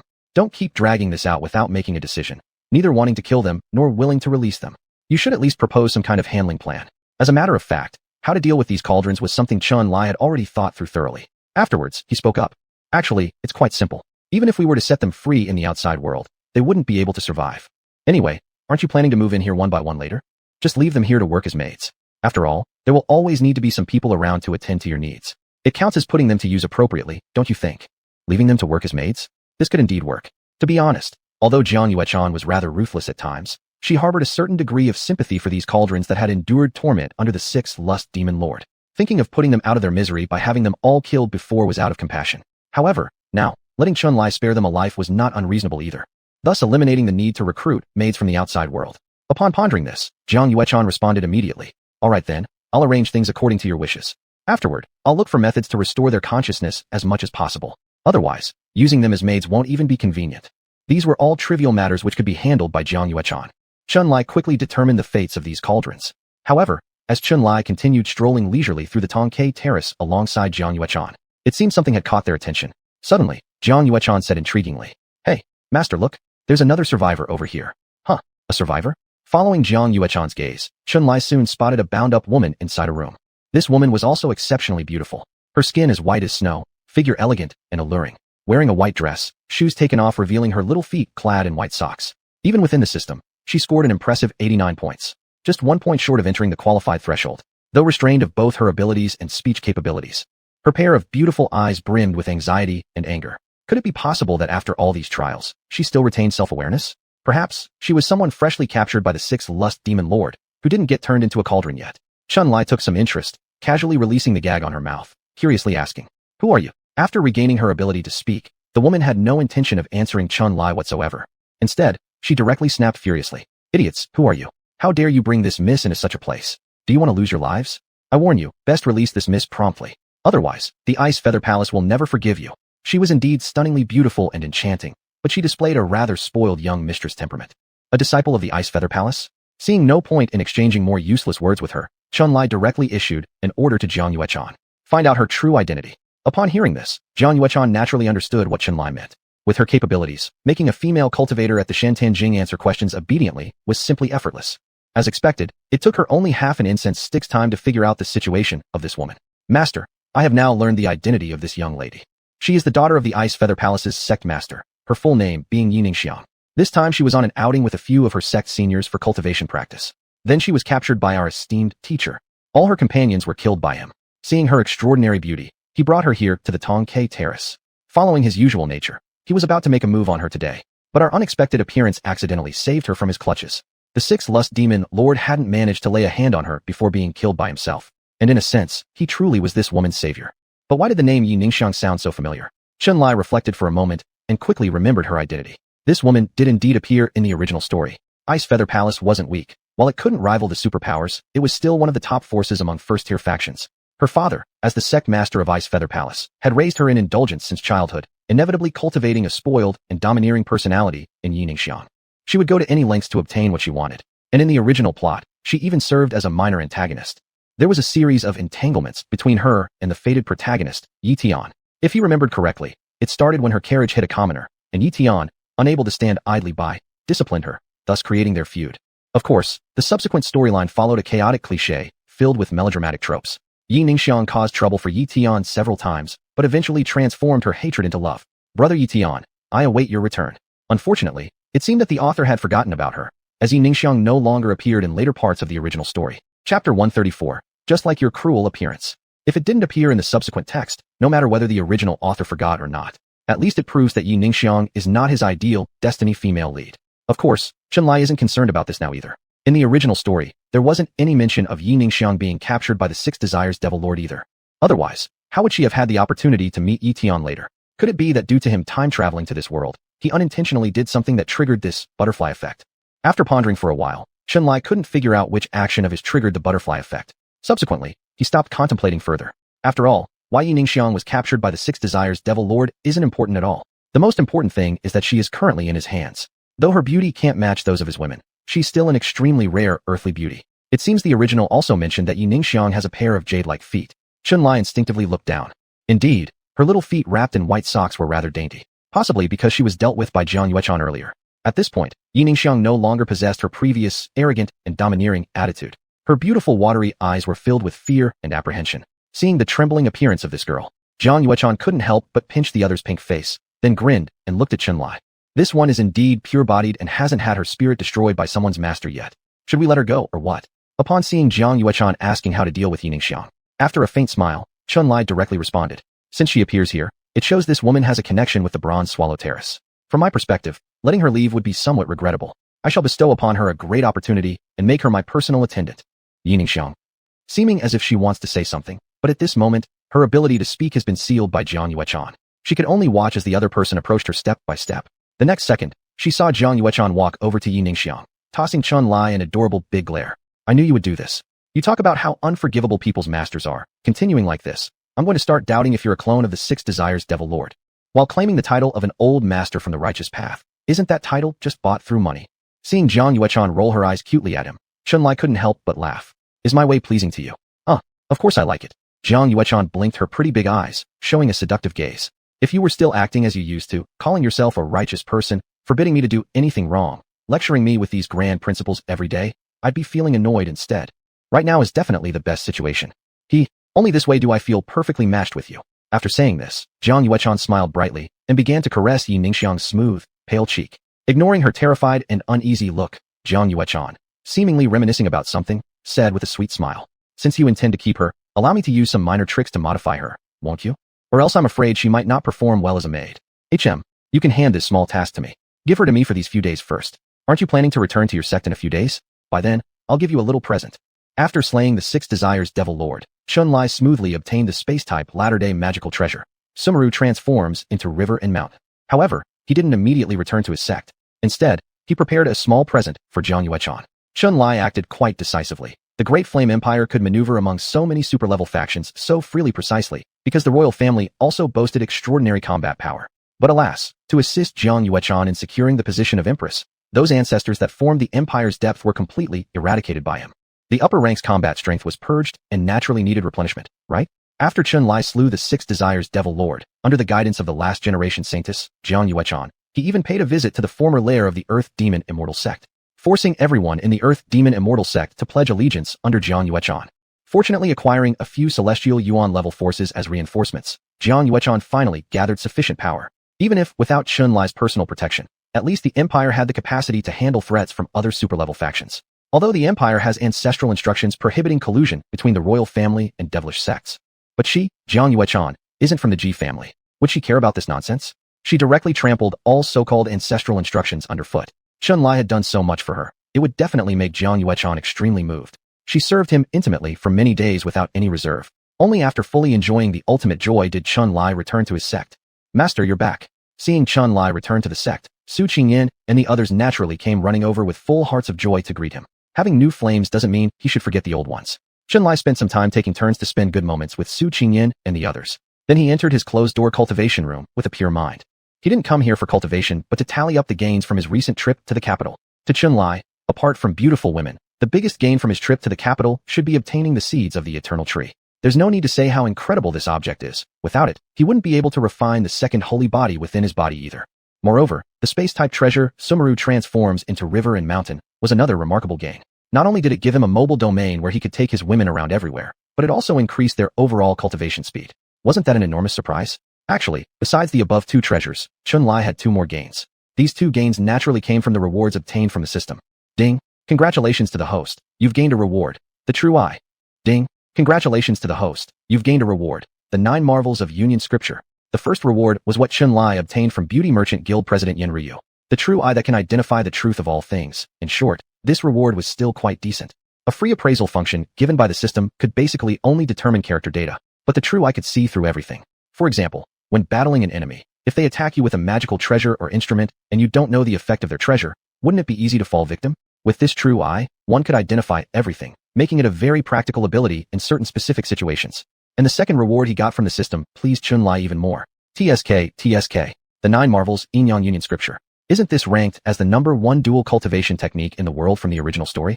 Chapter 135. Good things must be shared. The 9 Wonders Inyan Union Classic was truly a remarkable method. In the original story, it was hailed as the #1 dual cultivation technique in the world. Not only did it allow for rapid cultivation, but it gradually altered the physique and aura of its practitioners, making them increasingly alluring and enchanting as they engaged in dual cultivation more frequently. Just take Yi Meyer and the others. With this technique, their charm ratings might even surpass 90. Actually, ever since Chun-Li had obtained this reward from Jiang Yuechan, he'd already decided, regardless of suitability, all his women would cultivate this technique.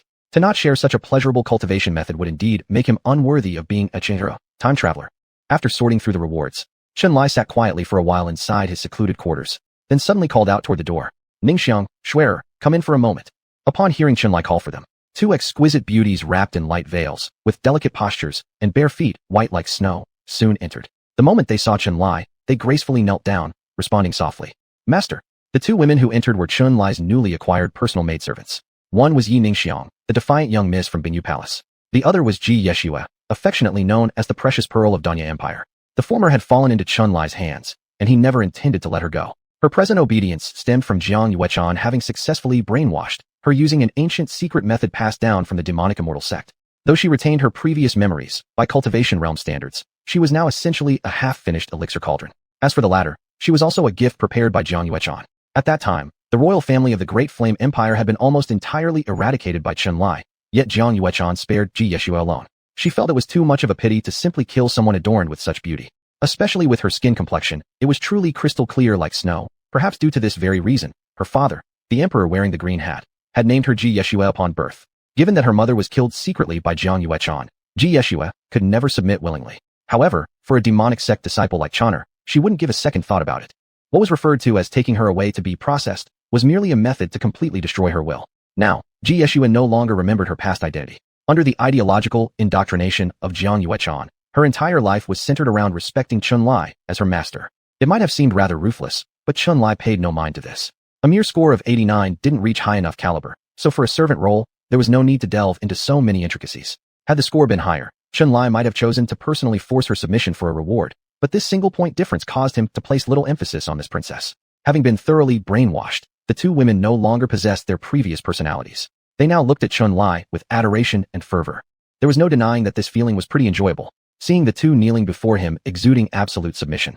Chun-Li gave a faint smile before issuing his command directly. Go fetch my wives over. Tell them I have a good thing to share with them. The two quickly agreed to the task and left to gather the others. A quarter of an hour later, all of Chun-Li's surrounding beautiful companions were called in. Without beating around the bush, Chun-Li immediately transferred the entire cultivation method of the Nine Wonders Yin-Yang Union Classic into their minds. This is what sort of lewd cultivation technique. Chun-Li, you summoned us here just to teach us these unorthodox practices? Feeling the effects of this cultivation technique, Lan Jiyun was the first to flush red with embarrassment. She couldn't believe Chun-Li had gathered everyone together solely to share this. Similarly flustered were Li Mulan and Ye Qingzhu. With the former hailing from a righteous sect and the latter characterized by pure innocence, they found it incredibly strange and embarrassing to comprehend all the peculiar knowledge contained within the cultivation method. Seeing Lan Jiyun looking at him with disbelief, Chun-Li helplessly laughed. What makes you think it's an unorthodox technique? Isn't this a perfectly orthodox cultivation method? If we could cultivate this technique to its ultimate form, we might possibly understand the power of the Yin-Yang Grand Tao, which was the legendary Taoist force. Would I ever harm any of you by having you cultivate this? Hearing these words, it moved Lan Jiyun somewhat. Is it the Yin-Yang Grand Tao among the legendary 3,000 Taoists? Could practicing this technique grant us hope to comprehend this? What else could it be? Chun-Li responded with a wry smile. If this technique wasn't extraordinary, how would I have you abandon your original techniques and switch to this one? With Chun-Li speaking to this extent, Lan Jiyun and the others finally ceased their resistance. Seeing their agreement to cultivate the Nine Wonders Yin-Yang Union Classic, Chun-Li then spoke of the second matter. Besides the technique, I also have a great treasure to share with all of you. Follow me inside. Within his palace quarters, Chun-Li had constructed a pathway leading to the Sumeru Transcendent River Mountain. And upon witnessing the grand and magnificent bronze sparrow terrace within this hidden realm, Lan Jiyun was completely dumbstruck. Isn't this the artifact known as Bronze Sparrow Terrace belonging to the infamous Six Lusts Demon Lord, the patriarch of the Earth Demon Immortal Sect? Chun-Li, how did you end up possessing this item? Chun-Li gave a faint smile and spoke. Of course, because I defeated the Six Lusts Demon Lord and claimed this treasure. But there's one thing that you, Yunner, might not know. This artifact's true name is Sumeru Transcendent River Mountain. It's a spatial treasure. Its internal space is an almighty blessed land refined by power. Chun-Li shared the true capabilities of the Sumeru Transcendent River Mountain with his consorts. And now, Lan Jiyun and the others finally understood why Chun-Li had brought them here. Cultivating in this place could increase their cultivation speed, thus making it indeed an unparalleled secret treasure. Realizing this, Lan Jiyun directly voiced her thoughts. Are you asking us to move into the Bronze Sparrow Terrace?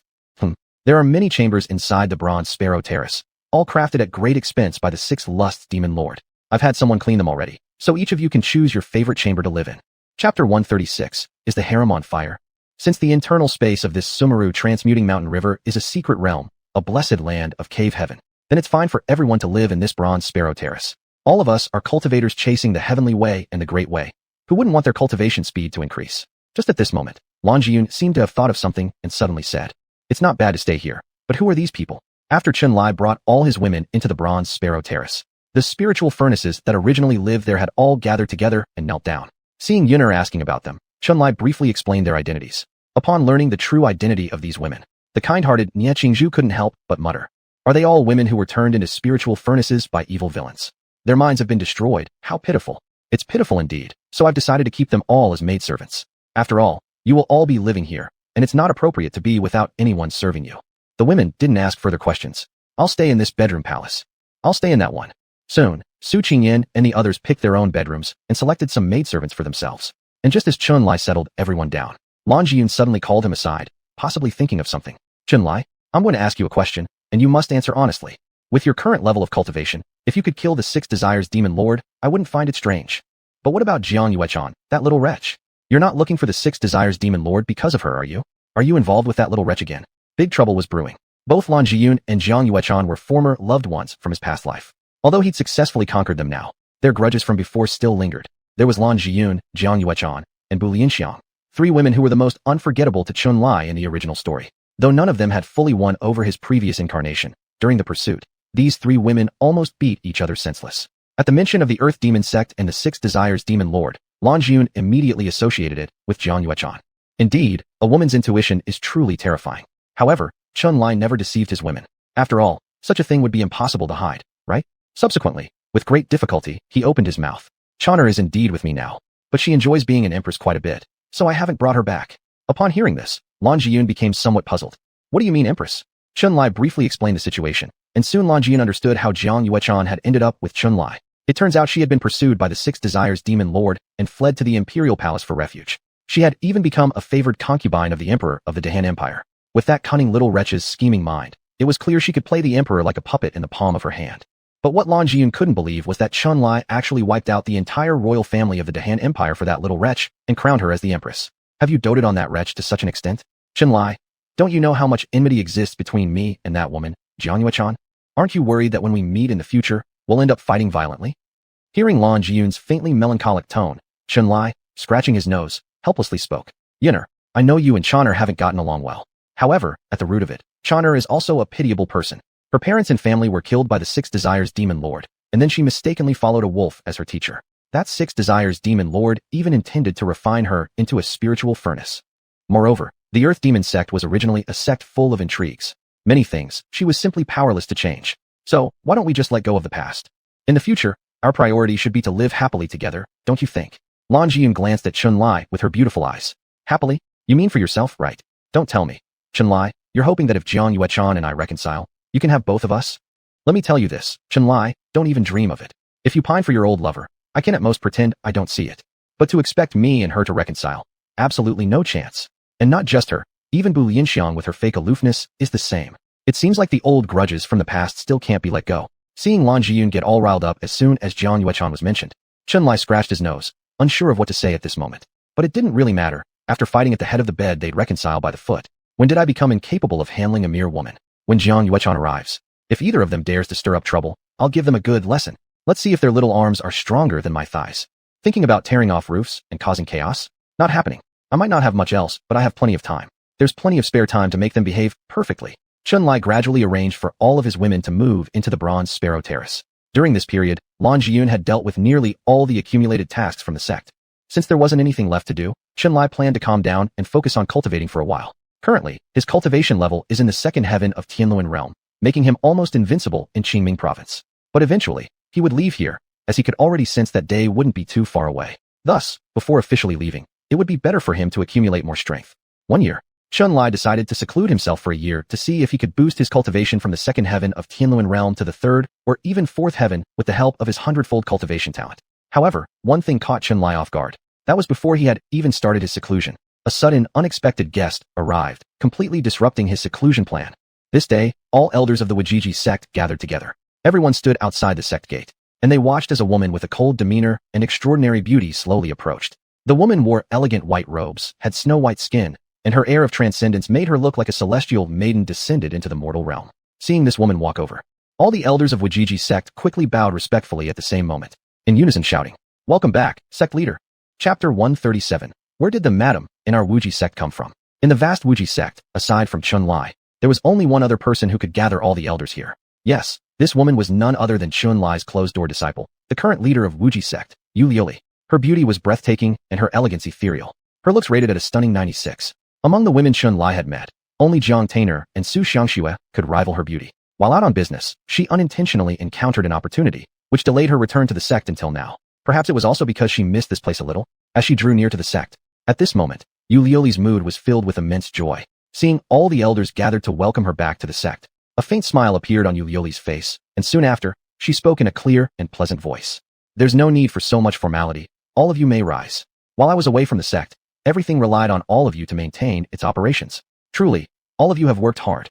Upon hearing these words, one elder hurriedly said, "Leader, you're too courteous.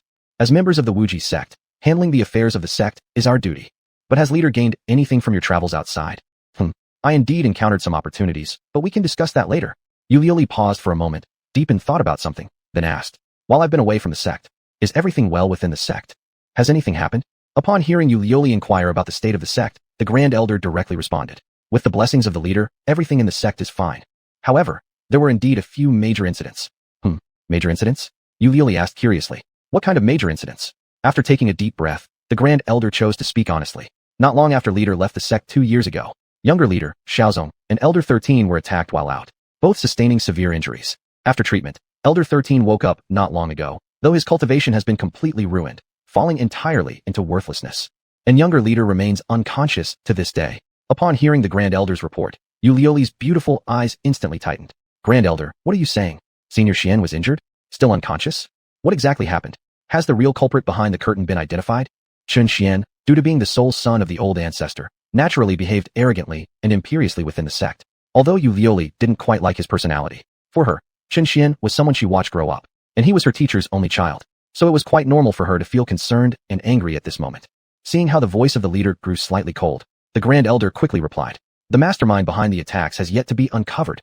However, the old ancestor said that he would take responsibility for handling this matter, so we dared not ask more questions. Since Chun Xian suffered serious injuries, Master must be extremely angry, right? All blame should be upon herself for not staying in the sect during this critical time." Yu Lioli felt utterly guilty inside, then directly stated, "I understand. I will go and pay my respects to Master now," asking what exactly happened. Seeing the leader was going to visit the patriarch, thinking of something, the Grand Elder hastily opened his mouth. "Leader, the old ancestor seems to have entered seclusion today. Why not wait until he ends his retreat? Then you go pay him respects. You've just returned to the sect. Why don't you first go pay your respects to the madams?" Hearing these words, Yu Lioli froze momentarily. "Pay respects to the madams? What does that mean? Where did the madams of our Wuji sect come from?" Upon hearing this, Elder 6 responded softly, "It happened not long after you left the sect. The old ancestor took a concubine. According to seniority, shouldn't we call her madam? What nonsense. During the time she was away from the sect, Chun Xian remained unconscious after suffering such severe injuries, but more surprisingly, Master actually took a concubine?"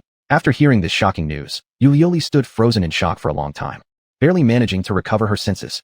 "Master, which girl was taken as a concubine? Do you know her background?" Elder 6 whispered softly. "Which madam is the leader referring to? Which madam?" Yu Lioli felt a bit disoriented, subconsciously asking, "Which madam? Does it mean that our master has married more than one?" "Not exactly." Just as Yu Lioli sighed in relief, Elder 6 continued, "Not just two. The old ancestor has taken numerous concubines. Since you've just returned, leader, why not pay your respects to each of them in turn? By then, you'll probably understand the situation." Yu Lioli. "Impressive. Truly impressive. You tell me, how did such a beautiful and ethereal girl end up becoming his disciple? It's utterly incomprehensible." After learning about Yu Lioli's return, Chun Lai eventually set aside his cultivation plan and emerged from seclusion early, summoning Yu Lioli to his private chambers. Upon seeing her stunning features and the graceful figure concealed beneath her white gown, there were no words left to describe the helplessness etched on Chun Lai's face. Since being reincarnated into this world, Chun Lai had made up his mind to gather all the rare beauties from the original story.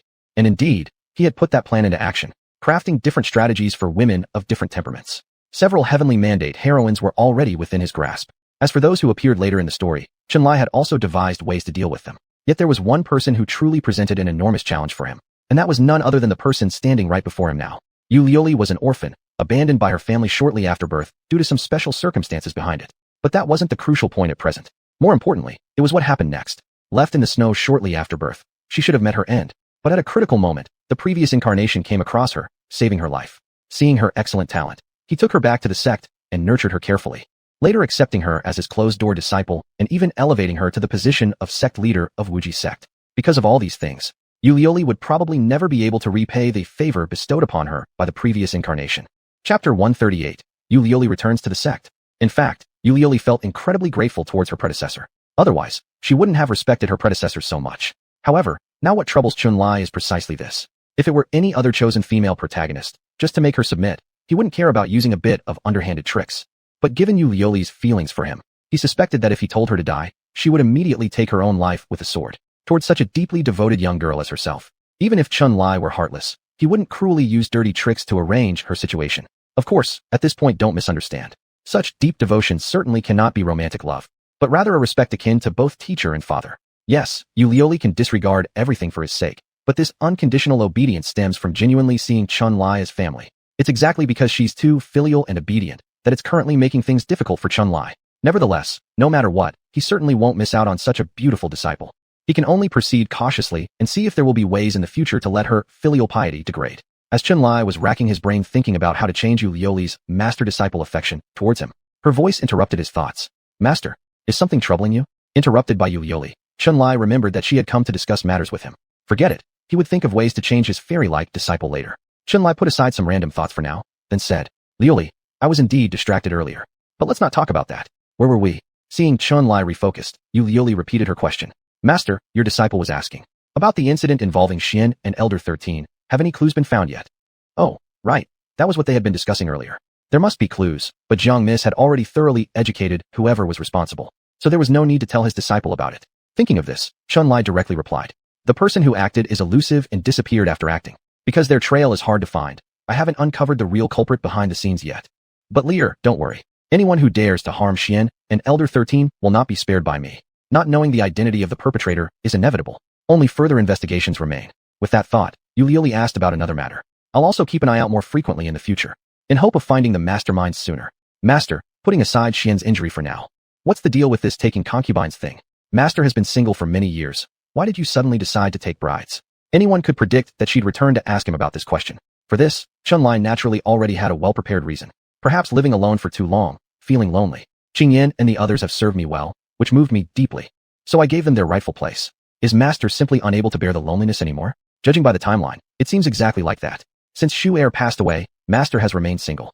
Many grandmasters have several wives and numerous servant girls. And with such a long and distant path to cultivation ahead, it's actually a good thing that Master thought of having someone accompany him along the way.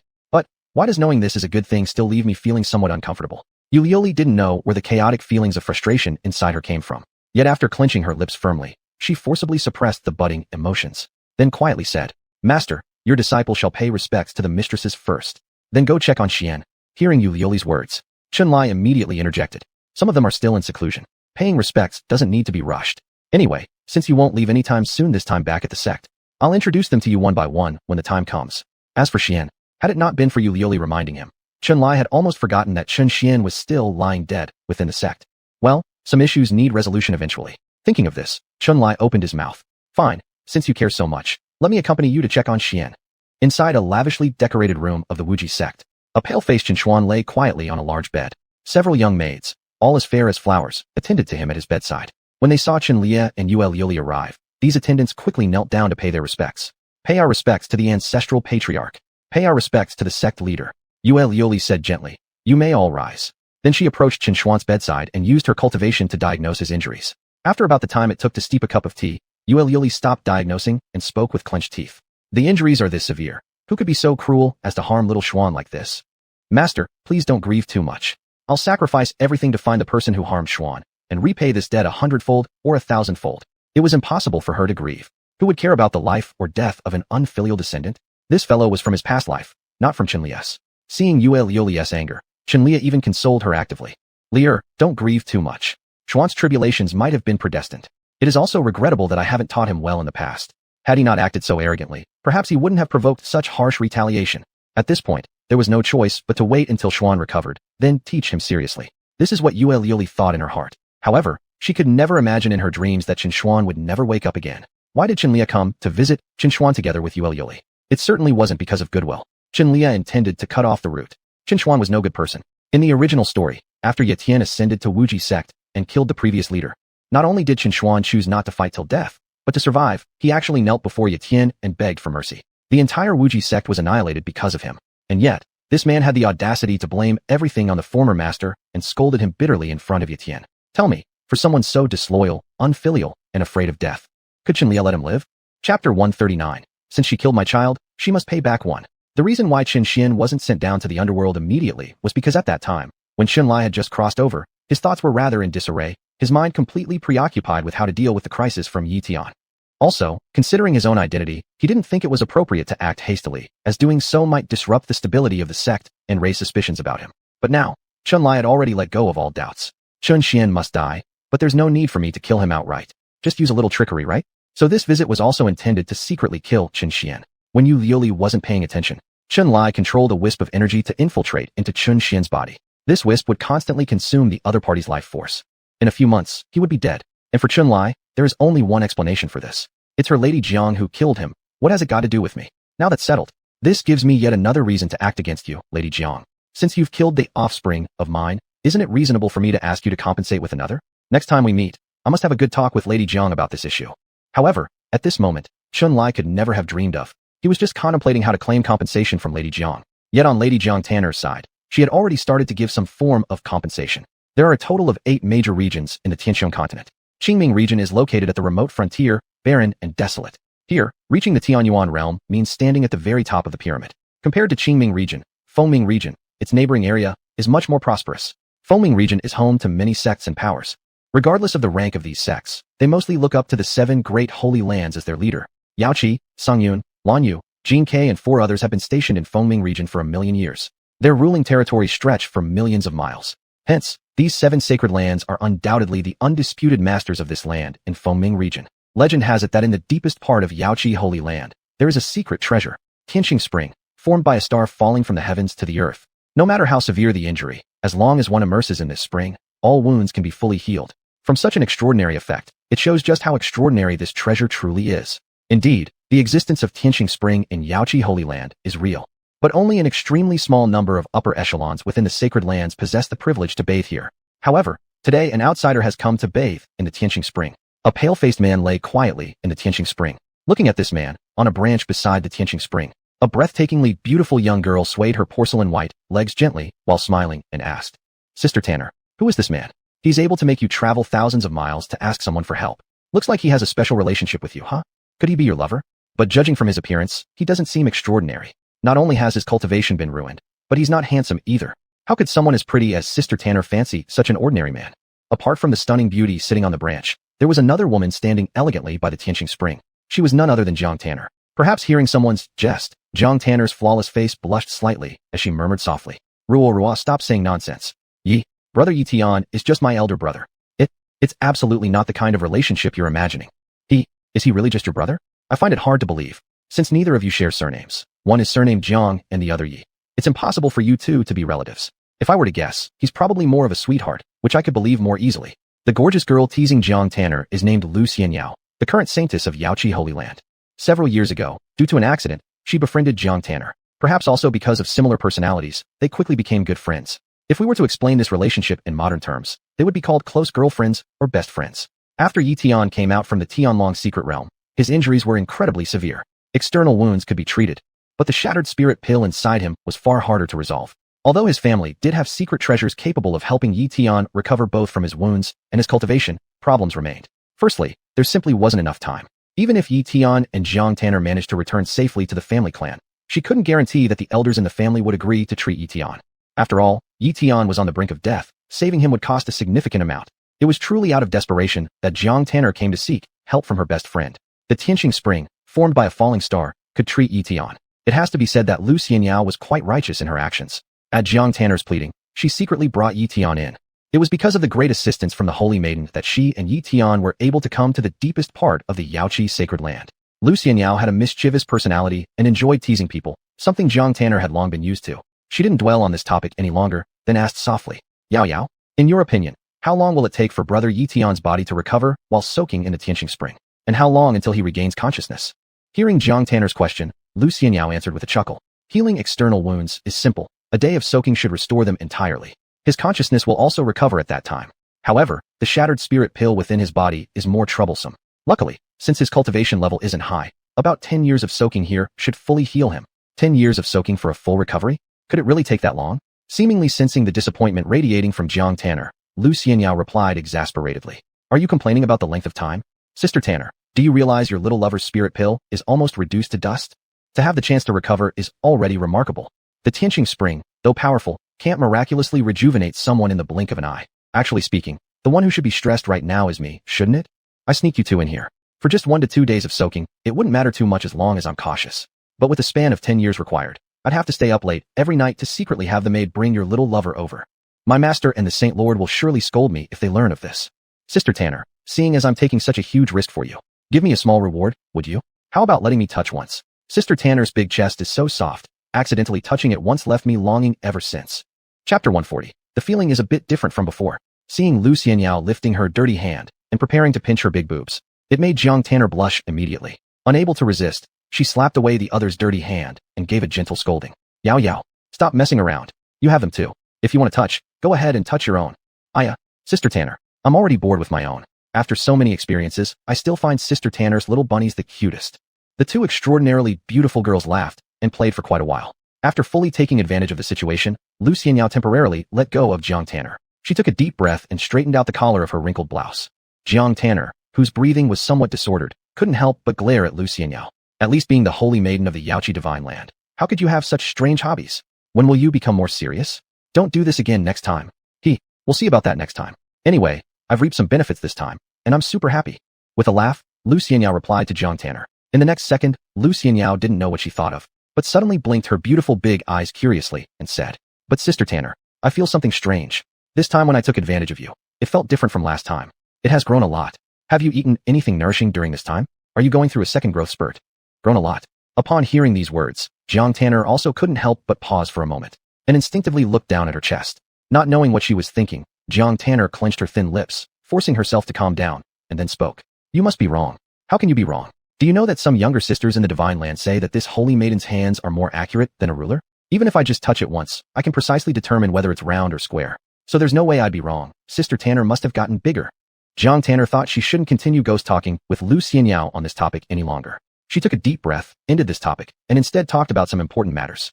Forget about my body problems now. Yao Yao, there's something I want to ask you for a favor. I might need to go home for a few days. Go home for a few days? Upon hearing these words, Lu Xianyao instantly froze, and after several seconds, she couldn't help but speak. Sister Tanner hasn't visited me in a long time, and now that you've just come, you're leaving again? Because I have a reason that I must go home. Jiang Tanner didn't beat around the bush with Lu Xianyao and quickly continued speaking. 10 years is truly too long. I want to take some secret medicines home to see if they can help Brother Ye Tian recover his internal spirit pill earlier. Because the journey is far, it may take me a few months or even up to a year to return. I want you to take care of Brother Ye Tian for me during this time, entrusting you to look after him on my behalf. What do you think? It seems this man named Ye Tian indeed has a special relationship with Sister Tanner. The materials needed to accelerate the repair of the internal spirit pill are true heavenly treasures. Being able to do this much for a man who isn't that remarkable in appearance or cultivation, and claim that they are just friends, who would believe that? Though wanting Sister Tanner to stay with her a bit longer, allowing her to enjoy some more privileges. When she saw Jiang Tanner looking anxious, Lu Xianyao finally did not utter those words of pleading. Alright, spending 10 years slowly repairing the spirit pill, the time consumed is indeed too long, having missed the golden phase of cultivation. Since Sister Tanner cares about this person so much, it's good if he can recover sooner. So until Sister Tanner returns, this person named Ye Tian will be temporarily taken care of by me. Rest assured, Sister Tanner, with me here in the Divine Land, your boyfriend won't get hurt. Seeing Lu Xianyao agreeing to her request, Jiang Tanner felt extremely touched inside. She knew how much risk Lu Xianyao was taking by keeping Ye Tian here, yet even so, she still agreed to her.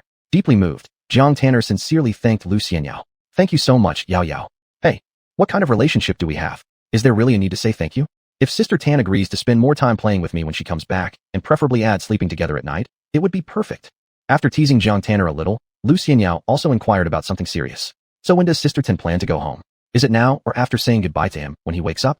Since Lu Xianyao had mentioned earlier that Ye Tian would regain consciousness in at most one day. With this in mind, Jiang Tanner softly spoke. Let's stay for one more day. Once Brother Ye Tian wakes up, I'll explain the situation to him, and then return home. I think this is the best idea. Otherwise, if he wakes up without knowing anything, I'd have a headache trying to explain. It's better that Sister Tan can clear everything up. Time passed quickly, and the next day arrived. Thanks to the nourishment of the heavenly star spring, Ye Tian finally woke up. However, upon waking, not only did he say nothing, but he lay on the bed, expressionless, silently gazing at the ceiling, deep in thought. Brother Ye Tian, it's so great that you've woken up finally. Sister Tan knows Brother Ye Tian must have many questions and wonder where you are now. Sister Tan can only tell Brother Ye Tian that we're no longer in Qingming province, but rather in the house of one of my good friends. Sister Tan brought Brother Ye Tian here to heal your injuries. Jiang Tanner's voice was sweet, yet tinged with some tenderness. Yet for some reason, her gentle words fell on deaf ears, and Ye Tian continued to stare upward with hollow eyes. Now that Brother Ye Tian has awakened, he definitely realized his cultivation had been destroyed due to the spirit pill being shattered. Jiang Tanner assumed Ye Tian refused to speak because he was suffering from an immense shock. The next moment, she consoled Ye Tian. Brother Ye Tian, Sister Tan knows how terrible you feel right now. But, it doesn't matter. In fact, Sister Tan has already found a way to repair your spirit pill inside your body. Chapter 141, Ye Tian's Furious Questioning. Big Brother Ye Tian, Tanner might have to leave your side for a while, to go somewhere and retrieve some secret medicine that will help Big Brother Ye Tian restore his spirit pills and abilities. It won't be for too long, no later than half a year, Tanner will definitely come back to find Big Brother Ye Tian. As for this period of time, Big Brother Ye Tian should just live well here. Tanner has entrusted a friend to take good care of you. Could the shattered spirit pills inside him and the lost cultivation return one day? Upon hearing these words, the hollow look in Ye Tian's eyes restored some vitality. But at this moment, Ye Tian didn't know what he was thinking about. After taking a deep breath, he turned his head and looked at Jang Tanner with a slightly hoarse voice. Sister Tanner, do you really see me as a big brother in your heart? She truly never expected that Big Brother Ye Tian would say such a thing. The smile on Jang Tanner's face instantly froze. It wasn't until much later that she softly said, "Why does Big Brother Ye Tian ask such a question? Could it be that Big Brother Ye Tian feels I haven't done something well enough?" She had done very well, but Ye Tian never expected Sister Tanner to deceive him. Does he really think he is angry because of the broken spirit pills? In fact, Ye Tian now doesn't want to talk to Jang Tanner at all because he feels deceived. Cousin, do you know how you have been able to survive so far? You have completely relied on Sister Tanner. If Sister Tanner hadn't served our master extremely well, would the master have been so merciful to spare your life? Properly thank Sister Tanner for her great kindness. Otherwise, you would have already become one of the bodies in the wild graves long ago. Cousin is indeed pitiful, always missing Sister Tanner in your heart, but never dreaming that she has already been transformed into the shape of our master. The above remarks were spoken by Ye Qingqing and Ye Meyer before they formally struck a fatal blow against Ye Tian. What happened between Sister Tanner and Xuanhuan, that old villain? Transformed into the shape of that old villain? Unwilling to speak, there is nothing more sorrowful than death of the heart. Ye Tian is suffering now because of this. Even having progressed to this extent with that old villain, and still acting hypocritically in front of him, could Ye Tian feel good inside? Therefore, when seeing Jang Tanner questioning whether she has fallen short in any way, Ye Tian made up his mind, no longer beating around the bush. He opened his mouth with a hoarse voice. Sister Tanner, what exactly is your relationship with that old villain, Xuanhuan? What exactly is your relationship with that old villain, Xuanhuan? When these words reached Jang Tanner's ears, it was as if she had been struck by lightning. Her whole body became stiff. What's going on? How could Big Brother Ye Tian possibly ask her this? See, could it be he knows something? No, it shouldn't be possible. She has never told anyone else about this event. Perhaps Big Brother Ye Tian is just guessing? Feeling unusually nervous inside, yet Jang Tanner forced herself to calm down. She didn't know if Big Brother Ye Tian had really learned anything. At this moment, all she could do was pretend to be confused and softly inquire. Why would Big Brother Ye Tian ask Tanner such a question? How could Tanner possibly be related to C, that old villain? Have we come to this point and you're still not going to tell me the truth? Under his anger, Ye Tian actually laughed. Possibly due to this self-deprecating laugh aggravating his wounds, Ye Tian couldn't help but cough violently several times, even blood trickling from the corner of his mouth. Seeing this, Jang Tanner, frantic with worry, subconsciously wanted to step forward to help wipe it away. But the next second, she received only Ye Tian's cold command. Don't come near me. Jang Tanner trembled in her small frame and finally stopped moving forward. Big Brother Ye Tian. That's enough. Stop deceiving me anymore. Do you really think I don't know anything? Perhaps in the past, Ye Tian would choose to bury certain matters deep in his heart. However, being stripped of his cultivation abilities and being stabbed in the back by his cousins has caused him heavy trauma. At this time, Ye Tian already only wishes to know the truth. So after coughing violently several times, he looked at Jang Tanner and spoke expressionlessly. Do you know who pierced my spirit pills and destroyed my cultivation, Sister Tanner? Exactly. It was the two despicable ones, my good cousin sisters Ye Meyer and Ye Qingqing. I can sense their genuine intent to kill me. I'm truly grieved, but Tanner, do you know? The thing that saddens me the most isn't this. Perhaps foreseeing my inescapable fate. Before they tried to kill me ruthlessly, those two wretched women told me everything. The elder ancestor of the Wuji sect, Xuanhuan, wanted to kill me. But Sister Tanner, it was you who dissuaded him. As for how you persuaded him, you must have offered your body, didn't you? I know you did all of this to save me, and I am very grateful for that. But why did you hide it from me? In your eyes, am I just as worthless, undeserving to know the truth? It seems Ye Tian has come to know the truth. In this moment, Jang Tanner's complexion also became instantly pale. The atmosphere seemed to become somewhat frozen. Jang Tanner is an extraordinarily smart girl. She knows she now has two choices ahead of her. One is to tell Brother Ye Tian the truth without omission, letting him know that she is also a victim, in order to gain his understanding and sympathy. And the second choice is to deny it until the end, choosing to keep it hidden forever. To be fair, Jang Tanner knows the first choice is the best.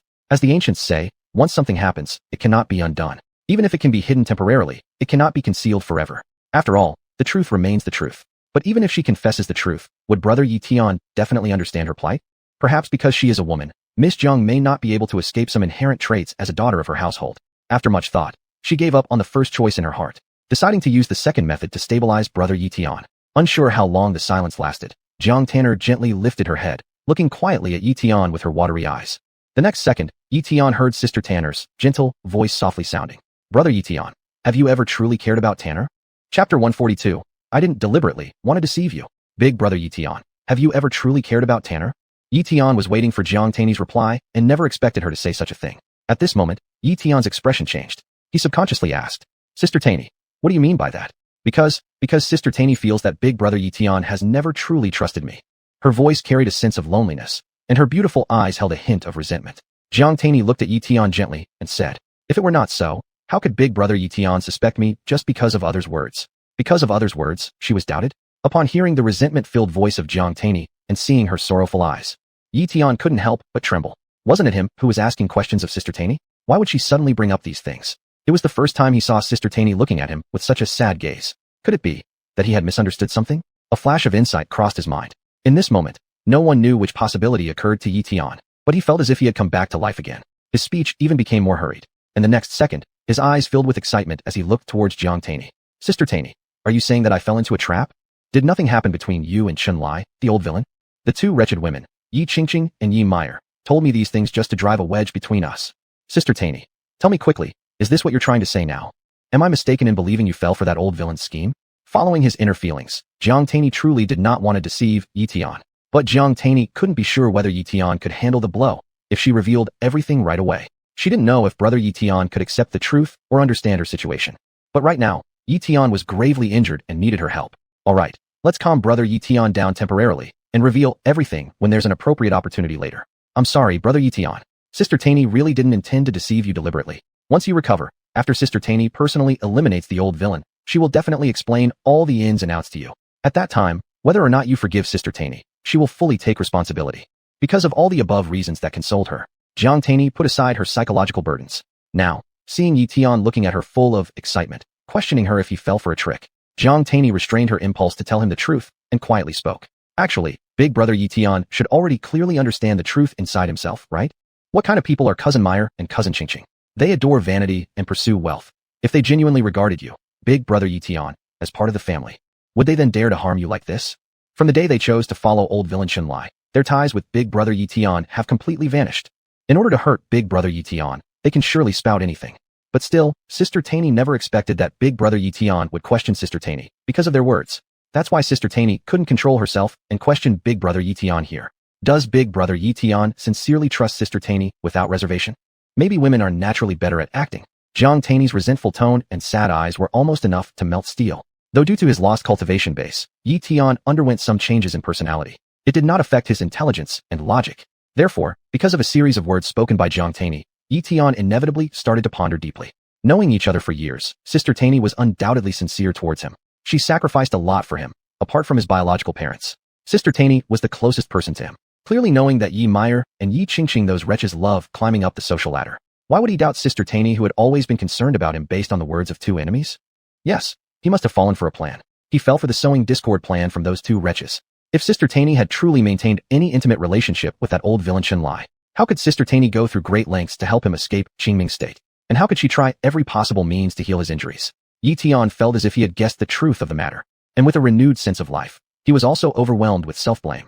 How stupid of him. How could he have doubted his beloved younger sister Tanner because of two enemies? The moment he thought about the cold words he had just spoken to Sister Tanner, Ye Tian was filled with overwhelming guilt. The next second, Ye Tian spoke in a voice full of apology. I'm sorry, little Sister Tanner. It's all my fault. I was too foolish and fell for the plot of those two base women. Please forgive me, Sister Tanner. I promise that this will never happen again. With this, brother Ye Tian's heart should finally be at ease. I'm sorry, brother Ye Tian. It wasn't that Tanner intentionally wanted to deceive you.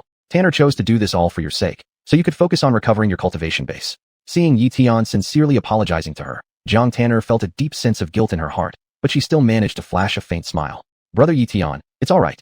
Perhaps because of your serious injuries, you momentarily lost your judgment. As long as we can clear up this misunderstanding, that's all that matters.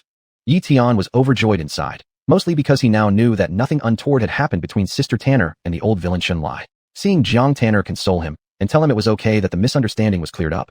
At this moment, Ye Tian nodded seriously. Don't worry, little Sister Tanner. I will no longer fall for such schemes of sowing discord. In my heart, aside from father and mother, Sister Tanner is the most important person to me. No matter what happens in the future, I will never doubt Sister Tanner even slightly. After saying these words, Ye Tian seemed to think of something, and suddenly asked softly, Sister Tanner, doubting you was wrong of brother Ye Tian. I've already realized my mistake. Now with my spirit pills destroyed and my cultivation completely wasted, will I really be able to recover one day? Chapter 143. Miss Lu was stunned. when Ye Tian's brother looked at her with hopeful eyes, asking about the matter of restoring cultivation. Jiang Tainer managed to flash a faint smile and told Ye Tian some basic information. Ye Tian's brother, our current location is Fengming State. This is the sacred ground of Yaoqi. Tainer and the sacred daughter of Yaoqi, Lu Xianyao, are close friends.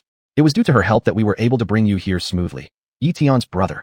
As long as you persist in soaking daily in this celestial spring water of Yaoqi, your injuries will be fully restored. Your broken spirit pill can also be repaired. However, just now Tainer mentioned that in order to speed up the restoration of the spirit pill, she needs to go somewhere to fetch some secret herbs. In fact, my coming today is also for bidding farewell to Ye Tian's brother. I will return as soon as possible. While I'm away, please recuperate well here at Yaoqi. When I return safely, Ye Tian's brother will be able to practice again.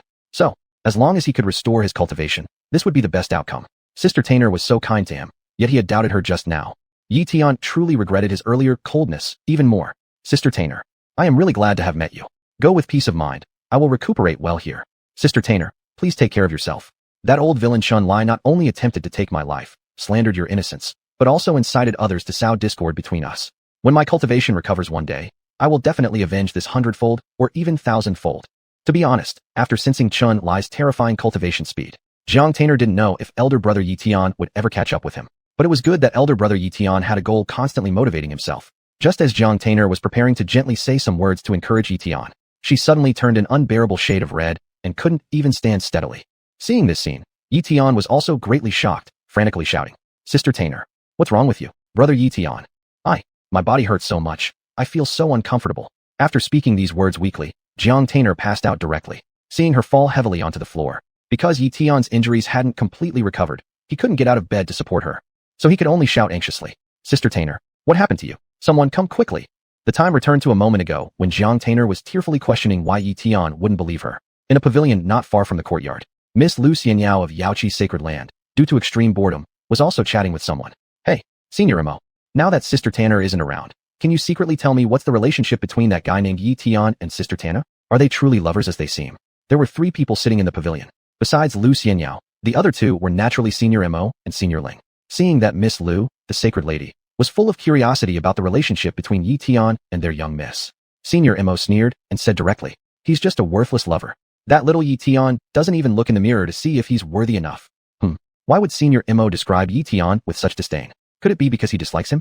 Lu Xianyao's curiosity flared up, and she asked curiously, if they aren't lovers, why is Sister Tainer so good to him? Our young miss has been deceived. Deceived? Seeing the curious gaze in Lu Xianyao's eyes, Senior Mo stroked his beard and said, there are some things that I probably shouldn't say, but since you're not exactly an outsider, Lu girl, I'll let you in on the truth, but you mustn't divulge it to our miss. Lu Xianyao blinked her pretty big eyes and nodded her head like a sparrow pecking rice. No problem. Everyone who knows me knows I keep secrets very well. Still don't trust me, Senior Mo? Hearing these words, Senior Mo stopped beating around the bush, and the next second, he leaned in confidentially and whispered, Miss Lu, actually, Ye Tian is not a good person at all. This little brat is just a third party who likes to break up other people's relationships.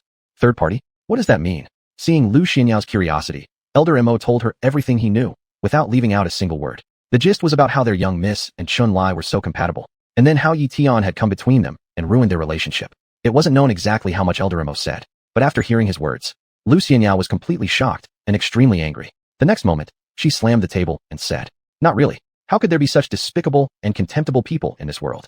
I, Lu Xianyao, hate nothing more than this kind of decenjura interference. Is Sister Tan blind? How could she be swayed by someone with such low character? Upon hearing this, Elder Mo couldn't help but sneer slightly. What can we do if our young miss has a love-driven brain? Love-driven brain? What does it mean? The term love-driven brain was a modern vocabulary that Elder Mo learned from Chun Lai. Seeing Lu Xianyao didn't understand what these 3 words meant, Elder Mo explained them to her in detail. Love-driven brain describes those who lose their minds for love. In fact, our young miss isn't that foolish. But there's one thing on her, old man, I really don't know how to evaluate, which is that our young miss is indeed very emotional. Ye Tian is a good-for-nothing waste, and Miss Lu from the Lu family has seen this yourself. Not capable in cultivation, not handsome in appearance, and one could even say totally worthless. But this bastard got lucky being born into the Yi family, gaining the opportunity to grow up with our young miss. If it weren't for our young miss' emotional attachment, caring deeply about this childhood friend of hers, how could he have succeeded in sowing discord? In any other situation, such trash would not even deserve to carry shoes for our young miss, right? This disgusting phoenix male is really devious and hateful. Chapter 144. Is Elder Sister Tan poisonous?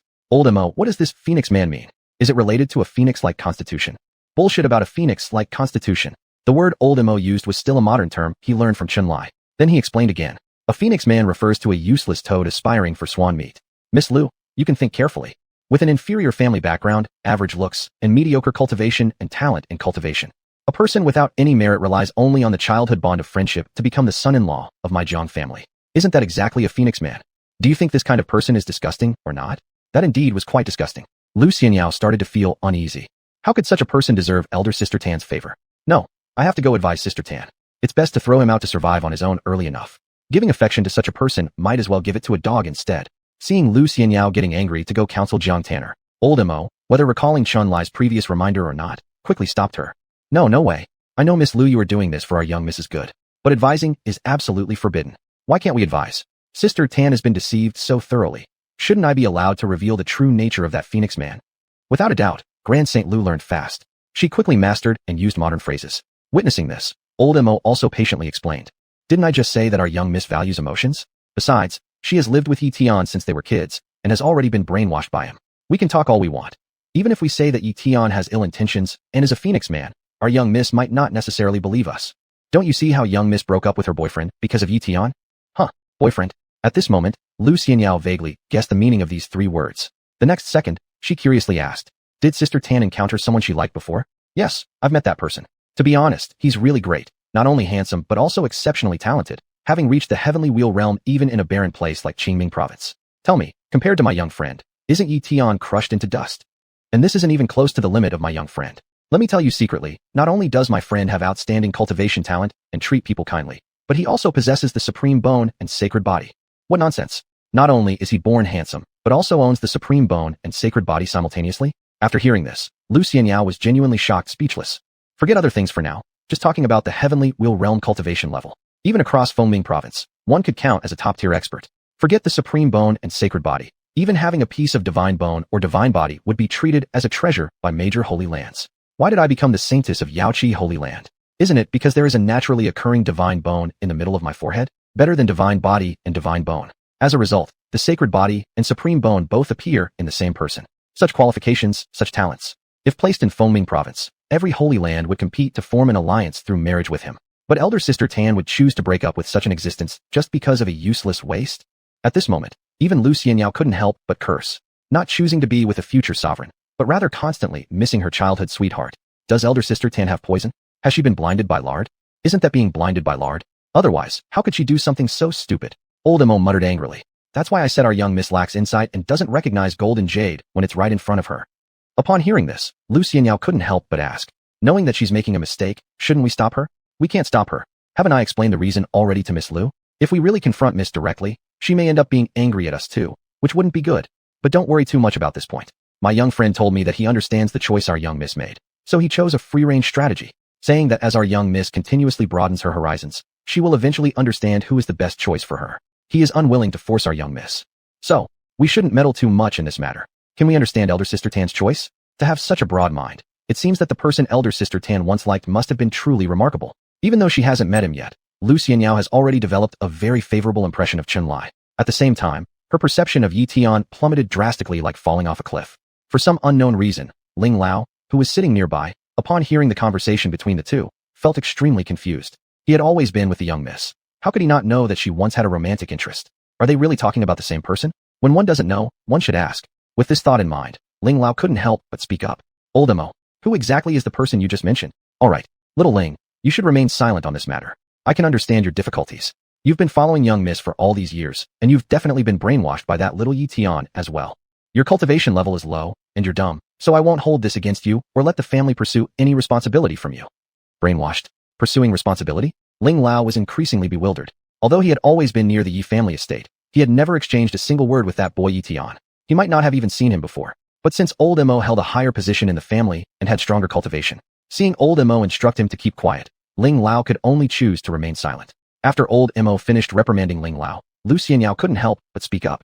No way, I still think this guy Ye Tian is despicable. How about after Elder Sister Tan leaves, let me, this holy maiden, give him a good thrashing. A good thrashing? That's not out of the question, as long as young miss doesn't find out. However, just as old Mo was about to say something, suddenly, they heard Ye Tian's anxious shout coming from a room nearby. Sister Tan, what's wrong with you? Someone quick. Is there anyone who can come save Sister Tan? Chapter 145. Ancient Immortal Order. Ye Tian's anxious shouts disturbed Mo Lao and Lu Xingnu, who were chatting. The group immediately rushed into the room, and upon seeing Jiang Tanner lying unconscious with flushed cheeks, Mo Lao immediately became frantic, his eyes bloodshot as he turned to Ye Tian. Idiot! What have you done to our young miss? In a panic, Ye Tian was about to explain that he had done nothing, when Lu Xianyao, after checking Jiang Tanner's body, interrupted him, then said seriously, Mo Lao, this Phoenix man is just a waste. He's heavily injured and can't move at all, so it's unlikely that he did anything to Elder Sister Tanner. In my opinion, Elder Sister Tanner likely has some issue with her own body. What does Phoenix man mean? Ye Tian felt puzzled by this term in his heart, but there was no time for anyone to care about him at this moment. In the next second, Mo Lao looked at Lu Xianyao anxiously, asking, Little girl from the Lu family, do you mean our young miss has an issue with her own health? What does that mean? Did you find the root of the problem? Lu Xianyao shook her head lightly. I just probed Elder Sister Tanner's body with my spirit energy. For some unknown reason, the spirit energy inside Elder Sister Tanner is rapidly decreasing. It's like something within her body is consuming her cultivation. Even the sliver of spirit energy I released was devoured entirely. Fortunately, I stopped early, otherwise, I might have been affected too. I suspect that Elder Sister Tanner may have been poisoned by a type of spell. Poisoned by a spell? Legends say that some spells are capable of consuming others' cultivations. Upon hearing Lu Xianyao's speculation, Mo Lao reacted furiously. Who dares to place such a curse on our young miss? Do they want their whole family wiped out?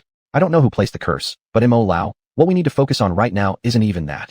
Looking at Mo Lao, Lu Xianyao quickly said, We must resolve this issue as soon as possible, or else Elder Sister Tanner's cultivation will continue being consumed bit by bit, possibly endangering her life. Unfortunately, with my current level of cultivation, I cannot deal with this type of curse. Perhaps only the intervention of my teacher, or even the sage can smoothly solve this problem. It seems that we'll need to rely on the sage from the Yaoqi Holy Land to solve it. Could the young Mrs. condition already be this serious? At this moment, Mo Lao, seemingly recalling something, inhaled deeply, then retrieved an item from his chest, handing it over to Lu Xianyao. Then let your sage from Yaoqi Holy Land step in and lend a hand. Xianyao, I know your sage is currently meditating in seclusion and won't break it easily under normal circumstances. You can show them this item to one of the higher-ups in your sacred ground. At that point, they themselves will request the sage's assistance. Lu Xianyao took the item passed by Mo Lao and found that it was a token emitting ancient vibes, with many special runes carved onto it. Right at the center of the runes, a large Jang character was inscribed. Curious, why would Mo Lao give her a token? Could this thing actually command even their sage? Possibly due to the urgency of the situation, Lu Xianyao didn't press too much more questions and spoke up immediately. Please allow me, Mo Lao. I will go seek my mentor right now. After more than an hour, this token had been handed down through several layers until it finally reached the hands of the sage of the Yaoqi Holy Land. Accompanied by several women, a breathtakingly beautiful mature gown-clad woman held this token gently and could not help but mumble under her breath. Ancient Immortal Order. I never thought such an artifact actually existed in this world.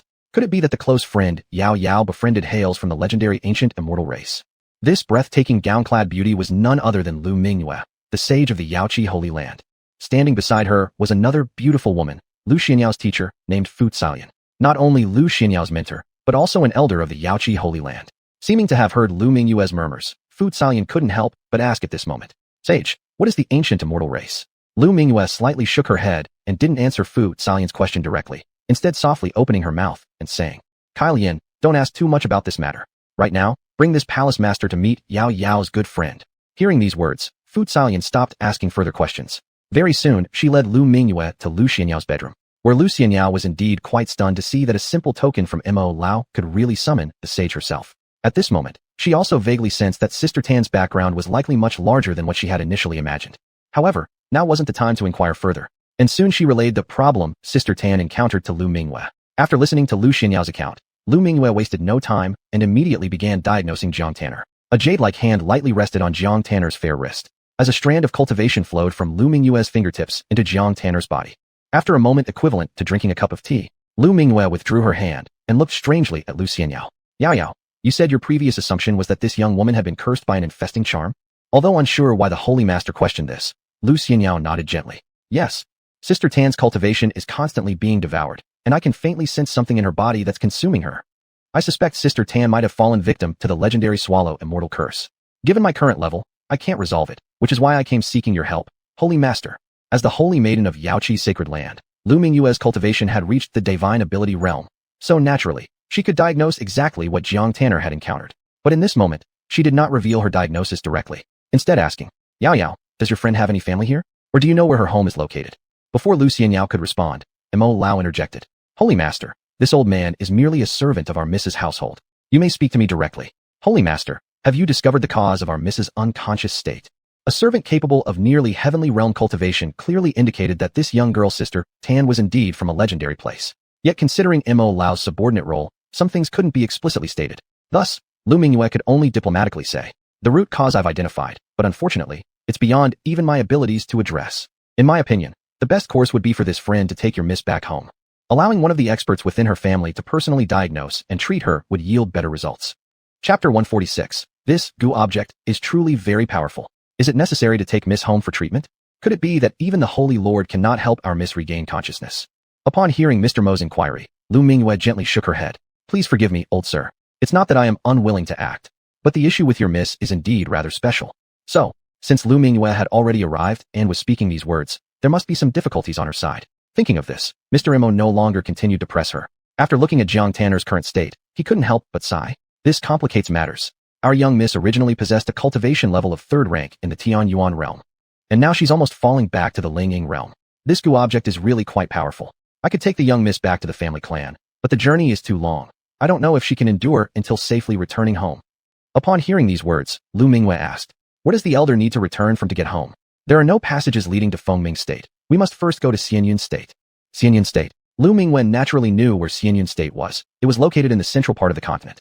For Mr. Mo, whose cultivation was at the half-step Tianluan stage, going there would indeed waste a lot of time. With this thought, Lu Mingyue took a deep breath and quietly spoke up. "If it doesn't work, let this palace send you and your young Miss part of the way. It's just such a long distance. I can't guarantee where exactly in Xuanhuan State we'll be able to bring you." At this moment, Mr. Mo realized how Lu Mingyue intended to deliver them to Xuanhuan State. The next second, filled with gratitude, he said, "This point is immaterial as long as my old self and our young Miss can be delivered to Xuanhuan State. Then I will have ways to send messages to the family clan asking them to come over and pick up the young Miss. We are deeply grateful to the Holy Lord. The favor of saving lives today, our Jang family will certainly repay generously in the future." Perhaps due to the urgency of the situation, Lu Mingyue didn't further delay, quickly requesting some senior members of the sacred land to bring several secret treasures. Using these treasures as the core, they set up an array. The next second, Lu Mingyue herself stepped into the core of the array. Endless light flashed past. Lu Mingyue employed an unknown martial art, leveraging her great power to construct a space tunnel within boundless voids. Her vast and mighty cultivation even startling some elder masters in deep meditation within the Yaoqi sacred land. From certain secluded chambers deep inside the sacred site came various voices. "Is this the Ye Tian, who is exercising supernatural techniques in our Yaoqi sacred land? Is it little Mingyue? What's the point of constructing a space channel inside the sacred land? This direction, could it lead to Xuanhuan State?" Even though they were discussing it, nobody interrupted Lu Mingyue. As long as they knew that it wasn't an adversarial force attacking the Yaoqi sacred land with magic, it was fine. It must be admitted, Lu Mingyue's display of supernatural techniques was indeed impressive. Endless rainbows seemed to cascade down from the edge of the sky. Seeing this magnificent sight, Lu Xianyao couldn't help but widen her beautiful eyes. Wow. So this is the legendary supernatural technique, Ye Tian. I've never seen it in person before. Master, though the Holy Lord's cultivation is peerless and practicing supernatural arts should be effortless, why did she still choose to establish an additional array? Upon hearing Lu Xianyao's curious questions, Fu Cailian, standing beside her, softly answered her student's question. Ye Tian is one among many supernatural arts. It can construct spatial channels in infinite voids, helping cultivators move quickly. Even distances spanning millions or tens of millions of miles can be crossed in the blink of an eye. Unfortunately, distance still poses a restriction. Journeys too far away may cause even someone with the Holy Lord's cultivation to have no guarantee of successfully linking our Fengming State and Xuanhuan State. With the assistance of the array, the success rate can improve significantly. Though the supernatural technique was extraordinary, its application drained the practitioner heavily. By the time Ye Tian was completed and the void channel had been built, a slight pallor crept onto Lu Mingyue's previously breathtakingly beautiful face. However, she quickly stabilized herself and addressed Mr. Mo. "The passage has been built. Based on my abilities, I can only maintain it for about half a cup of tea's time. Please hurry, elder, and bring your young Miss through here." Understanding the urgency of time, Mr. Mo quickly arrived at the entrance of this passage together with Elder Ling and Jiang Tanner. "Esteemed Holy Lord, there are no words to express our gratitude. One day, my Jiang family will surely repay your Yaoqi sacred land." And so, Jiang Tanner finally departed.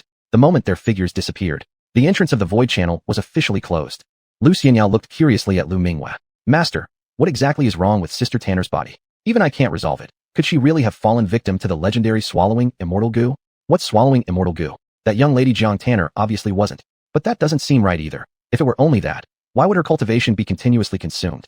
Lu Mingyue didn't know whether there might be some major mystery regarding Jiang Tanner's condition. and this was the real reason why she dared not easily offer treatment. It might involve some secret histories, so it's better left to her own family to handle appropriately. These matters, however, were unnecessary for Lu Xianyao, who was known as the top gossip of Fengming State, to learn. With that in mind, Lu Mingyue simply responded casually.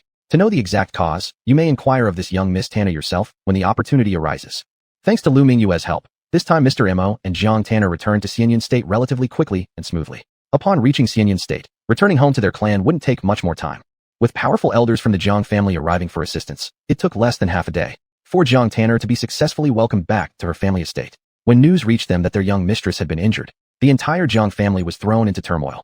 Jiang Tanner's parents rushed over immediately, and the 9 most powerful elders renowned as the supreme forces of the Jiang family simultaneously broke their seclusion to come diagnose Jiang Tanner's condition. How is it going, elder son? Is Tanner truly afflicted by someone's curse? Poor my child, how could they have done such harm to her? No matter who the mastermind behind this is, I will make sure whoever harmed my daughter pays dearly. Chapter 147. Tanner is pregnant? The utterly stunned Jiang family. Inside a lavishly decorated bedroom, Jiang Tanner lay quietly on the bed with her beautiful eyes closed, her face flushed, her breathing erratic. Seeing her daughter in such agony, a stunningly beautiful woman immediately became enraged. This stunning beauty was named Yunji, and she was Jiang Tanner's biological mother. While the elder standing beside the bed diagnosing Jiang Tanner was named Jiang Sun, one of the elders of the Jiang family, ranking 6th among the 9 elders. According to familial seniority, Jiang Tanner had always called him 6th grandfather, because when Elder Mo returned, he loudly claimed that Miss was poisoned by a charm, which was why Yunji became so furious. However, after Elder Sun personally examined Jiang Tanner, he instantly froze, and then looked at Yunji with a strange expression. Yun girl, it seems that Tanner didn't get charmed. Huh? If it wasn't because of a charm, what's wrong with Tanner? Although it seemed unbelievable, after much hesitation, Elder Sun revealed the truth. Tanner, she seems to be pregnant. As soon as these words were spoken, there was dead silence. All the high-ranking members of the Jiang family were shocked by this diagnosis made by Elder Sun. Sun? Ancestor Sun, what did you just say? Tanner, she's really pregnant. Seeing Yunji gaping in utter disbelief, Ancestor Sun helplessly nodded his head. Yes, she is pregnant. The reason the Jiang family was so powerful was due to 2 inherited constitutions that had been passed down through generations. One being the Xuanhuan constitution and the other the Red Phoenix constitution. Both constitutions considered celestial grade constitutions. Why was Jiang Tanner held in such high regard? Because in this generation of the Jiang family, her luck astounded everyone. She awakened the bloodline of regression, manifesting the sacred constitution known as Heavenly Swan Sacred Constitution.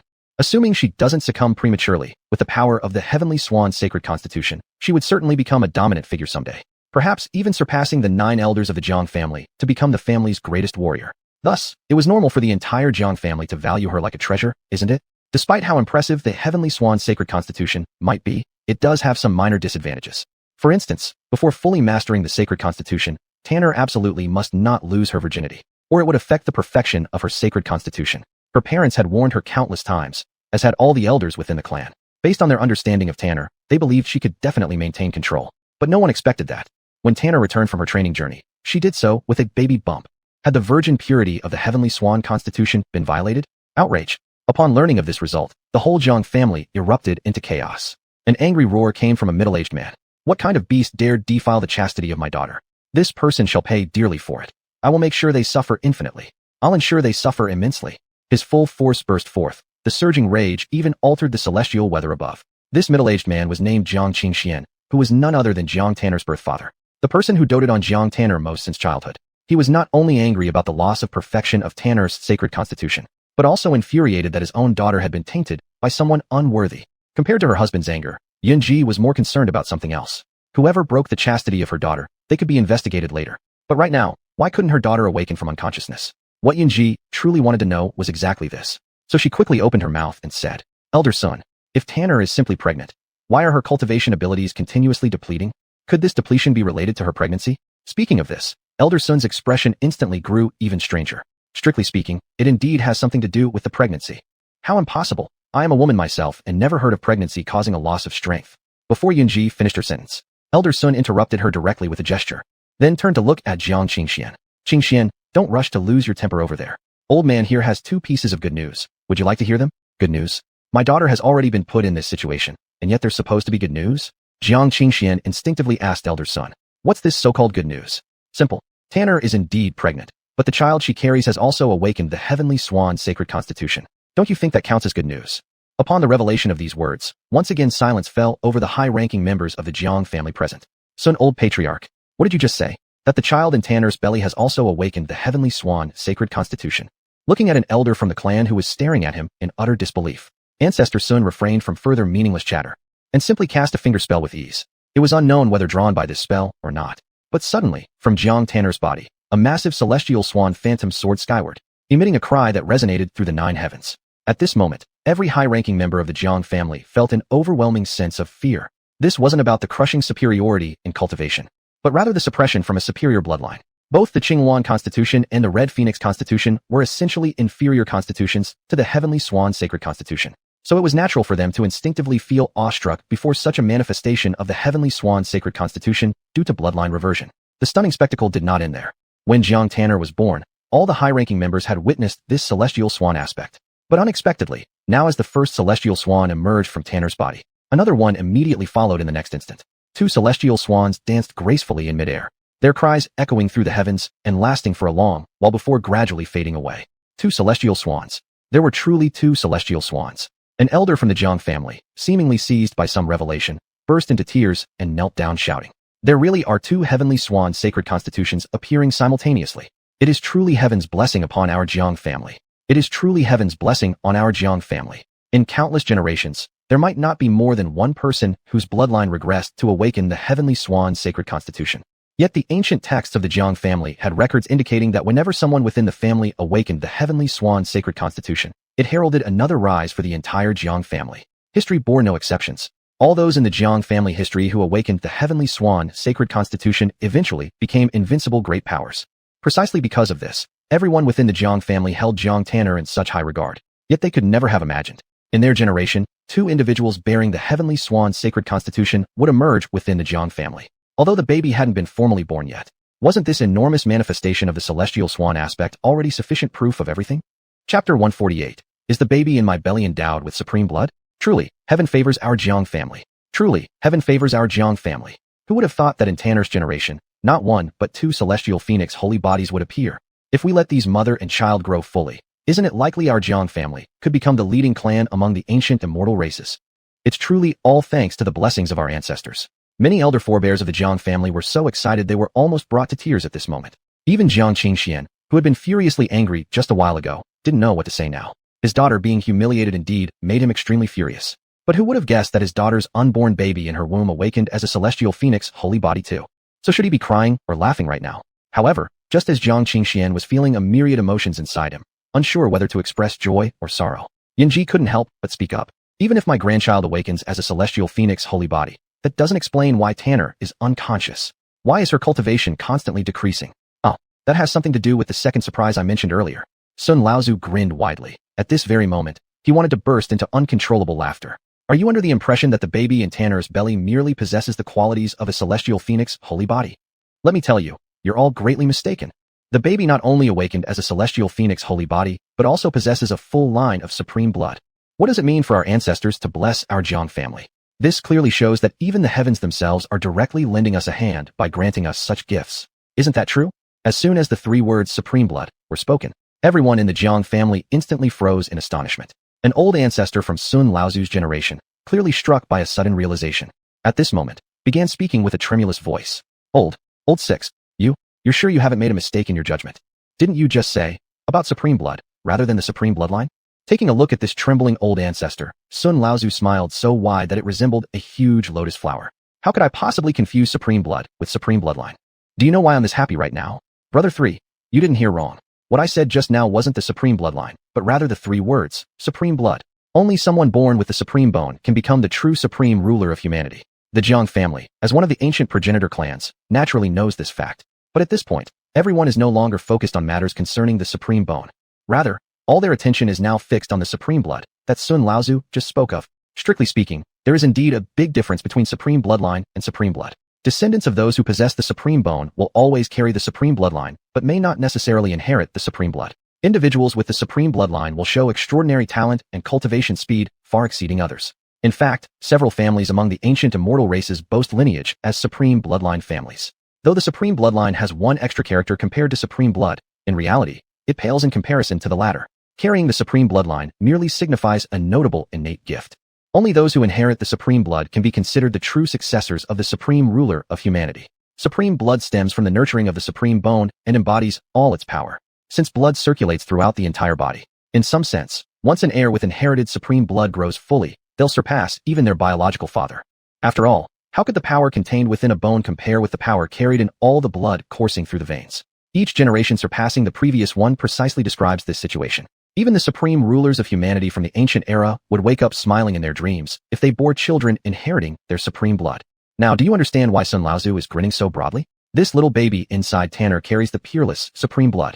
Out of 10 supreme rulers of humanity, perhaps not even one can produce an offspring with supreme blood. Doesn't that show just how transcendently divine this supreme blood is? Not only does the baby have a holy body, but it also possesses supreme blood. What kind of ancestral blessing can achieve this level? Right, this is undoubtedly heaven itself favoring their Jang family, is it not?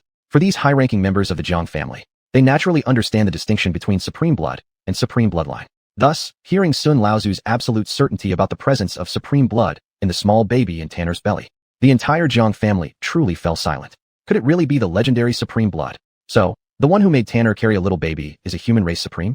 Before a certain old ancestor could finish his trembling sentence, the next second, Sun Lao's voice cut through with absolute certainty. How many years has it been since a human race supreme was born in this world?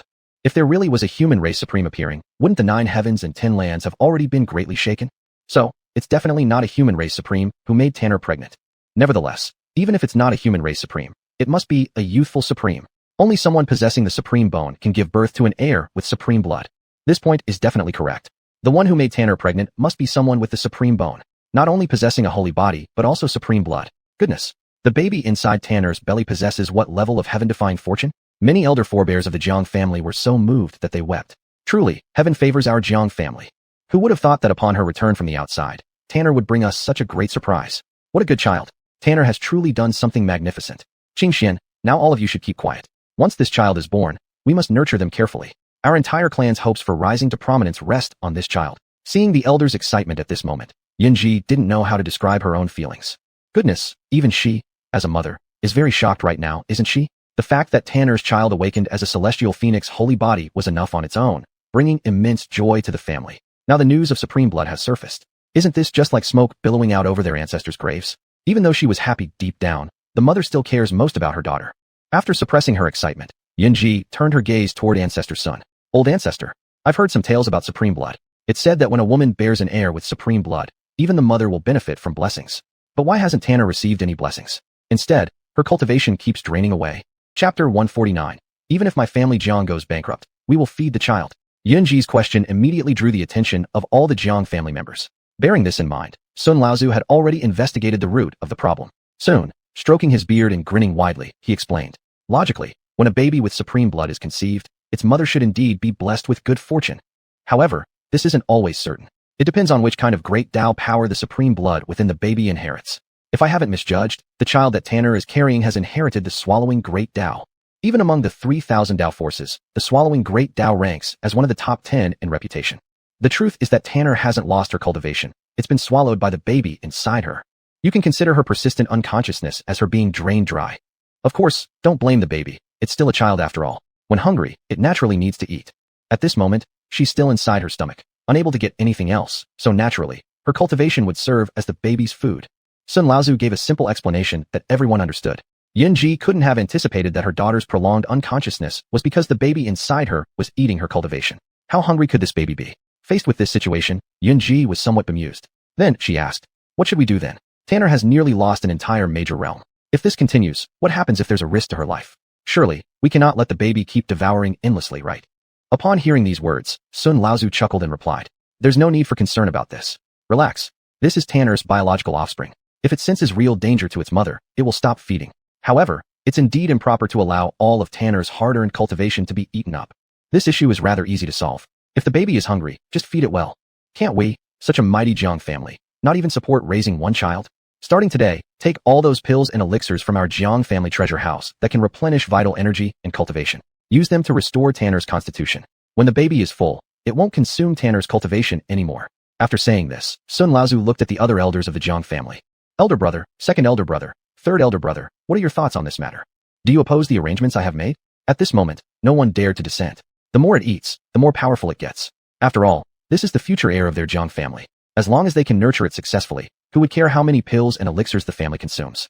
In fact, At this moment, the other patriarchs expressed sincere feelings from deep within. Use any pills or elixirs available without hesitation.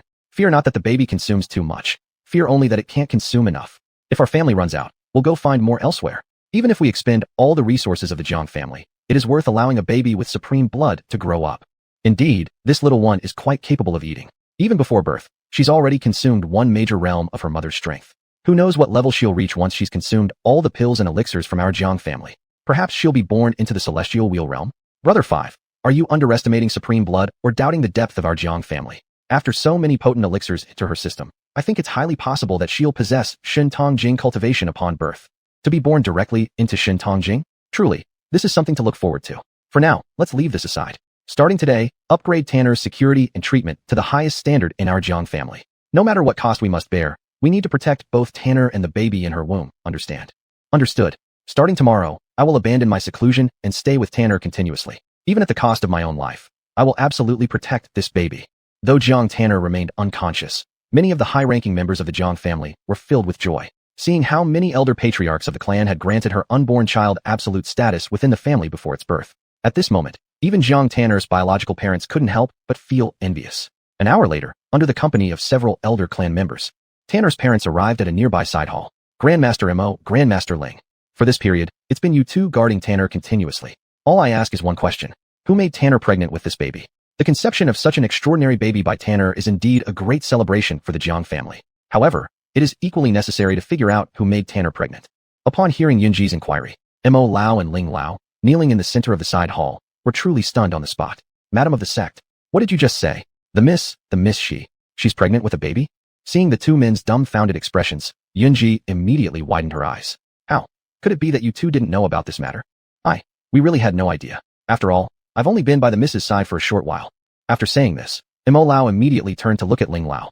Little Ling, you've been with the Miss the longest. Do you know who made the Miss pregnant? How would I know who made the Miss pregnant? At this moment, Ling Lao was on the verge of breaking down. Seeing Mo Lao and Ling Lao both flustered, Sun Laozu couldn't help but smile and spoke in a gentle tone. Little Mo, little Ling, there's no need to be overly nervous. We didn't summon you here to criticize you for not protecting Tanner well. You've both served the family for many years, so I'll be frank with you. Tanner's pregnancy is a great cause for celebration. We've already examined her thoroughly. The baby inside her has awakened the heavenly phoenix divine body, and simultaneously inherited the legendary supreme blood. We called the two of you here simply to inquire about the identity of the baby's father. To inherit the supreme blood, his father must possess supreme bone. Even if Tanner concealed something from you, at the very least, you should know whether she came into contact with someone who possesses supreme bone, right? The young miss also has her privacy. Ling Lao had just been wondering if perhaps the young miss had concealed something from him regarding an encounter with Ye Tian. But now, with the revelation of supreme bone, it absolutely couldn't be Ye Tian who made the young miss pregnant. Ling Lao was utterly baffled, yet when he heard the three words supreme bone, Mo Lao suddenly felt as though he had some understanding. Come on, the baby the young miss is carrying. Could it possibly be the child of my junior friend, Chun Lai? Chapter 150. Wrong type. Does he have two supreme bones? Everyone present could be said to be cunning and experienced with extremely sharp insight. Master Mo just had a slight change in expression which was noticed by a few of them, like Master Sun. The next second, Yunji immediately spoke up. Master Mo, do you know something about this? For Master Mo, he really didn't expect that Miss would be pregnant. Damn it, they've already had relations and yet still be successfully wedges apart by some Phoenix man. Why is the young lady so confused? With even supreme blood emerging, Master Mo also realized some things couldn't be concealed anymore. Facing Yunji's inquiry, at this moment, Master Mo could only helplessly respond. Madam Clan Leader, I probably have guessed who made Miss pregnant. Indeed, there is someone possessing a supreme bone who had close contact with Miss. Surely enough, over the recent period following around Tanner, they wouldn't possibly notice nothing.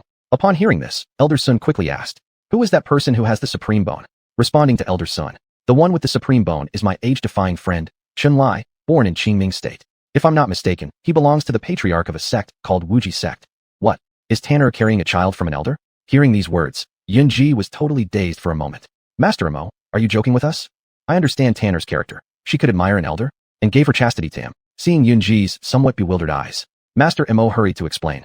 Lady Zhongzhu, you have misunderstood. Although he is an elder of his own realm. In fact, my young friend, Chun Lai, has only practiced cultivation for a few hundred years.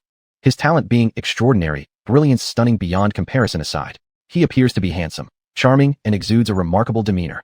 Even grandmas walking by can't help but give him compliments. It is understandable that Miss fell for him. In such a barren place as Qingming State, cultivating to Tianluan realm within a few hundred years. Just based on this point alone, lady, you should be able to sense his potential.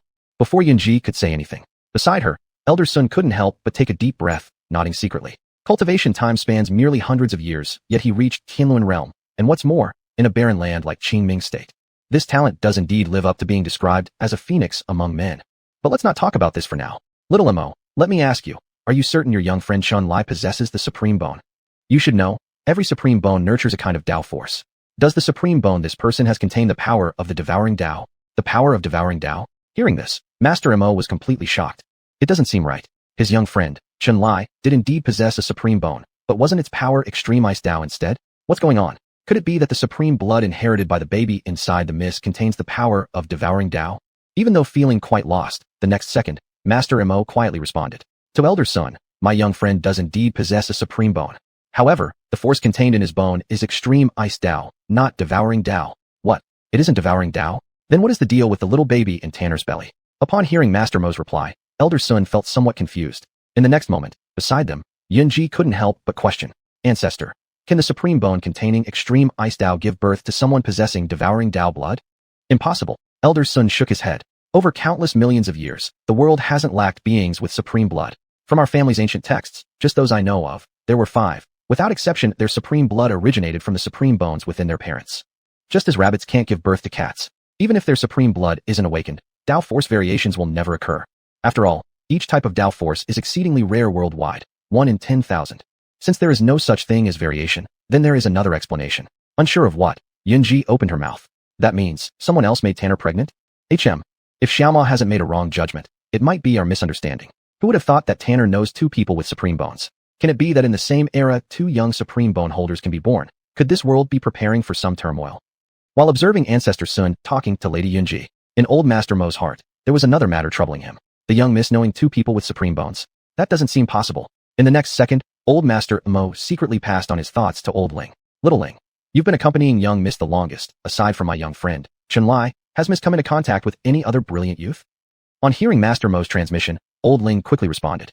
It should be none. Over all these years Miss lived in Qingming State. She rarely returned even to her family, living in Yi family always. Their cultivation levels were relatively low. If anyone with a supreme bone had interacted with Miss, I surely would have known. Old Ling's response provided a clearer path of thought to old Master Mo, as Ancestor Sun and Lady Yunji continued guessing who impregnated the young miss.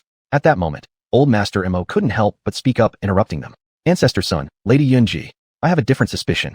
Perhaps it's not necessarily 2 people. What if one person carries 2 supreme bones inside them? It must be admitted, this speculation was quite daring. But before Ancestor Sun could say anything, Yunji nearby interjected with a mix of laughter and tears. Master Mo, do you think supreme bones are as common as cabbages by the roadside? In the same era, the birth of one young supreme bone holder is already extremely rare. Even during the great ages of long ago, only 3 to 5 young supreme bone holders appeared simultaneously in the world. And there has never been a time when one young supreme bone holder possessed 2 supreme bones. Master Mo wasn't entirely disheartened. His intuition told him the baby in the young Mrs. stomach must be Chun Lai's. After all, his young friend was such a good man. So thinking this through, Master Mo directly said aloud, something not having happened before doesn't mean it won't happen later.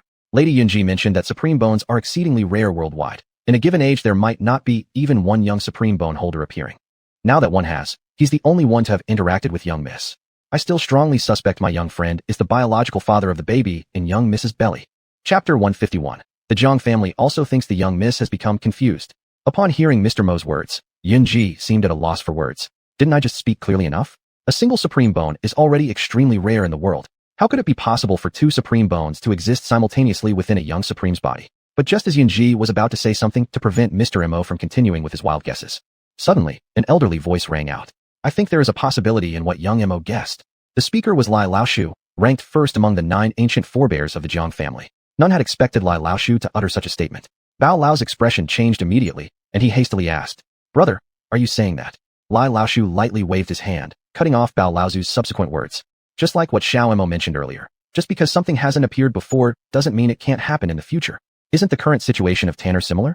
Before she conceived the baby, has the world ever seen a case where both sacred body and supreme blood were born in one person? If we were told this prior, even our Jang family wouldn't have dared to imagine such a thing. And besides this, there's another explanation for this occurrence. Lai Laoshu paused for a moment, then quickly continued. According to the records in the family's ancient texts, throughout history, the number of human race supremes and young supremes who have appeared isn't less than 80, possibly up to 100. However, even combining all their countless descendants, The total number of those who awaken supreme blood doesn't exceed 10. This clearly shows how rare supreme blood really is. If your junior acquaintance possesses 2 supreme bones, it might increase the probability of supreme blood appearing.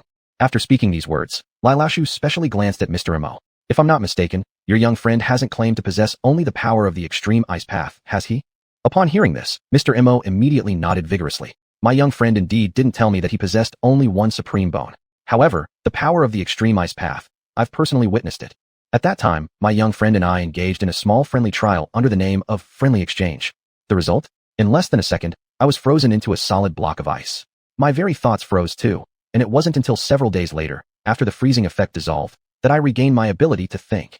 It was precisely at that moment that I learned about my young friend harboring the supreme bone within him.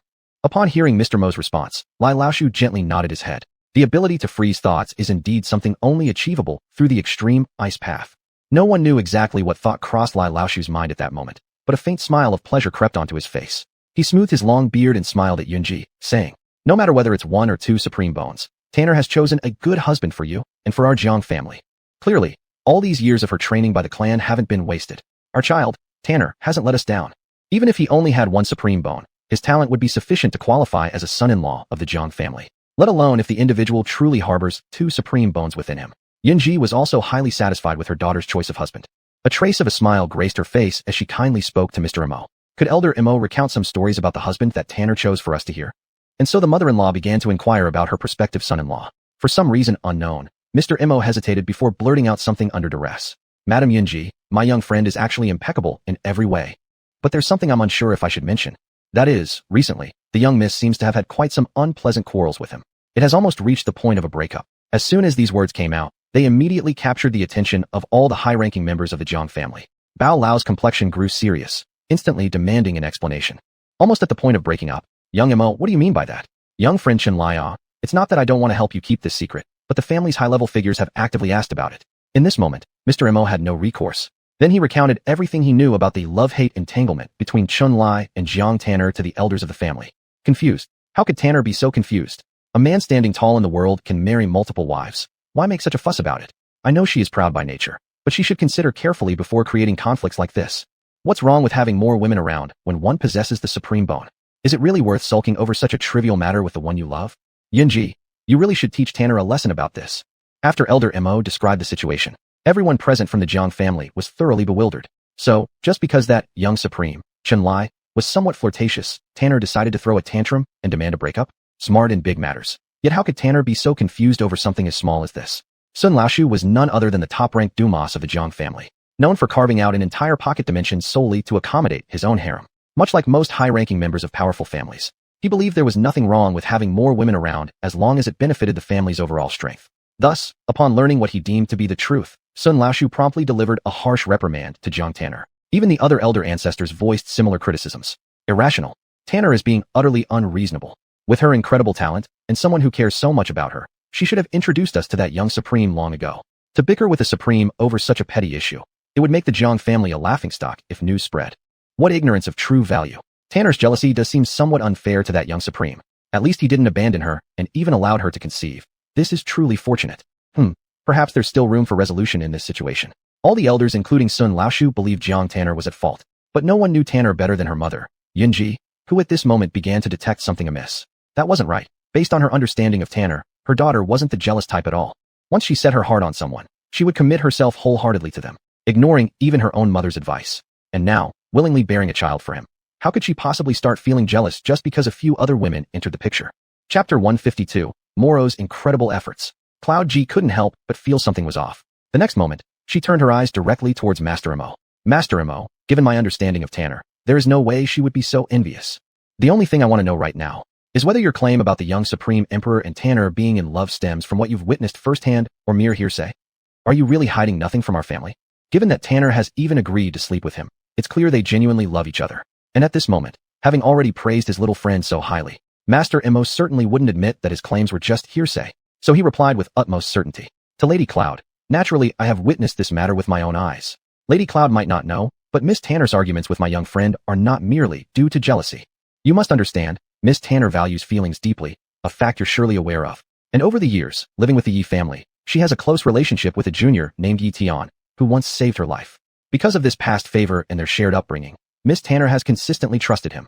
In reality, however, Ye Tian is a calculating person who noticed Miss Tanner's noble background. He sought to sow discord between my young friend and Miss Tanner, aiming to supplant their relationship so he could become the prospective son-in-law of the Jang family. Poor my little friend, enduring so much hardship without the means to confide in anyone. If it wasn't for my little friend stopping me, and also out of concern for how Miss Tanner might react, I would have slapped that scheming fellow to death long ago. If any of the venerable ancestors doubt my words, perhaps they can ask Xiao Lingzi as well. Ask him if Miss Tanner was deceived by Ye Tian's cunning plots. Despite her intelligence, Miss Tanner was still young, so it was possible, though unfortunate, for her to make an unwise decision after being influenced by someone she trusted.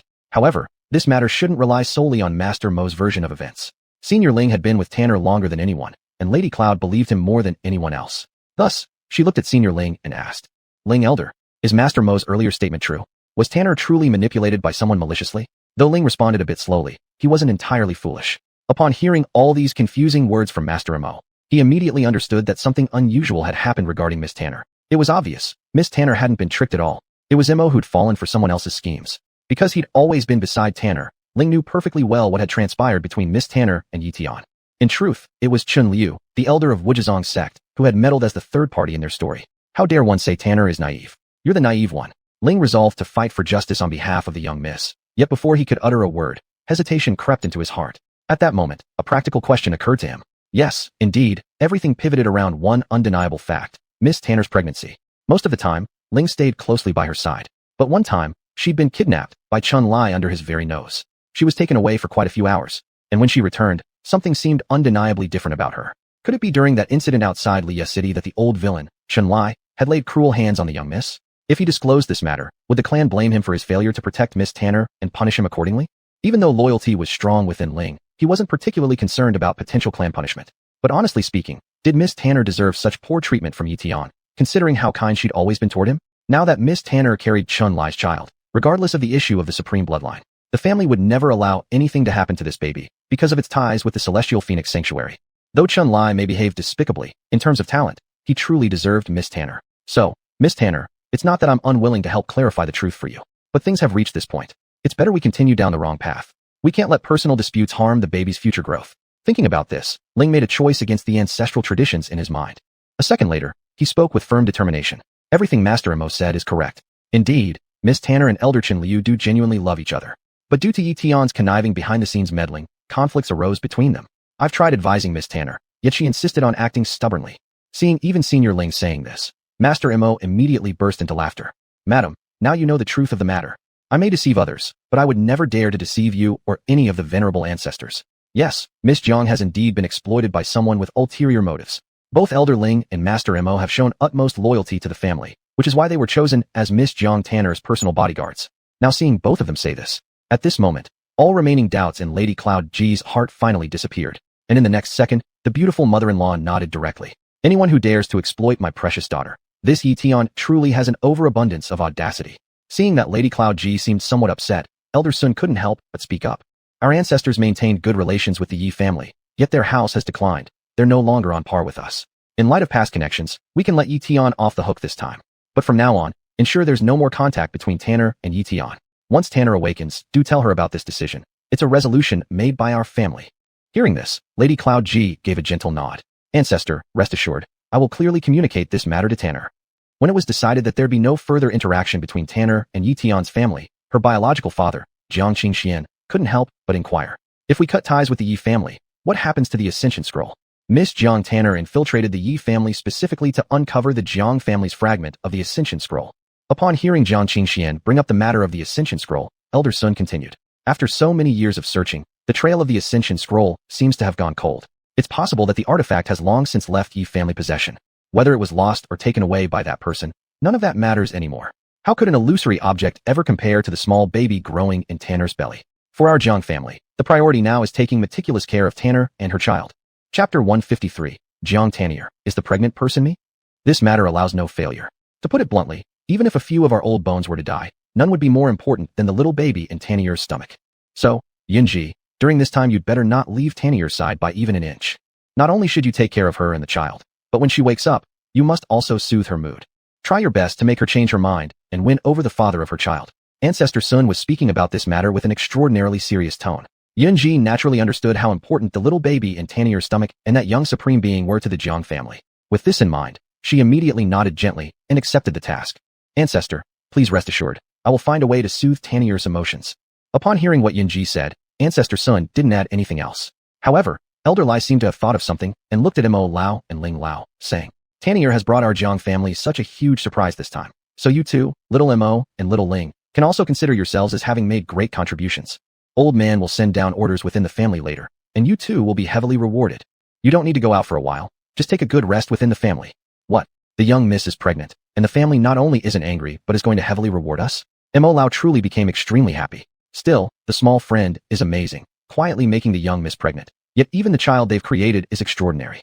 Afterward, it could be seen that Mo Lao and Ling Lao happily knelt down. Thank you for the reward, Ancestor Lai. You two may retreat now. It cannot be denied. The strength of the Jiang family is indeed impressive. As long as we keep the little one in her stomach fed, she will naturally stop troubling her biological mother. Under the injection of countless divine pills and miraculous medicines. 2 days later, Jiang Tanier finally gradually woke up from her coma. Tanier, you've awakened.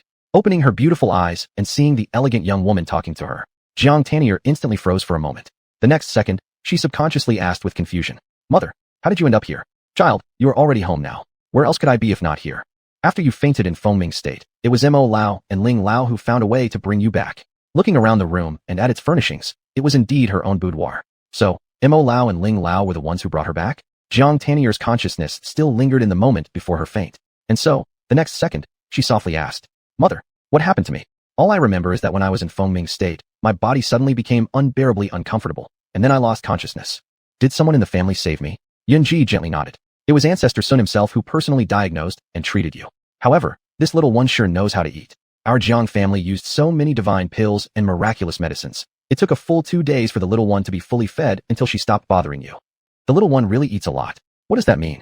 Jiang Tanier was about to ask what exactly had happened to her, when suddenly outside the window came the sound of numerous firecrackers exploding, accompanied by lanterns and celebratory cheers. Instinctively, Jiang Tanier asked, Why is it so lively outside? Has some auspicious event occurred within the clan? Seeing her silly daughter still didn't know the truth, Yunji smiled warmly and spoke. Of course there must be a grand celebration for such an auspicious occasion. Tanier, do you know? Following after you, our Jiang family is soon about to welcome the birth of another Tianhuan sacred body. What? Our Jiang family is soon going to welcome the birth of another Tianhuan sacred body? If there were simultaneously 2 Tianhuan sacred bodies within the clan, this would undoubtedly affect her influence within the family. But Jiang Tanier didn't enjoy competition and wouldn't pay much attention to this. Given her body was compromised, even if she grew, her sacred body would not be perfect. If the family could gain a new member with the Tianhuan sacred body, that would be a fine thing. In this situation, if she revealed her misfortune, perhaps her family would more easily accept it, perhaps to mitigate their regret somewhat. But this matter did not need to be disclosed immediately. It would be better to seize an opportunity to secretly inform her mother first, sounding her mother out before doing anything more. Thinking this over, Jiang Tanier held back her impulse to tell her mother all the truth and softly inquired instead, which branch of the family is carrying the Tianhuan sacred body? Of course, it's our branch. Seeing Yunji's joyous smile, Jiang Tanier couldn't help but pause for a moment. Is it our branch? Is it Shui'er, or Yingying, or perhaps Xiaohe? The Jiang family has 2 branches, the Luan branch and the Feng branch. Jiang Tanier belongs to the Luan branch. Though there aren't many of her peers, there are still 15 or 16 girls around her age. The few girls that Jiang Tanier mentioned were her cousins. Seeing that Jiang Tanier had guessed wrong for so long, Yunji's smile grew even brighter. None of them. Not them. Then who could it be? Mother, we in the Luan branch already have far fewer people than the Feng branch. There are only so many girls my age. Or could it be one of the ladies among the elders in our household who has some good news? Yunji chuckled as she pinched Jiang Tanier's cheek. Not an elder's lady giving us good news. Actually, the baby is from your generation. You indeed listed all your cousins' names, but you missed one. One name was overlooked by me. How could that be possible? I know all of my cousins well. Just as Jiang Tanier was about to ask her mother not to keep playing hide and seek with this matter, she suddenly thought of something, and saw how her expression immediately froze. She had indeed asked about all her cousins' names, but there was one name that was truly missed. No, it couldn't be possible. If it wasn't one of her cousins, could it possibly be her? Jiang Tanier felt her breathing becoming somewhat tense in this moment, as she looked at Yunji and asked in a trembling voice, Mama, could it be the person carrying the Tianhuan sacred body? Could the person carrying the Tianhuan sacred body be? Looks like Tanier hasn't gone completely clueless for 3 years after being pregnant. Her reaction speed is still as fast as before. And in this moment, Yunji also showed a hint of smile on her face. Yes, it's my Tanier who is carrying this Tianhuan sacred body. Tanier really should be more open. In the past, you used to tell your mama everything, every intimate detail. But about falling in love, you didn't say a single word to me. My little Tanier really has grown up and knows how to keep secrets now. If it hadn't been for finding out about your pregnancy, Mama might still be kept completely in the dark. Jiang Tanner. Chapter 154 Mother-in-law, Invincible. Dumbfounded. When Yunji said those words with a beaming smile, at this very moment, Jiang Tanner truly felt completely dumbfounded in an instant. Pregnant? Could it be that she was actually pregnant? And she was carrying a Tianhuan holy body child? This couldn't be. Although she had been forcibly taken by Chun Lai, the old villain, it had only happened a few times. How could she have directly won a lottery like this? Wait a moment. Jiang Tanner suddenly thought of a possibility. In the capital city, Chun Lai, the old rogue, imprisoned her for 7 whole days. Could it be that she hit the jackpot back then? No. All of this mustn't be real. There was no way she could be pregnant. That's right. She must not have woken up yet, or was still in a coma. Jiang Tanner supported her forehead and felt dizzy. As she was about to faint again, Yunji acted quickly, grabbing her firmly, transferring a strand of cultivation energy into Jiang Tanner, thus helping her regain consciousness. Tanner, what's wrong with you? Are you feeling uncomfortable somewhere again? Is the baby hungry, consuming your cultivation and essence again? You rest first. Mother will send someone to fetch elixirs for you to feed the little baby. With the spiritual energy Yunji had infused into her body, Jiang Tanner barely managed to hold herself up. Mother, how could I possibly be pregnant? This can't be true. You must be joking with me, right? Seeing Jiang Tanner's anxious expression, Yunji laughed while pinching her little cheeks. Joking? How could my dear Tanner think that? How could such a big deal be joked about? Do you know? Because of your pregnancy, all 9 of our ancestral elders have emerged from their seclusion. Otherwise, do you think why the family is so lively? Everyone is celebrating the little baby inside you. After saying these words, something seemed to come to Yunji's mind as she opened her mouth with a smile. Tanner, you must be incredibly surprised now, right? If so, let Mother share another piece of good news with you. My Tanner has really lived up to expectations. The precious little one in your belly is extraordinary. Not only has it perfectly inherited your Tianhuan holy body, but it has also inherited the supreme blood from its father. The ancestors have already spoken. Since you came home, both you and the baby are the most important people in our Jang family. You'll enjoy treatment that even the ancestors don't receive. How about it? Tanner, did you ever dream that you would reach a day where you become respected because of your child? Right now, there are no words that could adequately describe how Jiang Tanner feels at this moment. She's pregnant with a baby, and the baby awakened the Tianhuan holy body. But this isn't even the limit of what the baby is capable of. The baby even inherited supreme blood from its father. Wait, thinking about this supreme blood, Jiang Tanner realized something at this very moment. Her complexion changed abruptly. She only had relations with one person. It wasn't hard to guess who the father of her child was it?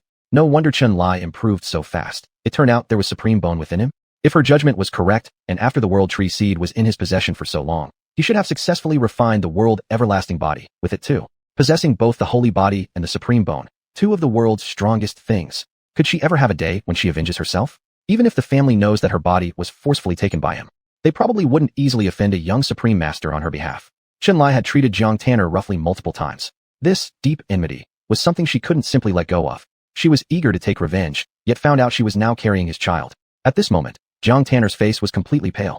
Yet, since her mother kept infusing her with cultivation, she didn't manage to faint right away. However, just as Jiang Tanner, pale-faced and uncertain how to handle the situation, Yunji's voice suddenly interrupted. Tanner, there is something I want to criticize you for. Criticism from mother? Jiang Tanner looked at Yunji with slightly puzzled eyes. The next second, Yunji spoke seriously. Not only me, but the family has repeatedly warned you. Before the completion of your holy body, you shouldn't lightly defile yourself. But this time, considering the powerful baby in your womb, we'll let it slide without further inquiry. However, you are such a smart and lively child. How could you be manipulated by someone as insignificant as an ant? Manipulated by an ant? Who was the ant mother referred to? Could it be that the family had already learned about the several times she had been humiliated by the old villain, Chun Lai? Was the family going to settle accounts with him? But before Jiang Tanner had a chance to feel any joy, Yunji continued speaking. Mother has already understood what happened. I know that you are a sentimental person. But how could that boy, Chun Lai, treat you so badly? How could you break his heart for something as trivial as childhood memories? The Ye family is not in our league. Haven't you realized that Ye Tian is just after wealth and wants to cling on to our Jiang family's power? That's why he tried to cause discord between you two. Don't flaunt your ladylike attitude everywhere. A woman's most important virtue is fidelity, the principle of a wife following her husband. Do you understand it or not? Fortunately, there is still time to make amends. Thankfully, Chun Lai truly loves and cares for you, and is willing to tolerate your little tantrums. In the future, don't create misunderstandings with him anymore, and don't associate with petty phoenix men who provoke him. He'll get upset. You are the young mistress of our Jiang family, yet you are nice to someone as lowly as an ant while being cold towards an excellent husband like him. Word gets out, people might laugh at you. Even worse, our entire Jiang family might become the laughing stock. Therefore, when you have time, try to reconcile with him, earn his forgiveness, and bring him back home. Let mother, your father, and the elders meet this young supreme master. I believe that, considering the child, he will forgive you and make up with you. Let me tell you, I wouldn't recognize any other son-in-law, only him. Jiang Tanner. How could she possibly hurt him emotionally? Find ways to reconcile with him. Mother would recognize no other son-in-law but him. Listening to Yunji's rapid stream of words. At this very moment, Jiang Tanner felt like she was on the verge of being stupefied. What was all this about? What nonsense was Mother talking about? Jiang Tanner looked at Yunji incredulously. Had Mother taken some wrong medicine today? Chapter 155, Mistress Jiang spits blood. After hearing Yunji's aba speech for so long, Jiang Tanya at this moment truly felt like she was about to go dumb. In the next second, she instinctively spoke up. Mother, what nonsense are you spouting? What does Phoenix Male mean? And how do you even know that old villain Shun Lai's name? Looking at Jiang Tanya, Yunji smiled and said, of course it was Master Mo and Elder Ling who told your mother all this. Tanya, do you really think with such a big deal happening, and you already showing, they'd dare keep it hidden from us? So this matter involves Master Mo and Elder Ling? At this moment, Jiang Tanya didn't want to deal with anything else. She just wanted to know what exactly Master Mo and Elder Ling had told her mother and clan people. How did her mother end up telling her so much confusing stuff? Thus, at this moment, Jiang Tanya hurriedly asked, Mother, what did Master Mo and Elder Ling tell you? Everything that needed to be said has been. Yunji couldn't help but pinch Jiang Tanya's tender little cheek. Even though you and Shun Lai had some minor disagreements, how can you call your future husband an old villain? Once the child is on the way, there must be no more such disrespect. Otherwise, if outsiders hear about it, they'll ridicule our family as having no propriety, and that won't be a pleasant thing. Perhaps noticing the dumbfounded look in Jiang Tanya's eyes, Yunji paused for a moment, and then also happily recounted everything Master Mo and Elder Ling had told the family verbatim to Jiang Tanya. Not long after, having learned everything from her mother's words, Jiang Tanya finally understood why her mother and the clan reacted this way. At this point, not only was she stunned, but her whole being nearly went blank.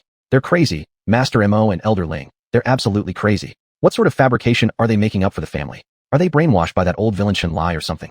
Otherwise, how could they make up such a ridiculous story? It's simply absurd. As the female protagonist of the story, had her body not just recovered somewhat from the supplements earlier, Jiang Tanya doubted whether she would have been able to spit out a mouthful of blood in frustration. The hatred between herself and that old villain Shun Lai runs so deep, yet the clan mistakenly assumes he is her ex-boyfriend, and even goes so far as to smear brother Ye Tian as a third party disrupting relationships? Jiang Tanya wasn't foolish. How could she willingly take on such a large injustice? Therefore, she immediately sat up anxiously and began explaining earnestly to Yunji. Mother, they're all lying. The situation is nothing like what they said. That old villain Shun Lai violated me and caused my pregnancy. He calls himself a righteous elder, but his deeds aren't even fit for someone in the demonic path. How could I possibly like someone like him? Upon hearing Jiang Tanya's defense, Yunji also briefly looked puzzled. Subsequently, she naturally asked, you say he violated you? Is it true or false? Jiang Tanya was close to tears in her cheek. Mother, could you doubt me now? It's not that I don't believe you, but isn't it possible that Master Mo and Elder Ling might deceive the family too?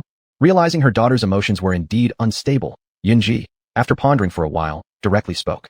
Let's set aside the other matters. Tanya, recount all your experiences during this period in Qingming province to your mother. I want to understand as well, what exactly happened here. Since the pregnancy was out in the open, trying to hide the fact that she lost her innocence became impossible anyway. Seeing her mother inquire, over the span of forcing herself to calm down with a deep breath, Jiang Tanya truthfully recounted every single thing she had endured and told Yunji without any omissions. From Jiang Tanya's recounting, Yunji naturally heard another version of the events. At this moment, she didn't say much more, directly ordering a nearby servant girl, go fetch Master Mo and Elder Ling. Yes, mistress. After about one tea time later, Master Mo and Elder Ling were both summoned to the annex hall where Jiang Tanya resided. Yunji sat at the head seat, and without missing a word, repeated everything Jiang Tanya had just said to Master Mo and Elder Ling. Master Mo, Elder Ling, I called you here for no other reason. Now I merely wish to know, which of these two accounts you've told matches reality? Supported by a maid, the extremely weak Jiang Tanya also walked out from her bedroom. Her beautiful eyes full of anger were fixed on the two elders. Master Mo, Elder Ling, I've always had the utmost respect for both of you. But why do you fabricate lies to the family and slander me like this? Seeing the young miss glaring at them, Elder Ling hung his head shamefully. But Master Mo appeared quite puzzled. Young miss, what nonsense are you talking about? Everything I reported to the family is nothing but the truth. Young miss, you've grown up before my very eyes. How could I possibly defame you? After saying that, Master Mo suddenly remembered something and added a few more sentences involuntarily. Young miss, I know you've been tricked by Ye Tian, and to protect him, you're unwilling to reveal the facts. But the truth is always the truth. No matter how hard you try to deny it, it still won't change. I understand how wronged you feel inside, thinking that Brother Shun Lai has betrayed your relationship, going after other women instead. That's what frustrates you. But honestly speaking, it's not a big deal. The large families emphasize spreading their roots. You didn't see even Lady Yin say much on this matter? Jiang Tanya was nearly spitting blood. Nonsense. This isn't any sort of truth at all. I understand now, Master Mo. Did Brother Chen Lai talk to you and make you believe these things? Don't you realize you've been misled? Have I been tricked? Master Mo blinked, then turned to Jiang Tanya. Young miss, with my intelligence, can I really be easily deceived? I admit, Brother Chun-Lai has indeed spoken kindly with me. And whenever we talked about you, young miss, seeing the deep emotions in his gaze towards you made me realize clearly. It must be you who failed to meet his expectations in matters of love. You insist you've never liked Brother Chun-Lai and detest him thoroughly. Fine, then here's the question. If you despise him so deeply, why did you end up having relations with him?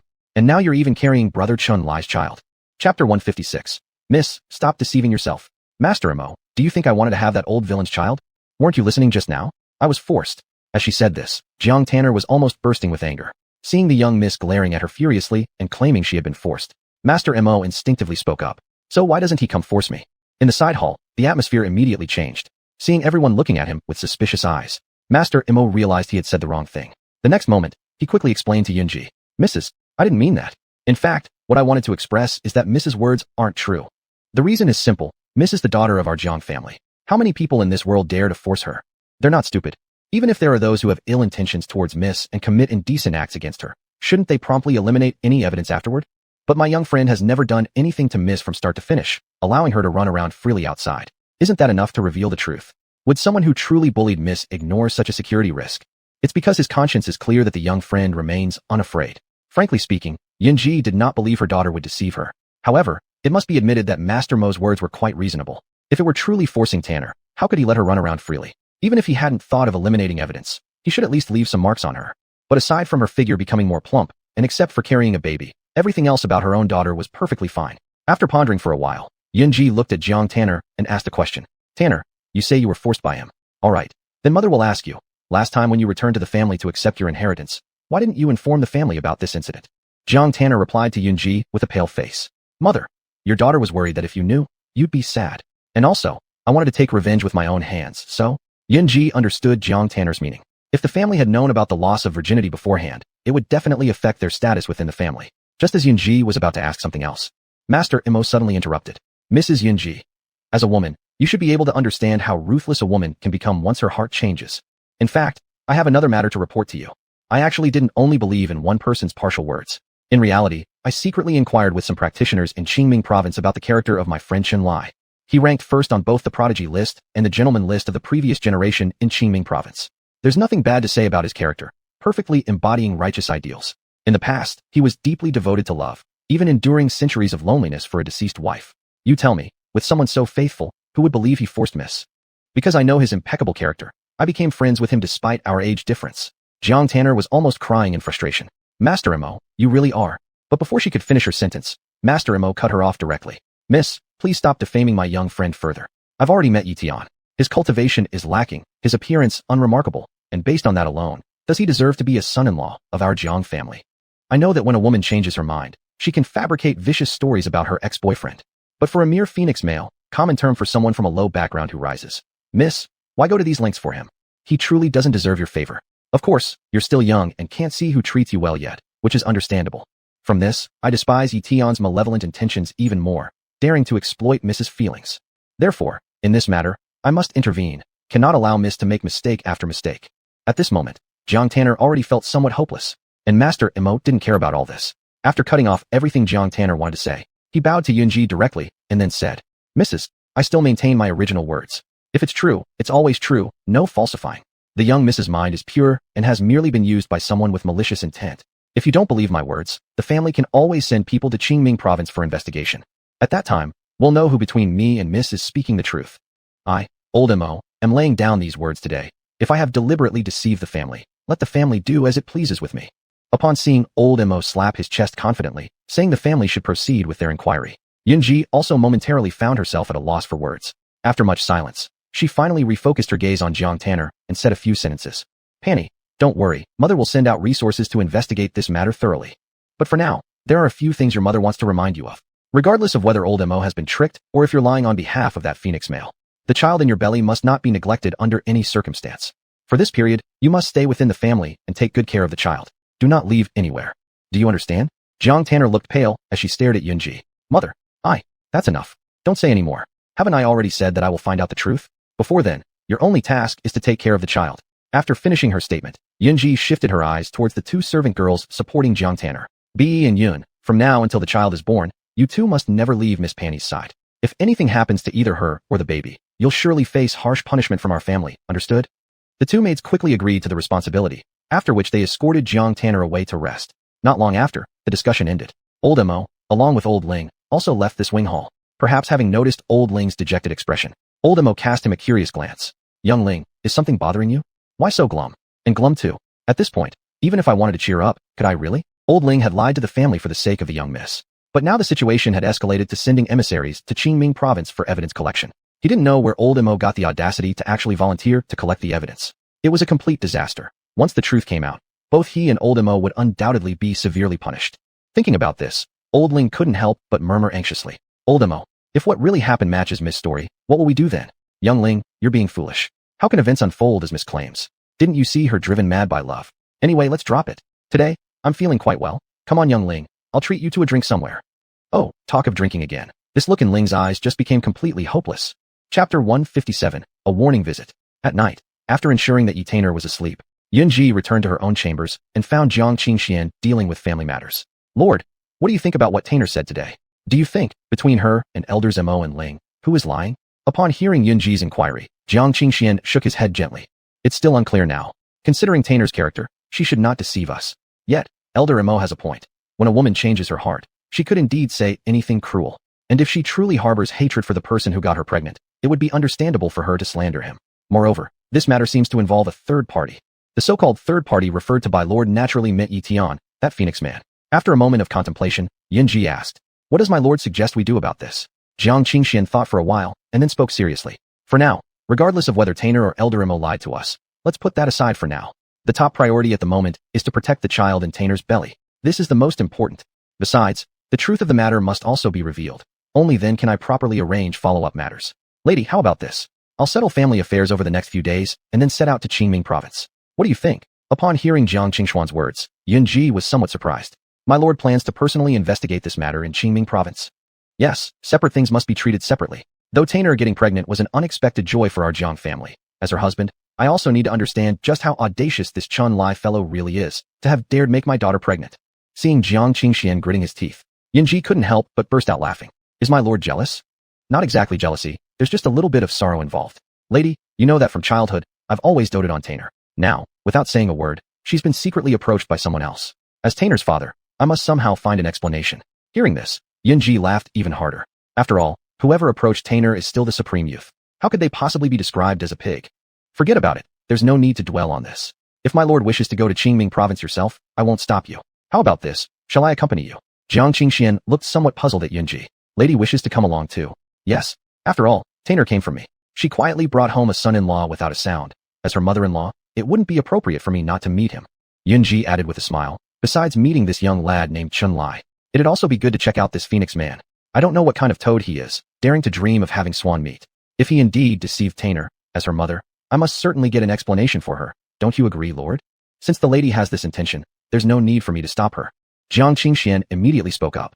All right, since lady wants to take a break and go out, I'll discuss this matter with the elder ancestors tomorrow. After saying this, Jiang Qingxian seemed to recall something, and asked, then, shall we bring Tian along? We won't bring Tian. Her main task now is to stay at home and take good care of herself during the pregnancy. We will handle these small matters ourselves.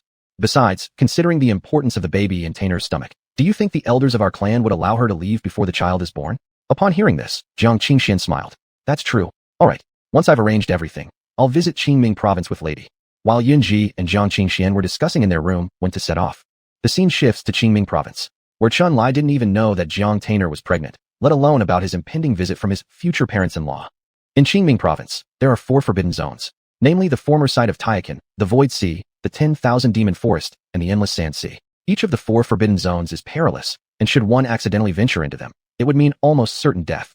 How to describe it? Although the 4 forbidden zones are infamous, in truth, on the vast land of Qingming province, there exist many other treacherous places whose dangers match or even exceed those of the 4 forbidden zones. For instance, the southern frontier is one such place. The southern frontier lies at the extreme southern end of the Tianxiong continent. Here, amidst a myriad of towering mountains, lush vegetation thrives uncontrollably. Not only do fearsome, beastly creatures dwell within these mountains, but also countless venomous insects that can reduce cultivators to pools of pus with just a single bite. By legend, even beings who have reached the celestial Tianyuan realm have met their demise here. This gives some indication of just how terrifying the southern frontier truly is. However, as the ancient saying goes, no matter how dangerous a place may be, it cannot deter the exploratory spirit of humanity. Though the southern frontier is fraught with peril, its rich spiritual energy and unique environment indeed nurture an abundance of heavenly treasures. Every year, countless cultivators lose their lives here in pursuit of medicinal herbs and fruits. Yet despite this grim fate, even more cultivators flock here undeterred. It is precisely because so many come here each year seeking treasure and adventure that the city closest to the southern frontier's entrance, Nanjang City, has grown extraordinarily prosperous. Today, Nanjang City was bustling with its usual activity. But just at noon, a group of cultivators rushed hastily into Nanjang City. Please, honored physicians, save my elder brother. My elder brother was bitten by a venomous insect while protecting us. With many dangerous venomous insects abundant across the southern frontier lands, if bitten by a higher-tiered one without timely treatment, death is almost inevitable. Hence, many physicians have emerged in Nanjang City, surviving by curing people and helping rid them of poisons. Among the countless medical halls spread throughout Nanjang City, the Holy Physician Hall could be considered the largest medical establishment. Thus, this small group of cultivators immediately headed straight for the Holy Physician Hall. Chapter 158. If you have money, doctors rush to treat you. If you don't have money, it's hard to see a doctor. This cultivator team was made up of 5 people, 3 men and 2 women. One of the men had a bluish-purple complexion and had already fallen unconscious. From this alone, one could tell that he was the one bitten by the venomous insect. With customers arriving, the St. Dr. Hall naturally sent out a physician to diagnose him immediately. A few minutes later, the middle-aged physician diagnosing him let go and solemnly said, "What did the venomous insect that bit your senior brother look like? Was it a purple spider with 6 wings?"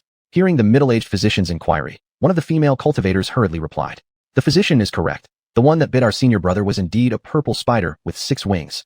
Only because we ran fast did we manage to narrowly escape with our lives from that venomous insect. But senior brother didn't make it far before falling unconscious. We expended great effort just to bring him back from the southern jungles. Physician, is my senior brother heavily poisoned? Is there any way to treat him?" Upon hearing the anxious question from the female cultivator, the middle-aged physician simply nodded. "Very serious. Judging by your attire, you should be disciples of a sect. You've probably just arrived in the southern jungles not too long ago, so you might not fully understand how fearsome the 6-winged poison spider is. Let me explain it this way. In terms of grade, the 6-winged poison spider is only 4th rank, but its venom can easily claim the life of even a Tianyuan realm cultivator. To think your senior brother would be bitten by it. He's really unfortunate. However, it's also fortunate that you didn't waste time on the road and arrived early. The poison hasn't yet seeped into his internal organs. Under these circumstances, a 5th-rank detoxification pill might be able to save his life." Upon hearing the words spoken by the middle-aged physician, none of the present individuals felt even a hint of joy. Instead, their faces turned deathly pale. In truth, it all came down to poverty. How many among those who came to the southern jungles to seek celestial treasures would come from good families? All of them were merely disciples of small sects near the southern jungles. Their highest-ranking master brother had only just reached the 1st level of the spirit pill realm, while the others were at the foundation establishment realm. A 5th-rank detoxification pill was something not even a Tianyuan realm grandmaster could afford easily. How much less could they possibly buy it? Even an inferior quality 5th-rank detoxification pill would require at least 50 superior-grade spirit stones to purchase, and converting that to inferior-grade spirit stones would cost 500,000 pieces. For them, whose monthly contribution to the sect was fewer than 100 inferior-grade spirit stones, it might truly be a colossal sum they couldn't earn in a lifetime. It was unknown whether this junior sister harbored deep feelings for her elder brother, but upon realizing that only a 5th-rank detoxification pill could save their elder brother's life, she directly knelt before the middle-aged physician. "Physician, we're all disciples of a minor sect. How could we afford 5th-rank pills? Please, physician, think of a way to save our elder brother. If you have money, doctors vie to treat you. Without money, it's hard to get treatment. This principle is indeed universal across all worlds. The middle-aged physician has seen too many such situations. So at this moment, he directly shook his head and coldly said, "You should be very clear about the price of 5th-rank pills. Our place is a physician hall, not a charity hall. So if you can't afford this fee, you'd better start preparing the funeral arrangements for your elder brother." Despite crying and clinging tightly to the leg of the middle-aged physician, the young junior sister refused to let go. Seeing this, the middle-aged physician became irritated and called over the guards from the physician hall. "Take them all out." "Yes, sir." Still, the young junior sister refused to release her grip. The other senior brothers were the same, kneeling on the ground and repeatedly imploring the physician. "Physician, please. If you can save our elder brother, we will work as oxen or horses to repay you." Witnessing this scene, another physician from the medical hall couldn't help but scoff coldly. "1 5th-rank detoxification pill. I could even make a Tianyuan realm grandmaster serve me like an ox or horse. You dare come to our St. Dr. Hall for treatment without money. Really makes us wonder what you were thinking." Several guards who had achieved the spirit pill realm soon drove them out of the St. Dr. Hall, dragging along their elder brother, severely poisoned, and dumping him right onto the cold ground outside. Yet, just when the junior sister's eyes were red and filled with despair, suddenly, a soft and melodious voice gently sounded in her ear. "Perhaps, let me give it a try?" Upon hearing this unexpected voice, the junior sister instantly lifted her head. Before she knew it, a woman dressed in white and with her face covered by a veil suddenly appeared before her. Unable to see her features, the woman's figure was nonetheless strikingly beautiful. Seeing this stranger stepping forward to offer help so righteously, the young junior sister asked full of surprise, "Are you also a physician?" Underneath the veil, the woman gave a faint smile but did not answer the junior sister, then moved to stand in front of their poisoned master brother, bent down, and conducted a careful diagnosis.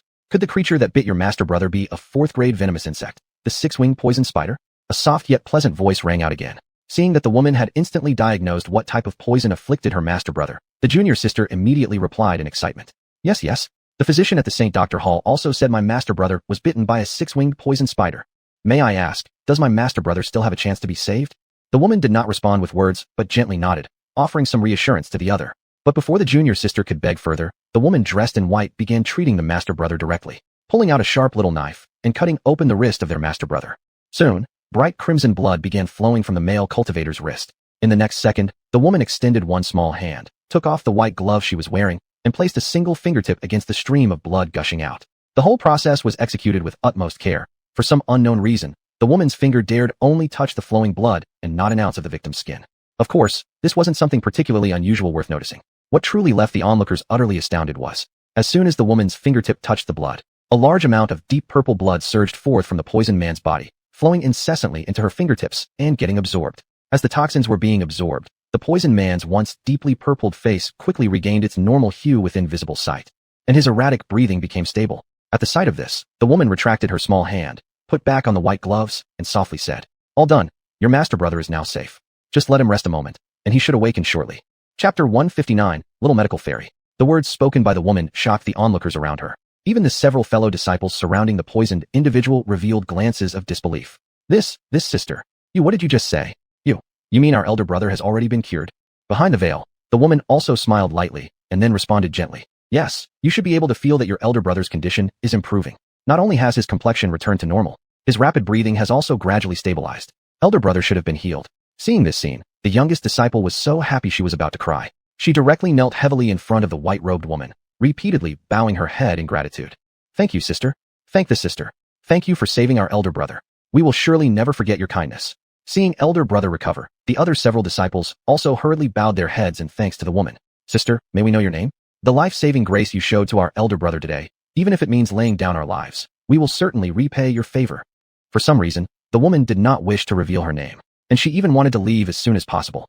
However, her departure steps were still a bit too slow. In the next second, more than 10 men with unfriendly expressions surrounded her. Leading them was the middle-aged physician from the Holy Medical Hall. The middle-aged physician clearly recognized the identity of the white-clad woman. The next second he clenched his teeth and spat out. Little medical fairy. You should know, our southern frontier city does not welcome you. When we let you go last time, didn't you yourself personally promise not to come back to the southern frontier city? How? Are you now going back on your word? Is it necessary to give you a severe lesson to make you understand whose territory this southern frontier city is? From the moment the white-clad woman chose to step forward and treat the poisoned person, she knew her identity could not be hidden any longer. It's clear saving lives while letting them die isn't in her nature.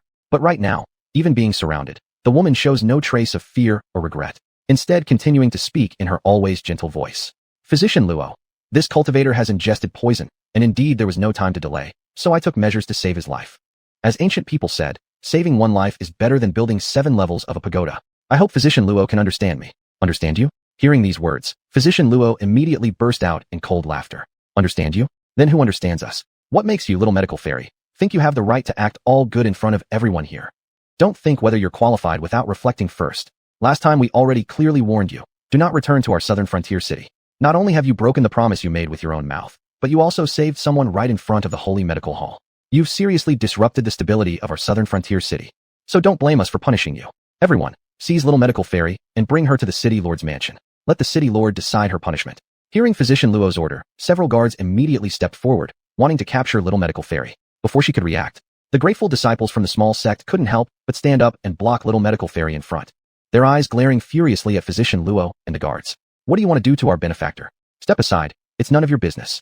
Since their cultivation base was shallow, a guard with an achievement level reaching Spirit Dan realm simply slapped them away like they were flies. Seeing that they dared to hit people, little medical fairy, who was previously calm, became anxious. Dr. Luo, don't overstep your bounds. Overstep? You dare to smash our bread and butter, yet accuse us of overstepping. Dr. Luo replied coldly. Want to pass today quietly? You can detoxify well, right? Fine, pay the treatment fee for these folks. Hand over 50 upper-grade spirit stones, and I'll let you walk away peacefully. Xiao Yixin was infuriated. I saved these people. Why should I pay you a treatment fee? So why did you steal our business? Just as the guards were about to apprehend Ye Tian, finally, among the onlookers, someone could no longer bear it. Shouted angrily, "Lo Ye Tian, don't push things too far." Previously, Ye Tian had treated many injured and poisoned individuals. In this southern frontier city, there were still people who remembered her kindness. When they saw a muscular cultivator step forward to block Little Medical Fairy, Physician Luo also laughed coldly and said, "Who would have thought? Isn't this great Dean Tai of the Iron Sword sect? So, are you stepping in to speak up for Little Medical Fairy? Little Medical Fairy has saved my life before. What's wrong with me standing up for her?" Tai Yunshan, the headmaster of the Iron Sword sect, his cultivation had reached the great perfection of the spiritual Dan realm. Looking across the large southern frontier city, he was considered a formidable power. His Iron Sword technique was used with divine skill. Normally, others wouldn't dare to offend him lightly, but in front of Physician Luo, it was as if he didn't care at all. Or perhaps, he had long figured out ways to deal with the other party. For someone to stand up for Little Medical Fairy wasn't surprising. In the next second, Physician Luo spoke with a smirk. "Great Dean Tai, if you want to take Little Medical Fairy's side, I won't stop you. But have you thought through the consequences? The income source of your Iron Sword sect is all from gathering herbs in the southern frontier, right? If today you dare to support Little Medical Fairy, then I can guarantee that from now on, should any of your disciples be injured or poisoned, not a single doctor in the entire southern frontier city will treat you." It might be because he wanted to expand his influence, seeing that there seemed to be others willing to join and speak up for Little Medical Fairy. After clearing his throat, Physician Luo directly declared loudly, so everyone could hear.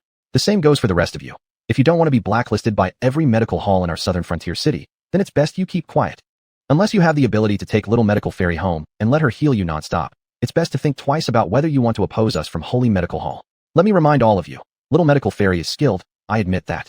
But she's only one person after all. Are you sure you want to anger every medical hall in the whole southern frontier city for her?" Chapter 160, the grand performance begins. How many cultivators are active in the southern frontier city? There must be more than 1,000,000. Even if Ye Tian were extremely capable, she could not possibly help everyone. It was evidently a counterproductive move to offend the entire medical hall of southern frontier city for her sake.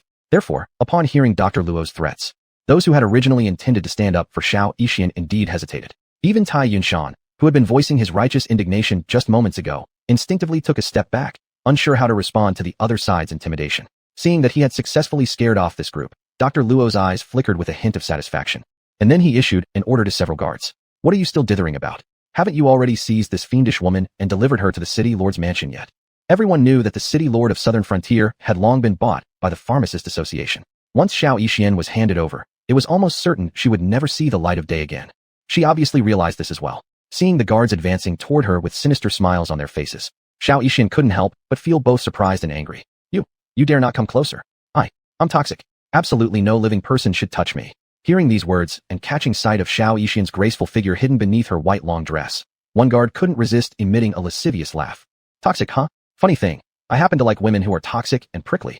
It's said that Ye Tian is the most beautiful woman in Southern Frontier, yet few have ever seen her face.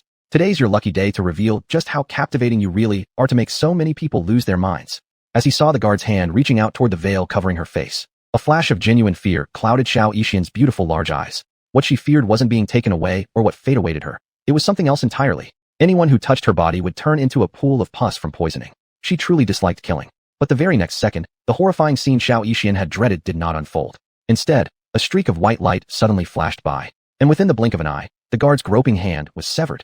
The pain of having his wrist cut off was unbearable. The guard writhed in agony on the ground, screaming like a slaughtered pig. At that moment, an elegant white-robed figure quietly appeared beside Ye Tian.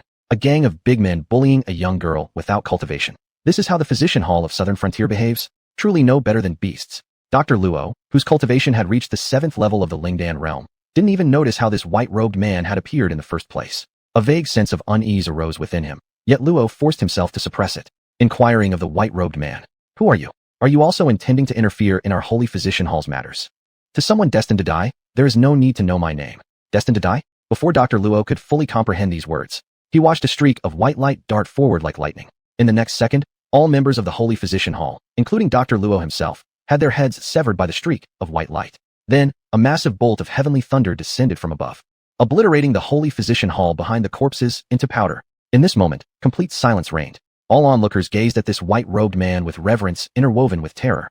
This, Senior, was it you who saved me?" Although Ye Tian lacked any cultivation, she sensed exactly who had come to her rescue. Seeing Ye Tian addressing him, a faint smile appeared on the white-robed man's face. The next second, his voice carried across. "The place is crowded and filled with noise, not suitable for conversation. You follow me." and when we find a quiet environment, I will discuss this matter with you in detail. Cultivation realm won't explode unless the patriarch takes a break. After temporarily resting for a few days at his sect, Chun-Li set out once again to do great deeds, perhaps already foreseeing that it wouldn't be long before he left Qingming State. But the female destined by heaven living in Qingming State had yet to be fully gathered. Wasn't that precisely the unfinished, important task? So this time, Chun-Li naturally wanted to handle some wrap-up work. Xiao Yixian, full name Su Ying, one of the daughters of destiny, grew up in southern frontier, possessing the rarest, heavenly poisoned saint body in the world. Her character is kind, her beauty unmatched, her posture graceful, her demeanor enchanting. Even the system gives her a high evaluation score of 94 points. Just think about it. How could Chun-Li let such a remarkable lady remain wandering outside alone and pitiful? Nonsense. Such a beautiful, pure, and kind girl should be in one's own arms, lavished with endless affection. At this point, even by thinking with your toes, you should be able to guess who the person was that saved Xiao Yixian in southern frontier city. Apart from Chun-Li, how many others in Qingming State could effortlessly destroy the first medical hall of southern frontier city, known as the Saint Physician Hall? After rescuing Xiao Yixian, Chun-Li simply took her along with him. No matter what, she was his savior, so he at least owed her some words of gratitude. Thus, after a brief hesitation, Xiao Yixian decided to follow Chun-Li's steps.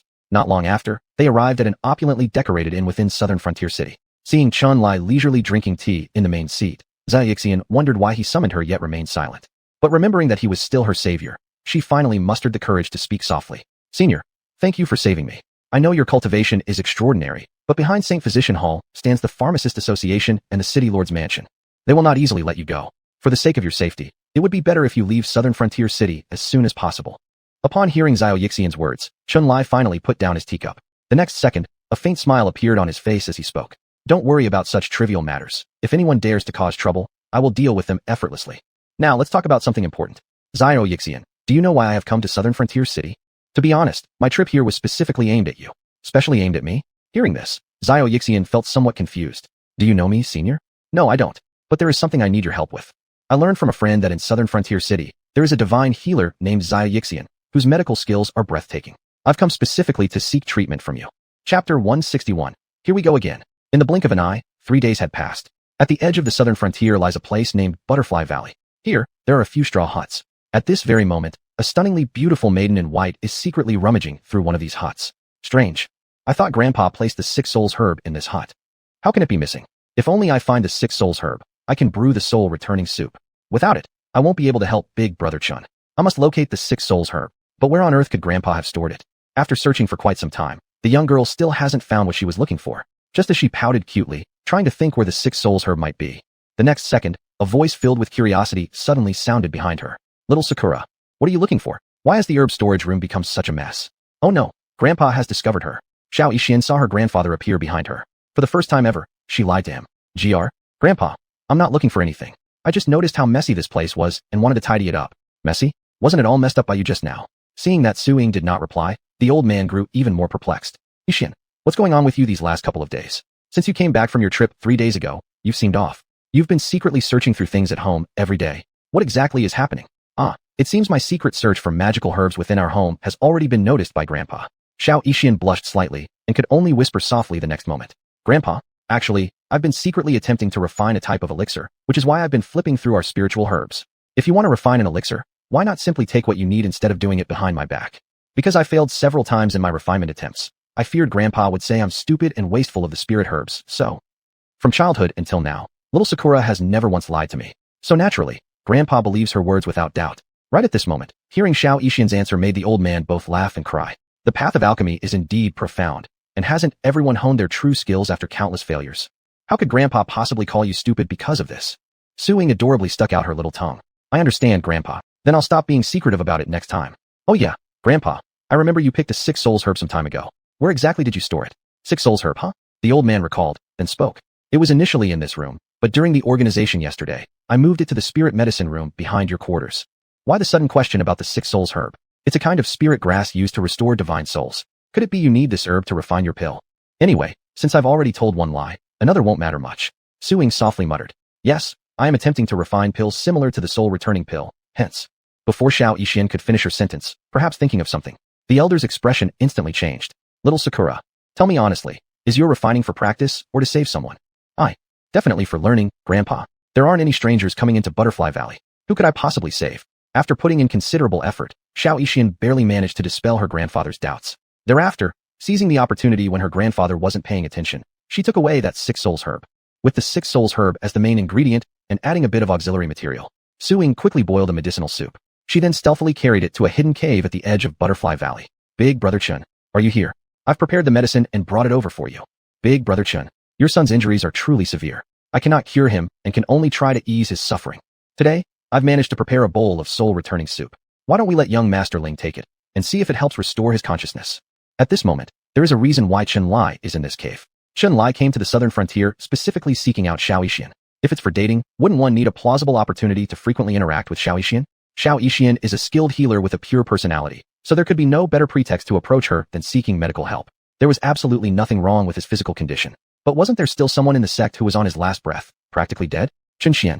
Chun Lai thought of him immediately. Anyway, this fool was almost dead. Perhaps it would be fitting for Chun Lai to exploit him one last time before he passed away.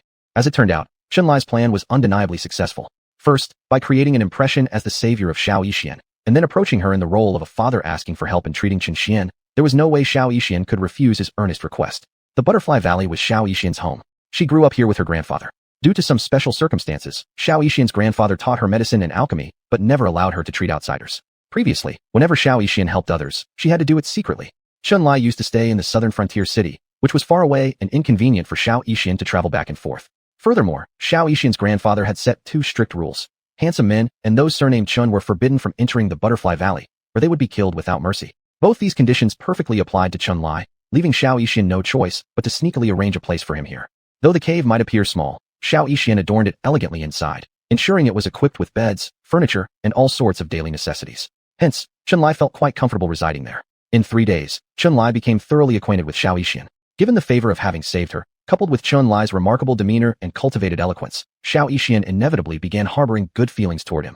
Of course, these positive emotions certainly didn't involve romantic affection, but more like friendship developing between them. As for when would be the right time to make another move on Xiao Yixian, that required further arrangements. Within the 3 days, Xiao Yixian would cook healing soups every day and deliver them to Chun Lai to aid in Chun Xian's treatment. Is today the delivery of the soul-returning soup? This stuff truly was an excellent concoction. Chapter 162, Disobedient Apprentice. A young woman goes through so much trouble to simmer herbal medicine and personally deliver it to you. How can you not at least say thank you? So when Xiao Yixian came with a bowl of herbal soup, Chun Lai immediately said with gratitude, "Thank you so much, Miss Su. You're too kind. Elder Brother Chun saved my life. All this is what I should do. Unfortunately, my medical skills are shallow. I can only alleviate the suffering of Elder Brother Chin's child, but I cannot cure it completely. If only grandfather were willing to help. But grandfather he..." Before Xiao Yixian could finish her sentence, Chun Lai smiled and interrupted her. "It's fine. Didn't you already say it before? Your grandfather dislikes strangers and doesn't allow outsiders into the Butterfly Valley. I can understand your grandfather's concerns. If there's no recovery, then we must accept it as fate for Xianer." Being unable to cure Chun Xian, Xiao Yixian also felt quite guilty. As she was about to say something more, the next moment, she remembered something and quickly said, "Elder Brother Chun, I need to go back first. Today is the day grandfather teaches me the art of refining elixirs. If I'm late, grandfather might come looking for me, and that would be very bad." Chun Lai nodded. "All right, since Miss Su has matters to attend to, go ahead and handle them. Yes, I'll leave the medicinal soup here for now. Could you please, young Master Chun, feed it to your son later." Xiao Yixian gave some instructions, then hurriedly left in haste. But she didn't know that the moment she left the cave, the bowl of soul-restoring soup she carefully prepared was directly poured onto the ground by Chun Lai. "Ancestor, I've returned." Not long after Su Ching left, a middle-aged man dressed in black appeared in the mountain cave. Chun Lai quietly sat on the chair flipping through a book, without raising his head to look at him, but calmly asked, "Is everything taken care of as instructed? Report to the Ancestor. Everything has been settled. Good. If everything is done, return to the sect." Upon hearing this, the black-clothed man said nothing and left immediately. And after he left, Chun Lai laughed softly to himself. Since everything has been settled, I should see a grand drama today. Night fell. In a straw hut within the Butterfly Valley, a lamp was lit. One could faintly hear voices from inside. This was Xiao Yixian's grandfather teaching her medicine and elixir arts. "Xiaoying, that's roughly how Tianyuan pill is refined. To produce an excellent quality Tianyuan pill, timing of adding fire and ingredients is crucial." And the old man was seriously speaking, then suddenly paused for some reason, his face turning serious as he looked toward the window. Xiao Yixian hadn't noticed anything unusual and instinctively asked, "Grandpa, what's wrong?" "There's nothing. Xiaoying, that's all for today's lesson. If you have nothing else, rest first. Grandpa has a guest to entertain. You have a small cave at the edge of Butterfly Valley, right? Temporarily stay there tonight. I will fetch you back from the cave after receiving this guest." Hearing these words, Xiao Yixian was just about to ask something. At that moment, a light mocking laugh resounded. "Master, it was such a hassle for this disciple to find you. No wonder I haven't been able to trace your whereabouts for so many years. Who would have thought you'd be hiding in such a remote place in the southern barbaric region? A blue-robed man walked uninvited directly into this little wooden house. This man was over middle age, yet still appeared dignified, and from this alone one could tell that he had once been a handsome and suave individual in his youth. Seeing the appearance of the middle-aged man, the old man didn't know what crossed his mind, but his eyes flashed with indescribable anger as he gritted his teeth and uttered 2 words. "Disobedient disciple. How did you know I am in seclusion here?" The middle-aged man smirked slightly and replied, "How I found you, master. Does that matter? What's important is that the disciple has finally managed to locate you. Master, surely you know why I've been searching for you for all these years. Will you willingly hand over the lower scroll of the Imu alchemical canon, or should I compel it from you with force and make you reveal its location?" Xiao Yixian's grandfather glared at the middle-aged man and gritted his teeth. "Wretched disciple, do you actually think you can cultivate Master's Imu alchemical canon? Don't daydream. This alchemical scripture was destroyed by my own hands long ago. You should leave here now. I might still spare your life. Otherwise what? I'm actually curious what a half-crippled master like you can do to me. If you really had the ability, would you be hiding like this?" After saying this, the middle-aged man looked at the old man with a smile. "I know how much you hate me, master. It can't be helped that I've done so many things unforgivable to you. But some things truly can't be blamed on me. Who could have resisted mother's beauty when she was so captivating, and when father couldn't satisfy her needs? If mother chose me, it is only reasonable, don't you think?" The words spoken by the middle-aged man were already the utmost humiliation for Xiao Yixian's grandfather. At that moment, the old man could no longer control his emotions. Roaring with bloodshot eyes, "Ha fun, you rebellious student. How dare you bring up this matter before me again? Today, even if I die, I will drag you to hell with me." Bursting forth with all his cultivation. It was only then Xiao Yixian realized her grandfather was a cultivator. But there was no time to ask any questions. As she saw her grandfather engaging in combat with the middle-aged man, the battle began. The official battle had begun. If there were experts familiar with the cultivation world present, they would surely be able to identify both fighters without error. Yes, whether it is Xiao Yixian's grandfather or this middle-aged man named Ha Fun, both come from a powerful force called Dan Valley in the Qingming state. Xiao Yixian's grandfather's full name is Su Ching Yen. Speaking of which, he was also a legendary figure known across Qingming state. In the entire Qingming state, only 3 pill masters had reached the 6th rank in skill. Pill-respected Lu Xian has been reclusive for years and has long withdrawn from worldly affairs. Pill Ghost Hanxiu lives in the royal capital and serves as an imperial consultant to the Great Flame Empire. And Su Ching Yen is the last 6th-ranked pill master, and also the former master of Dan Valley, revered in the cultivation world as the Pill King. Chapter 163. This old bai Dang has indeed met his end.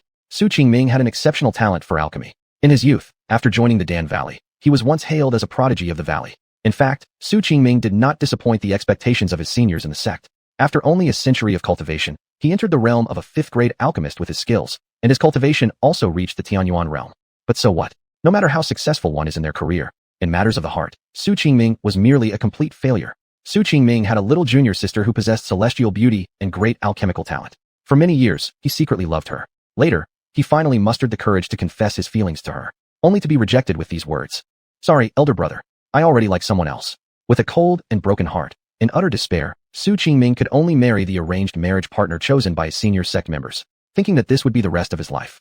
However, he never expected this union to become the beginning of all the nightmares in his life. Dui Weishan, born into a first-tier power, was the heiress of this force.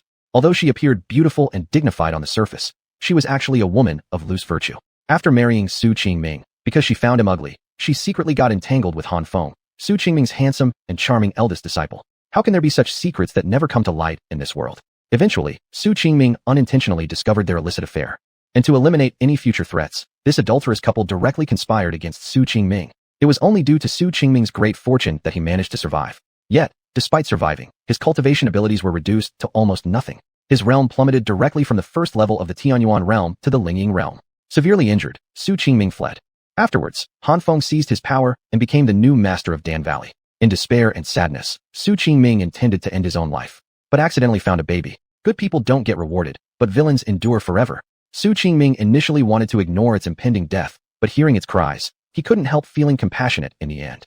This baby was Su Ying. As she possessed the heavenly poison saint body, every month she needed to absorb a large amount of poison essence just to survive. That's why Su Ching Yen came to live in seclusion here at Butterfly Valley near Nanjing with her. Over these years, Han Feng had never stopped searching for Su Ching Yen. Because the secret technique of Dan Valley, the latter half of the Imu alchemy scripture, was taken away by Su Ching Yen. Even though Han Feng had successfully ascended to the position of master of Dan Valley through manipulation, there were still some within Dan Valley who refused to completely submit to him. Only by gathering the full Imu alchemy scripture could he truly solidify his position. And only by obtaining the Imu alchemy scripture did he have a hope to break through and become a 6th-grade alchemist. So today, no matter what, he must obtain the Emu alchemy scripture. Fight, fight. The more bloody and chaotic, the better. Neither side, whether it be Han Feng or Su Ching Yen, battling fiercely in midair, had even noticed a pair of amused eyes observing them from the shadows. How did Han Feng manage to find Su Ching Yen's hiding place while being ensconced in Dan Valley? Naturally, someone had been leaking information to him secretly. This deed was done by Chun Lai, and naturally, there was a reason for doing it. Little medical immortal was breathtakingly beautiful, with an innocent personality due to having rarely interacted with others. Her nature was actually very similar to Nye Qingzhu from before. To Chun Lai, such girls are really the easiest to pursue, even if it took a month at the longest, or just a few days at the shortest. In such a short time, he could think of countless ways to win her heart. But Su Ching Yen's presence made Chun Lai feel somewhat obstructive. The Butterfly Valley has 2 rules. 1. Handsome men are forbidden to enter. Otherwise, they will be killed without mercy. This rule is actually related to Su Ching Yen's sense of inferiority. Though gifted, he looked ugly. He instinctively believed that the reason his junior sister refused him and his wife cheated on him was due to his unattractive appearance. Hence, he held an extreme aversion towards handsome and dashing men, which is why he established this rule in Butterfly Valley. If the first rule inadvertently implicated Chun Lai, then the second rule was a blatant targeting of Chun Lai himself. Men surnamed Chun are not allowed to enter Butterfly Valley. Why does Su Ching Yen hate men surnamed Chun? It's simple. His beloved junior sister was taken away by a man with the surname Chun. Bu Lianxiang, the daughter of the Dan Valley master, with a breathtaking beauty and unmatched grace, was ranked first in the previous generation's Tianji Pavilion list of beauties, acclaimed as the top celestial beauty of Qingming province. Due to certain unique experiences, she gradually fell in love with Chun Lai's previous incarnation. It was because of his previous incarnation that Bu Lianxiang had rejected Su Ching Yen's advances without hesitation, which made Su Ching Yen hate him with every fiber of his being. Actually, in Chun Lai's eyes, this matter was just a small thing. It was quite simple, just one sentence. You, Su Ching Yen, hating Han Feng, I understand that since your wife was seduced and taken away by him. But how wronged was the previous incarnation? If you can't get your junior sister, it's your own fault. The previous incarnation also didn't end up accepting Bu Lianxiang. Yet, you hate all men surnamed Chun because of this. How petty-minded you are. It's no wonder Bu Lianxiang didn't see you. This wasn't even the most despicable part about this old Baidang. In the original story, the destined protagonist Ye Tian came to Nanjing for some opportunity, where he met Little Medical Immortal. It was through Ye Tian's help that Little Medical Immortal managed to narrowly escape death after Han Feng discovered Su Ching Yen's whereabouts and launched a pursuit to kill him. Admittedly, from a certain perspective, being average-looking does have its advantages. At least people who aren't handsome may feel more familiar toward you. In the end, Little Medical Immortal ended up together with Ye Tian, which wouldn't have happened without Su Ching Yen secretly pushing them together behind the scenes. Because Ye Tian looked ordinary, Su Ching Yen thought he could be trusted, and knowing he bore a grudge against the Wuji sect, Su Ching Yen entrusted Little Medical Immortal to Ye Tian's care in his dying moments. He even gave Ye Tian piles of pills and spiritual herbs to help him improve his cultivation, so one day he could destroy the Wuji sect. Disgusting, truly nauseating. You're wondering just how petty-minded and unable to distinguish right from wrong this man is? If he were to try to win Little Medical Immortal, Su Ching Yen would definitely become an obstacle. Additionally, in the original story, the destruction of the Wuji sect also included his share of contributions. Judging by these 2 points alone, this old Baidang should have died earlier for better rebirth. The plot has already gone awry, and Chun Lai doesn't know when Han Feng will come knocking. Waiting around idly isn't something he wants to do, so why not find someone to discreetly tip off here and there? It must be said that Chun Lai's plan was executed perfectly. After years of covert recuperation, Su Ching Yen's strength has somewhat recovered, but he hasn't fully regained his former Tianyuan realm power yet. As for Han Feng, his treacherous disciple who defied his master, with the resources of Dan Valley at his disposal, he'd long reached the second level of the Tianyuan realm. Without Ye Tian risking his life to aid him, how could this old Baidang possibly stand a chance against Han Feng? This isn't a story of a destined protagonist. There's no dramatic rise from adversity or miraculous escapes. Output doesn't just rely on shouting.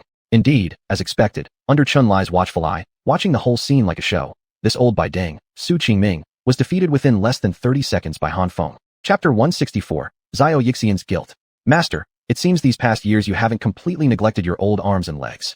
Your cultivation has indeed recovered quite a bit. But your disciple hasn't wasted time either over the years. With one blow, Su Ching Yen was knocked out of the sky, and at this moment, Han Feng also burst into triumphant laughter. Master, if only you had handed over the Emu Danjing obediently, perhaps your disciple could have given you a quick death. Otherwise, not only will you die, but the pretty girl by your side will probably be unable to escape misfortune. After taking a direct hit from Han Feng, Su Ching Yen was already severely injured, and seeing Han Feng targeting not only himself, but also Zhao Yixian, Su Ching Yen's eyes suddenly reddened with rage. Han Feng, if you dare to harm Xiaoying, even as a ghost, I won't let you go. Master truly jests. Since your disciple has moved against you, naturally I will ensure that both your spirit and soul are destroyed. Where would there be an opportunity for Master to become a ghost? Han Feng laughed in response. Then suddenly his expression changed, seemingly interested as he examined Zhao Yixian. Admittedly, Master has good taste. This woman is far more beautiful than my former master mother. Of course, while the master mother may have been charming, after so many years with your disciple, interest in her has somewhat diminished. Having someone new to fill that void wouldn't be bad. Since master seems to care deeply about her, how about we make a deal? If you hand over the Imu Danjing quietly, I will spare her life. How does that sound? Otherwise, your disciple will act against her as well. Hearing this, Su Ching Yen gritted his teeth and replied, Han Feng, do you think I don't know the nature of you, my rebellious disciple?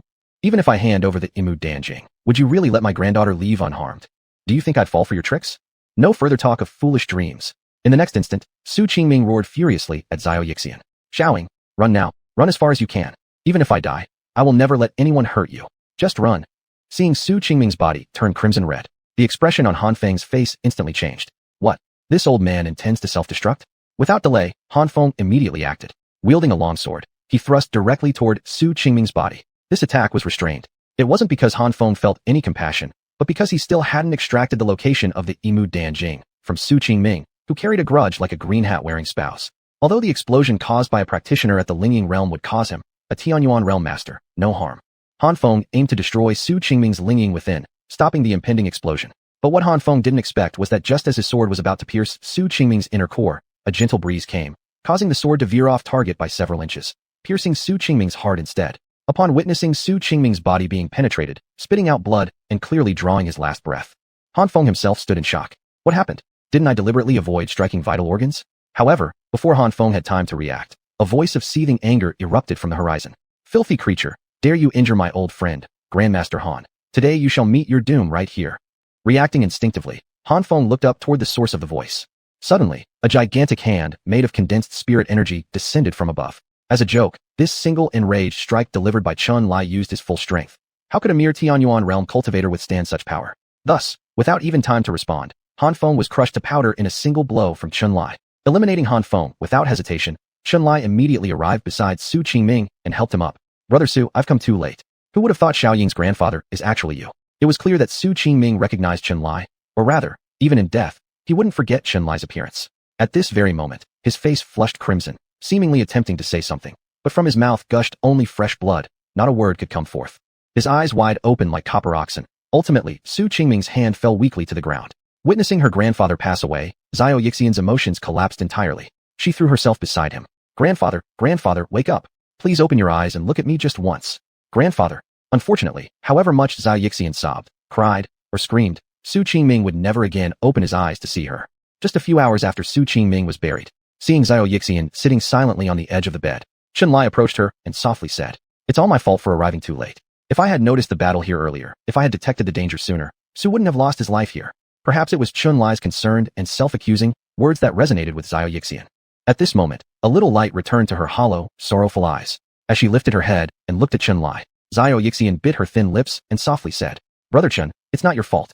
No one could have predicted grandfather would encounter an old enemy today. I should be the one apologizing. It's all my fault. If Brother Chun hadn't rushed to save grandfather and me. Brother Chun, you wouldn't have even missed seeing your child for the last time. After saying these words, Xiao Yixian knelt before Chun Lai, lowering her head in deep remorse as she said, it's me who owes Brother Chun. A few hours earlier, besides Su Ching Yen, Chen Xian was also buried. Yes, Chen Xian had finally met his end. It wasn't surprising. After all, he'd been gravely injured by Jiang Tanner, secretly finished off by Chun Lai, and then used as a tool to travel thousands of miles to Nanzhou. Moreover, he hadn't even been given the medicine broth carefully prepared by Xiao Yixian. It was already a miracle that he managed to hold on until now. But Xiao Yixian didn't know any of this. In her eyes, if only Chun Lai hadn't come to save her, she might still have seen his son one last time. That's why she felt immense guilt and shame.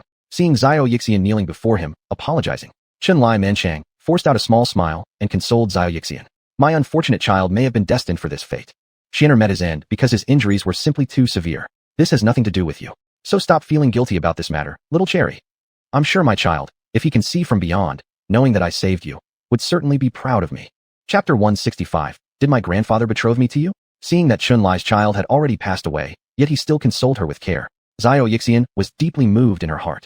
She bit her lips tightly, wanting to say something to Chun Lai, but at the last moment, Xiao Yixian restrained herself from continuing to speak. She lowered her head and fell into silence again, as if she were still trying to accept the pain of her grandfather's passing. However, while Xiao Yixian didn't speak, Chun Lai spoke up. Showing, Su Daoist has already passed on. As they say, when people die, it's like a light going out, but we who are alive must continue moving forward. What do you plan to do next? Do you plan to leave here, or? Upon hearing Chun Lai ask about her plans, Xiao Yixian lowered her head and softly replied. Chin brother. I don't know what I should do anymore. I've been living here with my grandfather since I was little. I've never left Nanzhong. Probably I won't leave here now either. My grandfather mentioned that because of my special constitution, I need to absorb a large amount of toxins every month to stabilize my health. Nanzhong is likely the most suitable place for me to live. So, Chin brother, is it because you're going to leave soon that you asked me this question? With the loss of her only family member, for Xiao Yixian, she is currently in the loneliest and most helpless state. Of course, she would like someone to stay by her side. Chin brother is a kind person. Being with him makes her feel comfortable. But Xiao Yixian also knows that Chin brother cannot stay forever. Now even his child has passed away, she has no reason to keep him. Seeing the slightly dejected expression on Xiao Yixian's face, Chunlai looked at her. Shinner has passed, and indeed, I should be leaving here. Xiaoying, do you really not want me to go? Even if she doesn't want him to go, what can be done? Xiao Yixian softly said. I know that Chin brother is someone destined for great things. You have to leave, and I understand that. When Chun brother asks me this, is it because you are a little worried about me? It's actually fine. Butterfly Valley is rarely visited by others, so I probably won't be disturbed much living here alone. Just wonder if I will ever have the chance to meet Chin brother again after you leave. Seeing how Xiao Yixian's voice revealed a hint of reluctance, Chunlai hesitated for a moment and then said firmly, Xiaoying, there's something I'm unsure if I should tell you. Unsure if he should or shouldn't. Xiao Yixian looked at Chunlai with some confusion. What's wrong, Chin brother? If you have anything to say, just tell me directly. Upon hearing these words, Chunlai no longer hesitated. The next second, she saw him speaking seriously. Xiaoying, surely you figured it out? I know Su Daoist. Had I known earlier your grandfather was Su Daoist, I would have come to visit him sooner. He wouldn't have turned me away either, since our relationship used to be really close. Before he passed away, Grandpa did seem very agitated upon seeing Chin brother, and naturally, Xiao Yixian noticed this. So at this point, she didn't doubt Chunlai's words, instead murmuring, if I had been smarter and told my grandfather your name earlier, maybe many tragedies could have been avoided. I'm sorry, Chin brother, all of this is my fault. Chunlai shook his head and said, all of this has passed, there's no point talking about it now. What I want to say now concerns something else. Xiaoying, do you know what your grandfather said to me before he passed? Your grandfather entrusted you to me and wanted me to take you away from here. What? My grandfather entrusted me to Chun brother and wants him to take me away from here? When Xiao Yixian heard these words, she felt completely stunned. And the next moment, she heard Chunlai continue. Though it's difficult to express, it was Su Daoist's final wish. I must tell you, Xiaoying, your grandfather entrusted you to me before he passed, hoping I would take care of the rest of your life. If Chunlai's previous words were merely surprising, then the next few words he uttered were like a time bomb for Xiao Yixian. Engaged? Did Grandpa betroth me to Chin brother before he passed? Xiao Yixian truly felt completely stunned right there and then. It took her a good while to gradually recover her thoughts. And at the same moment, her face turned beet red. Chun, big brother Chun, Grandpa, didn't he not say anything before he passed away? How? How could he have promised me to big brother Chun? Possibly due to extreme nervousness and shyness, Xiao Yixian's voice became stammering. This couldn't be possible. When Grandpa passed away, she really didn't hear him say anything. However, regarding this point, Chunlai had prepared his response long ago. Looking at Xiao Yixian who was completely at a loss and filled with anxiety, the next second, Chunlai directly spoke up. Su Daoist was too severely injured, and before he passed away, he was already unable to speak, so naturally you couldn't hear what he said. In fact, Su Daoist entrusted you to me using the communication technique specifically used by cultivators. I know that this comes as a surprise to you, and it's hard for you to comprehend. But in truth, your grandfather chose to promise you to me for a reason. For a reason?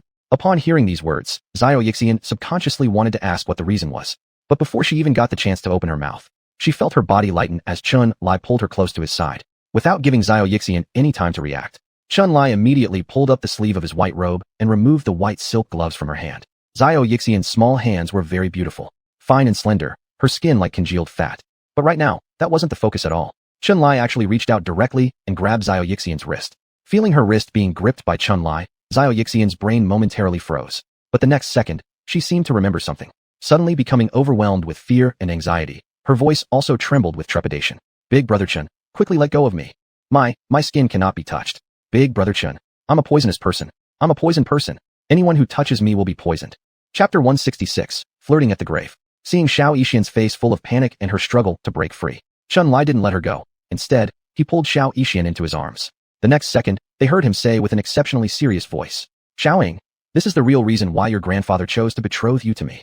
I know that you carry the heavenly poisonous saint body, and anyone who touches you will turn into pus within a blink of an eye. But do you see any sign of poisoning on me? Upon hearing these words, Xiao Yixian was stunned. She looked at Chun-Lai with eyes filled with disbelief, only to see that besides giving her a smile, there wasn't a hint of change on his body. At that moment, Xiao Yixian froze, even forgetting completely that she was still in Chun-Lai's embrace. The next moment, they saw her looking at Chun-Lai with eyes filled with bewilderment and disbelief as she softly asked, Chun, brother Chun, what is going on? Because I am the only person in this world capable of taking care of you. Isn't this the time for the use of the immune to all poison effect of the great chaos yin yang saint body? Chun-Li, seeing how confused Xiao Yixin was, immediately responded. Because like you, I also possess a saintly body. I have the great chaos yin yang saint body.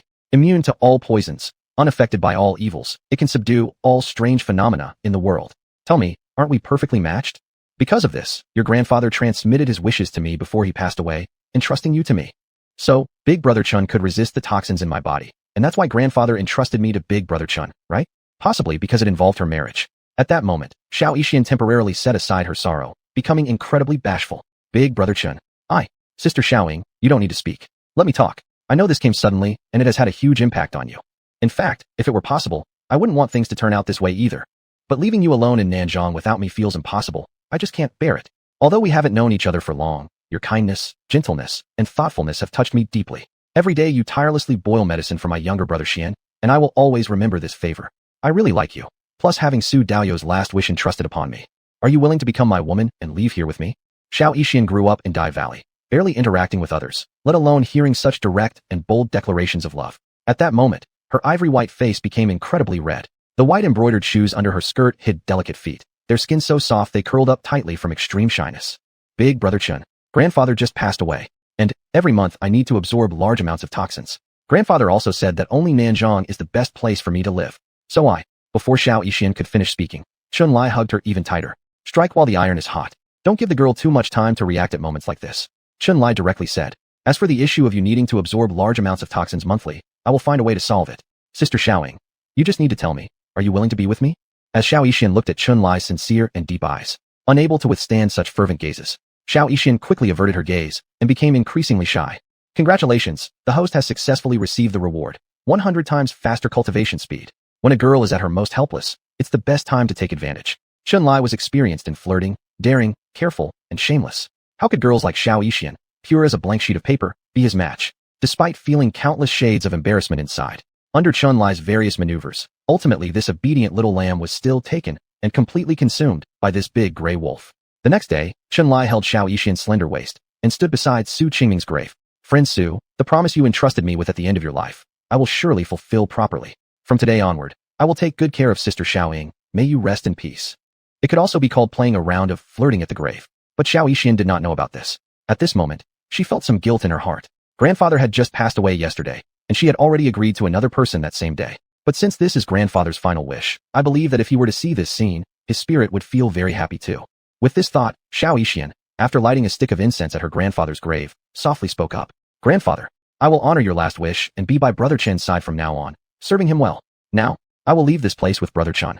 I will come back to visit you when I have time.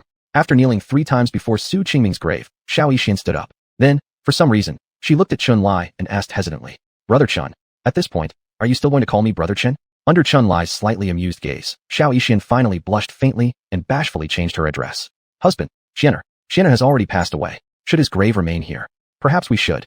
In front of them were 2 graves, one belonging to Su Chingming and the other to Chen Xian. Before Xiao Yixin could finish her sentence, Chun-Li understood what she meant. She was asking whether Chen Xian's grave should be moved. At this moment, Chun-Li directly replied, just bury Xianer here. Butterfly Valley is picturesque, a fine resting place. Let him stay here as company for friend Su. Would an unworthy descendant be worthy of burial in the Wuji sect? But Xiao Yixin did not see it this way. If Chun-Li allowed her biological son to rest here near her grandfather, it clearly showed how close their relationship had been during their lifetimes. Still, Xiao Yixin did not ask much more. Now that she had married her husband, Chen Xian was also her stepson. After paying respects to her grandfather, she also offered a stick of incense to Chen Xian and whispered gently, Xianer, may you rest in peace. From now on, I will take good care of your father. Next Qingming festival, my husband and I will visit you and grandfather again. May both of you rest peacefully. Chapter 167. Is there a pregnant mistress? A delighted Chun-Li. Deep in the southern frontier, there was a small, snow-white ice silkworm moving forward. It emitted an awe-inspiring aura. Sensing its presence, countless strange beasts and venomous insects nearby scattered like frightened birds. Why were the surrounding venomous insects so afraid of it? The answer was simple. This ice silkworm was one of the 2 great insect emperors dwelling deep in the southern frontier, the 10,000-year-old ice silkworm. At the peak of the 6th stage, this ice silkworm, and at the peak of the 6th stage, the 12-winged poison spider.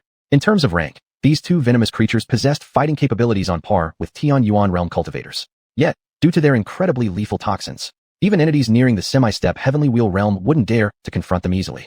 It was precisely because of the existence of these two insect emperors that the southern frontier was hailed as a treacherous land, no less formidable than the four forbidden zones. The 10,000-year-old ice silkworm was usually lazy and preferred to stay within its cave, rarely venturing out. So why had it come out today and fled with such incredible speed? Because it was being hunted down. If news spread that the ice silkworm could be pursued by someone, the majority of cultivators present in the southern frontier would undoubtedly be shocked to death. By now, it should have been clear who the hunter was. Admittedly, the escape speed of the 10,000-year-old ice silkworm was quite commendable. However, there was someone far faster. In the blink of an eye, a figure appeared beside the 10,000-year-old ice silkworm, reaching out a hand to seize it instantly. You little guy can run pretty fast. So how come you stopped running? Now, I'll give you two choices, submission or death. I feel compassion for your cultivation hardships. To grow into a 6th-stage venomous creature shows that you're not foolish enough to choose the latter option, right? Having dominated and bullied around in the southern frontier for so long, the ice silkworm certainly had pride. It wasn't willing to bow down so easily. Being held in the palm of another, it emitted GGG sounds, as if expressing its defiance, showing it'd rather die than submit. Upon witnessing this, the man holding the 10,000-year-old ice silkworm said nothing further. With a faint smile, he tossed a corpse out of his storage ring. Seeing this corpse, the 10,000-year-old ice silkworm, which had still been struggling fiercely moments ago, immediately froze in terror. Why was it so terrified? The reason was simple. This corpse belonged to its longtime rival, the 12-winged poison spider. For many years, they fought each other relentlessly, sharing mutual hostility, yet neither had ever witnessed the 12-winged poison spider ending up in such a pitiful state. All its wings had been snapped off, its spider legs completely removed, and even its skull smashed open. Hell, had it not been for the unchanging essence, the 10,000-year-old ice silkworm wouldn't have believed this was its old archenemy. As the 10,000-year-old ice silkworm stared dumbfounded at the 12-winged poison spider's body, the man spoke again. You refused to submit, leaving me no choice but to turn you into a corpse too. I've never tasted roasted ice silkworm. Xiaoying, go start a fire. Today, I'll let my wife try what an insect emperor tastes like. Not only was this human cultivator planning to kill it, but also consume it. Right then, the 10,000-year-old ice silkworm dared not struggle anymore and stopped making the GGG sound toward Chun Lai. Instead, it used its white and glossy little head to rub against Chun Lai's palm furiously, displaying its absolute submission. Wouldn't it have been better if you'd done this earlier? Apparently, you needed a good lesson before realizing your mistake. Well, since you're willing to submit, I'll let you off. Go. From today onward, she is your mistress. Now go sign a contract with her. Unwilling to die or become food. Under Chun Lai's barbecue warning, the ice silkworm obediently climbed onto Su Ying's pale, jade-like palm and signed a master pet contract with her. Alright, Xiaoying, having this 10,000-year-old ice silkworm as your spirit pet will ensure you don't have to worry about absorbing toxins monthly anymore. The poison it produces will be sufficient for your current digestion phase. Once we leave Qingming province, I will find even more powerful venomous creatures for you. By then, your cultivation path might proceed at a rapid pace. This 10,000-year-old ice silkworm was plump and round, with a soft and cool texture, truly looking very adorable. Little Ye Tian loved playing with it in her hands, amused beyond measure, teasing it for a good while before lifting her head to look at Chun Lai. Husband, are we leaving the southern frontier now? Now that the matters are settled, my dear, it's time for us to return to the sect. Don't worry, all your sisters are doing well, and you shouldn't be too nervous. I believe they will take good care of you when we arrive. Since Ye Tian had to absorb a great amount of toxins every month to keep her body in check, Chun Lai specifically ventured deep into the southern frontier to capture the two insect emperors. The 12-winged poison spider was too hideous, and Ye Tian felt somewhat afraid of it, so Chun Lai simply killed it. However, this 10,000-year-old ice silkworm looked fairly decent, so Chun Lai decided to give it to Ye Tian. With everything resolved, naturally, it was time to head back to the sect. In fact, Chun Lai had wanted to return much earlier because there was an issue he could hardly wait to clarify. Congratulations, host has received a reward, the heavy pupil. Chun Lai felt quite bewildered. He came to the southern frontier solely to secure Ye Tian. But on the very first day of arriving here without doing anything significant, this inexplicable system reward popped up out of nowhere. The heavy pupil was extraordinary, not inferior even to a supreme bone as depicted in the original story. One with the heavy pupil could utilize its power in combat, unleashing divine light from their eyes with tremendous destructive force. Moreover, the heavy pupil also granted abilities such as releasing life essence, deconstructing moves, pausing time, and sealing off worlds. According to the original lore, when the heavy pupil reaches its pinnacle, it can even cultivate the ultimate destructive force, capable of destroying all forces in existence. Obtaining the heavy pupil undoubtedly elevated Chun Lai's combat capabilities to another level, leaving him feeling quite excited. This existence certainly was no less remarkable than any sacred physique or supreme bone. But then, the crux of the matter emerged. What did he do to mysteriously receive this system reward? After pondering, Chun Lai considered one possible reason. Even without conquering a woman, a reward was still triggered. What did this signify? It signified that surely one of his mistresses must have become pregnant. My goodness, after spending so much time in this world since his arrival, was he finally about to have his own biological child? At that moment, if Chunlai hadn't already been at the southern frontier, he might have temporarily set aside his pursuit of Ye Tian and returned immediately. Yet, returning now wouldn't delay things either. Chunlai was urgently heading back to the sect just to determine which of his mistresses had become pregnant. Chapter 168. What? How could she be the one winning the lottery? Not long after, Chunlai returned to the sect as quickly as possible with Ye Tian. Seeing that Chunlai had come back, all of Chunlai's wives came out immediately to welcome him. Welcome back, my lord. My lord, did you bring another sister back this time? Seeing Su Ching Yen and the others all looking at her curiously, Ye Tian, who didn't have much contact with outsiders, stood behind Chunlai with a slight blush, not daring to say a word. But in her heart, she was full of surprise. Are these sisters-in-law my husband's other wives? They're all so beautiful. Upon hearing Su Ching Yen's inquiry, Chunlai also introduced Ye Tian to them with a smile. Yes, her name is Su Ying, nicknamed Ye Tian, a woman I married in the southern borders this time. Because she hasn't had much contact with outsiders, she has been living in seclusion, and her personality is a bit introverted. You should take good care of her later, and don't let her feel lonely, understood? Upon hearing this, Su Ching Yen gave Chunlai an adorable look. My lord, what are you saying?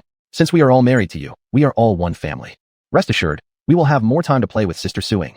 We'll make sure Sister feels completely welcomed into our big family as soon as possible. Very soon, Su Ching Yen and the others were chatting joyfully and pulling Ye Tian to the side to talk together. After an introduction, Ye Tian quickly learned the names of all the sisters. Once women start talking, there seems to be no end. Especially since there were so many women in his own palace. Seeing them chatting so enthusiastically, Chunlai felt a headache coming on. He still had something important to ask, so he interrupted them immediately. Let's save the chat for later. Your husband has something to ask you all now. Who among you is pregnant? Upon hearing this question from Chunlai, silence fell over the entire group. All of his women looked at him with astonished eyes. The next second, they heard Su Ching Yen speak first. None of us are pregnant. No one is pregnant. Chunlai paused, but before he could ask further, Su Ching Yen directed her gaze to Ye Qingzhu beside her. Sister Qingzhu, could it be you've been hiding good news from us? Hearing this, Ye Qingzhu's flawless, pale face turned as red as a ripe fruit, shyly replying. And no, it's not me. Li Mulin, standing confidently with her high ponytail, added. I'm not pregnant either. As Chunlai's gaze landed on her, Lan Jiyun shook her head as well. I would love to have a baby, but some people haven't put enough effort into it yet. Su Xiangxua blushed and shook her head. It's not me either. Perhaps someone was in the early stages of pregnancy, and everyone hadn't noticed yet.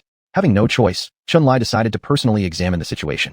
It wasn't long before the results shocked him. Not only had none of his wives conceived, even his 4 personal maidservants were checked thoroughly by Chunlai, and no one was pregnant. Even Jiang Yuechan, who resided in the capital city, had been questioned through arrangements. And her response came directly. If you want me to get pregnant, you need to spend more time in the capital with me. This alone showed that Jiang Yuechan could not possibly be the one pregnant. After deriving this result, Chunlai became visibly troubled. His expression darkened instantly. Sensing Chunlai's low mood, Lan Jiyun walked over gently and asked cautiously, Chunlai, what's wrong with you? Are you especially longing for a child? Even if none of us are pregnant, there's no need for you to be so disappointed. The higher one's cultivation, the harder it becomes to conceive offspring. But we're all young, and we have plenty of time ahead of us. We can try slowly. Eventually, someone will become pregnant. Seeing the concerned look in Yun'er's eyes, Chunlai shook his head. What I'm worried about now isn't exactly this. What is troubling you then, my lord? Chunlai did not answer Lan Jiyun, because his current mood was really very poor. The reason behind his foul mood being tied to the reward obtained from the system. It's basically impossible for the system to make mistakes. And before he marries a new wife, receiving a reward from the system could only mean one thing. One of his current wives must be pregnant. It wasn't necessary for a child to be born immediately. As long as the child had formed within one of his wives, it would trigger the reward. This was something that Chunlai had confirmed with the system before. Now that he'd verified none of his wives were pregnant, this meant only one thing. The one who could possibly be pregnant could only be one person, Jiang Tanner. Aside from his wives and maidservants, he'd only ever been intimate with her. If she, Jiang Tanner, wasn't the one who was pregnant, then who else could it be? Though it didn't happen often, she turned out to be the one winning the lottery. This matter truly weighed heavily on Chunlai's mind. Jiang Tanner must have already realized she was pregnant. In this situation, she had 2 choices. Either to not keep the child, which would help conceal things from her family. But Chunlai would rather face the hunt by the Jiang family than have Jiang Tanner make such a decision. After all, this was the child he had in this world he'd been reincarnated into, and he wanted nothing more than for her to grow up safely. He had already decided, if Jiang Tanner, no matter what her stance was, dared to harm his child, he would never let her off the hook. Having thoroughly read the original story, Chunlai believed he understood Jiang Tanner's character fairly well. At heart, she was still kind and might not choose to abandon the child. Given this possibility, the burden fell on his side. If she kept the child, there was no way to hide that she had lost her maidenhood. The Jiang family would undoubtedly be enraged. They would surely send people after him. Chunlai wasn't too worried about that at the moment. What he feared most was that the Jiang family might force Jiang Tanner to not keep the child. Ultimately, he realized how much he lacked strength right now.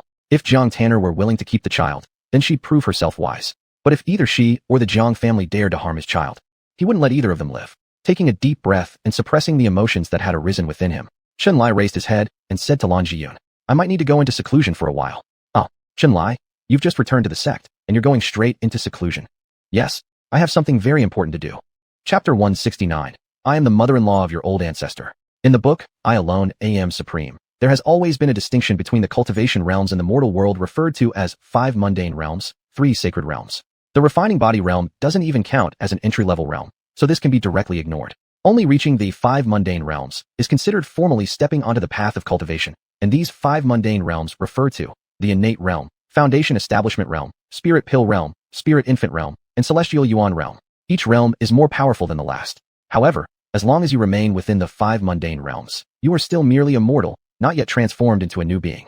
Only by mastering the forces of law and entering the 3 sacred realms will one transcend from mundane existence, officially possessing the means to chase after heavenly Tao and great Tao. These 3 sacred realms consist of 3 levels of cultivation.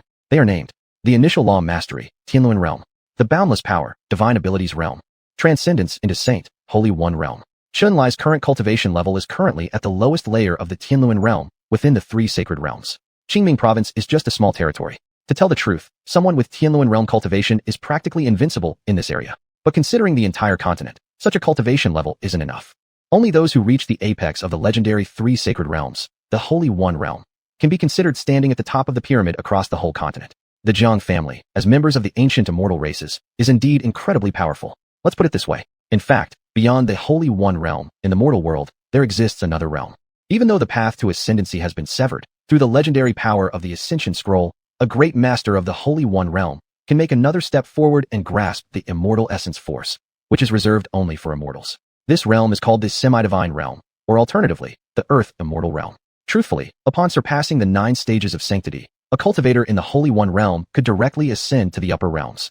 However, since the immortal road has been cut off, the Ascension Scroll has given rise to these peculiar Earth Immortals that exist, unable to defeat celestial immortals above, but nearly invincible below. Yes, among the existing ancient immortal races, almost every clan has an Earth Immortal presence anchoring them. The Jang family, ranked among the top 3 clans of the ancient immortal races, naturally is no exception. And they don't just have one Earth Immortal. If my memory serves me right, among the legendary 9 elders of the Jang family, at least 3 are Earth Immortals, and the rest are almost all greatly accomplished Holy Ones. After learning that Jiang Tanner is pregnant, surely some member of the Jang family will come seeking trouble with me. Due to the looming threat of the divine tribulation, beings who have reached the Holy One realm should not dare to leave the sacred domain lightly. There is a very high probability that whoever the Jiang family sends will be at the divine ability realm. During this period, Xunlai hasn't wasted any effort. With the help of 100 times increased cultivation talent, his cultivation has also reached the 4th tier of the Tianluan realm. How to say it? With the assistance of dual sage bodies and dual supreme bones. Even if a fully accomplished cultivator of the Tianluan realm were to arrive, Xunlai would still hold his ground without showing any signs of weakness. But when facing the divine ability realm, he really doesn't have much confidence. The divine ability realm. This is the realm where one masters the divine ability, power. In the application of various laws, it is obviously several grades higher than those of the Tianluan realm. Distance manipulation, illusory flowers in water, moving mountains to fill seas, swapping stars and moons. In front of these immensely potent and unpredictable divine ability techniques, my current level of cultivation is absolutely not enough to be taken seriously. Of course, now that I've gained the ability to perceive twice over, repeated vision, it is as if my combat strength has greatly increased. Through the combined strength of my inner supreme bone, sage body, and repeated vision, when facing a divine ability realm cultivator of the first heaven, I should be able to easily handle them. But wouldn't the Jang family coincidentally send someone exactly at the divine ability realm first heaven to cause trouble for me? What if it's someone at the 8th or 9th heaven instead? It was mentioned earlier that due to certain special reasons, those with higher cultivation attempting to enter Qingming province must pay a great price. That's why the Jang family didn't arrange a bodyguard of too high rank for Jiang Tanner. But now, their young Mrs. body has been compromised, and her belly is growing bigger. Who knows? They might grit their teeth and pay this cost. Directly sending a divine ability realm cultivator to Qingming province to find me. For myself, or for the child, I must certainly possess sufficient strength. Only then can I ensure the safety of myself and those around me. Xunlai resolved to seclude himself in meditation, aiming to break through realms. He has already decided that this seclusion must allow him to break through to the divine ability realm. Reaching this realm, when looking across the entire continent, only then can I be considered to possess the necessary depth to protect myself and the resources needed to resist the Jiang family. After briefly arranging the affairs of the sect, Xunlai directly went into seclusion in a desolate mountain range tens of thousands of miles away from the sect. Since breaking through to the divine ability realm required him to weather a calamity, Xunlai was worried that the immense power might endanger the sect's safety. Thus, he chose this place for his cultivation. However, there was one thing that Chun Lai would never have expected in his wildest dreams. Someone came looking for him at the sect just after he started his seclusion. One day, half a month after Chun Lai began his seclusion, a woman of extraordinary beauty and an enchanting aura walked gracefully to the gates of the Wuji sect. Dressed in white palace attire, she had a single mole under her eye resembling a beauty tear. Not only was she stunningly attractive, but she also softly hummed a melodious tune as she walked. Naturally, the sudden arrival of this unexpected visitor caught the attention of the sect's gatekeeping disciples. Within moments, several disciples stepped forward to block her path. "Who are you? Why have you come to our Wuji sect?" The stunning beauty covered her mouth with a delicate smile, and then replied in a seductive yet pleasant voice. "Is Chun Lai currently in the sect?" Chun Lai? Upon hearing this name, the disciples were utterly stunned for a while before they suddenly realized that this was none other than the Grand Ancestor's name. "How dare you? Who are you to casually refer to our Grand Ancestor by his given name?" Seeing the guards reprimanding her, the beautiful woman in white laughed even harder, shaking with amusement. "I am the mother-in-law of your Grand Ancestor. Why can't I refer to him by his name?"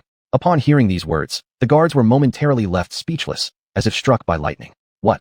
This beautiful woman is our Grand Ancestor's mother-in-law? In the past, if someone said such a thing, the guards would definitely have dismissed it as nonsense, believing that someone had come to stir up trouble and insult their Grand Ancestor. But now, who in the great Wuji sect didn't know that the Grand Ancestor was working hard to take brides and concubines?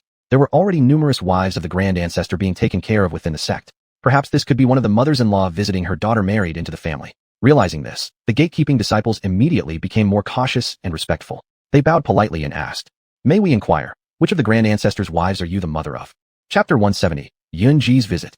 Upon hearing this, the exquisitely beautiful young woman's smile grew even more radiant. "How? Does your patriarch have many wives?" "It's more than just a lot." The disciple guarding the mountain didn't know how to respond and could only awkwardly say, "May we kindly ask for your name, so that I can report to the elders of the sect?"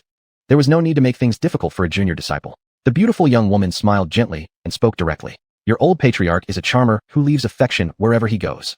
Even if I told you my name, you may not recognize it. So, why don't you just have someone in charge come out and talk instead?"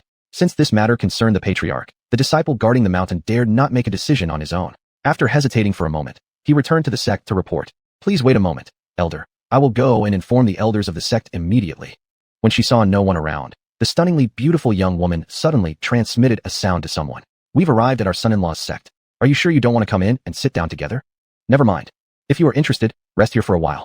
I'll wait nearby." Among Chun Lai's harem group, the leading figure has already appeared. Lan Jiyun. She wasn't just the highest ranked, but also the person who knew Chun Lai the longest. So ever since she followed Chun Lai back to Wuji sect, all of Chun Lai's women respected her greatly, and they basically treated her as the spokesperson. After learning that Chun Lai's mother-in-law had come to visit the sect, Lan Jun naturally came out to receive the beautiful young woman right away. In the guest hall, after having the maidservant serve the beautiful young woman a cup of tea, Lan Jiyun asked directly with a serious expression, "May I ask how we should address this esteemed lady?" She was being serious because Lan Jiyun couldn't gauge the other's strength at all. After arriving at Wuji sect, the beautiful young woman acted like an old friend, showing no sign of unfamiliarity, and smiling as she said, "You may call me Senior Yunji." "Senior Yunji, is it?" Lan Jiyun hadn't heard of this title before. However, this detail had become insignificant. Next, Lan Jiyun inquired, "Senior Yunji, you claim to be our husband's mother-in-law. May I ask your daughter is?" Before Lan Jiyun finished asking, Yunji laughed and said, "Your husband is promiscuous and likes charming young girls everywhere he goes. Even if I mention names, you might not necessarily recognize them. This detail is irrelevant now. I'd better deal directly with the person involved. By the way, why is it you who greeted me? Where is Chun Lai? Is he currently not in the sect?" Seeing that Yunji revealed little information, Lan Jiyun dared not ask further questions at that moment, and could only truthfully answer, "Senior Yunji, our husband is currently meditating." "Meditating, huh?" Dedication to cultivation is certainly a commendable quality. Upon hearing this, Yunji continued to inquire, "Did he mention when he would finish meditating before he started?" "Our husband did not specify the time, but presumably it will take quite some time. May I ask what business brings you to seek our husband? Otherwise, I can order someone to inform him and ask him to exit meditation early to meet you." For Yunji, she traveled thousands of miles to Qingming province precisely because she wanted to see exactly what kind of extraordinary individual had made her daughter pregnant. However, she never expected that the man would be meditating. She had arrived at a truly unfortunate time. After thinking for a moment, Yunji opened her mouth with a warm smile. Since he is in meditation, it would indeed be improper to disturb him. "It doesn't matter.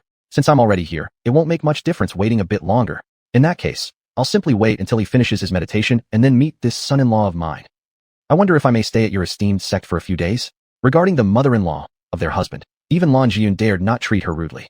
Wuji sect was vast, so arranging for someone to stay for a while would not be an issue. Thinking about this, Lan Jiyun directly spoke. "Senior Yunji, you are far too polite. Since you are our husband's elder, We must properly entertain you regardless. I will arrange a guest room for you immediately. If there is anything we do not attend to properly, please pardon us. Don't worry. I'm actually not that picky. Thank you all for your warm hospitality. After smiling and saying this sentence, Yunji settled down with peace of mind in the Wuji sect during this period. Chunlai, who was currently in seclusion, had no idea that his mother-in-law had already come to live at the Wuji sect. At this moment, he was diligently cultivating inside a certain cave not far from the sect. A person with a sacred body cultivates at a speed far exceeding ordinary people. And it's not even worth mentioning that Chunlai possessed 2 sacred bodies. Furthermore, with the addition of 200 times cultivation speed acceleration. Therefore, Chunlai really only needed less than half a year to successfully bring his cultivation from the 4th level of Tianluan realm to the great perfection of Tianluan realm. Dark clouds gathered above the vast sky. Endless gales swept across the land. In a certain moment, Chunlai, who was in closed-door cultivation, suddenly opened his eyes. At the same time, a bolt of lightning, as thick as an elephant's leg, directly struck down from the sky. Perfect timing. It was time for the tribulation. Finally, he had reached this crucial moment. Facing the heavenly thunder constantly raining down from the skies, Chunlai showed not a trace of fear. Instead, he directly flew out of the cave and charged into the heavens amidst the thunderstorm. The 3 realms of the sacred refer to Tianluan realm, divine ability realm, and the sacred one realm. When a cultivator at the great perfection stage of Tianyuan realm successfully overcomes the final thunder tribulation, the Miofa Tianluan will form within their body. Only upon reaching this realm can one be said to have gained the resources necessary to chase after the Tao of heaven. And when a cultivator reaches the great perfection stage of Tianluan realm, after being purified by 9 heavenly thunders, their internal Miofa Tianluan will evolve into a divine ability Dharma image. Once the divine ability Dharma image is completely condensed, one will be able to use divine abilities to battle enemies. Achieving such a state means one has officially entered the divine ability realm. The pain brought by the thunder tribulation is something very few can endure. But how could mortals hope to transform their bodies without enduring countless hardships and setbacks? With 9 heavenly thunders striking, Chunlai bore each one in turn. When the final thunder fully descended, his internal Miofa Tianluan finally underwent a transformation at this moment. Chapter 171, The Mysterious Middle-Aged Man. The Miofa Tianluan became increasingly crystalline and brilliant as it was baptized by the heavenly tribulation, soon transforming into a colossal divine skill manifestation, gradually merging into Chunlai's body. Success. The dark clouds in the sky began to disperse slowly, and after Chunlai completely merged with the divine skill manifestation, he finally stepped into the divine ability realm at this moment. When Chunlai opened his eyes again, if there were outsiders present, they would certainly notice the change in his pupils. Deep within his pupils, it was as if countless stars were twinkling. His eyes contained myriads of stars, capable of perceiving every change in the world, achieving invincibility through great divine power. This is the most obvious representation of entering the divine ability realm. Finally succeeded in stepping into the divine ability realm. Now, even when facing those top cultivators from other continents, I should have enough resources for self-preservation. But to reach the height of the Jang family, I probably still have a long way to go. I wonder if the family has learned about Jiang Tanner's pregnancy. If it has already been leaked, people from the Jang family should be arriving soon. However, this does not matter much. The 9 elders of the Jang family won't easily make a move. With the saintly tribulation hanging over the world, it is highly likely that they will not send someone with the cultivation of the saintly realm. The most probable outcome is that they will send an elder from the Tian generation of their family. If such cultivation exists, it only means more food on my plate. Successfully breaking through to the divine ability realm, at this moment, Chunlai officially stepped onto the stage of strong people across the entire continent.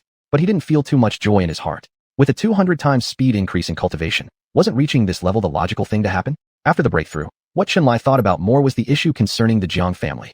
The Jiang family's highest combat power lies within their 9 ancestors, who are revered as the 9 elders of the Jiang family, in the many heavens holy domain. The top 3 elders all possess earth immortal realm cultivation. Such beings cannot easily leave their domain. Those with saint realm cultivation, bound by the saint tribulation, won't lightly leave the sacred realm either. So, they can only send someone of the divine ability realm to find themselves some trouble. The Jiang family has an elder hall, divided into Tian generation and D generation. Someone like Old Mo is a member of the D generation elder team of the Jiang family. And above them, the Tian generation elder team consists solely of divine ability realm beings. Could it be Jiang Haichao or Jiang Yinshan? Or perhaps the great elder, Jiang Qinglong, has been dispatched? Chunlai was very familiar with the Jiang family and was considering which elder they might send. However, just as Chunlai was pondering these things, suddenly, a faint voice echoed in his ear. The lands of Qingming State have celestial locks, with thin spiritual energy, to cultivate up to the divine ability realm here.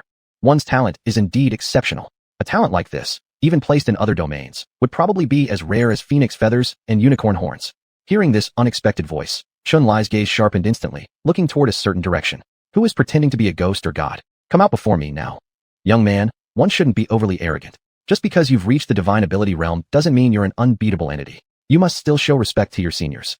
Realizing Chun Li had noticed him, this person no longer concealed himself further. In the next second, fierce fluctuations erupted from the space to Chun Li's left. Then a middle-aged man dressed in white, holding a feather fan and wearing a silk headband, emerged leisurely from the fractured void. Seeing this middle-aged man, Chun Li asked indifferently, "Are you someone from the Jang family?" This time, it was the middle-aged man's turn to be surprised. How do you know I am from the Jang family? One who can tear through space must be at least of the divine ability realm or higher. So why would such an existence mysteriously come to Qingming State, a barren place? Only the Jang family would willingly do such a thing. After all, it was his fault that their young miss ended up with child. It seemed the Jang family did send someone over after all. Chun Li's mood started to worsen significantly. But this so-called bad mood wasn't due to Chun Li fearing the arrival of people sent by the Jang family. It was rather because the fact of Jiang Tanner's pregnancy was undoubtedly exposed. He was worried about the safety of Tanner's child. So in the next second, Chun Li directly coldly spoke. "How is Tanner doing now? Has your Jang family done anything to my child?" Upon hearing these words, the middle-aged man was even more perplexed. Strange, Tanner returned to the family half a year ago, and only after examination did they discover her pregnancy. How could Chun Li know about this? Oh, now it makes sense. Could it be that Tanner entrusted someone secretly to inform him? If that were the case, then Chun Li knowing about the Jiang family sending someone wouldn't be too strange. The middle-aged man seemed to have misunderstood something. However, at this moment, it didn't matter. As the middle-aged man saw that Chun Li had already learned about the child's situation, he deliberately put on an angry look and began speaking in an extremely icy tone.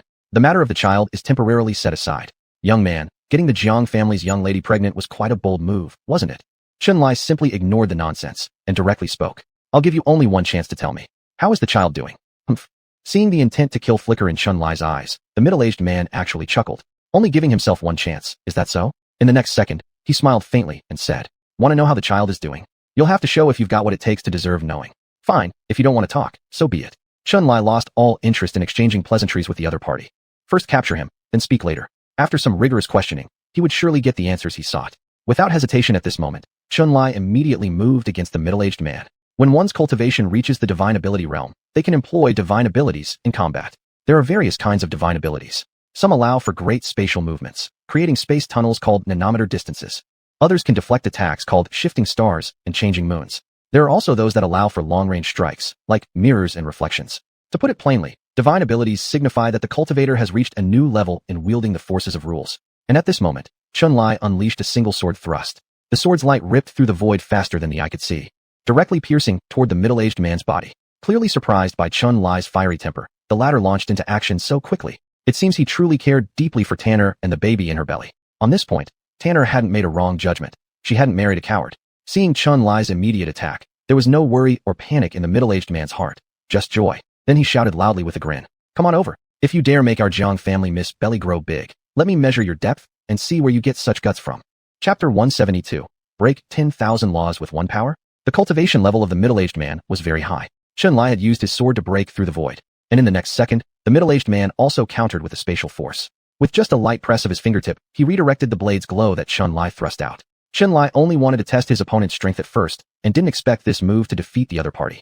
So when the first attack failed, it didn't cause much psychological fluctuation for him. Following closely afterward, he directly unleashed his second technique. With Chun Li as the center, thick frost had unknowingly covered the ground around his body, spreading at an incredibly fast speed. In less than a second, it covered dozens of miles, and even extended up into the heavens. The middle-aged man didn't have time to dodge. Despite forcibly using spatial teleportation, his feet were still frozen in place, with visible ice rapidly crawling upwards from his feet, quickly covering his calves, and soon passing over his knees. Seeing this, the middle-aged man smiled. Freezing space. So this is the power of the supreme bone that is said to possess the path of extreme cold. Indeed, you are a young supreme being. Though you've only just broken through to the divine ability realm, your cultivation combined with this bone would make even someone at the 5th or 6th level of the divine ability realm fear avoiding you. So this is the confidence you have to pursue Miss Jiang of my family? Well then, today I will let you know what it means that there's always someone better and a sky beyond the sky. And watch how I break your methods. As soon as these words were spoken, an extremely terrifying momentum erupted from the middle-aged man. And before long, the continuously expanding frost covering his body shattered violently after persisting for less than a second. Upon seeing this, Chun Li realized how his extreme cold path had been broken. To break 10,000 laws with one power. No wonder you're so arrogant in front of me. You've already reached the full peak of the divine ability realm. Does this mean you've already touched the threshold of the Holy One realm? Are you Jiang Qinglong, the head of the Jiang family's heavenly elder squad? Strange, what kind of background does Chun Li have? How does he even know Qinglong's name? Jiang Qinglong is the leader of the Tian clan's elder squad in the Jiang family. After seeing that Chun Li had mistakenly misunderstood him as the latter, The middle-aged man smiled slightly but did not rush to explain, instead responding, "If you can defeat me, I will naturally inform you of everything you wish to know. But can you achieve this? Damn, he really likes to show off. Isn't it just a matter of reaching the full peak of the divine ability realm?" When both parties were already at this critical moment, and the other side was still acting mysterious, Chun-Li stopped tolerating the other party and continued attacking directly. Countless frost reappeared again, and this time Chun-Li employed a more powerful extreme cold path. Seeing Chun-Li using the same move, the middle-aged man laughed and opened his mouth. "Now that everyone knows I can break 10,000 laws with one power, yet you still use the same move. Do you truly think that having a supreme bone makes you invincible? To not reciprocate would be impolite. Today, I will let you know, before an absolute difference in cultivation, how limited the function of a supreme bone actually is." Once again, the quickly freezing frost was crushed by the middle-aged man. The next second, the middle-aged man retaliated against Chun-Li, countless essence energy gathering together. A giant dragon interwoven with golden light surged out from the palm of the middle-aged man and rushed towards Chun-Li with its gaping maw roaring. The giant dragon was 100,000 feet large, exuding a breathtaking aura. Chun-Li recognized this skill. The Nine Dragons' arrogant secret art. You must indeed be Jiang Qinglong.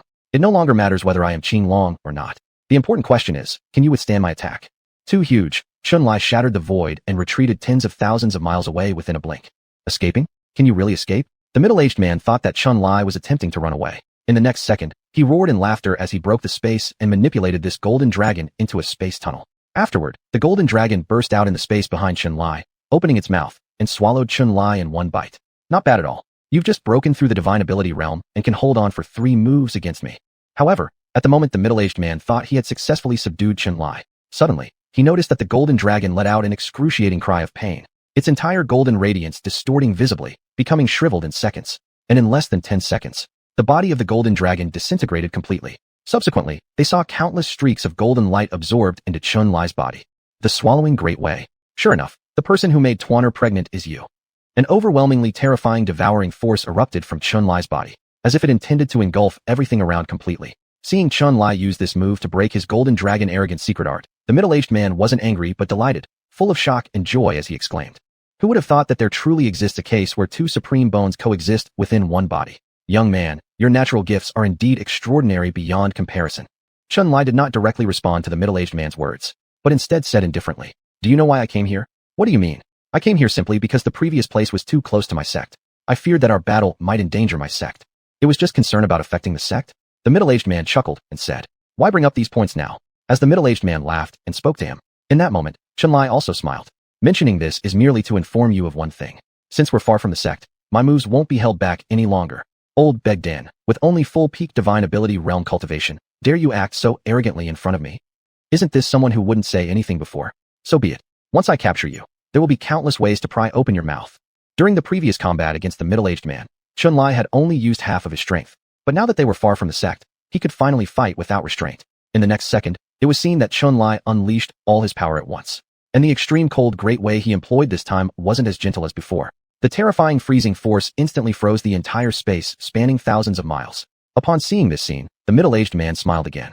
"Didn't I already say? In the face of an enormous cultivation gap, this technique." He didn't even finish his sentence when his pupils suddenly constricted violently, because Chun-Li had somehow instantaneously appeared right in front of him. This was impossible. How could this person be so fast? The middle-aged man had no time to evade. Chun-Li grabbed him by the head. The next second, his other hand swung out and landed a punch straight onto the middle-aged man's face, sending him flying several miles away. Chapter 173, My Father-in-Law. This punch directly stunned the middle-aged man. It hurt, it ached. This was impossible. Chun-Li had just reached the divine power realm, and he broke through right under his nose. How could someone who just entered the divine power realm have such terrifying strength and speed? This punch would be almost unbearable even for a divine power realm 9th stage existence. In fact, despite Chun-Li only having recently entered the divine power realm, the combat power increase from his 2 supreme bones is truly immense. Relying solely on these 2 bones, he can rival those at the 6th stage of the divine power realm. But does Chun-Li only possess these 2 bones? He also possesses the twin saint body. Just one saint body greatly enhances combat ability, let alone the twin saint bodies. Let's put it this way, unbeatable below the sage realm, and above the sage realm, at worst it's an even trade. I already dared to get her, Jiang Tanner, pregnant. So am I really going to be afraid of Jiang family people coming to cause me trouble? No problem if you refuse to confess honestly. Then I'll beat you until you open your mouth and answer. Actually, there's a detail that Chun-Li hasn't noticed yet. His combat strength has become incredibly terrifying. Based on his full-powered punch just now, it was enough to knock out cold a divine power realm 9th stage presence. It may not kill the opponent, but at least it will result in serious injuries. However, the middle-aged man only suffered light injuries. What does this mean? This means the middle-aged man's defense is at least above the divine power realm. But not noticing this detail shouldn't be blamed on Xuanhuan. After all, since crossing over to this world, it's the first time he has faced a true, great power. It doesn't matter anyway. Minor injuries accumulate into major injuries after all. So naturally, the middle-aged man will suffer next. Humiliated. Utterly humiliated. An hour after sparring with Xuanhuan, the middle-aged man was nearly dazed. Even though Xuanhuan had just entered the divine power realm, how could his combat ability be so terrifying? Each punch felt like he couldn't endure much more. The speed was really too fast. Even using the power of the law to avoid in space, he still got hit. Of course, what made the middle-aged man feel most humiliated wasn't this. Xuanhuan could hit him. He could hit Xuanhuan too. But here's the key issue. Xuanhuan's hits dealt damage. His hits on Xuanhuan felt like scratching an itch. What the hell, how do you fight this? In fact, the explosive attack force of the middle-aged man isn't inferior to Xuanhuan. After all, his cultivation level was there. But he never dreamed that Xuanhuan possessed the twin saint body. To give a simple analogy, the great chaos yin-yang saint body can achieve 90% damage reduction, while the eternal longevity body provides Xuanhuan with endless recovery and combat endurance. No damage plus unlimited mana, plus the 2 supreme bones providing combat power enhancement. Do you understand why I'm called invincible under the same realm? Due to some special reasons, the middle-aged man did not dare to unleash cultivation beyond the divine power realm. Yet Xuanhuan could continuously deal him harm, while he couldn't injure Xuanhuan at all. And this is exactly where the middle-aged man feels most frustrated. After being beaten for another hour or so, the middle-aged man could no longer bear the pain. Don't hit me. I'm not your enemy. I've seen your talent. You're worthy of. Before he could finish speaking, the middle-aged man took another punch and was thrown back again. Damn, this old dog's defense is astonishing. After taking so many of my punches, he's still lively as ever? By this point, Xuanhuan had sensed something odd. Damn, if it has to come to this, don't blame me for using my big move. At this moment, Xuanhuan had already decided he would prepare a brutal treatment for the middle-aged man. The middle-aged man was about to give up. He wanted to clarify his identity with Xuanhuan. Suddenly, he found that though his mouth was open, his voice started to become extremely slow. Huh, what's happening? The sudden change made the middle-aged man temporarily distracted. But the next second, realizing something, his expression suddenly turned incredibly alarmed. Delaying time. Not good. This is the power of temporal force. These eyes. No, this is impossible. He already has 2 supreme bones. How can this person also possess the twin pupils? The middle-aged man had already realized something was off. Xuanhuan's eyes suddenly changed at some unknown point. In the pitch-black pupils, endless divine light flowed. Wherever his gaze reached, space was locked down and time was temporarily suspended. Even though the middle-aged man's true cultivation level was above the divine skill realm, caught off guard, he was still controlled by the power of the double pupils. However, something that made the middle-aged man feel even more fearful appeared. As soon as he was restrained by the force of the double pupils, Xuanhuan actually slashed open his own arm, removing a piece of bone from it. What did he want to do? The bone was radiant with divine light, clearly no ordinary thing. Was this his supreme bone? Was he insane? Taking out his supreme bone alive like this? We are on the same side. You just wanted to know about Tanner and the child's situation, right? I can tell you. Don't hit me. I am your father in dash. Sensing a heavy threat, at this moment, the middle-aged man didn't care anymore. He unleashed his full strength, surpassing the divine skill realm's limit, and only then managed to regain his ability to speak. But before the middle-aged man could finish saying the last word, he saw Xuanhuan already charging at him with the supreme bone in hand, and without hesitation slammed it against his head with a bang. Who would have thought, in his dreams, that someone in this world would be so brutal as to dig out their own supreme bone and use it directly for a fight? The middle-aged man was utterly stupefied. At this moment, he had no way to say anything anymore. How formidable was the supreme bone? Under Xuanhuan's terrifying direct smash to the head, the middle-aged man's defense was finally broken through. His eyes rolled back, and he immediately passed out. You old bastard, quite a tough one. Let's see who has the harder defense, you or my supreme bone. Seeing how he used his supreme bone to knock this old man unconscious, Xuanhuan wasted no time and once again used his double pupils to seal all the middle-aged man's powers. This way, the middle-aged man officially became Xuanhuan's captive. Chapter 174. Strange, how could this pig head carry the aura of my husband? Xuanhuan also had a trump card. With his current cultivation, though he was unbeatable below the sage realm, when truly facing a presence within the sage realm, his attacks would fall somewhat short. How to explain? Though the supreme bone is invincible, it requires gradual growth. The higher the cultivation, the more power of the supreme bone can be harnessed.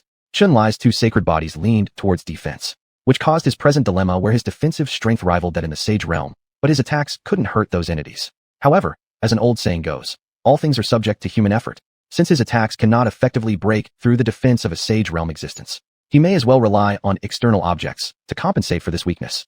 It's unlikely any human supreme from past or present would have thought that there would exist someone like Xuanhuan, able to take out the supreme bone directly and use it as a weapon. Could such a ferocious and brutal existence ever exist in this world? In fact, not only did Xuanhuan think of this move, but he immediately put it into practice. The supreme bone is unmatched in the world because each bone carries a great Tao force.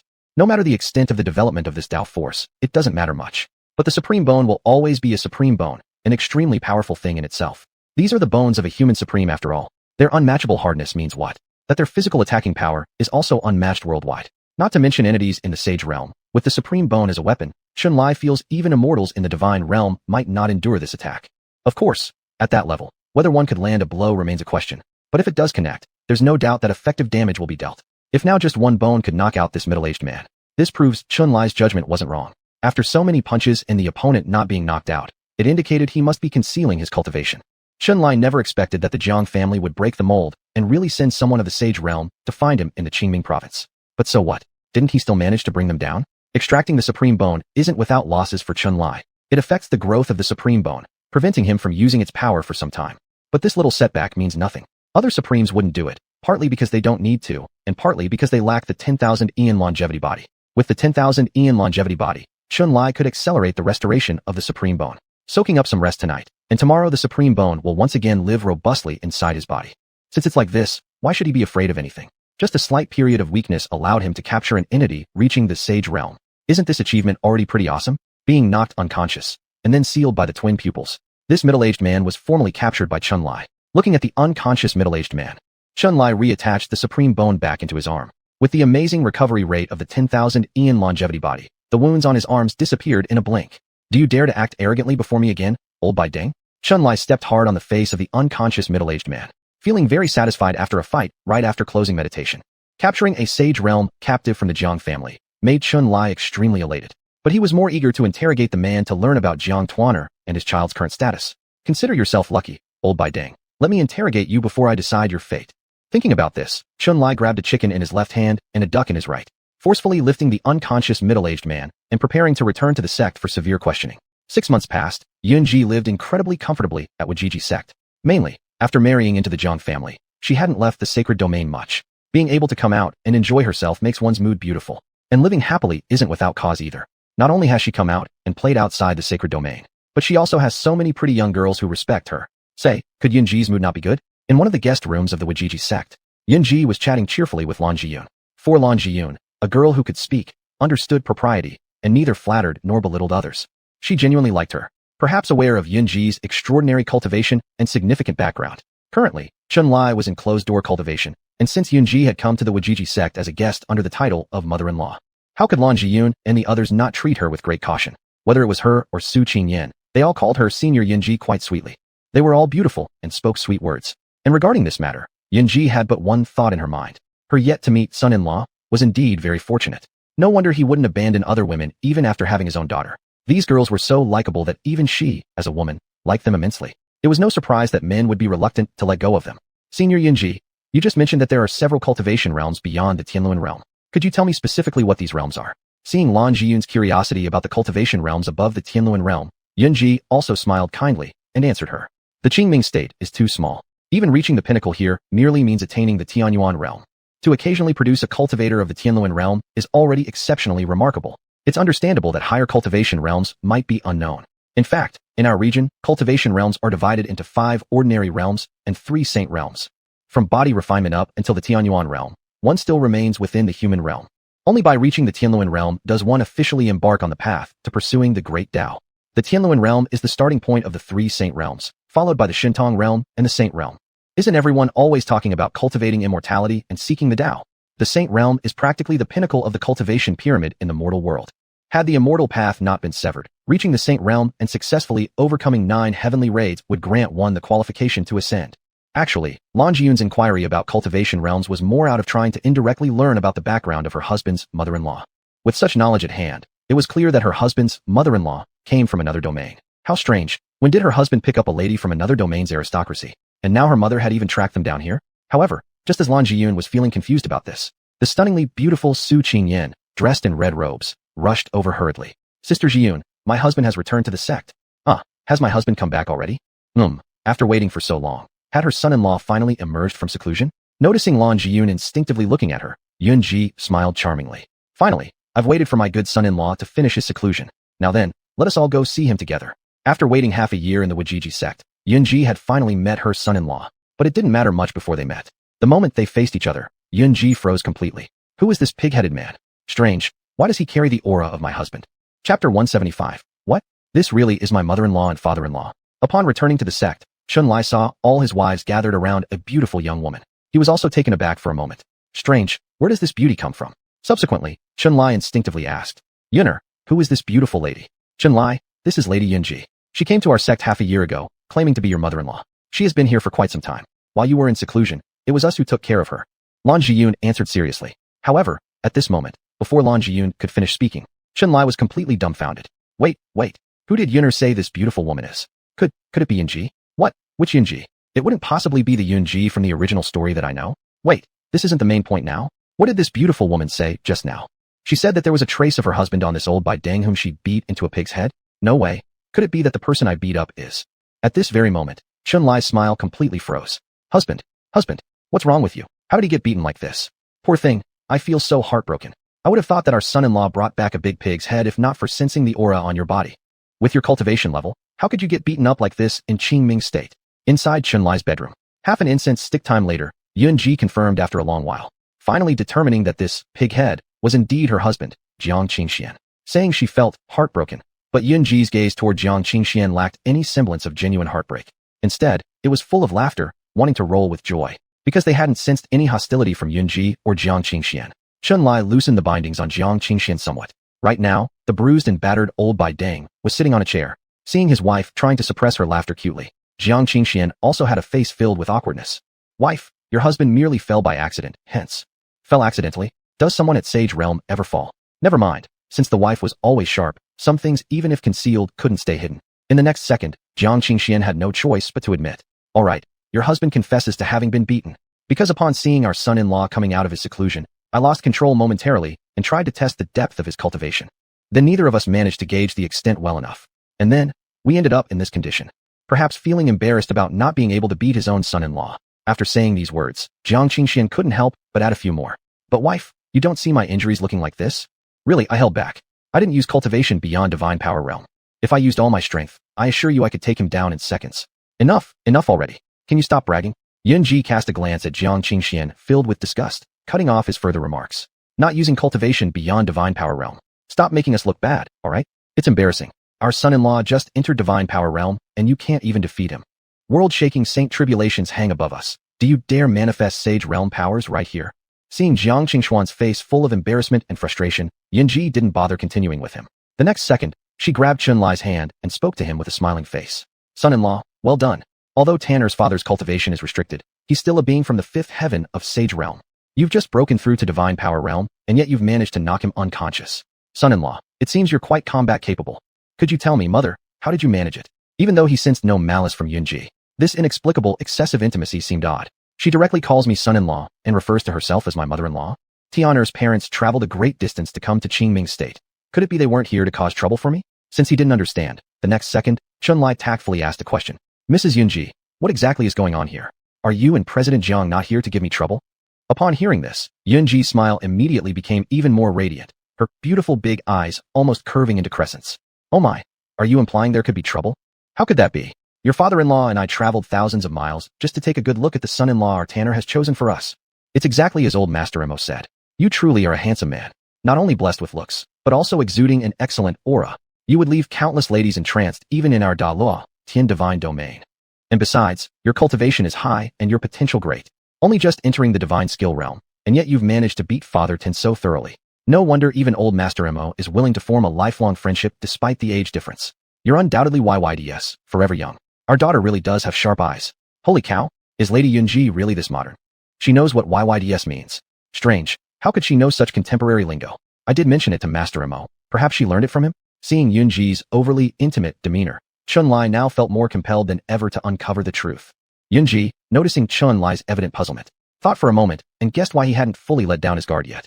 Subsequently, Yunji explained everything to him with a gentle smile. After half an hour, after listening to Yunji's recounting, Chun-Li finally understood why Lady Yunji had acted so familiar upon their meeting. In short, old Master Emo was incredibly capable. Back when they were in the capital city, Chun-Li had indeed misled Master Emo quite a bit. The reason he initially deceived Master Emo was because he thought the old man was gullible and easy to fool. If he could succeed in deceiving him, perhaps it would buy some time to stabilize the Jiang family situation.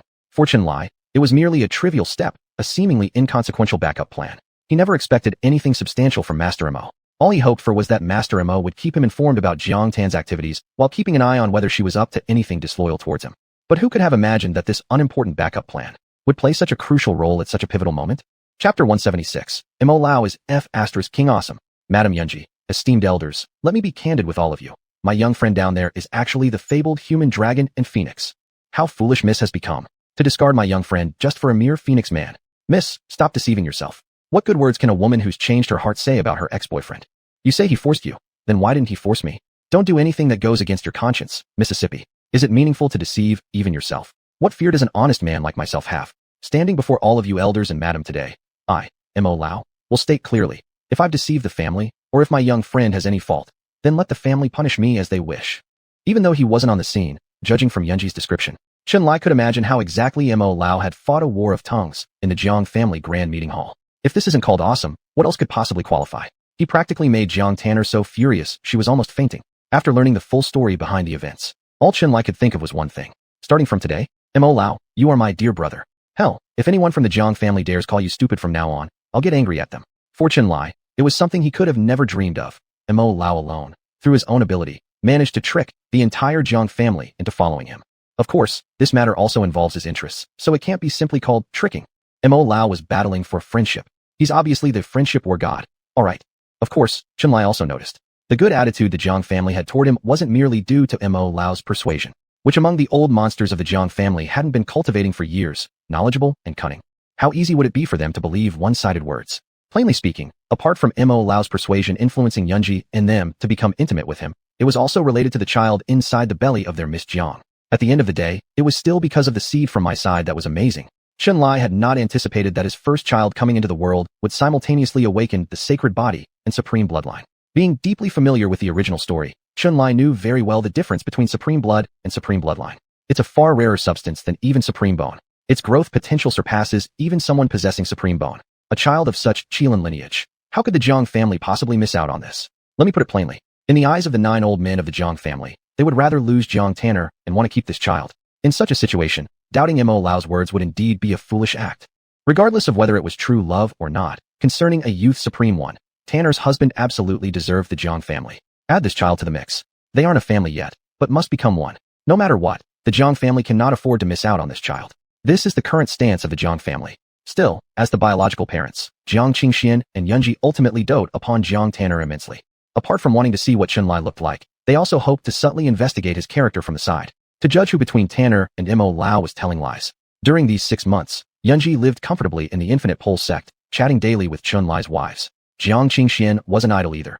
He specially ran to Ye Tian City and visited other places, investigating the characters of Ye Tian and Chen Lai along the way. Indeed, having the title of senior ancestor of a righteous sect really paid off. The great senior ancestor of Infinite Pole sect, Chen Lai, is a model of righteousness in our Qingming province. He ranked number 1 on the gentleman list published by the Tianji Pavilion last time. If his reputation wasn't good or his potential wasn't great, how could he achieve such high rankings? With his own efforts, he led the Infinite Pole sect to become a superpower. Old Ancestor Chun is truly an idol to our younger generation. Although Chen Lai had done many forceful acquisitions, kind of deeds, those were all conducted in private. People don't know. So wherever Jiang Qingxian went, he heard nothing bad about Chen Lai. Compared with Chen Lai's excellent reputation, Ye Tian's fame seemed more notorious. Even people from Ye family called Ye Tian despicable and mean. Such claims arose mainly because of the family contest held back then. Even after being defeated, he refused to admit defeat, giving all sorts of reasons. That caused many Ye family members to have a poor impression of him. Even his own clanmates disliked him. From this, Jiang Qingxian concluded that this Ye Tian was definitely not up to par. Mo Lao saying that Tanner had been deceived by him certainly holds a lot of credibility. During his stay at the Infinite Pole sect so far, because of the attention on her as a prospective mother-in-law, Chen Lai's several personal maids had been attending to Yunji with great care. Upon learning that Yi Meyer and Yi Qingqing were Yi Tian's paternal cousin and younger cousin respectively, Yunji became interested and indirectly inquired about Yi Tian's character through them. These 2 cousins of Yi Tian had already been thoroughly subdued by Chen Lai. Even their bodies had taken the form of old ancestors. Given Yunji's probing, would these 2 women have anything good to say about Yi Tian? Absolutely not. Yi Tian is treacherous and wicked. As a member of the Yi family, I am truly ashamed of him. Sister Tanner was just used by him.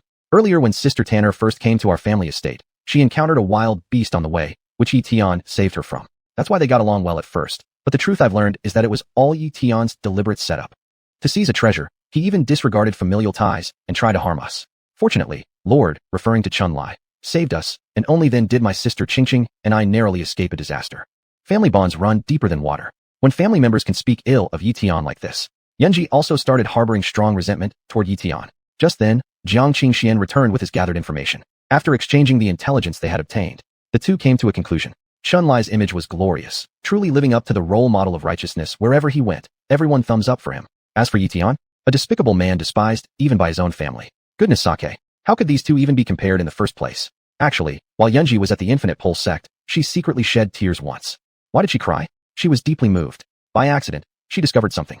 In the past, Chunlai had, for the sake of a deceased mortal wife, refused countless celestial maidens and endured prolonged loneliness. How could such a man who was dedicated and passionate in love and deeply committed to women be accused of forcing Tanner? Do you really believe that nonsense yourself?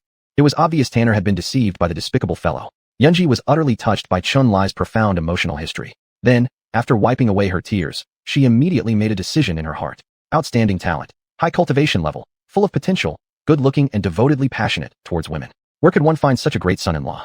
Forget it, if necessary, upon returning home, even if it means using force, she would make sure Tanner reconciles with Chunlai. Precisely because Yunji sincerely accepted Chunlai as her future son-in-law. She spoke so intimately with him, right? Chapter 177. Good child. From now on your mother will make decisions for you. Good child.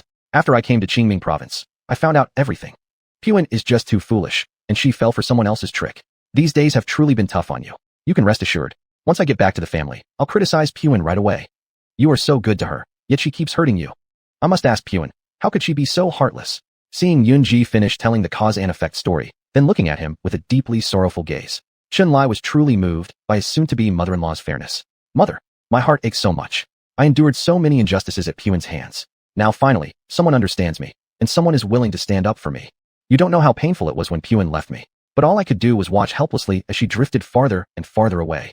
Life is like a play. It's all about acting. Seeing Chunlai unable to bear the emotions, sorrowfully recounting his grievances in his face, Yunji's heart was genuinely broken into pieces. She hugged Chunlai and gently patted him. It's all right. Mother understands everything. Rest assured, starting today, there will be both your mother and father standing up for you. We will definitely ensure that Puan never dares to hurt you again. No matter what it takes, I will reconcile Puan with you. Otherwise, neither I nor your father will recognize her as our daughter anymore. The fragrance Yunji emitted smelled really nice. But since reviewing is too overpowered, Chunlai also didn't feel too free to indulge in random thoughts. In this moment, as the two consoled each other, the relationship between mother-in-law and son-in-law was officially established. Mother, did you suffer any old injuries in the past? I feel your internal energy flow is somewhat disordered somewhere inside of you. Is it because of an injury to your shoulder area? Time flew by. Before they knew it, several days had passed. Yunji sincerely loved this son-in-law Chunlai. Seeing how doting Yunji was toward him, Chunlai was also sincerely accepting her as his mother-in-law. After spending days together non-stop, the two were already as close as real mother and son. Having read the original work thoroughly, Chunlai knew Yunji had sustained injuries in the past, so he deliberately brought up this topic during a casual conversation. For this, Yunji had not a shred of suspicion, and she smiled while answering him. Yes. When I was younger, I encountered a three-headed demon dragon during my training outside. Due to insufficient caution, I was clawed by that beast. Although the three-headed demon dragon isn't high-ranked, its claws contain toxins from the legendary netherworld. There's no good way to deal with it, so these years I've only been suppressing it forcefully through cultivation powers. Liar, how did you realize my shoulder is injured? Chunlai made up a random excuse. Before I split with Puan, she mentioned it. Unfortunately, I didn't get the chance to ask her more details before we quarreled. Since even such private topics Puan shared with Chunlai, Puan still refuses to admit that she once dated Chunlai. As soon as Chunlai mentioned Jiang Puan, his expression became slightly melancholic again. Yunji showed a slight smile on her face, laughing as she comforted him. Liar, stop dwelling on the past. Haven't I already said I will take care of it for you? Even if we have to beat them, both your father and I will make sure they reconcile with you quickly. Jiang Puan has already conceived your child. Are you still worried that this phoenix in your mouth will fly away? Mentioning the child reminded Chunlai that there was something he hadn't had the time to ask yet. Mother, what is Puan's attitude toward the child in her belly? Don't know. We didn't have time to ask those questions. Both your father-in-law and I rushed to Qingming province to find you. Though seemingly casual, Yunji was sharp-minded and soon realized why Chunlai wanted to ask that question. The next second, she heard her laughing. Aren't you worrying about the safety of Puan's baby inside her? Rest assured, if anything happened to Puan, it would not happen to the baby. She is the treasure of our entire Jiang family, and the whole Jiang clan is watching over her. Absolutely nothing will go wrong. With the Jiang family keeping an eye on things, his child should be fine. Thinking about this, all the tiny worries in Chunlai's heart disappeared entirely. And at this moment, Chunlai thought of a fun thing. He wondered how Miss Jiang would feel if she knew he had already formed a close bond with his mother-in-law. Would she be so angry that she wanted to devour him? However, just as Chun-Li was pondering how Jiang Puan felt at this moment. Suddenly, Yin-Ji seemed to have thought of something, grabbed Chun-Li's hand, and spoke. Liar, I need to tell you something. Your future father-in-law and I have been in Qingming province for too long. It's time we return. Upon hearing this, Chun-Li immediately looked at Yin-Ji. Aren't you planning to stay longer? Yin-Ji shook her head. We can't continue staying any longer. Originally, we planned to stay in Qingming province for a month before returning. However, upon arriving and finding out about your seclusion, neither your future father-in-law nor I disturbed you, which is why we ended up staying here for half a year. The existence of the Saint Calamity in the world is something you know well. Although both your future father-in-law and I sealed our cultivation levels to come to Qingming province. Leaving the Holy Realm for too long carries many risks. The sooner we return, the sooner we will be reassured. Besides, judging by the timeline, after a while, Puan will also give birth. At that time, the Jang family will certainly strengthen their security measures and might even seal off the Holy Realm entirely. In this situation, your future father-in-law must go back and manage the affairs of the family. Hearing these words, Chun-Li immediately understood why his soon-to-be mother-in-law and father-in-law were eager to hurry back. The residence of the ancient immortal races lies within the Holy Realm. Each family has its own Holy Realm, essentially, a small world. Only those living there can escape this Saint Calamity. Generally speaking, only when a family encounters major trouble would they seal the Holy Realm. Right now, it seems the Jiang family hasn't faced any major difficulties. But the little baby inside Puan's belly is worth such measures for the Jiang family. The matter is actually quite simple. No matter which world it is, where there are people, conflicts arise. Even the ancient immortal races have enemies. Even within the ranks of the ancient immortal races, harmony doesn't prevail completely. There may even be spies sent from other factions within the Jiang family. Chapter 178, The Annoyed Father-in-Law. To put it bluntly, all of this chaos was caused by the supreme blood. The little baby inside Jiang Tanner's belly possessed an extraordinary tofu. Even if the baby were only to have a saint body, there wouldn't likely be much trouble. But unfortunately, she also awakened the supreme blood. Faced with such a situation, the Jiang family would naturally be afraid too. With the Holy Realm in such disorder, they certainly feared that villains might harbor ill intentions toward the little baby. The safest way was for the entire Holy Realm of Ye Tian to be sealed off ahead of time before Jiang Tanner gives birth, keeping the entire Jiang family under the protection of grand formations. And all of this definitely required their father-in-law, who is also the clan leader of the Jiang family, to personally return and take charge. Chun-Li also understood how important the matter was. After pondering for a while, he directly agreed with Yin-Ji's plan. It's still my father and mother-in-law who think thoroughly. The child of Tanner and me has two extraordinary talents. Without mentioning other external forces. Just in the ancient immortal race alone, there might be many people who wouldn't want to see my child born safely. Sealing off the Holy Realm is indeed a good method. In this way, even those with ill intentions will surely be unable to do anything. Seeing Chun-Li understand them, Yin-Ji lightly nodded her head. She then looked at Chun-Li and continued speaking. Besides going home, I've also discussed with your father-in-law. I'd like to ask if you're willing to use this rare opportunity to go back with us. I told you earlier. This trip, originally, both your father-in-law and I just wanted to meet you, understand your character a bit more. But we've delayed far too long. In the blink of an eye, it's almost been half a year. Considering the time, Tanner will soon be due to give birth to the baby.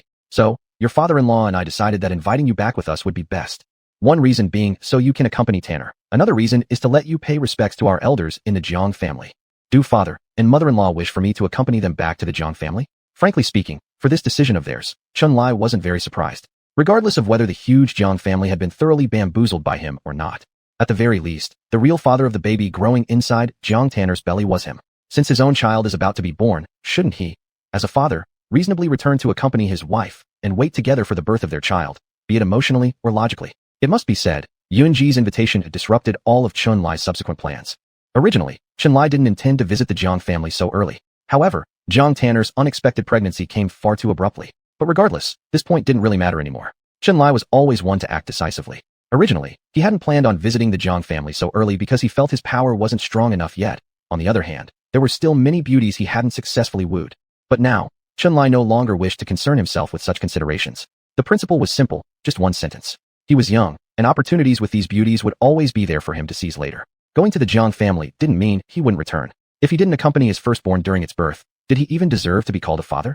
There might not be any chance to make amends in the future if regrets arose later. Thus, even if it meant disrupting his original travel arrangements, Chun-Li had to visit the Jiang family. What kind of reaction Jiang Tanner would have upon seeing him, Chun-Li didn't bother thinking about. Didn't his mother-in-law say everything would be taken care of by her? Weighing all pros and cons carefully, Chun-Li immediately spoke up. Fine. Then I shall return with you and your husband to the Jiang family this time. Seeing Chun-Li willing to go with her, Yun-Ji's face lit up with immense joy. Good. Then I'll tell your father-in-law about your decision later. After you arrange the affairs of your sect, we three will return to the family sooner. Upon saying this, Yun-Ji seemed to recall something, and added smilingly, Liar, it's the same thing I mentioned before. Most people in our Jang family are pretty nice. Don't feel too nervous when you first arrive. As for Tanner's side, you may rest assured. You're returning with Mother. If she dares to show any discontent, there's no need for you to say a word. Mother will deal with her herself. So just look forward to fully reconciling with Tanner upon your return to the Jang family. With your mother and father-in-law here, we guarantee neither you nor the child will suffer any grievance. Seeing Yunji looking warmly at him and promising to support him. At this moment, only one thought emerged in Chunlai's mind. Having a reasonable and supportive mother-in-law truly feels awesome. These past few days, Jiang Qingxuan's mood hadn't been too great. There were several reasons for his sour mood. One was that his daughter, whom he'd raised for so many years, had eventually been taken by someone else. The other reason was because he had originally planned to take advantage of the situation to beat up his son-in-law and vince him anger. However, he never expected his son-in-law to be brutal enough to extract the supreme bone from his body and use it as a weapon. In the end, instead of beating anyone, he himself got severely thrashed. Luckily, there weren't any people from the Holy Realm in Qingming State. Otherwise, if the news ever got out that the head of the ancient immortal race's Jiang family went to visit his son-in-law in Qingming State and ended up being beaten up, there would be no doubt that he would immediately become the laughingstock of the entire Holy Realm. Fortunately, no one outside knows about this incident. Otherwise, wouldn't my lifelong reputation be completely ruined? For the matter mentioned above, Jiang Qingxian could still come up with some excuses to comfort himself. However, apart from this issue, there was another thing that made him feel slightly annoyed. That was the fact that his wife seemed to have an extreme fondness for their son-in-law. It had been several days now, and during all this time, she hadn't spoken to him at all, but was constantly chatting joyfully with Chunlai. It's often said that a son-in-law is like half a son, but how could his wife treat Chunlai like just half a son? Clearly, she already regards him as her own flesh and blood son, right? His daughter has been taken, and now his wife also chats cheerfully with the son-in-law. Damn, wasn't it just because the guy happened to look good? Is being handsome really so advantageous these days? Wasn't I also a dashing young man when I was younger? Women are definitely women. They will always remain creatures of sight. Husband, this afternoon I want to have a proper conversation with our son-in-law. You standing here like a wooden post is such an eyesore. Just go out and find somewhere else to stroll around. Once I finish talking with our son-in-law, you can come back. Chat then chat, not even allowing him to listen in on their conversations now. Jiang Qingxian found himself speechless. However, being the one who always suffered from his wife's domination, he obediently went out to wander around. After returning from wandering outside, as soon as he reached the door of his room, Jiang Qingxian heard a sound that made him feel absolutely heartbroken. Chapter 179. Husband, do you misunderstand even me and liar? Liar, where did you learn these techniques? Comfortable, so comfortable. It's completely irresistible. My dear daughter-in-law, I am too happy to have such a considerate person like you. With natural talent and caring for others, how can we find such a great son-in-law elsewhere? Now I suddenly feel our daughter Tan might not be worthy of you. A bit higher, yes, just there. In the room, voices from Yunji could be heard. Intermittently, seductive and bone-melting, with moans interspersed here and there, obviously showing ultimate comfort. Jiang Qingxian returned casually, but upon hearing this sound, his mood exploded. Without hesitation, he rushed into the room. Madam, what are you doing with liar? Seeing the astonished eyes of Yunji, Jiang Qingxian was dumbfounded. As the room was empty, Yunji was sitting majestically on a chair, and Chunlai stood behind her, one hand pressed on Yunji's left shoulder, apparently helping her with energy healing. Husband, you went out for a stroll. Why have you come back so quickly?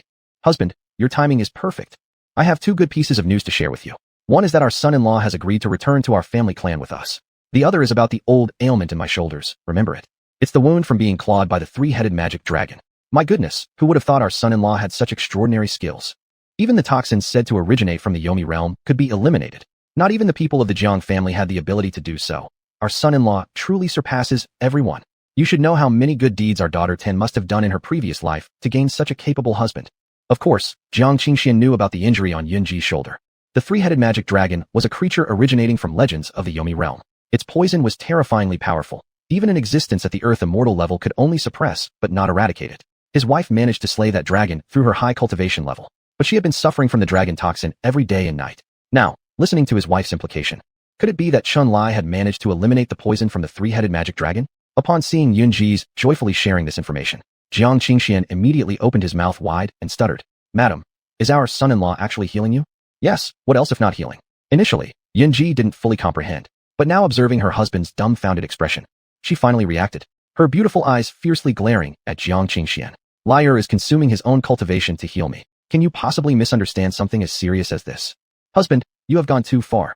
It's because the sounds emitted by Madam earlier were too easily misunderstood, leading to this misunderstanding. Realizing he had created a major misunderstanding, Jiang Qingxian felt embarrassed and hurriedly apologized. Madam, I haven't misunderstood anything. I'm just worried about you getting into danger. Worried about me encountering danger? This is Qingming province. A husband at the Sage realm is present, and also a son-in-law who can't even be beaten by him is around. What dangers could I face? No matter how angry. Could you stop mentioning that I'm weaker than the son-in-law? Jiang Qingxian felt shivers down his spine, seeing the furious gaze of Yunji. The next second, he quickly shifted the topic. Madam, let's not talk about this. It's my fault for barging in rashly. I was concerned for your safety. Madam, you mentioned that our son-in-law can remove the toxin from the three-headed magic dragon bite on your shoulder. Is this true? How could I deceive you? Haven't you noticed that my aura right now is smoother than before? Indeed, he could feel Yunji's exuding aura become more stable than before. At this moment, Jiang Qingxian was exceptionally startled. Never heard that sovereign bone could also heal wounds. Not healing, it's devouring. Didn't you forget our son-in-law has 2 sovereign bones within his body? Upon hearing Yunji saying this, Jiang Qingxian finally understood everything. Right, his son-in-law possesses 2 sovereign bones inside him, and one of them wields the power of devouring Tao. The 9-headed magic dragon's toxins do not belong to this world, which is why they couldn't be eradicated. In the face of the devouring Tao that can even consume the power of rules, what can it not handle? No wonder Madam was so comfortable earlier. It turns out our son-in-law used the force of devouring Tao to suck out the toxins that had accumulated in her body for many years. That's indeed thoughtful of him. Thinking of this, Jiang Qingxian sincerely thanked Chunlai. Liar, I can't thank you enough. You don't know, ever since Mother of Tan was injured by the 9-headed magic dragon, she has had to endure pain from time to time. The devouring Tao is indeed the best weapon against such poison. But how did you know that Mother of Tan was poisoned by the 3-headed magic dragon? Before Chunlai could respond, Yunji interjected. Who else would say it? Of course, it must be Tan. This girl is truly stubborn as a dead duck with its hard mouth. She could talk about such intimate details of her mother with her husband-to-be, yet she still refuses to admit their relationship. Lord. Indeed, we've spoiled Tan too much before. We should give her a good scolding upon returning home. She is soon going to be a mother herself. If she continues acting moody towards her own husband, isn't it just making outsiders laugh at us? Hearing these words, Jiang Qingxian nodded deeply in agreement. Indeed, it is high time for some proper discipline. However, we can't solely blame Tan. She stayed with us less often, growing up mostly in the Yi family household, and then meeting Ye Tian with his deep, plotting mind. But this doesn't matter anymore. From now on, we will stop them from contacting each other, and we'll manage it well. We should be able to correct Tan's character back. After saying this, Jiang Qingxian didn't continue this topic any longer, but turned to ask Yunji instead. Madam, you said earlier that Liar has agreed to go back to our clan with us, right?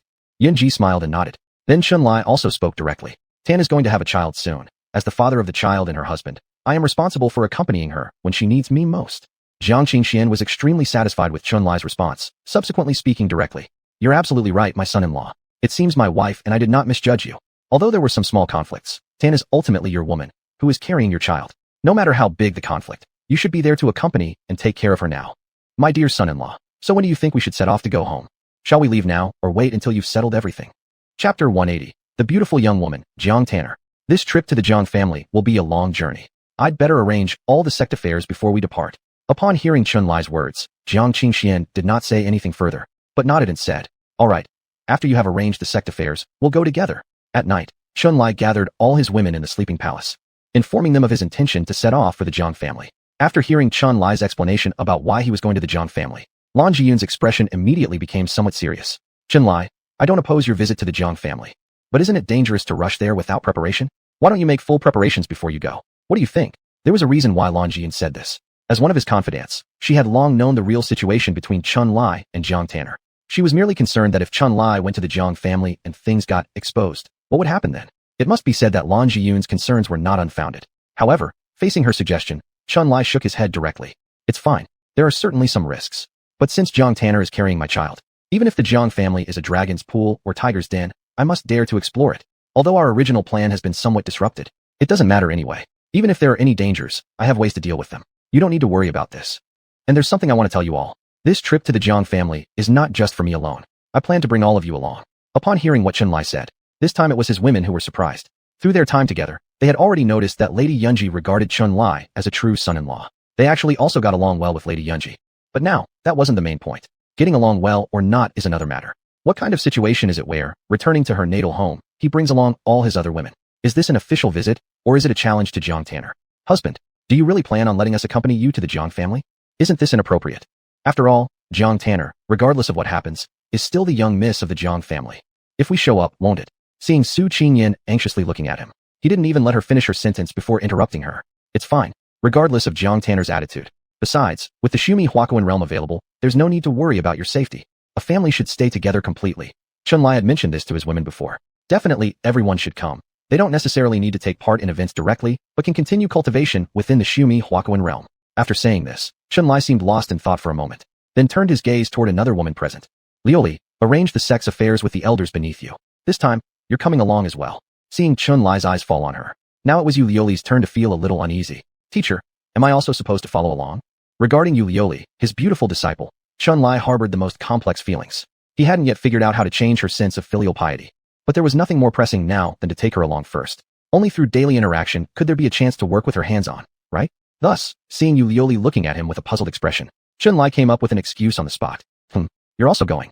Since some opportunities outside might suit you well. Upon hearing this from Chun Lai, Yu Lioli did not ask any more questions, but simply nodded gently and obediently responded. I understand, teacher. I'll arrange the sex matters tomorrow morning. Hearing this, Chun Lai nodded, and subsequently directed his attention back to his women. You should also pack what you need to bring along. In 2 days, we will officially set off for the Jang family, which will also be a good opportunity for you all to broaden your horizons. Time flew by, and several days passed in a flash. On the immortal fallen continent, in the De Luo Tian Sheng domain. This was the headquarters of one of the ancient immortal clans, the Jang family. Each holy domain is an independent small world. Here, there are sun, moon, stars, mountains, rivers, seas, and lakes. There's the alternation of day and night, as well as seasonal changes. Not only is it filled with immensely concentrated spiritual energy, but the scenery is also breathtakingly beautiful. It might be due to a recent heavy snowfall. The Luo Tian holy domain covered in snow appears even more tranquil and enchanting. The Jang family's residence is located at the center of the great Luo Tian holy domain, built against the mountain, spanning an area of hundreds of thousands of square miles. At the foot of the mountain lies a large town, home to millions of ordinary members of the Jang family. While only the higher-ups can live in the buildings atop the peaks, the higher one resides, the higher their status within the family. Right now, inside an elegant courtyard close to the peak of the mountain, there stands a stunning beauty with mesmerizing charm and a captivating grace, standing under a plum tree amidst the snow in a daze. Clad in a white fox fur coat, her pitch-black hair styled into a sophisticated bun, one can barely notice that this extraordinary beauty has a slightly swollen belly. Jiang Tanner's aura has indeed changed significantly. It can't be helped since she is already 6 months pregnant. If her girlish charm hadn't begun to shift towards something more mature, wouldn't that be somewhat impossible? Under this plum tree, no one knows how long Jiang Tanner has been standing there lost in thought. However, just as Jiang Tanner was spacing out, a crisp and melodious voice tinged with heavy sarcasm sounded from behind her. Oh, isn't this our Jiang family's great hope? Instead of going back to properly rest for your pregnancy, what are you doing standing here like a block of wood? Are you so lonely that you've started longing for men again? The sudden voice interrupted Jiang Tanner's thoughts. In the next second, one could see her delicate eyebrows creasing slightly as she responded in a faint tone. Why have you come here? The person who emerged behind Jiang Tanner, taunting her with sarcastic words, was a young woman. Her jet-black long hair flowed freely, her snow-white skin gleamed, and she wore a pinkish-white immortal dress. Although her beauty didn't reach the heart-stirring level of Jiang Tanner, she was undeniably a rare beauty. Chapter 181, Jiang Miaodong, who was spitting blood in anger. The breathtaking beauty who appeared behind Jiang Tanner possessed a stunning looks rating of as high as 98 out of 100. She was the second most beautiful person within the Jiang family, after Jiang Tanner. Her name was Jiang Miaodong. By rank, she was Jiang Tanner's cousin. However, their relationship had never been good from childhood. In reality, there were competitive dynamics even inside the Jiang family. As mentioned earlier, the ancient immortal clan of Jiang family comprised 2 branches, the Phoenix branch and the Oriole branch. The head of the household would only be selected among the leaders of these 2 branches. To put it bluntly, whoever was stronger would decide which branch got to have the final say in family matters. At present, the Oriole branch led by Jiang Tanner was in power. If one were to call her the daughter of the Oriole branch, then Jiang Miaodong should count as the daughter of the Phoenix branch. Jiang Miaodong had long felt discomfort about Jiang Tanner. All along, she lived under the shadow of her rival. Although their generations, births, and cultivation levels were quite similar, just because Jiang Miaodong's awakened physique was merely an immortal body rather than something more superior, all the family elders' attentions were directed towards Jiang Tanner. Why did the elders spoil Jiang Tanner so much? Not only did they allow her freedom to roam, but they also assigned guardians for her protection. Why was only she able to represent the Jiang family as its official miss? Merely because of a difference in the quality of their awakened physiques? This unfairness made Jiang Miaodong both hate and envy Jiang Tanner intensely. She often sought quarrels with Jiang Tanner. Today, when Jiang Miaodong visited Jiang Tanner, her intentions were clearly to mock her cousin.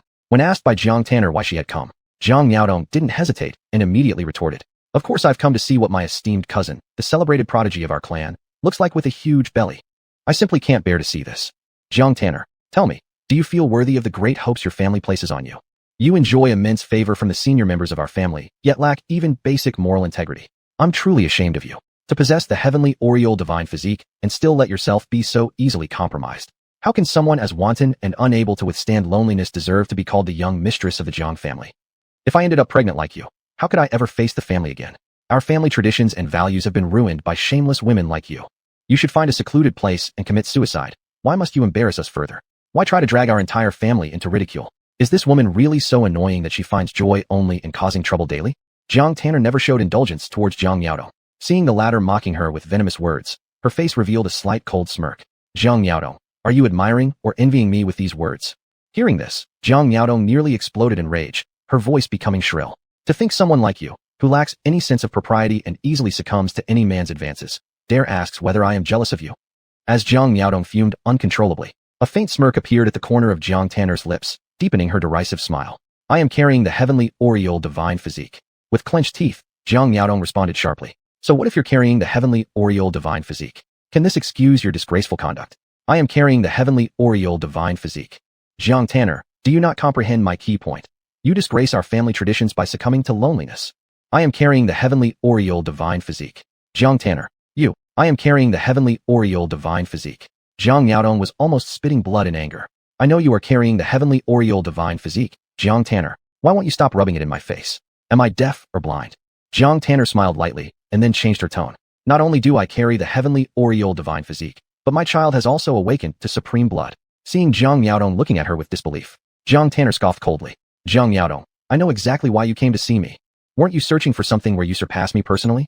Fine, I admit I can't compare with you in terms of guarding purity. Satisfied now?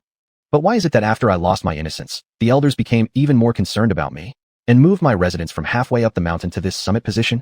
You're indeed pitiable, inferior not only in physical constitution, but now even my child surpasses yours.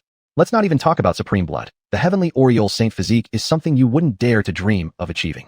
So I just can't figure out where you get the nerve to prance around in front of me and mock me like this. Why don't I go report right now to our elders that you keep coming here trying to persuade me not to have this child? The words spoken by Jiang Tanner did genuinely frighten Zhang Yaodong, and her face immediately changed color. If she came to mock Jiang Tanner, the elders in the family might just laugh it off. But if it involved the baby, even a fool would know she would surely be reprimanded severely by the elders. There was no way around it. Jiang Tanner wasn't entirely wrong about one thing. Who could blame the little baby in her stomach for being so extraordinary? From top to bottom in the Jiang family, not a single person wanted anything bad happening to the child. Jiang Tanner, don't go too far. Think about it. Are you saying these things to scare me? Seeing Zhang Yaodong grinding her teeth while looking at her, Jiang Tanner smiled slightly and said, you can interpret my words as a scare tactic or a threat. Right now, I will give you two choices. Disappear from my sight early, or I'll go find the ancient ancestors and tell them what exactly your intentions are towards the baby in my belly. These words truly made Zhang Yaodong pale with fear. Although feeling extremely humiliated, she didn't dare stay any longer. Jiang Tanner, I know the child in your belly is impressive, but what does that have to do with you? You're nothing more than lucky. You can't change the fact that you lack moral integrity. Isn't it just because you found a young supreme master? Let me tell you, I will definitely find a more powerful man someday and bear a child who surpasses yours. Don't get too smug. One day, I'll make the elders in the family realize that I, Zhang Yaodong, am the true hope for the Jiang family. Just wait and see. Chapter 182. Change of Heart. In the end, it was still Jiang Tanner who was more impressive. With just a few words, she scared Zhang Yaodong away, seeing her opponent fleeing in disarray. At this moment, on the exquisite face of Jiang Tanner also appeared a faint smile. But the next second, no one knows what she thought of. The sparkle in her beautiful eyes quickly turned dull again. Why had she stood lost in thought for so long under this plum tree? It was because Jiang Tanner had been thinking about one thing all along. Or rather, since she got pregnant, she'd always been pondering this. She hated that old villain Xuanhuan to the point of gnashing her teeth.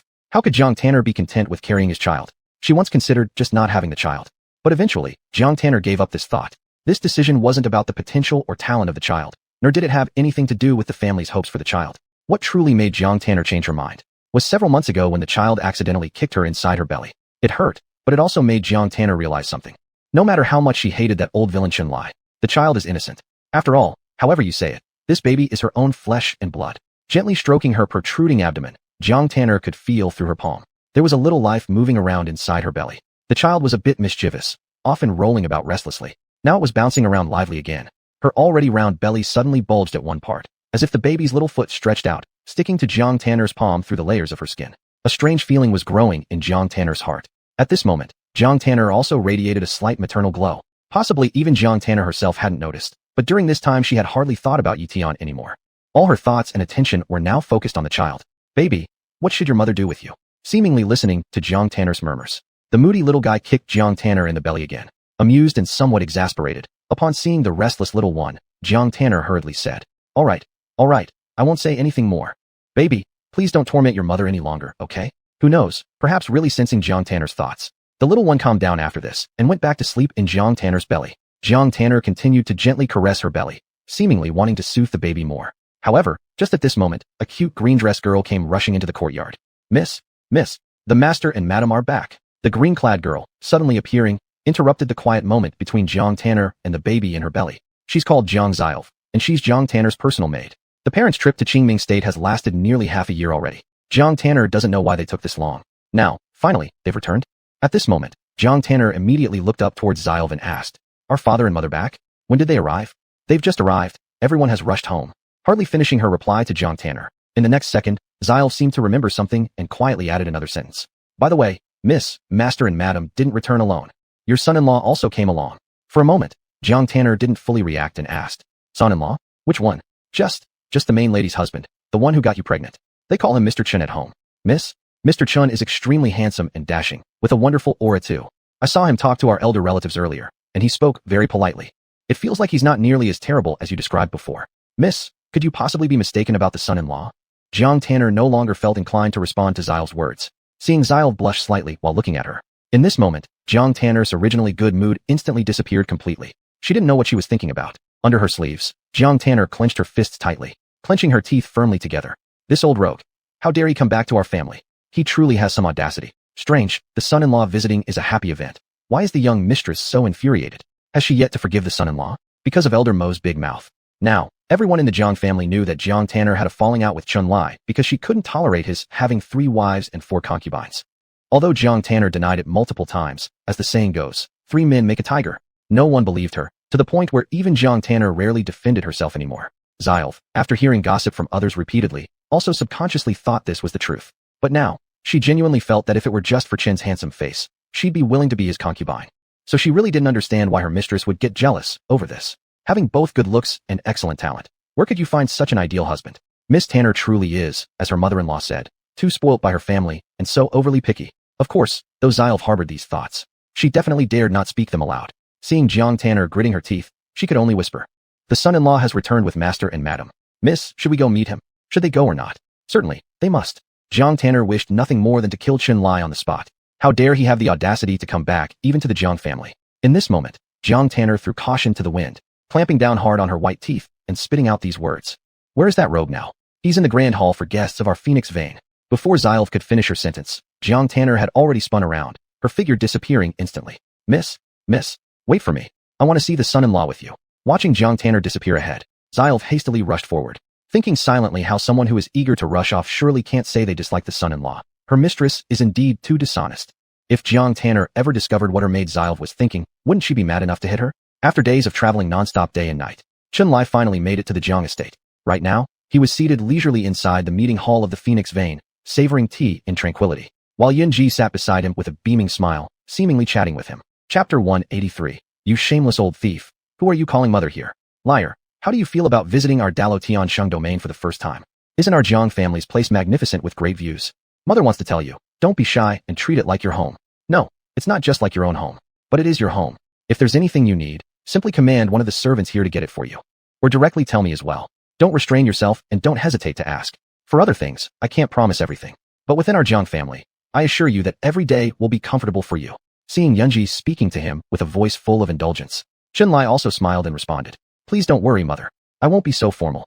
In the hall of the Luan clan, more people came in gradually, and Yunji introduced them to Chun Lai one by one. All those who were qualified to enter were some elders from the Luan lineage, making it quite lively. Jiang Tanner's aunts, second uncle, third uncle. Almost no one was missing, all had gathered. There was no way around it. After all, this was the groom's first visit. The elders of the Luan lineage showing such attention to Chun Lai was understandable, and after a few greetings, Chun Lai quickly became familiar with these people. "Yunji, is this the son-in-law you've chosen? He truly looks handsome, and his demeanor is commendable. There's no trace of being brought up in a humble place. If met outside, I might even mistake him for a young nobleman from some major clan." The one who spoke cheerfully, holding Chun Lai's hand while chatting with him, was Jiang Tanner's second aunt. Her name was Jiang Qingyu. She was rather distinguished-looking, adorned in pearls and gemstones, revealing at a glance that she came from a prominent family. Seeing her second aunt continuously praising him with joyous expression, Chun Lai replied with a smile, "Aunt Qingyu flatters me too much. Speaking of demeanor, yours surpasses others far greater than mine.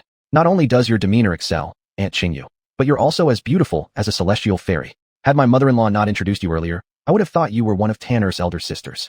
No woman dislikes being praised for their beauty and youth. Many men present could help but internally think the word shameless. But this praise made Jiang Tanner's second aunt extremely pleased. Oh my, why say such flattering words? I am Tanner's second aunt. I'm already quite old. Where's the beauty akin to a celestial fairy come from? If I were to say, our Jiang family's real celestial fairy remains Tanner, that girl. In high spirits, Jiang Qingyu couldn't help but turn toward Yunji and laughingly said, not only talented, but born handsome with a sweet mouth. Tanner really has good luck finding a husband worthy enough under such circumstances. Isn't it true that he could only be found through painstaking effort? Before Yunji could react, Jiang Tanner's first aunt interjected with laughter. It seems we've spoiled Tanner all these years. How else could someone as fortunate as her quarrel with Liar when she's got such a fine husband? I tell you, sister-in-law, later on, you must truly sit down and talk sternly with Tanner and manage her properly. Yunji completely agreed with her comments. Ever since returning from Qingming province after having spent time together with Chun Lai, she almost regarded Chun Lai as her own son. How could she allow her own daughter to continue throwing her little tantrums at him? So, hearing what Tanner's first aunt had said, Yunji also laughed and opened her mouth. She definitely needs proper education. I'll criticize her later. Even before Yunji finished her sentence, Jiang Tanner hurried to the hall in great haste. As they say, enemies meeting, hatred doubly burns.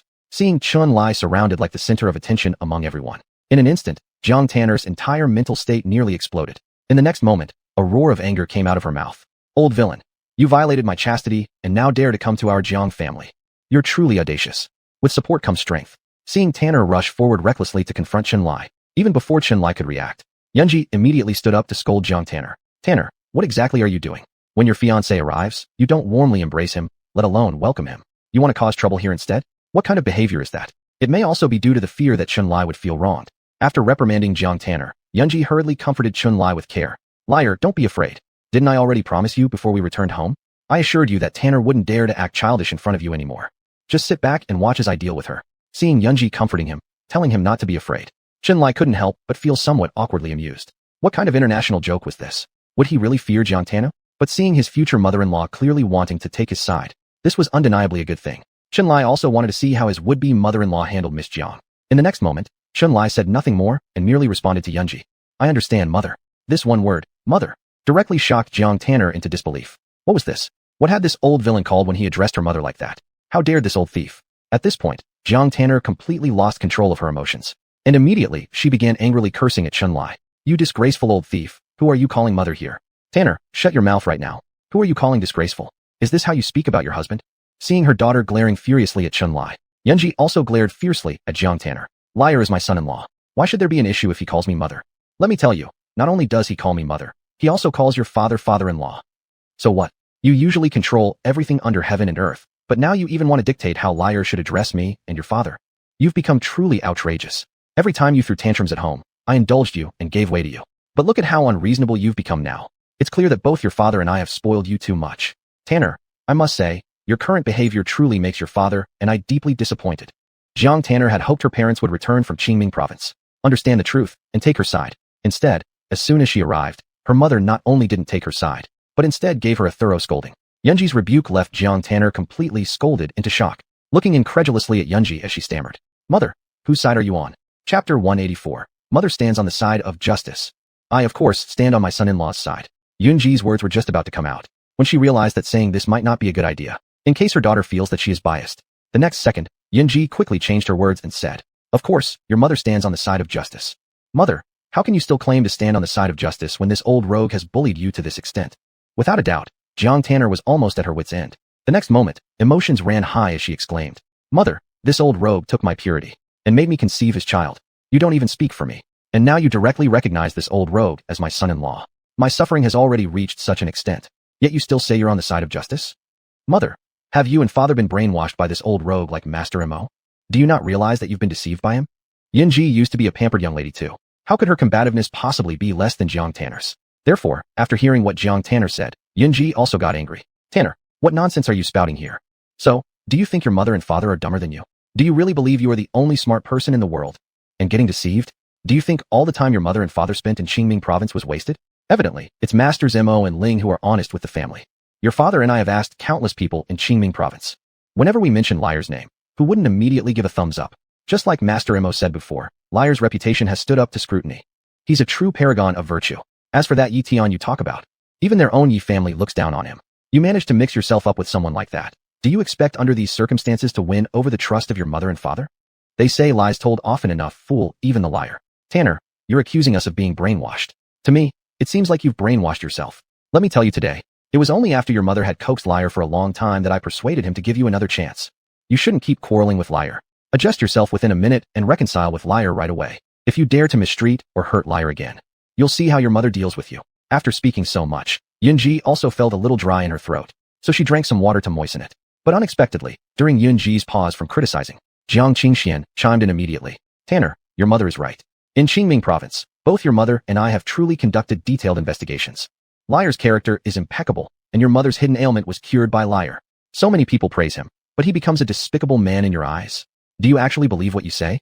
However, father understands you. You're still young, and were used by someone with ill intentions, causing such irrational behavior. You should better adjust yourself in the future. It doesn't matter if you disappoint your father and me, but Liar treats you so well. Why would you repeatedly hurt him? Fortunately, there had already been a heavy snowfall in the Dalu celestial domain. Otherwise, considering Jiang Tanner's current mood, it was quite possible that a snowstorm would break out immediately in the sky. Wrongfully accused. It's more grievous and heartbreaking than Doi herself. Father, mother, what did you two really find out in Qingming province? How could the facts twist into such an appearance in your mouths? Seeing Jiang Tanner look at herself with an unbelievable gaze. After drinking tea and refreshing her throat, Yunji continued speaking. Tanner, you claimed you never dated Liar. Fine, then let me ask you one thing. Having never dated, how does Liar know about the hidden ailment on your mother's shoulder? You said you deeply despise Liar. Does the hatred towards him reach to the point where you reveal the secret about your mother's ailment to your enemy? Upon hearing this, Jiang Tanner's expression became even more incredulous. Mother, what did you say? This old rogue even knows about your hidden ailment? That's impossible. I guarantee it's not something the daughter revealed. Seeing that her daughter still refused to admit it, even Jiang Qingxian couldn't help but feel somewhat disappointed. Tanner, you have truly made your father very disappointed. Are you still lying to me and your mother right now? The matter of the hidden ailment on your mother's body, other than you and I knowing about it. Only the few ancient patriarchs who diagnosed your mother in our family are aware of it. The patriarchs haven't left the Holy Realm for years. So if not for you telling Liar, then could it be me who informed him? Or do you think one of the patriarchs in our family went out and told him? Seeing the look of profound disappointment on her husband's face, Yunji sighed helplessly and spoke. That's enough, my lord husband. Don't say another word. It no longer matters whether Tanner admits it or not. After finishing this sentence, Yunji shifted her gaze directly onto Jiang Tanner. Tanner, all you need to know is one thing, and that will suffice. And that is, regardless of whether you acknowledge it or not, Liar will always be the son-in-law of Yunji. In this lifetime, he is the only son-in-law I'll ever recognize. As for anyone else trying to step into our home, they can forget about it. I believe your father and the rest of the family's ancient patriarchs will agree with this decision of mine. Now stop wasting time here talking nonsense. Go back these next few days, tidy yourself up, improve your appearance and spirit. Then just wait for the wedding day to come. Upon hearing Yunji's words, Jiang Tanner suddenly froze for a moment, and the next second, she instinctively asked, wait, what do you mean by waiting for the wedding day? Who in the family is getting married? Of course there is. What a silly child you are. Yunji looked at Jiang Tanner and smiled as she opened her mouth to say, other than you, who else could possibly be getting married? You're already pregnant with Liar's child. Without giving him his rightful title, how does that seem appropriate? This was something I discussed with Liar while on the way back, alongside your father. Even though we haven't reported it to the ancient patriarchs of the family yet, I'm certain they won't oppose it. So Tanner, all you need to do is to patiently wait for the day you wear your wedding dress. Our pretty little Tanner will be absolutely beautiful when she dons that dress. Chapter 185. We're already married. What's there to be shy about? The marriage had indeed been discussed by Yunji and Chunlai on their way to the Jang family. The Jang family is a prestigious clan, and they would certainly want Tanner to secure a formal status with Chunlai before giving birth. Jiang Tanner is already pregnant with her child, and for Chunlai, it would be no trouble to grant her that formal title. Still, he had asked Yunji at the time what they should do if Tanner resisted this arrangement. Yunji immediately responded to his concern. She, as Tanner's mother-in-law, promised to handle everything perfectly. With such assurance from the soon-to-be mother-in-law, how could Chunlai possibly refuse, right? Doing nothing but lying back and waiting for the beauty to come. Only a fool would say no.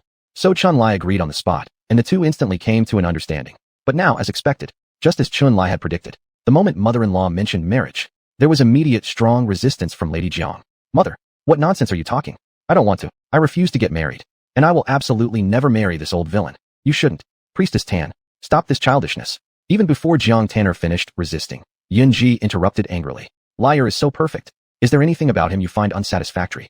Mother doesn't understand how she could have given birth to a daughter as dull as you after wandering in the cultivation world for so long. With two supreme bones in your possession, and being a divine physique, too. If Liar were to publicly seek a bride, do you believe the line of heavenly maidens and daughters of high families wishing to marry him would stretch from our great Luo heaven domain of the Jang family all the way to my hometown in the Cloud Dream Marsh Saint domain? I persuaded Liar at length just to give you this chance to overtake others. You don't even thank me. Do you intend to chase away such a fine son-in-law, making mother lose face? Today, I proclaim this. Whether you like it or not, you will marry. Pretty soon, both of us will become mothers. How can you still act so immature? Don't forget one thing. The child in your belly is Liar's. If you don't marry Liar, when our grandchild grows up and asks who his father is, how do you plan to answer? Mother. Overwhelmed by Yunji's fierce scolding, Jang Tanner's pale and delicate face had already turned utterly pale. It seemed as if she wanted to say something, but before she could open her mouth, her 7 aunts and 8 grandaunts rushed in to lecture her as well. Priestess Tan, Aunt knows you're proud, but this time it's really different. Can't you see how exceptional Liar is? Priestess Tan, Aunt couldn't hold herself back anymore either. To pass up a husband like him, what were you thinking? If Aunt were young like you, I'd go directly to his home without needing any invitations. Priestess Tan, I think what Big Aunt and Second Aunt said makes sense. Forget having 2 supreme bones, having even one. If a celestial talent like him were to ask me to marry him, I'd dismiss my current husband instantly. Priestess Tan, listen to 4th Aunt's advice. As your second cousin under the elder brother's side, I have something to say as well. No one knows exactly what happened to Priestess Tan in the Great Hall, but evidently, her mindset had completely collapsed. In the evening, after enduring a full day of bombardment-like persuasions, Priestess Tan returned to her bedroom, dispirited and lifeless. Father, Mother, am I truly your biological daughter?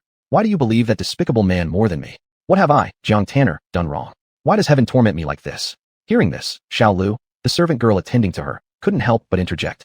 Miss, I actually think Lord Lai is quite excellent. Why do you detest him so much? Seeing that even her own maid had been brainwashed by that old villain, Lady Tanner burst out impatiently. Shut up. What do you know? Before her sentence was fully completed, a voice suddenly came from outside the door. Yunji speaking once again. I agree with Xiao Lu. Priestess Tan, Mother is truly disappointed with you. Xiao Lu merely spoke the truth. Why direct your anger towards her?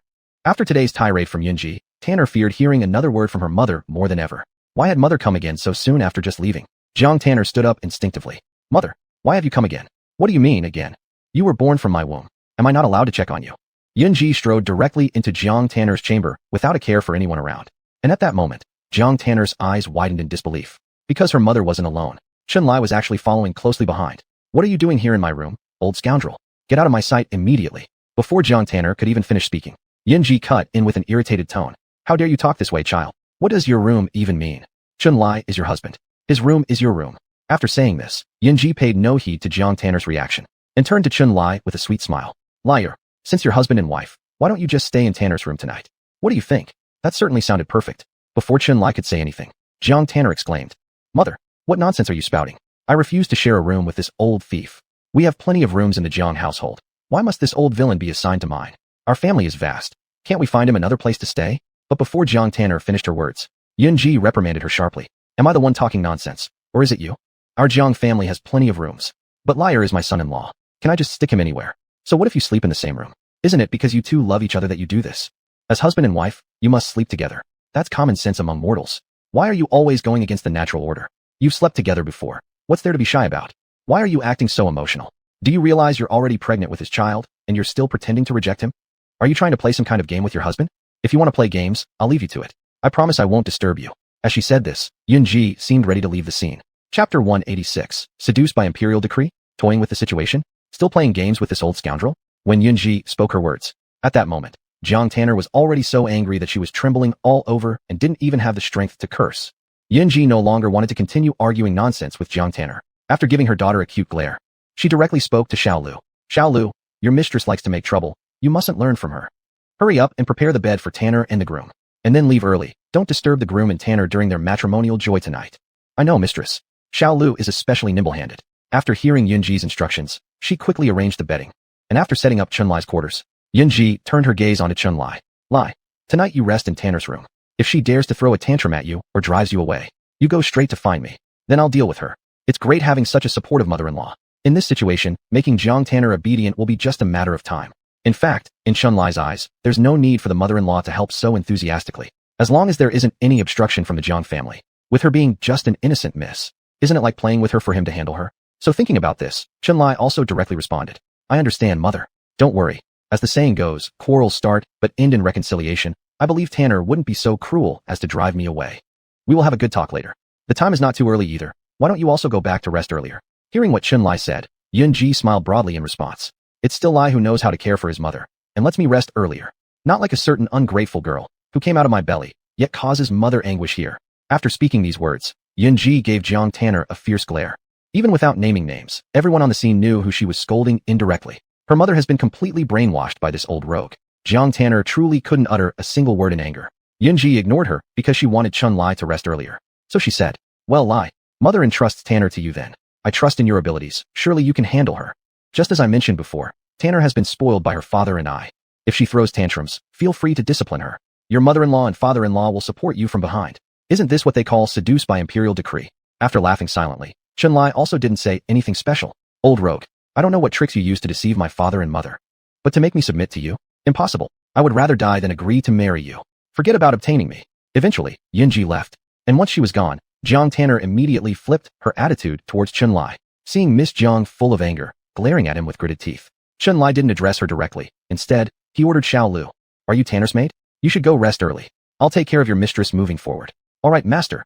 Xiao Lu quickly complied and left. Subsequently, Chun Lai pinched a finger seal, sealing off the entire space. Now, in the vast room, only he and Jiang Tanner were left, truly worthy of being one of the leading fated female characters from the original work. Among all the women Chun Lai had met, whether considering beauty, figure, or even aura, none could match Jiang Tanner. A rating of 99 points out of 100, just 1 point shy of perfection. And now, possibly due to pregnancy, Jiang Tanner radiates an aura more mature and graceful compared to before. This gentle and elegant charm makes Chun Lai's heart race. "Meeting again, my lady." Chun Lai reached out and caressed Jiang Tanner's delicate face. But unexpectedly, she slapped his hand away. Her beautiful eyes filled with fury. "You dare call me lady? How shameless." With a light flick of his finger, Chun Lai immobilized Jiang Tanner's body. And the next second, saw Chun Lai rubbing her stomach, grinning and saying, "With my child already in your womb. And you still say such things? Miss Jiang, don't you find yourself a little amusing?" It wasn't the first time that Jiang Tanner had been immobilized by Chun Lai, and she had gotten used to it. Hearing his words and feeling his touch on her belly, Jiang Tanner said through gritted teeth, "Do you think I wanted to conceive your child? All of this is your coercion." Chun Lai smiled faintly and replied, "Whether or not you wanted to conceive this child is unimportant. What matters is that your family holds this child in great regard. So, does it really matter if it was coercion? You are the child's mother, and I am the child's father. This is an indisputable fact. Therefore, whether you like it or not, you are mine. I hope you can understand this clearly." After saying these words, Chun Lai raised his hand and began caressing Jiang Tanner's small face again. "Peaches, how truly beautiful. I'm beginning to look forward to what beauty you will display in a fresh red wedding gown." Jiang Tanner glared at Chun Lai, her white teeth almost grinding to pieces as she said, "Chun Lai, I don't know if you're deaf or just pretending. I thought I made my stance very clear earlier. The idea of me marrying you, bowing down to you, is absolutely impossible. Don't indulge in such daydreams here." Upon hearing this, Chun Lai actually chuckled. Then he stepped forward and sat directly on Jiang Tanner's fragrant bed. "Not unworthy of being Peach's room. Even the smell here is extraordinarily pleasant, everywhere filled with your scent." After indulging in the atmosphere of Jiang Tanner's chamber for a moment, Chun Lai turned directly towards her. "I am quite considerate. At the moment, Peaches has two choices. Wed me willingly, and I could offer you a chance to redeem yourself. And otherwise, Peaches can choose to refuse. But if so, the consequences will be entirely yours to bear." Chapter 187. Even more wrong than Do-E. Consequences? Jiang Tanner clenched her teeth and coldly laughed. "Old villain, do you think I would be afraid of your threats? Whether I'm afraid or not is not important." Chun Lai smiled faintly and then said, "What consequence you expect from me is actually quite simple. Your mother-in-law has been so good to me that even for the sake of her and our child, I wouldn't do anything excessive to you. But Ye Tian's life will probably be in danger. Miss Jiang, you wouldn't want your so-called doggy older brother Ye Tian to get hurt, right?" Seeing Chun Lai use Ye Tian to threaten her, Jiang Tanner immediately retorted with a cold laugh. "Old villain, I knew you'd use brother Ye Tian to threaten me. Do you really think I'd fall for the same trick twice? I'll let you know that I've already hidden brother Ye Tian well. If you think you can find him, go ahead and try." "Hidden well?" Chun Lai smiled faintly and said, "Is it at Lu Xinyao's place?" Upon hearing this, Jiang Tanner's expression immediately froze. How could this happen? How does this old villain know that I hid brother Ye Tian at Yao Yao's place? Before Jiang Tanner could say anything, Chun Lai grinned and said, "There are many things I know that exceed your imagination. Fengming Province's sacred land of the Yaoqi's saintess Lu Xianyao is a good friend you've made several years ago. Ye Tian suffered severe injuries. His internal spirit pill was shattered. Only the celestial treasure star spring from the Yaoqi's sacred land can restore him. It's not surprising that you took him there. What about it? Are you still worried whether I can find Ye Tian's whereabouts?" Jiang Tanner was intelligent and had already realized how Chun Lai knew brother Ye Tian's location. The next second, she heard her gritting her teeth and saying, "Did old Mo tell you about this matter? Traitor. This guy is indeed a traitor to our Jiang family." "What's a traitor? I absolutely won't allow you to insult my brother like that." Chun Lai didn't indulge Jiang Tanner. He was already fed up with her haughty attitude. So at this moment, Chun Lai directly slapped her. It must be said, after that crisp slap, Jiang Tanner was completely stunned. "You've already become mine, and you're still thinking about other men. Are you really expecting me not to discipline you?" Seeing Chun Lai looking at her coldly, Jiang Tanner struggled to turn her face back. At this moment, it was clear that her eyes were red. Her disordered breathing lasted for a long while. Jiang Tanner asked Chun-Li through teary eyes something she had long wanted to ask. Old villain, why do you torture and humiliate me so much? Are you not afraid of retribution? What have I done wrong? Why do you treat me like this? Chun-Li was waiting for Jiang Tanner to ask this question. She shouldn't even have the face to ask. At this moment, Chun-Li directly smirked and said, if I'm not mistaken, at first outside Liang City, wasn't it Miss Jiang who told Oldling to attack me first? Based on this alone, do you have the nerve to ask what you did wrong? Isn't your rule of behavior, Miss Jiang, only allowing you to bully others but not letting others bully you? Jiang Tanner took a deep breath, still glaring at Chun-Li with red eyes. Brother Ye Tian and I grew up together from a young age. He never did anything to harm you, yet you bullied him based on size and strength difference, injuring him. Am I not entitled to seek justice? Justice? Chun-Li directly laughed. Fine, you want justice? I'll give you justice. The next second, Chun-Li directly said coldly, do you remember my son Xian'er? Xian'er? Who is Xian'er? Jiang Tanner didn't quite understand for a moment. Chun-Li got straight to the point and continued. They are the two people you commanded Oldling to injure. One was an elder of my Wuji sect. The other is my only son. I believe with Miss Jiang's sharp memory, you won't forget how you attacked them back then. Xian'er is my only son. He is the one I have always adored the most from when he was little. I cherish him more than my own life. But because of some dispute with your so-called brother Ye Tian, you mercilessly beat him to death. Because of this event, dare you still tell me there's no grudge between us? Hearing the words Chun-Li spoke through gritted teeth, Jiang Tanner's pupils suddenly contracted. At this moment, she knew who Xian'er was in Chun-Li's words. The next second, they heard Jiang Tanner scream, you old villain, don't try to deceive me. At that time, I did teach Chun Xin a lesson. But I never took his life. I only left him severely injured. Before Jiang Tanner could finish her sentence, Chun-Li cut her off with a cold sneer. Such a great severe injury that didn't take his life. How then did Xian'er die? Could you think I would accuse you falsely of something like this? Or do you assume I caused Xian'er's death? No jokes please. The death of my son is an unforgivable grudge. Just for this reason, taking your life would not be unjustified. Seeing Chun-Li reach out and grab her neck, Jiang Tanner made no struggle. Her slightly red eyes shed a tear. And the next second they heard her quietly say, then kill me, and let my blood pay back your son's debt. It will be just one life repaying another. Seeing the lack of fear in Jiang Tanner's beautiful eyes, only emptiness and sorrow, Chun-Li knew that his words had thoroughly broken through her defenses. This act also needs to be played completely, right? The next second, they saw Chun-Li grit his teeth and open his mouth. Do you really think I don't want to kill you? Jiang Tanner, let me be honest, don't overestimate yourself before me. So what if you're pretty? Is this world devoid of women more beautiful than you? And what about good family background? Isn't the world full of women even nobler than you? With two supreme bones in my body, a sacred body by my side, and awakened with double pupils. Do you think, given my talents, there's any top female talent in the world I can't obtain? Do you really think I have to revolve around you? Don't dream on. I agreed to marry you, not because I couldn't live without you, but because you carry my child within you. Xian'er died, but you've returned a child to me. That's why I'm willing to put aside past grievances and give you a chance to start anew with me. Remember, none of this is because I am oppressing you. It's because you owe it to me. There's no way to change the fact that you are the mother of my child. Is this what you want? To see our child caught between us, torn both ways? Chapter 188. Miss Jiang, completely under control. When she heard the words spoken by Chun-Li, at this moment, Jiang Tanner's beautiful eyes were already filled with emptiness. However, perhaps due to some twist of fate, right at this moment, the little baby in her belly suddenly kicked Jiang Tanner gently again. Feeling her child being active inside, this finally restored some luster to Jiang Tanner's beautiful eyes. Miss Jiang Tanner, I have already made myself very clear. Now there are still two choices. One is to accept me for the sake of the child. The other is to make things deteriorate completely. You choose. Under Chun-Li's intimidation, no one knows how much struggle and anguish Jiang Tanner experienced at this moment. But after a stick of incense time had passed, under her sleeve, the tightly clenched delicate hands of Jiang Tanner ultimately fell limp. She closed her beautiful eyes lightly, then reopened them. Old scoundrel, you've said so much. Aren't you just trying to make me submit to you? I admit defeat, and I accept my fate. Congratulations to you. You have succeeded. For the sake of the child, I can agree to marry you. The debt I owe to you, I can repay it all. If you want my true compliance. Fine, starting from today, I will try my best to accept you. I won't think about anyone else anymore. But you must promise me one thing. Can you do it? Everyone would know with their toes that Jiang Tanner wants him to promise her what. So without even needing her to speak, Chun-Li said, do you want me to spare Ye Tian's life? No problem, he is just an ant to me. As long as you truly comply with me and only have me in your heart from today onward, I will promise not to kill Ye Tian. I may not kill Ye Tian, but that doesn't mean others can't kill him. Isn't that what all the villains do? Unfortunately, Jiang Tanner has no idea about any of this. Seeing that Chun-Li agreed to her request, she didn't say much more. I will do as you wish and wear the wedding dress obediently. Isn't that enough? Chun-Li smiled slightly, then also removed the restraint on Jiang Tanner. Sure enough, this time Jiang Tanner did not struggle at all, nor did she fight him anymore. Chun-Li held on to Jiang Tanner's white wrist and pulled her directly into his arms. To be able to have a child with me, This means you and I are destined to become husband and wife. All past grudges shall be erased. After the child is born, our family of 3 can live happily ever after. And now, my lady, why don't you quickly attend to my rest?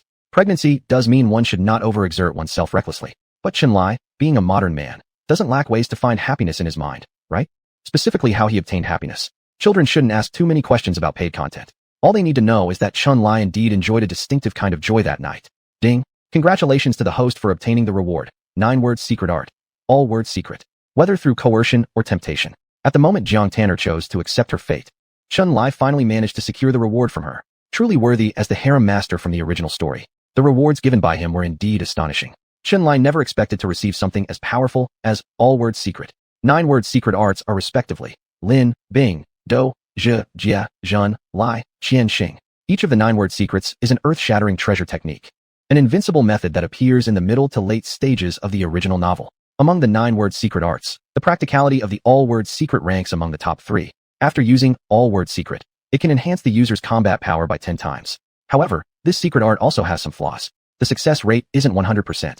However, what thrilled Chenlai immensely was, the system actually fixed this small flaw. As long as he uses the all-word secret, it is guaranteed to succeed. Shit, if he had such a powerful secret technique before. Even if he didn't dig out his own supreme bone to use as a weapon, he could still smash old father-in-law's skull.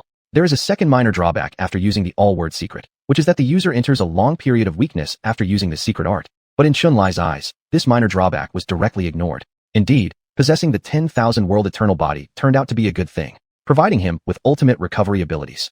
With the 10,000 world eternal body, so-called weak periods simply do not exist. Plus, with the fix provided by the system, at this moment, Chenlai even felt that he could maintain 10 times his combat power at all times. What the system had given him wasn't just the Jie character secret, or not. This meow thing was basically equivalent to giving himself 10 times his combat power. Holding Jiang Tanner in his arms, all Chenlai could think about now was one thought. That his child and the mother of his child were truly giving him strength. One gave him the ability to see through everything. The other provided him with 10-fold combat power. It was really worth all the effort he put into them. Hard work does pay off. The ancients indeed did not deceive me. Beauty in his arms, a child in her belly, rewards in hand. If only he had some cigarettes on him. Chenlai figured he'd be lighting up several sticks in celebration right about now. But just then, Jiang Tanner, after being worn out all night, began to stir awake gently. Chenlai, what you wanted from me, you've already achieved entirely.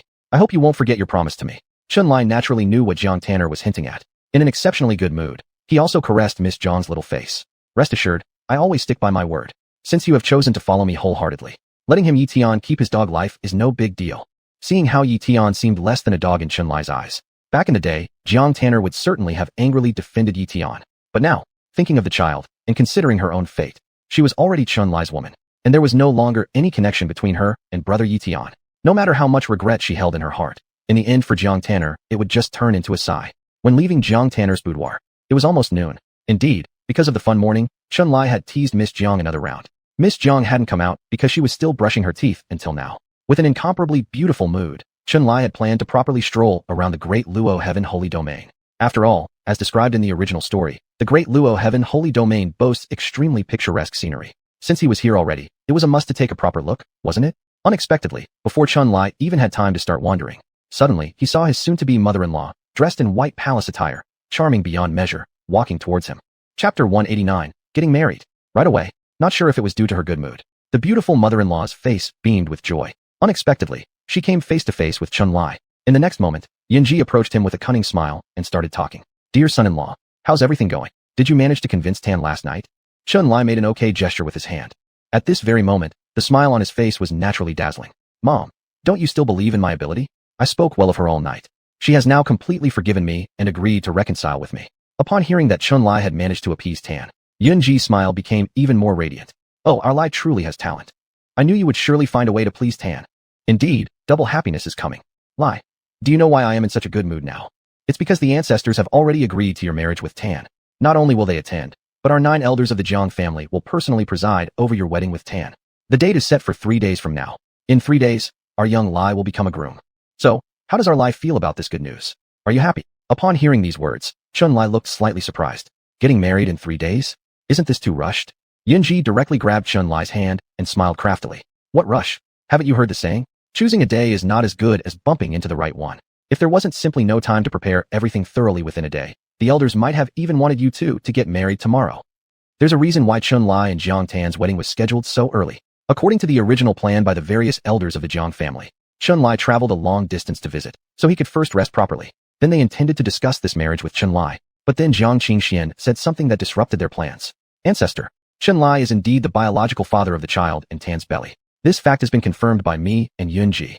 But he doesn't just have two supreme bones inside him. He simultaneously possesses dual saint bodies and the heavy pupil abilities. Since Chun-Li didn't deliberately hide much, Jiang Qingxian and Yunji were already aware of just how extraordinary Chun-Li was. But the 9 elder patriarchs of the Jiang clan did not yet know this fact. Upon hearing Jiang Qingxuan's statement, the 9 elder patriarchs were left dumbfounded. One supreme bone alone makes someone a youthful supreme master. Possessing 2 supreme bones is extremely rare, perhaps unprecedented throughout the world. Such innate talent deserves 10 times the likes of Jiang Tan. Yet, not only does he possess dual saint bodies, he also has the heavy pupils. Damn, this excellent son-in-law brought back by Tan. Could their parents be gods themselves? Even the well-versed 9 elder patriarchs were utterly stunned at these shocking revelations, left speechless. It took them quite a while before regaining their composure. Without further deliberation, they quickly reached a unified decision. Marriage. Must immediately proceed with the marriage. A youth master as outstanding as this, who looks upon our Tan, absolutely means our Jiang clan's ancestral graves are releasing green smoke. Fortune. Even if not getting married formally, we must hurry up with consummating the relationship. Proceed first with producing offspring before completing the procedures. Chun-Li definitely deserves this treatment from our Jiang clan. Once Ting gives birth to this child, we hope she produces another immediately. Don't mention supreme bloodlines. Even a second supreme bone will mark an extraordinary opportunity for our Jiang family. They acted swiftly with finalizing the marriage plans primarily out of fear that the excellent son-in-law might escape. And now it wasn't merely about marriage. The elders fervently hoped that after Jiang Tan bore her child, she would give birth to several more for Chun-Li. Even if they aren't as miraculous as the first one, possessing their father's extraordinary bloodline, they would at least qualify as partial youthful supreme masters in existence. Be it saint bodies, supreme bones, or heavy pupils. If they inherit even one feature, it would undoubtedly be like winning the lottery. At this very moment, having learned through Yunji about the attitudes of the 9 elder patriarchs of the Jiang clan, Chun-Li couldn't help but chuckle somewhat wryly. No wonder the schedule was set so tight. They were afraid the son-in-law might slip away, weren't they? Thinking about this, Chun-Li laughed and directly spoke up. Mother, since the 9 elders have set the date 3 days from now, then let's proceed with the wedding in 3 days. Seeing Chun-Li agree, Yunji was delighted even more. Li, I haven't raised you in vain. Now I'll go back and inform the old ancestors, then prepare for the wedding. Li, just wait quietly to become the groom in 3 days. How handsome Li has grown up. Hee, wearing a dashing groom's suit. He must look exceptionally good. The peak where the higher-ups of the Jiang family reside is fully named Xisheng Peak. At the town located at the foot of the mountain, it is where ordinary members of the Jiang family live. Right at the center of the town stands a tavern called Nian Chunzhai. Every day, here they sell a fine wine called xuanhuan. Not only does it taste good, but it also enhances one's cultivation, always being beloved by the Jiang family cultivators. Thus, each time clan members come to purchase xuanhuan, there are truly countless of them. In the main hall of the tavern, an old man dressed in black drools as he shares a piece of joyful news with his fellow clansmen. Brother 5, Brother 6, do you know? Our miss is finally going to get married. The ancestors of our clan have already announced today that the wedding will take place in 3 days. Then let all of us celebrate. This is truly wonderful. Waiting so long, my old bones will finally see the miss happily wed. The miss getting married is a grand, joyous occasion for the entire Jiang family. And they've also heard that the miss's husband-to-be is quite remarkable, which makes it even more double happiness. A middle-aged man sitting at the same table drinking, after hearing the old man's words, spoke directly. It's truly a grand occasion. By the way, Elder Imo, I've heard many people say that the miss can marry this early partly due to your efforts. Is it true that you are the one who helped arrange the match between the miss and her fiancé? If someone couldn't figure out this elder's identity after hearing this, they would really be foolish. That's right, the person sharing his joy and happiness in the tavern is precisely Imo Xiaoyao, an elder from the Earth-level Hall of Elders of the Jiang family. People familiar with him respectfully call him Elder Imo.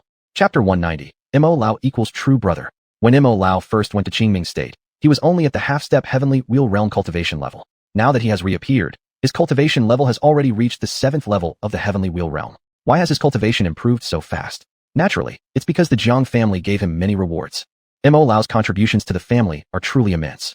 The Jiang family not only helped improve his cultivation, but also promoted him specially to the Tianzi Senior Elders Hall. You must know that the Tianzi Senior Elders Hall only allows people with Divine Ability Realm cultivation levels to enter, and all benefits are also distributed according to the Divine Ability Realm standards. From this move alone, you can see that after successfully achieving a 3-tier jump, Imo Lao has now become a clear winner in life. As the saying goes, joy brings a brightened spirit. Imo Lao's face hasn't stopped smiling for a reason. Upon hearing whether one of his former colleagues from the Dizzy Elders Hall had helped matchmake between Miss Jiang and the son-in-law, Imo Lao stroked his beard and opened his mouth with a grin. It can't be said that I mediated this relationship. After all, before I went to Qingming State, Miss Jiang had already been in love once with the son-in-law. But the fact that Miss Jiang and the son-in-law reconciled, and have since become united in marriage, there is absolutely no doubt that old me played a role in making this happen. You might not know, on that day in the great family hall, for the son-in-law, I really did put in quite an effort. Miss Jiang dared to love, but didn't dare to acknowledge it. How could a young woman act like this? I also got angry and scolded her severely. Because of these factors, the clan head and madam personally set off for Qingming State. And after much coaxing, they finally managed to bring the son-in-law back. You tell me, if it weren't for me, could our Miss Jiang have married so quickly? No way. That the family broke precedent and promoted me to the Tianzi Elders Hall. From this, you can see just how great my contributions are. After hearing what Mo Lao said, the surrounding members of the Jiang family echoed in agreement. Indeed, Mo Lao is truly skilled. The contributions to the family are truly immense. Without Mo Lao, nothing would have been accomplished. The family really made the right choice when they sent you to Qingming State with Miss Jiang. Hearing these praises made Mo Lao even happier. However, just at that moment, a middle-aged man couldn't help but curiously asked, "There are rumors within the clan that say the son-in-law possesses 2 supreme bones inside his body. Is this matter true or not?" Upon hearing this, Mo Lao directly glared at him. "Are you looking down on our son-in-law?" The middle-aged man turned pale. "Senior Mo, what do you mean? When have I ever looked down on the son-in-law? If not for that, why would you say something like this? 2 supreme bones are nothing. Let me tell you, the son-in-law also has dual saint bodies. Do you think why the various senior ancestors in the clan hurried to confirm the marriage? That's because they were afraid the son-in-law might change his mind." Mo Lao's words instantly scared all the guests in the wine shop dumbfounded. Heavens, there aren't just 2 supreme bones. There are also dual saint bodies? Doesn't the son-in-law have such strong talent? Mo Lao glanced around the room with disdain. Not being impressive, would our miss have conceived a supreme bloodline? Think hard with those unenlightened brains of yours. It's first the father who is powerful that enables the birth of such a powerful bloodline. How come some of you still can't understand such a shallow principle? Clearly, your IQ needs further exercise. In the wine shop, not all guests are interested in gossiping. In a private room, a young man clenched his fists tightly. And in another private room, a white-robed girl revealed a look of deep thought in her eyes. With customers coming and going in the wine shop, Mo Lao obviously wouldn't pay attention to everyone's reactions. A relatively younger elder, perhaps inspired by some thought, excitedly said, "Elder Mo, in all my life, I've never seen what a young supreme looks like. Based on what you said earlier, both Miss Jiang and the son-in-law were matched by you. Doesn't this imply you should have a very good relationship with the son-in-law? Would it be possible, when you're free, to invite the son-in-law to the Dizzy Elder group, so we can all take a glance at the son-in-law's gracefulness?" A female elder also expressed her curiosity. "Senior Mo, someone says the son-in-law is also incredibly handsome. Is this matter true?" "Naturally, it's true." Mo Lao grinned widely and replied, "In all my life, I, Mo, haven't met anyone as handsome as the son-in-law. Not only does he possess great talent, but his appearance and demeanor are impeccable too. I do indeed have a good relationship with the son-in-law. We are even intergenerational friends. However, right now the son-in-law lives up in the mountains, and there's no way I can go visit him there. I will definitely invite him to come sit at the Elder Hall when I run into him next time. At that point, all of you will get a real treat by seeing him for yourselves." Just as Mo Lao was making promises to everyone, suddenly, an amused yet embarrassed voice rang out from not too far away. "Senior Mo, if you keep praising me like this, I think I might start to feel shy." This unexpected voice immediately drew everyone's attention towards it, revealing a white-clad man who stood there exuding handsomeness and elegance like a celestial being descended to earth. Mo Lao's whole body filled with pleasant surprise. "Young friend. Oh no, it's the son-in-law. Son-in-law, how did you end up here? Did you come specially to find me, old Mo?" Chun Lai had indeed come specially to look for Mo Lao. This, true brother, steel buddy. Since he'd already come to the Jiang family residence, considering everything Mo Lao had done for him, there was absolutely no way he wouldn't come visit Mo Lao, right? Looking at Mo Lao, Chun Lai smiled and said the next second, "Mo Lao, having you as a friend, I truly don't regret our friendship at all. Really, son-in-law? To hear you say that makes me so incredibly happy. I, old Mo, thought once you became part of the family through marriage, you might no longer look on me favorably. Now, it seems clear that you remain deeply grateful for past kindnesses, while the young mistress truly acted most improperly before when she even caused harm to you. But now, the young mistress has finally returned to her senses and stopped deceiving herself. Son-in-law, do show great magnanimity and please don't hold it against the young mistress." None of them had anticipated that the Jiang family's son-in-law would appear in a tea house at the foot of the mountain. And news quickly spread. In no time, the tea house was surrounded by ordinary members of the Jiang family eager to see what the son-in-law looked like. Seeing him didn't disappoint them at all. They found him not only personable, but also exuding excellent demeanor. It was truly a stroke of fortune that the young mistress managed to secure such a wonderful husband. Chun Lai disliked being surrounded by too many people, so he suggested to Mo Lao, "Senior Mo, would you like to change places for a chat instead?" "Certainly, wherever you want to go, son-in-law, I'll be your guide." Chapter 191. Zhang Miaodong makes her appearance. Let's just find a quiet place. Chun Lai came to see old Mo in order to chat with him and express his gratitude. To be honest, it was no easy feat to resolve the matter of the Jang family, and Old Mo put forth tremendous effort. And Chun-Li wasn't someone who received favors without returning them. Old Mo had worked so hard. There was no way he shouldn't show some appreciation, right? Hearing that Chun-Li suggested finding any quiet place would do, Old Mo didn't ask further questions. But just as he was about to lead the way for Chun-Li, a young girl dressed in white suddenly blocked their path. Are you brother-in-law Chin? The young girl blocking their path was exceptionally beautiful. Her black hair tied into an adorable hairstyle typical of teenage girls. Her big, bright eyes twinkling, appearing pure and fresh as ever. The girl seemed to have an easily shy personality, and when she greeted Chun-Li, her milky white face turned slightly red due to shyness. Her cute little hands kept playing nervously with the edges of her clothes.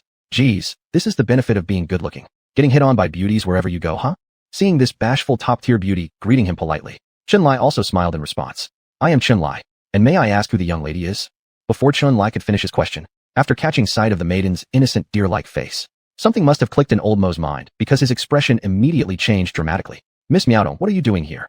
Seeing Old Mo eyeing her with full wariness, Zhang Miaodong acted as if she hadn't noticed all the caution and bashfully lowered her head with a smile. Old Mo, hello. I heard Sister Tuan's husband has come visiting our family, so I thought I'd come take a look at my brother-in-law. It turns out the rumors were true. Brother-in-law really is handsome.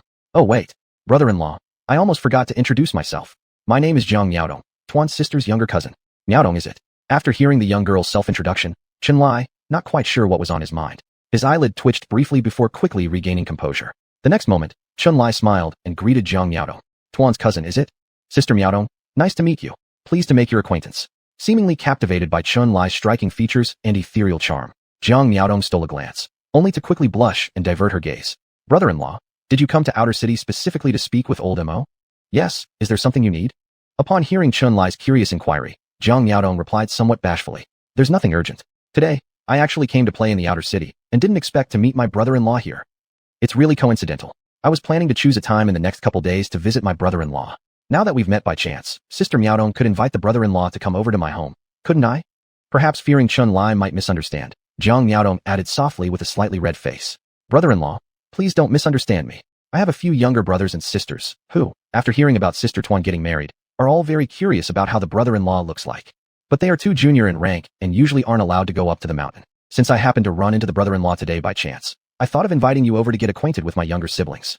So, will you honor us, brother-in-law? Is she introducing herself to my family members?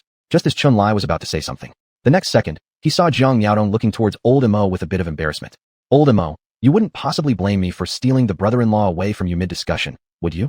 Miss Zhang Miaodong was the miss of Feng lineage, and whether by identity or status, how could Old Mo dare to object or criticize? So, seeing Zhang Miaodong wanting to intercept and invite Chun-Li back to her home, Old Mo didn't dare stop her and could only bitterly smile. Miss Miaodong is overthinking this. It's up to the groom's preference. If the groom agrees, then there's naturally no problem from my side. Hearing these words, Zhang Miaodong immediately looked at Chun-Li hopefully. Would you agree, brother-in-law? When it came to this extent, how could Chun-Li possibly refuse? The next second, he smiled and nodded in agreement. Pretty soon, we'll all become one family. Sister Tuan's younger siblings are naturally my younger siblings too. Don't you simply want to know what I look like? No problem. After saying this, Chun-Li immediately looked at Old Mo. Old Mo, I'll go visit Sister Miaodong's place first. I'll find you again to catch up when I have time. Seeing Chun-Li agree to Zhang Miaodong's invitation, Old Mo's face showed a look as if he wanted to say something but hesitated. However, for some special reasons, he swallowed his words back in the end. I understand, Sir Groom. Why don't you go visit Miss Miaodong first? I will personally pay you a visit when there is time. Old Mo finally left tactfully, and seeing Chun-Li had agreed to visit her home, Zhang Miaodong's beautiful big eyes sparkled with happiness and joy. Thank you, brother-in-law. You're so nice. Her voice was sweet, filled with excitement and delight. At this sight, Chun-Li smiled in response. To be invited enthusiastically by Sister Miaodong is an honor I should be grateful for. Why are you being so formal? So, shall we leave now, or how do you prefer? Where does Sister Miaodong live? Zhang Miaodong's big beautiful eyes almost turned into crescent moons, and she soon responded with a sweet, enchanting voice. I'll lead the way, brother-in-law. Just follow me in this direction, brother-in-law. Under Zhang Miaodong's guidance, it didn't take long for Chun-Li to arrive at a particularly elegant courtyard. There were a few beautiful maidservants waiting outside the door, and upon seeing Zhang Miaodong return, they hurriedly bowed in respect. Mistress, little Chui, little you.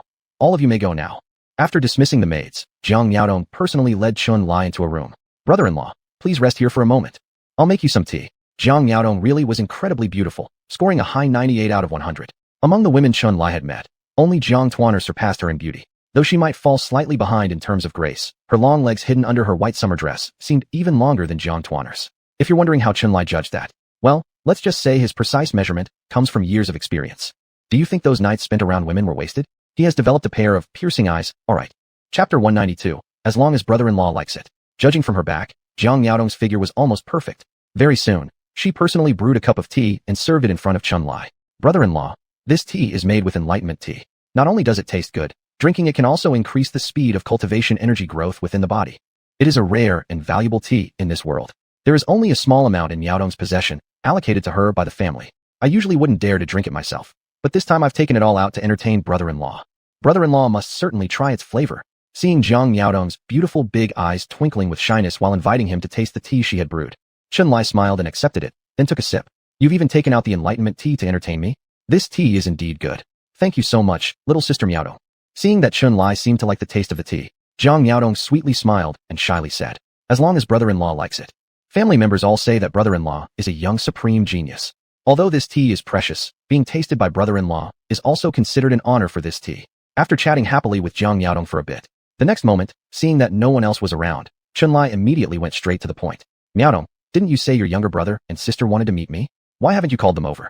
Hearing Chun-Li's inquiry, Zhang Yaodong smiled shyly. Brother-in-law, don't rush. Could brother-in-law kindly wait here for a little bit?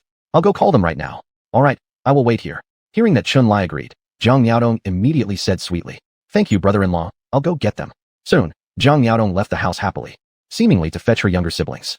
Chun-Li didn't want to disturb her further, and after Zhang Yaodong left, he began to look around at the room.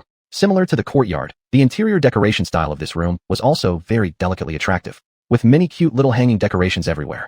But anyone who wasn't an idiot could tell, this was definitely not a guest receiving room, but more akin to a young girl's bedroom. The sandalwood fragrance emanating from the incense burner mixed with the scent lingering in the air from the young lady herself, making Chun-Li feel something different about his surroundings while being here.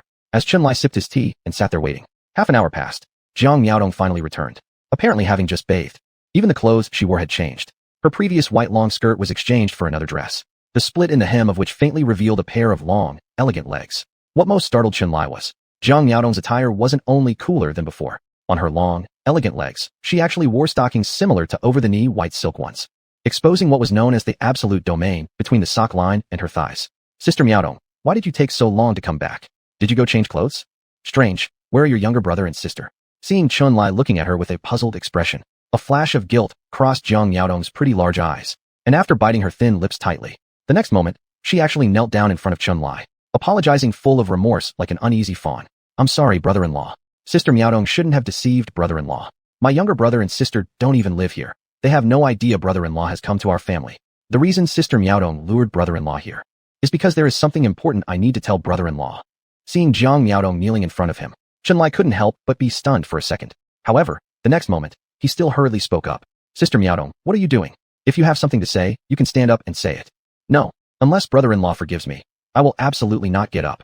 Seeing Zhang Miaodong gazing at him with her beautiful big eyes filled with determination. For a moment, Chun-Li was somewhat amused and exasperated. Fine, I promise regardless of the reason why Sister Miaodong deceived me, I won't be angry.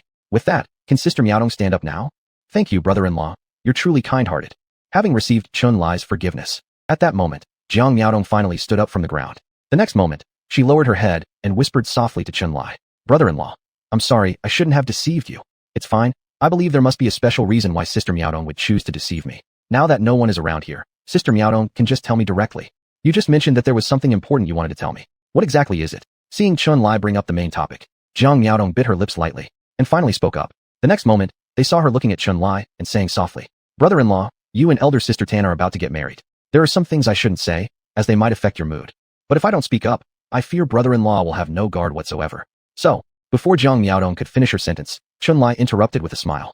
Alright, Sister Miaodong, stop beating around the bush and just say what you have in mind.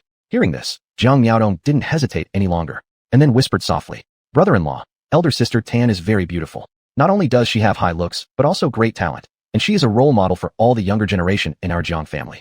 Do you know about this? Chun-Li nodded his head. I know. Is what Sister Miaodong wants to say related to this matter? Zhang Miaodong gently and continued speaking. Elder sister Tan is truly outstanding. Since I was young, I've always admired her the most. It seems that due to some special reasons, elder sister Tan has never really liked me. Upon hearing this, Chun-Li asked in surprise. Not possible. From what I see, Sister Miaodong is such a good person. You're pretty and have a nice character. How could Tan not like you? Unprepared for Chun-Li's probing questions.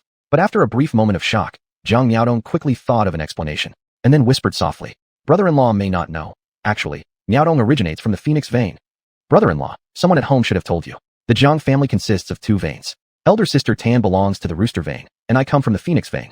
Though we belong to the same family, there is indeed competition between the 2 veins. Even siblings by blood can sometimes quarrel, let alone such a large family. In issues involving the core interests of both veins, we from the phoenix vein have had numerous disputes with the rooster vein. That's the reason why the younger generation of the 2 veins rarely interact. Most likely, it is also because of this that elder sister Tan doesn't enjoy associating with me." Chapter 193. What a good tea. When it comes to interests, there will inevitably be disputes, and this is understandable. Even blood brothers settle accounts clearly, let alone such a large family. Therefore, after hearing Zhang Miaodong's words, Chunlai immediately spoke up. "All of these I can understand. Then what?" Upon hearing Chunlai's question about "then what," Zhang Miaodong continued her speech. She gently said in a sincere voice, "Although the 2 lines are not entirely in harmony, and Tanner's sister doesn't like to have too much contact with me. From childhood until now, my most admired and beloved person has always been Tanner's sister. Tanner's sister is about to get married, and I am genuinely thrilled for her. I am also particularly happy for Tanner's sister. But brother-in-law, what I must say now is that there are indeed people within our family who do not wish to see Tanner's sister marrying you." Upon hearing this, Chunlai actually became somewhat interested. "Oh, from what I've seen, everyone from the Zhang family has been very friendly towards me. Could someone really be against us being together?" Zhang Miaodong nodded lightly. "Brother-in-law, have you heard of the name Zhang Chen?" "I haven't. Who is this Zhang Chen?" Seeing that Chunlai hadn't heard of him, Zhang Miaodong gave him a brief introduction. "Zhang Chen hails from our phoenix lineage. Among the 9 elder ancestors in the family, 5 come from the Yuan lineage and 4 come from the phoenix lineage. Zhang Chen is the direct eldest grandson of Elder Yu among the 9 elders of our family. In terms of generations, I must call him cousin. Brother-in-law, I won't hide anything from you. Among the younger generation in the family, the most talented individual by far is undoubtedly Tanner's sister when it comes to women. However, if we talk about men, then cousin Zhang Chen should be the best as well. Similar in age to Tanner's sister, his cultivation has reached the great completion stage of the celestial yuan realm. Just 1 step away from entering the celestial wheel realm. The entire family hopes that cousin Zhang Chen could eventually marry Tanner's sister. Cousin Zhang Chen has always adored Tanner's sister since childhood, and he has even proclaimed that he would only marry Tanner's sister. It's just that your remarkable talent has silenced many of the clan elders. But I'm worried that cousin Zhang Chen may not accept this situation and might resort to secret schemes against you. That's why I chose to bring you secretly here and disclose this matter privately. My sole purpose in doing all this is to ensure that you stay alert." Hearing what Zhang Miaodong had to say, after a moment of silence, Chunlai also directly spoke up. "To be honest, you and Zhang Chen both hail from the phoenix lineage, making you practically family. By informing me secretly about this matter, aren't you being disloyal to the phoenix lineage?" Upon hearing this statement, Zhang Miaodong's complexion turned somewhat pale, and her beautiful big eyes started to tear up slightly. "What I have done is indeed a betrayal of the phoenix lineage. But more than anything, I hope that Tanner's sister can find happiness. As long as nothing disrupts the wedding between brother-in-law and Tanner's sister, preventing unforeseen complications. If brother-in-law can live happily with Tanner's sister, then even if I make some sacrifices, it doesn't matter. I believe all of this is ultimately worth it." Seeing Zhang Miaodong gaze at him with a piteous look, her beautiful large eyes filled with pain and helplessness, Chunlai felt deeply moved at this moment and quickly responded in an earnest tone. "Sister Miaodong, you are truly good-hearted. How fortunate for Tanner to have such a wonderful sister. Rest assured, once I take her home as my wife, I will make sure she treats you well. We won't let any conflicts arise between you 2 anymore." Upon hearing this, Zhang Miaodong let out a gentle sigh. "Brother-in-law, in fact, I didn't expect any rewards from all this that I've done. Still that same line. As long as Tanner's sister finds happiness, that surpasses everything else. Forget about this matter for now. Regarding cousin Zhang Chen's situation, brother-in-law must remain vigilant earlier.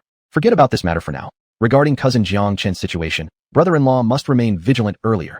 Though all the elders in the family have already approved the marriage between brother-in-law and Tanner's sister, considering cousin's deep feelings for Tanner's sister, no one can guarantee whether he might act in secret." Seeing Zhang Miaodong kindly reminding him, Chunlai sincerely expressed gratitude. "Relax, Sister Miaodong. Just because Tanner is carrying my child, I am determined to marry her. Anyone creating trouble, I will not back down on this either." Upon hearing this, Zhang Miaodong nodded slightly. "As long as it can make you, brother-in-law, be on guard, then my secretly telling you about this matter today, without the knowledge of the phoenix lineage, will not have been in vain." Chunlai nodded. "Regardless, I must thank Sister Miaodong for your kind warning." After saying this, Chunlai and Zhang Miaodong stopped speaking further, and the peaceful atmosphere lasted for an unknown amount of time. Finally, it was Zhang Miaodong who broke the silence. She started to seek other topics to chat with Chunlai, and the next moment, her soft voice was heard. "Brother-in-law, may I ask curiously how you and Tanner's sister met, and how you 2 came to be together?" Seeing Zhang Miaodong curious about how he and Zhang Tanner ended up together, Chunlai naturally couldn't choose to tell the truth. So at that moment, he straightaway fabricated a story, which completely stunned Zhang Miaodong. In his previous life, Chunlai had read countless online novels. So the story he concocted was particularly melodramatic, incorporating all the classic plot points from novels in his past life, like falling off a cliff only to be saved by a wealthy young lady, going treasure hunting and encountering danger, ending up stranded in a cave and warming each other, or being chased and relying on each other for survival. With playful intent now in his heart, Chun-Li narrated stories for over an hour to Zhang Miaodong, leaving her completely overwhelmed. See, sister-in-law, could you and Sister Tanner really have endured so many hardships? Seeing Zhang Miaodong's beautiful large eyes filled with shock while looking at him, Chun-Li also smiled and nodded. Yes, without weathering the storms, how could we see the rainbow? Not going through great tribulations, how could Tanner and I successfully come together? After all, Tanner is born from the ancient immortal race, while I am just from the small Qingming province. Of course, overall speaking, I've been lucky to have earned Tanner's favor. If it were another noble family's daughter, they might not even glance at someone like me more than once. I won't hide it from you, Sister Miaodong. When my father-in-law and mother-in-law came to Qingming province to find me, I was still worried if I could gain the approval of the Jang family. But looking at it now, my streak of good luck has indeed continued. Thankfully, the kindness of my father-in-law and mother-in-law allowed this penniless poor boy a chance to enter the Jiang family. Chapter 194. I am so envious of elder sister Tanner. It's not about having good luck. When Chun-Li said he was lucky to have gained the favor of Jiang Tanner, no one knew what had gotten into Zhang Miaodong. Suddenly, her emotions flared up. Brother-in-law, I won't allow you to belittle yourself like this. In my eyes, brother-in-law is clearly excellent, isn't he? I've grown up seeing countless people who claim to be prodigies of the heavens, but none of them even compare to a single strand of brother-in-law's hair in my opinion.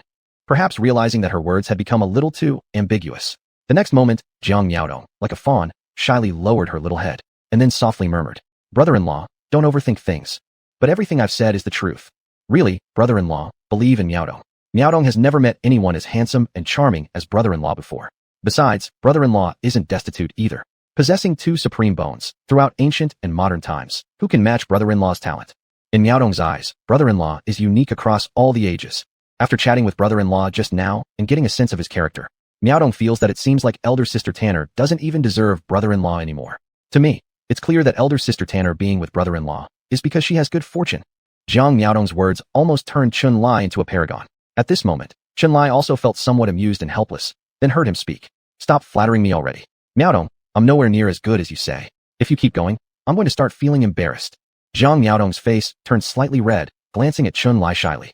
Brother-in-law, I wasn't praising you. I was merely stating the facts, alright? Why did the elders at home originally hope that elder sister Tanner would be with cousin Jianshan? Isn't it because elder sister Tanner possesses the sacred body, and the family didn't want her to marry outside the clan? Even if elder sister Tanner insisted on finding someone she liked, according to our Jiang family style, they'd still need to make that person a son-in-law through marriage. But when it comes to you, brother-in-law, the family elders don't even bring up the matter. Isn't it because they see your talent and believe you will surely become the strongest existence in history? You can see from this just how outstanding you are, brother-in-law.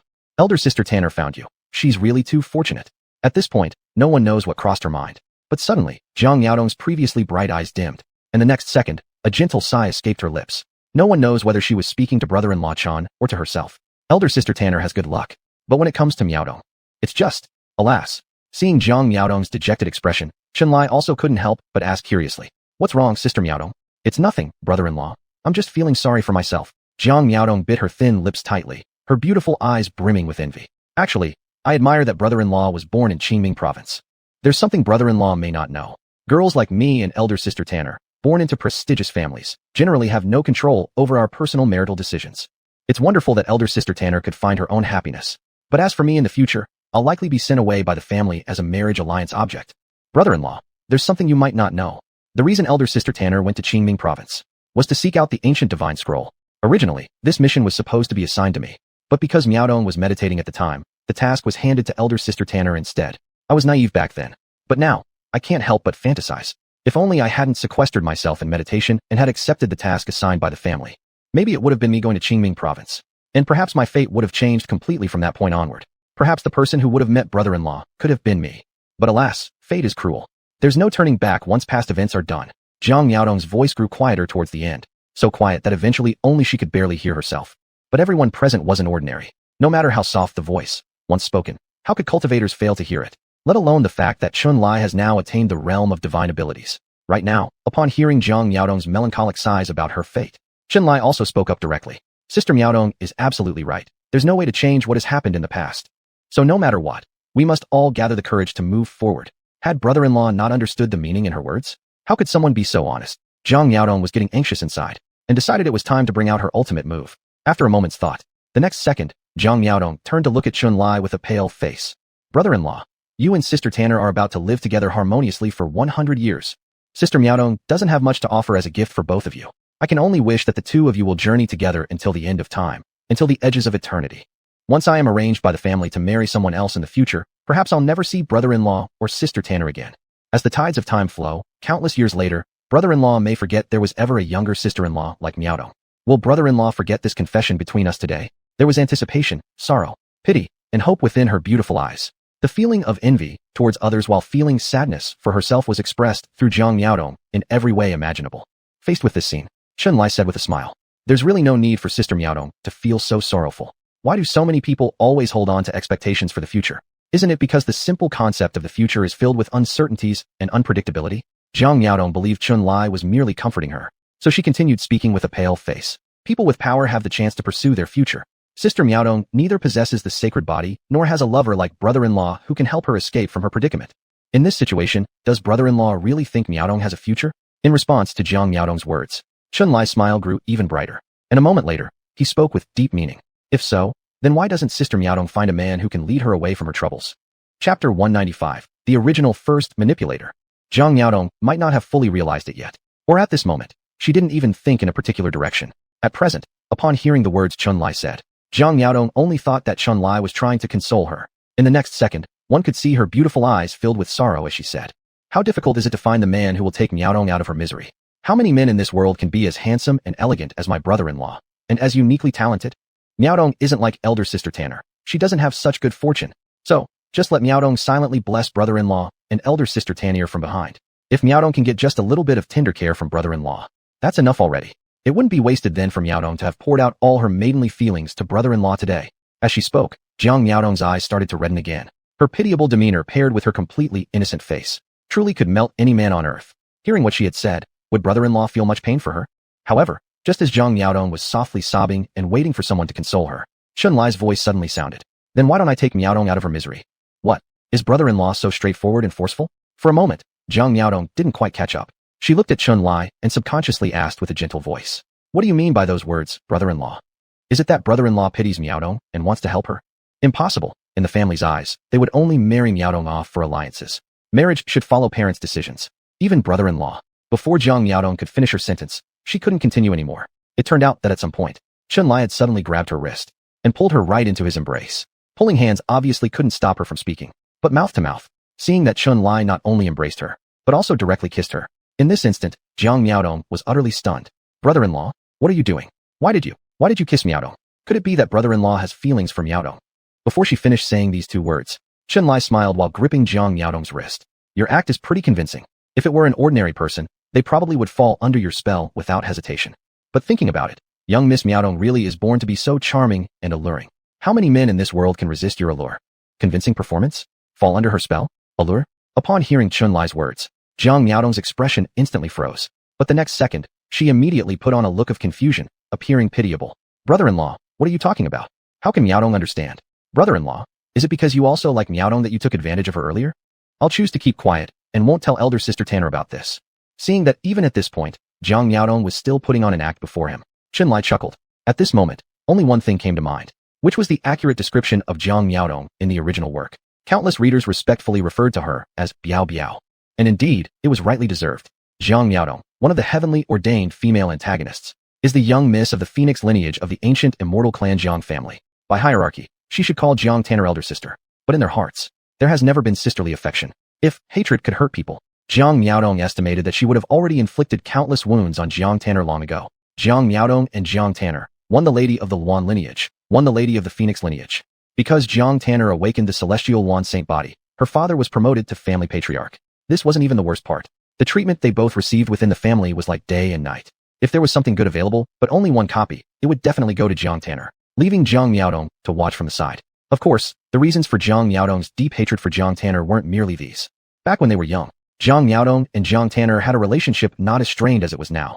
Once when they were playing together, they accidentally broke a precious item of the family. When this matter was discovered, several ancient ancestors of the Zhang clan were quite angry. Yet when punishment came around, Zhang Tanner was just lightly scolded a few times and sent back. As for Zhang Miaodong, she was punished by being locked in the family confinement chamber for a full 3 months. In this world, If there's anything scarier than a woman, it has to be a woman whose heart is filled with jealousy. During her confinement, Zhang Miaodong gritted her teeth and made a decision in her heart. And that was, she would definitely take revenge on Jiang Tanner. She would definitely prove herself to be better than her. No matter what good things she possessed, Zhang Miaodong would have to snatch them away, or destroy them. In fact, in the original work, this was precisely what Zhang Miaodong did, clashing head-on with Jiang Tanner in every situation, thus causing an irreparable rift between the two young misses. Later, upon learning that Jiang Tanner had feelings for Ye Tian, Zhang Miaodong didn't hesitate to use it as ammunition to mock and ridicule Jiang Tanner mercilessly, because at that time Ye Tian hadn't fully risen yet. Being looked down upon by Zhang Miaodong seemed understandable. And naturally, when Jiang Tanner saw Ye Tian humiliated by Zhang Miaodong, she retaliated, resulting in another fight between them, only halted when the family intervened forcibly to prevent further escalation of their conflict. All destined protagonists share one common trait, which is that no matter how great the humiliation they face, they always manage to turn the tables in the future. The Zhang family faced a major crisis. At a critical moment, Ye Tian stepped forward boldly, not only saving the Zhang family, but also revealing himself to the world as the possessor of the supreme bone and the eternal longevity body.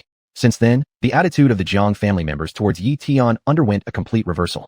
Filled with flattery and appeasement, no one dared to say he was unworthy of her anymore. Seeing not only Jiang Tanner elevated to a lofty position, but even her romantic interests standing tall, the jealousy and resentment boiling inside Zhang Miaodong were almost enough to ignite an ocean. Why should the whole world revolve around Jiang Tanner? Zhang Miaodong resented the humiliation Jiang Tanner had inflicted upon her, and she also detested Ye Tian's way of making her feel insignificant. She immediately employed some schemes, determined to ruin everything. It must be said, when a woman hates to the extreme, she can really resort to any means necessary. Zhang Miaodong devised numerous methods and succeeded in sowing discord, causing some misunderstandings between Jiang Tanner and Ye Tian. It took a long while before they managed to resolve these issues. On the surface, she appears delicate and innocent. In reality, she harbors deep machinations, unwilling to rest until her goal is achieved, precisely because of her endless schemes. This is why countless readers defined her as calculating. Yes, the title Biao Biao originated from this. Chapter 196, Abandoning All Hope? Gripping Zhang Miaodong's pale and jade-like wrist. The next second, Chun-Li directly acted to seal her cultivation, and the sudden incident immediately left Zhang Miaodong bewildered. However, the queen bee quickly calmed down. Thinking this was the Jiang family, Chun-Li wouldn't dare harm her here no matter what. With that in mind, Zhang Miaodong also looked up at Chun-Li, revealing an appearance full of pitiful helplessness. Sister-in-law, what are you doing? Why would sister-in-law seal my cultivation? Could it be sister-in-law wants to bully me? Although I do have feelings for sister-in-law. But sister-in-law is soon to marry elder sister Tan. We really shouldn't do anything wrong by elder sister Tan. Seeing how Zhang Miaodong continued to put on an act even now, Chun-Li smiled, then pinched her sharp little chin. With a slightly playful tone he said, Miaodong, haven't you realized the situation yet? In fact, I have long known clearly about your relationship with Tan. Your plan to lure me here was merely to increase my affection towards you, so that later when there's a chance, you could ruin my relationship with Tan and sow discord between us. This is your scheme, isn't it? I didn't make a mistake in my judgment, right? Upon hearing this, Zhang Miaodong's heart jumped suddenly. But on the surface, she still played the innocent act, using a sweet voice full of pity and innocence to say, Sister-in-law, what exactly are you talking about? Why can't Miaodong understand a single word? Chun-Li knew this woman wouldn't admit it easily. So the next moment, Chun-Li stopped wasting time talking nonsense. Subsequently, he heard Chun-Li's indifferent voice say, if Miaodong refuses to admit, then let me tell you a few things. More than 10 years ago, during Miaodong's training outside, you encountered a celestial bird. After reporting this matter to the clan, the Zhang family dispatched a great power to slay it, collecting its wings to craft a feathered robe. The credit should have belonged to you, but the Zhang family awarded the feathered robe to Tan. Since then, you've harbored a deep hatred towards the favoritism shown by the Zhang family. And because of her higher status within the family than yours, you've had intense dissatisfaction and jealousy towards Jiang Tan. Then, during your playtime together, you accidentally broke the Three Wonders crystal lamp in the family heirloom. The family merely gave Tan a slight reprimand, yet locked you in the Black Void Cliff, letting you endure pain and fear for several months. Under such circumstances, how could you not hate Jiang Tan? How could you not hate the Zhang family? Then, in the year you were both 13, when Jiang Tan returned from Qingming province, the family offered what was originally intended as an opportunity for you, instead giving it to Jiang Tan. When you both were 15 years old, it was unclear how many events came out of Chun-Li's mouth, but every additional event he recounted caused Zhang Miaodong's previously pure and innocent pretty face to appear darker and darker. Countless unbearable memories resurfaced due to Chun-Li's words.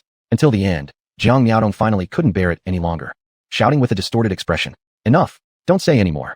After speaking these words, her beautiful eyes no longer possessed the earlier pity and weakness. They were now only filled with coldness and anger. The next second, one saw Zhang Miaodong clench her teeth and coldly gaze at Chun-Li.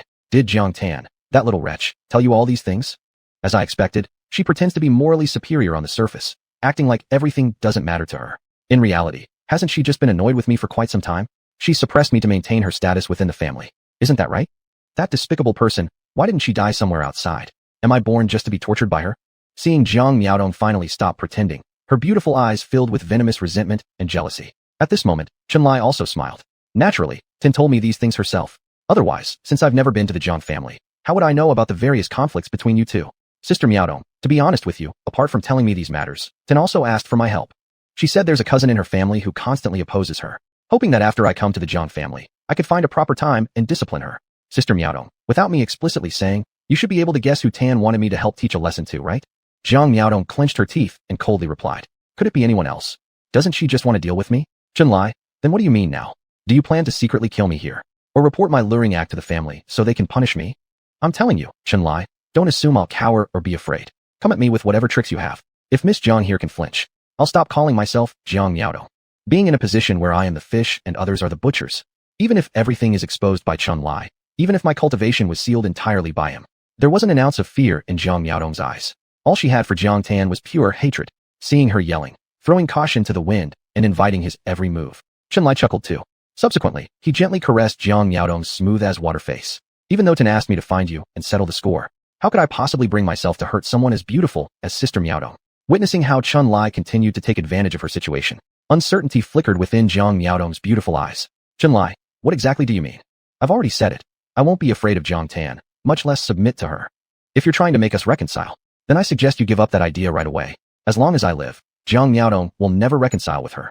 Seeing Zhang Miaodong's resolute demeanor, Chunlai squinted his eyes and smiled faintly. Reconcile? Why would you think such a misunderstanding, Sister Miaodong? Why would you assume I'd consider making you two reconcile?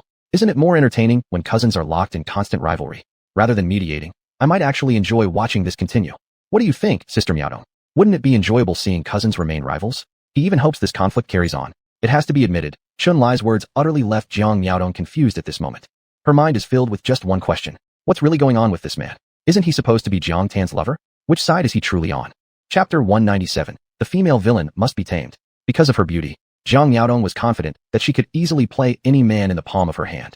But at this moment, facing Chunlai, for the first time in her life, she had a feeling that she couldn't see through him. Since she couldn't see through him, she didn't bother to carefully ponder it. So at this moment, Zhang Miaodong directly asked, Chunlai, I don't like roundabout ways. What are you planning?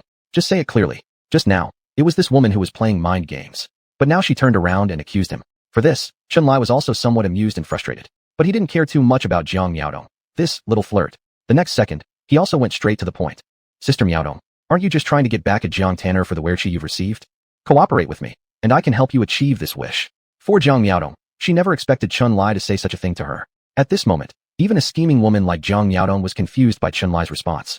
Subsequently, she asked instinctively, you want to cooperate with me and help me get justice from Jiang Tanner, that little wretch?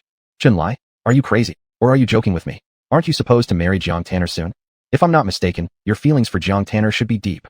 Would you really watch me retaliate against Jiang Tanner? What is your ulterior motive? If you don't explain the situation clearly, I will absolutely not cooperate with you. Seeing that Zhang Miaodong didn't trust him enough, Chunlai opened his mouth with a hint of amusement. I am indeed going to marry Jiang Tanner soon. But saying that our feelings are deep, that's not necessarily true. Feelings may not be very deep. Zhang Miaodong felt as if she caught some meaning. With a slight amusement, she asked, have you gotten bored with Jiang Tanner, or have you lost interest in her? The time I spent with Tanner doesn't count. I wouldn't say I'm completely bored with her, but this woman doesn't listen well. No one is born bad. Honestly, in Chunlai's eyes, Zhang Miaodong's jealousy towards Jiang Tanner boils down to the favoritism forced upon her by the Zhang family. Understanding the Zhang family's choice is reasonable since one is a holy body and the other a immortal body, not on the same level. Focusing more on cultivating the former makes sense. But how can we say, this matter when applied to Zhang Miaodong, isn't quite fair to her? Of course, Chunlai has never been the kind to feel pity for others. To him, other people's affairs, he wouldn't even bother to pay attention. So what exactly happened in the Zhang family during Zhang Miaodong's time? Chunlai wouldn't even bother to ask. From beginning to end, he only cared about his own interests. Are heaven-appointed male and female villains naturally a pair? Regardless of Zhang Miaodong's personality, just by her face being so innocent, Chunlai definitely wouldn't let her go. Not expecting her to come knocking. But this didn't matter. If she didn't knock, he would still look for her. The only difference is the order of events. As for whether Zhang Miaodong will submit to him, Chunlai enjoys making a female villain submit completely to himself. Isn't this something very thrilling? Of course, Chunlai isn't so superficial. There's another reason he wants to get Zhang Miaodong. Even though Jiang Tanner has already surrendered herself and agreed to marry him, after entering the door, there's a chance she might become stagnant, like dead water. In this situation, Jiang Tanner needs some stimulation from outside. Generally speaking, the conflict between Jiang Yaodong and Jiang Tanner doesn't matter. Chen Lai wanted them to turn this conflict into motivation to vie for his favor. Isn't this exciting to think about? So currently, seeing Jiang Yaodong teasingly ask if he had grown tired of Jiang Tanner, Chen Lai smiled faintly and directly recited a speech he'd prepared long ago. How much does Sister Miaodong know about what happened between me and Tanner? I've heard almost everything. Although she didn't know why Chen Lai was asking this, Jiang Miaodong still replied with a smile. The Jiang family is not too small, nor too large. The total area of the Da Tian Saint realm is only so big. There's simply no way to keep secrets. Chen Lai, I probably know what you're about to say. You dated Jiang Tanner first, but afterwards, it seems like something unexpected happened between the two of you. It seems like that little tramp Tanner changed her mind halfway through the relationship, right? According to Elder Mo, she was deceived by a childhood sweetheart of hers from Qingming State, named Ye Tian. Elder Mo is truly amazing. Who knows how he managed to spread this news so effectively? So even a little flirt, like Jiang Yaodong, believes this message wholeheartedly? Regarding this, Chen Lai didn't bother to clarify, and instead smiled as he continued. That's correct. Since you already know these things, there's no need for me to explain any further to you. The root of my dissatisfaction with Tanner lies in exactly this matter. Despite the fact that I was once so good to her, because of some useless guy, she became cold and distant toward me. How could I not be furious over such a thing? Absolutely impossible. To tell the truth, the only reason I agreed to marry her is because she luckily conceived my child. If it wasn't for that, based on my own qualifications, do you think how many women in this world would I not be able to obtain? Jiang Miaodong found herself agreeing with this statement. One holy body is already extraordinary. Not to mention that Chen Lai possesses dual holy bodies and even has supreme bone within his body. For the first time in her life, a man had fully captured her interest. At this moment, the fury on Jiang Yaodong's face subsided a bit, revealing a cunning smile. She looked at Chen Lai with amusement as she asked, "So you don't particularly like Jiang Tanner anymore, right? Just because she once changed her heart, now you want to cooperate with me and take revenge on her? Is that what you mean?" Hearing this, Chen Lai reached out and delicately toyed with her fingers. There was no denying it. Jiang Yaodong's soft hands felt wonderful. Subsequently, they heard him reply with a smile. Pretty much, yes. What do you think? I've laid everything out for you. Would Sister Miaodong be willing to cooperate with me? Chapter 198. You're so bad, and I like it so much. Remember, in the original text, Jiang Miaodong once said this. Anyone who opposes Jiang Tanner is my friend. From this alone, you can see how much she dislikes Jiang Tanner. Now, seeing even Jiang Tanner's husband wants to cooperate with her, how could Jiang Miaodong not be interested in this matter? She didn't care about Chen Lai playing with her small hand. Jiang Miaodong smiled sweetly at Chen Lai and said, "So how do you plan to cooperate with me?" "Very simple, just marry me." Marry you. Smart women all share one common characteristic, which is that they particularly like overthinking. Chen Lai didn't explain much, but at this moment, Jiang Miaodong came up with a series of reasons on her own. Does Chen Lai want to marry me as a way to get revenge on Jiang Tanner? The families have already started preparing for the wedding. And then, right when Jiang Tanner, is about to get married, suddenly he says, "I won't marry Jiang Tanner. I'm going to marry Jiang Miaodong." Oh my goodness, this is truly an excellent, very powerful method to strike against Jiang Tanner. Reneging on the marriage would surely completely humiliate Jiang Tanner, making it clear that even her future husband doesn't look up to her. What kind of heaven-born lady is she anymore? This retaliatory tactic made Jiang Miaodong feel extremely pleased and excited. However, if she agreed to this, she would have to sacrifice her life. But upon seeing Chen Lai's handsome face and suave demeanor, Jiang Miaodong instantly ignored this tiny price in her heart. In the original text, even though Jiang Miaodong disliked Jiang Tanner and Ye Tian immensely, she never used her body to seek revenge against them. It might also be because she felt too noble, no one was worthy of her. But now, facing Chen Lai, such thoughts had never arisen in Jiang Miaodong. Honestly speaking, dual saint physiques and supreme bone, looking this good, anyone would say he was worthy enough of her. Maybe marrying Chen Lai wouldn't be so bad after all. Isn't this woman quite arrogant? I'll simply take away her man. Isn't this akin to demanding back hundreds or thousands fold of the humiliation and pain she endured before? If earlier Jiang Miaodong secretly seduced Chen Lai merely to strike back at Jiang Tanner, then now for Jiang Miaodong, she has genuinely developed a strong liking towards Chen Lai's suggestion. At the thought of being able to greatly humiliate Jiang Tanner on their wedding day, Jiang Miaodong felt even her soul trembling with excitement. At this moment, no one knows what Jiang Miaodong thought of, but suddenly her smile became incredibly brilliant. Although her cultivation was restricted, her body was still able to move. Subsequently, Jiang Miaodong directly sat on Chen Lai's thigh, holding his neck and saying, "Chen Lai, the reason why you've come up with such a malicious plan shouldn't just be about seeking revenge on Jiang Tanner, right? Are you also very envious of other people's bodies?" Chen Lai didn't hide his gaze too much, and Jiang Miaodong naturally could perceive that Chen Lai seemed to be infatuated with her physique. By saying this, she was effectively revealing her true intentions. Seeing that Jiang Miaodong not only hugged his neck, but also took the initiative to sit in his embrace, Chen Lai directly reached out and embraced her slender waist. Sister Miaodong is so beautiful. How many men in this world wouldn't fall in love? Of course, I want to hold Sister Miaodong in my arms and spoil her endlessly. Upon hearing Chen Lai praising her beauty, Jiang Miaodong couldn't help but let out a giggling sound like silver bells. Hey, I originally thought you were someone proper. Now I see. You're actually no different from those vulgar big wolves. Even before we've gotten married, you're here trying to seduce me. Truly so mischievous. Mischievous, is it? Chenlai pinched Jiang Miaodong's rosy cheeks. So does Sister Miaodong like this kind of bad man. Although you're not entirely serious, I prefer men like you who are devious and scheming.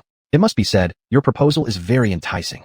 Sitting in Chenlai's arms, while teasing him, Jiang Miaodong teased Chenlai some more, until this process of mutual corruption lasted for a while. After letting Chenlai take enough advantage of her, Jiang Miaodong finally smiled and said, to intercept Jiang Tanner, the little tramp, this deed is indeed highly pleasing to me. Chenlai, I agree with your cooperation plan. As long as you follow the plan and divorce her, Jiang Tanner, on the wedding day, completely destroying her so-called dignity of a heaven-born lady. Starting from today, I will be your most considerate little sweetheart. Whatever you want to do to me, Miao Tong will comply with all your wishes. Doesn't that sound great? What about following the plan and divorcing Jiang Tanner? What he truly intended was to have both of them. When had such thoughts ever crossed his mind?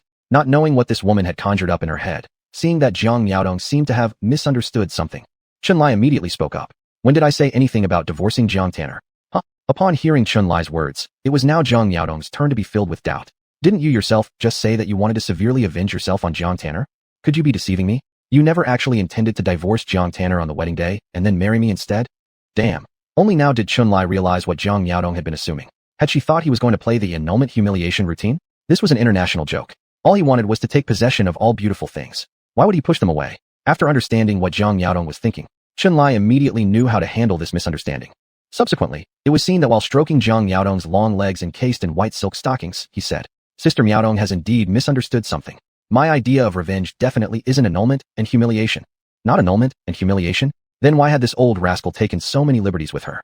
Jiang Miaodong's expression immediately became unpredictable. She directly slapped Chenlai's wandering hand off her beautiful legs. Chenlai, are you deceiving me? Playing me for a fool? That is not the case. Seeing how quickly this woman could change her demeanor, Chenlai smiled faintly. Jiang Miaodong, I originally thought you were very clever. But now it seems you're pretty stupid too. All these years, it makes sense that you couldn't match her, Jiang Tanner.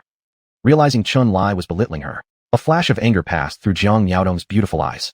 What exactly do you mean, Chenlai? Why do you think I can't best her, Jiang Tanner? Chapter 199. If one is not enough, then I will have 100. If we were really playing against her, Jiang Tanner, would you have spent all these years living in her shadow? Seeing Chenlai mercilessly mocking him, Jiang Miaodong, though angry, could not refute.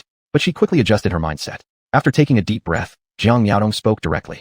Since your plan isn't to divorce Jiang Tanner on the day of marriage, what is this so-called retaliatory tactic of yours? Seeing Jiang Miaodong asking what his so-called retaliation method was. At this moment, Chenlai didn't beat around the bush. The next second, a slight smile appeared as he said, It's just as I said earlier. My goal is to take all of you into my home. In the Jang family, they won't give you a higher position. But here with me, I can place your status above Jiang Tanner. Jiang Miaodong seemed to understand what Chenlai meant. You're merely suggesting that I become the main wife, and she becomes the secondary wife. Is that correct? Chenlai, are you messing with me? This doesn't even count as a proper retaliatory tactic. So, it turns out only you end up enjoying yourself? Indeed, Jiang Miaodong wasn't easy to fool. The next second, Chenlai continued with a laughing tone. Even if you enter my quarters, you still won't be able to sit in the main wife's position. The retaliation I'm speaking of ensures your status will be higher than Jiang Tanner's, making her never dare to bully you again. When I dote on you, let her stand there obediently beside you. Don't you think this also serves as an effective means of revenge? Before Chenlai finished his explanation, Jiang Miaodong roughly understood his intention. In the next second, her eyebrows furrowed, contemplating thoughtfully.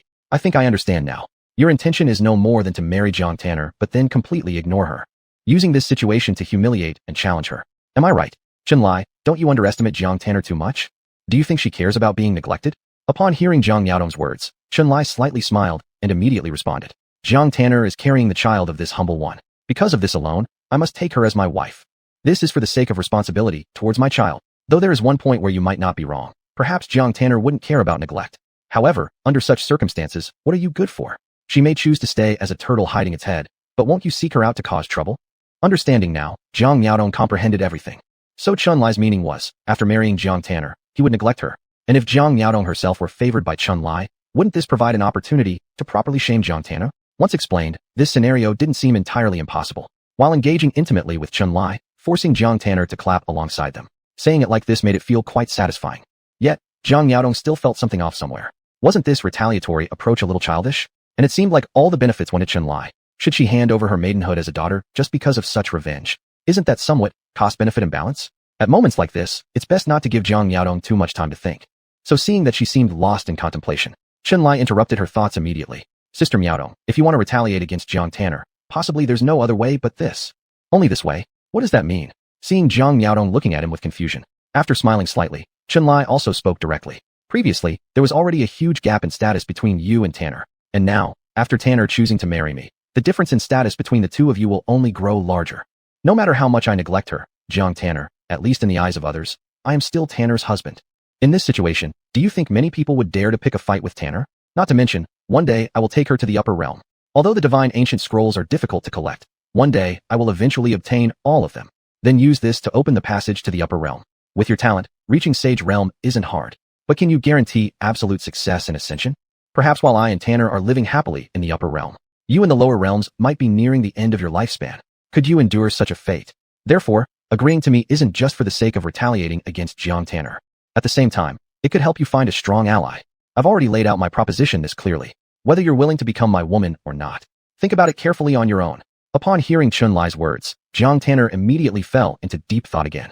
She had to admit that much of what he said was true. If she didn't find a powerful backer, the gap between herself and Jiang Tanner would only grow larger. Not only did Jiang Tanner have a husband who was the young supreme ruler, but even her unborn child carried the world-rare supreme ruler's blood. Perhaps she could choose another backer. But whose backing could possibly compare to Chunlai? Even finding someone with just one supreme bone might be rare. Let alone Chunlai having two supreme bones, dual saintly physiques, and heterochromia. A talent so amazing it made others despair. There might not even be anyone in the upper realms as talented as Chunlai, let alone the entire ancient immortal race. Even the Son of God couldn't possibly be as formidable as Chunlai. Finding a husband as talented as Chunlai was definitely hopeless. So if fighting him was impossible, joining forces wasn't an entirely bad option. If Chunlai simply wanted her as his secondary wife, Jiang Miaodong wouldn't be too eager. But since he promised that after entering his quarters, her status would surpass Jiang Tanner's, this thought seemed rather enticing. Neither knew how long she had been contemplating, and neither noticed how long Jiang Miaodong had spent reflecting. But after quite some time, she finally lifted her head, her gaze firmly locking onto Chunlai. At this moment, Jiang Miaodong asked a single question. Can I beat Jiang Tanner after I join? Definitely not. She is the mother of my child. Then can I beat her child? Certainly not. Knew Chunlai wouldn't agree to those requests. In the next second, they saw Jiang Miaodong gritting her teeth and asking, then what if I give birth to a child who beats her child?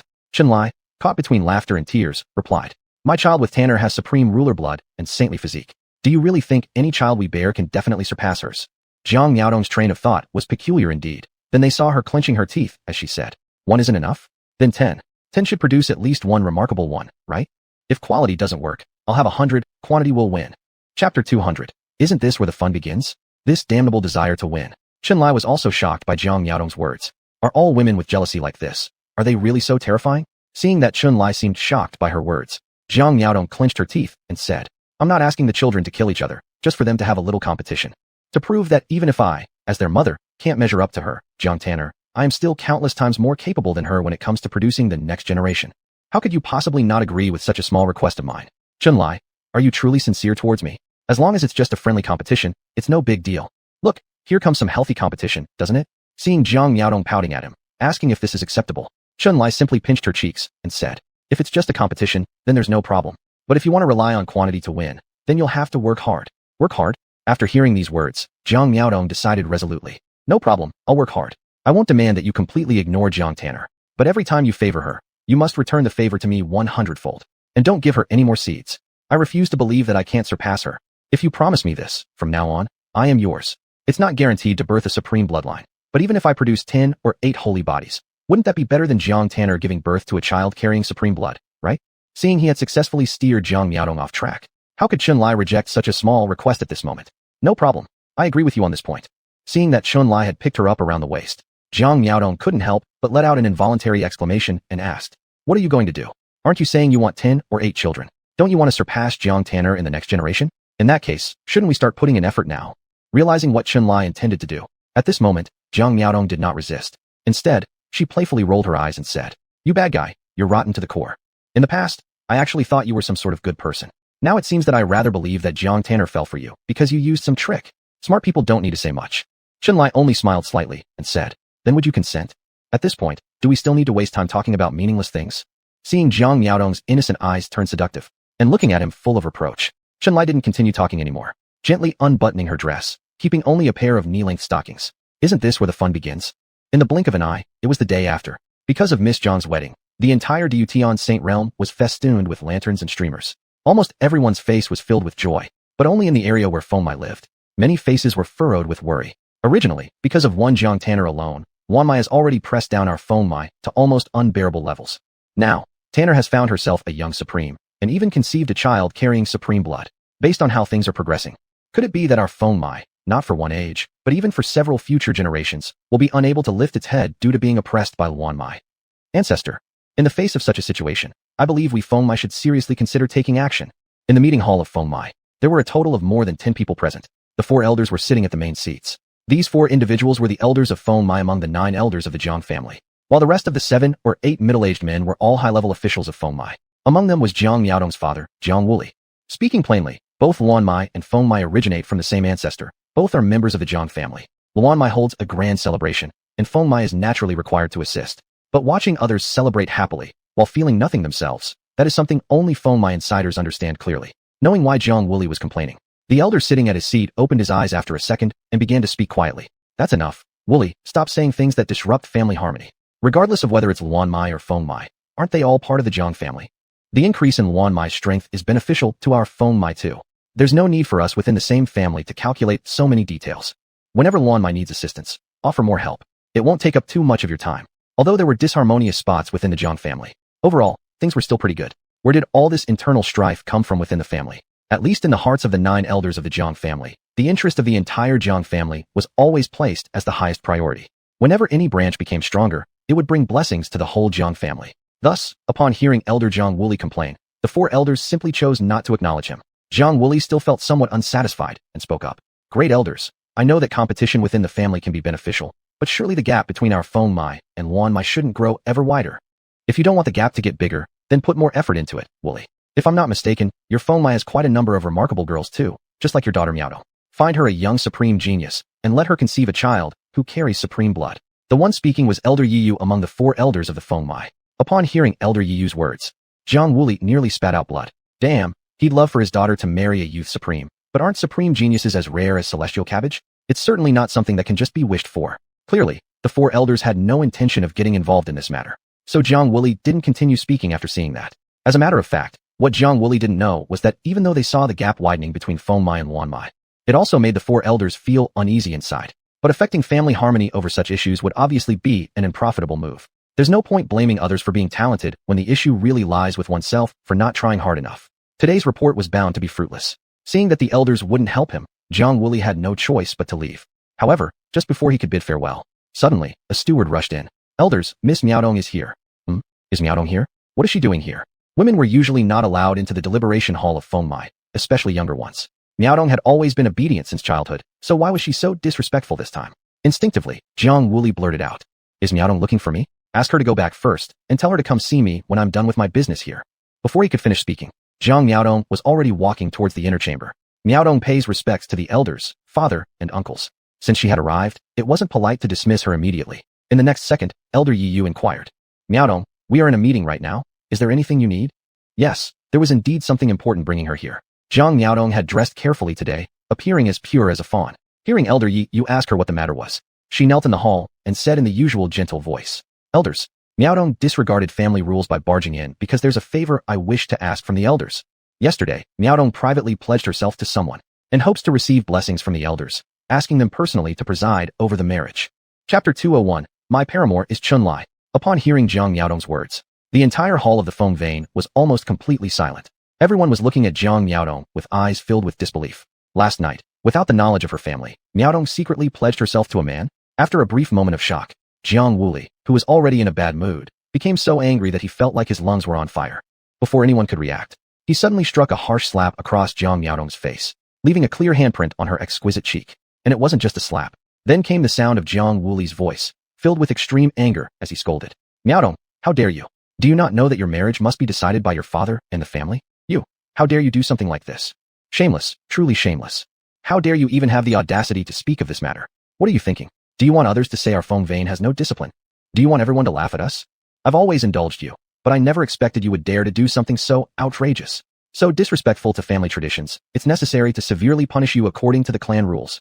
And the man who seduced you must also be punished severely. Tell me now, who is the man who seduced you? I want to see who dares to touch my daughter Jiang Wuli. Old man here will flay him alive. I must make him understand what happens when he seduces my daughter without permission. Jiang Wuli had a tendency to value boys over girls, and Jiang Miaodong clearly knew her place in her father's eyes. Outwardly glamorous, she might be regarded as the young miss of the Feng Vane, but in reality, she was seen by her father as merely a tool for the family's sacrifice or transaction, used as bait to exchange for benefits. After coming to the Great Hall, and instead of immediately divulging the name of the man involved, it was because Jiang Miaodong still clung to a last shred of hope, wishing to see if she meant anything at all to her father, even just a little importance. But that slap nearly erased every ounce of sentiment. Clearly, she shouldn't have entertained any such expectations. Thinking about it, how could she possibly match up against her sister, Jiang Tanner, in these matters? Under such circumstances, who would take her seriously? In her father's eyes, she had always been nothing more than a tool. Now, this tool dared to defy the family's wishes, and his extreme rage was an expected reaction. That slap stung quite a lot. She reached out her pale, delicate hand to touch the imprint left by her father on her cheek. At this moment, Jiang Miaodong showed no trace of sadness. Instead, she started laughing. Her smile remained as pure and sweet as ever, as if the person who had been slapped and harshly rebuked moments ago wasn't her. The next moment, Jiang Miaodong narrowed her beautiful big eyes as she gazed at Jiang Wuli, her usual gentle and soft voice speaking softly. Father, please don't get angry too quickly, not informing the family beforehand about my decision to pledge myself privately to someone else. This is indeed improper conduct on my part. So, am I not here to apologize both to father and to the elder ancestors of our home? With mistakes first on my part, I willingly accept the punishment. Father can punish me as he pleases, but whether or not my paramour should be punished, this may well depend on consultation with the clan's elders rather than father alone deciding. Jiang Miaodong's words were deeply meaningful, but Jiang Wuli, overwhelmed by anger, failed to notice this. Upon hearing his daughter mocking him, saying that he lacked the authority to punish her paramour, this made Jiang Wuli angrier than ever. Nonsense. Do you realize who you're talking to? Go ahead and tell me the man's name. Let's see if I cannot skin him alive right here and now. Not knowing if she'd lost all hope in Jiang Wuli or had developed some rebellious streak. Seeing her father growing angrier by the second, Jiang Miaodong felt a strange sense of satisfaction within her heart. The smile on her face became even sweeter and brighter. Subsequently, she said in a kind and obedient tone, Father, there's no need to become upset. It isn't worth ruining one's constitution over such trivial matters. If you hate my paramour so much, then the daughter will tell father the name of that person. Actually, my paramour is not someone else, but our family's newly arrived son-in-law. The man who has been associating with his own daughter is the Jang family's new son-in-law. Jiang Wuli felt somewhat dazed, but before he had fully grasped who his daughter was talking about, the four elders seated in the main positions seemed as if they had guessed something, and their expressions suddenly changed. In the next second, they heard Ye Laozu instantly speaking. Miaodong, you just said the person who made private vows with you is who? Could it be? Could it be that you have been associating with Chun Lai? By this point, Jiang Wuli still hadn't realized the situation.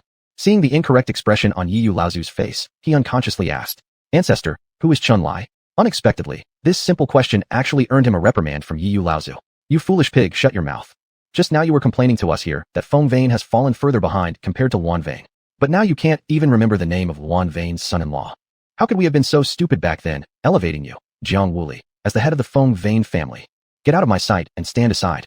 At this moment, no matter how foolish Jiang Wuli might seem, he should have figured out by now who the son-in-law mentioned by his daughter was. What? The paramour who has been associating with Miaodong is none other than the gentleman set to marry Miss Luan. Jiang Wuli stared at Jiang Miaodong with eyes full of disbelief. But at this moment, the four elders present clearly didn't intend to give him the right to speak. After finishing reprimanding Jiang Wuli, Ye Laozu, seemingly remembering something, looked at Jiang Miaodong with excitement and asked urgently, Miaodong, dear child, don't be afraid first. You tell grandfather, is everything you just said true? Is the person who made private vows with you, Chun Lai, really the one who is supposed to marry Tanner? Chapter 202, Jiang Miaodong's strategic move. Seeing Ye Patriarch looking at her with excitement, Jiang Miaodong let out a soft laugh and then responded, Revered Patriarch, the one who has privately pledged eternal devotion to Miaodong is none other than brother-in-law Chun Lai. It must be said, after hearing Jiang Miaodong's response, the four elders originating from the Feng lineage were truly all stunned in place. They are people who have seen much of the world, having eaten more salt than the younger generations of their families have eaten rice. Yet even so, they were still greatly shocked by this thing that Jiang Miaodong revealed.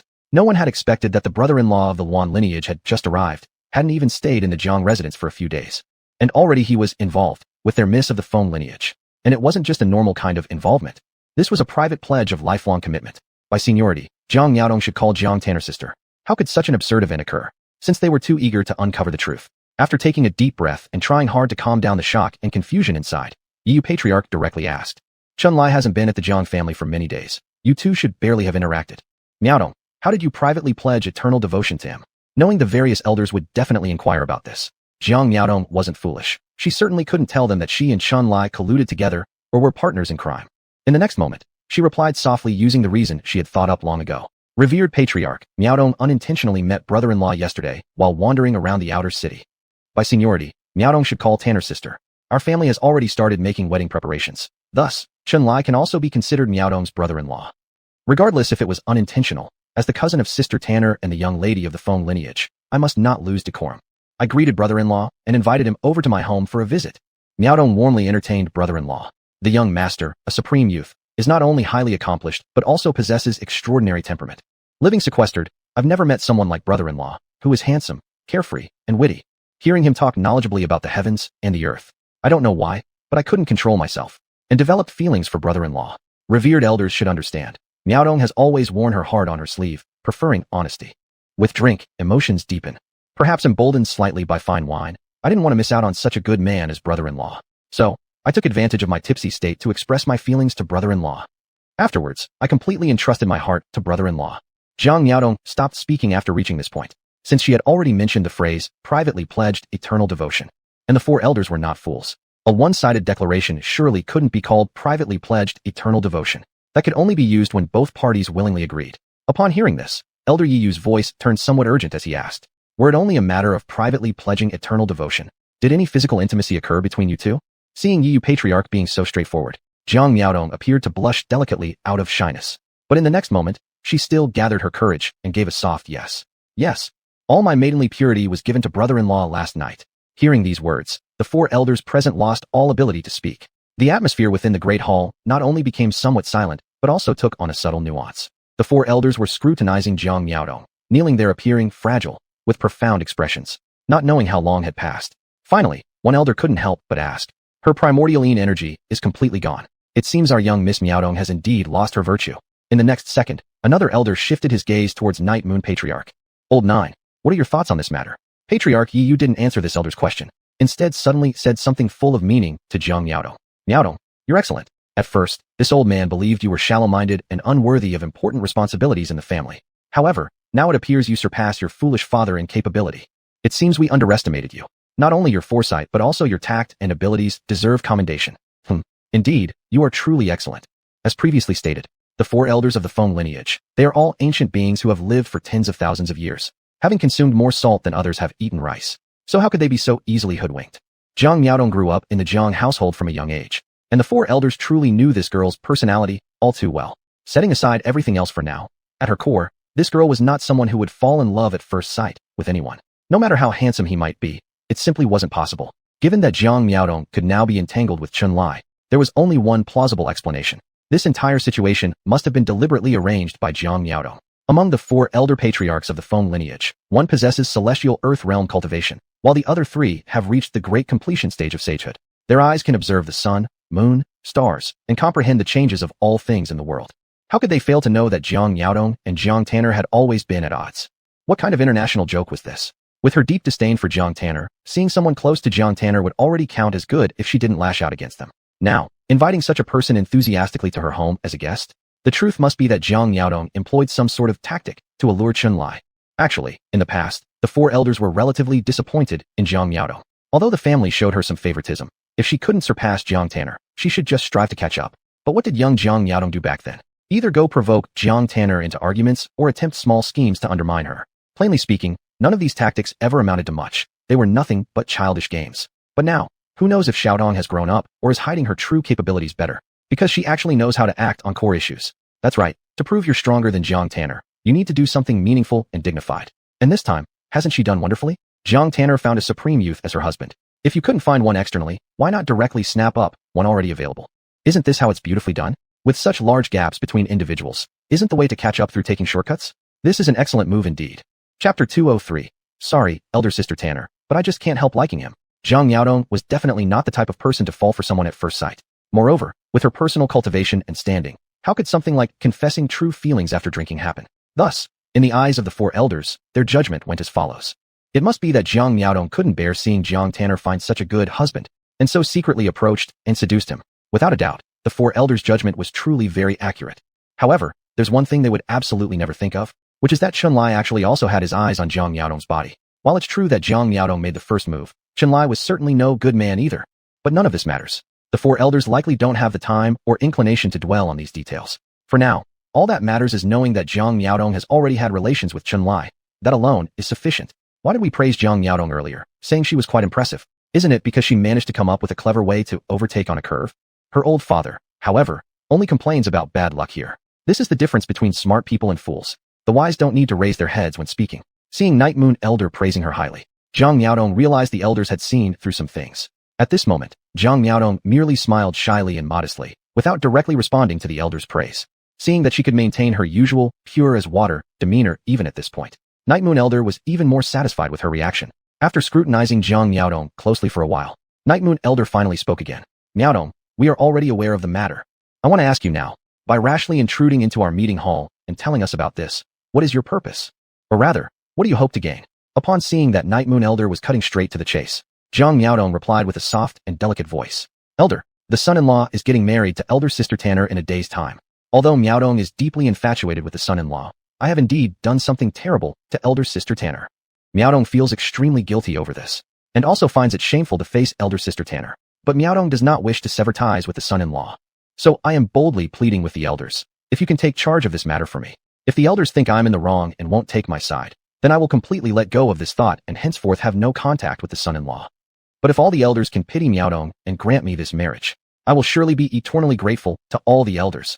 Before Zhang Miaodong could finish speaking, Night Moon Elder cut her off directly. Nonsense. This statement is pure nonsense. Not having any future contact with the son-in-law. How could you, Miaodong, harbor such a terrifying notion? You are, after all, the young miss of our phoenix vein. Since the son-in-law has taken you as his own, he must take responsibility for you until the end. That is the stance of our phoenix vein.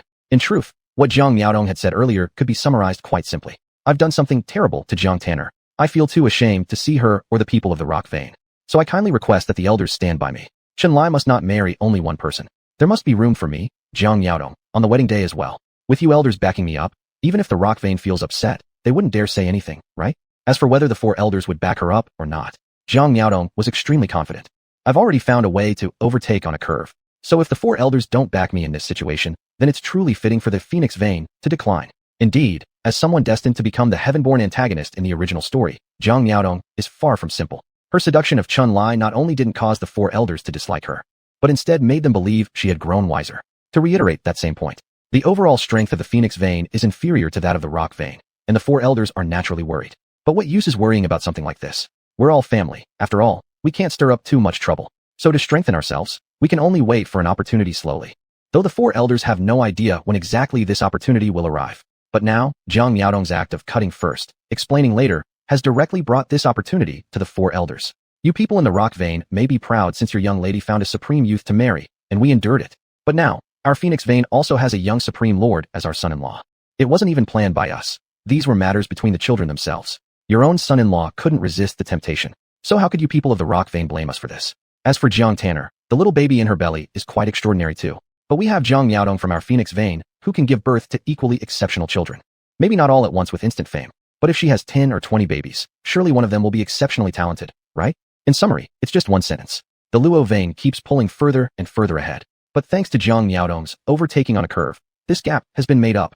This is the only chance for the phoenix vein to catch up with the rock vein, and missing it would truly be foolish. At this moment, Elder Yiyu also directly expressed his position. Miaodong, good child, your request, we've understood. Don't worry, since you and Chun Lai are genuinely together, we will definitely stand by your side in this matter. We will ensure that Chun Lai gives you a proper title and place. After saying this, Elder Yiyu immediately looked at the other three elders. Dear brothers, the Luo vein must currently be preparing for the wedding between Tanner and Chun Lai. So let's pay them a visit in person. Let's go speak to Brother Lai about this. Upon hearing this, the three elders understood the significance of this event for the phoenix vein, and they nodded immediately. Good. Since Miaodong has contributed so greatly to our phoenix vein, we shall go in person for this. No matter what, the son-in-law mustn't fail Miaodong. Elder Yiyu smiled kindly and said to Zhang Miaodong, you may return home to rest for now. Just have your family prepare your bridal gown. That was enough for Zhang Miaodong. She responded in a soft, innocent voice, full of gratitude. Thank you to all the elders for standing up for Miaodong. The four elders immediately left the grand hall, transforming into a wisp of mysterious light as they flew away, without doubt heading to discuss whether it should be one marriage or two marriages with the Luo vein. Not until the figures of the four elders had completely vanished from sight did Zhang Miaodong gracefully rise from her kneeling position and quietly leave the grand hall. Chapter 204. Yun Ji got angry. Liar. What is going on here? How did you end up getting involved with Miaodong too? Tell your mother. Did the Feng Mai people scheme against you? Just tell me the truth without hesitation. Don't worry, if it's really them from Feng Mod who schemed against you, I will definitely stand up for you. I'll help you go to Feng Mod and demand justice. The 4 elder ancestors of the Feng Mod ultimately informed the few elder ancestors of the Luan Mod about the matter concerning Zhang Miaodong and Chen Lai developing feelings for each other. This so-called informing actually had only one meaning. It was none other than arranging to also betroth Zhang Miaodong to Chen Lai. As mentioned before, no matter how much commotion the lower ranks might cause, the overall atmosphere within the Zhang family remained relatively harmonious, even though the 5 elder ancestors of the Luan Pulse were shocked by this matter. In the end, they still agreed with it. Not only did they show little resistance, but they even seemed a bit happy. Chen Lai has such great potential. Marrying more girls from the Zhang family would also be beneficial. Didn't they see how amazing the child Zhang Tanner is carrying turned out to be?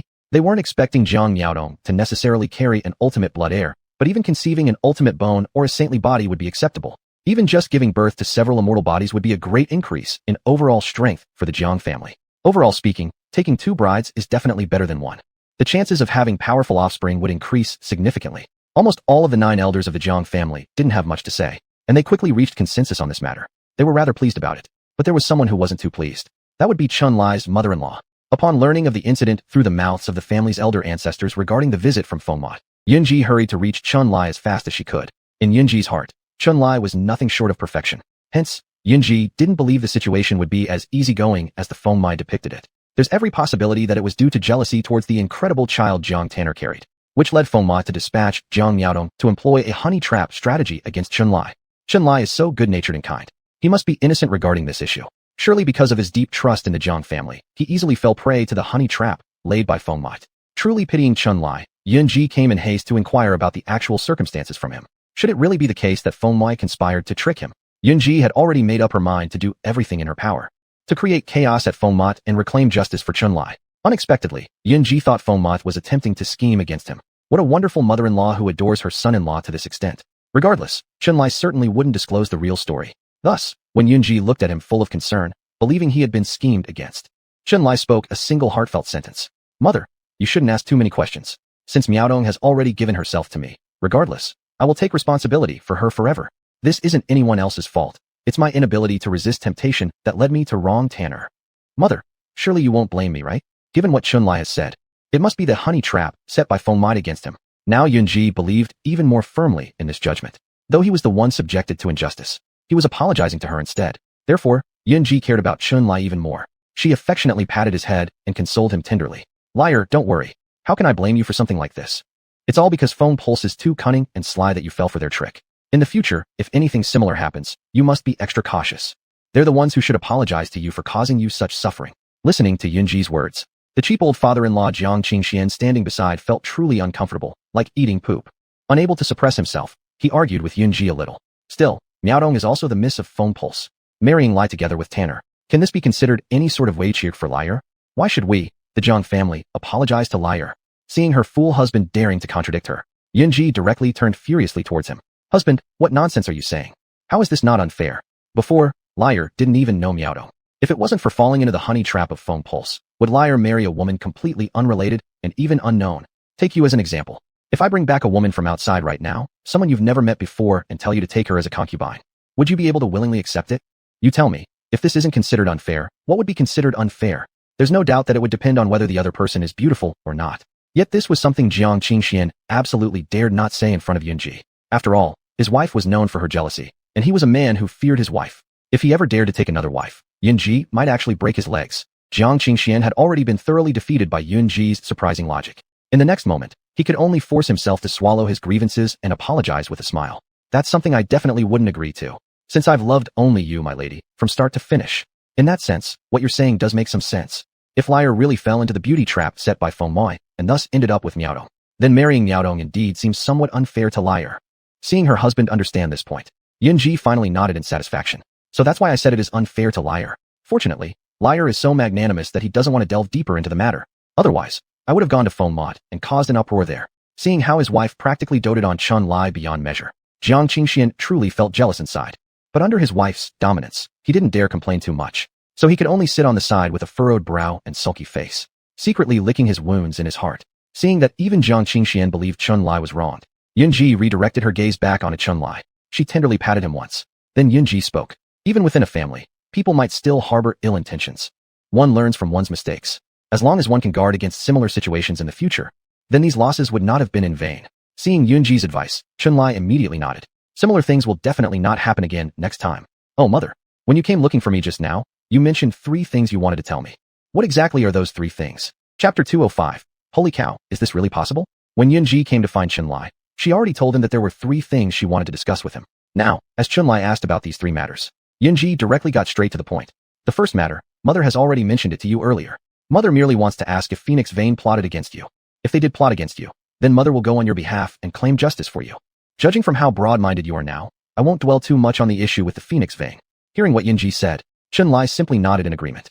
The Phoenix Vane scheme should be left aside, regardless of what they are plotting. At least Miao Tong is innocent. After I have taken her body, I owe her a proper name and title. Seeing Chunlai's broad-mindedness, Yunji was deeply moved. However, she had already discussed enough about the first matter, so there was no need to bring it up further.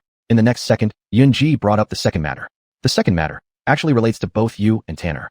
Chunlai, you should know, my husband and I only have one child, Tanner. Originally, my husband and I, along with the entire family, intended to recruit whoever Tanner likes in the future into our clan as a son-in-law by marriage. But now, given your extraordinary talents, even our ancient forefathers feel unworthy to make such a proposal. They also do not feel comfortable suggesting you join the family as a son-in-law by marriage. So, they came up with a compromise plan. Chunlai understood exactly what Yunji was referring to. The direct lineage successor of the Phoenix Vane, Jang Tanner. It was quite normal that the Jang family would not want her to marry out. However, in front of his unmatched talent, even the members of the Jang family wouldn't dare to bring up the topic of him becoming a son-in-law through marriage, unless they want to sever ties with him completely. After pondering over it, Chunlai asked straightforwardly, what kind of compromise did the elders in the clan propose? Since Chunlai cut straight to the chase, Yunji didn't beat around the bush either. With your talents, joining us through marriage is definitely not an option. The intention of the elders of my Phoenix Vane is to have me represent the family to discuss with you whether any future children between you and Tanner can have one passed down to inherit the Feng Vane. Perhaps fearing Chunlai might misunderstand. In the next second, Yunji hurriedly added a few words. We all know the child inside Tanner's belly is your first child, and we will definitely not touch this idea. Just wanting to ask if your second or third child could possibly be considered for adoption to pass on to us. While speaking these words, Yunji was actually quite cautious, carefully observing Chunlai's facial expression all the time. Chunlai could understand why Yunji had to be so careful. To say it plainly, although it's a world of fantasy, people's common mindset here is somewhat similar to the old times from his previous life. No matter how poor one is, one does not join another family through marriage. No matter how many offspring one has, they do not adopt them out to others. The focus being the importance of tracing back to one's own ancestors. Many people are very resistant to such things. But in Chunlai's eyes, this matter doesn't amount to much. After all, he possessed the thinking of modern man. As long as there is bloodline connection, that person will always remain his flesh and blood descendant. And mother-in-law had also said that regarding the second or third child, could they consider adopting one into the Jang family? If someone else made such request, Chunlai would not even pay attention. But mother-in-law was so good to him, and the overall treatment from the Jang family wasn't bad either. It was fine to grant them this little favor. With that thought, Chunlai also chuckled as he opened his mouth. I agree with this matter. In the future, if Tanner bears me another child, we can let him take the Jiang surname. Seeing how Chunlai agreed without hesitation, not only was Yunji overjoyed, even Jiang Qingxian nearby couldn't help but be deeply moved. His wife truly did not misunderstand Chunlai. Liar truly was a generous and understanding good child. Our daughter really has sharp vision. Liar, I actually did not want to bring this up to you. Even mother feels that this is somewhat forcing you to do something against your will. But fortunately, Liar is generous and understands mother's predicament. Mother is truly too delighted. Seeing how Yunji gradually wiped away tears due to happiness and excitement, Chunlai promptly interrupted her. Mother has been so good to me. Paying back some favor is worth it. Mother, stop talking about this. You mentioned earlier that there were 3 things you wanted to discuss with me. 2 matters have already been spoken of. So what is the third thing? As Chunlai inquired about the third matter, Yunji wiped the corner of her eyes with a handkerchief, smiling amidst her emotional state saying, in fact, the main things I want to tell you are just the first 2. The third thing is not a big deal, so it doesn't matter if we don't mention it. It doesn't matter if we don't mention it? Looks like it's not a big deal. So Chunlai didn't ask further. But in the next second, for some unknown reason, Jiang Qingxian suddenly couldn't help but leak out a bit of information to Chunlai. In fact, the third thing also concerns you, Liar. Layer, you know there are 5 ancient ancestors in our Phoenix Vane, right? One of them is called Ancestor's son, who we've introduced to you before. Do you still remember him? Ancestor's son? Even if they hadn't introduced him, he already had a deep impression of him. Isn't he the first Dumas of the Jang family, who created a small world specifically for collecting women? Hearing Jiang Qingxian mentioning Ancestor's son, Chunlai subconsciously spoke up. I remember Ancestor's son. What about it, father-in-law? Did Ancestor's son mention me in front of you? Hearing Chunlai's question, Jiang Qingxian smiled and said, not just mentioned, after knowing about your relationship with Miao Tong. During a meeting, Ancestor's son specially asked if Layer has a special fondness for the girls of the Jang family. Perhaps he also hopes that you could sire more offspring with powerful bloodlines. Ancestor Sun said that if Layer particularly likes the girls from the Jang family, then gather all the young generation together. Let Layer pick some more. Marry them all. My goodness, could there be such a good thing? Chunlai was completely stunned. But before he could even react, in the next second, Jiang Qingxian continued laughing and said, however, as soon as Ancestor Sun made this suggestion, my wife immediately shot it down. Shot it down? Why reject such a good proposal? Seeing Chunlai looking at him blankly, Yunji gritted her teeth and said, such an excessive suggestion must absolutely be rejected. Ancestor Sun himself is a Dumas. Why would he try to corrupt our Layer? As long as Layer likes, he can marry as many concubines as he wants. But at least there should be mutual affection between him and his partners. After saying that, Yunji looked at Chunlai tenderly and said, in the matter of Miaotong, Layer suffered some virtue. Rest assured, with your mother here, I will never let their schemes succeed. I won't let you become their breeding machine. With your mother supporting you, I won't let them randomly send women your way. I won't let women who don't know you soil your noble bloodline. Seeing Yunji thinking so much for him, Chunlai, in this moment, suddenly no longer wanted to pass on his second child to his in-laws. Chapter 206, Chunlai's Wedding.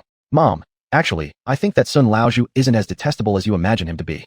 Seeing Chunlai cautiously observing her and giving his evaluation of Sun Laozhu. At this moment, Yunji seemed not to hear anything at all. The smile on her face remained dazzling. Oh, is that so? Anyway, whether Sun Laozhu is good or not doesn't matter at all. Your mother just doesn't like him much. To be paired with my lure, it would have to be someone as remarkable as a celestial daughter. Why? Are we trying to turn our family into some sort of trash recycling station? Anyone who tries to carelessly send women your way must be avoided. So look, to avoid making me angry, you must never get too close to Sun Laozhu in the future. Upon hearing this, Jiang Qingxian, standing nearby, felt utterly depressed. Madam, aren't these words a bit too extreme? Sun Laozhu also meant well. The young lady he wished to introduce to Lure belongs to our Jiang family. And here, how did she end up being called trash? Seeing that Jiang Qingxian dared to retort, the beautiful mother-in-law immediately glared at him. When I'm speaking with Lure, shouldn't you hold your tongue? My Lure is a youthful sovereign.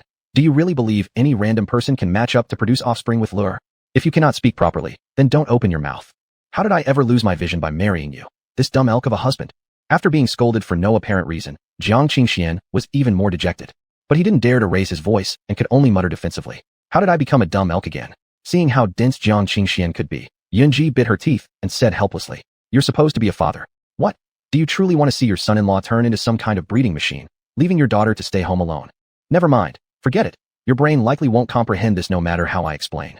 Just shut up and go back to your cultivation. Matters between adults are unsuitable for you. To be stupid to this degree, seeing you just makes me irritable. There's an ancient saying, most women cannot accept their men being fickle, unless that man is their own child. In such a case, one surely should choose to forgive him. Husband being fickle equals arguments. Son being fickle equals capable. Yunji sincerely viewed Chunlai as her own son, not minding if he has many women. But similarly, Jiang Tanner was her beloved daughter. No matter how much one considers for Chunlai, shouldn't one consider for Tanner as well? If Chunlai likes, having more wives isn't a problem. But it still shouldn't be excessive, right? If he really gets too close to Sun Laozhu, learning from him to specialize in refining a small world just to keep concubines. What kind of joke is this? If Tanner wants to sleep with Chunlai, wouldn't she have to queue for an epic? Having more women is fine, but one shouldn't recommend every girl from the entire Jiang family to Chunlai, right? If this situation continues, how will things end? With her husband being foolish and her daughter naive. Thus it was inevitable for herself, as the mother, to stand up for her daughter. Occasionally imposing proper restrictions surely wasn't a bad thing, was it? Thus, after reprimanding Jiang Qingxian again, Yunji looked at Chunlai with eyes full of hope and expectation, appearing pitifully. Lure, I rejected Sun Laozhu on your behalf and stopped you from interacting closely with him. Lure shouldn't be upset with mom over such a trivial matter, right? Her beautiful large eyes brimming with innocence. Well, Chunlai could tell. This charming mother-in-law of his definitely wasn't someone who kept quiet in her youth either. Now using such a pitiful gaze to look at him. Even so, Chunlai couldn't bring himself to say hurtful words to his mother-in-law, right? Therefore, after a mix of laughter and exasperation, Chunlai helplessly opened his mouth. Mother, you're overthinking it. How could I possibly be angry with you about something like this? You're absolutely right. Seriously, I'm not like Sun Laozhu, accepting whoever comes around. You're correct. Only someone remarkable enough as the celestial daughter would deserve me. That's exactly right. Hearing this, Yunji immediately beamed, affectionately pinching Chunlai's cheek. You see, when Miaotong marries you, I didn't say anything about it, did I? She doesn't need to necessarily be better than Tanner, but she should be at least as good as those other women around you. I still trust Lure's judgment. As for Ching Yen, Qingzhu, they're all good children. In matters like these, we shouldn't hurt their feelings either. Chunlai nodded and didn't say anything more. Mom, the 3 things you wanted to tell me are these 3 things, right? That's right, there's nothing else. In the next few days, Lure, just rest well at the Jiang family and prepare your spirit to be the groom. Looking at Chunlai's handsome and elegant face, Yunji's beautiful big eyes were full of fascination and happiness. Lure is so handsome when he wears the groom's clothes. He must be charmingly handsome. Seeing that her lady now had all her heart set on Chun Li, Jiang Qingshuan's heart was even more filled with endless melancholy. First, bow to the heaven and earth. Second, bow to the elders. Third, bow to the ancestors. As fireworks sounded continuously amidst the bright decorations across the entire Jiang family, at the center of the Daluotian holy domain, the wedding of Chun Li, Jiang Tanner, and Zhang Miaodong finally officially began. Both women wore fiery red bridal gowns, with exquisite phoenix patterns embroidered using gold thread, coupled with their absolutely stunning faces. At this moment, whether it was Jiang Tanner or Zhang Miaodong, they both appeared as if celestial beauties, gorgeous beyond compare, unmatched in beauty, captivating countless young men of the Jiang family, and also arousing immense envy and jealousy among many male peers towards Chun Li. Chun Li, dressed in the new groom attire, naturally looked exceptionally dashing and charismatic, to the point that even the Jiang family's ladies didn't blink their eyes once. This also caused Yunji to bask in the compliments from a group of beautiful younger wives. Sister-in-law, you and brother Xian are truly blessed to be able to find a young supreme ruler as your son-in-law. Not only does he possess excellent talent, but his appearance and temperament are also unparalleled in the world. Your Tanner is really too lucky, standing among the group of wealthy matrons. Yunji's smile never faded, and seeing everyone around constantly praising, she immediately lit up joyfully yet responded incredibly humbly. Not really. This has little to do with me and my husband. To put it plainly, it's still because Tanner has good taste. But third sister, your Nana has good eyesight as well. Definitely can find someone better in the future. Chapter 207, Zhang Miaodong's Great Battle against Jiang Tanner. How incredibly showy it was. Upon hearing the words spoken by Yunji, a beautiful young matron couldn't help but sigh softly. Where in the world could you find something better? These days, young supreme ones aren't as common as cabbages. Just possessing a supreme bone makes one already rare in the entire world, let alone someone of Liar's talent. Our little Nana at home, forget about marrying a young supreme one. Even if she were searching outside with lanterns lit, she'd never come across even a single hair from a young supreme one's leg. After finishing her remark, the young matron didn't know what came into her mind, but suddenly she held onto Yunji's arm and said with a bright smile, joking, "Sister-in-law, since we were kids, our Nana has always gotten along well with Tanner. How about after Tanner gets married, we let her speak to the son-in-law and see if he would accept Nana as well? It would be such a blessing for them both." Meow. These women clearly had nothing good up their sleeves while circling around her. Yunji wasn't the type to lose her head over something like this. So immediately she smoothly began evading. For that, don't rush it. Afterwards, when I have time, I'll ask Tanner. Let's see what her thoughts are. Over here, Yunji was handling a group of beautiful matrons with ease. On the other side, Chun Li had just about finished the wedding process. There was one difference compared to the olden times in his previous life, which was that while brides wore veils during weddings in this world, they did not use red bridal coverings, allowing Chun Li to clearly see the incomparably beautiful faces of Zhang Miaodong and Jiang Tanner. Seeing his two wives wearing the red bridal gowns and looking stunningly alluring beyond description, Chun Li chuckled. Ladies, from today on, you belong to me. Hearing those words, there was no reaction at all on Jiang Tanner's exceptionally beautiful face, as if the person getting married wasn't even her. However, standing beside her, Zhang Miaodong's reaction was strong indeed, perhaps also not expecting herself to get married so quickly. The moment Zhang Miaodong thought she had successfully poached the man of Jiang Tanner, a surge of happiness filled her heart akin to having taken an energizer, and she affectionately hugged Chun Li's arm. Next second, one could see Zhang Miaodong cooing in a sweet, bone-melting voice. "Oh dear, henceforth my life is completely entrusted to you, my lord husband. May you look after me well." While cultivating a rapport with Chun Li, Zhang Miaodong did not forget to attack her rival. Taking advantage of the sparse number of people nearby, she deliberately glanced at Jiang Tanner with a mocking look. "Puru sister, today is your big day of joy, isn't it? Why are you frowning so much without smiling more often? What a spoiling of the atmosphere." Certainly, Puru sister looks stunning, and when you smile, it must be mesmerizing beyond words. "Oh, I've realized something. Is it because you're seeing me marry our lord as well? Are you feeling jealous, Puru sister?" But Puru sister, even if you feel jealous, the facts remain unchangeable. Realizing that Zhang Miaodong was taunting her, in that moment, Jiang Tanner's absolutely beautiful countenance directly revealed a touch of cold laughter. She simply didn't bother squabbling with this silly woman, thus merely uttering two sarcastic words coldly. Immature. Immature? Was that referring to herself? After hearing these words, Zhang Miaodong became furious inside, but still smiled broadly saying, "The more Puru's sister speaks like this, the more I sense how enraged Puru's sister really is." However, I won't quarrel with Puru's sister. After finishing these words, Zhang Miaodong probably recalled something, maybe also to strike deep into Jiang Tanner's pain point.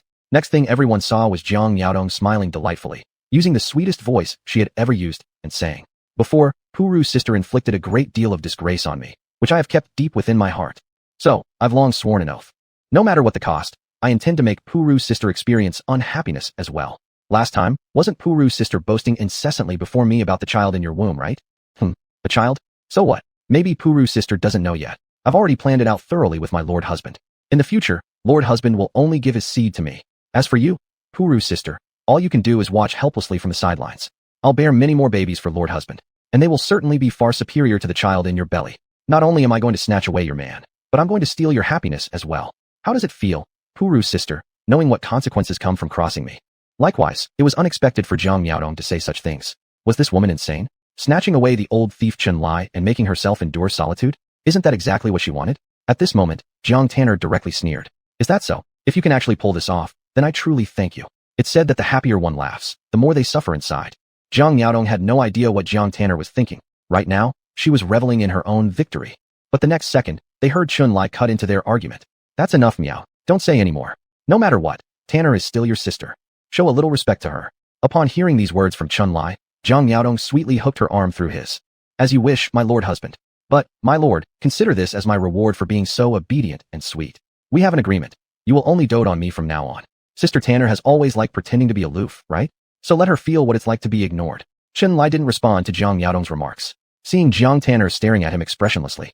The next second, he smiled, reached out his hand, and lifted her pointed little chin.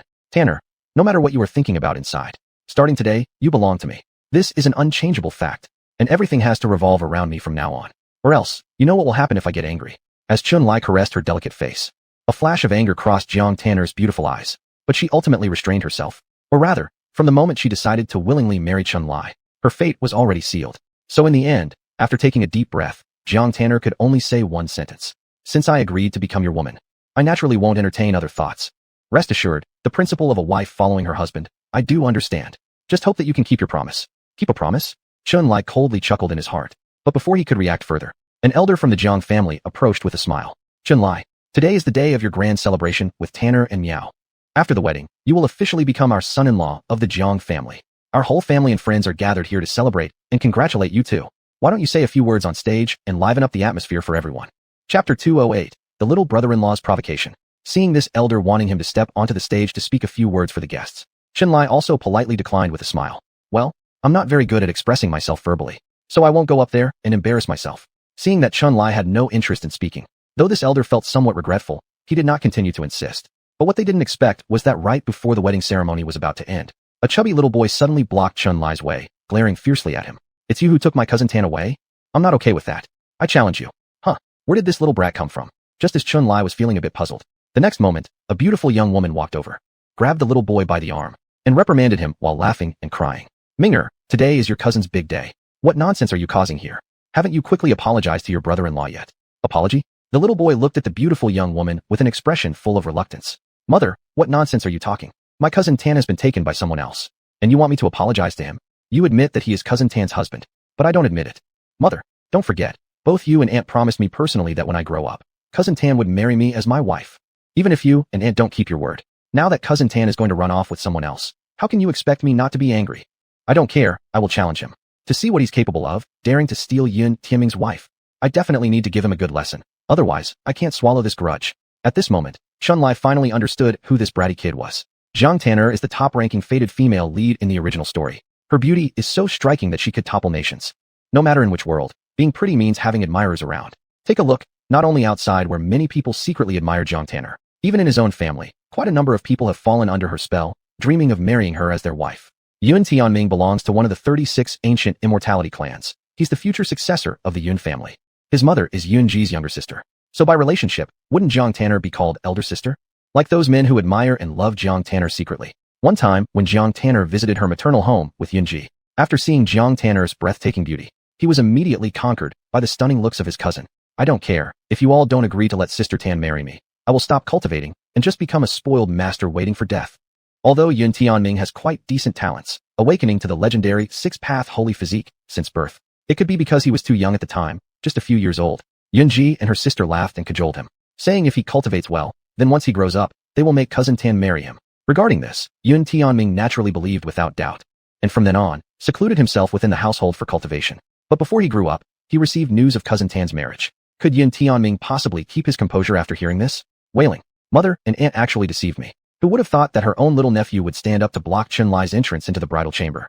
Yunji also found this situation somewhat laughable and cried softly, walking over smilingly and saying, Ming'er, it's not that your aunt doesn't keep her word, but cousin Tan fell in love with your brother-in-law first. These kinds of emotions cannot be forced upon.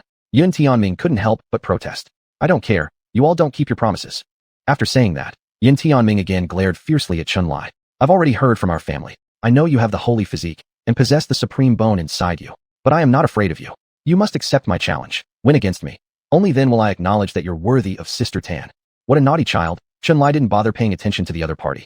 The next second, he saw Yunji's sister opening her mouth with laughter and tears. Ming'er, if you want to challenge your brother-in-law, I don't oppose it. But your brother-in-law is already at the divine ability realm existence level, while you are only at the spiritual infant realm. Even if your brother-in-law ties up both his legs and feet, you still can't beat him. Why don't you cultivate well in the future? When your cultivation catches up to your brother-in-law's, then you can challenge him. What do you say? Ye Tian immediately opposed.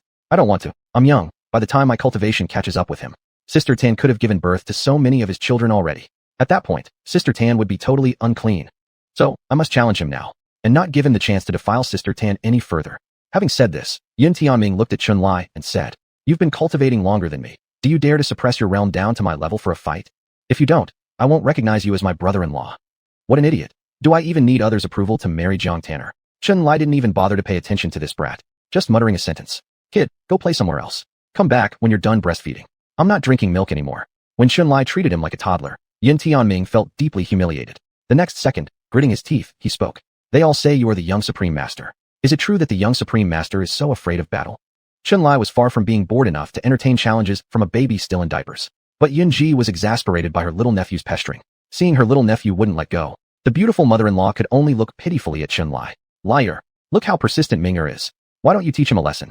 It might also help him understand what it means to know there's always someone better. Not expecting her to be so troublesome, he was in a hurry to enter the bridal chamber, just as Chun-Li was about to outright reject the matter. The next moment, something made him change his mind. Smiling, he looked at Ye Tian and asked, Do you really want to challenge me? That's right. You've taken away Sister Tan. I want to see if you actually have the ability to protect her. Seeing Ye Tian's determination to challenge him, Chun-Li suddenly shifted his gaze to a certain elder among the Jang family. Elder Liao, you just invited me to give a speech on stage earlier. I admitted that speaking isn't my forte. And with so many guests here, why don't we offer them some entertainment instead? Chapter 209. Want to compete with new father-in-law? The first person to ask Chun-Li whether he wanted to go on stage and say a few words was named Zhang Yunlai, known as Ancestor Leave, who ranked first among the 9 ancestors of the Zhang family, surely having Earth Immortal Realm cultivation. At present, when he heard Chun-Li ask him if he could provide an after-dinner performance for everyone, Ancestor Leave also became interested and instinctively asked, Son-in-law, what kind of entertainment do you have in mind? There isn't anything particularly special. This time, I married 2 extraordinary daughters of the Zhang family at once. Although no one expressed it outwardly, deep down, many people may feel dissatisfied. Therefore, I would like to find someone to spar with as a friendly challenge, to prove that I am worthy of marrying both ladies of the Zhang household. Finding someone to spar, huh? At this level, someone like Ancestor Leave can naturally hear the unspoken meaning in Chun-Li's words. Proving oneself is false. The real intention might just be to establish authority. If son-in-law can firmly establish his reputation within the Zhang family, then it would certainly be a good thing. However, there is something that troubles Ancestor Leave. It's a good thing that son-in-law has interest in sparring with a family member. But none of the younger generation in the Zhang family are a match for you. Before the Great Era begins, the strongest cultivator among the younger generation in the Zhang family has barely stepped into the heavenly wheel realm. Chun-Li doesn't even mention having 2 supreme bones and dual sacred bodies. Even considering only his cultivation level, he's already at the divine ability realm. If Chun-Li finds a young member from the Zhang family to spar, this won't be a fight, but rather a total slaughter. Seeing the troubled look on Ancestor Leave's face, Chun-Li also understood what was troubling the other party. In the next moment, he directly smiled and said, I don't intend to compete with the younger generation of the Zhang family. I've heard that Zhang Wuli, the spokesperson of the Phone Pulse, is one of the top 3 experts in the family, excluding the 9 forefathers. I wonder if I can have a duel with my father-in-law. Zhang Wuli, who was originally enjoying the show, was completely taken aback by these words. Since Chun-Li was marrying Zhang Yaodong, technically, he too was considered his father-in-law. But why would such a good son-in-law think about challenging him? Without question, as soon as these words left Chun-Li's mouth, the entire Zhang family fell silent. Even Ancestor Leave did not expect that Chun-Li would actually consider using Zhang Wuli to assert his dominance. Excluding the 9 forefathers of the Zhang family, Jiang Qingxian, the current patriarch of the Zhang family, ranks first in combat strength, possessing Sage Realm Tier 4 cultivation, while Phone Pulse representative Zhang Wuli ranks second, with Sage Realm Tier 3 cultivation. Therefore, in that instant, Ancestor Leave briefly became confused and directly spoke out. You want to challenge your own father-in-law? I don't oppose that. But, son-in-law, have you thought carefully? Your father-in-law Wuli has Sage Realm Tier 3 cultivation, which is a whole major level higher than yours, along with several minor levels more. Upon hearing these words, Chun-Li immediately smiled and said, No problem. Since it's a duel, it will only make sense if I were to fight someone with higher cultivation than me. Seeing that Chun Lai had made up his mind, Ancestor Leave didn't hesitate any longer and shifted his gaze to Jiang Wooly. Wooly, your son-in-law wants to fight you. Do you have any interest? Although unclear why Chun Lai would want to fight him, since Ancestor Leave had spoken, Jiang Wooly couldn't directly object. In the next moment, he directly replied, all right, since Brother Lai has this idea, then I will exchange blows with Brother Lai. As the scene shifts, they quickly arrived at the Jiang family training arena, where perhaps they also treated Chun Lai's bout with Jiang Wooly as an entertaining event after the wedding. So the entire Jiang family gathered to watch, called a arena, but in reality, it was an independent space. Seeing Chun Lai and Jiang Wooly step into the arena, Ancestor Leave directly spoke. Son-in-law, this arena has been enhanced by our combined efforts, able to withstand the full force attack of a Sage Realm Grandmaster. Thus, you can rest assured and fight here, without worrying about destroying anything. Chun Lai smiled and nodded. In the next moment, Jiang Wooly turned his gaze to Chun Lai. Son-in-law, shall I suppress my cultivation level below the Sage Realm? No need. Father-in-law, please bring all your power. I would very much like to understand how far I am now from reaching the Sage Realm. Upon hearing this, Jiang Wooly assumed that Chun Lai truly wished to experience what it felt like to be at the Sage Realm. So he said, good, then I will unleash my full cultivation power. However, Brother Lai, don't worry, your father-in-law will know where to draw the line. At a certain location in the training ground, Chun Lai's other father-in-law, Jiang Qingxian, was also watching. And at this very moment, Jiang Qingxian genuinely felt quite perplexed. What's going on with Lai? Why would he want to challenge cousin Wooly when the wedding has been going so well? Standing nearby, Yunji seemed to have figured something out. Then, with a knowing smile, she said, maybe he wants to use the phone pulse to assert his authority. Assert his authority through the phone pulse. Jiang Qingxian was even more confused. The phone pulse married their precious daughter to him already, and now they're all one family. Why would he assert authority over them? It might also be because he's upset about the phone pulse calculating against him. Jiang Qingxian still didn't quite grasp what she meant. But then Yunji explained, husband, let's not dwell on this for now. Do you think Lai can defeat your cousin Wooly? Even though he wasn't sure why Chun Lai had picked a fight with Jiang Wooly, the next second, Jiang Qingxian still shook his head decisively. There's no way he could win. Why couldn't he win? Your cultivation surpasses that of your cousin, yet you were beaten into a pig's head by Lai before. That was truly a tragic memory. And upon being reminded of it, Jiang Qingxuan's face darkened. Nevertheless, he quickly justified himself. That's because I was in the outer world where I couldn't reveal my Sage Realm cultivation. Moreover, I never expected our son-in-law to go so far as to dig out his supreme bone to attack me. As a result, I got ambushed due to lack of preparation. But now we're in the Deluo Heavenly Holy Domain. Cousin Wooly can fully unleash his strength here. Even if he possesses supreme bones and dual sacred bodies, it doesn't matter. There's an entire major realm difference between them.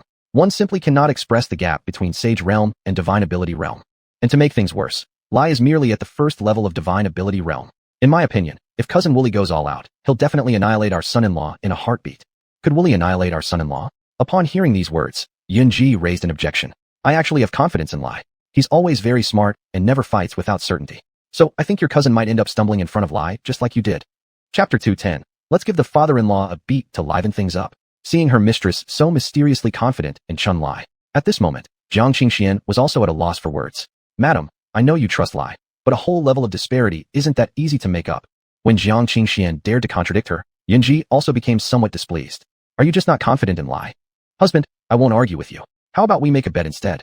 Just bet on whether Lai can win. If he wins, from now on, listen to me for everything. Conversely, if I lose, I will listen to you. Dare you take this bet? I go. Is it my chance to be the boss finally coming? Jiang Qingxian wouldn't miss such a rare opportunity. Hee, this time the lady has misjudged. Thinking of this, Jiang Qingxian spoke directly. Since the lady has confidence, then there is no harm in making this bet with you. Just don't cry when you lose.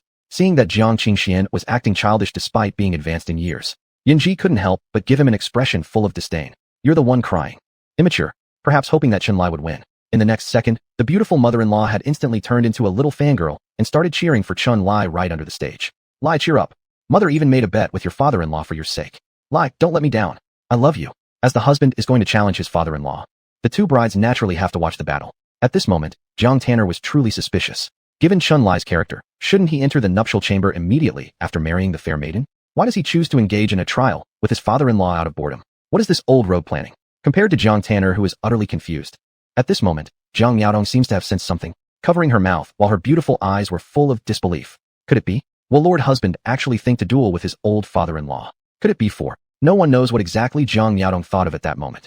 But at this very moment, on the training field, Chun Lai had already officially exchanged blows with Jiang Wooly.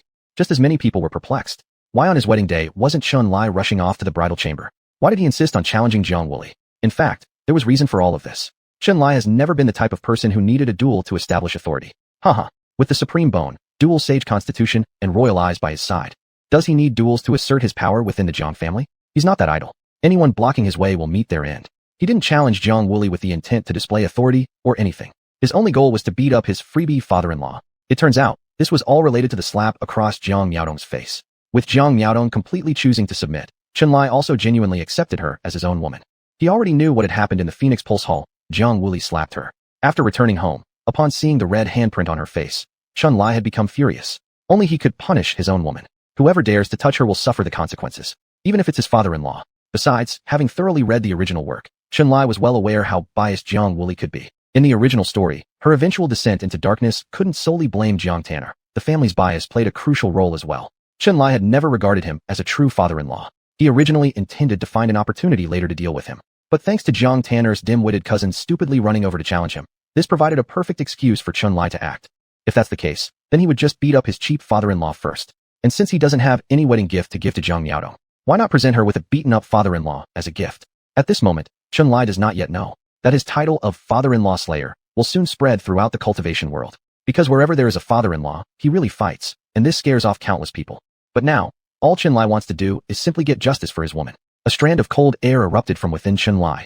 The moment Chunlai took action, he unleashed his full strength. In the blink of an eye, the terrifying extreme ice doctrine instantly froze the entire sparring arena, leaving Zhang Wuli with no time to react before turning into ice together. Before the onlookers could react, feeling the coldness piercing through the boundary formation and reaching them, Lai Laozu's face instantly changed drastically. Is this the legendary extreme ice doctrine? It can't be. Isn't the groom only at the divine ability realm? Why is his extreme ice doctrine capable of breaking through the flow of the boundary formation I personally set up? The gap between major realms was truly enormous. If it were the previous Chunlai, even with dual supreme bones and royal eyes, his combat strength could barely match a sage realm 1 heaven existence. But now, Chunlai had undergone a complete transformation, hadn't he? Was Jia word's secret technique just something for people to play around with? It was straightforward and rough, increasing his combat power by 10 times in one breath. This wasn't as simple as 1+1. With the tenfold enhancement from the Jia word's secret technique, Chunlai wouldn't even fear an existence at the 3rd heaven of the sage realm. Even if it were 5th heaven or 6th heaven of the sage realm existence, he would have the confidence to beat them into pig heads. As it turned out, Chunlai's judgment wasn't wrong at all. Not only was there a simple addition of combat power, after using the Jia word's secret technique, his supreme bone, sacred body, and royal eyes were also enhanced tenfold. It wasn't that Jiang Wuli hadn't reacted. It was that Chunlai had first locked him down with the royal eyes. The extreme ice doctrine was then able to spread and freeze Jiang Wuli's entire body. Once affected, the double restriction power of the extreme ice doctrine and royal eyes was something Jiang Wuli, at merely the 3rd heaven of the sage realm, couldn't break free from, let alone breaking free. He didn't even have the strength to surrender. And thus, Jiang Wuli was completely at Chunlai's mercy. And so, without a doubt, there must be a severe beating. At this moment, before countless pairs of eyes from the Jiang family, Chunlai directly put Jiang Wuli in rampage mode. Every punch connected, blood and flesh flew everywhere. In the blink of an eye, Jiang Wuli became a pighead too, unable to move his body, unable to speak, but still having thoughts. One could see the look of sheer terror in Jiang Wuli's eyes towards Chunlai.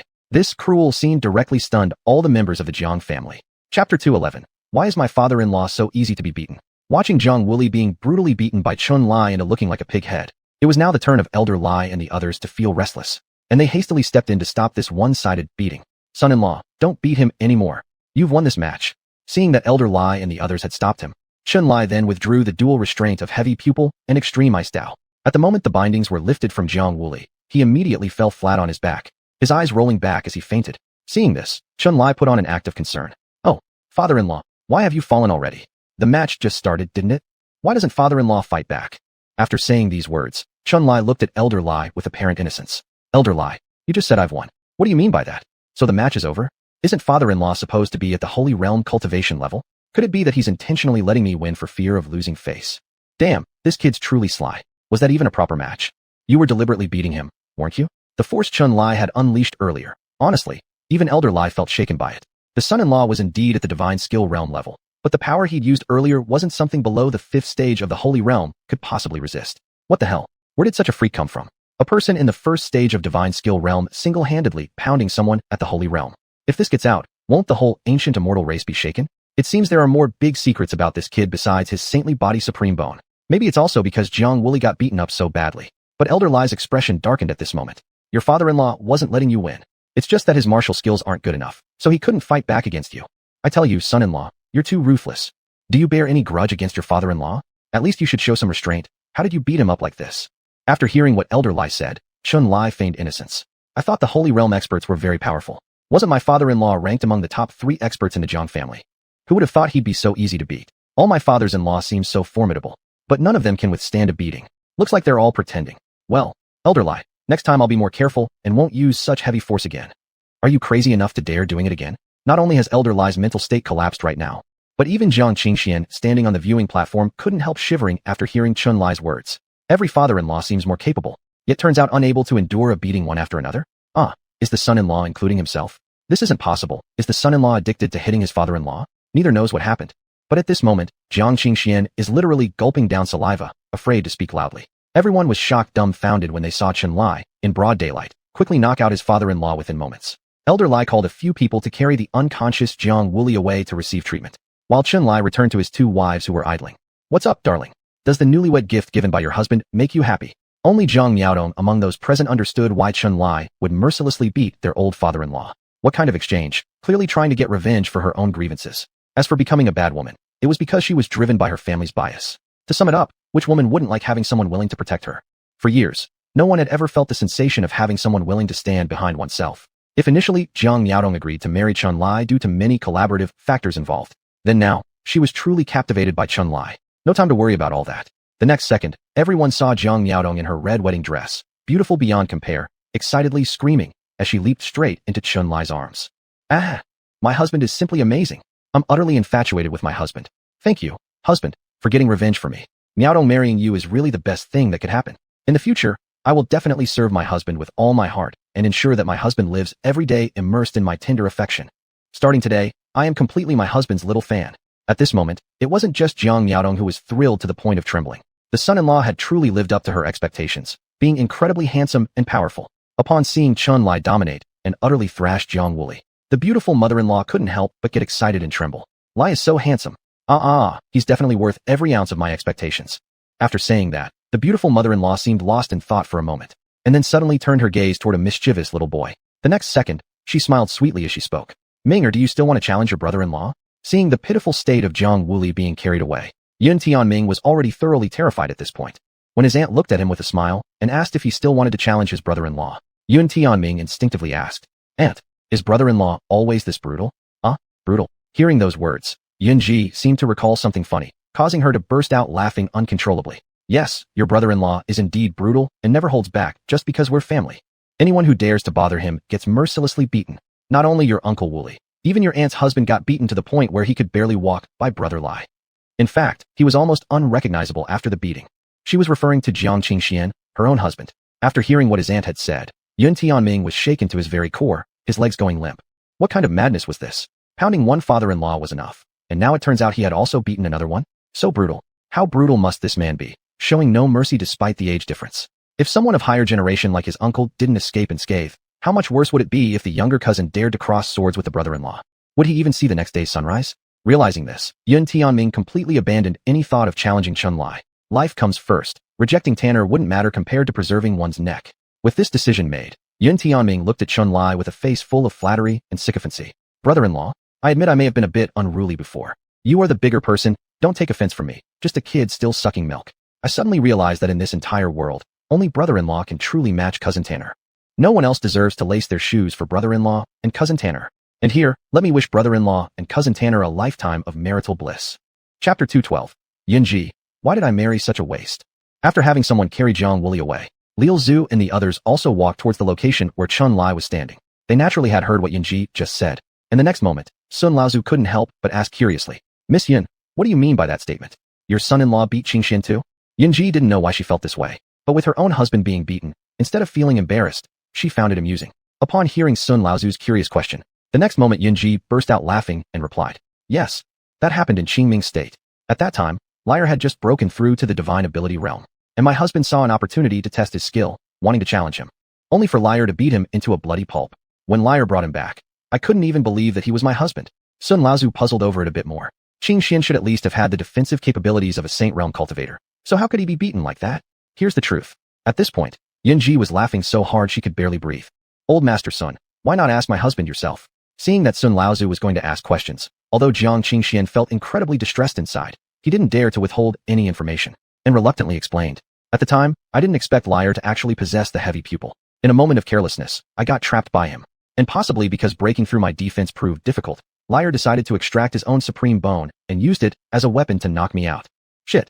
Extracting his own supreme bone to use as a weapon and actually knocking out a saint? Upon learning of Chun Lai's actions, not only those around them were shocked, even the 9 patriarchs of the Jang family were sweating cold sweat. In this world, who could be savage enough to this extent? Extract his own supreme bone as a weapon? At this moment, Ye Tian was trembling all over. Oh no, if his brother-in-law uses the supreme bone to hit him, wouldn't he then never see the sun rise tomorrow? Frightened, Ye Tian hurriedly hid behind his mother, not daring to look at Chun Lai anymore. Then, Lai Laozu asked a question everyone wanted to know.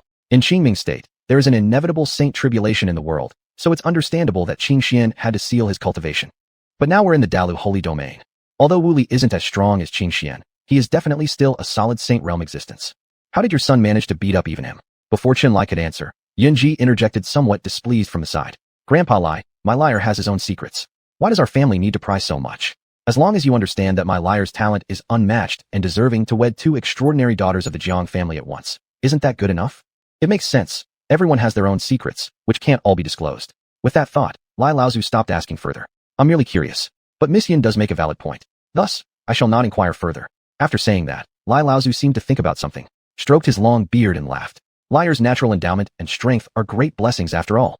To have Liar as a son-in-law in our Jiang family truly signifies fortune shining on our ancestors' graves.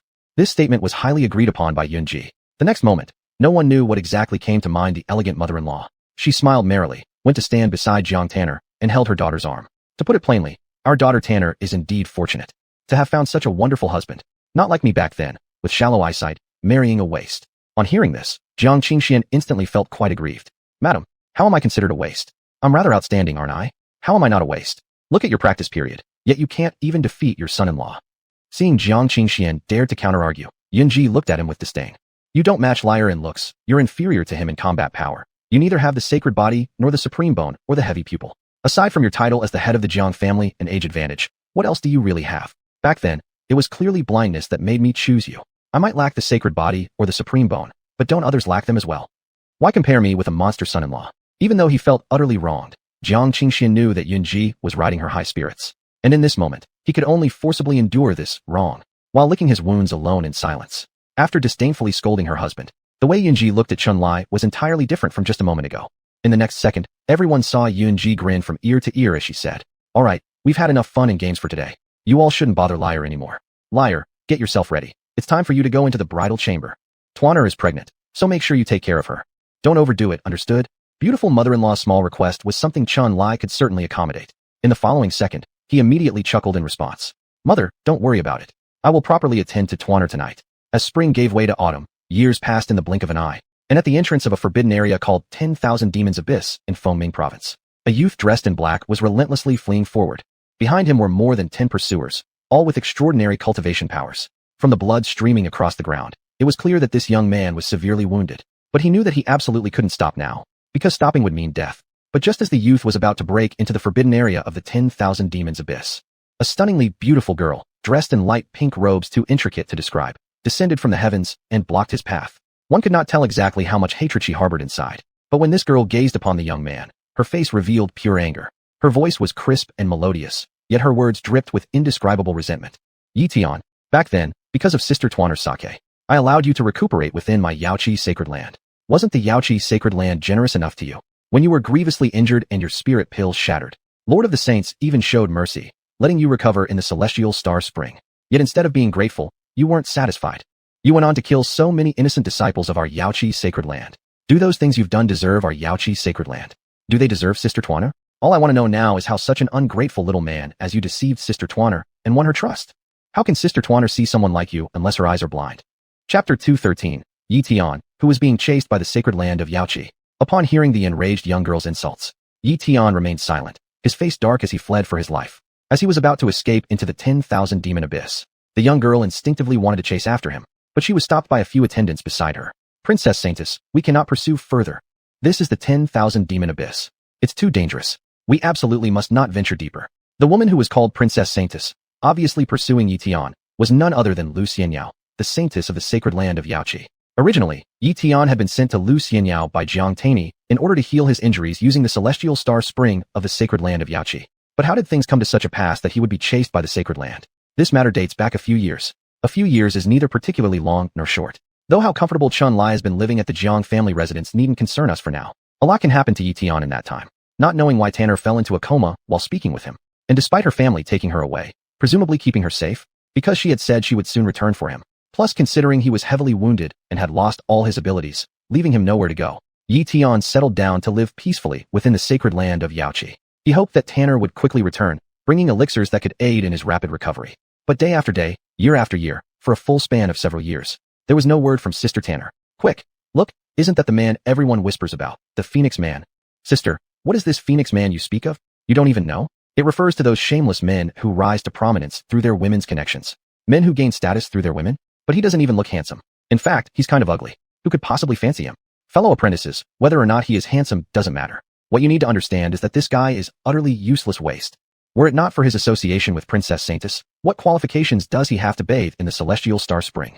Ye Tian, if I were you, I'd just take my own life. The Celestial Star Spring is an extremely sacred place. Do you good-for-nothing waste, deserve to bathe there? Rising to prominence by clinging to women. What disgraceful eyesight you must have. Why don't you just leave already? The Celestial Star Spring is the greatest treasure of the sacred land of Yaoqi. Initially, Lu Xianyao had secretly brought Ye Tian in to recuperate. But later when Lady Jiang Tany's unusual condition came to light, the Grand Saintess of Yaoqi realized the uniqueness of Jiang Tany's identity. Learning from Lu Xianyao that Ye Tian and Jiang Tany were close, they showed leniency by granting Ye Tian access to use the Celestial Star Spring. After that, Ye Tian no longer needed to hide. Even though the sacred land allowed him to use the Celestial Star Spring, not a single person within the sacred land liked Ye Tian. In short, Mo Lao was responsible for causing this trouble. The so-called affection between them, our young miss, she was simply deceived by this Phoenix Man.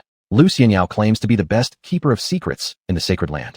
But in reality, she is considered the biggest gossiper in the Fengming province. Many people subtly probed Lu Xianyao for details on Ye Tian's background, asking why the great Saintess gave him access to the Celestial Star Spring. Hush, I promised Mo Lao that I wouldn't divulge this. Now, I'm only telling you this information privately. Please don't tell anyone else. Ye Tian, well, he's merely a Phoenix Man.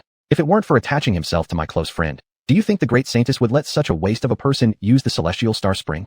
What they say goes, word spread from 1 person to 10, then 10 to 100. And because of Lu Xianyao's initial whispering, Ye Tian's reputation became completely ruined across the entire sacred land of Yaoqi, to be specially granted long-term usage rights of the Celestial Star Spring by the great Saintess.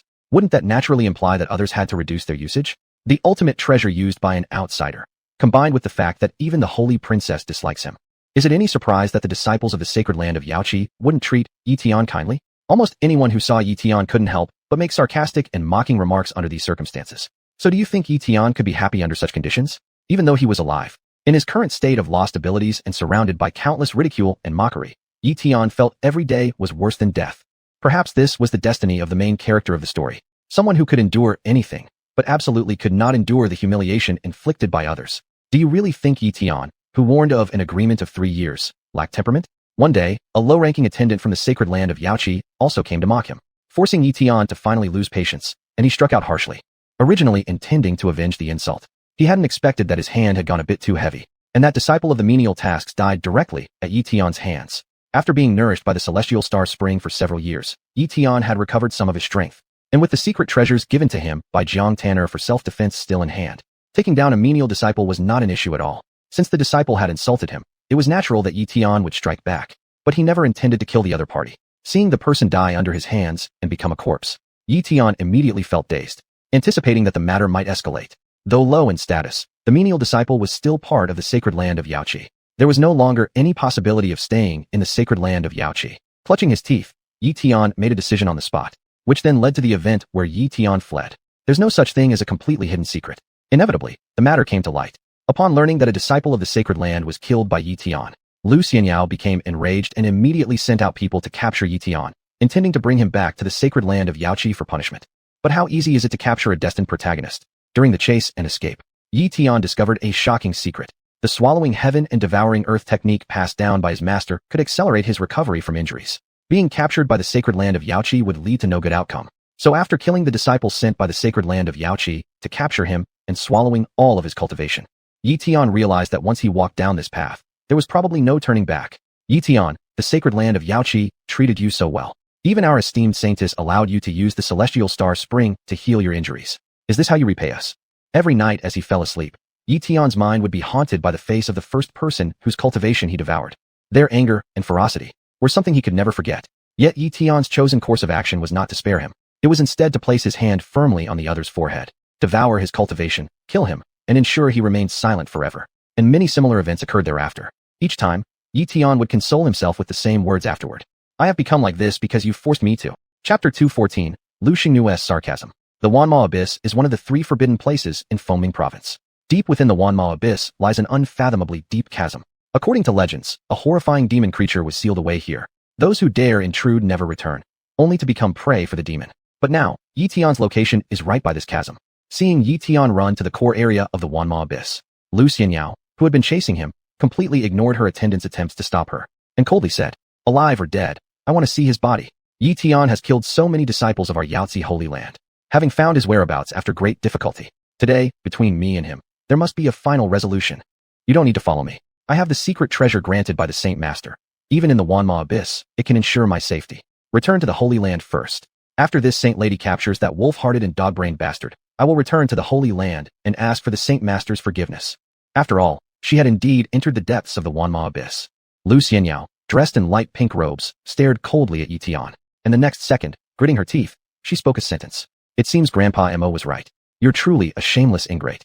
Ye Tian, how could you repay us this way when Yaozi Holy Land has treated you so well? Aren't you afraid of divine retribution? Standing before the Wanma Abyss, Ye Tian wasn't sure why, but scenes from when he first killed a disciple of the Yaozi Holy Land surfaced in his mind again. Forget it. What's the point of thinking about it anymore? Wasn't it true that I no longer had a way back long ago? Seeing Lu Xianyao pursuing him, even though he had fled to the depths of the Wanma Abyss, she still didn't intend to leave him any way out.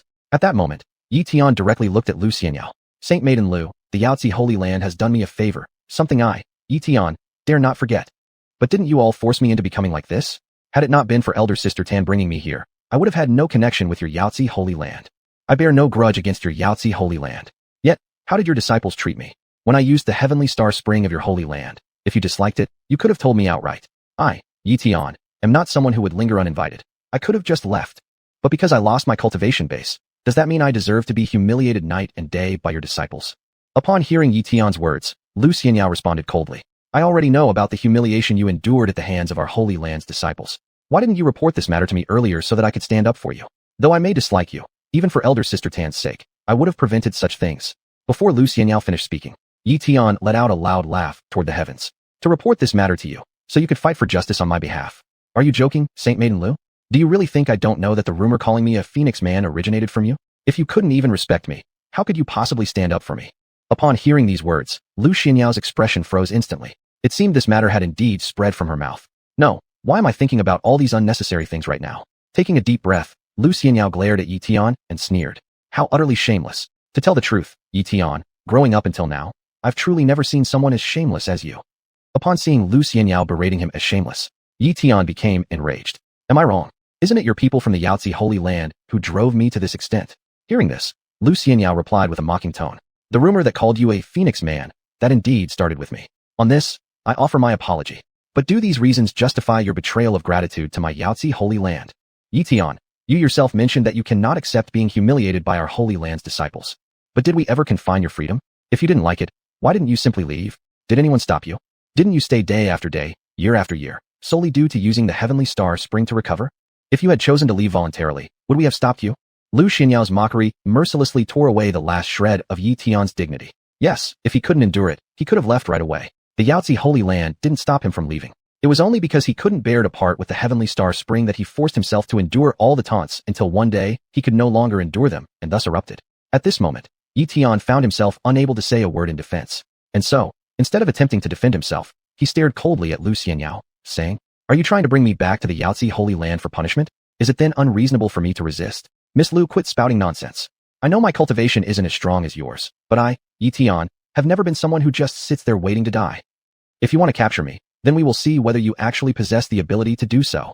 Being the protagonist chosen by heaven and earth, after discovering the correct usage of the swallowing heaven and devouring earth art, Ye Tian had already restored his previous cultivation powers through devouring on the run, and even taken it further, reaching a higher level. On top of that, he had gained various opportunities along his escape. Now, Ye Tian's cultivation had clearly reached the great perfection of the spirit infant stage. Aware of how extraordinary Ye Tian truly was, Lu Xianyao still felt confident she could capture him, seeing Ye Tian unwilling to surrender willingly. At this moment, Lu Xianyao wasted no more words on him either.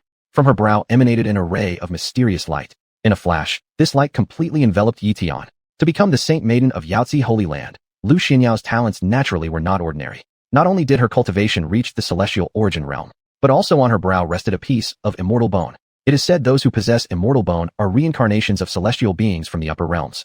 Each piece of immortal bone holds a force of heavenly principle, making it second only to supreme bone in the world.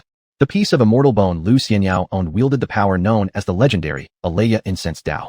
Simply put, it was a form of illusionary art.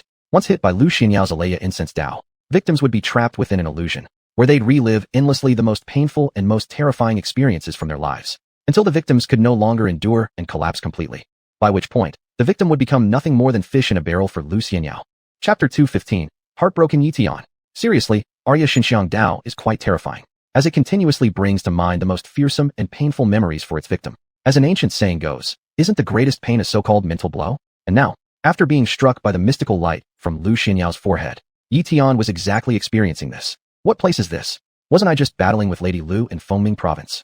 How did I end up here? After being hit by the mystical light, at this moment, everything around Ye Tian had changed completely, and he soon recognized the style of architecture nearby, which surprised him greatly. Wasn't this Ye family residence? Was he transported back home? However, before Ye Tian could respond, in the next second, he heard a mocking voice. Ye Tian, how dare you consider yourself worthy to be Su Ching Yen's fiancé? Why don't you even take a piss to look at yourself? Su Ching Yen has such a stunning beauty. In this world, only the great ancestor deserves me. You probably didn't know, while you were striving hard to prove yourself. She had long since fully given herself to the great ancestor. Ye Tian looked ahead, and the next second he saw a heart-wrenching scene. He saw Su Ching Yen, dressed in red with irresistible beauty, looking at him with disdain, while Chunlai not only had his arm around her slim waist, but his other hand also embraced another beautiful woman. Big brother Ye Tian, I used to think you were pretty good. But now, as big sister Ching Yen said, you're absolutely useless and a waste. Big brother Ye Tian, did you have any feelings for me before? Fortunately, big brother Ye Tian didn't pursue me. Otherwise, I would have mocked big brother Ye Tian just like big sister Ching Yen would. The other woman held by Chunlai was Nye Qingzhu, who spoke the most cutting words with her sweetest, purest voice. Seeing this, Ye Tian started shaking all over, his eyes full of disbelief. Sister Qingzhu, why are you here? You and that scoundrel Chunlai. Could it be that you two? Before Ye Tian's trembling voice could finish the sentence, he suddenly felt sharp pain coming from his back and chest, and at some point, a long sword pierced straight through him from behind, with blood dripping down the blade onto the ground. Next, Ye Qingqing, who stabbed him from behind, sneered. Brother-in-law, after what Sister Qingzhu has said, brother still hasn't figured out the situation. Yes, Sister Qingzhu has become master's woman now. She no longer holds any thoughts of brother Ye Tian. They've been erased bit by bit. Not only Sister Qingzhu, even me and cousin Mayer are the same. Suddenly, Yi Meyer, whose enchanting figure appeared from the mist, revealed a trace of sarcasm on her alluring face. My younger brother, such a useless person, might as well die quickly. Qingqing, kill him directly. Looking at this wretch makes me feel nauseated. Talking to him feels like a waste of time. Hearing their mockery without mercy. At this moment, Ye Tian was so furious that his whole body trembled. Yi Qingqing, Yi Meyer. It turns out to be you two despicable women. You. Before finishing his sentence, Yi Meyer immediately slapped Ye Tian across the face. Waste of space. Who do you call a despicable woman? I see that you're asking for death. Possibly feeling that one slap wasn't enough, Yi Meyer kicked Ye Tian as well. And judging by where she kicked, it was sensitive enough to cause Ye Tian to fall to his knees in anguish. Unaware of how much time had passed, a faint voice reached Ye Tian's ears. Brother Ye Tian, weren't you sworn to prove yourself? Why did you turn into this? Tanner is truly very disappointed in you, brother Ye Tian. This sound became Ye Tian's lifeline, his face full of excitement as he looked ahead. Sister Tanner, have you come back? Why did you return so late to find me? Do you know what I went through in Fengming Province? They from Yaoqi Shrine forced me to change. Shoo, brother Ye Tian, please don't say anymore. Before Ye Tian could finish speaking, Jang Tanner gently made a shoo sound gesture. And then Ye Tian felt a sharp pain in his chest again. Looking down, he saw the blade protruding from his chest. And at this moment, Ye Tian looked at Jang Tanner with utter disbelief. Sister Tanner, you. It's all because brother Yi is not capable enough. Brother Yi might not know, but a long time ago, Sister Tanner was already violated by the great ancestor. At that time, Sister Tanner wished so much for brother Yi to stand up and protect her, but brother Yi could do nothing, and instead, needed Tanner's help everywhere. Brother Yi, do you know why Sister Tanner didn't come to Fengming Province to find you for such a long time? It's because Sister Tanner was captured by the great ancestor again. Sister Tanner wanted to resist and pinned all hopes on brother Yi, but brother Yi couldn't do anything. And in endless disappointment, Sister Tanner has gradually been worn down by the great ancestor. Brother Yi, don't blame Sister Tanner. Now, there is no longer any place for Brother Ye in Sister Tanner's heart. The great ancestor said Sister Tanner must kill Brother Ye herself to show obedience. Sister Tanner can no longer live without the great ancestor. So, for Sister Tanner's happiness, would Brother Ye please make a sacrifice? Brother Ye once liked Sister Tanner so much, surely he will agree. After saying these words, under Ye Tian's disbelieving gaze, Jiang Tanner, like a fledgling returning to its nest, joyfully threw herself into Chun Lai's embrace. Husband, I have followed your orders and killed Brother Ye with my own hands. Tonight, husband can give me more of your favor. Ye Tian collapsed on the ground, no longer having the strength to move. Blood gushed out from his chest and mouth like a spring. At this moment, his mind went completely blank. Even though he realized he might have fallen victim to some sort of trick, such a painful scene before Ye Tian's eyes caused him boundless anguish and despair. Sister Tanner, oops, Brother Ye still hasn't fully passed away? Brother Ye, what exactly are you trying to achieve by being so stubbornly alive? You can't even protect the woman you love. It would be better to die and end everything. Chapter 216, Yanji awakens. Faced with Jiang Tanner's merciless mockery, seeing her being wantonly fondled in the arms of the old villain Chun Lai. At this moment, Ye Tian felt as though his heart was about to shatter, spitting out a mouthful of blood, his will to live completely extinguished. And simultaneously, in reality, Ye Tian's vitality was also rapidly ebbing away. The illusion reflects reality. This is the terror of the Alai Xinxiang Dao. Those who fall victim to this illusion suffer countless blows and are ultimately crushed by agony. Seeing that Ye Tian no longer had the strength to resist and was now a fish in a barrel, Lu Xianyao immediately approached, ready to fully capture Ye Tian. But she didn't expect that before Lu Xianyao could seal Ye Tian's cultivation, an unexpected event occurred. Son, wake up quickly. Everything you're experiencing right now isn't real. This is the legendary Alai Xinxiang Dao. You've been deceived by this art. Wake up quickly. Back when they were in the Tianlong secret realm, facing the lethal attacks of Yi Qingqing and Yi Meyer, it was Yan Ji who burned all of her soul energy, forcibly using divine mystical techniques, allowing Ye Tian to narrowly escape with his life. Although Ye Tian managed to escape death, Yan Ji paid a tremendous price for it. She fell into a deep coma inside the jade pendant for several years. It was only recently, after Ye Tian devoured the cultivation of many others, that Yan Ji managed to recover somewhat. Even though she had recovered to some extent, Yan Ji hadn't fully awakened yet. It was during today's dire situation, sensing that Ye Tian was facing a life and death crisis, that Yan Ji forced herself to interrupt her restoration and awaken from her slumber. In order to help Ye Tian escape the predicament, Yan Ji transmitted a strand of her soul power into Ye Tian's mind, helping him regain some clarity.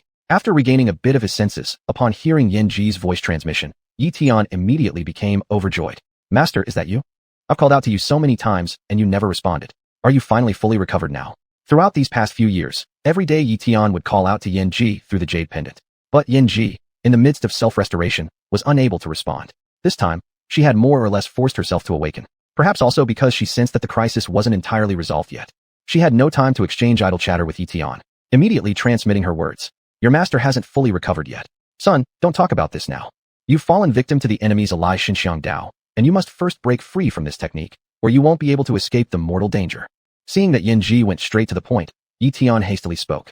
Master, I know I have fallen prey to an illusion technique, but I have no idea how to break this illusion.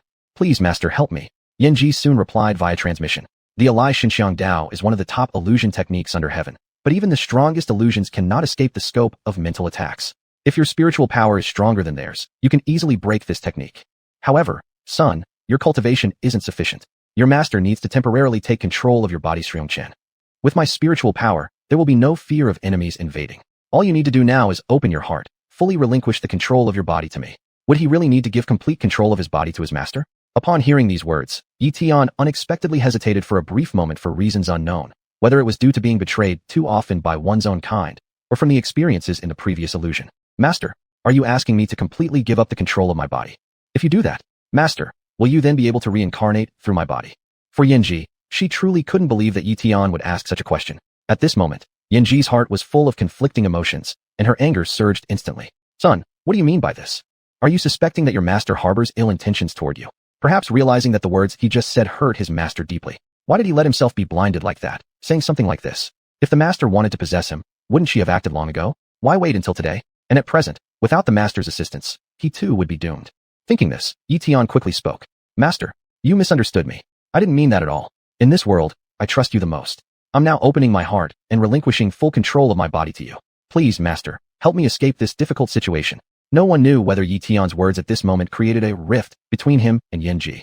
However, the fact that Ye Tian's vitality was continuously fading was undeniably true. Yan Ji didn't have time to argue with Ye Tian about this any further. seeing that he had given up resistance and handed over complete control of his body to her. After taking another deep breath, Yanji also temporarily took over control of his body. When Ye Tian opened his eyes again, it was clearly visible that in Ye Tian's pupils, a brilliant golden lotus appeared, emitting endless rays of light. In this instant, the Alai Xinxiang Dao was completely dismantled, and Lu Xianyao, as her technique was broken, experienced a violent tremor through her body, a trace of blood trickling out from the corner of her lips. This can't be possible. Ye Tian, you are merely at the Linging Realm cultivation level. How could you possibly break my Alai Xinxiang Dao? Upon seeing Lu Xianyao's beautiful eyes fixed intently on herself, Ye Tian furrowed her eyebrows slightly before pursing her lips and softly speaking. Young girl, there is a celestial bone on your forehead. To be able to master the Alai Xinxiang Dao shows indeed remarkable talent. Yet this art has been neutralized by me. Your cultivation must have been damaged as well, right? Why don't we call it quits for today? We can settle our debts another day. What do you say? Because Lu Xianyao had been staring at Ye Tian's face the whole time. At this moment, she felt outright disgusted by his action of furrowing his brows and pursing his lips. Ye Tian, you're a grown man copying women's gestures by wrinkling your eyebrows. Don't you find that disgusting yourself? What nonsense about settling scores another day? Are you daydreaming? You've killed so many disciples of my Yaoqi Holy Land and completely devoured their cultivation. Today, apart from being captured and brought back to the Holy Land for trial, there is no other way out for you. I don't know how exactly you broke my Alai Xinxiang Dao, but do you really think the only tricks I, the Holy Maiden, possess are these?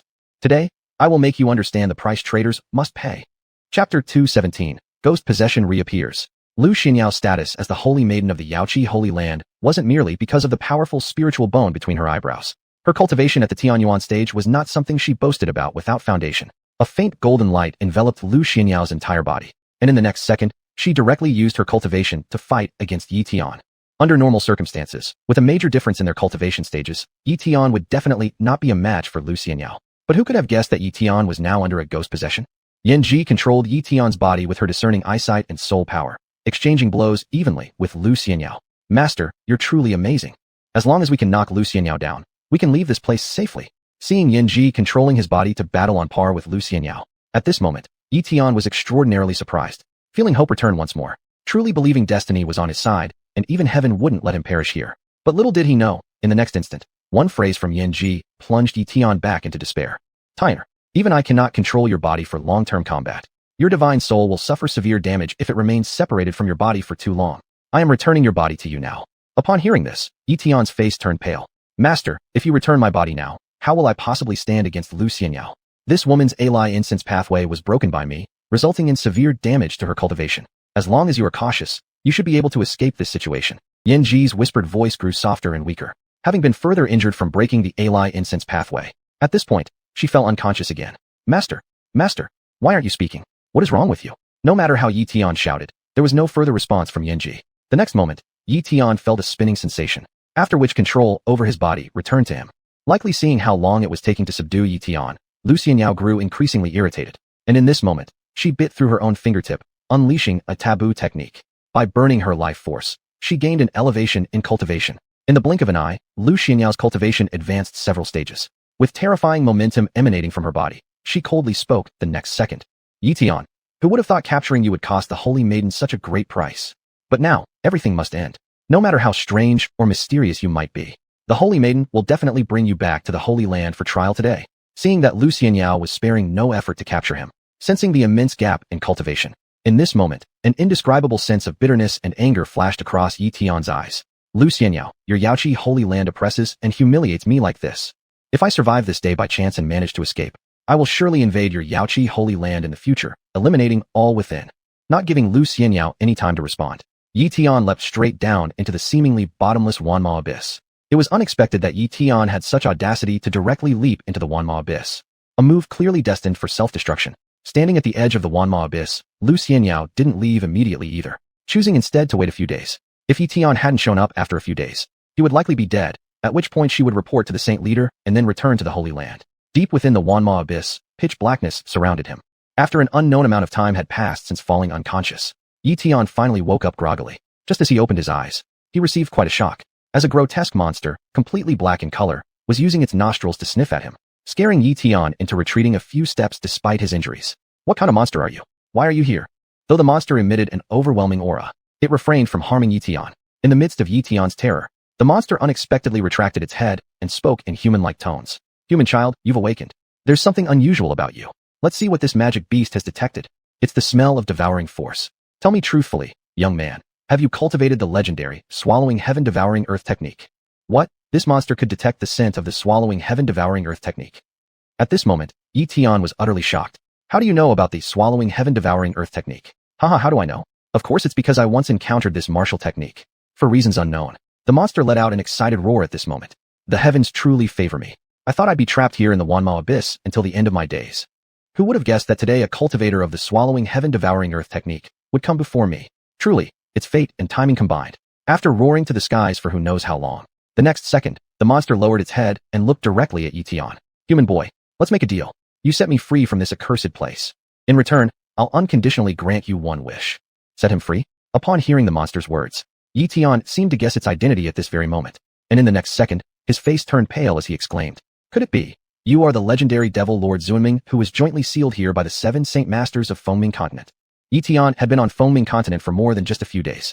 Having spent several years in the Yaoqi Holy Land, he knew quite a bit about Fengming Continent.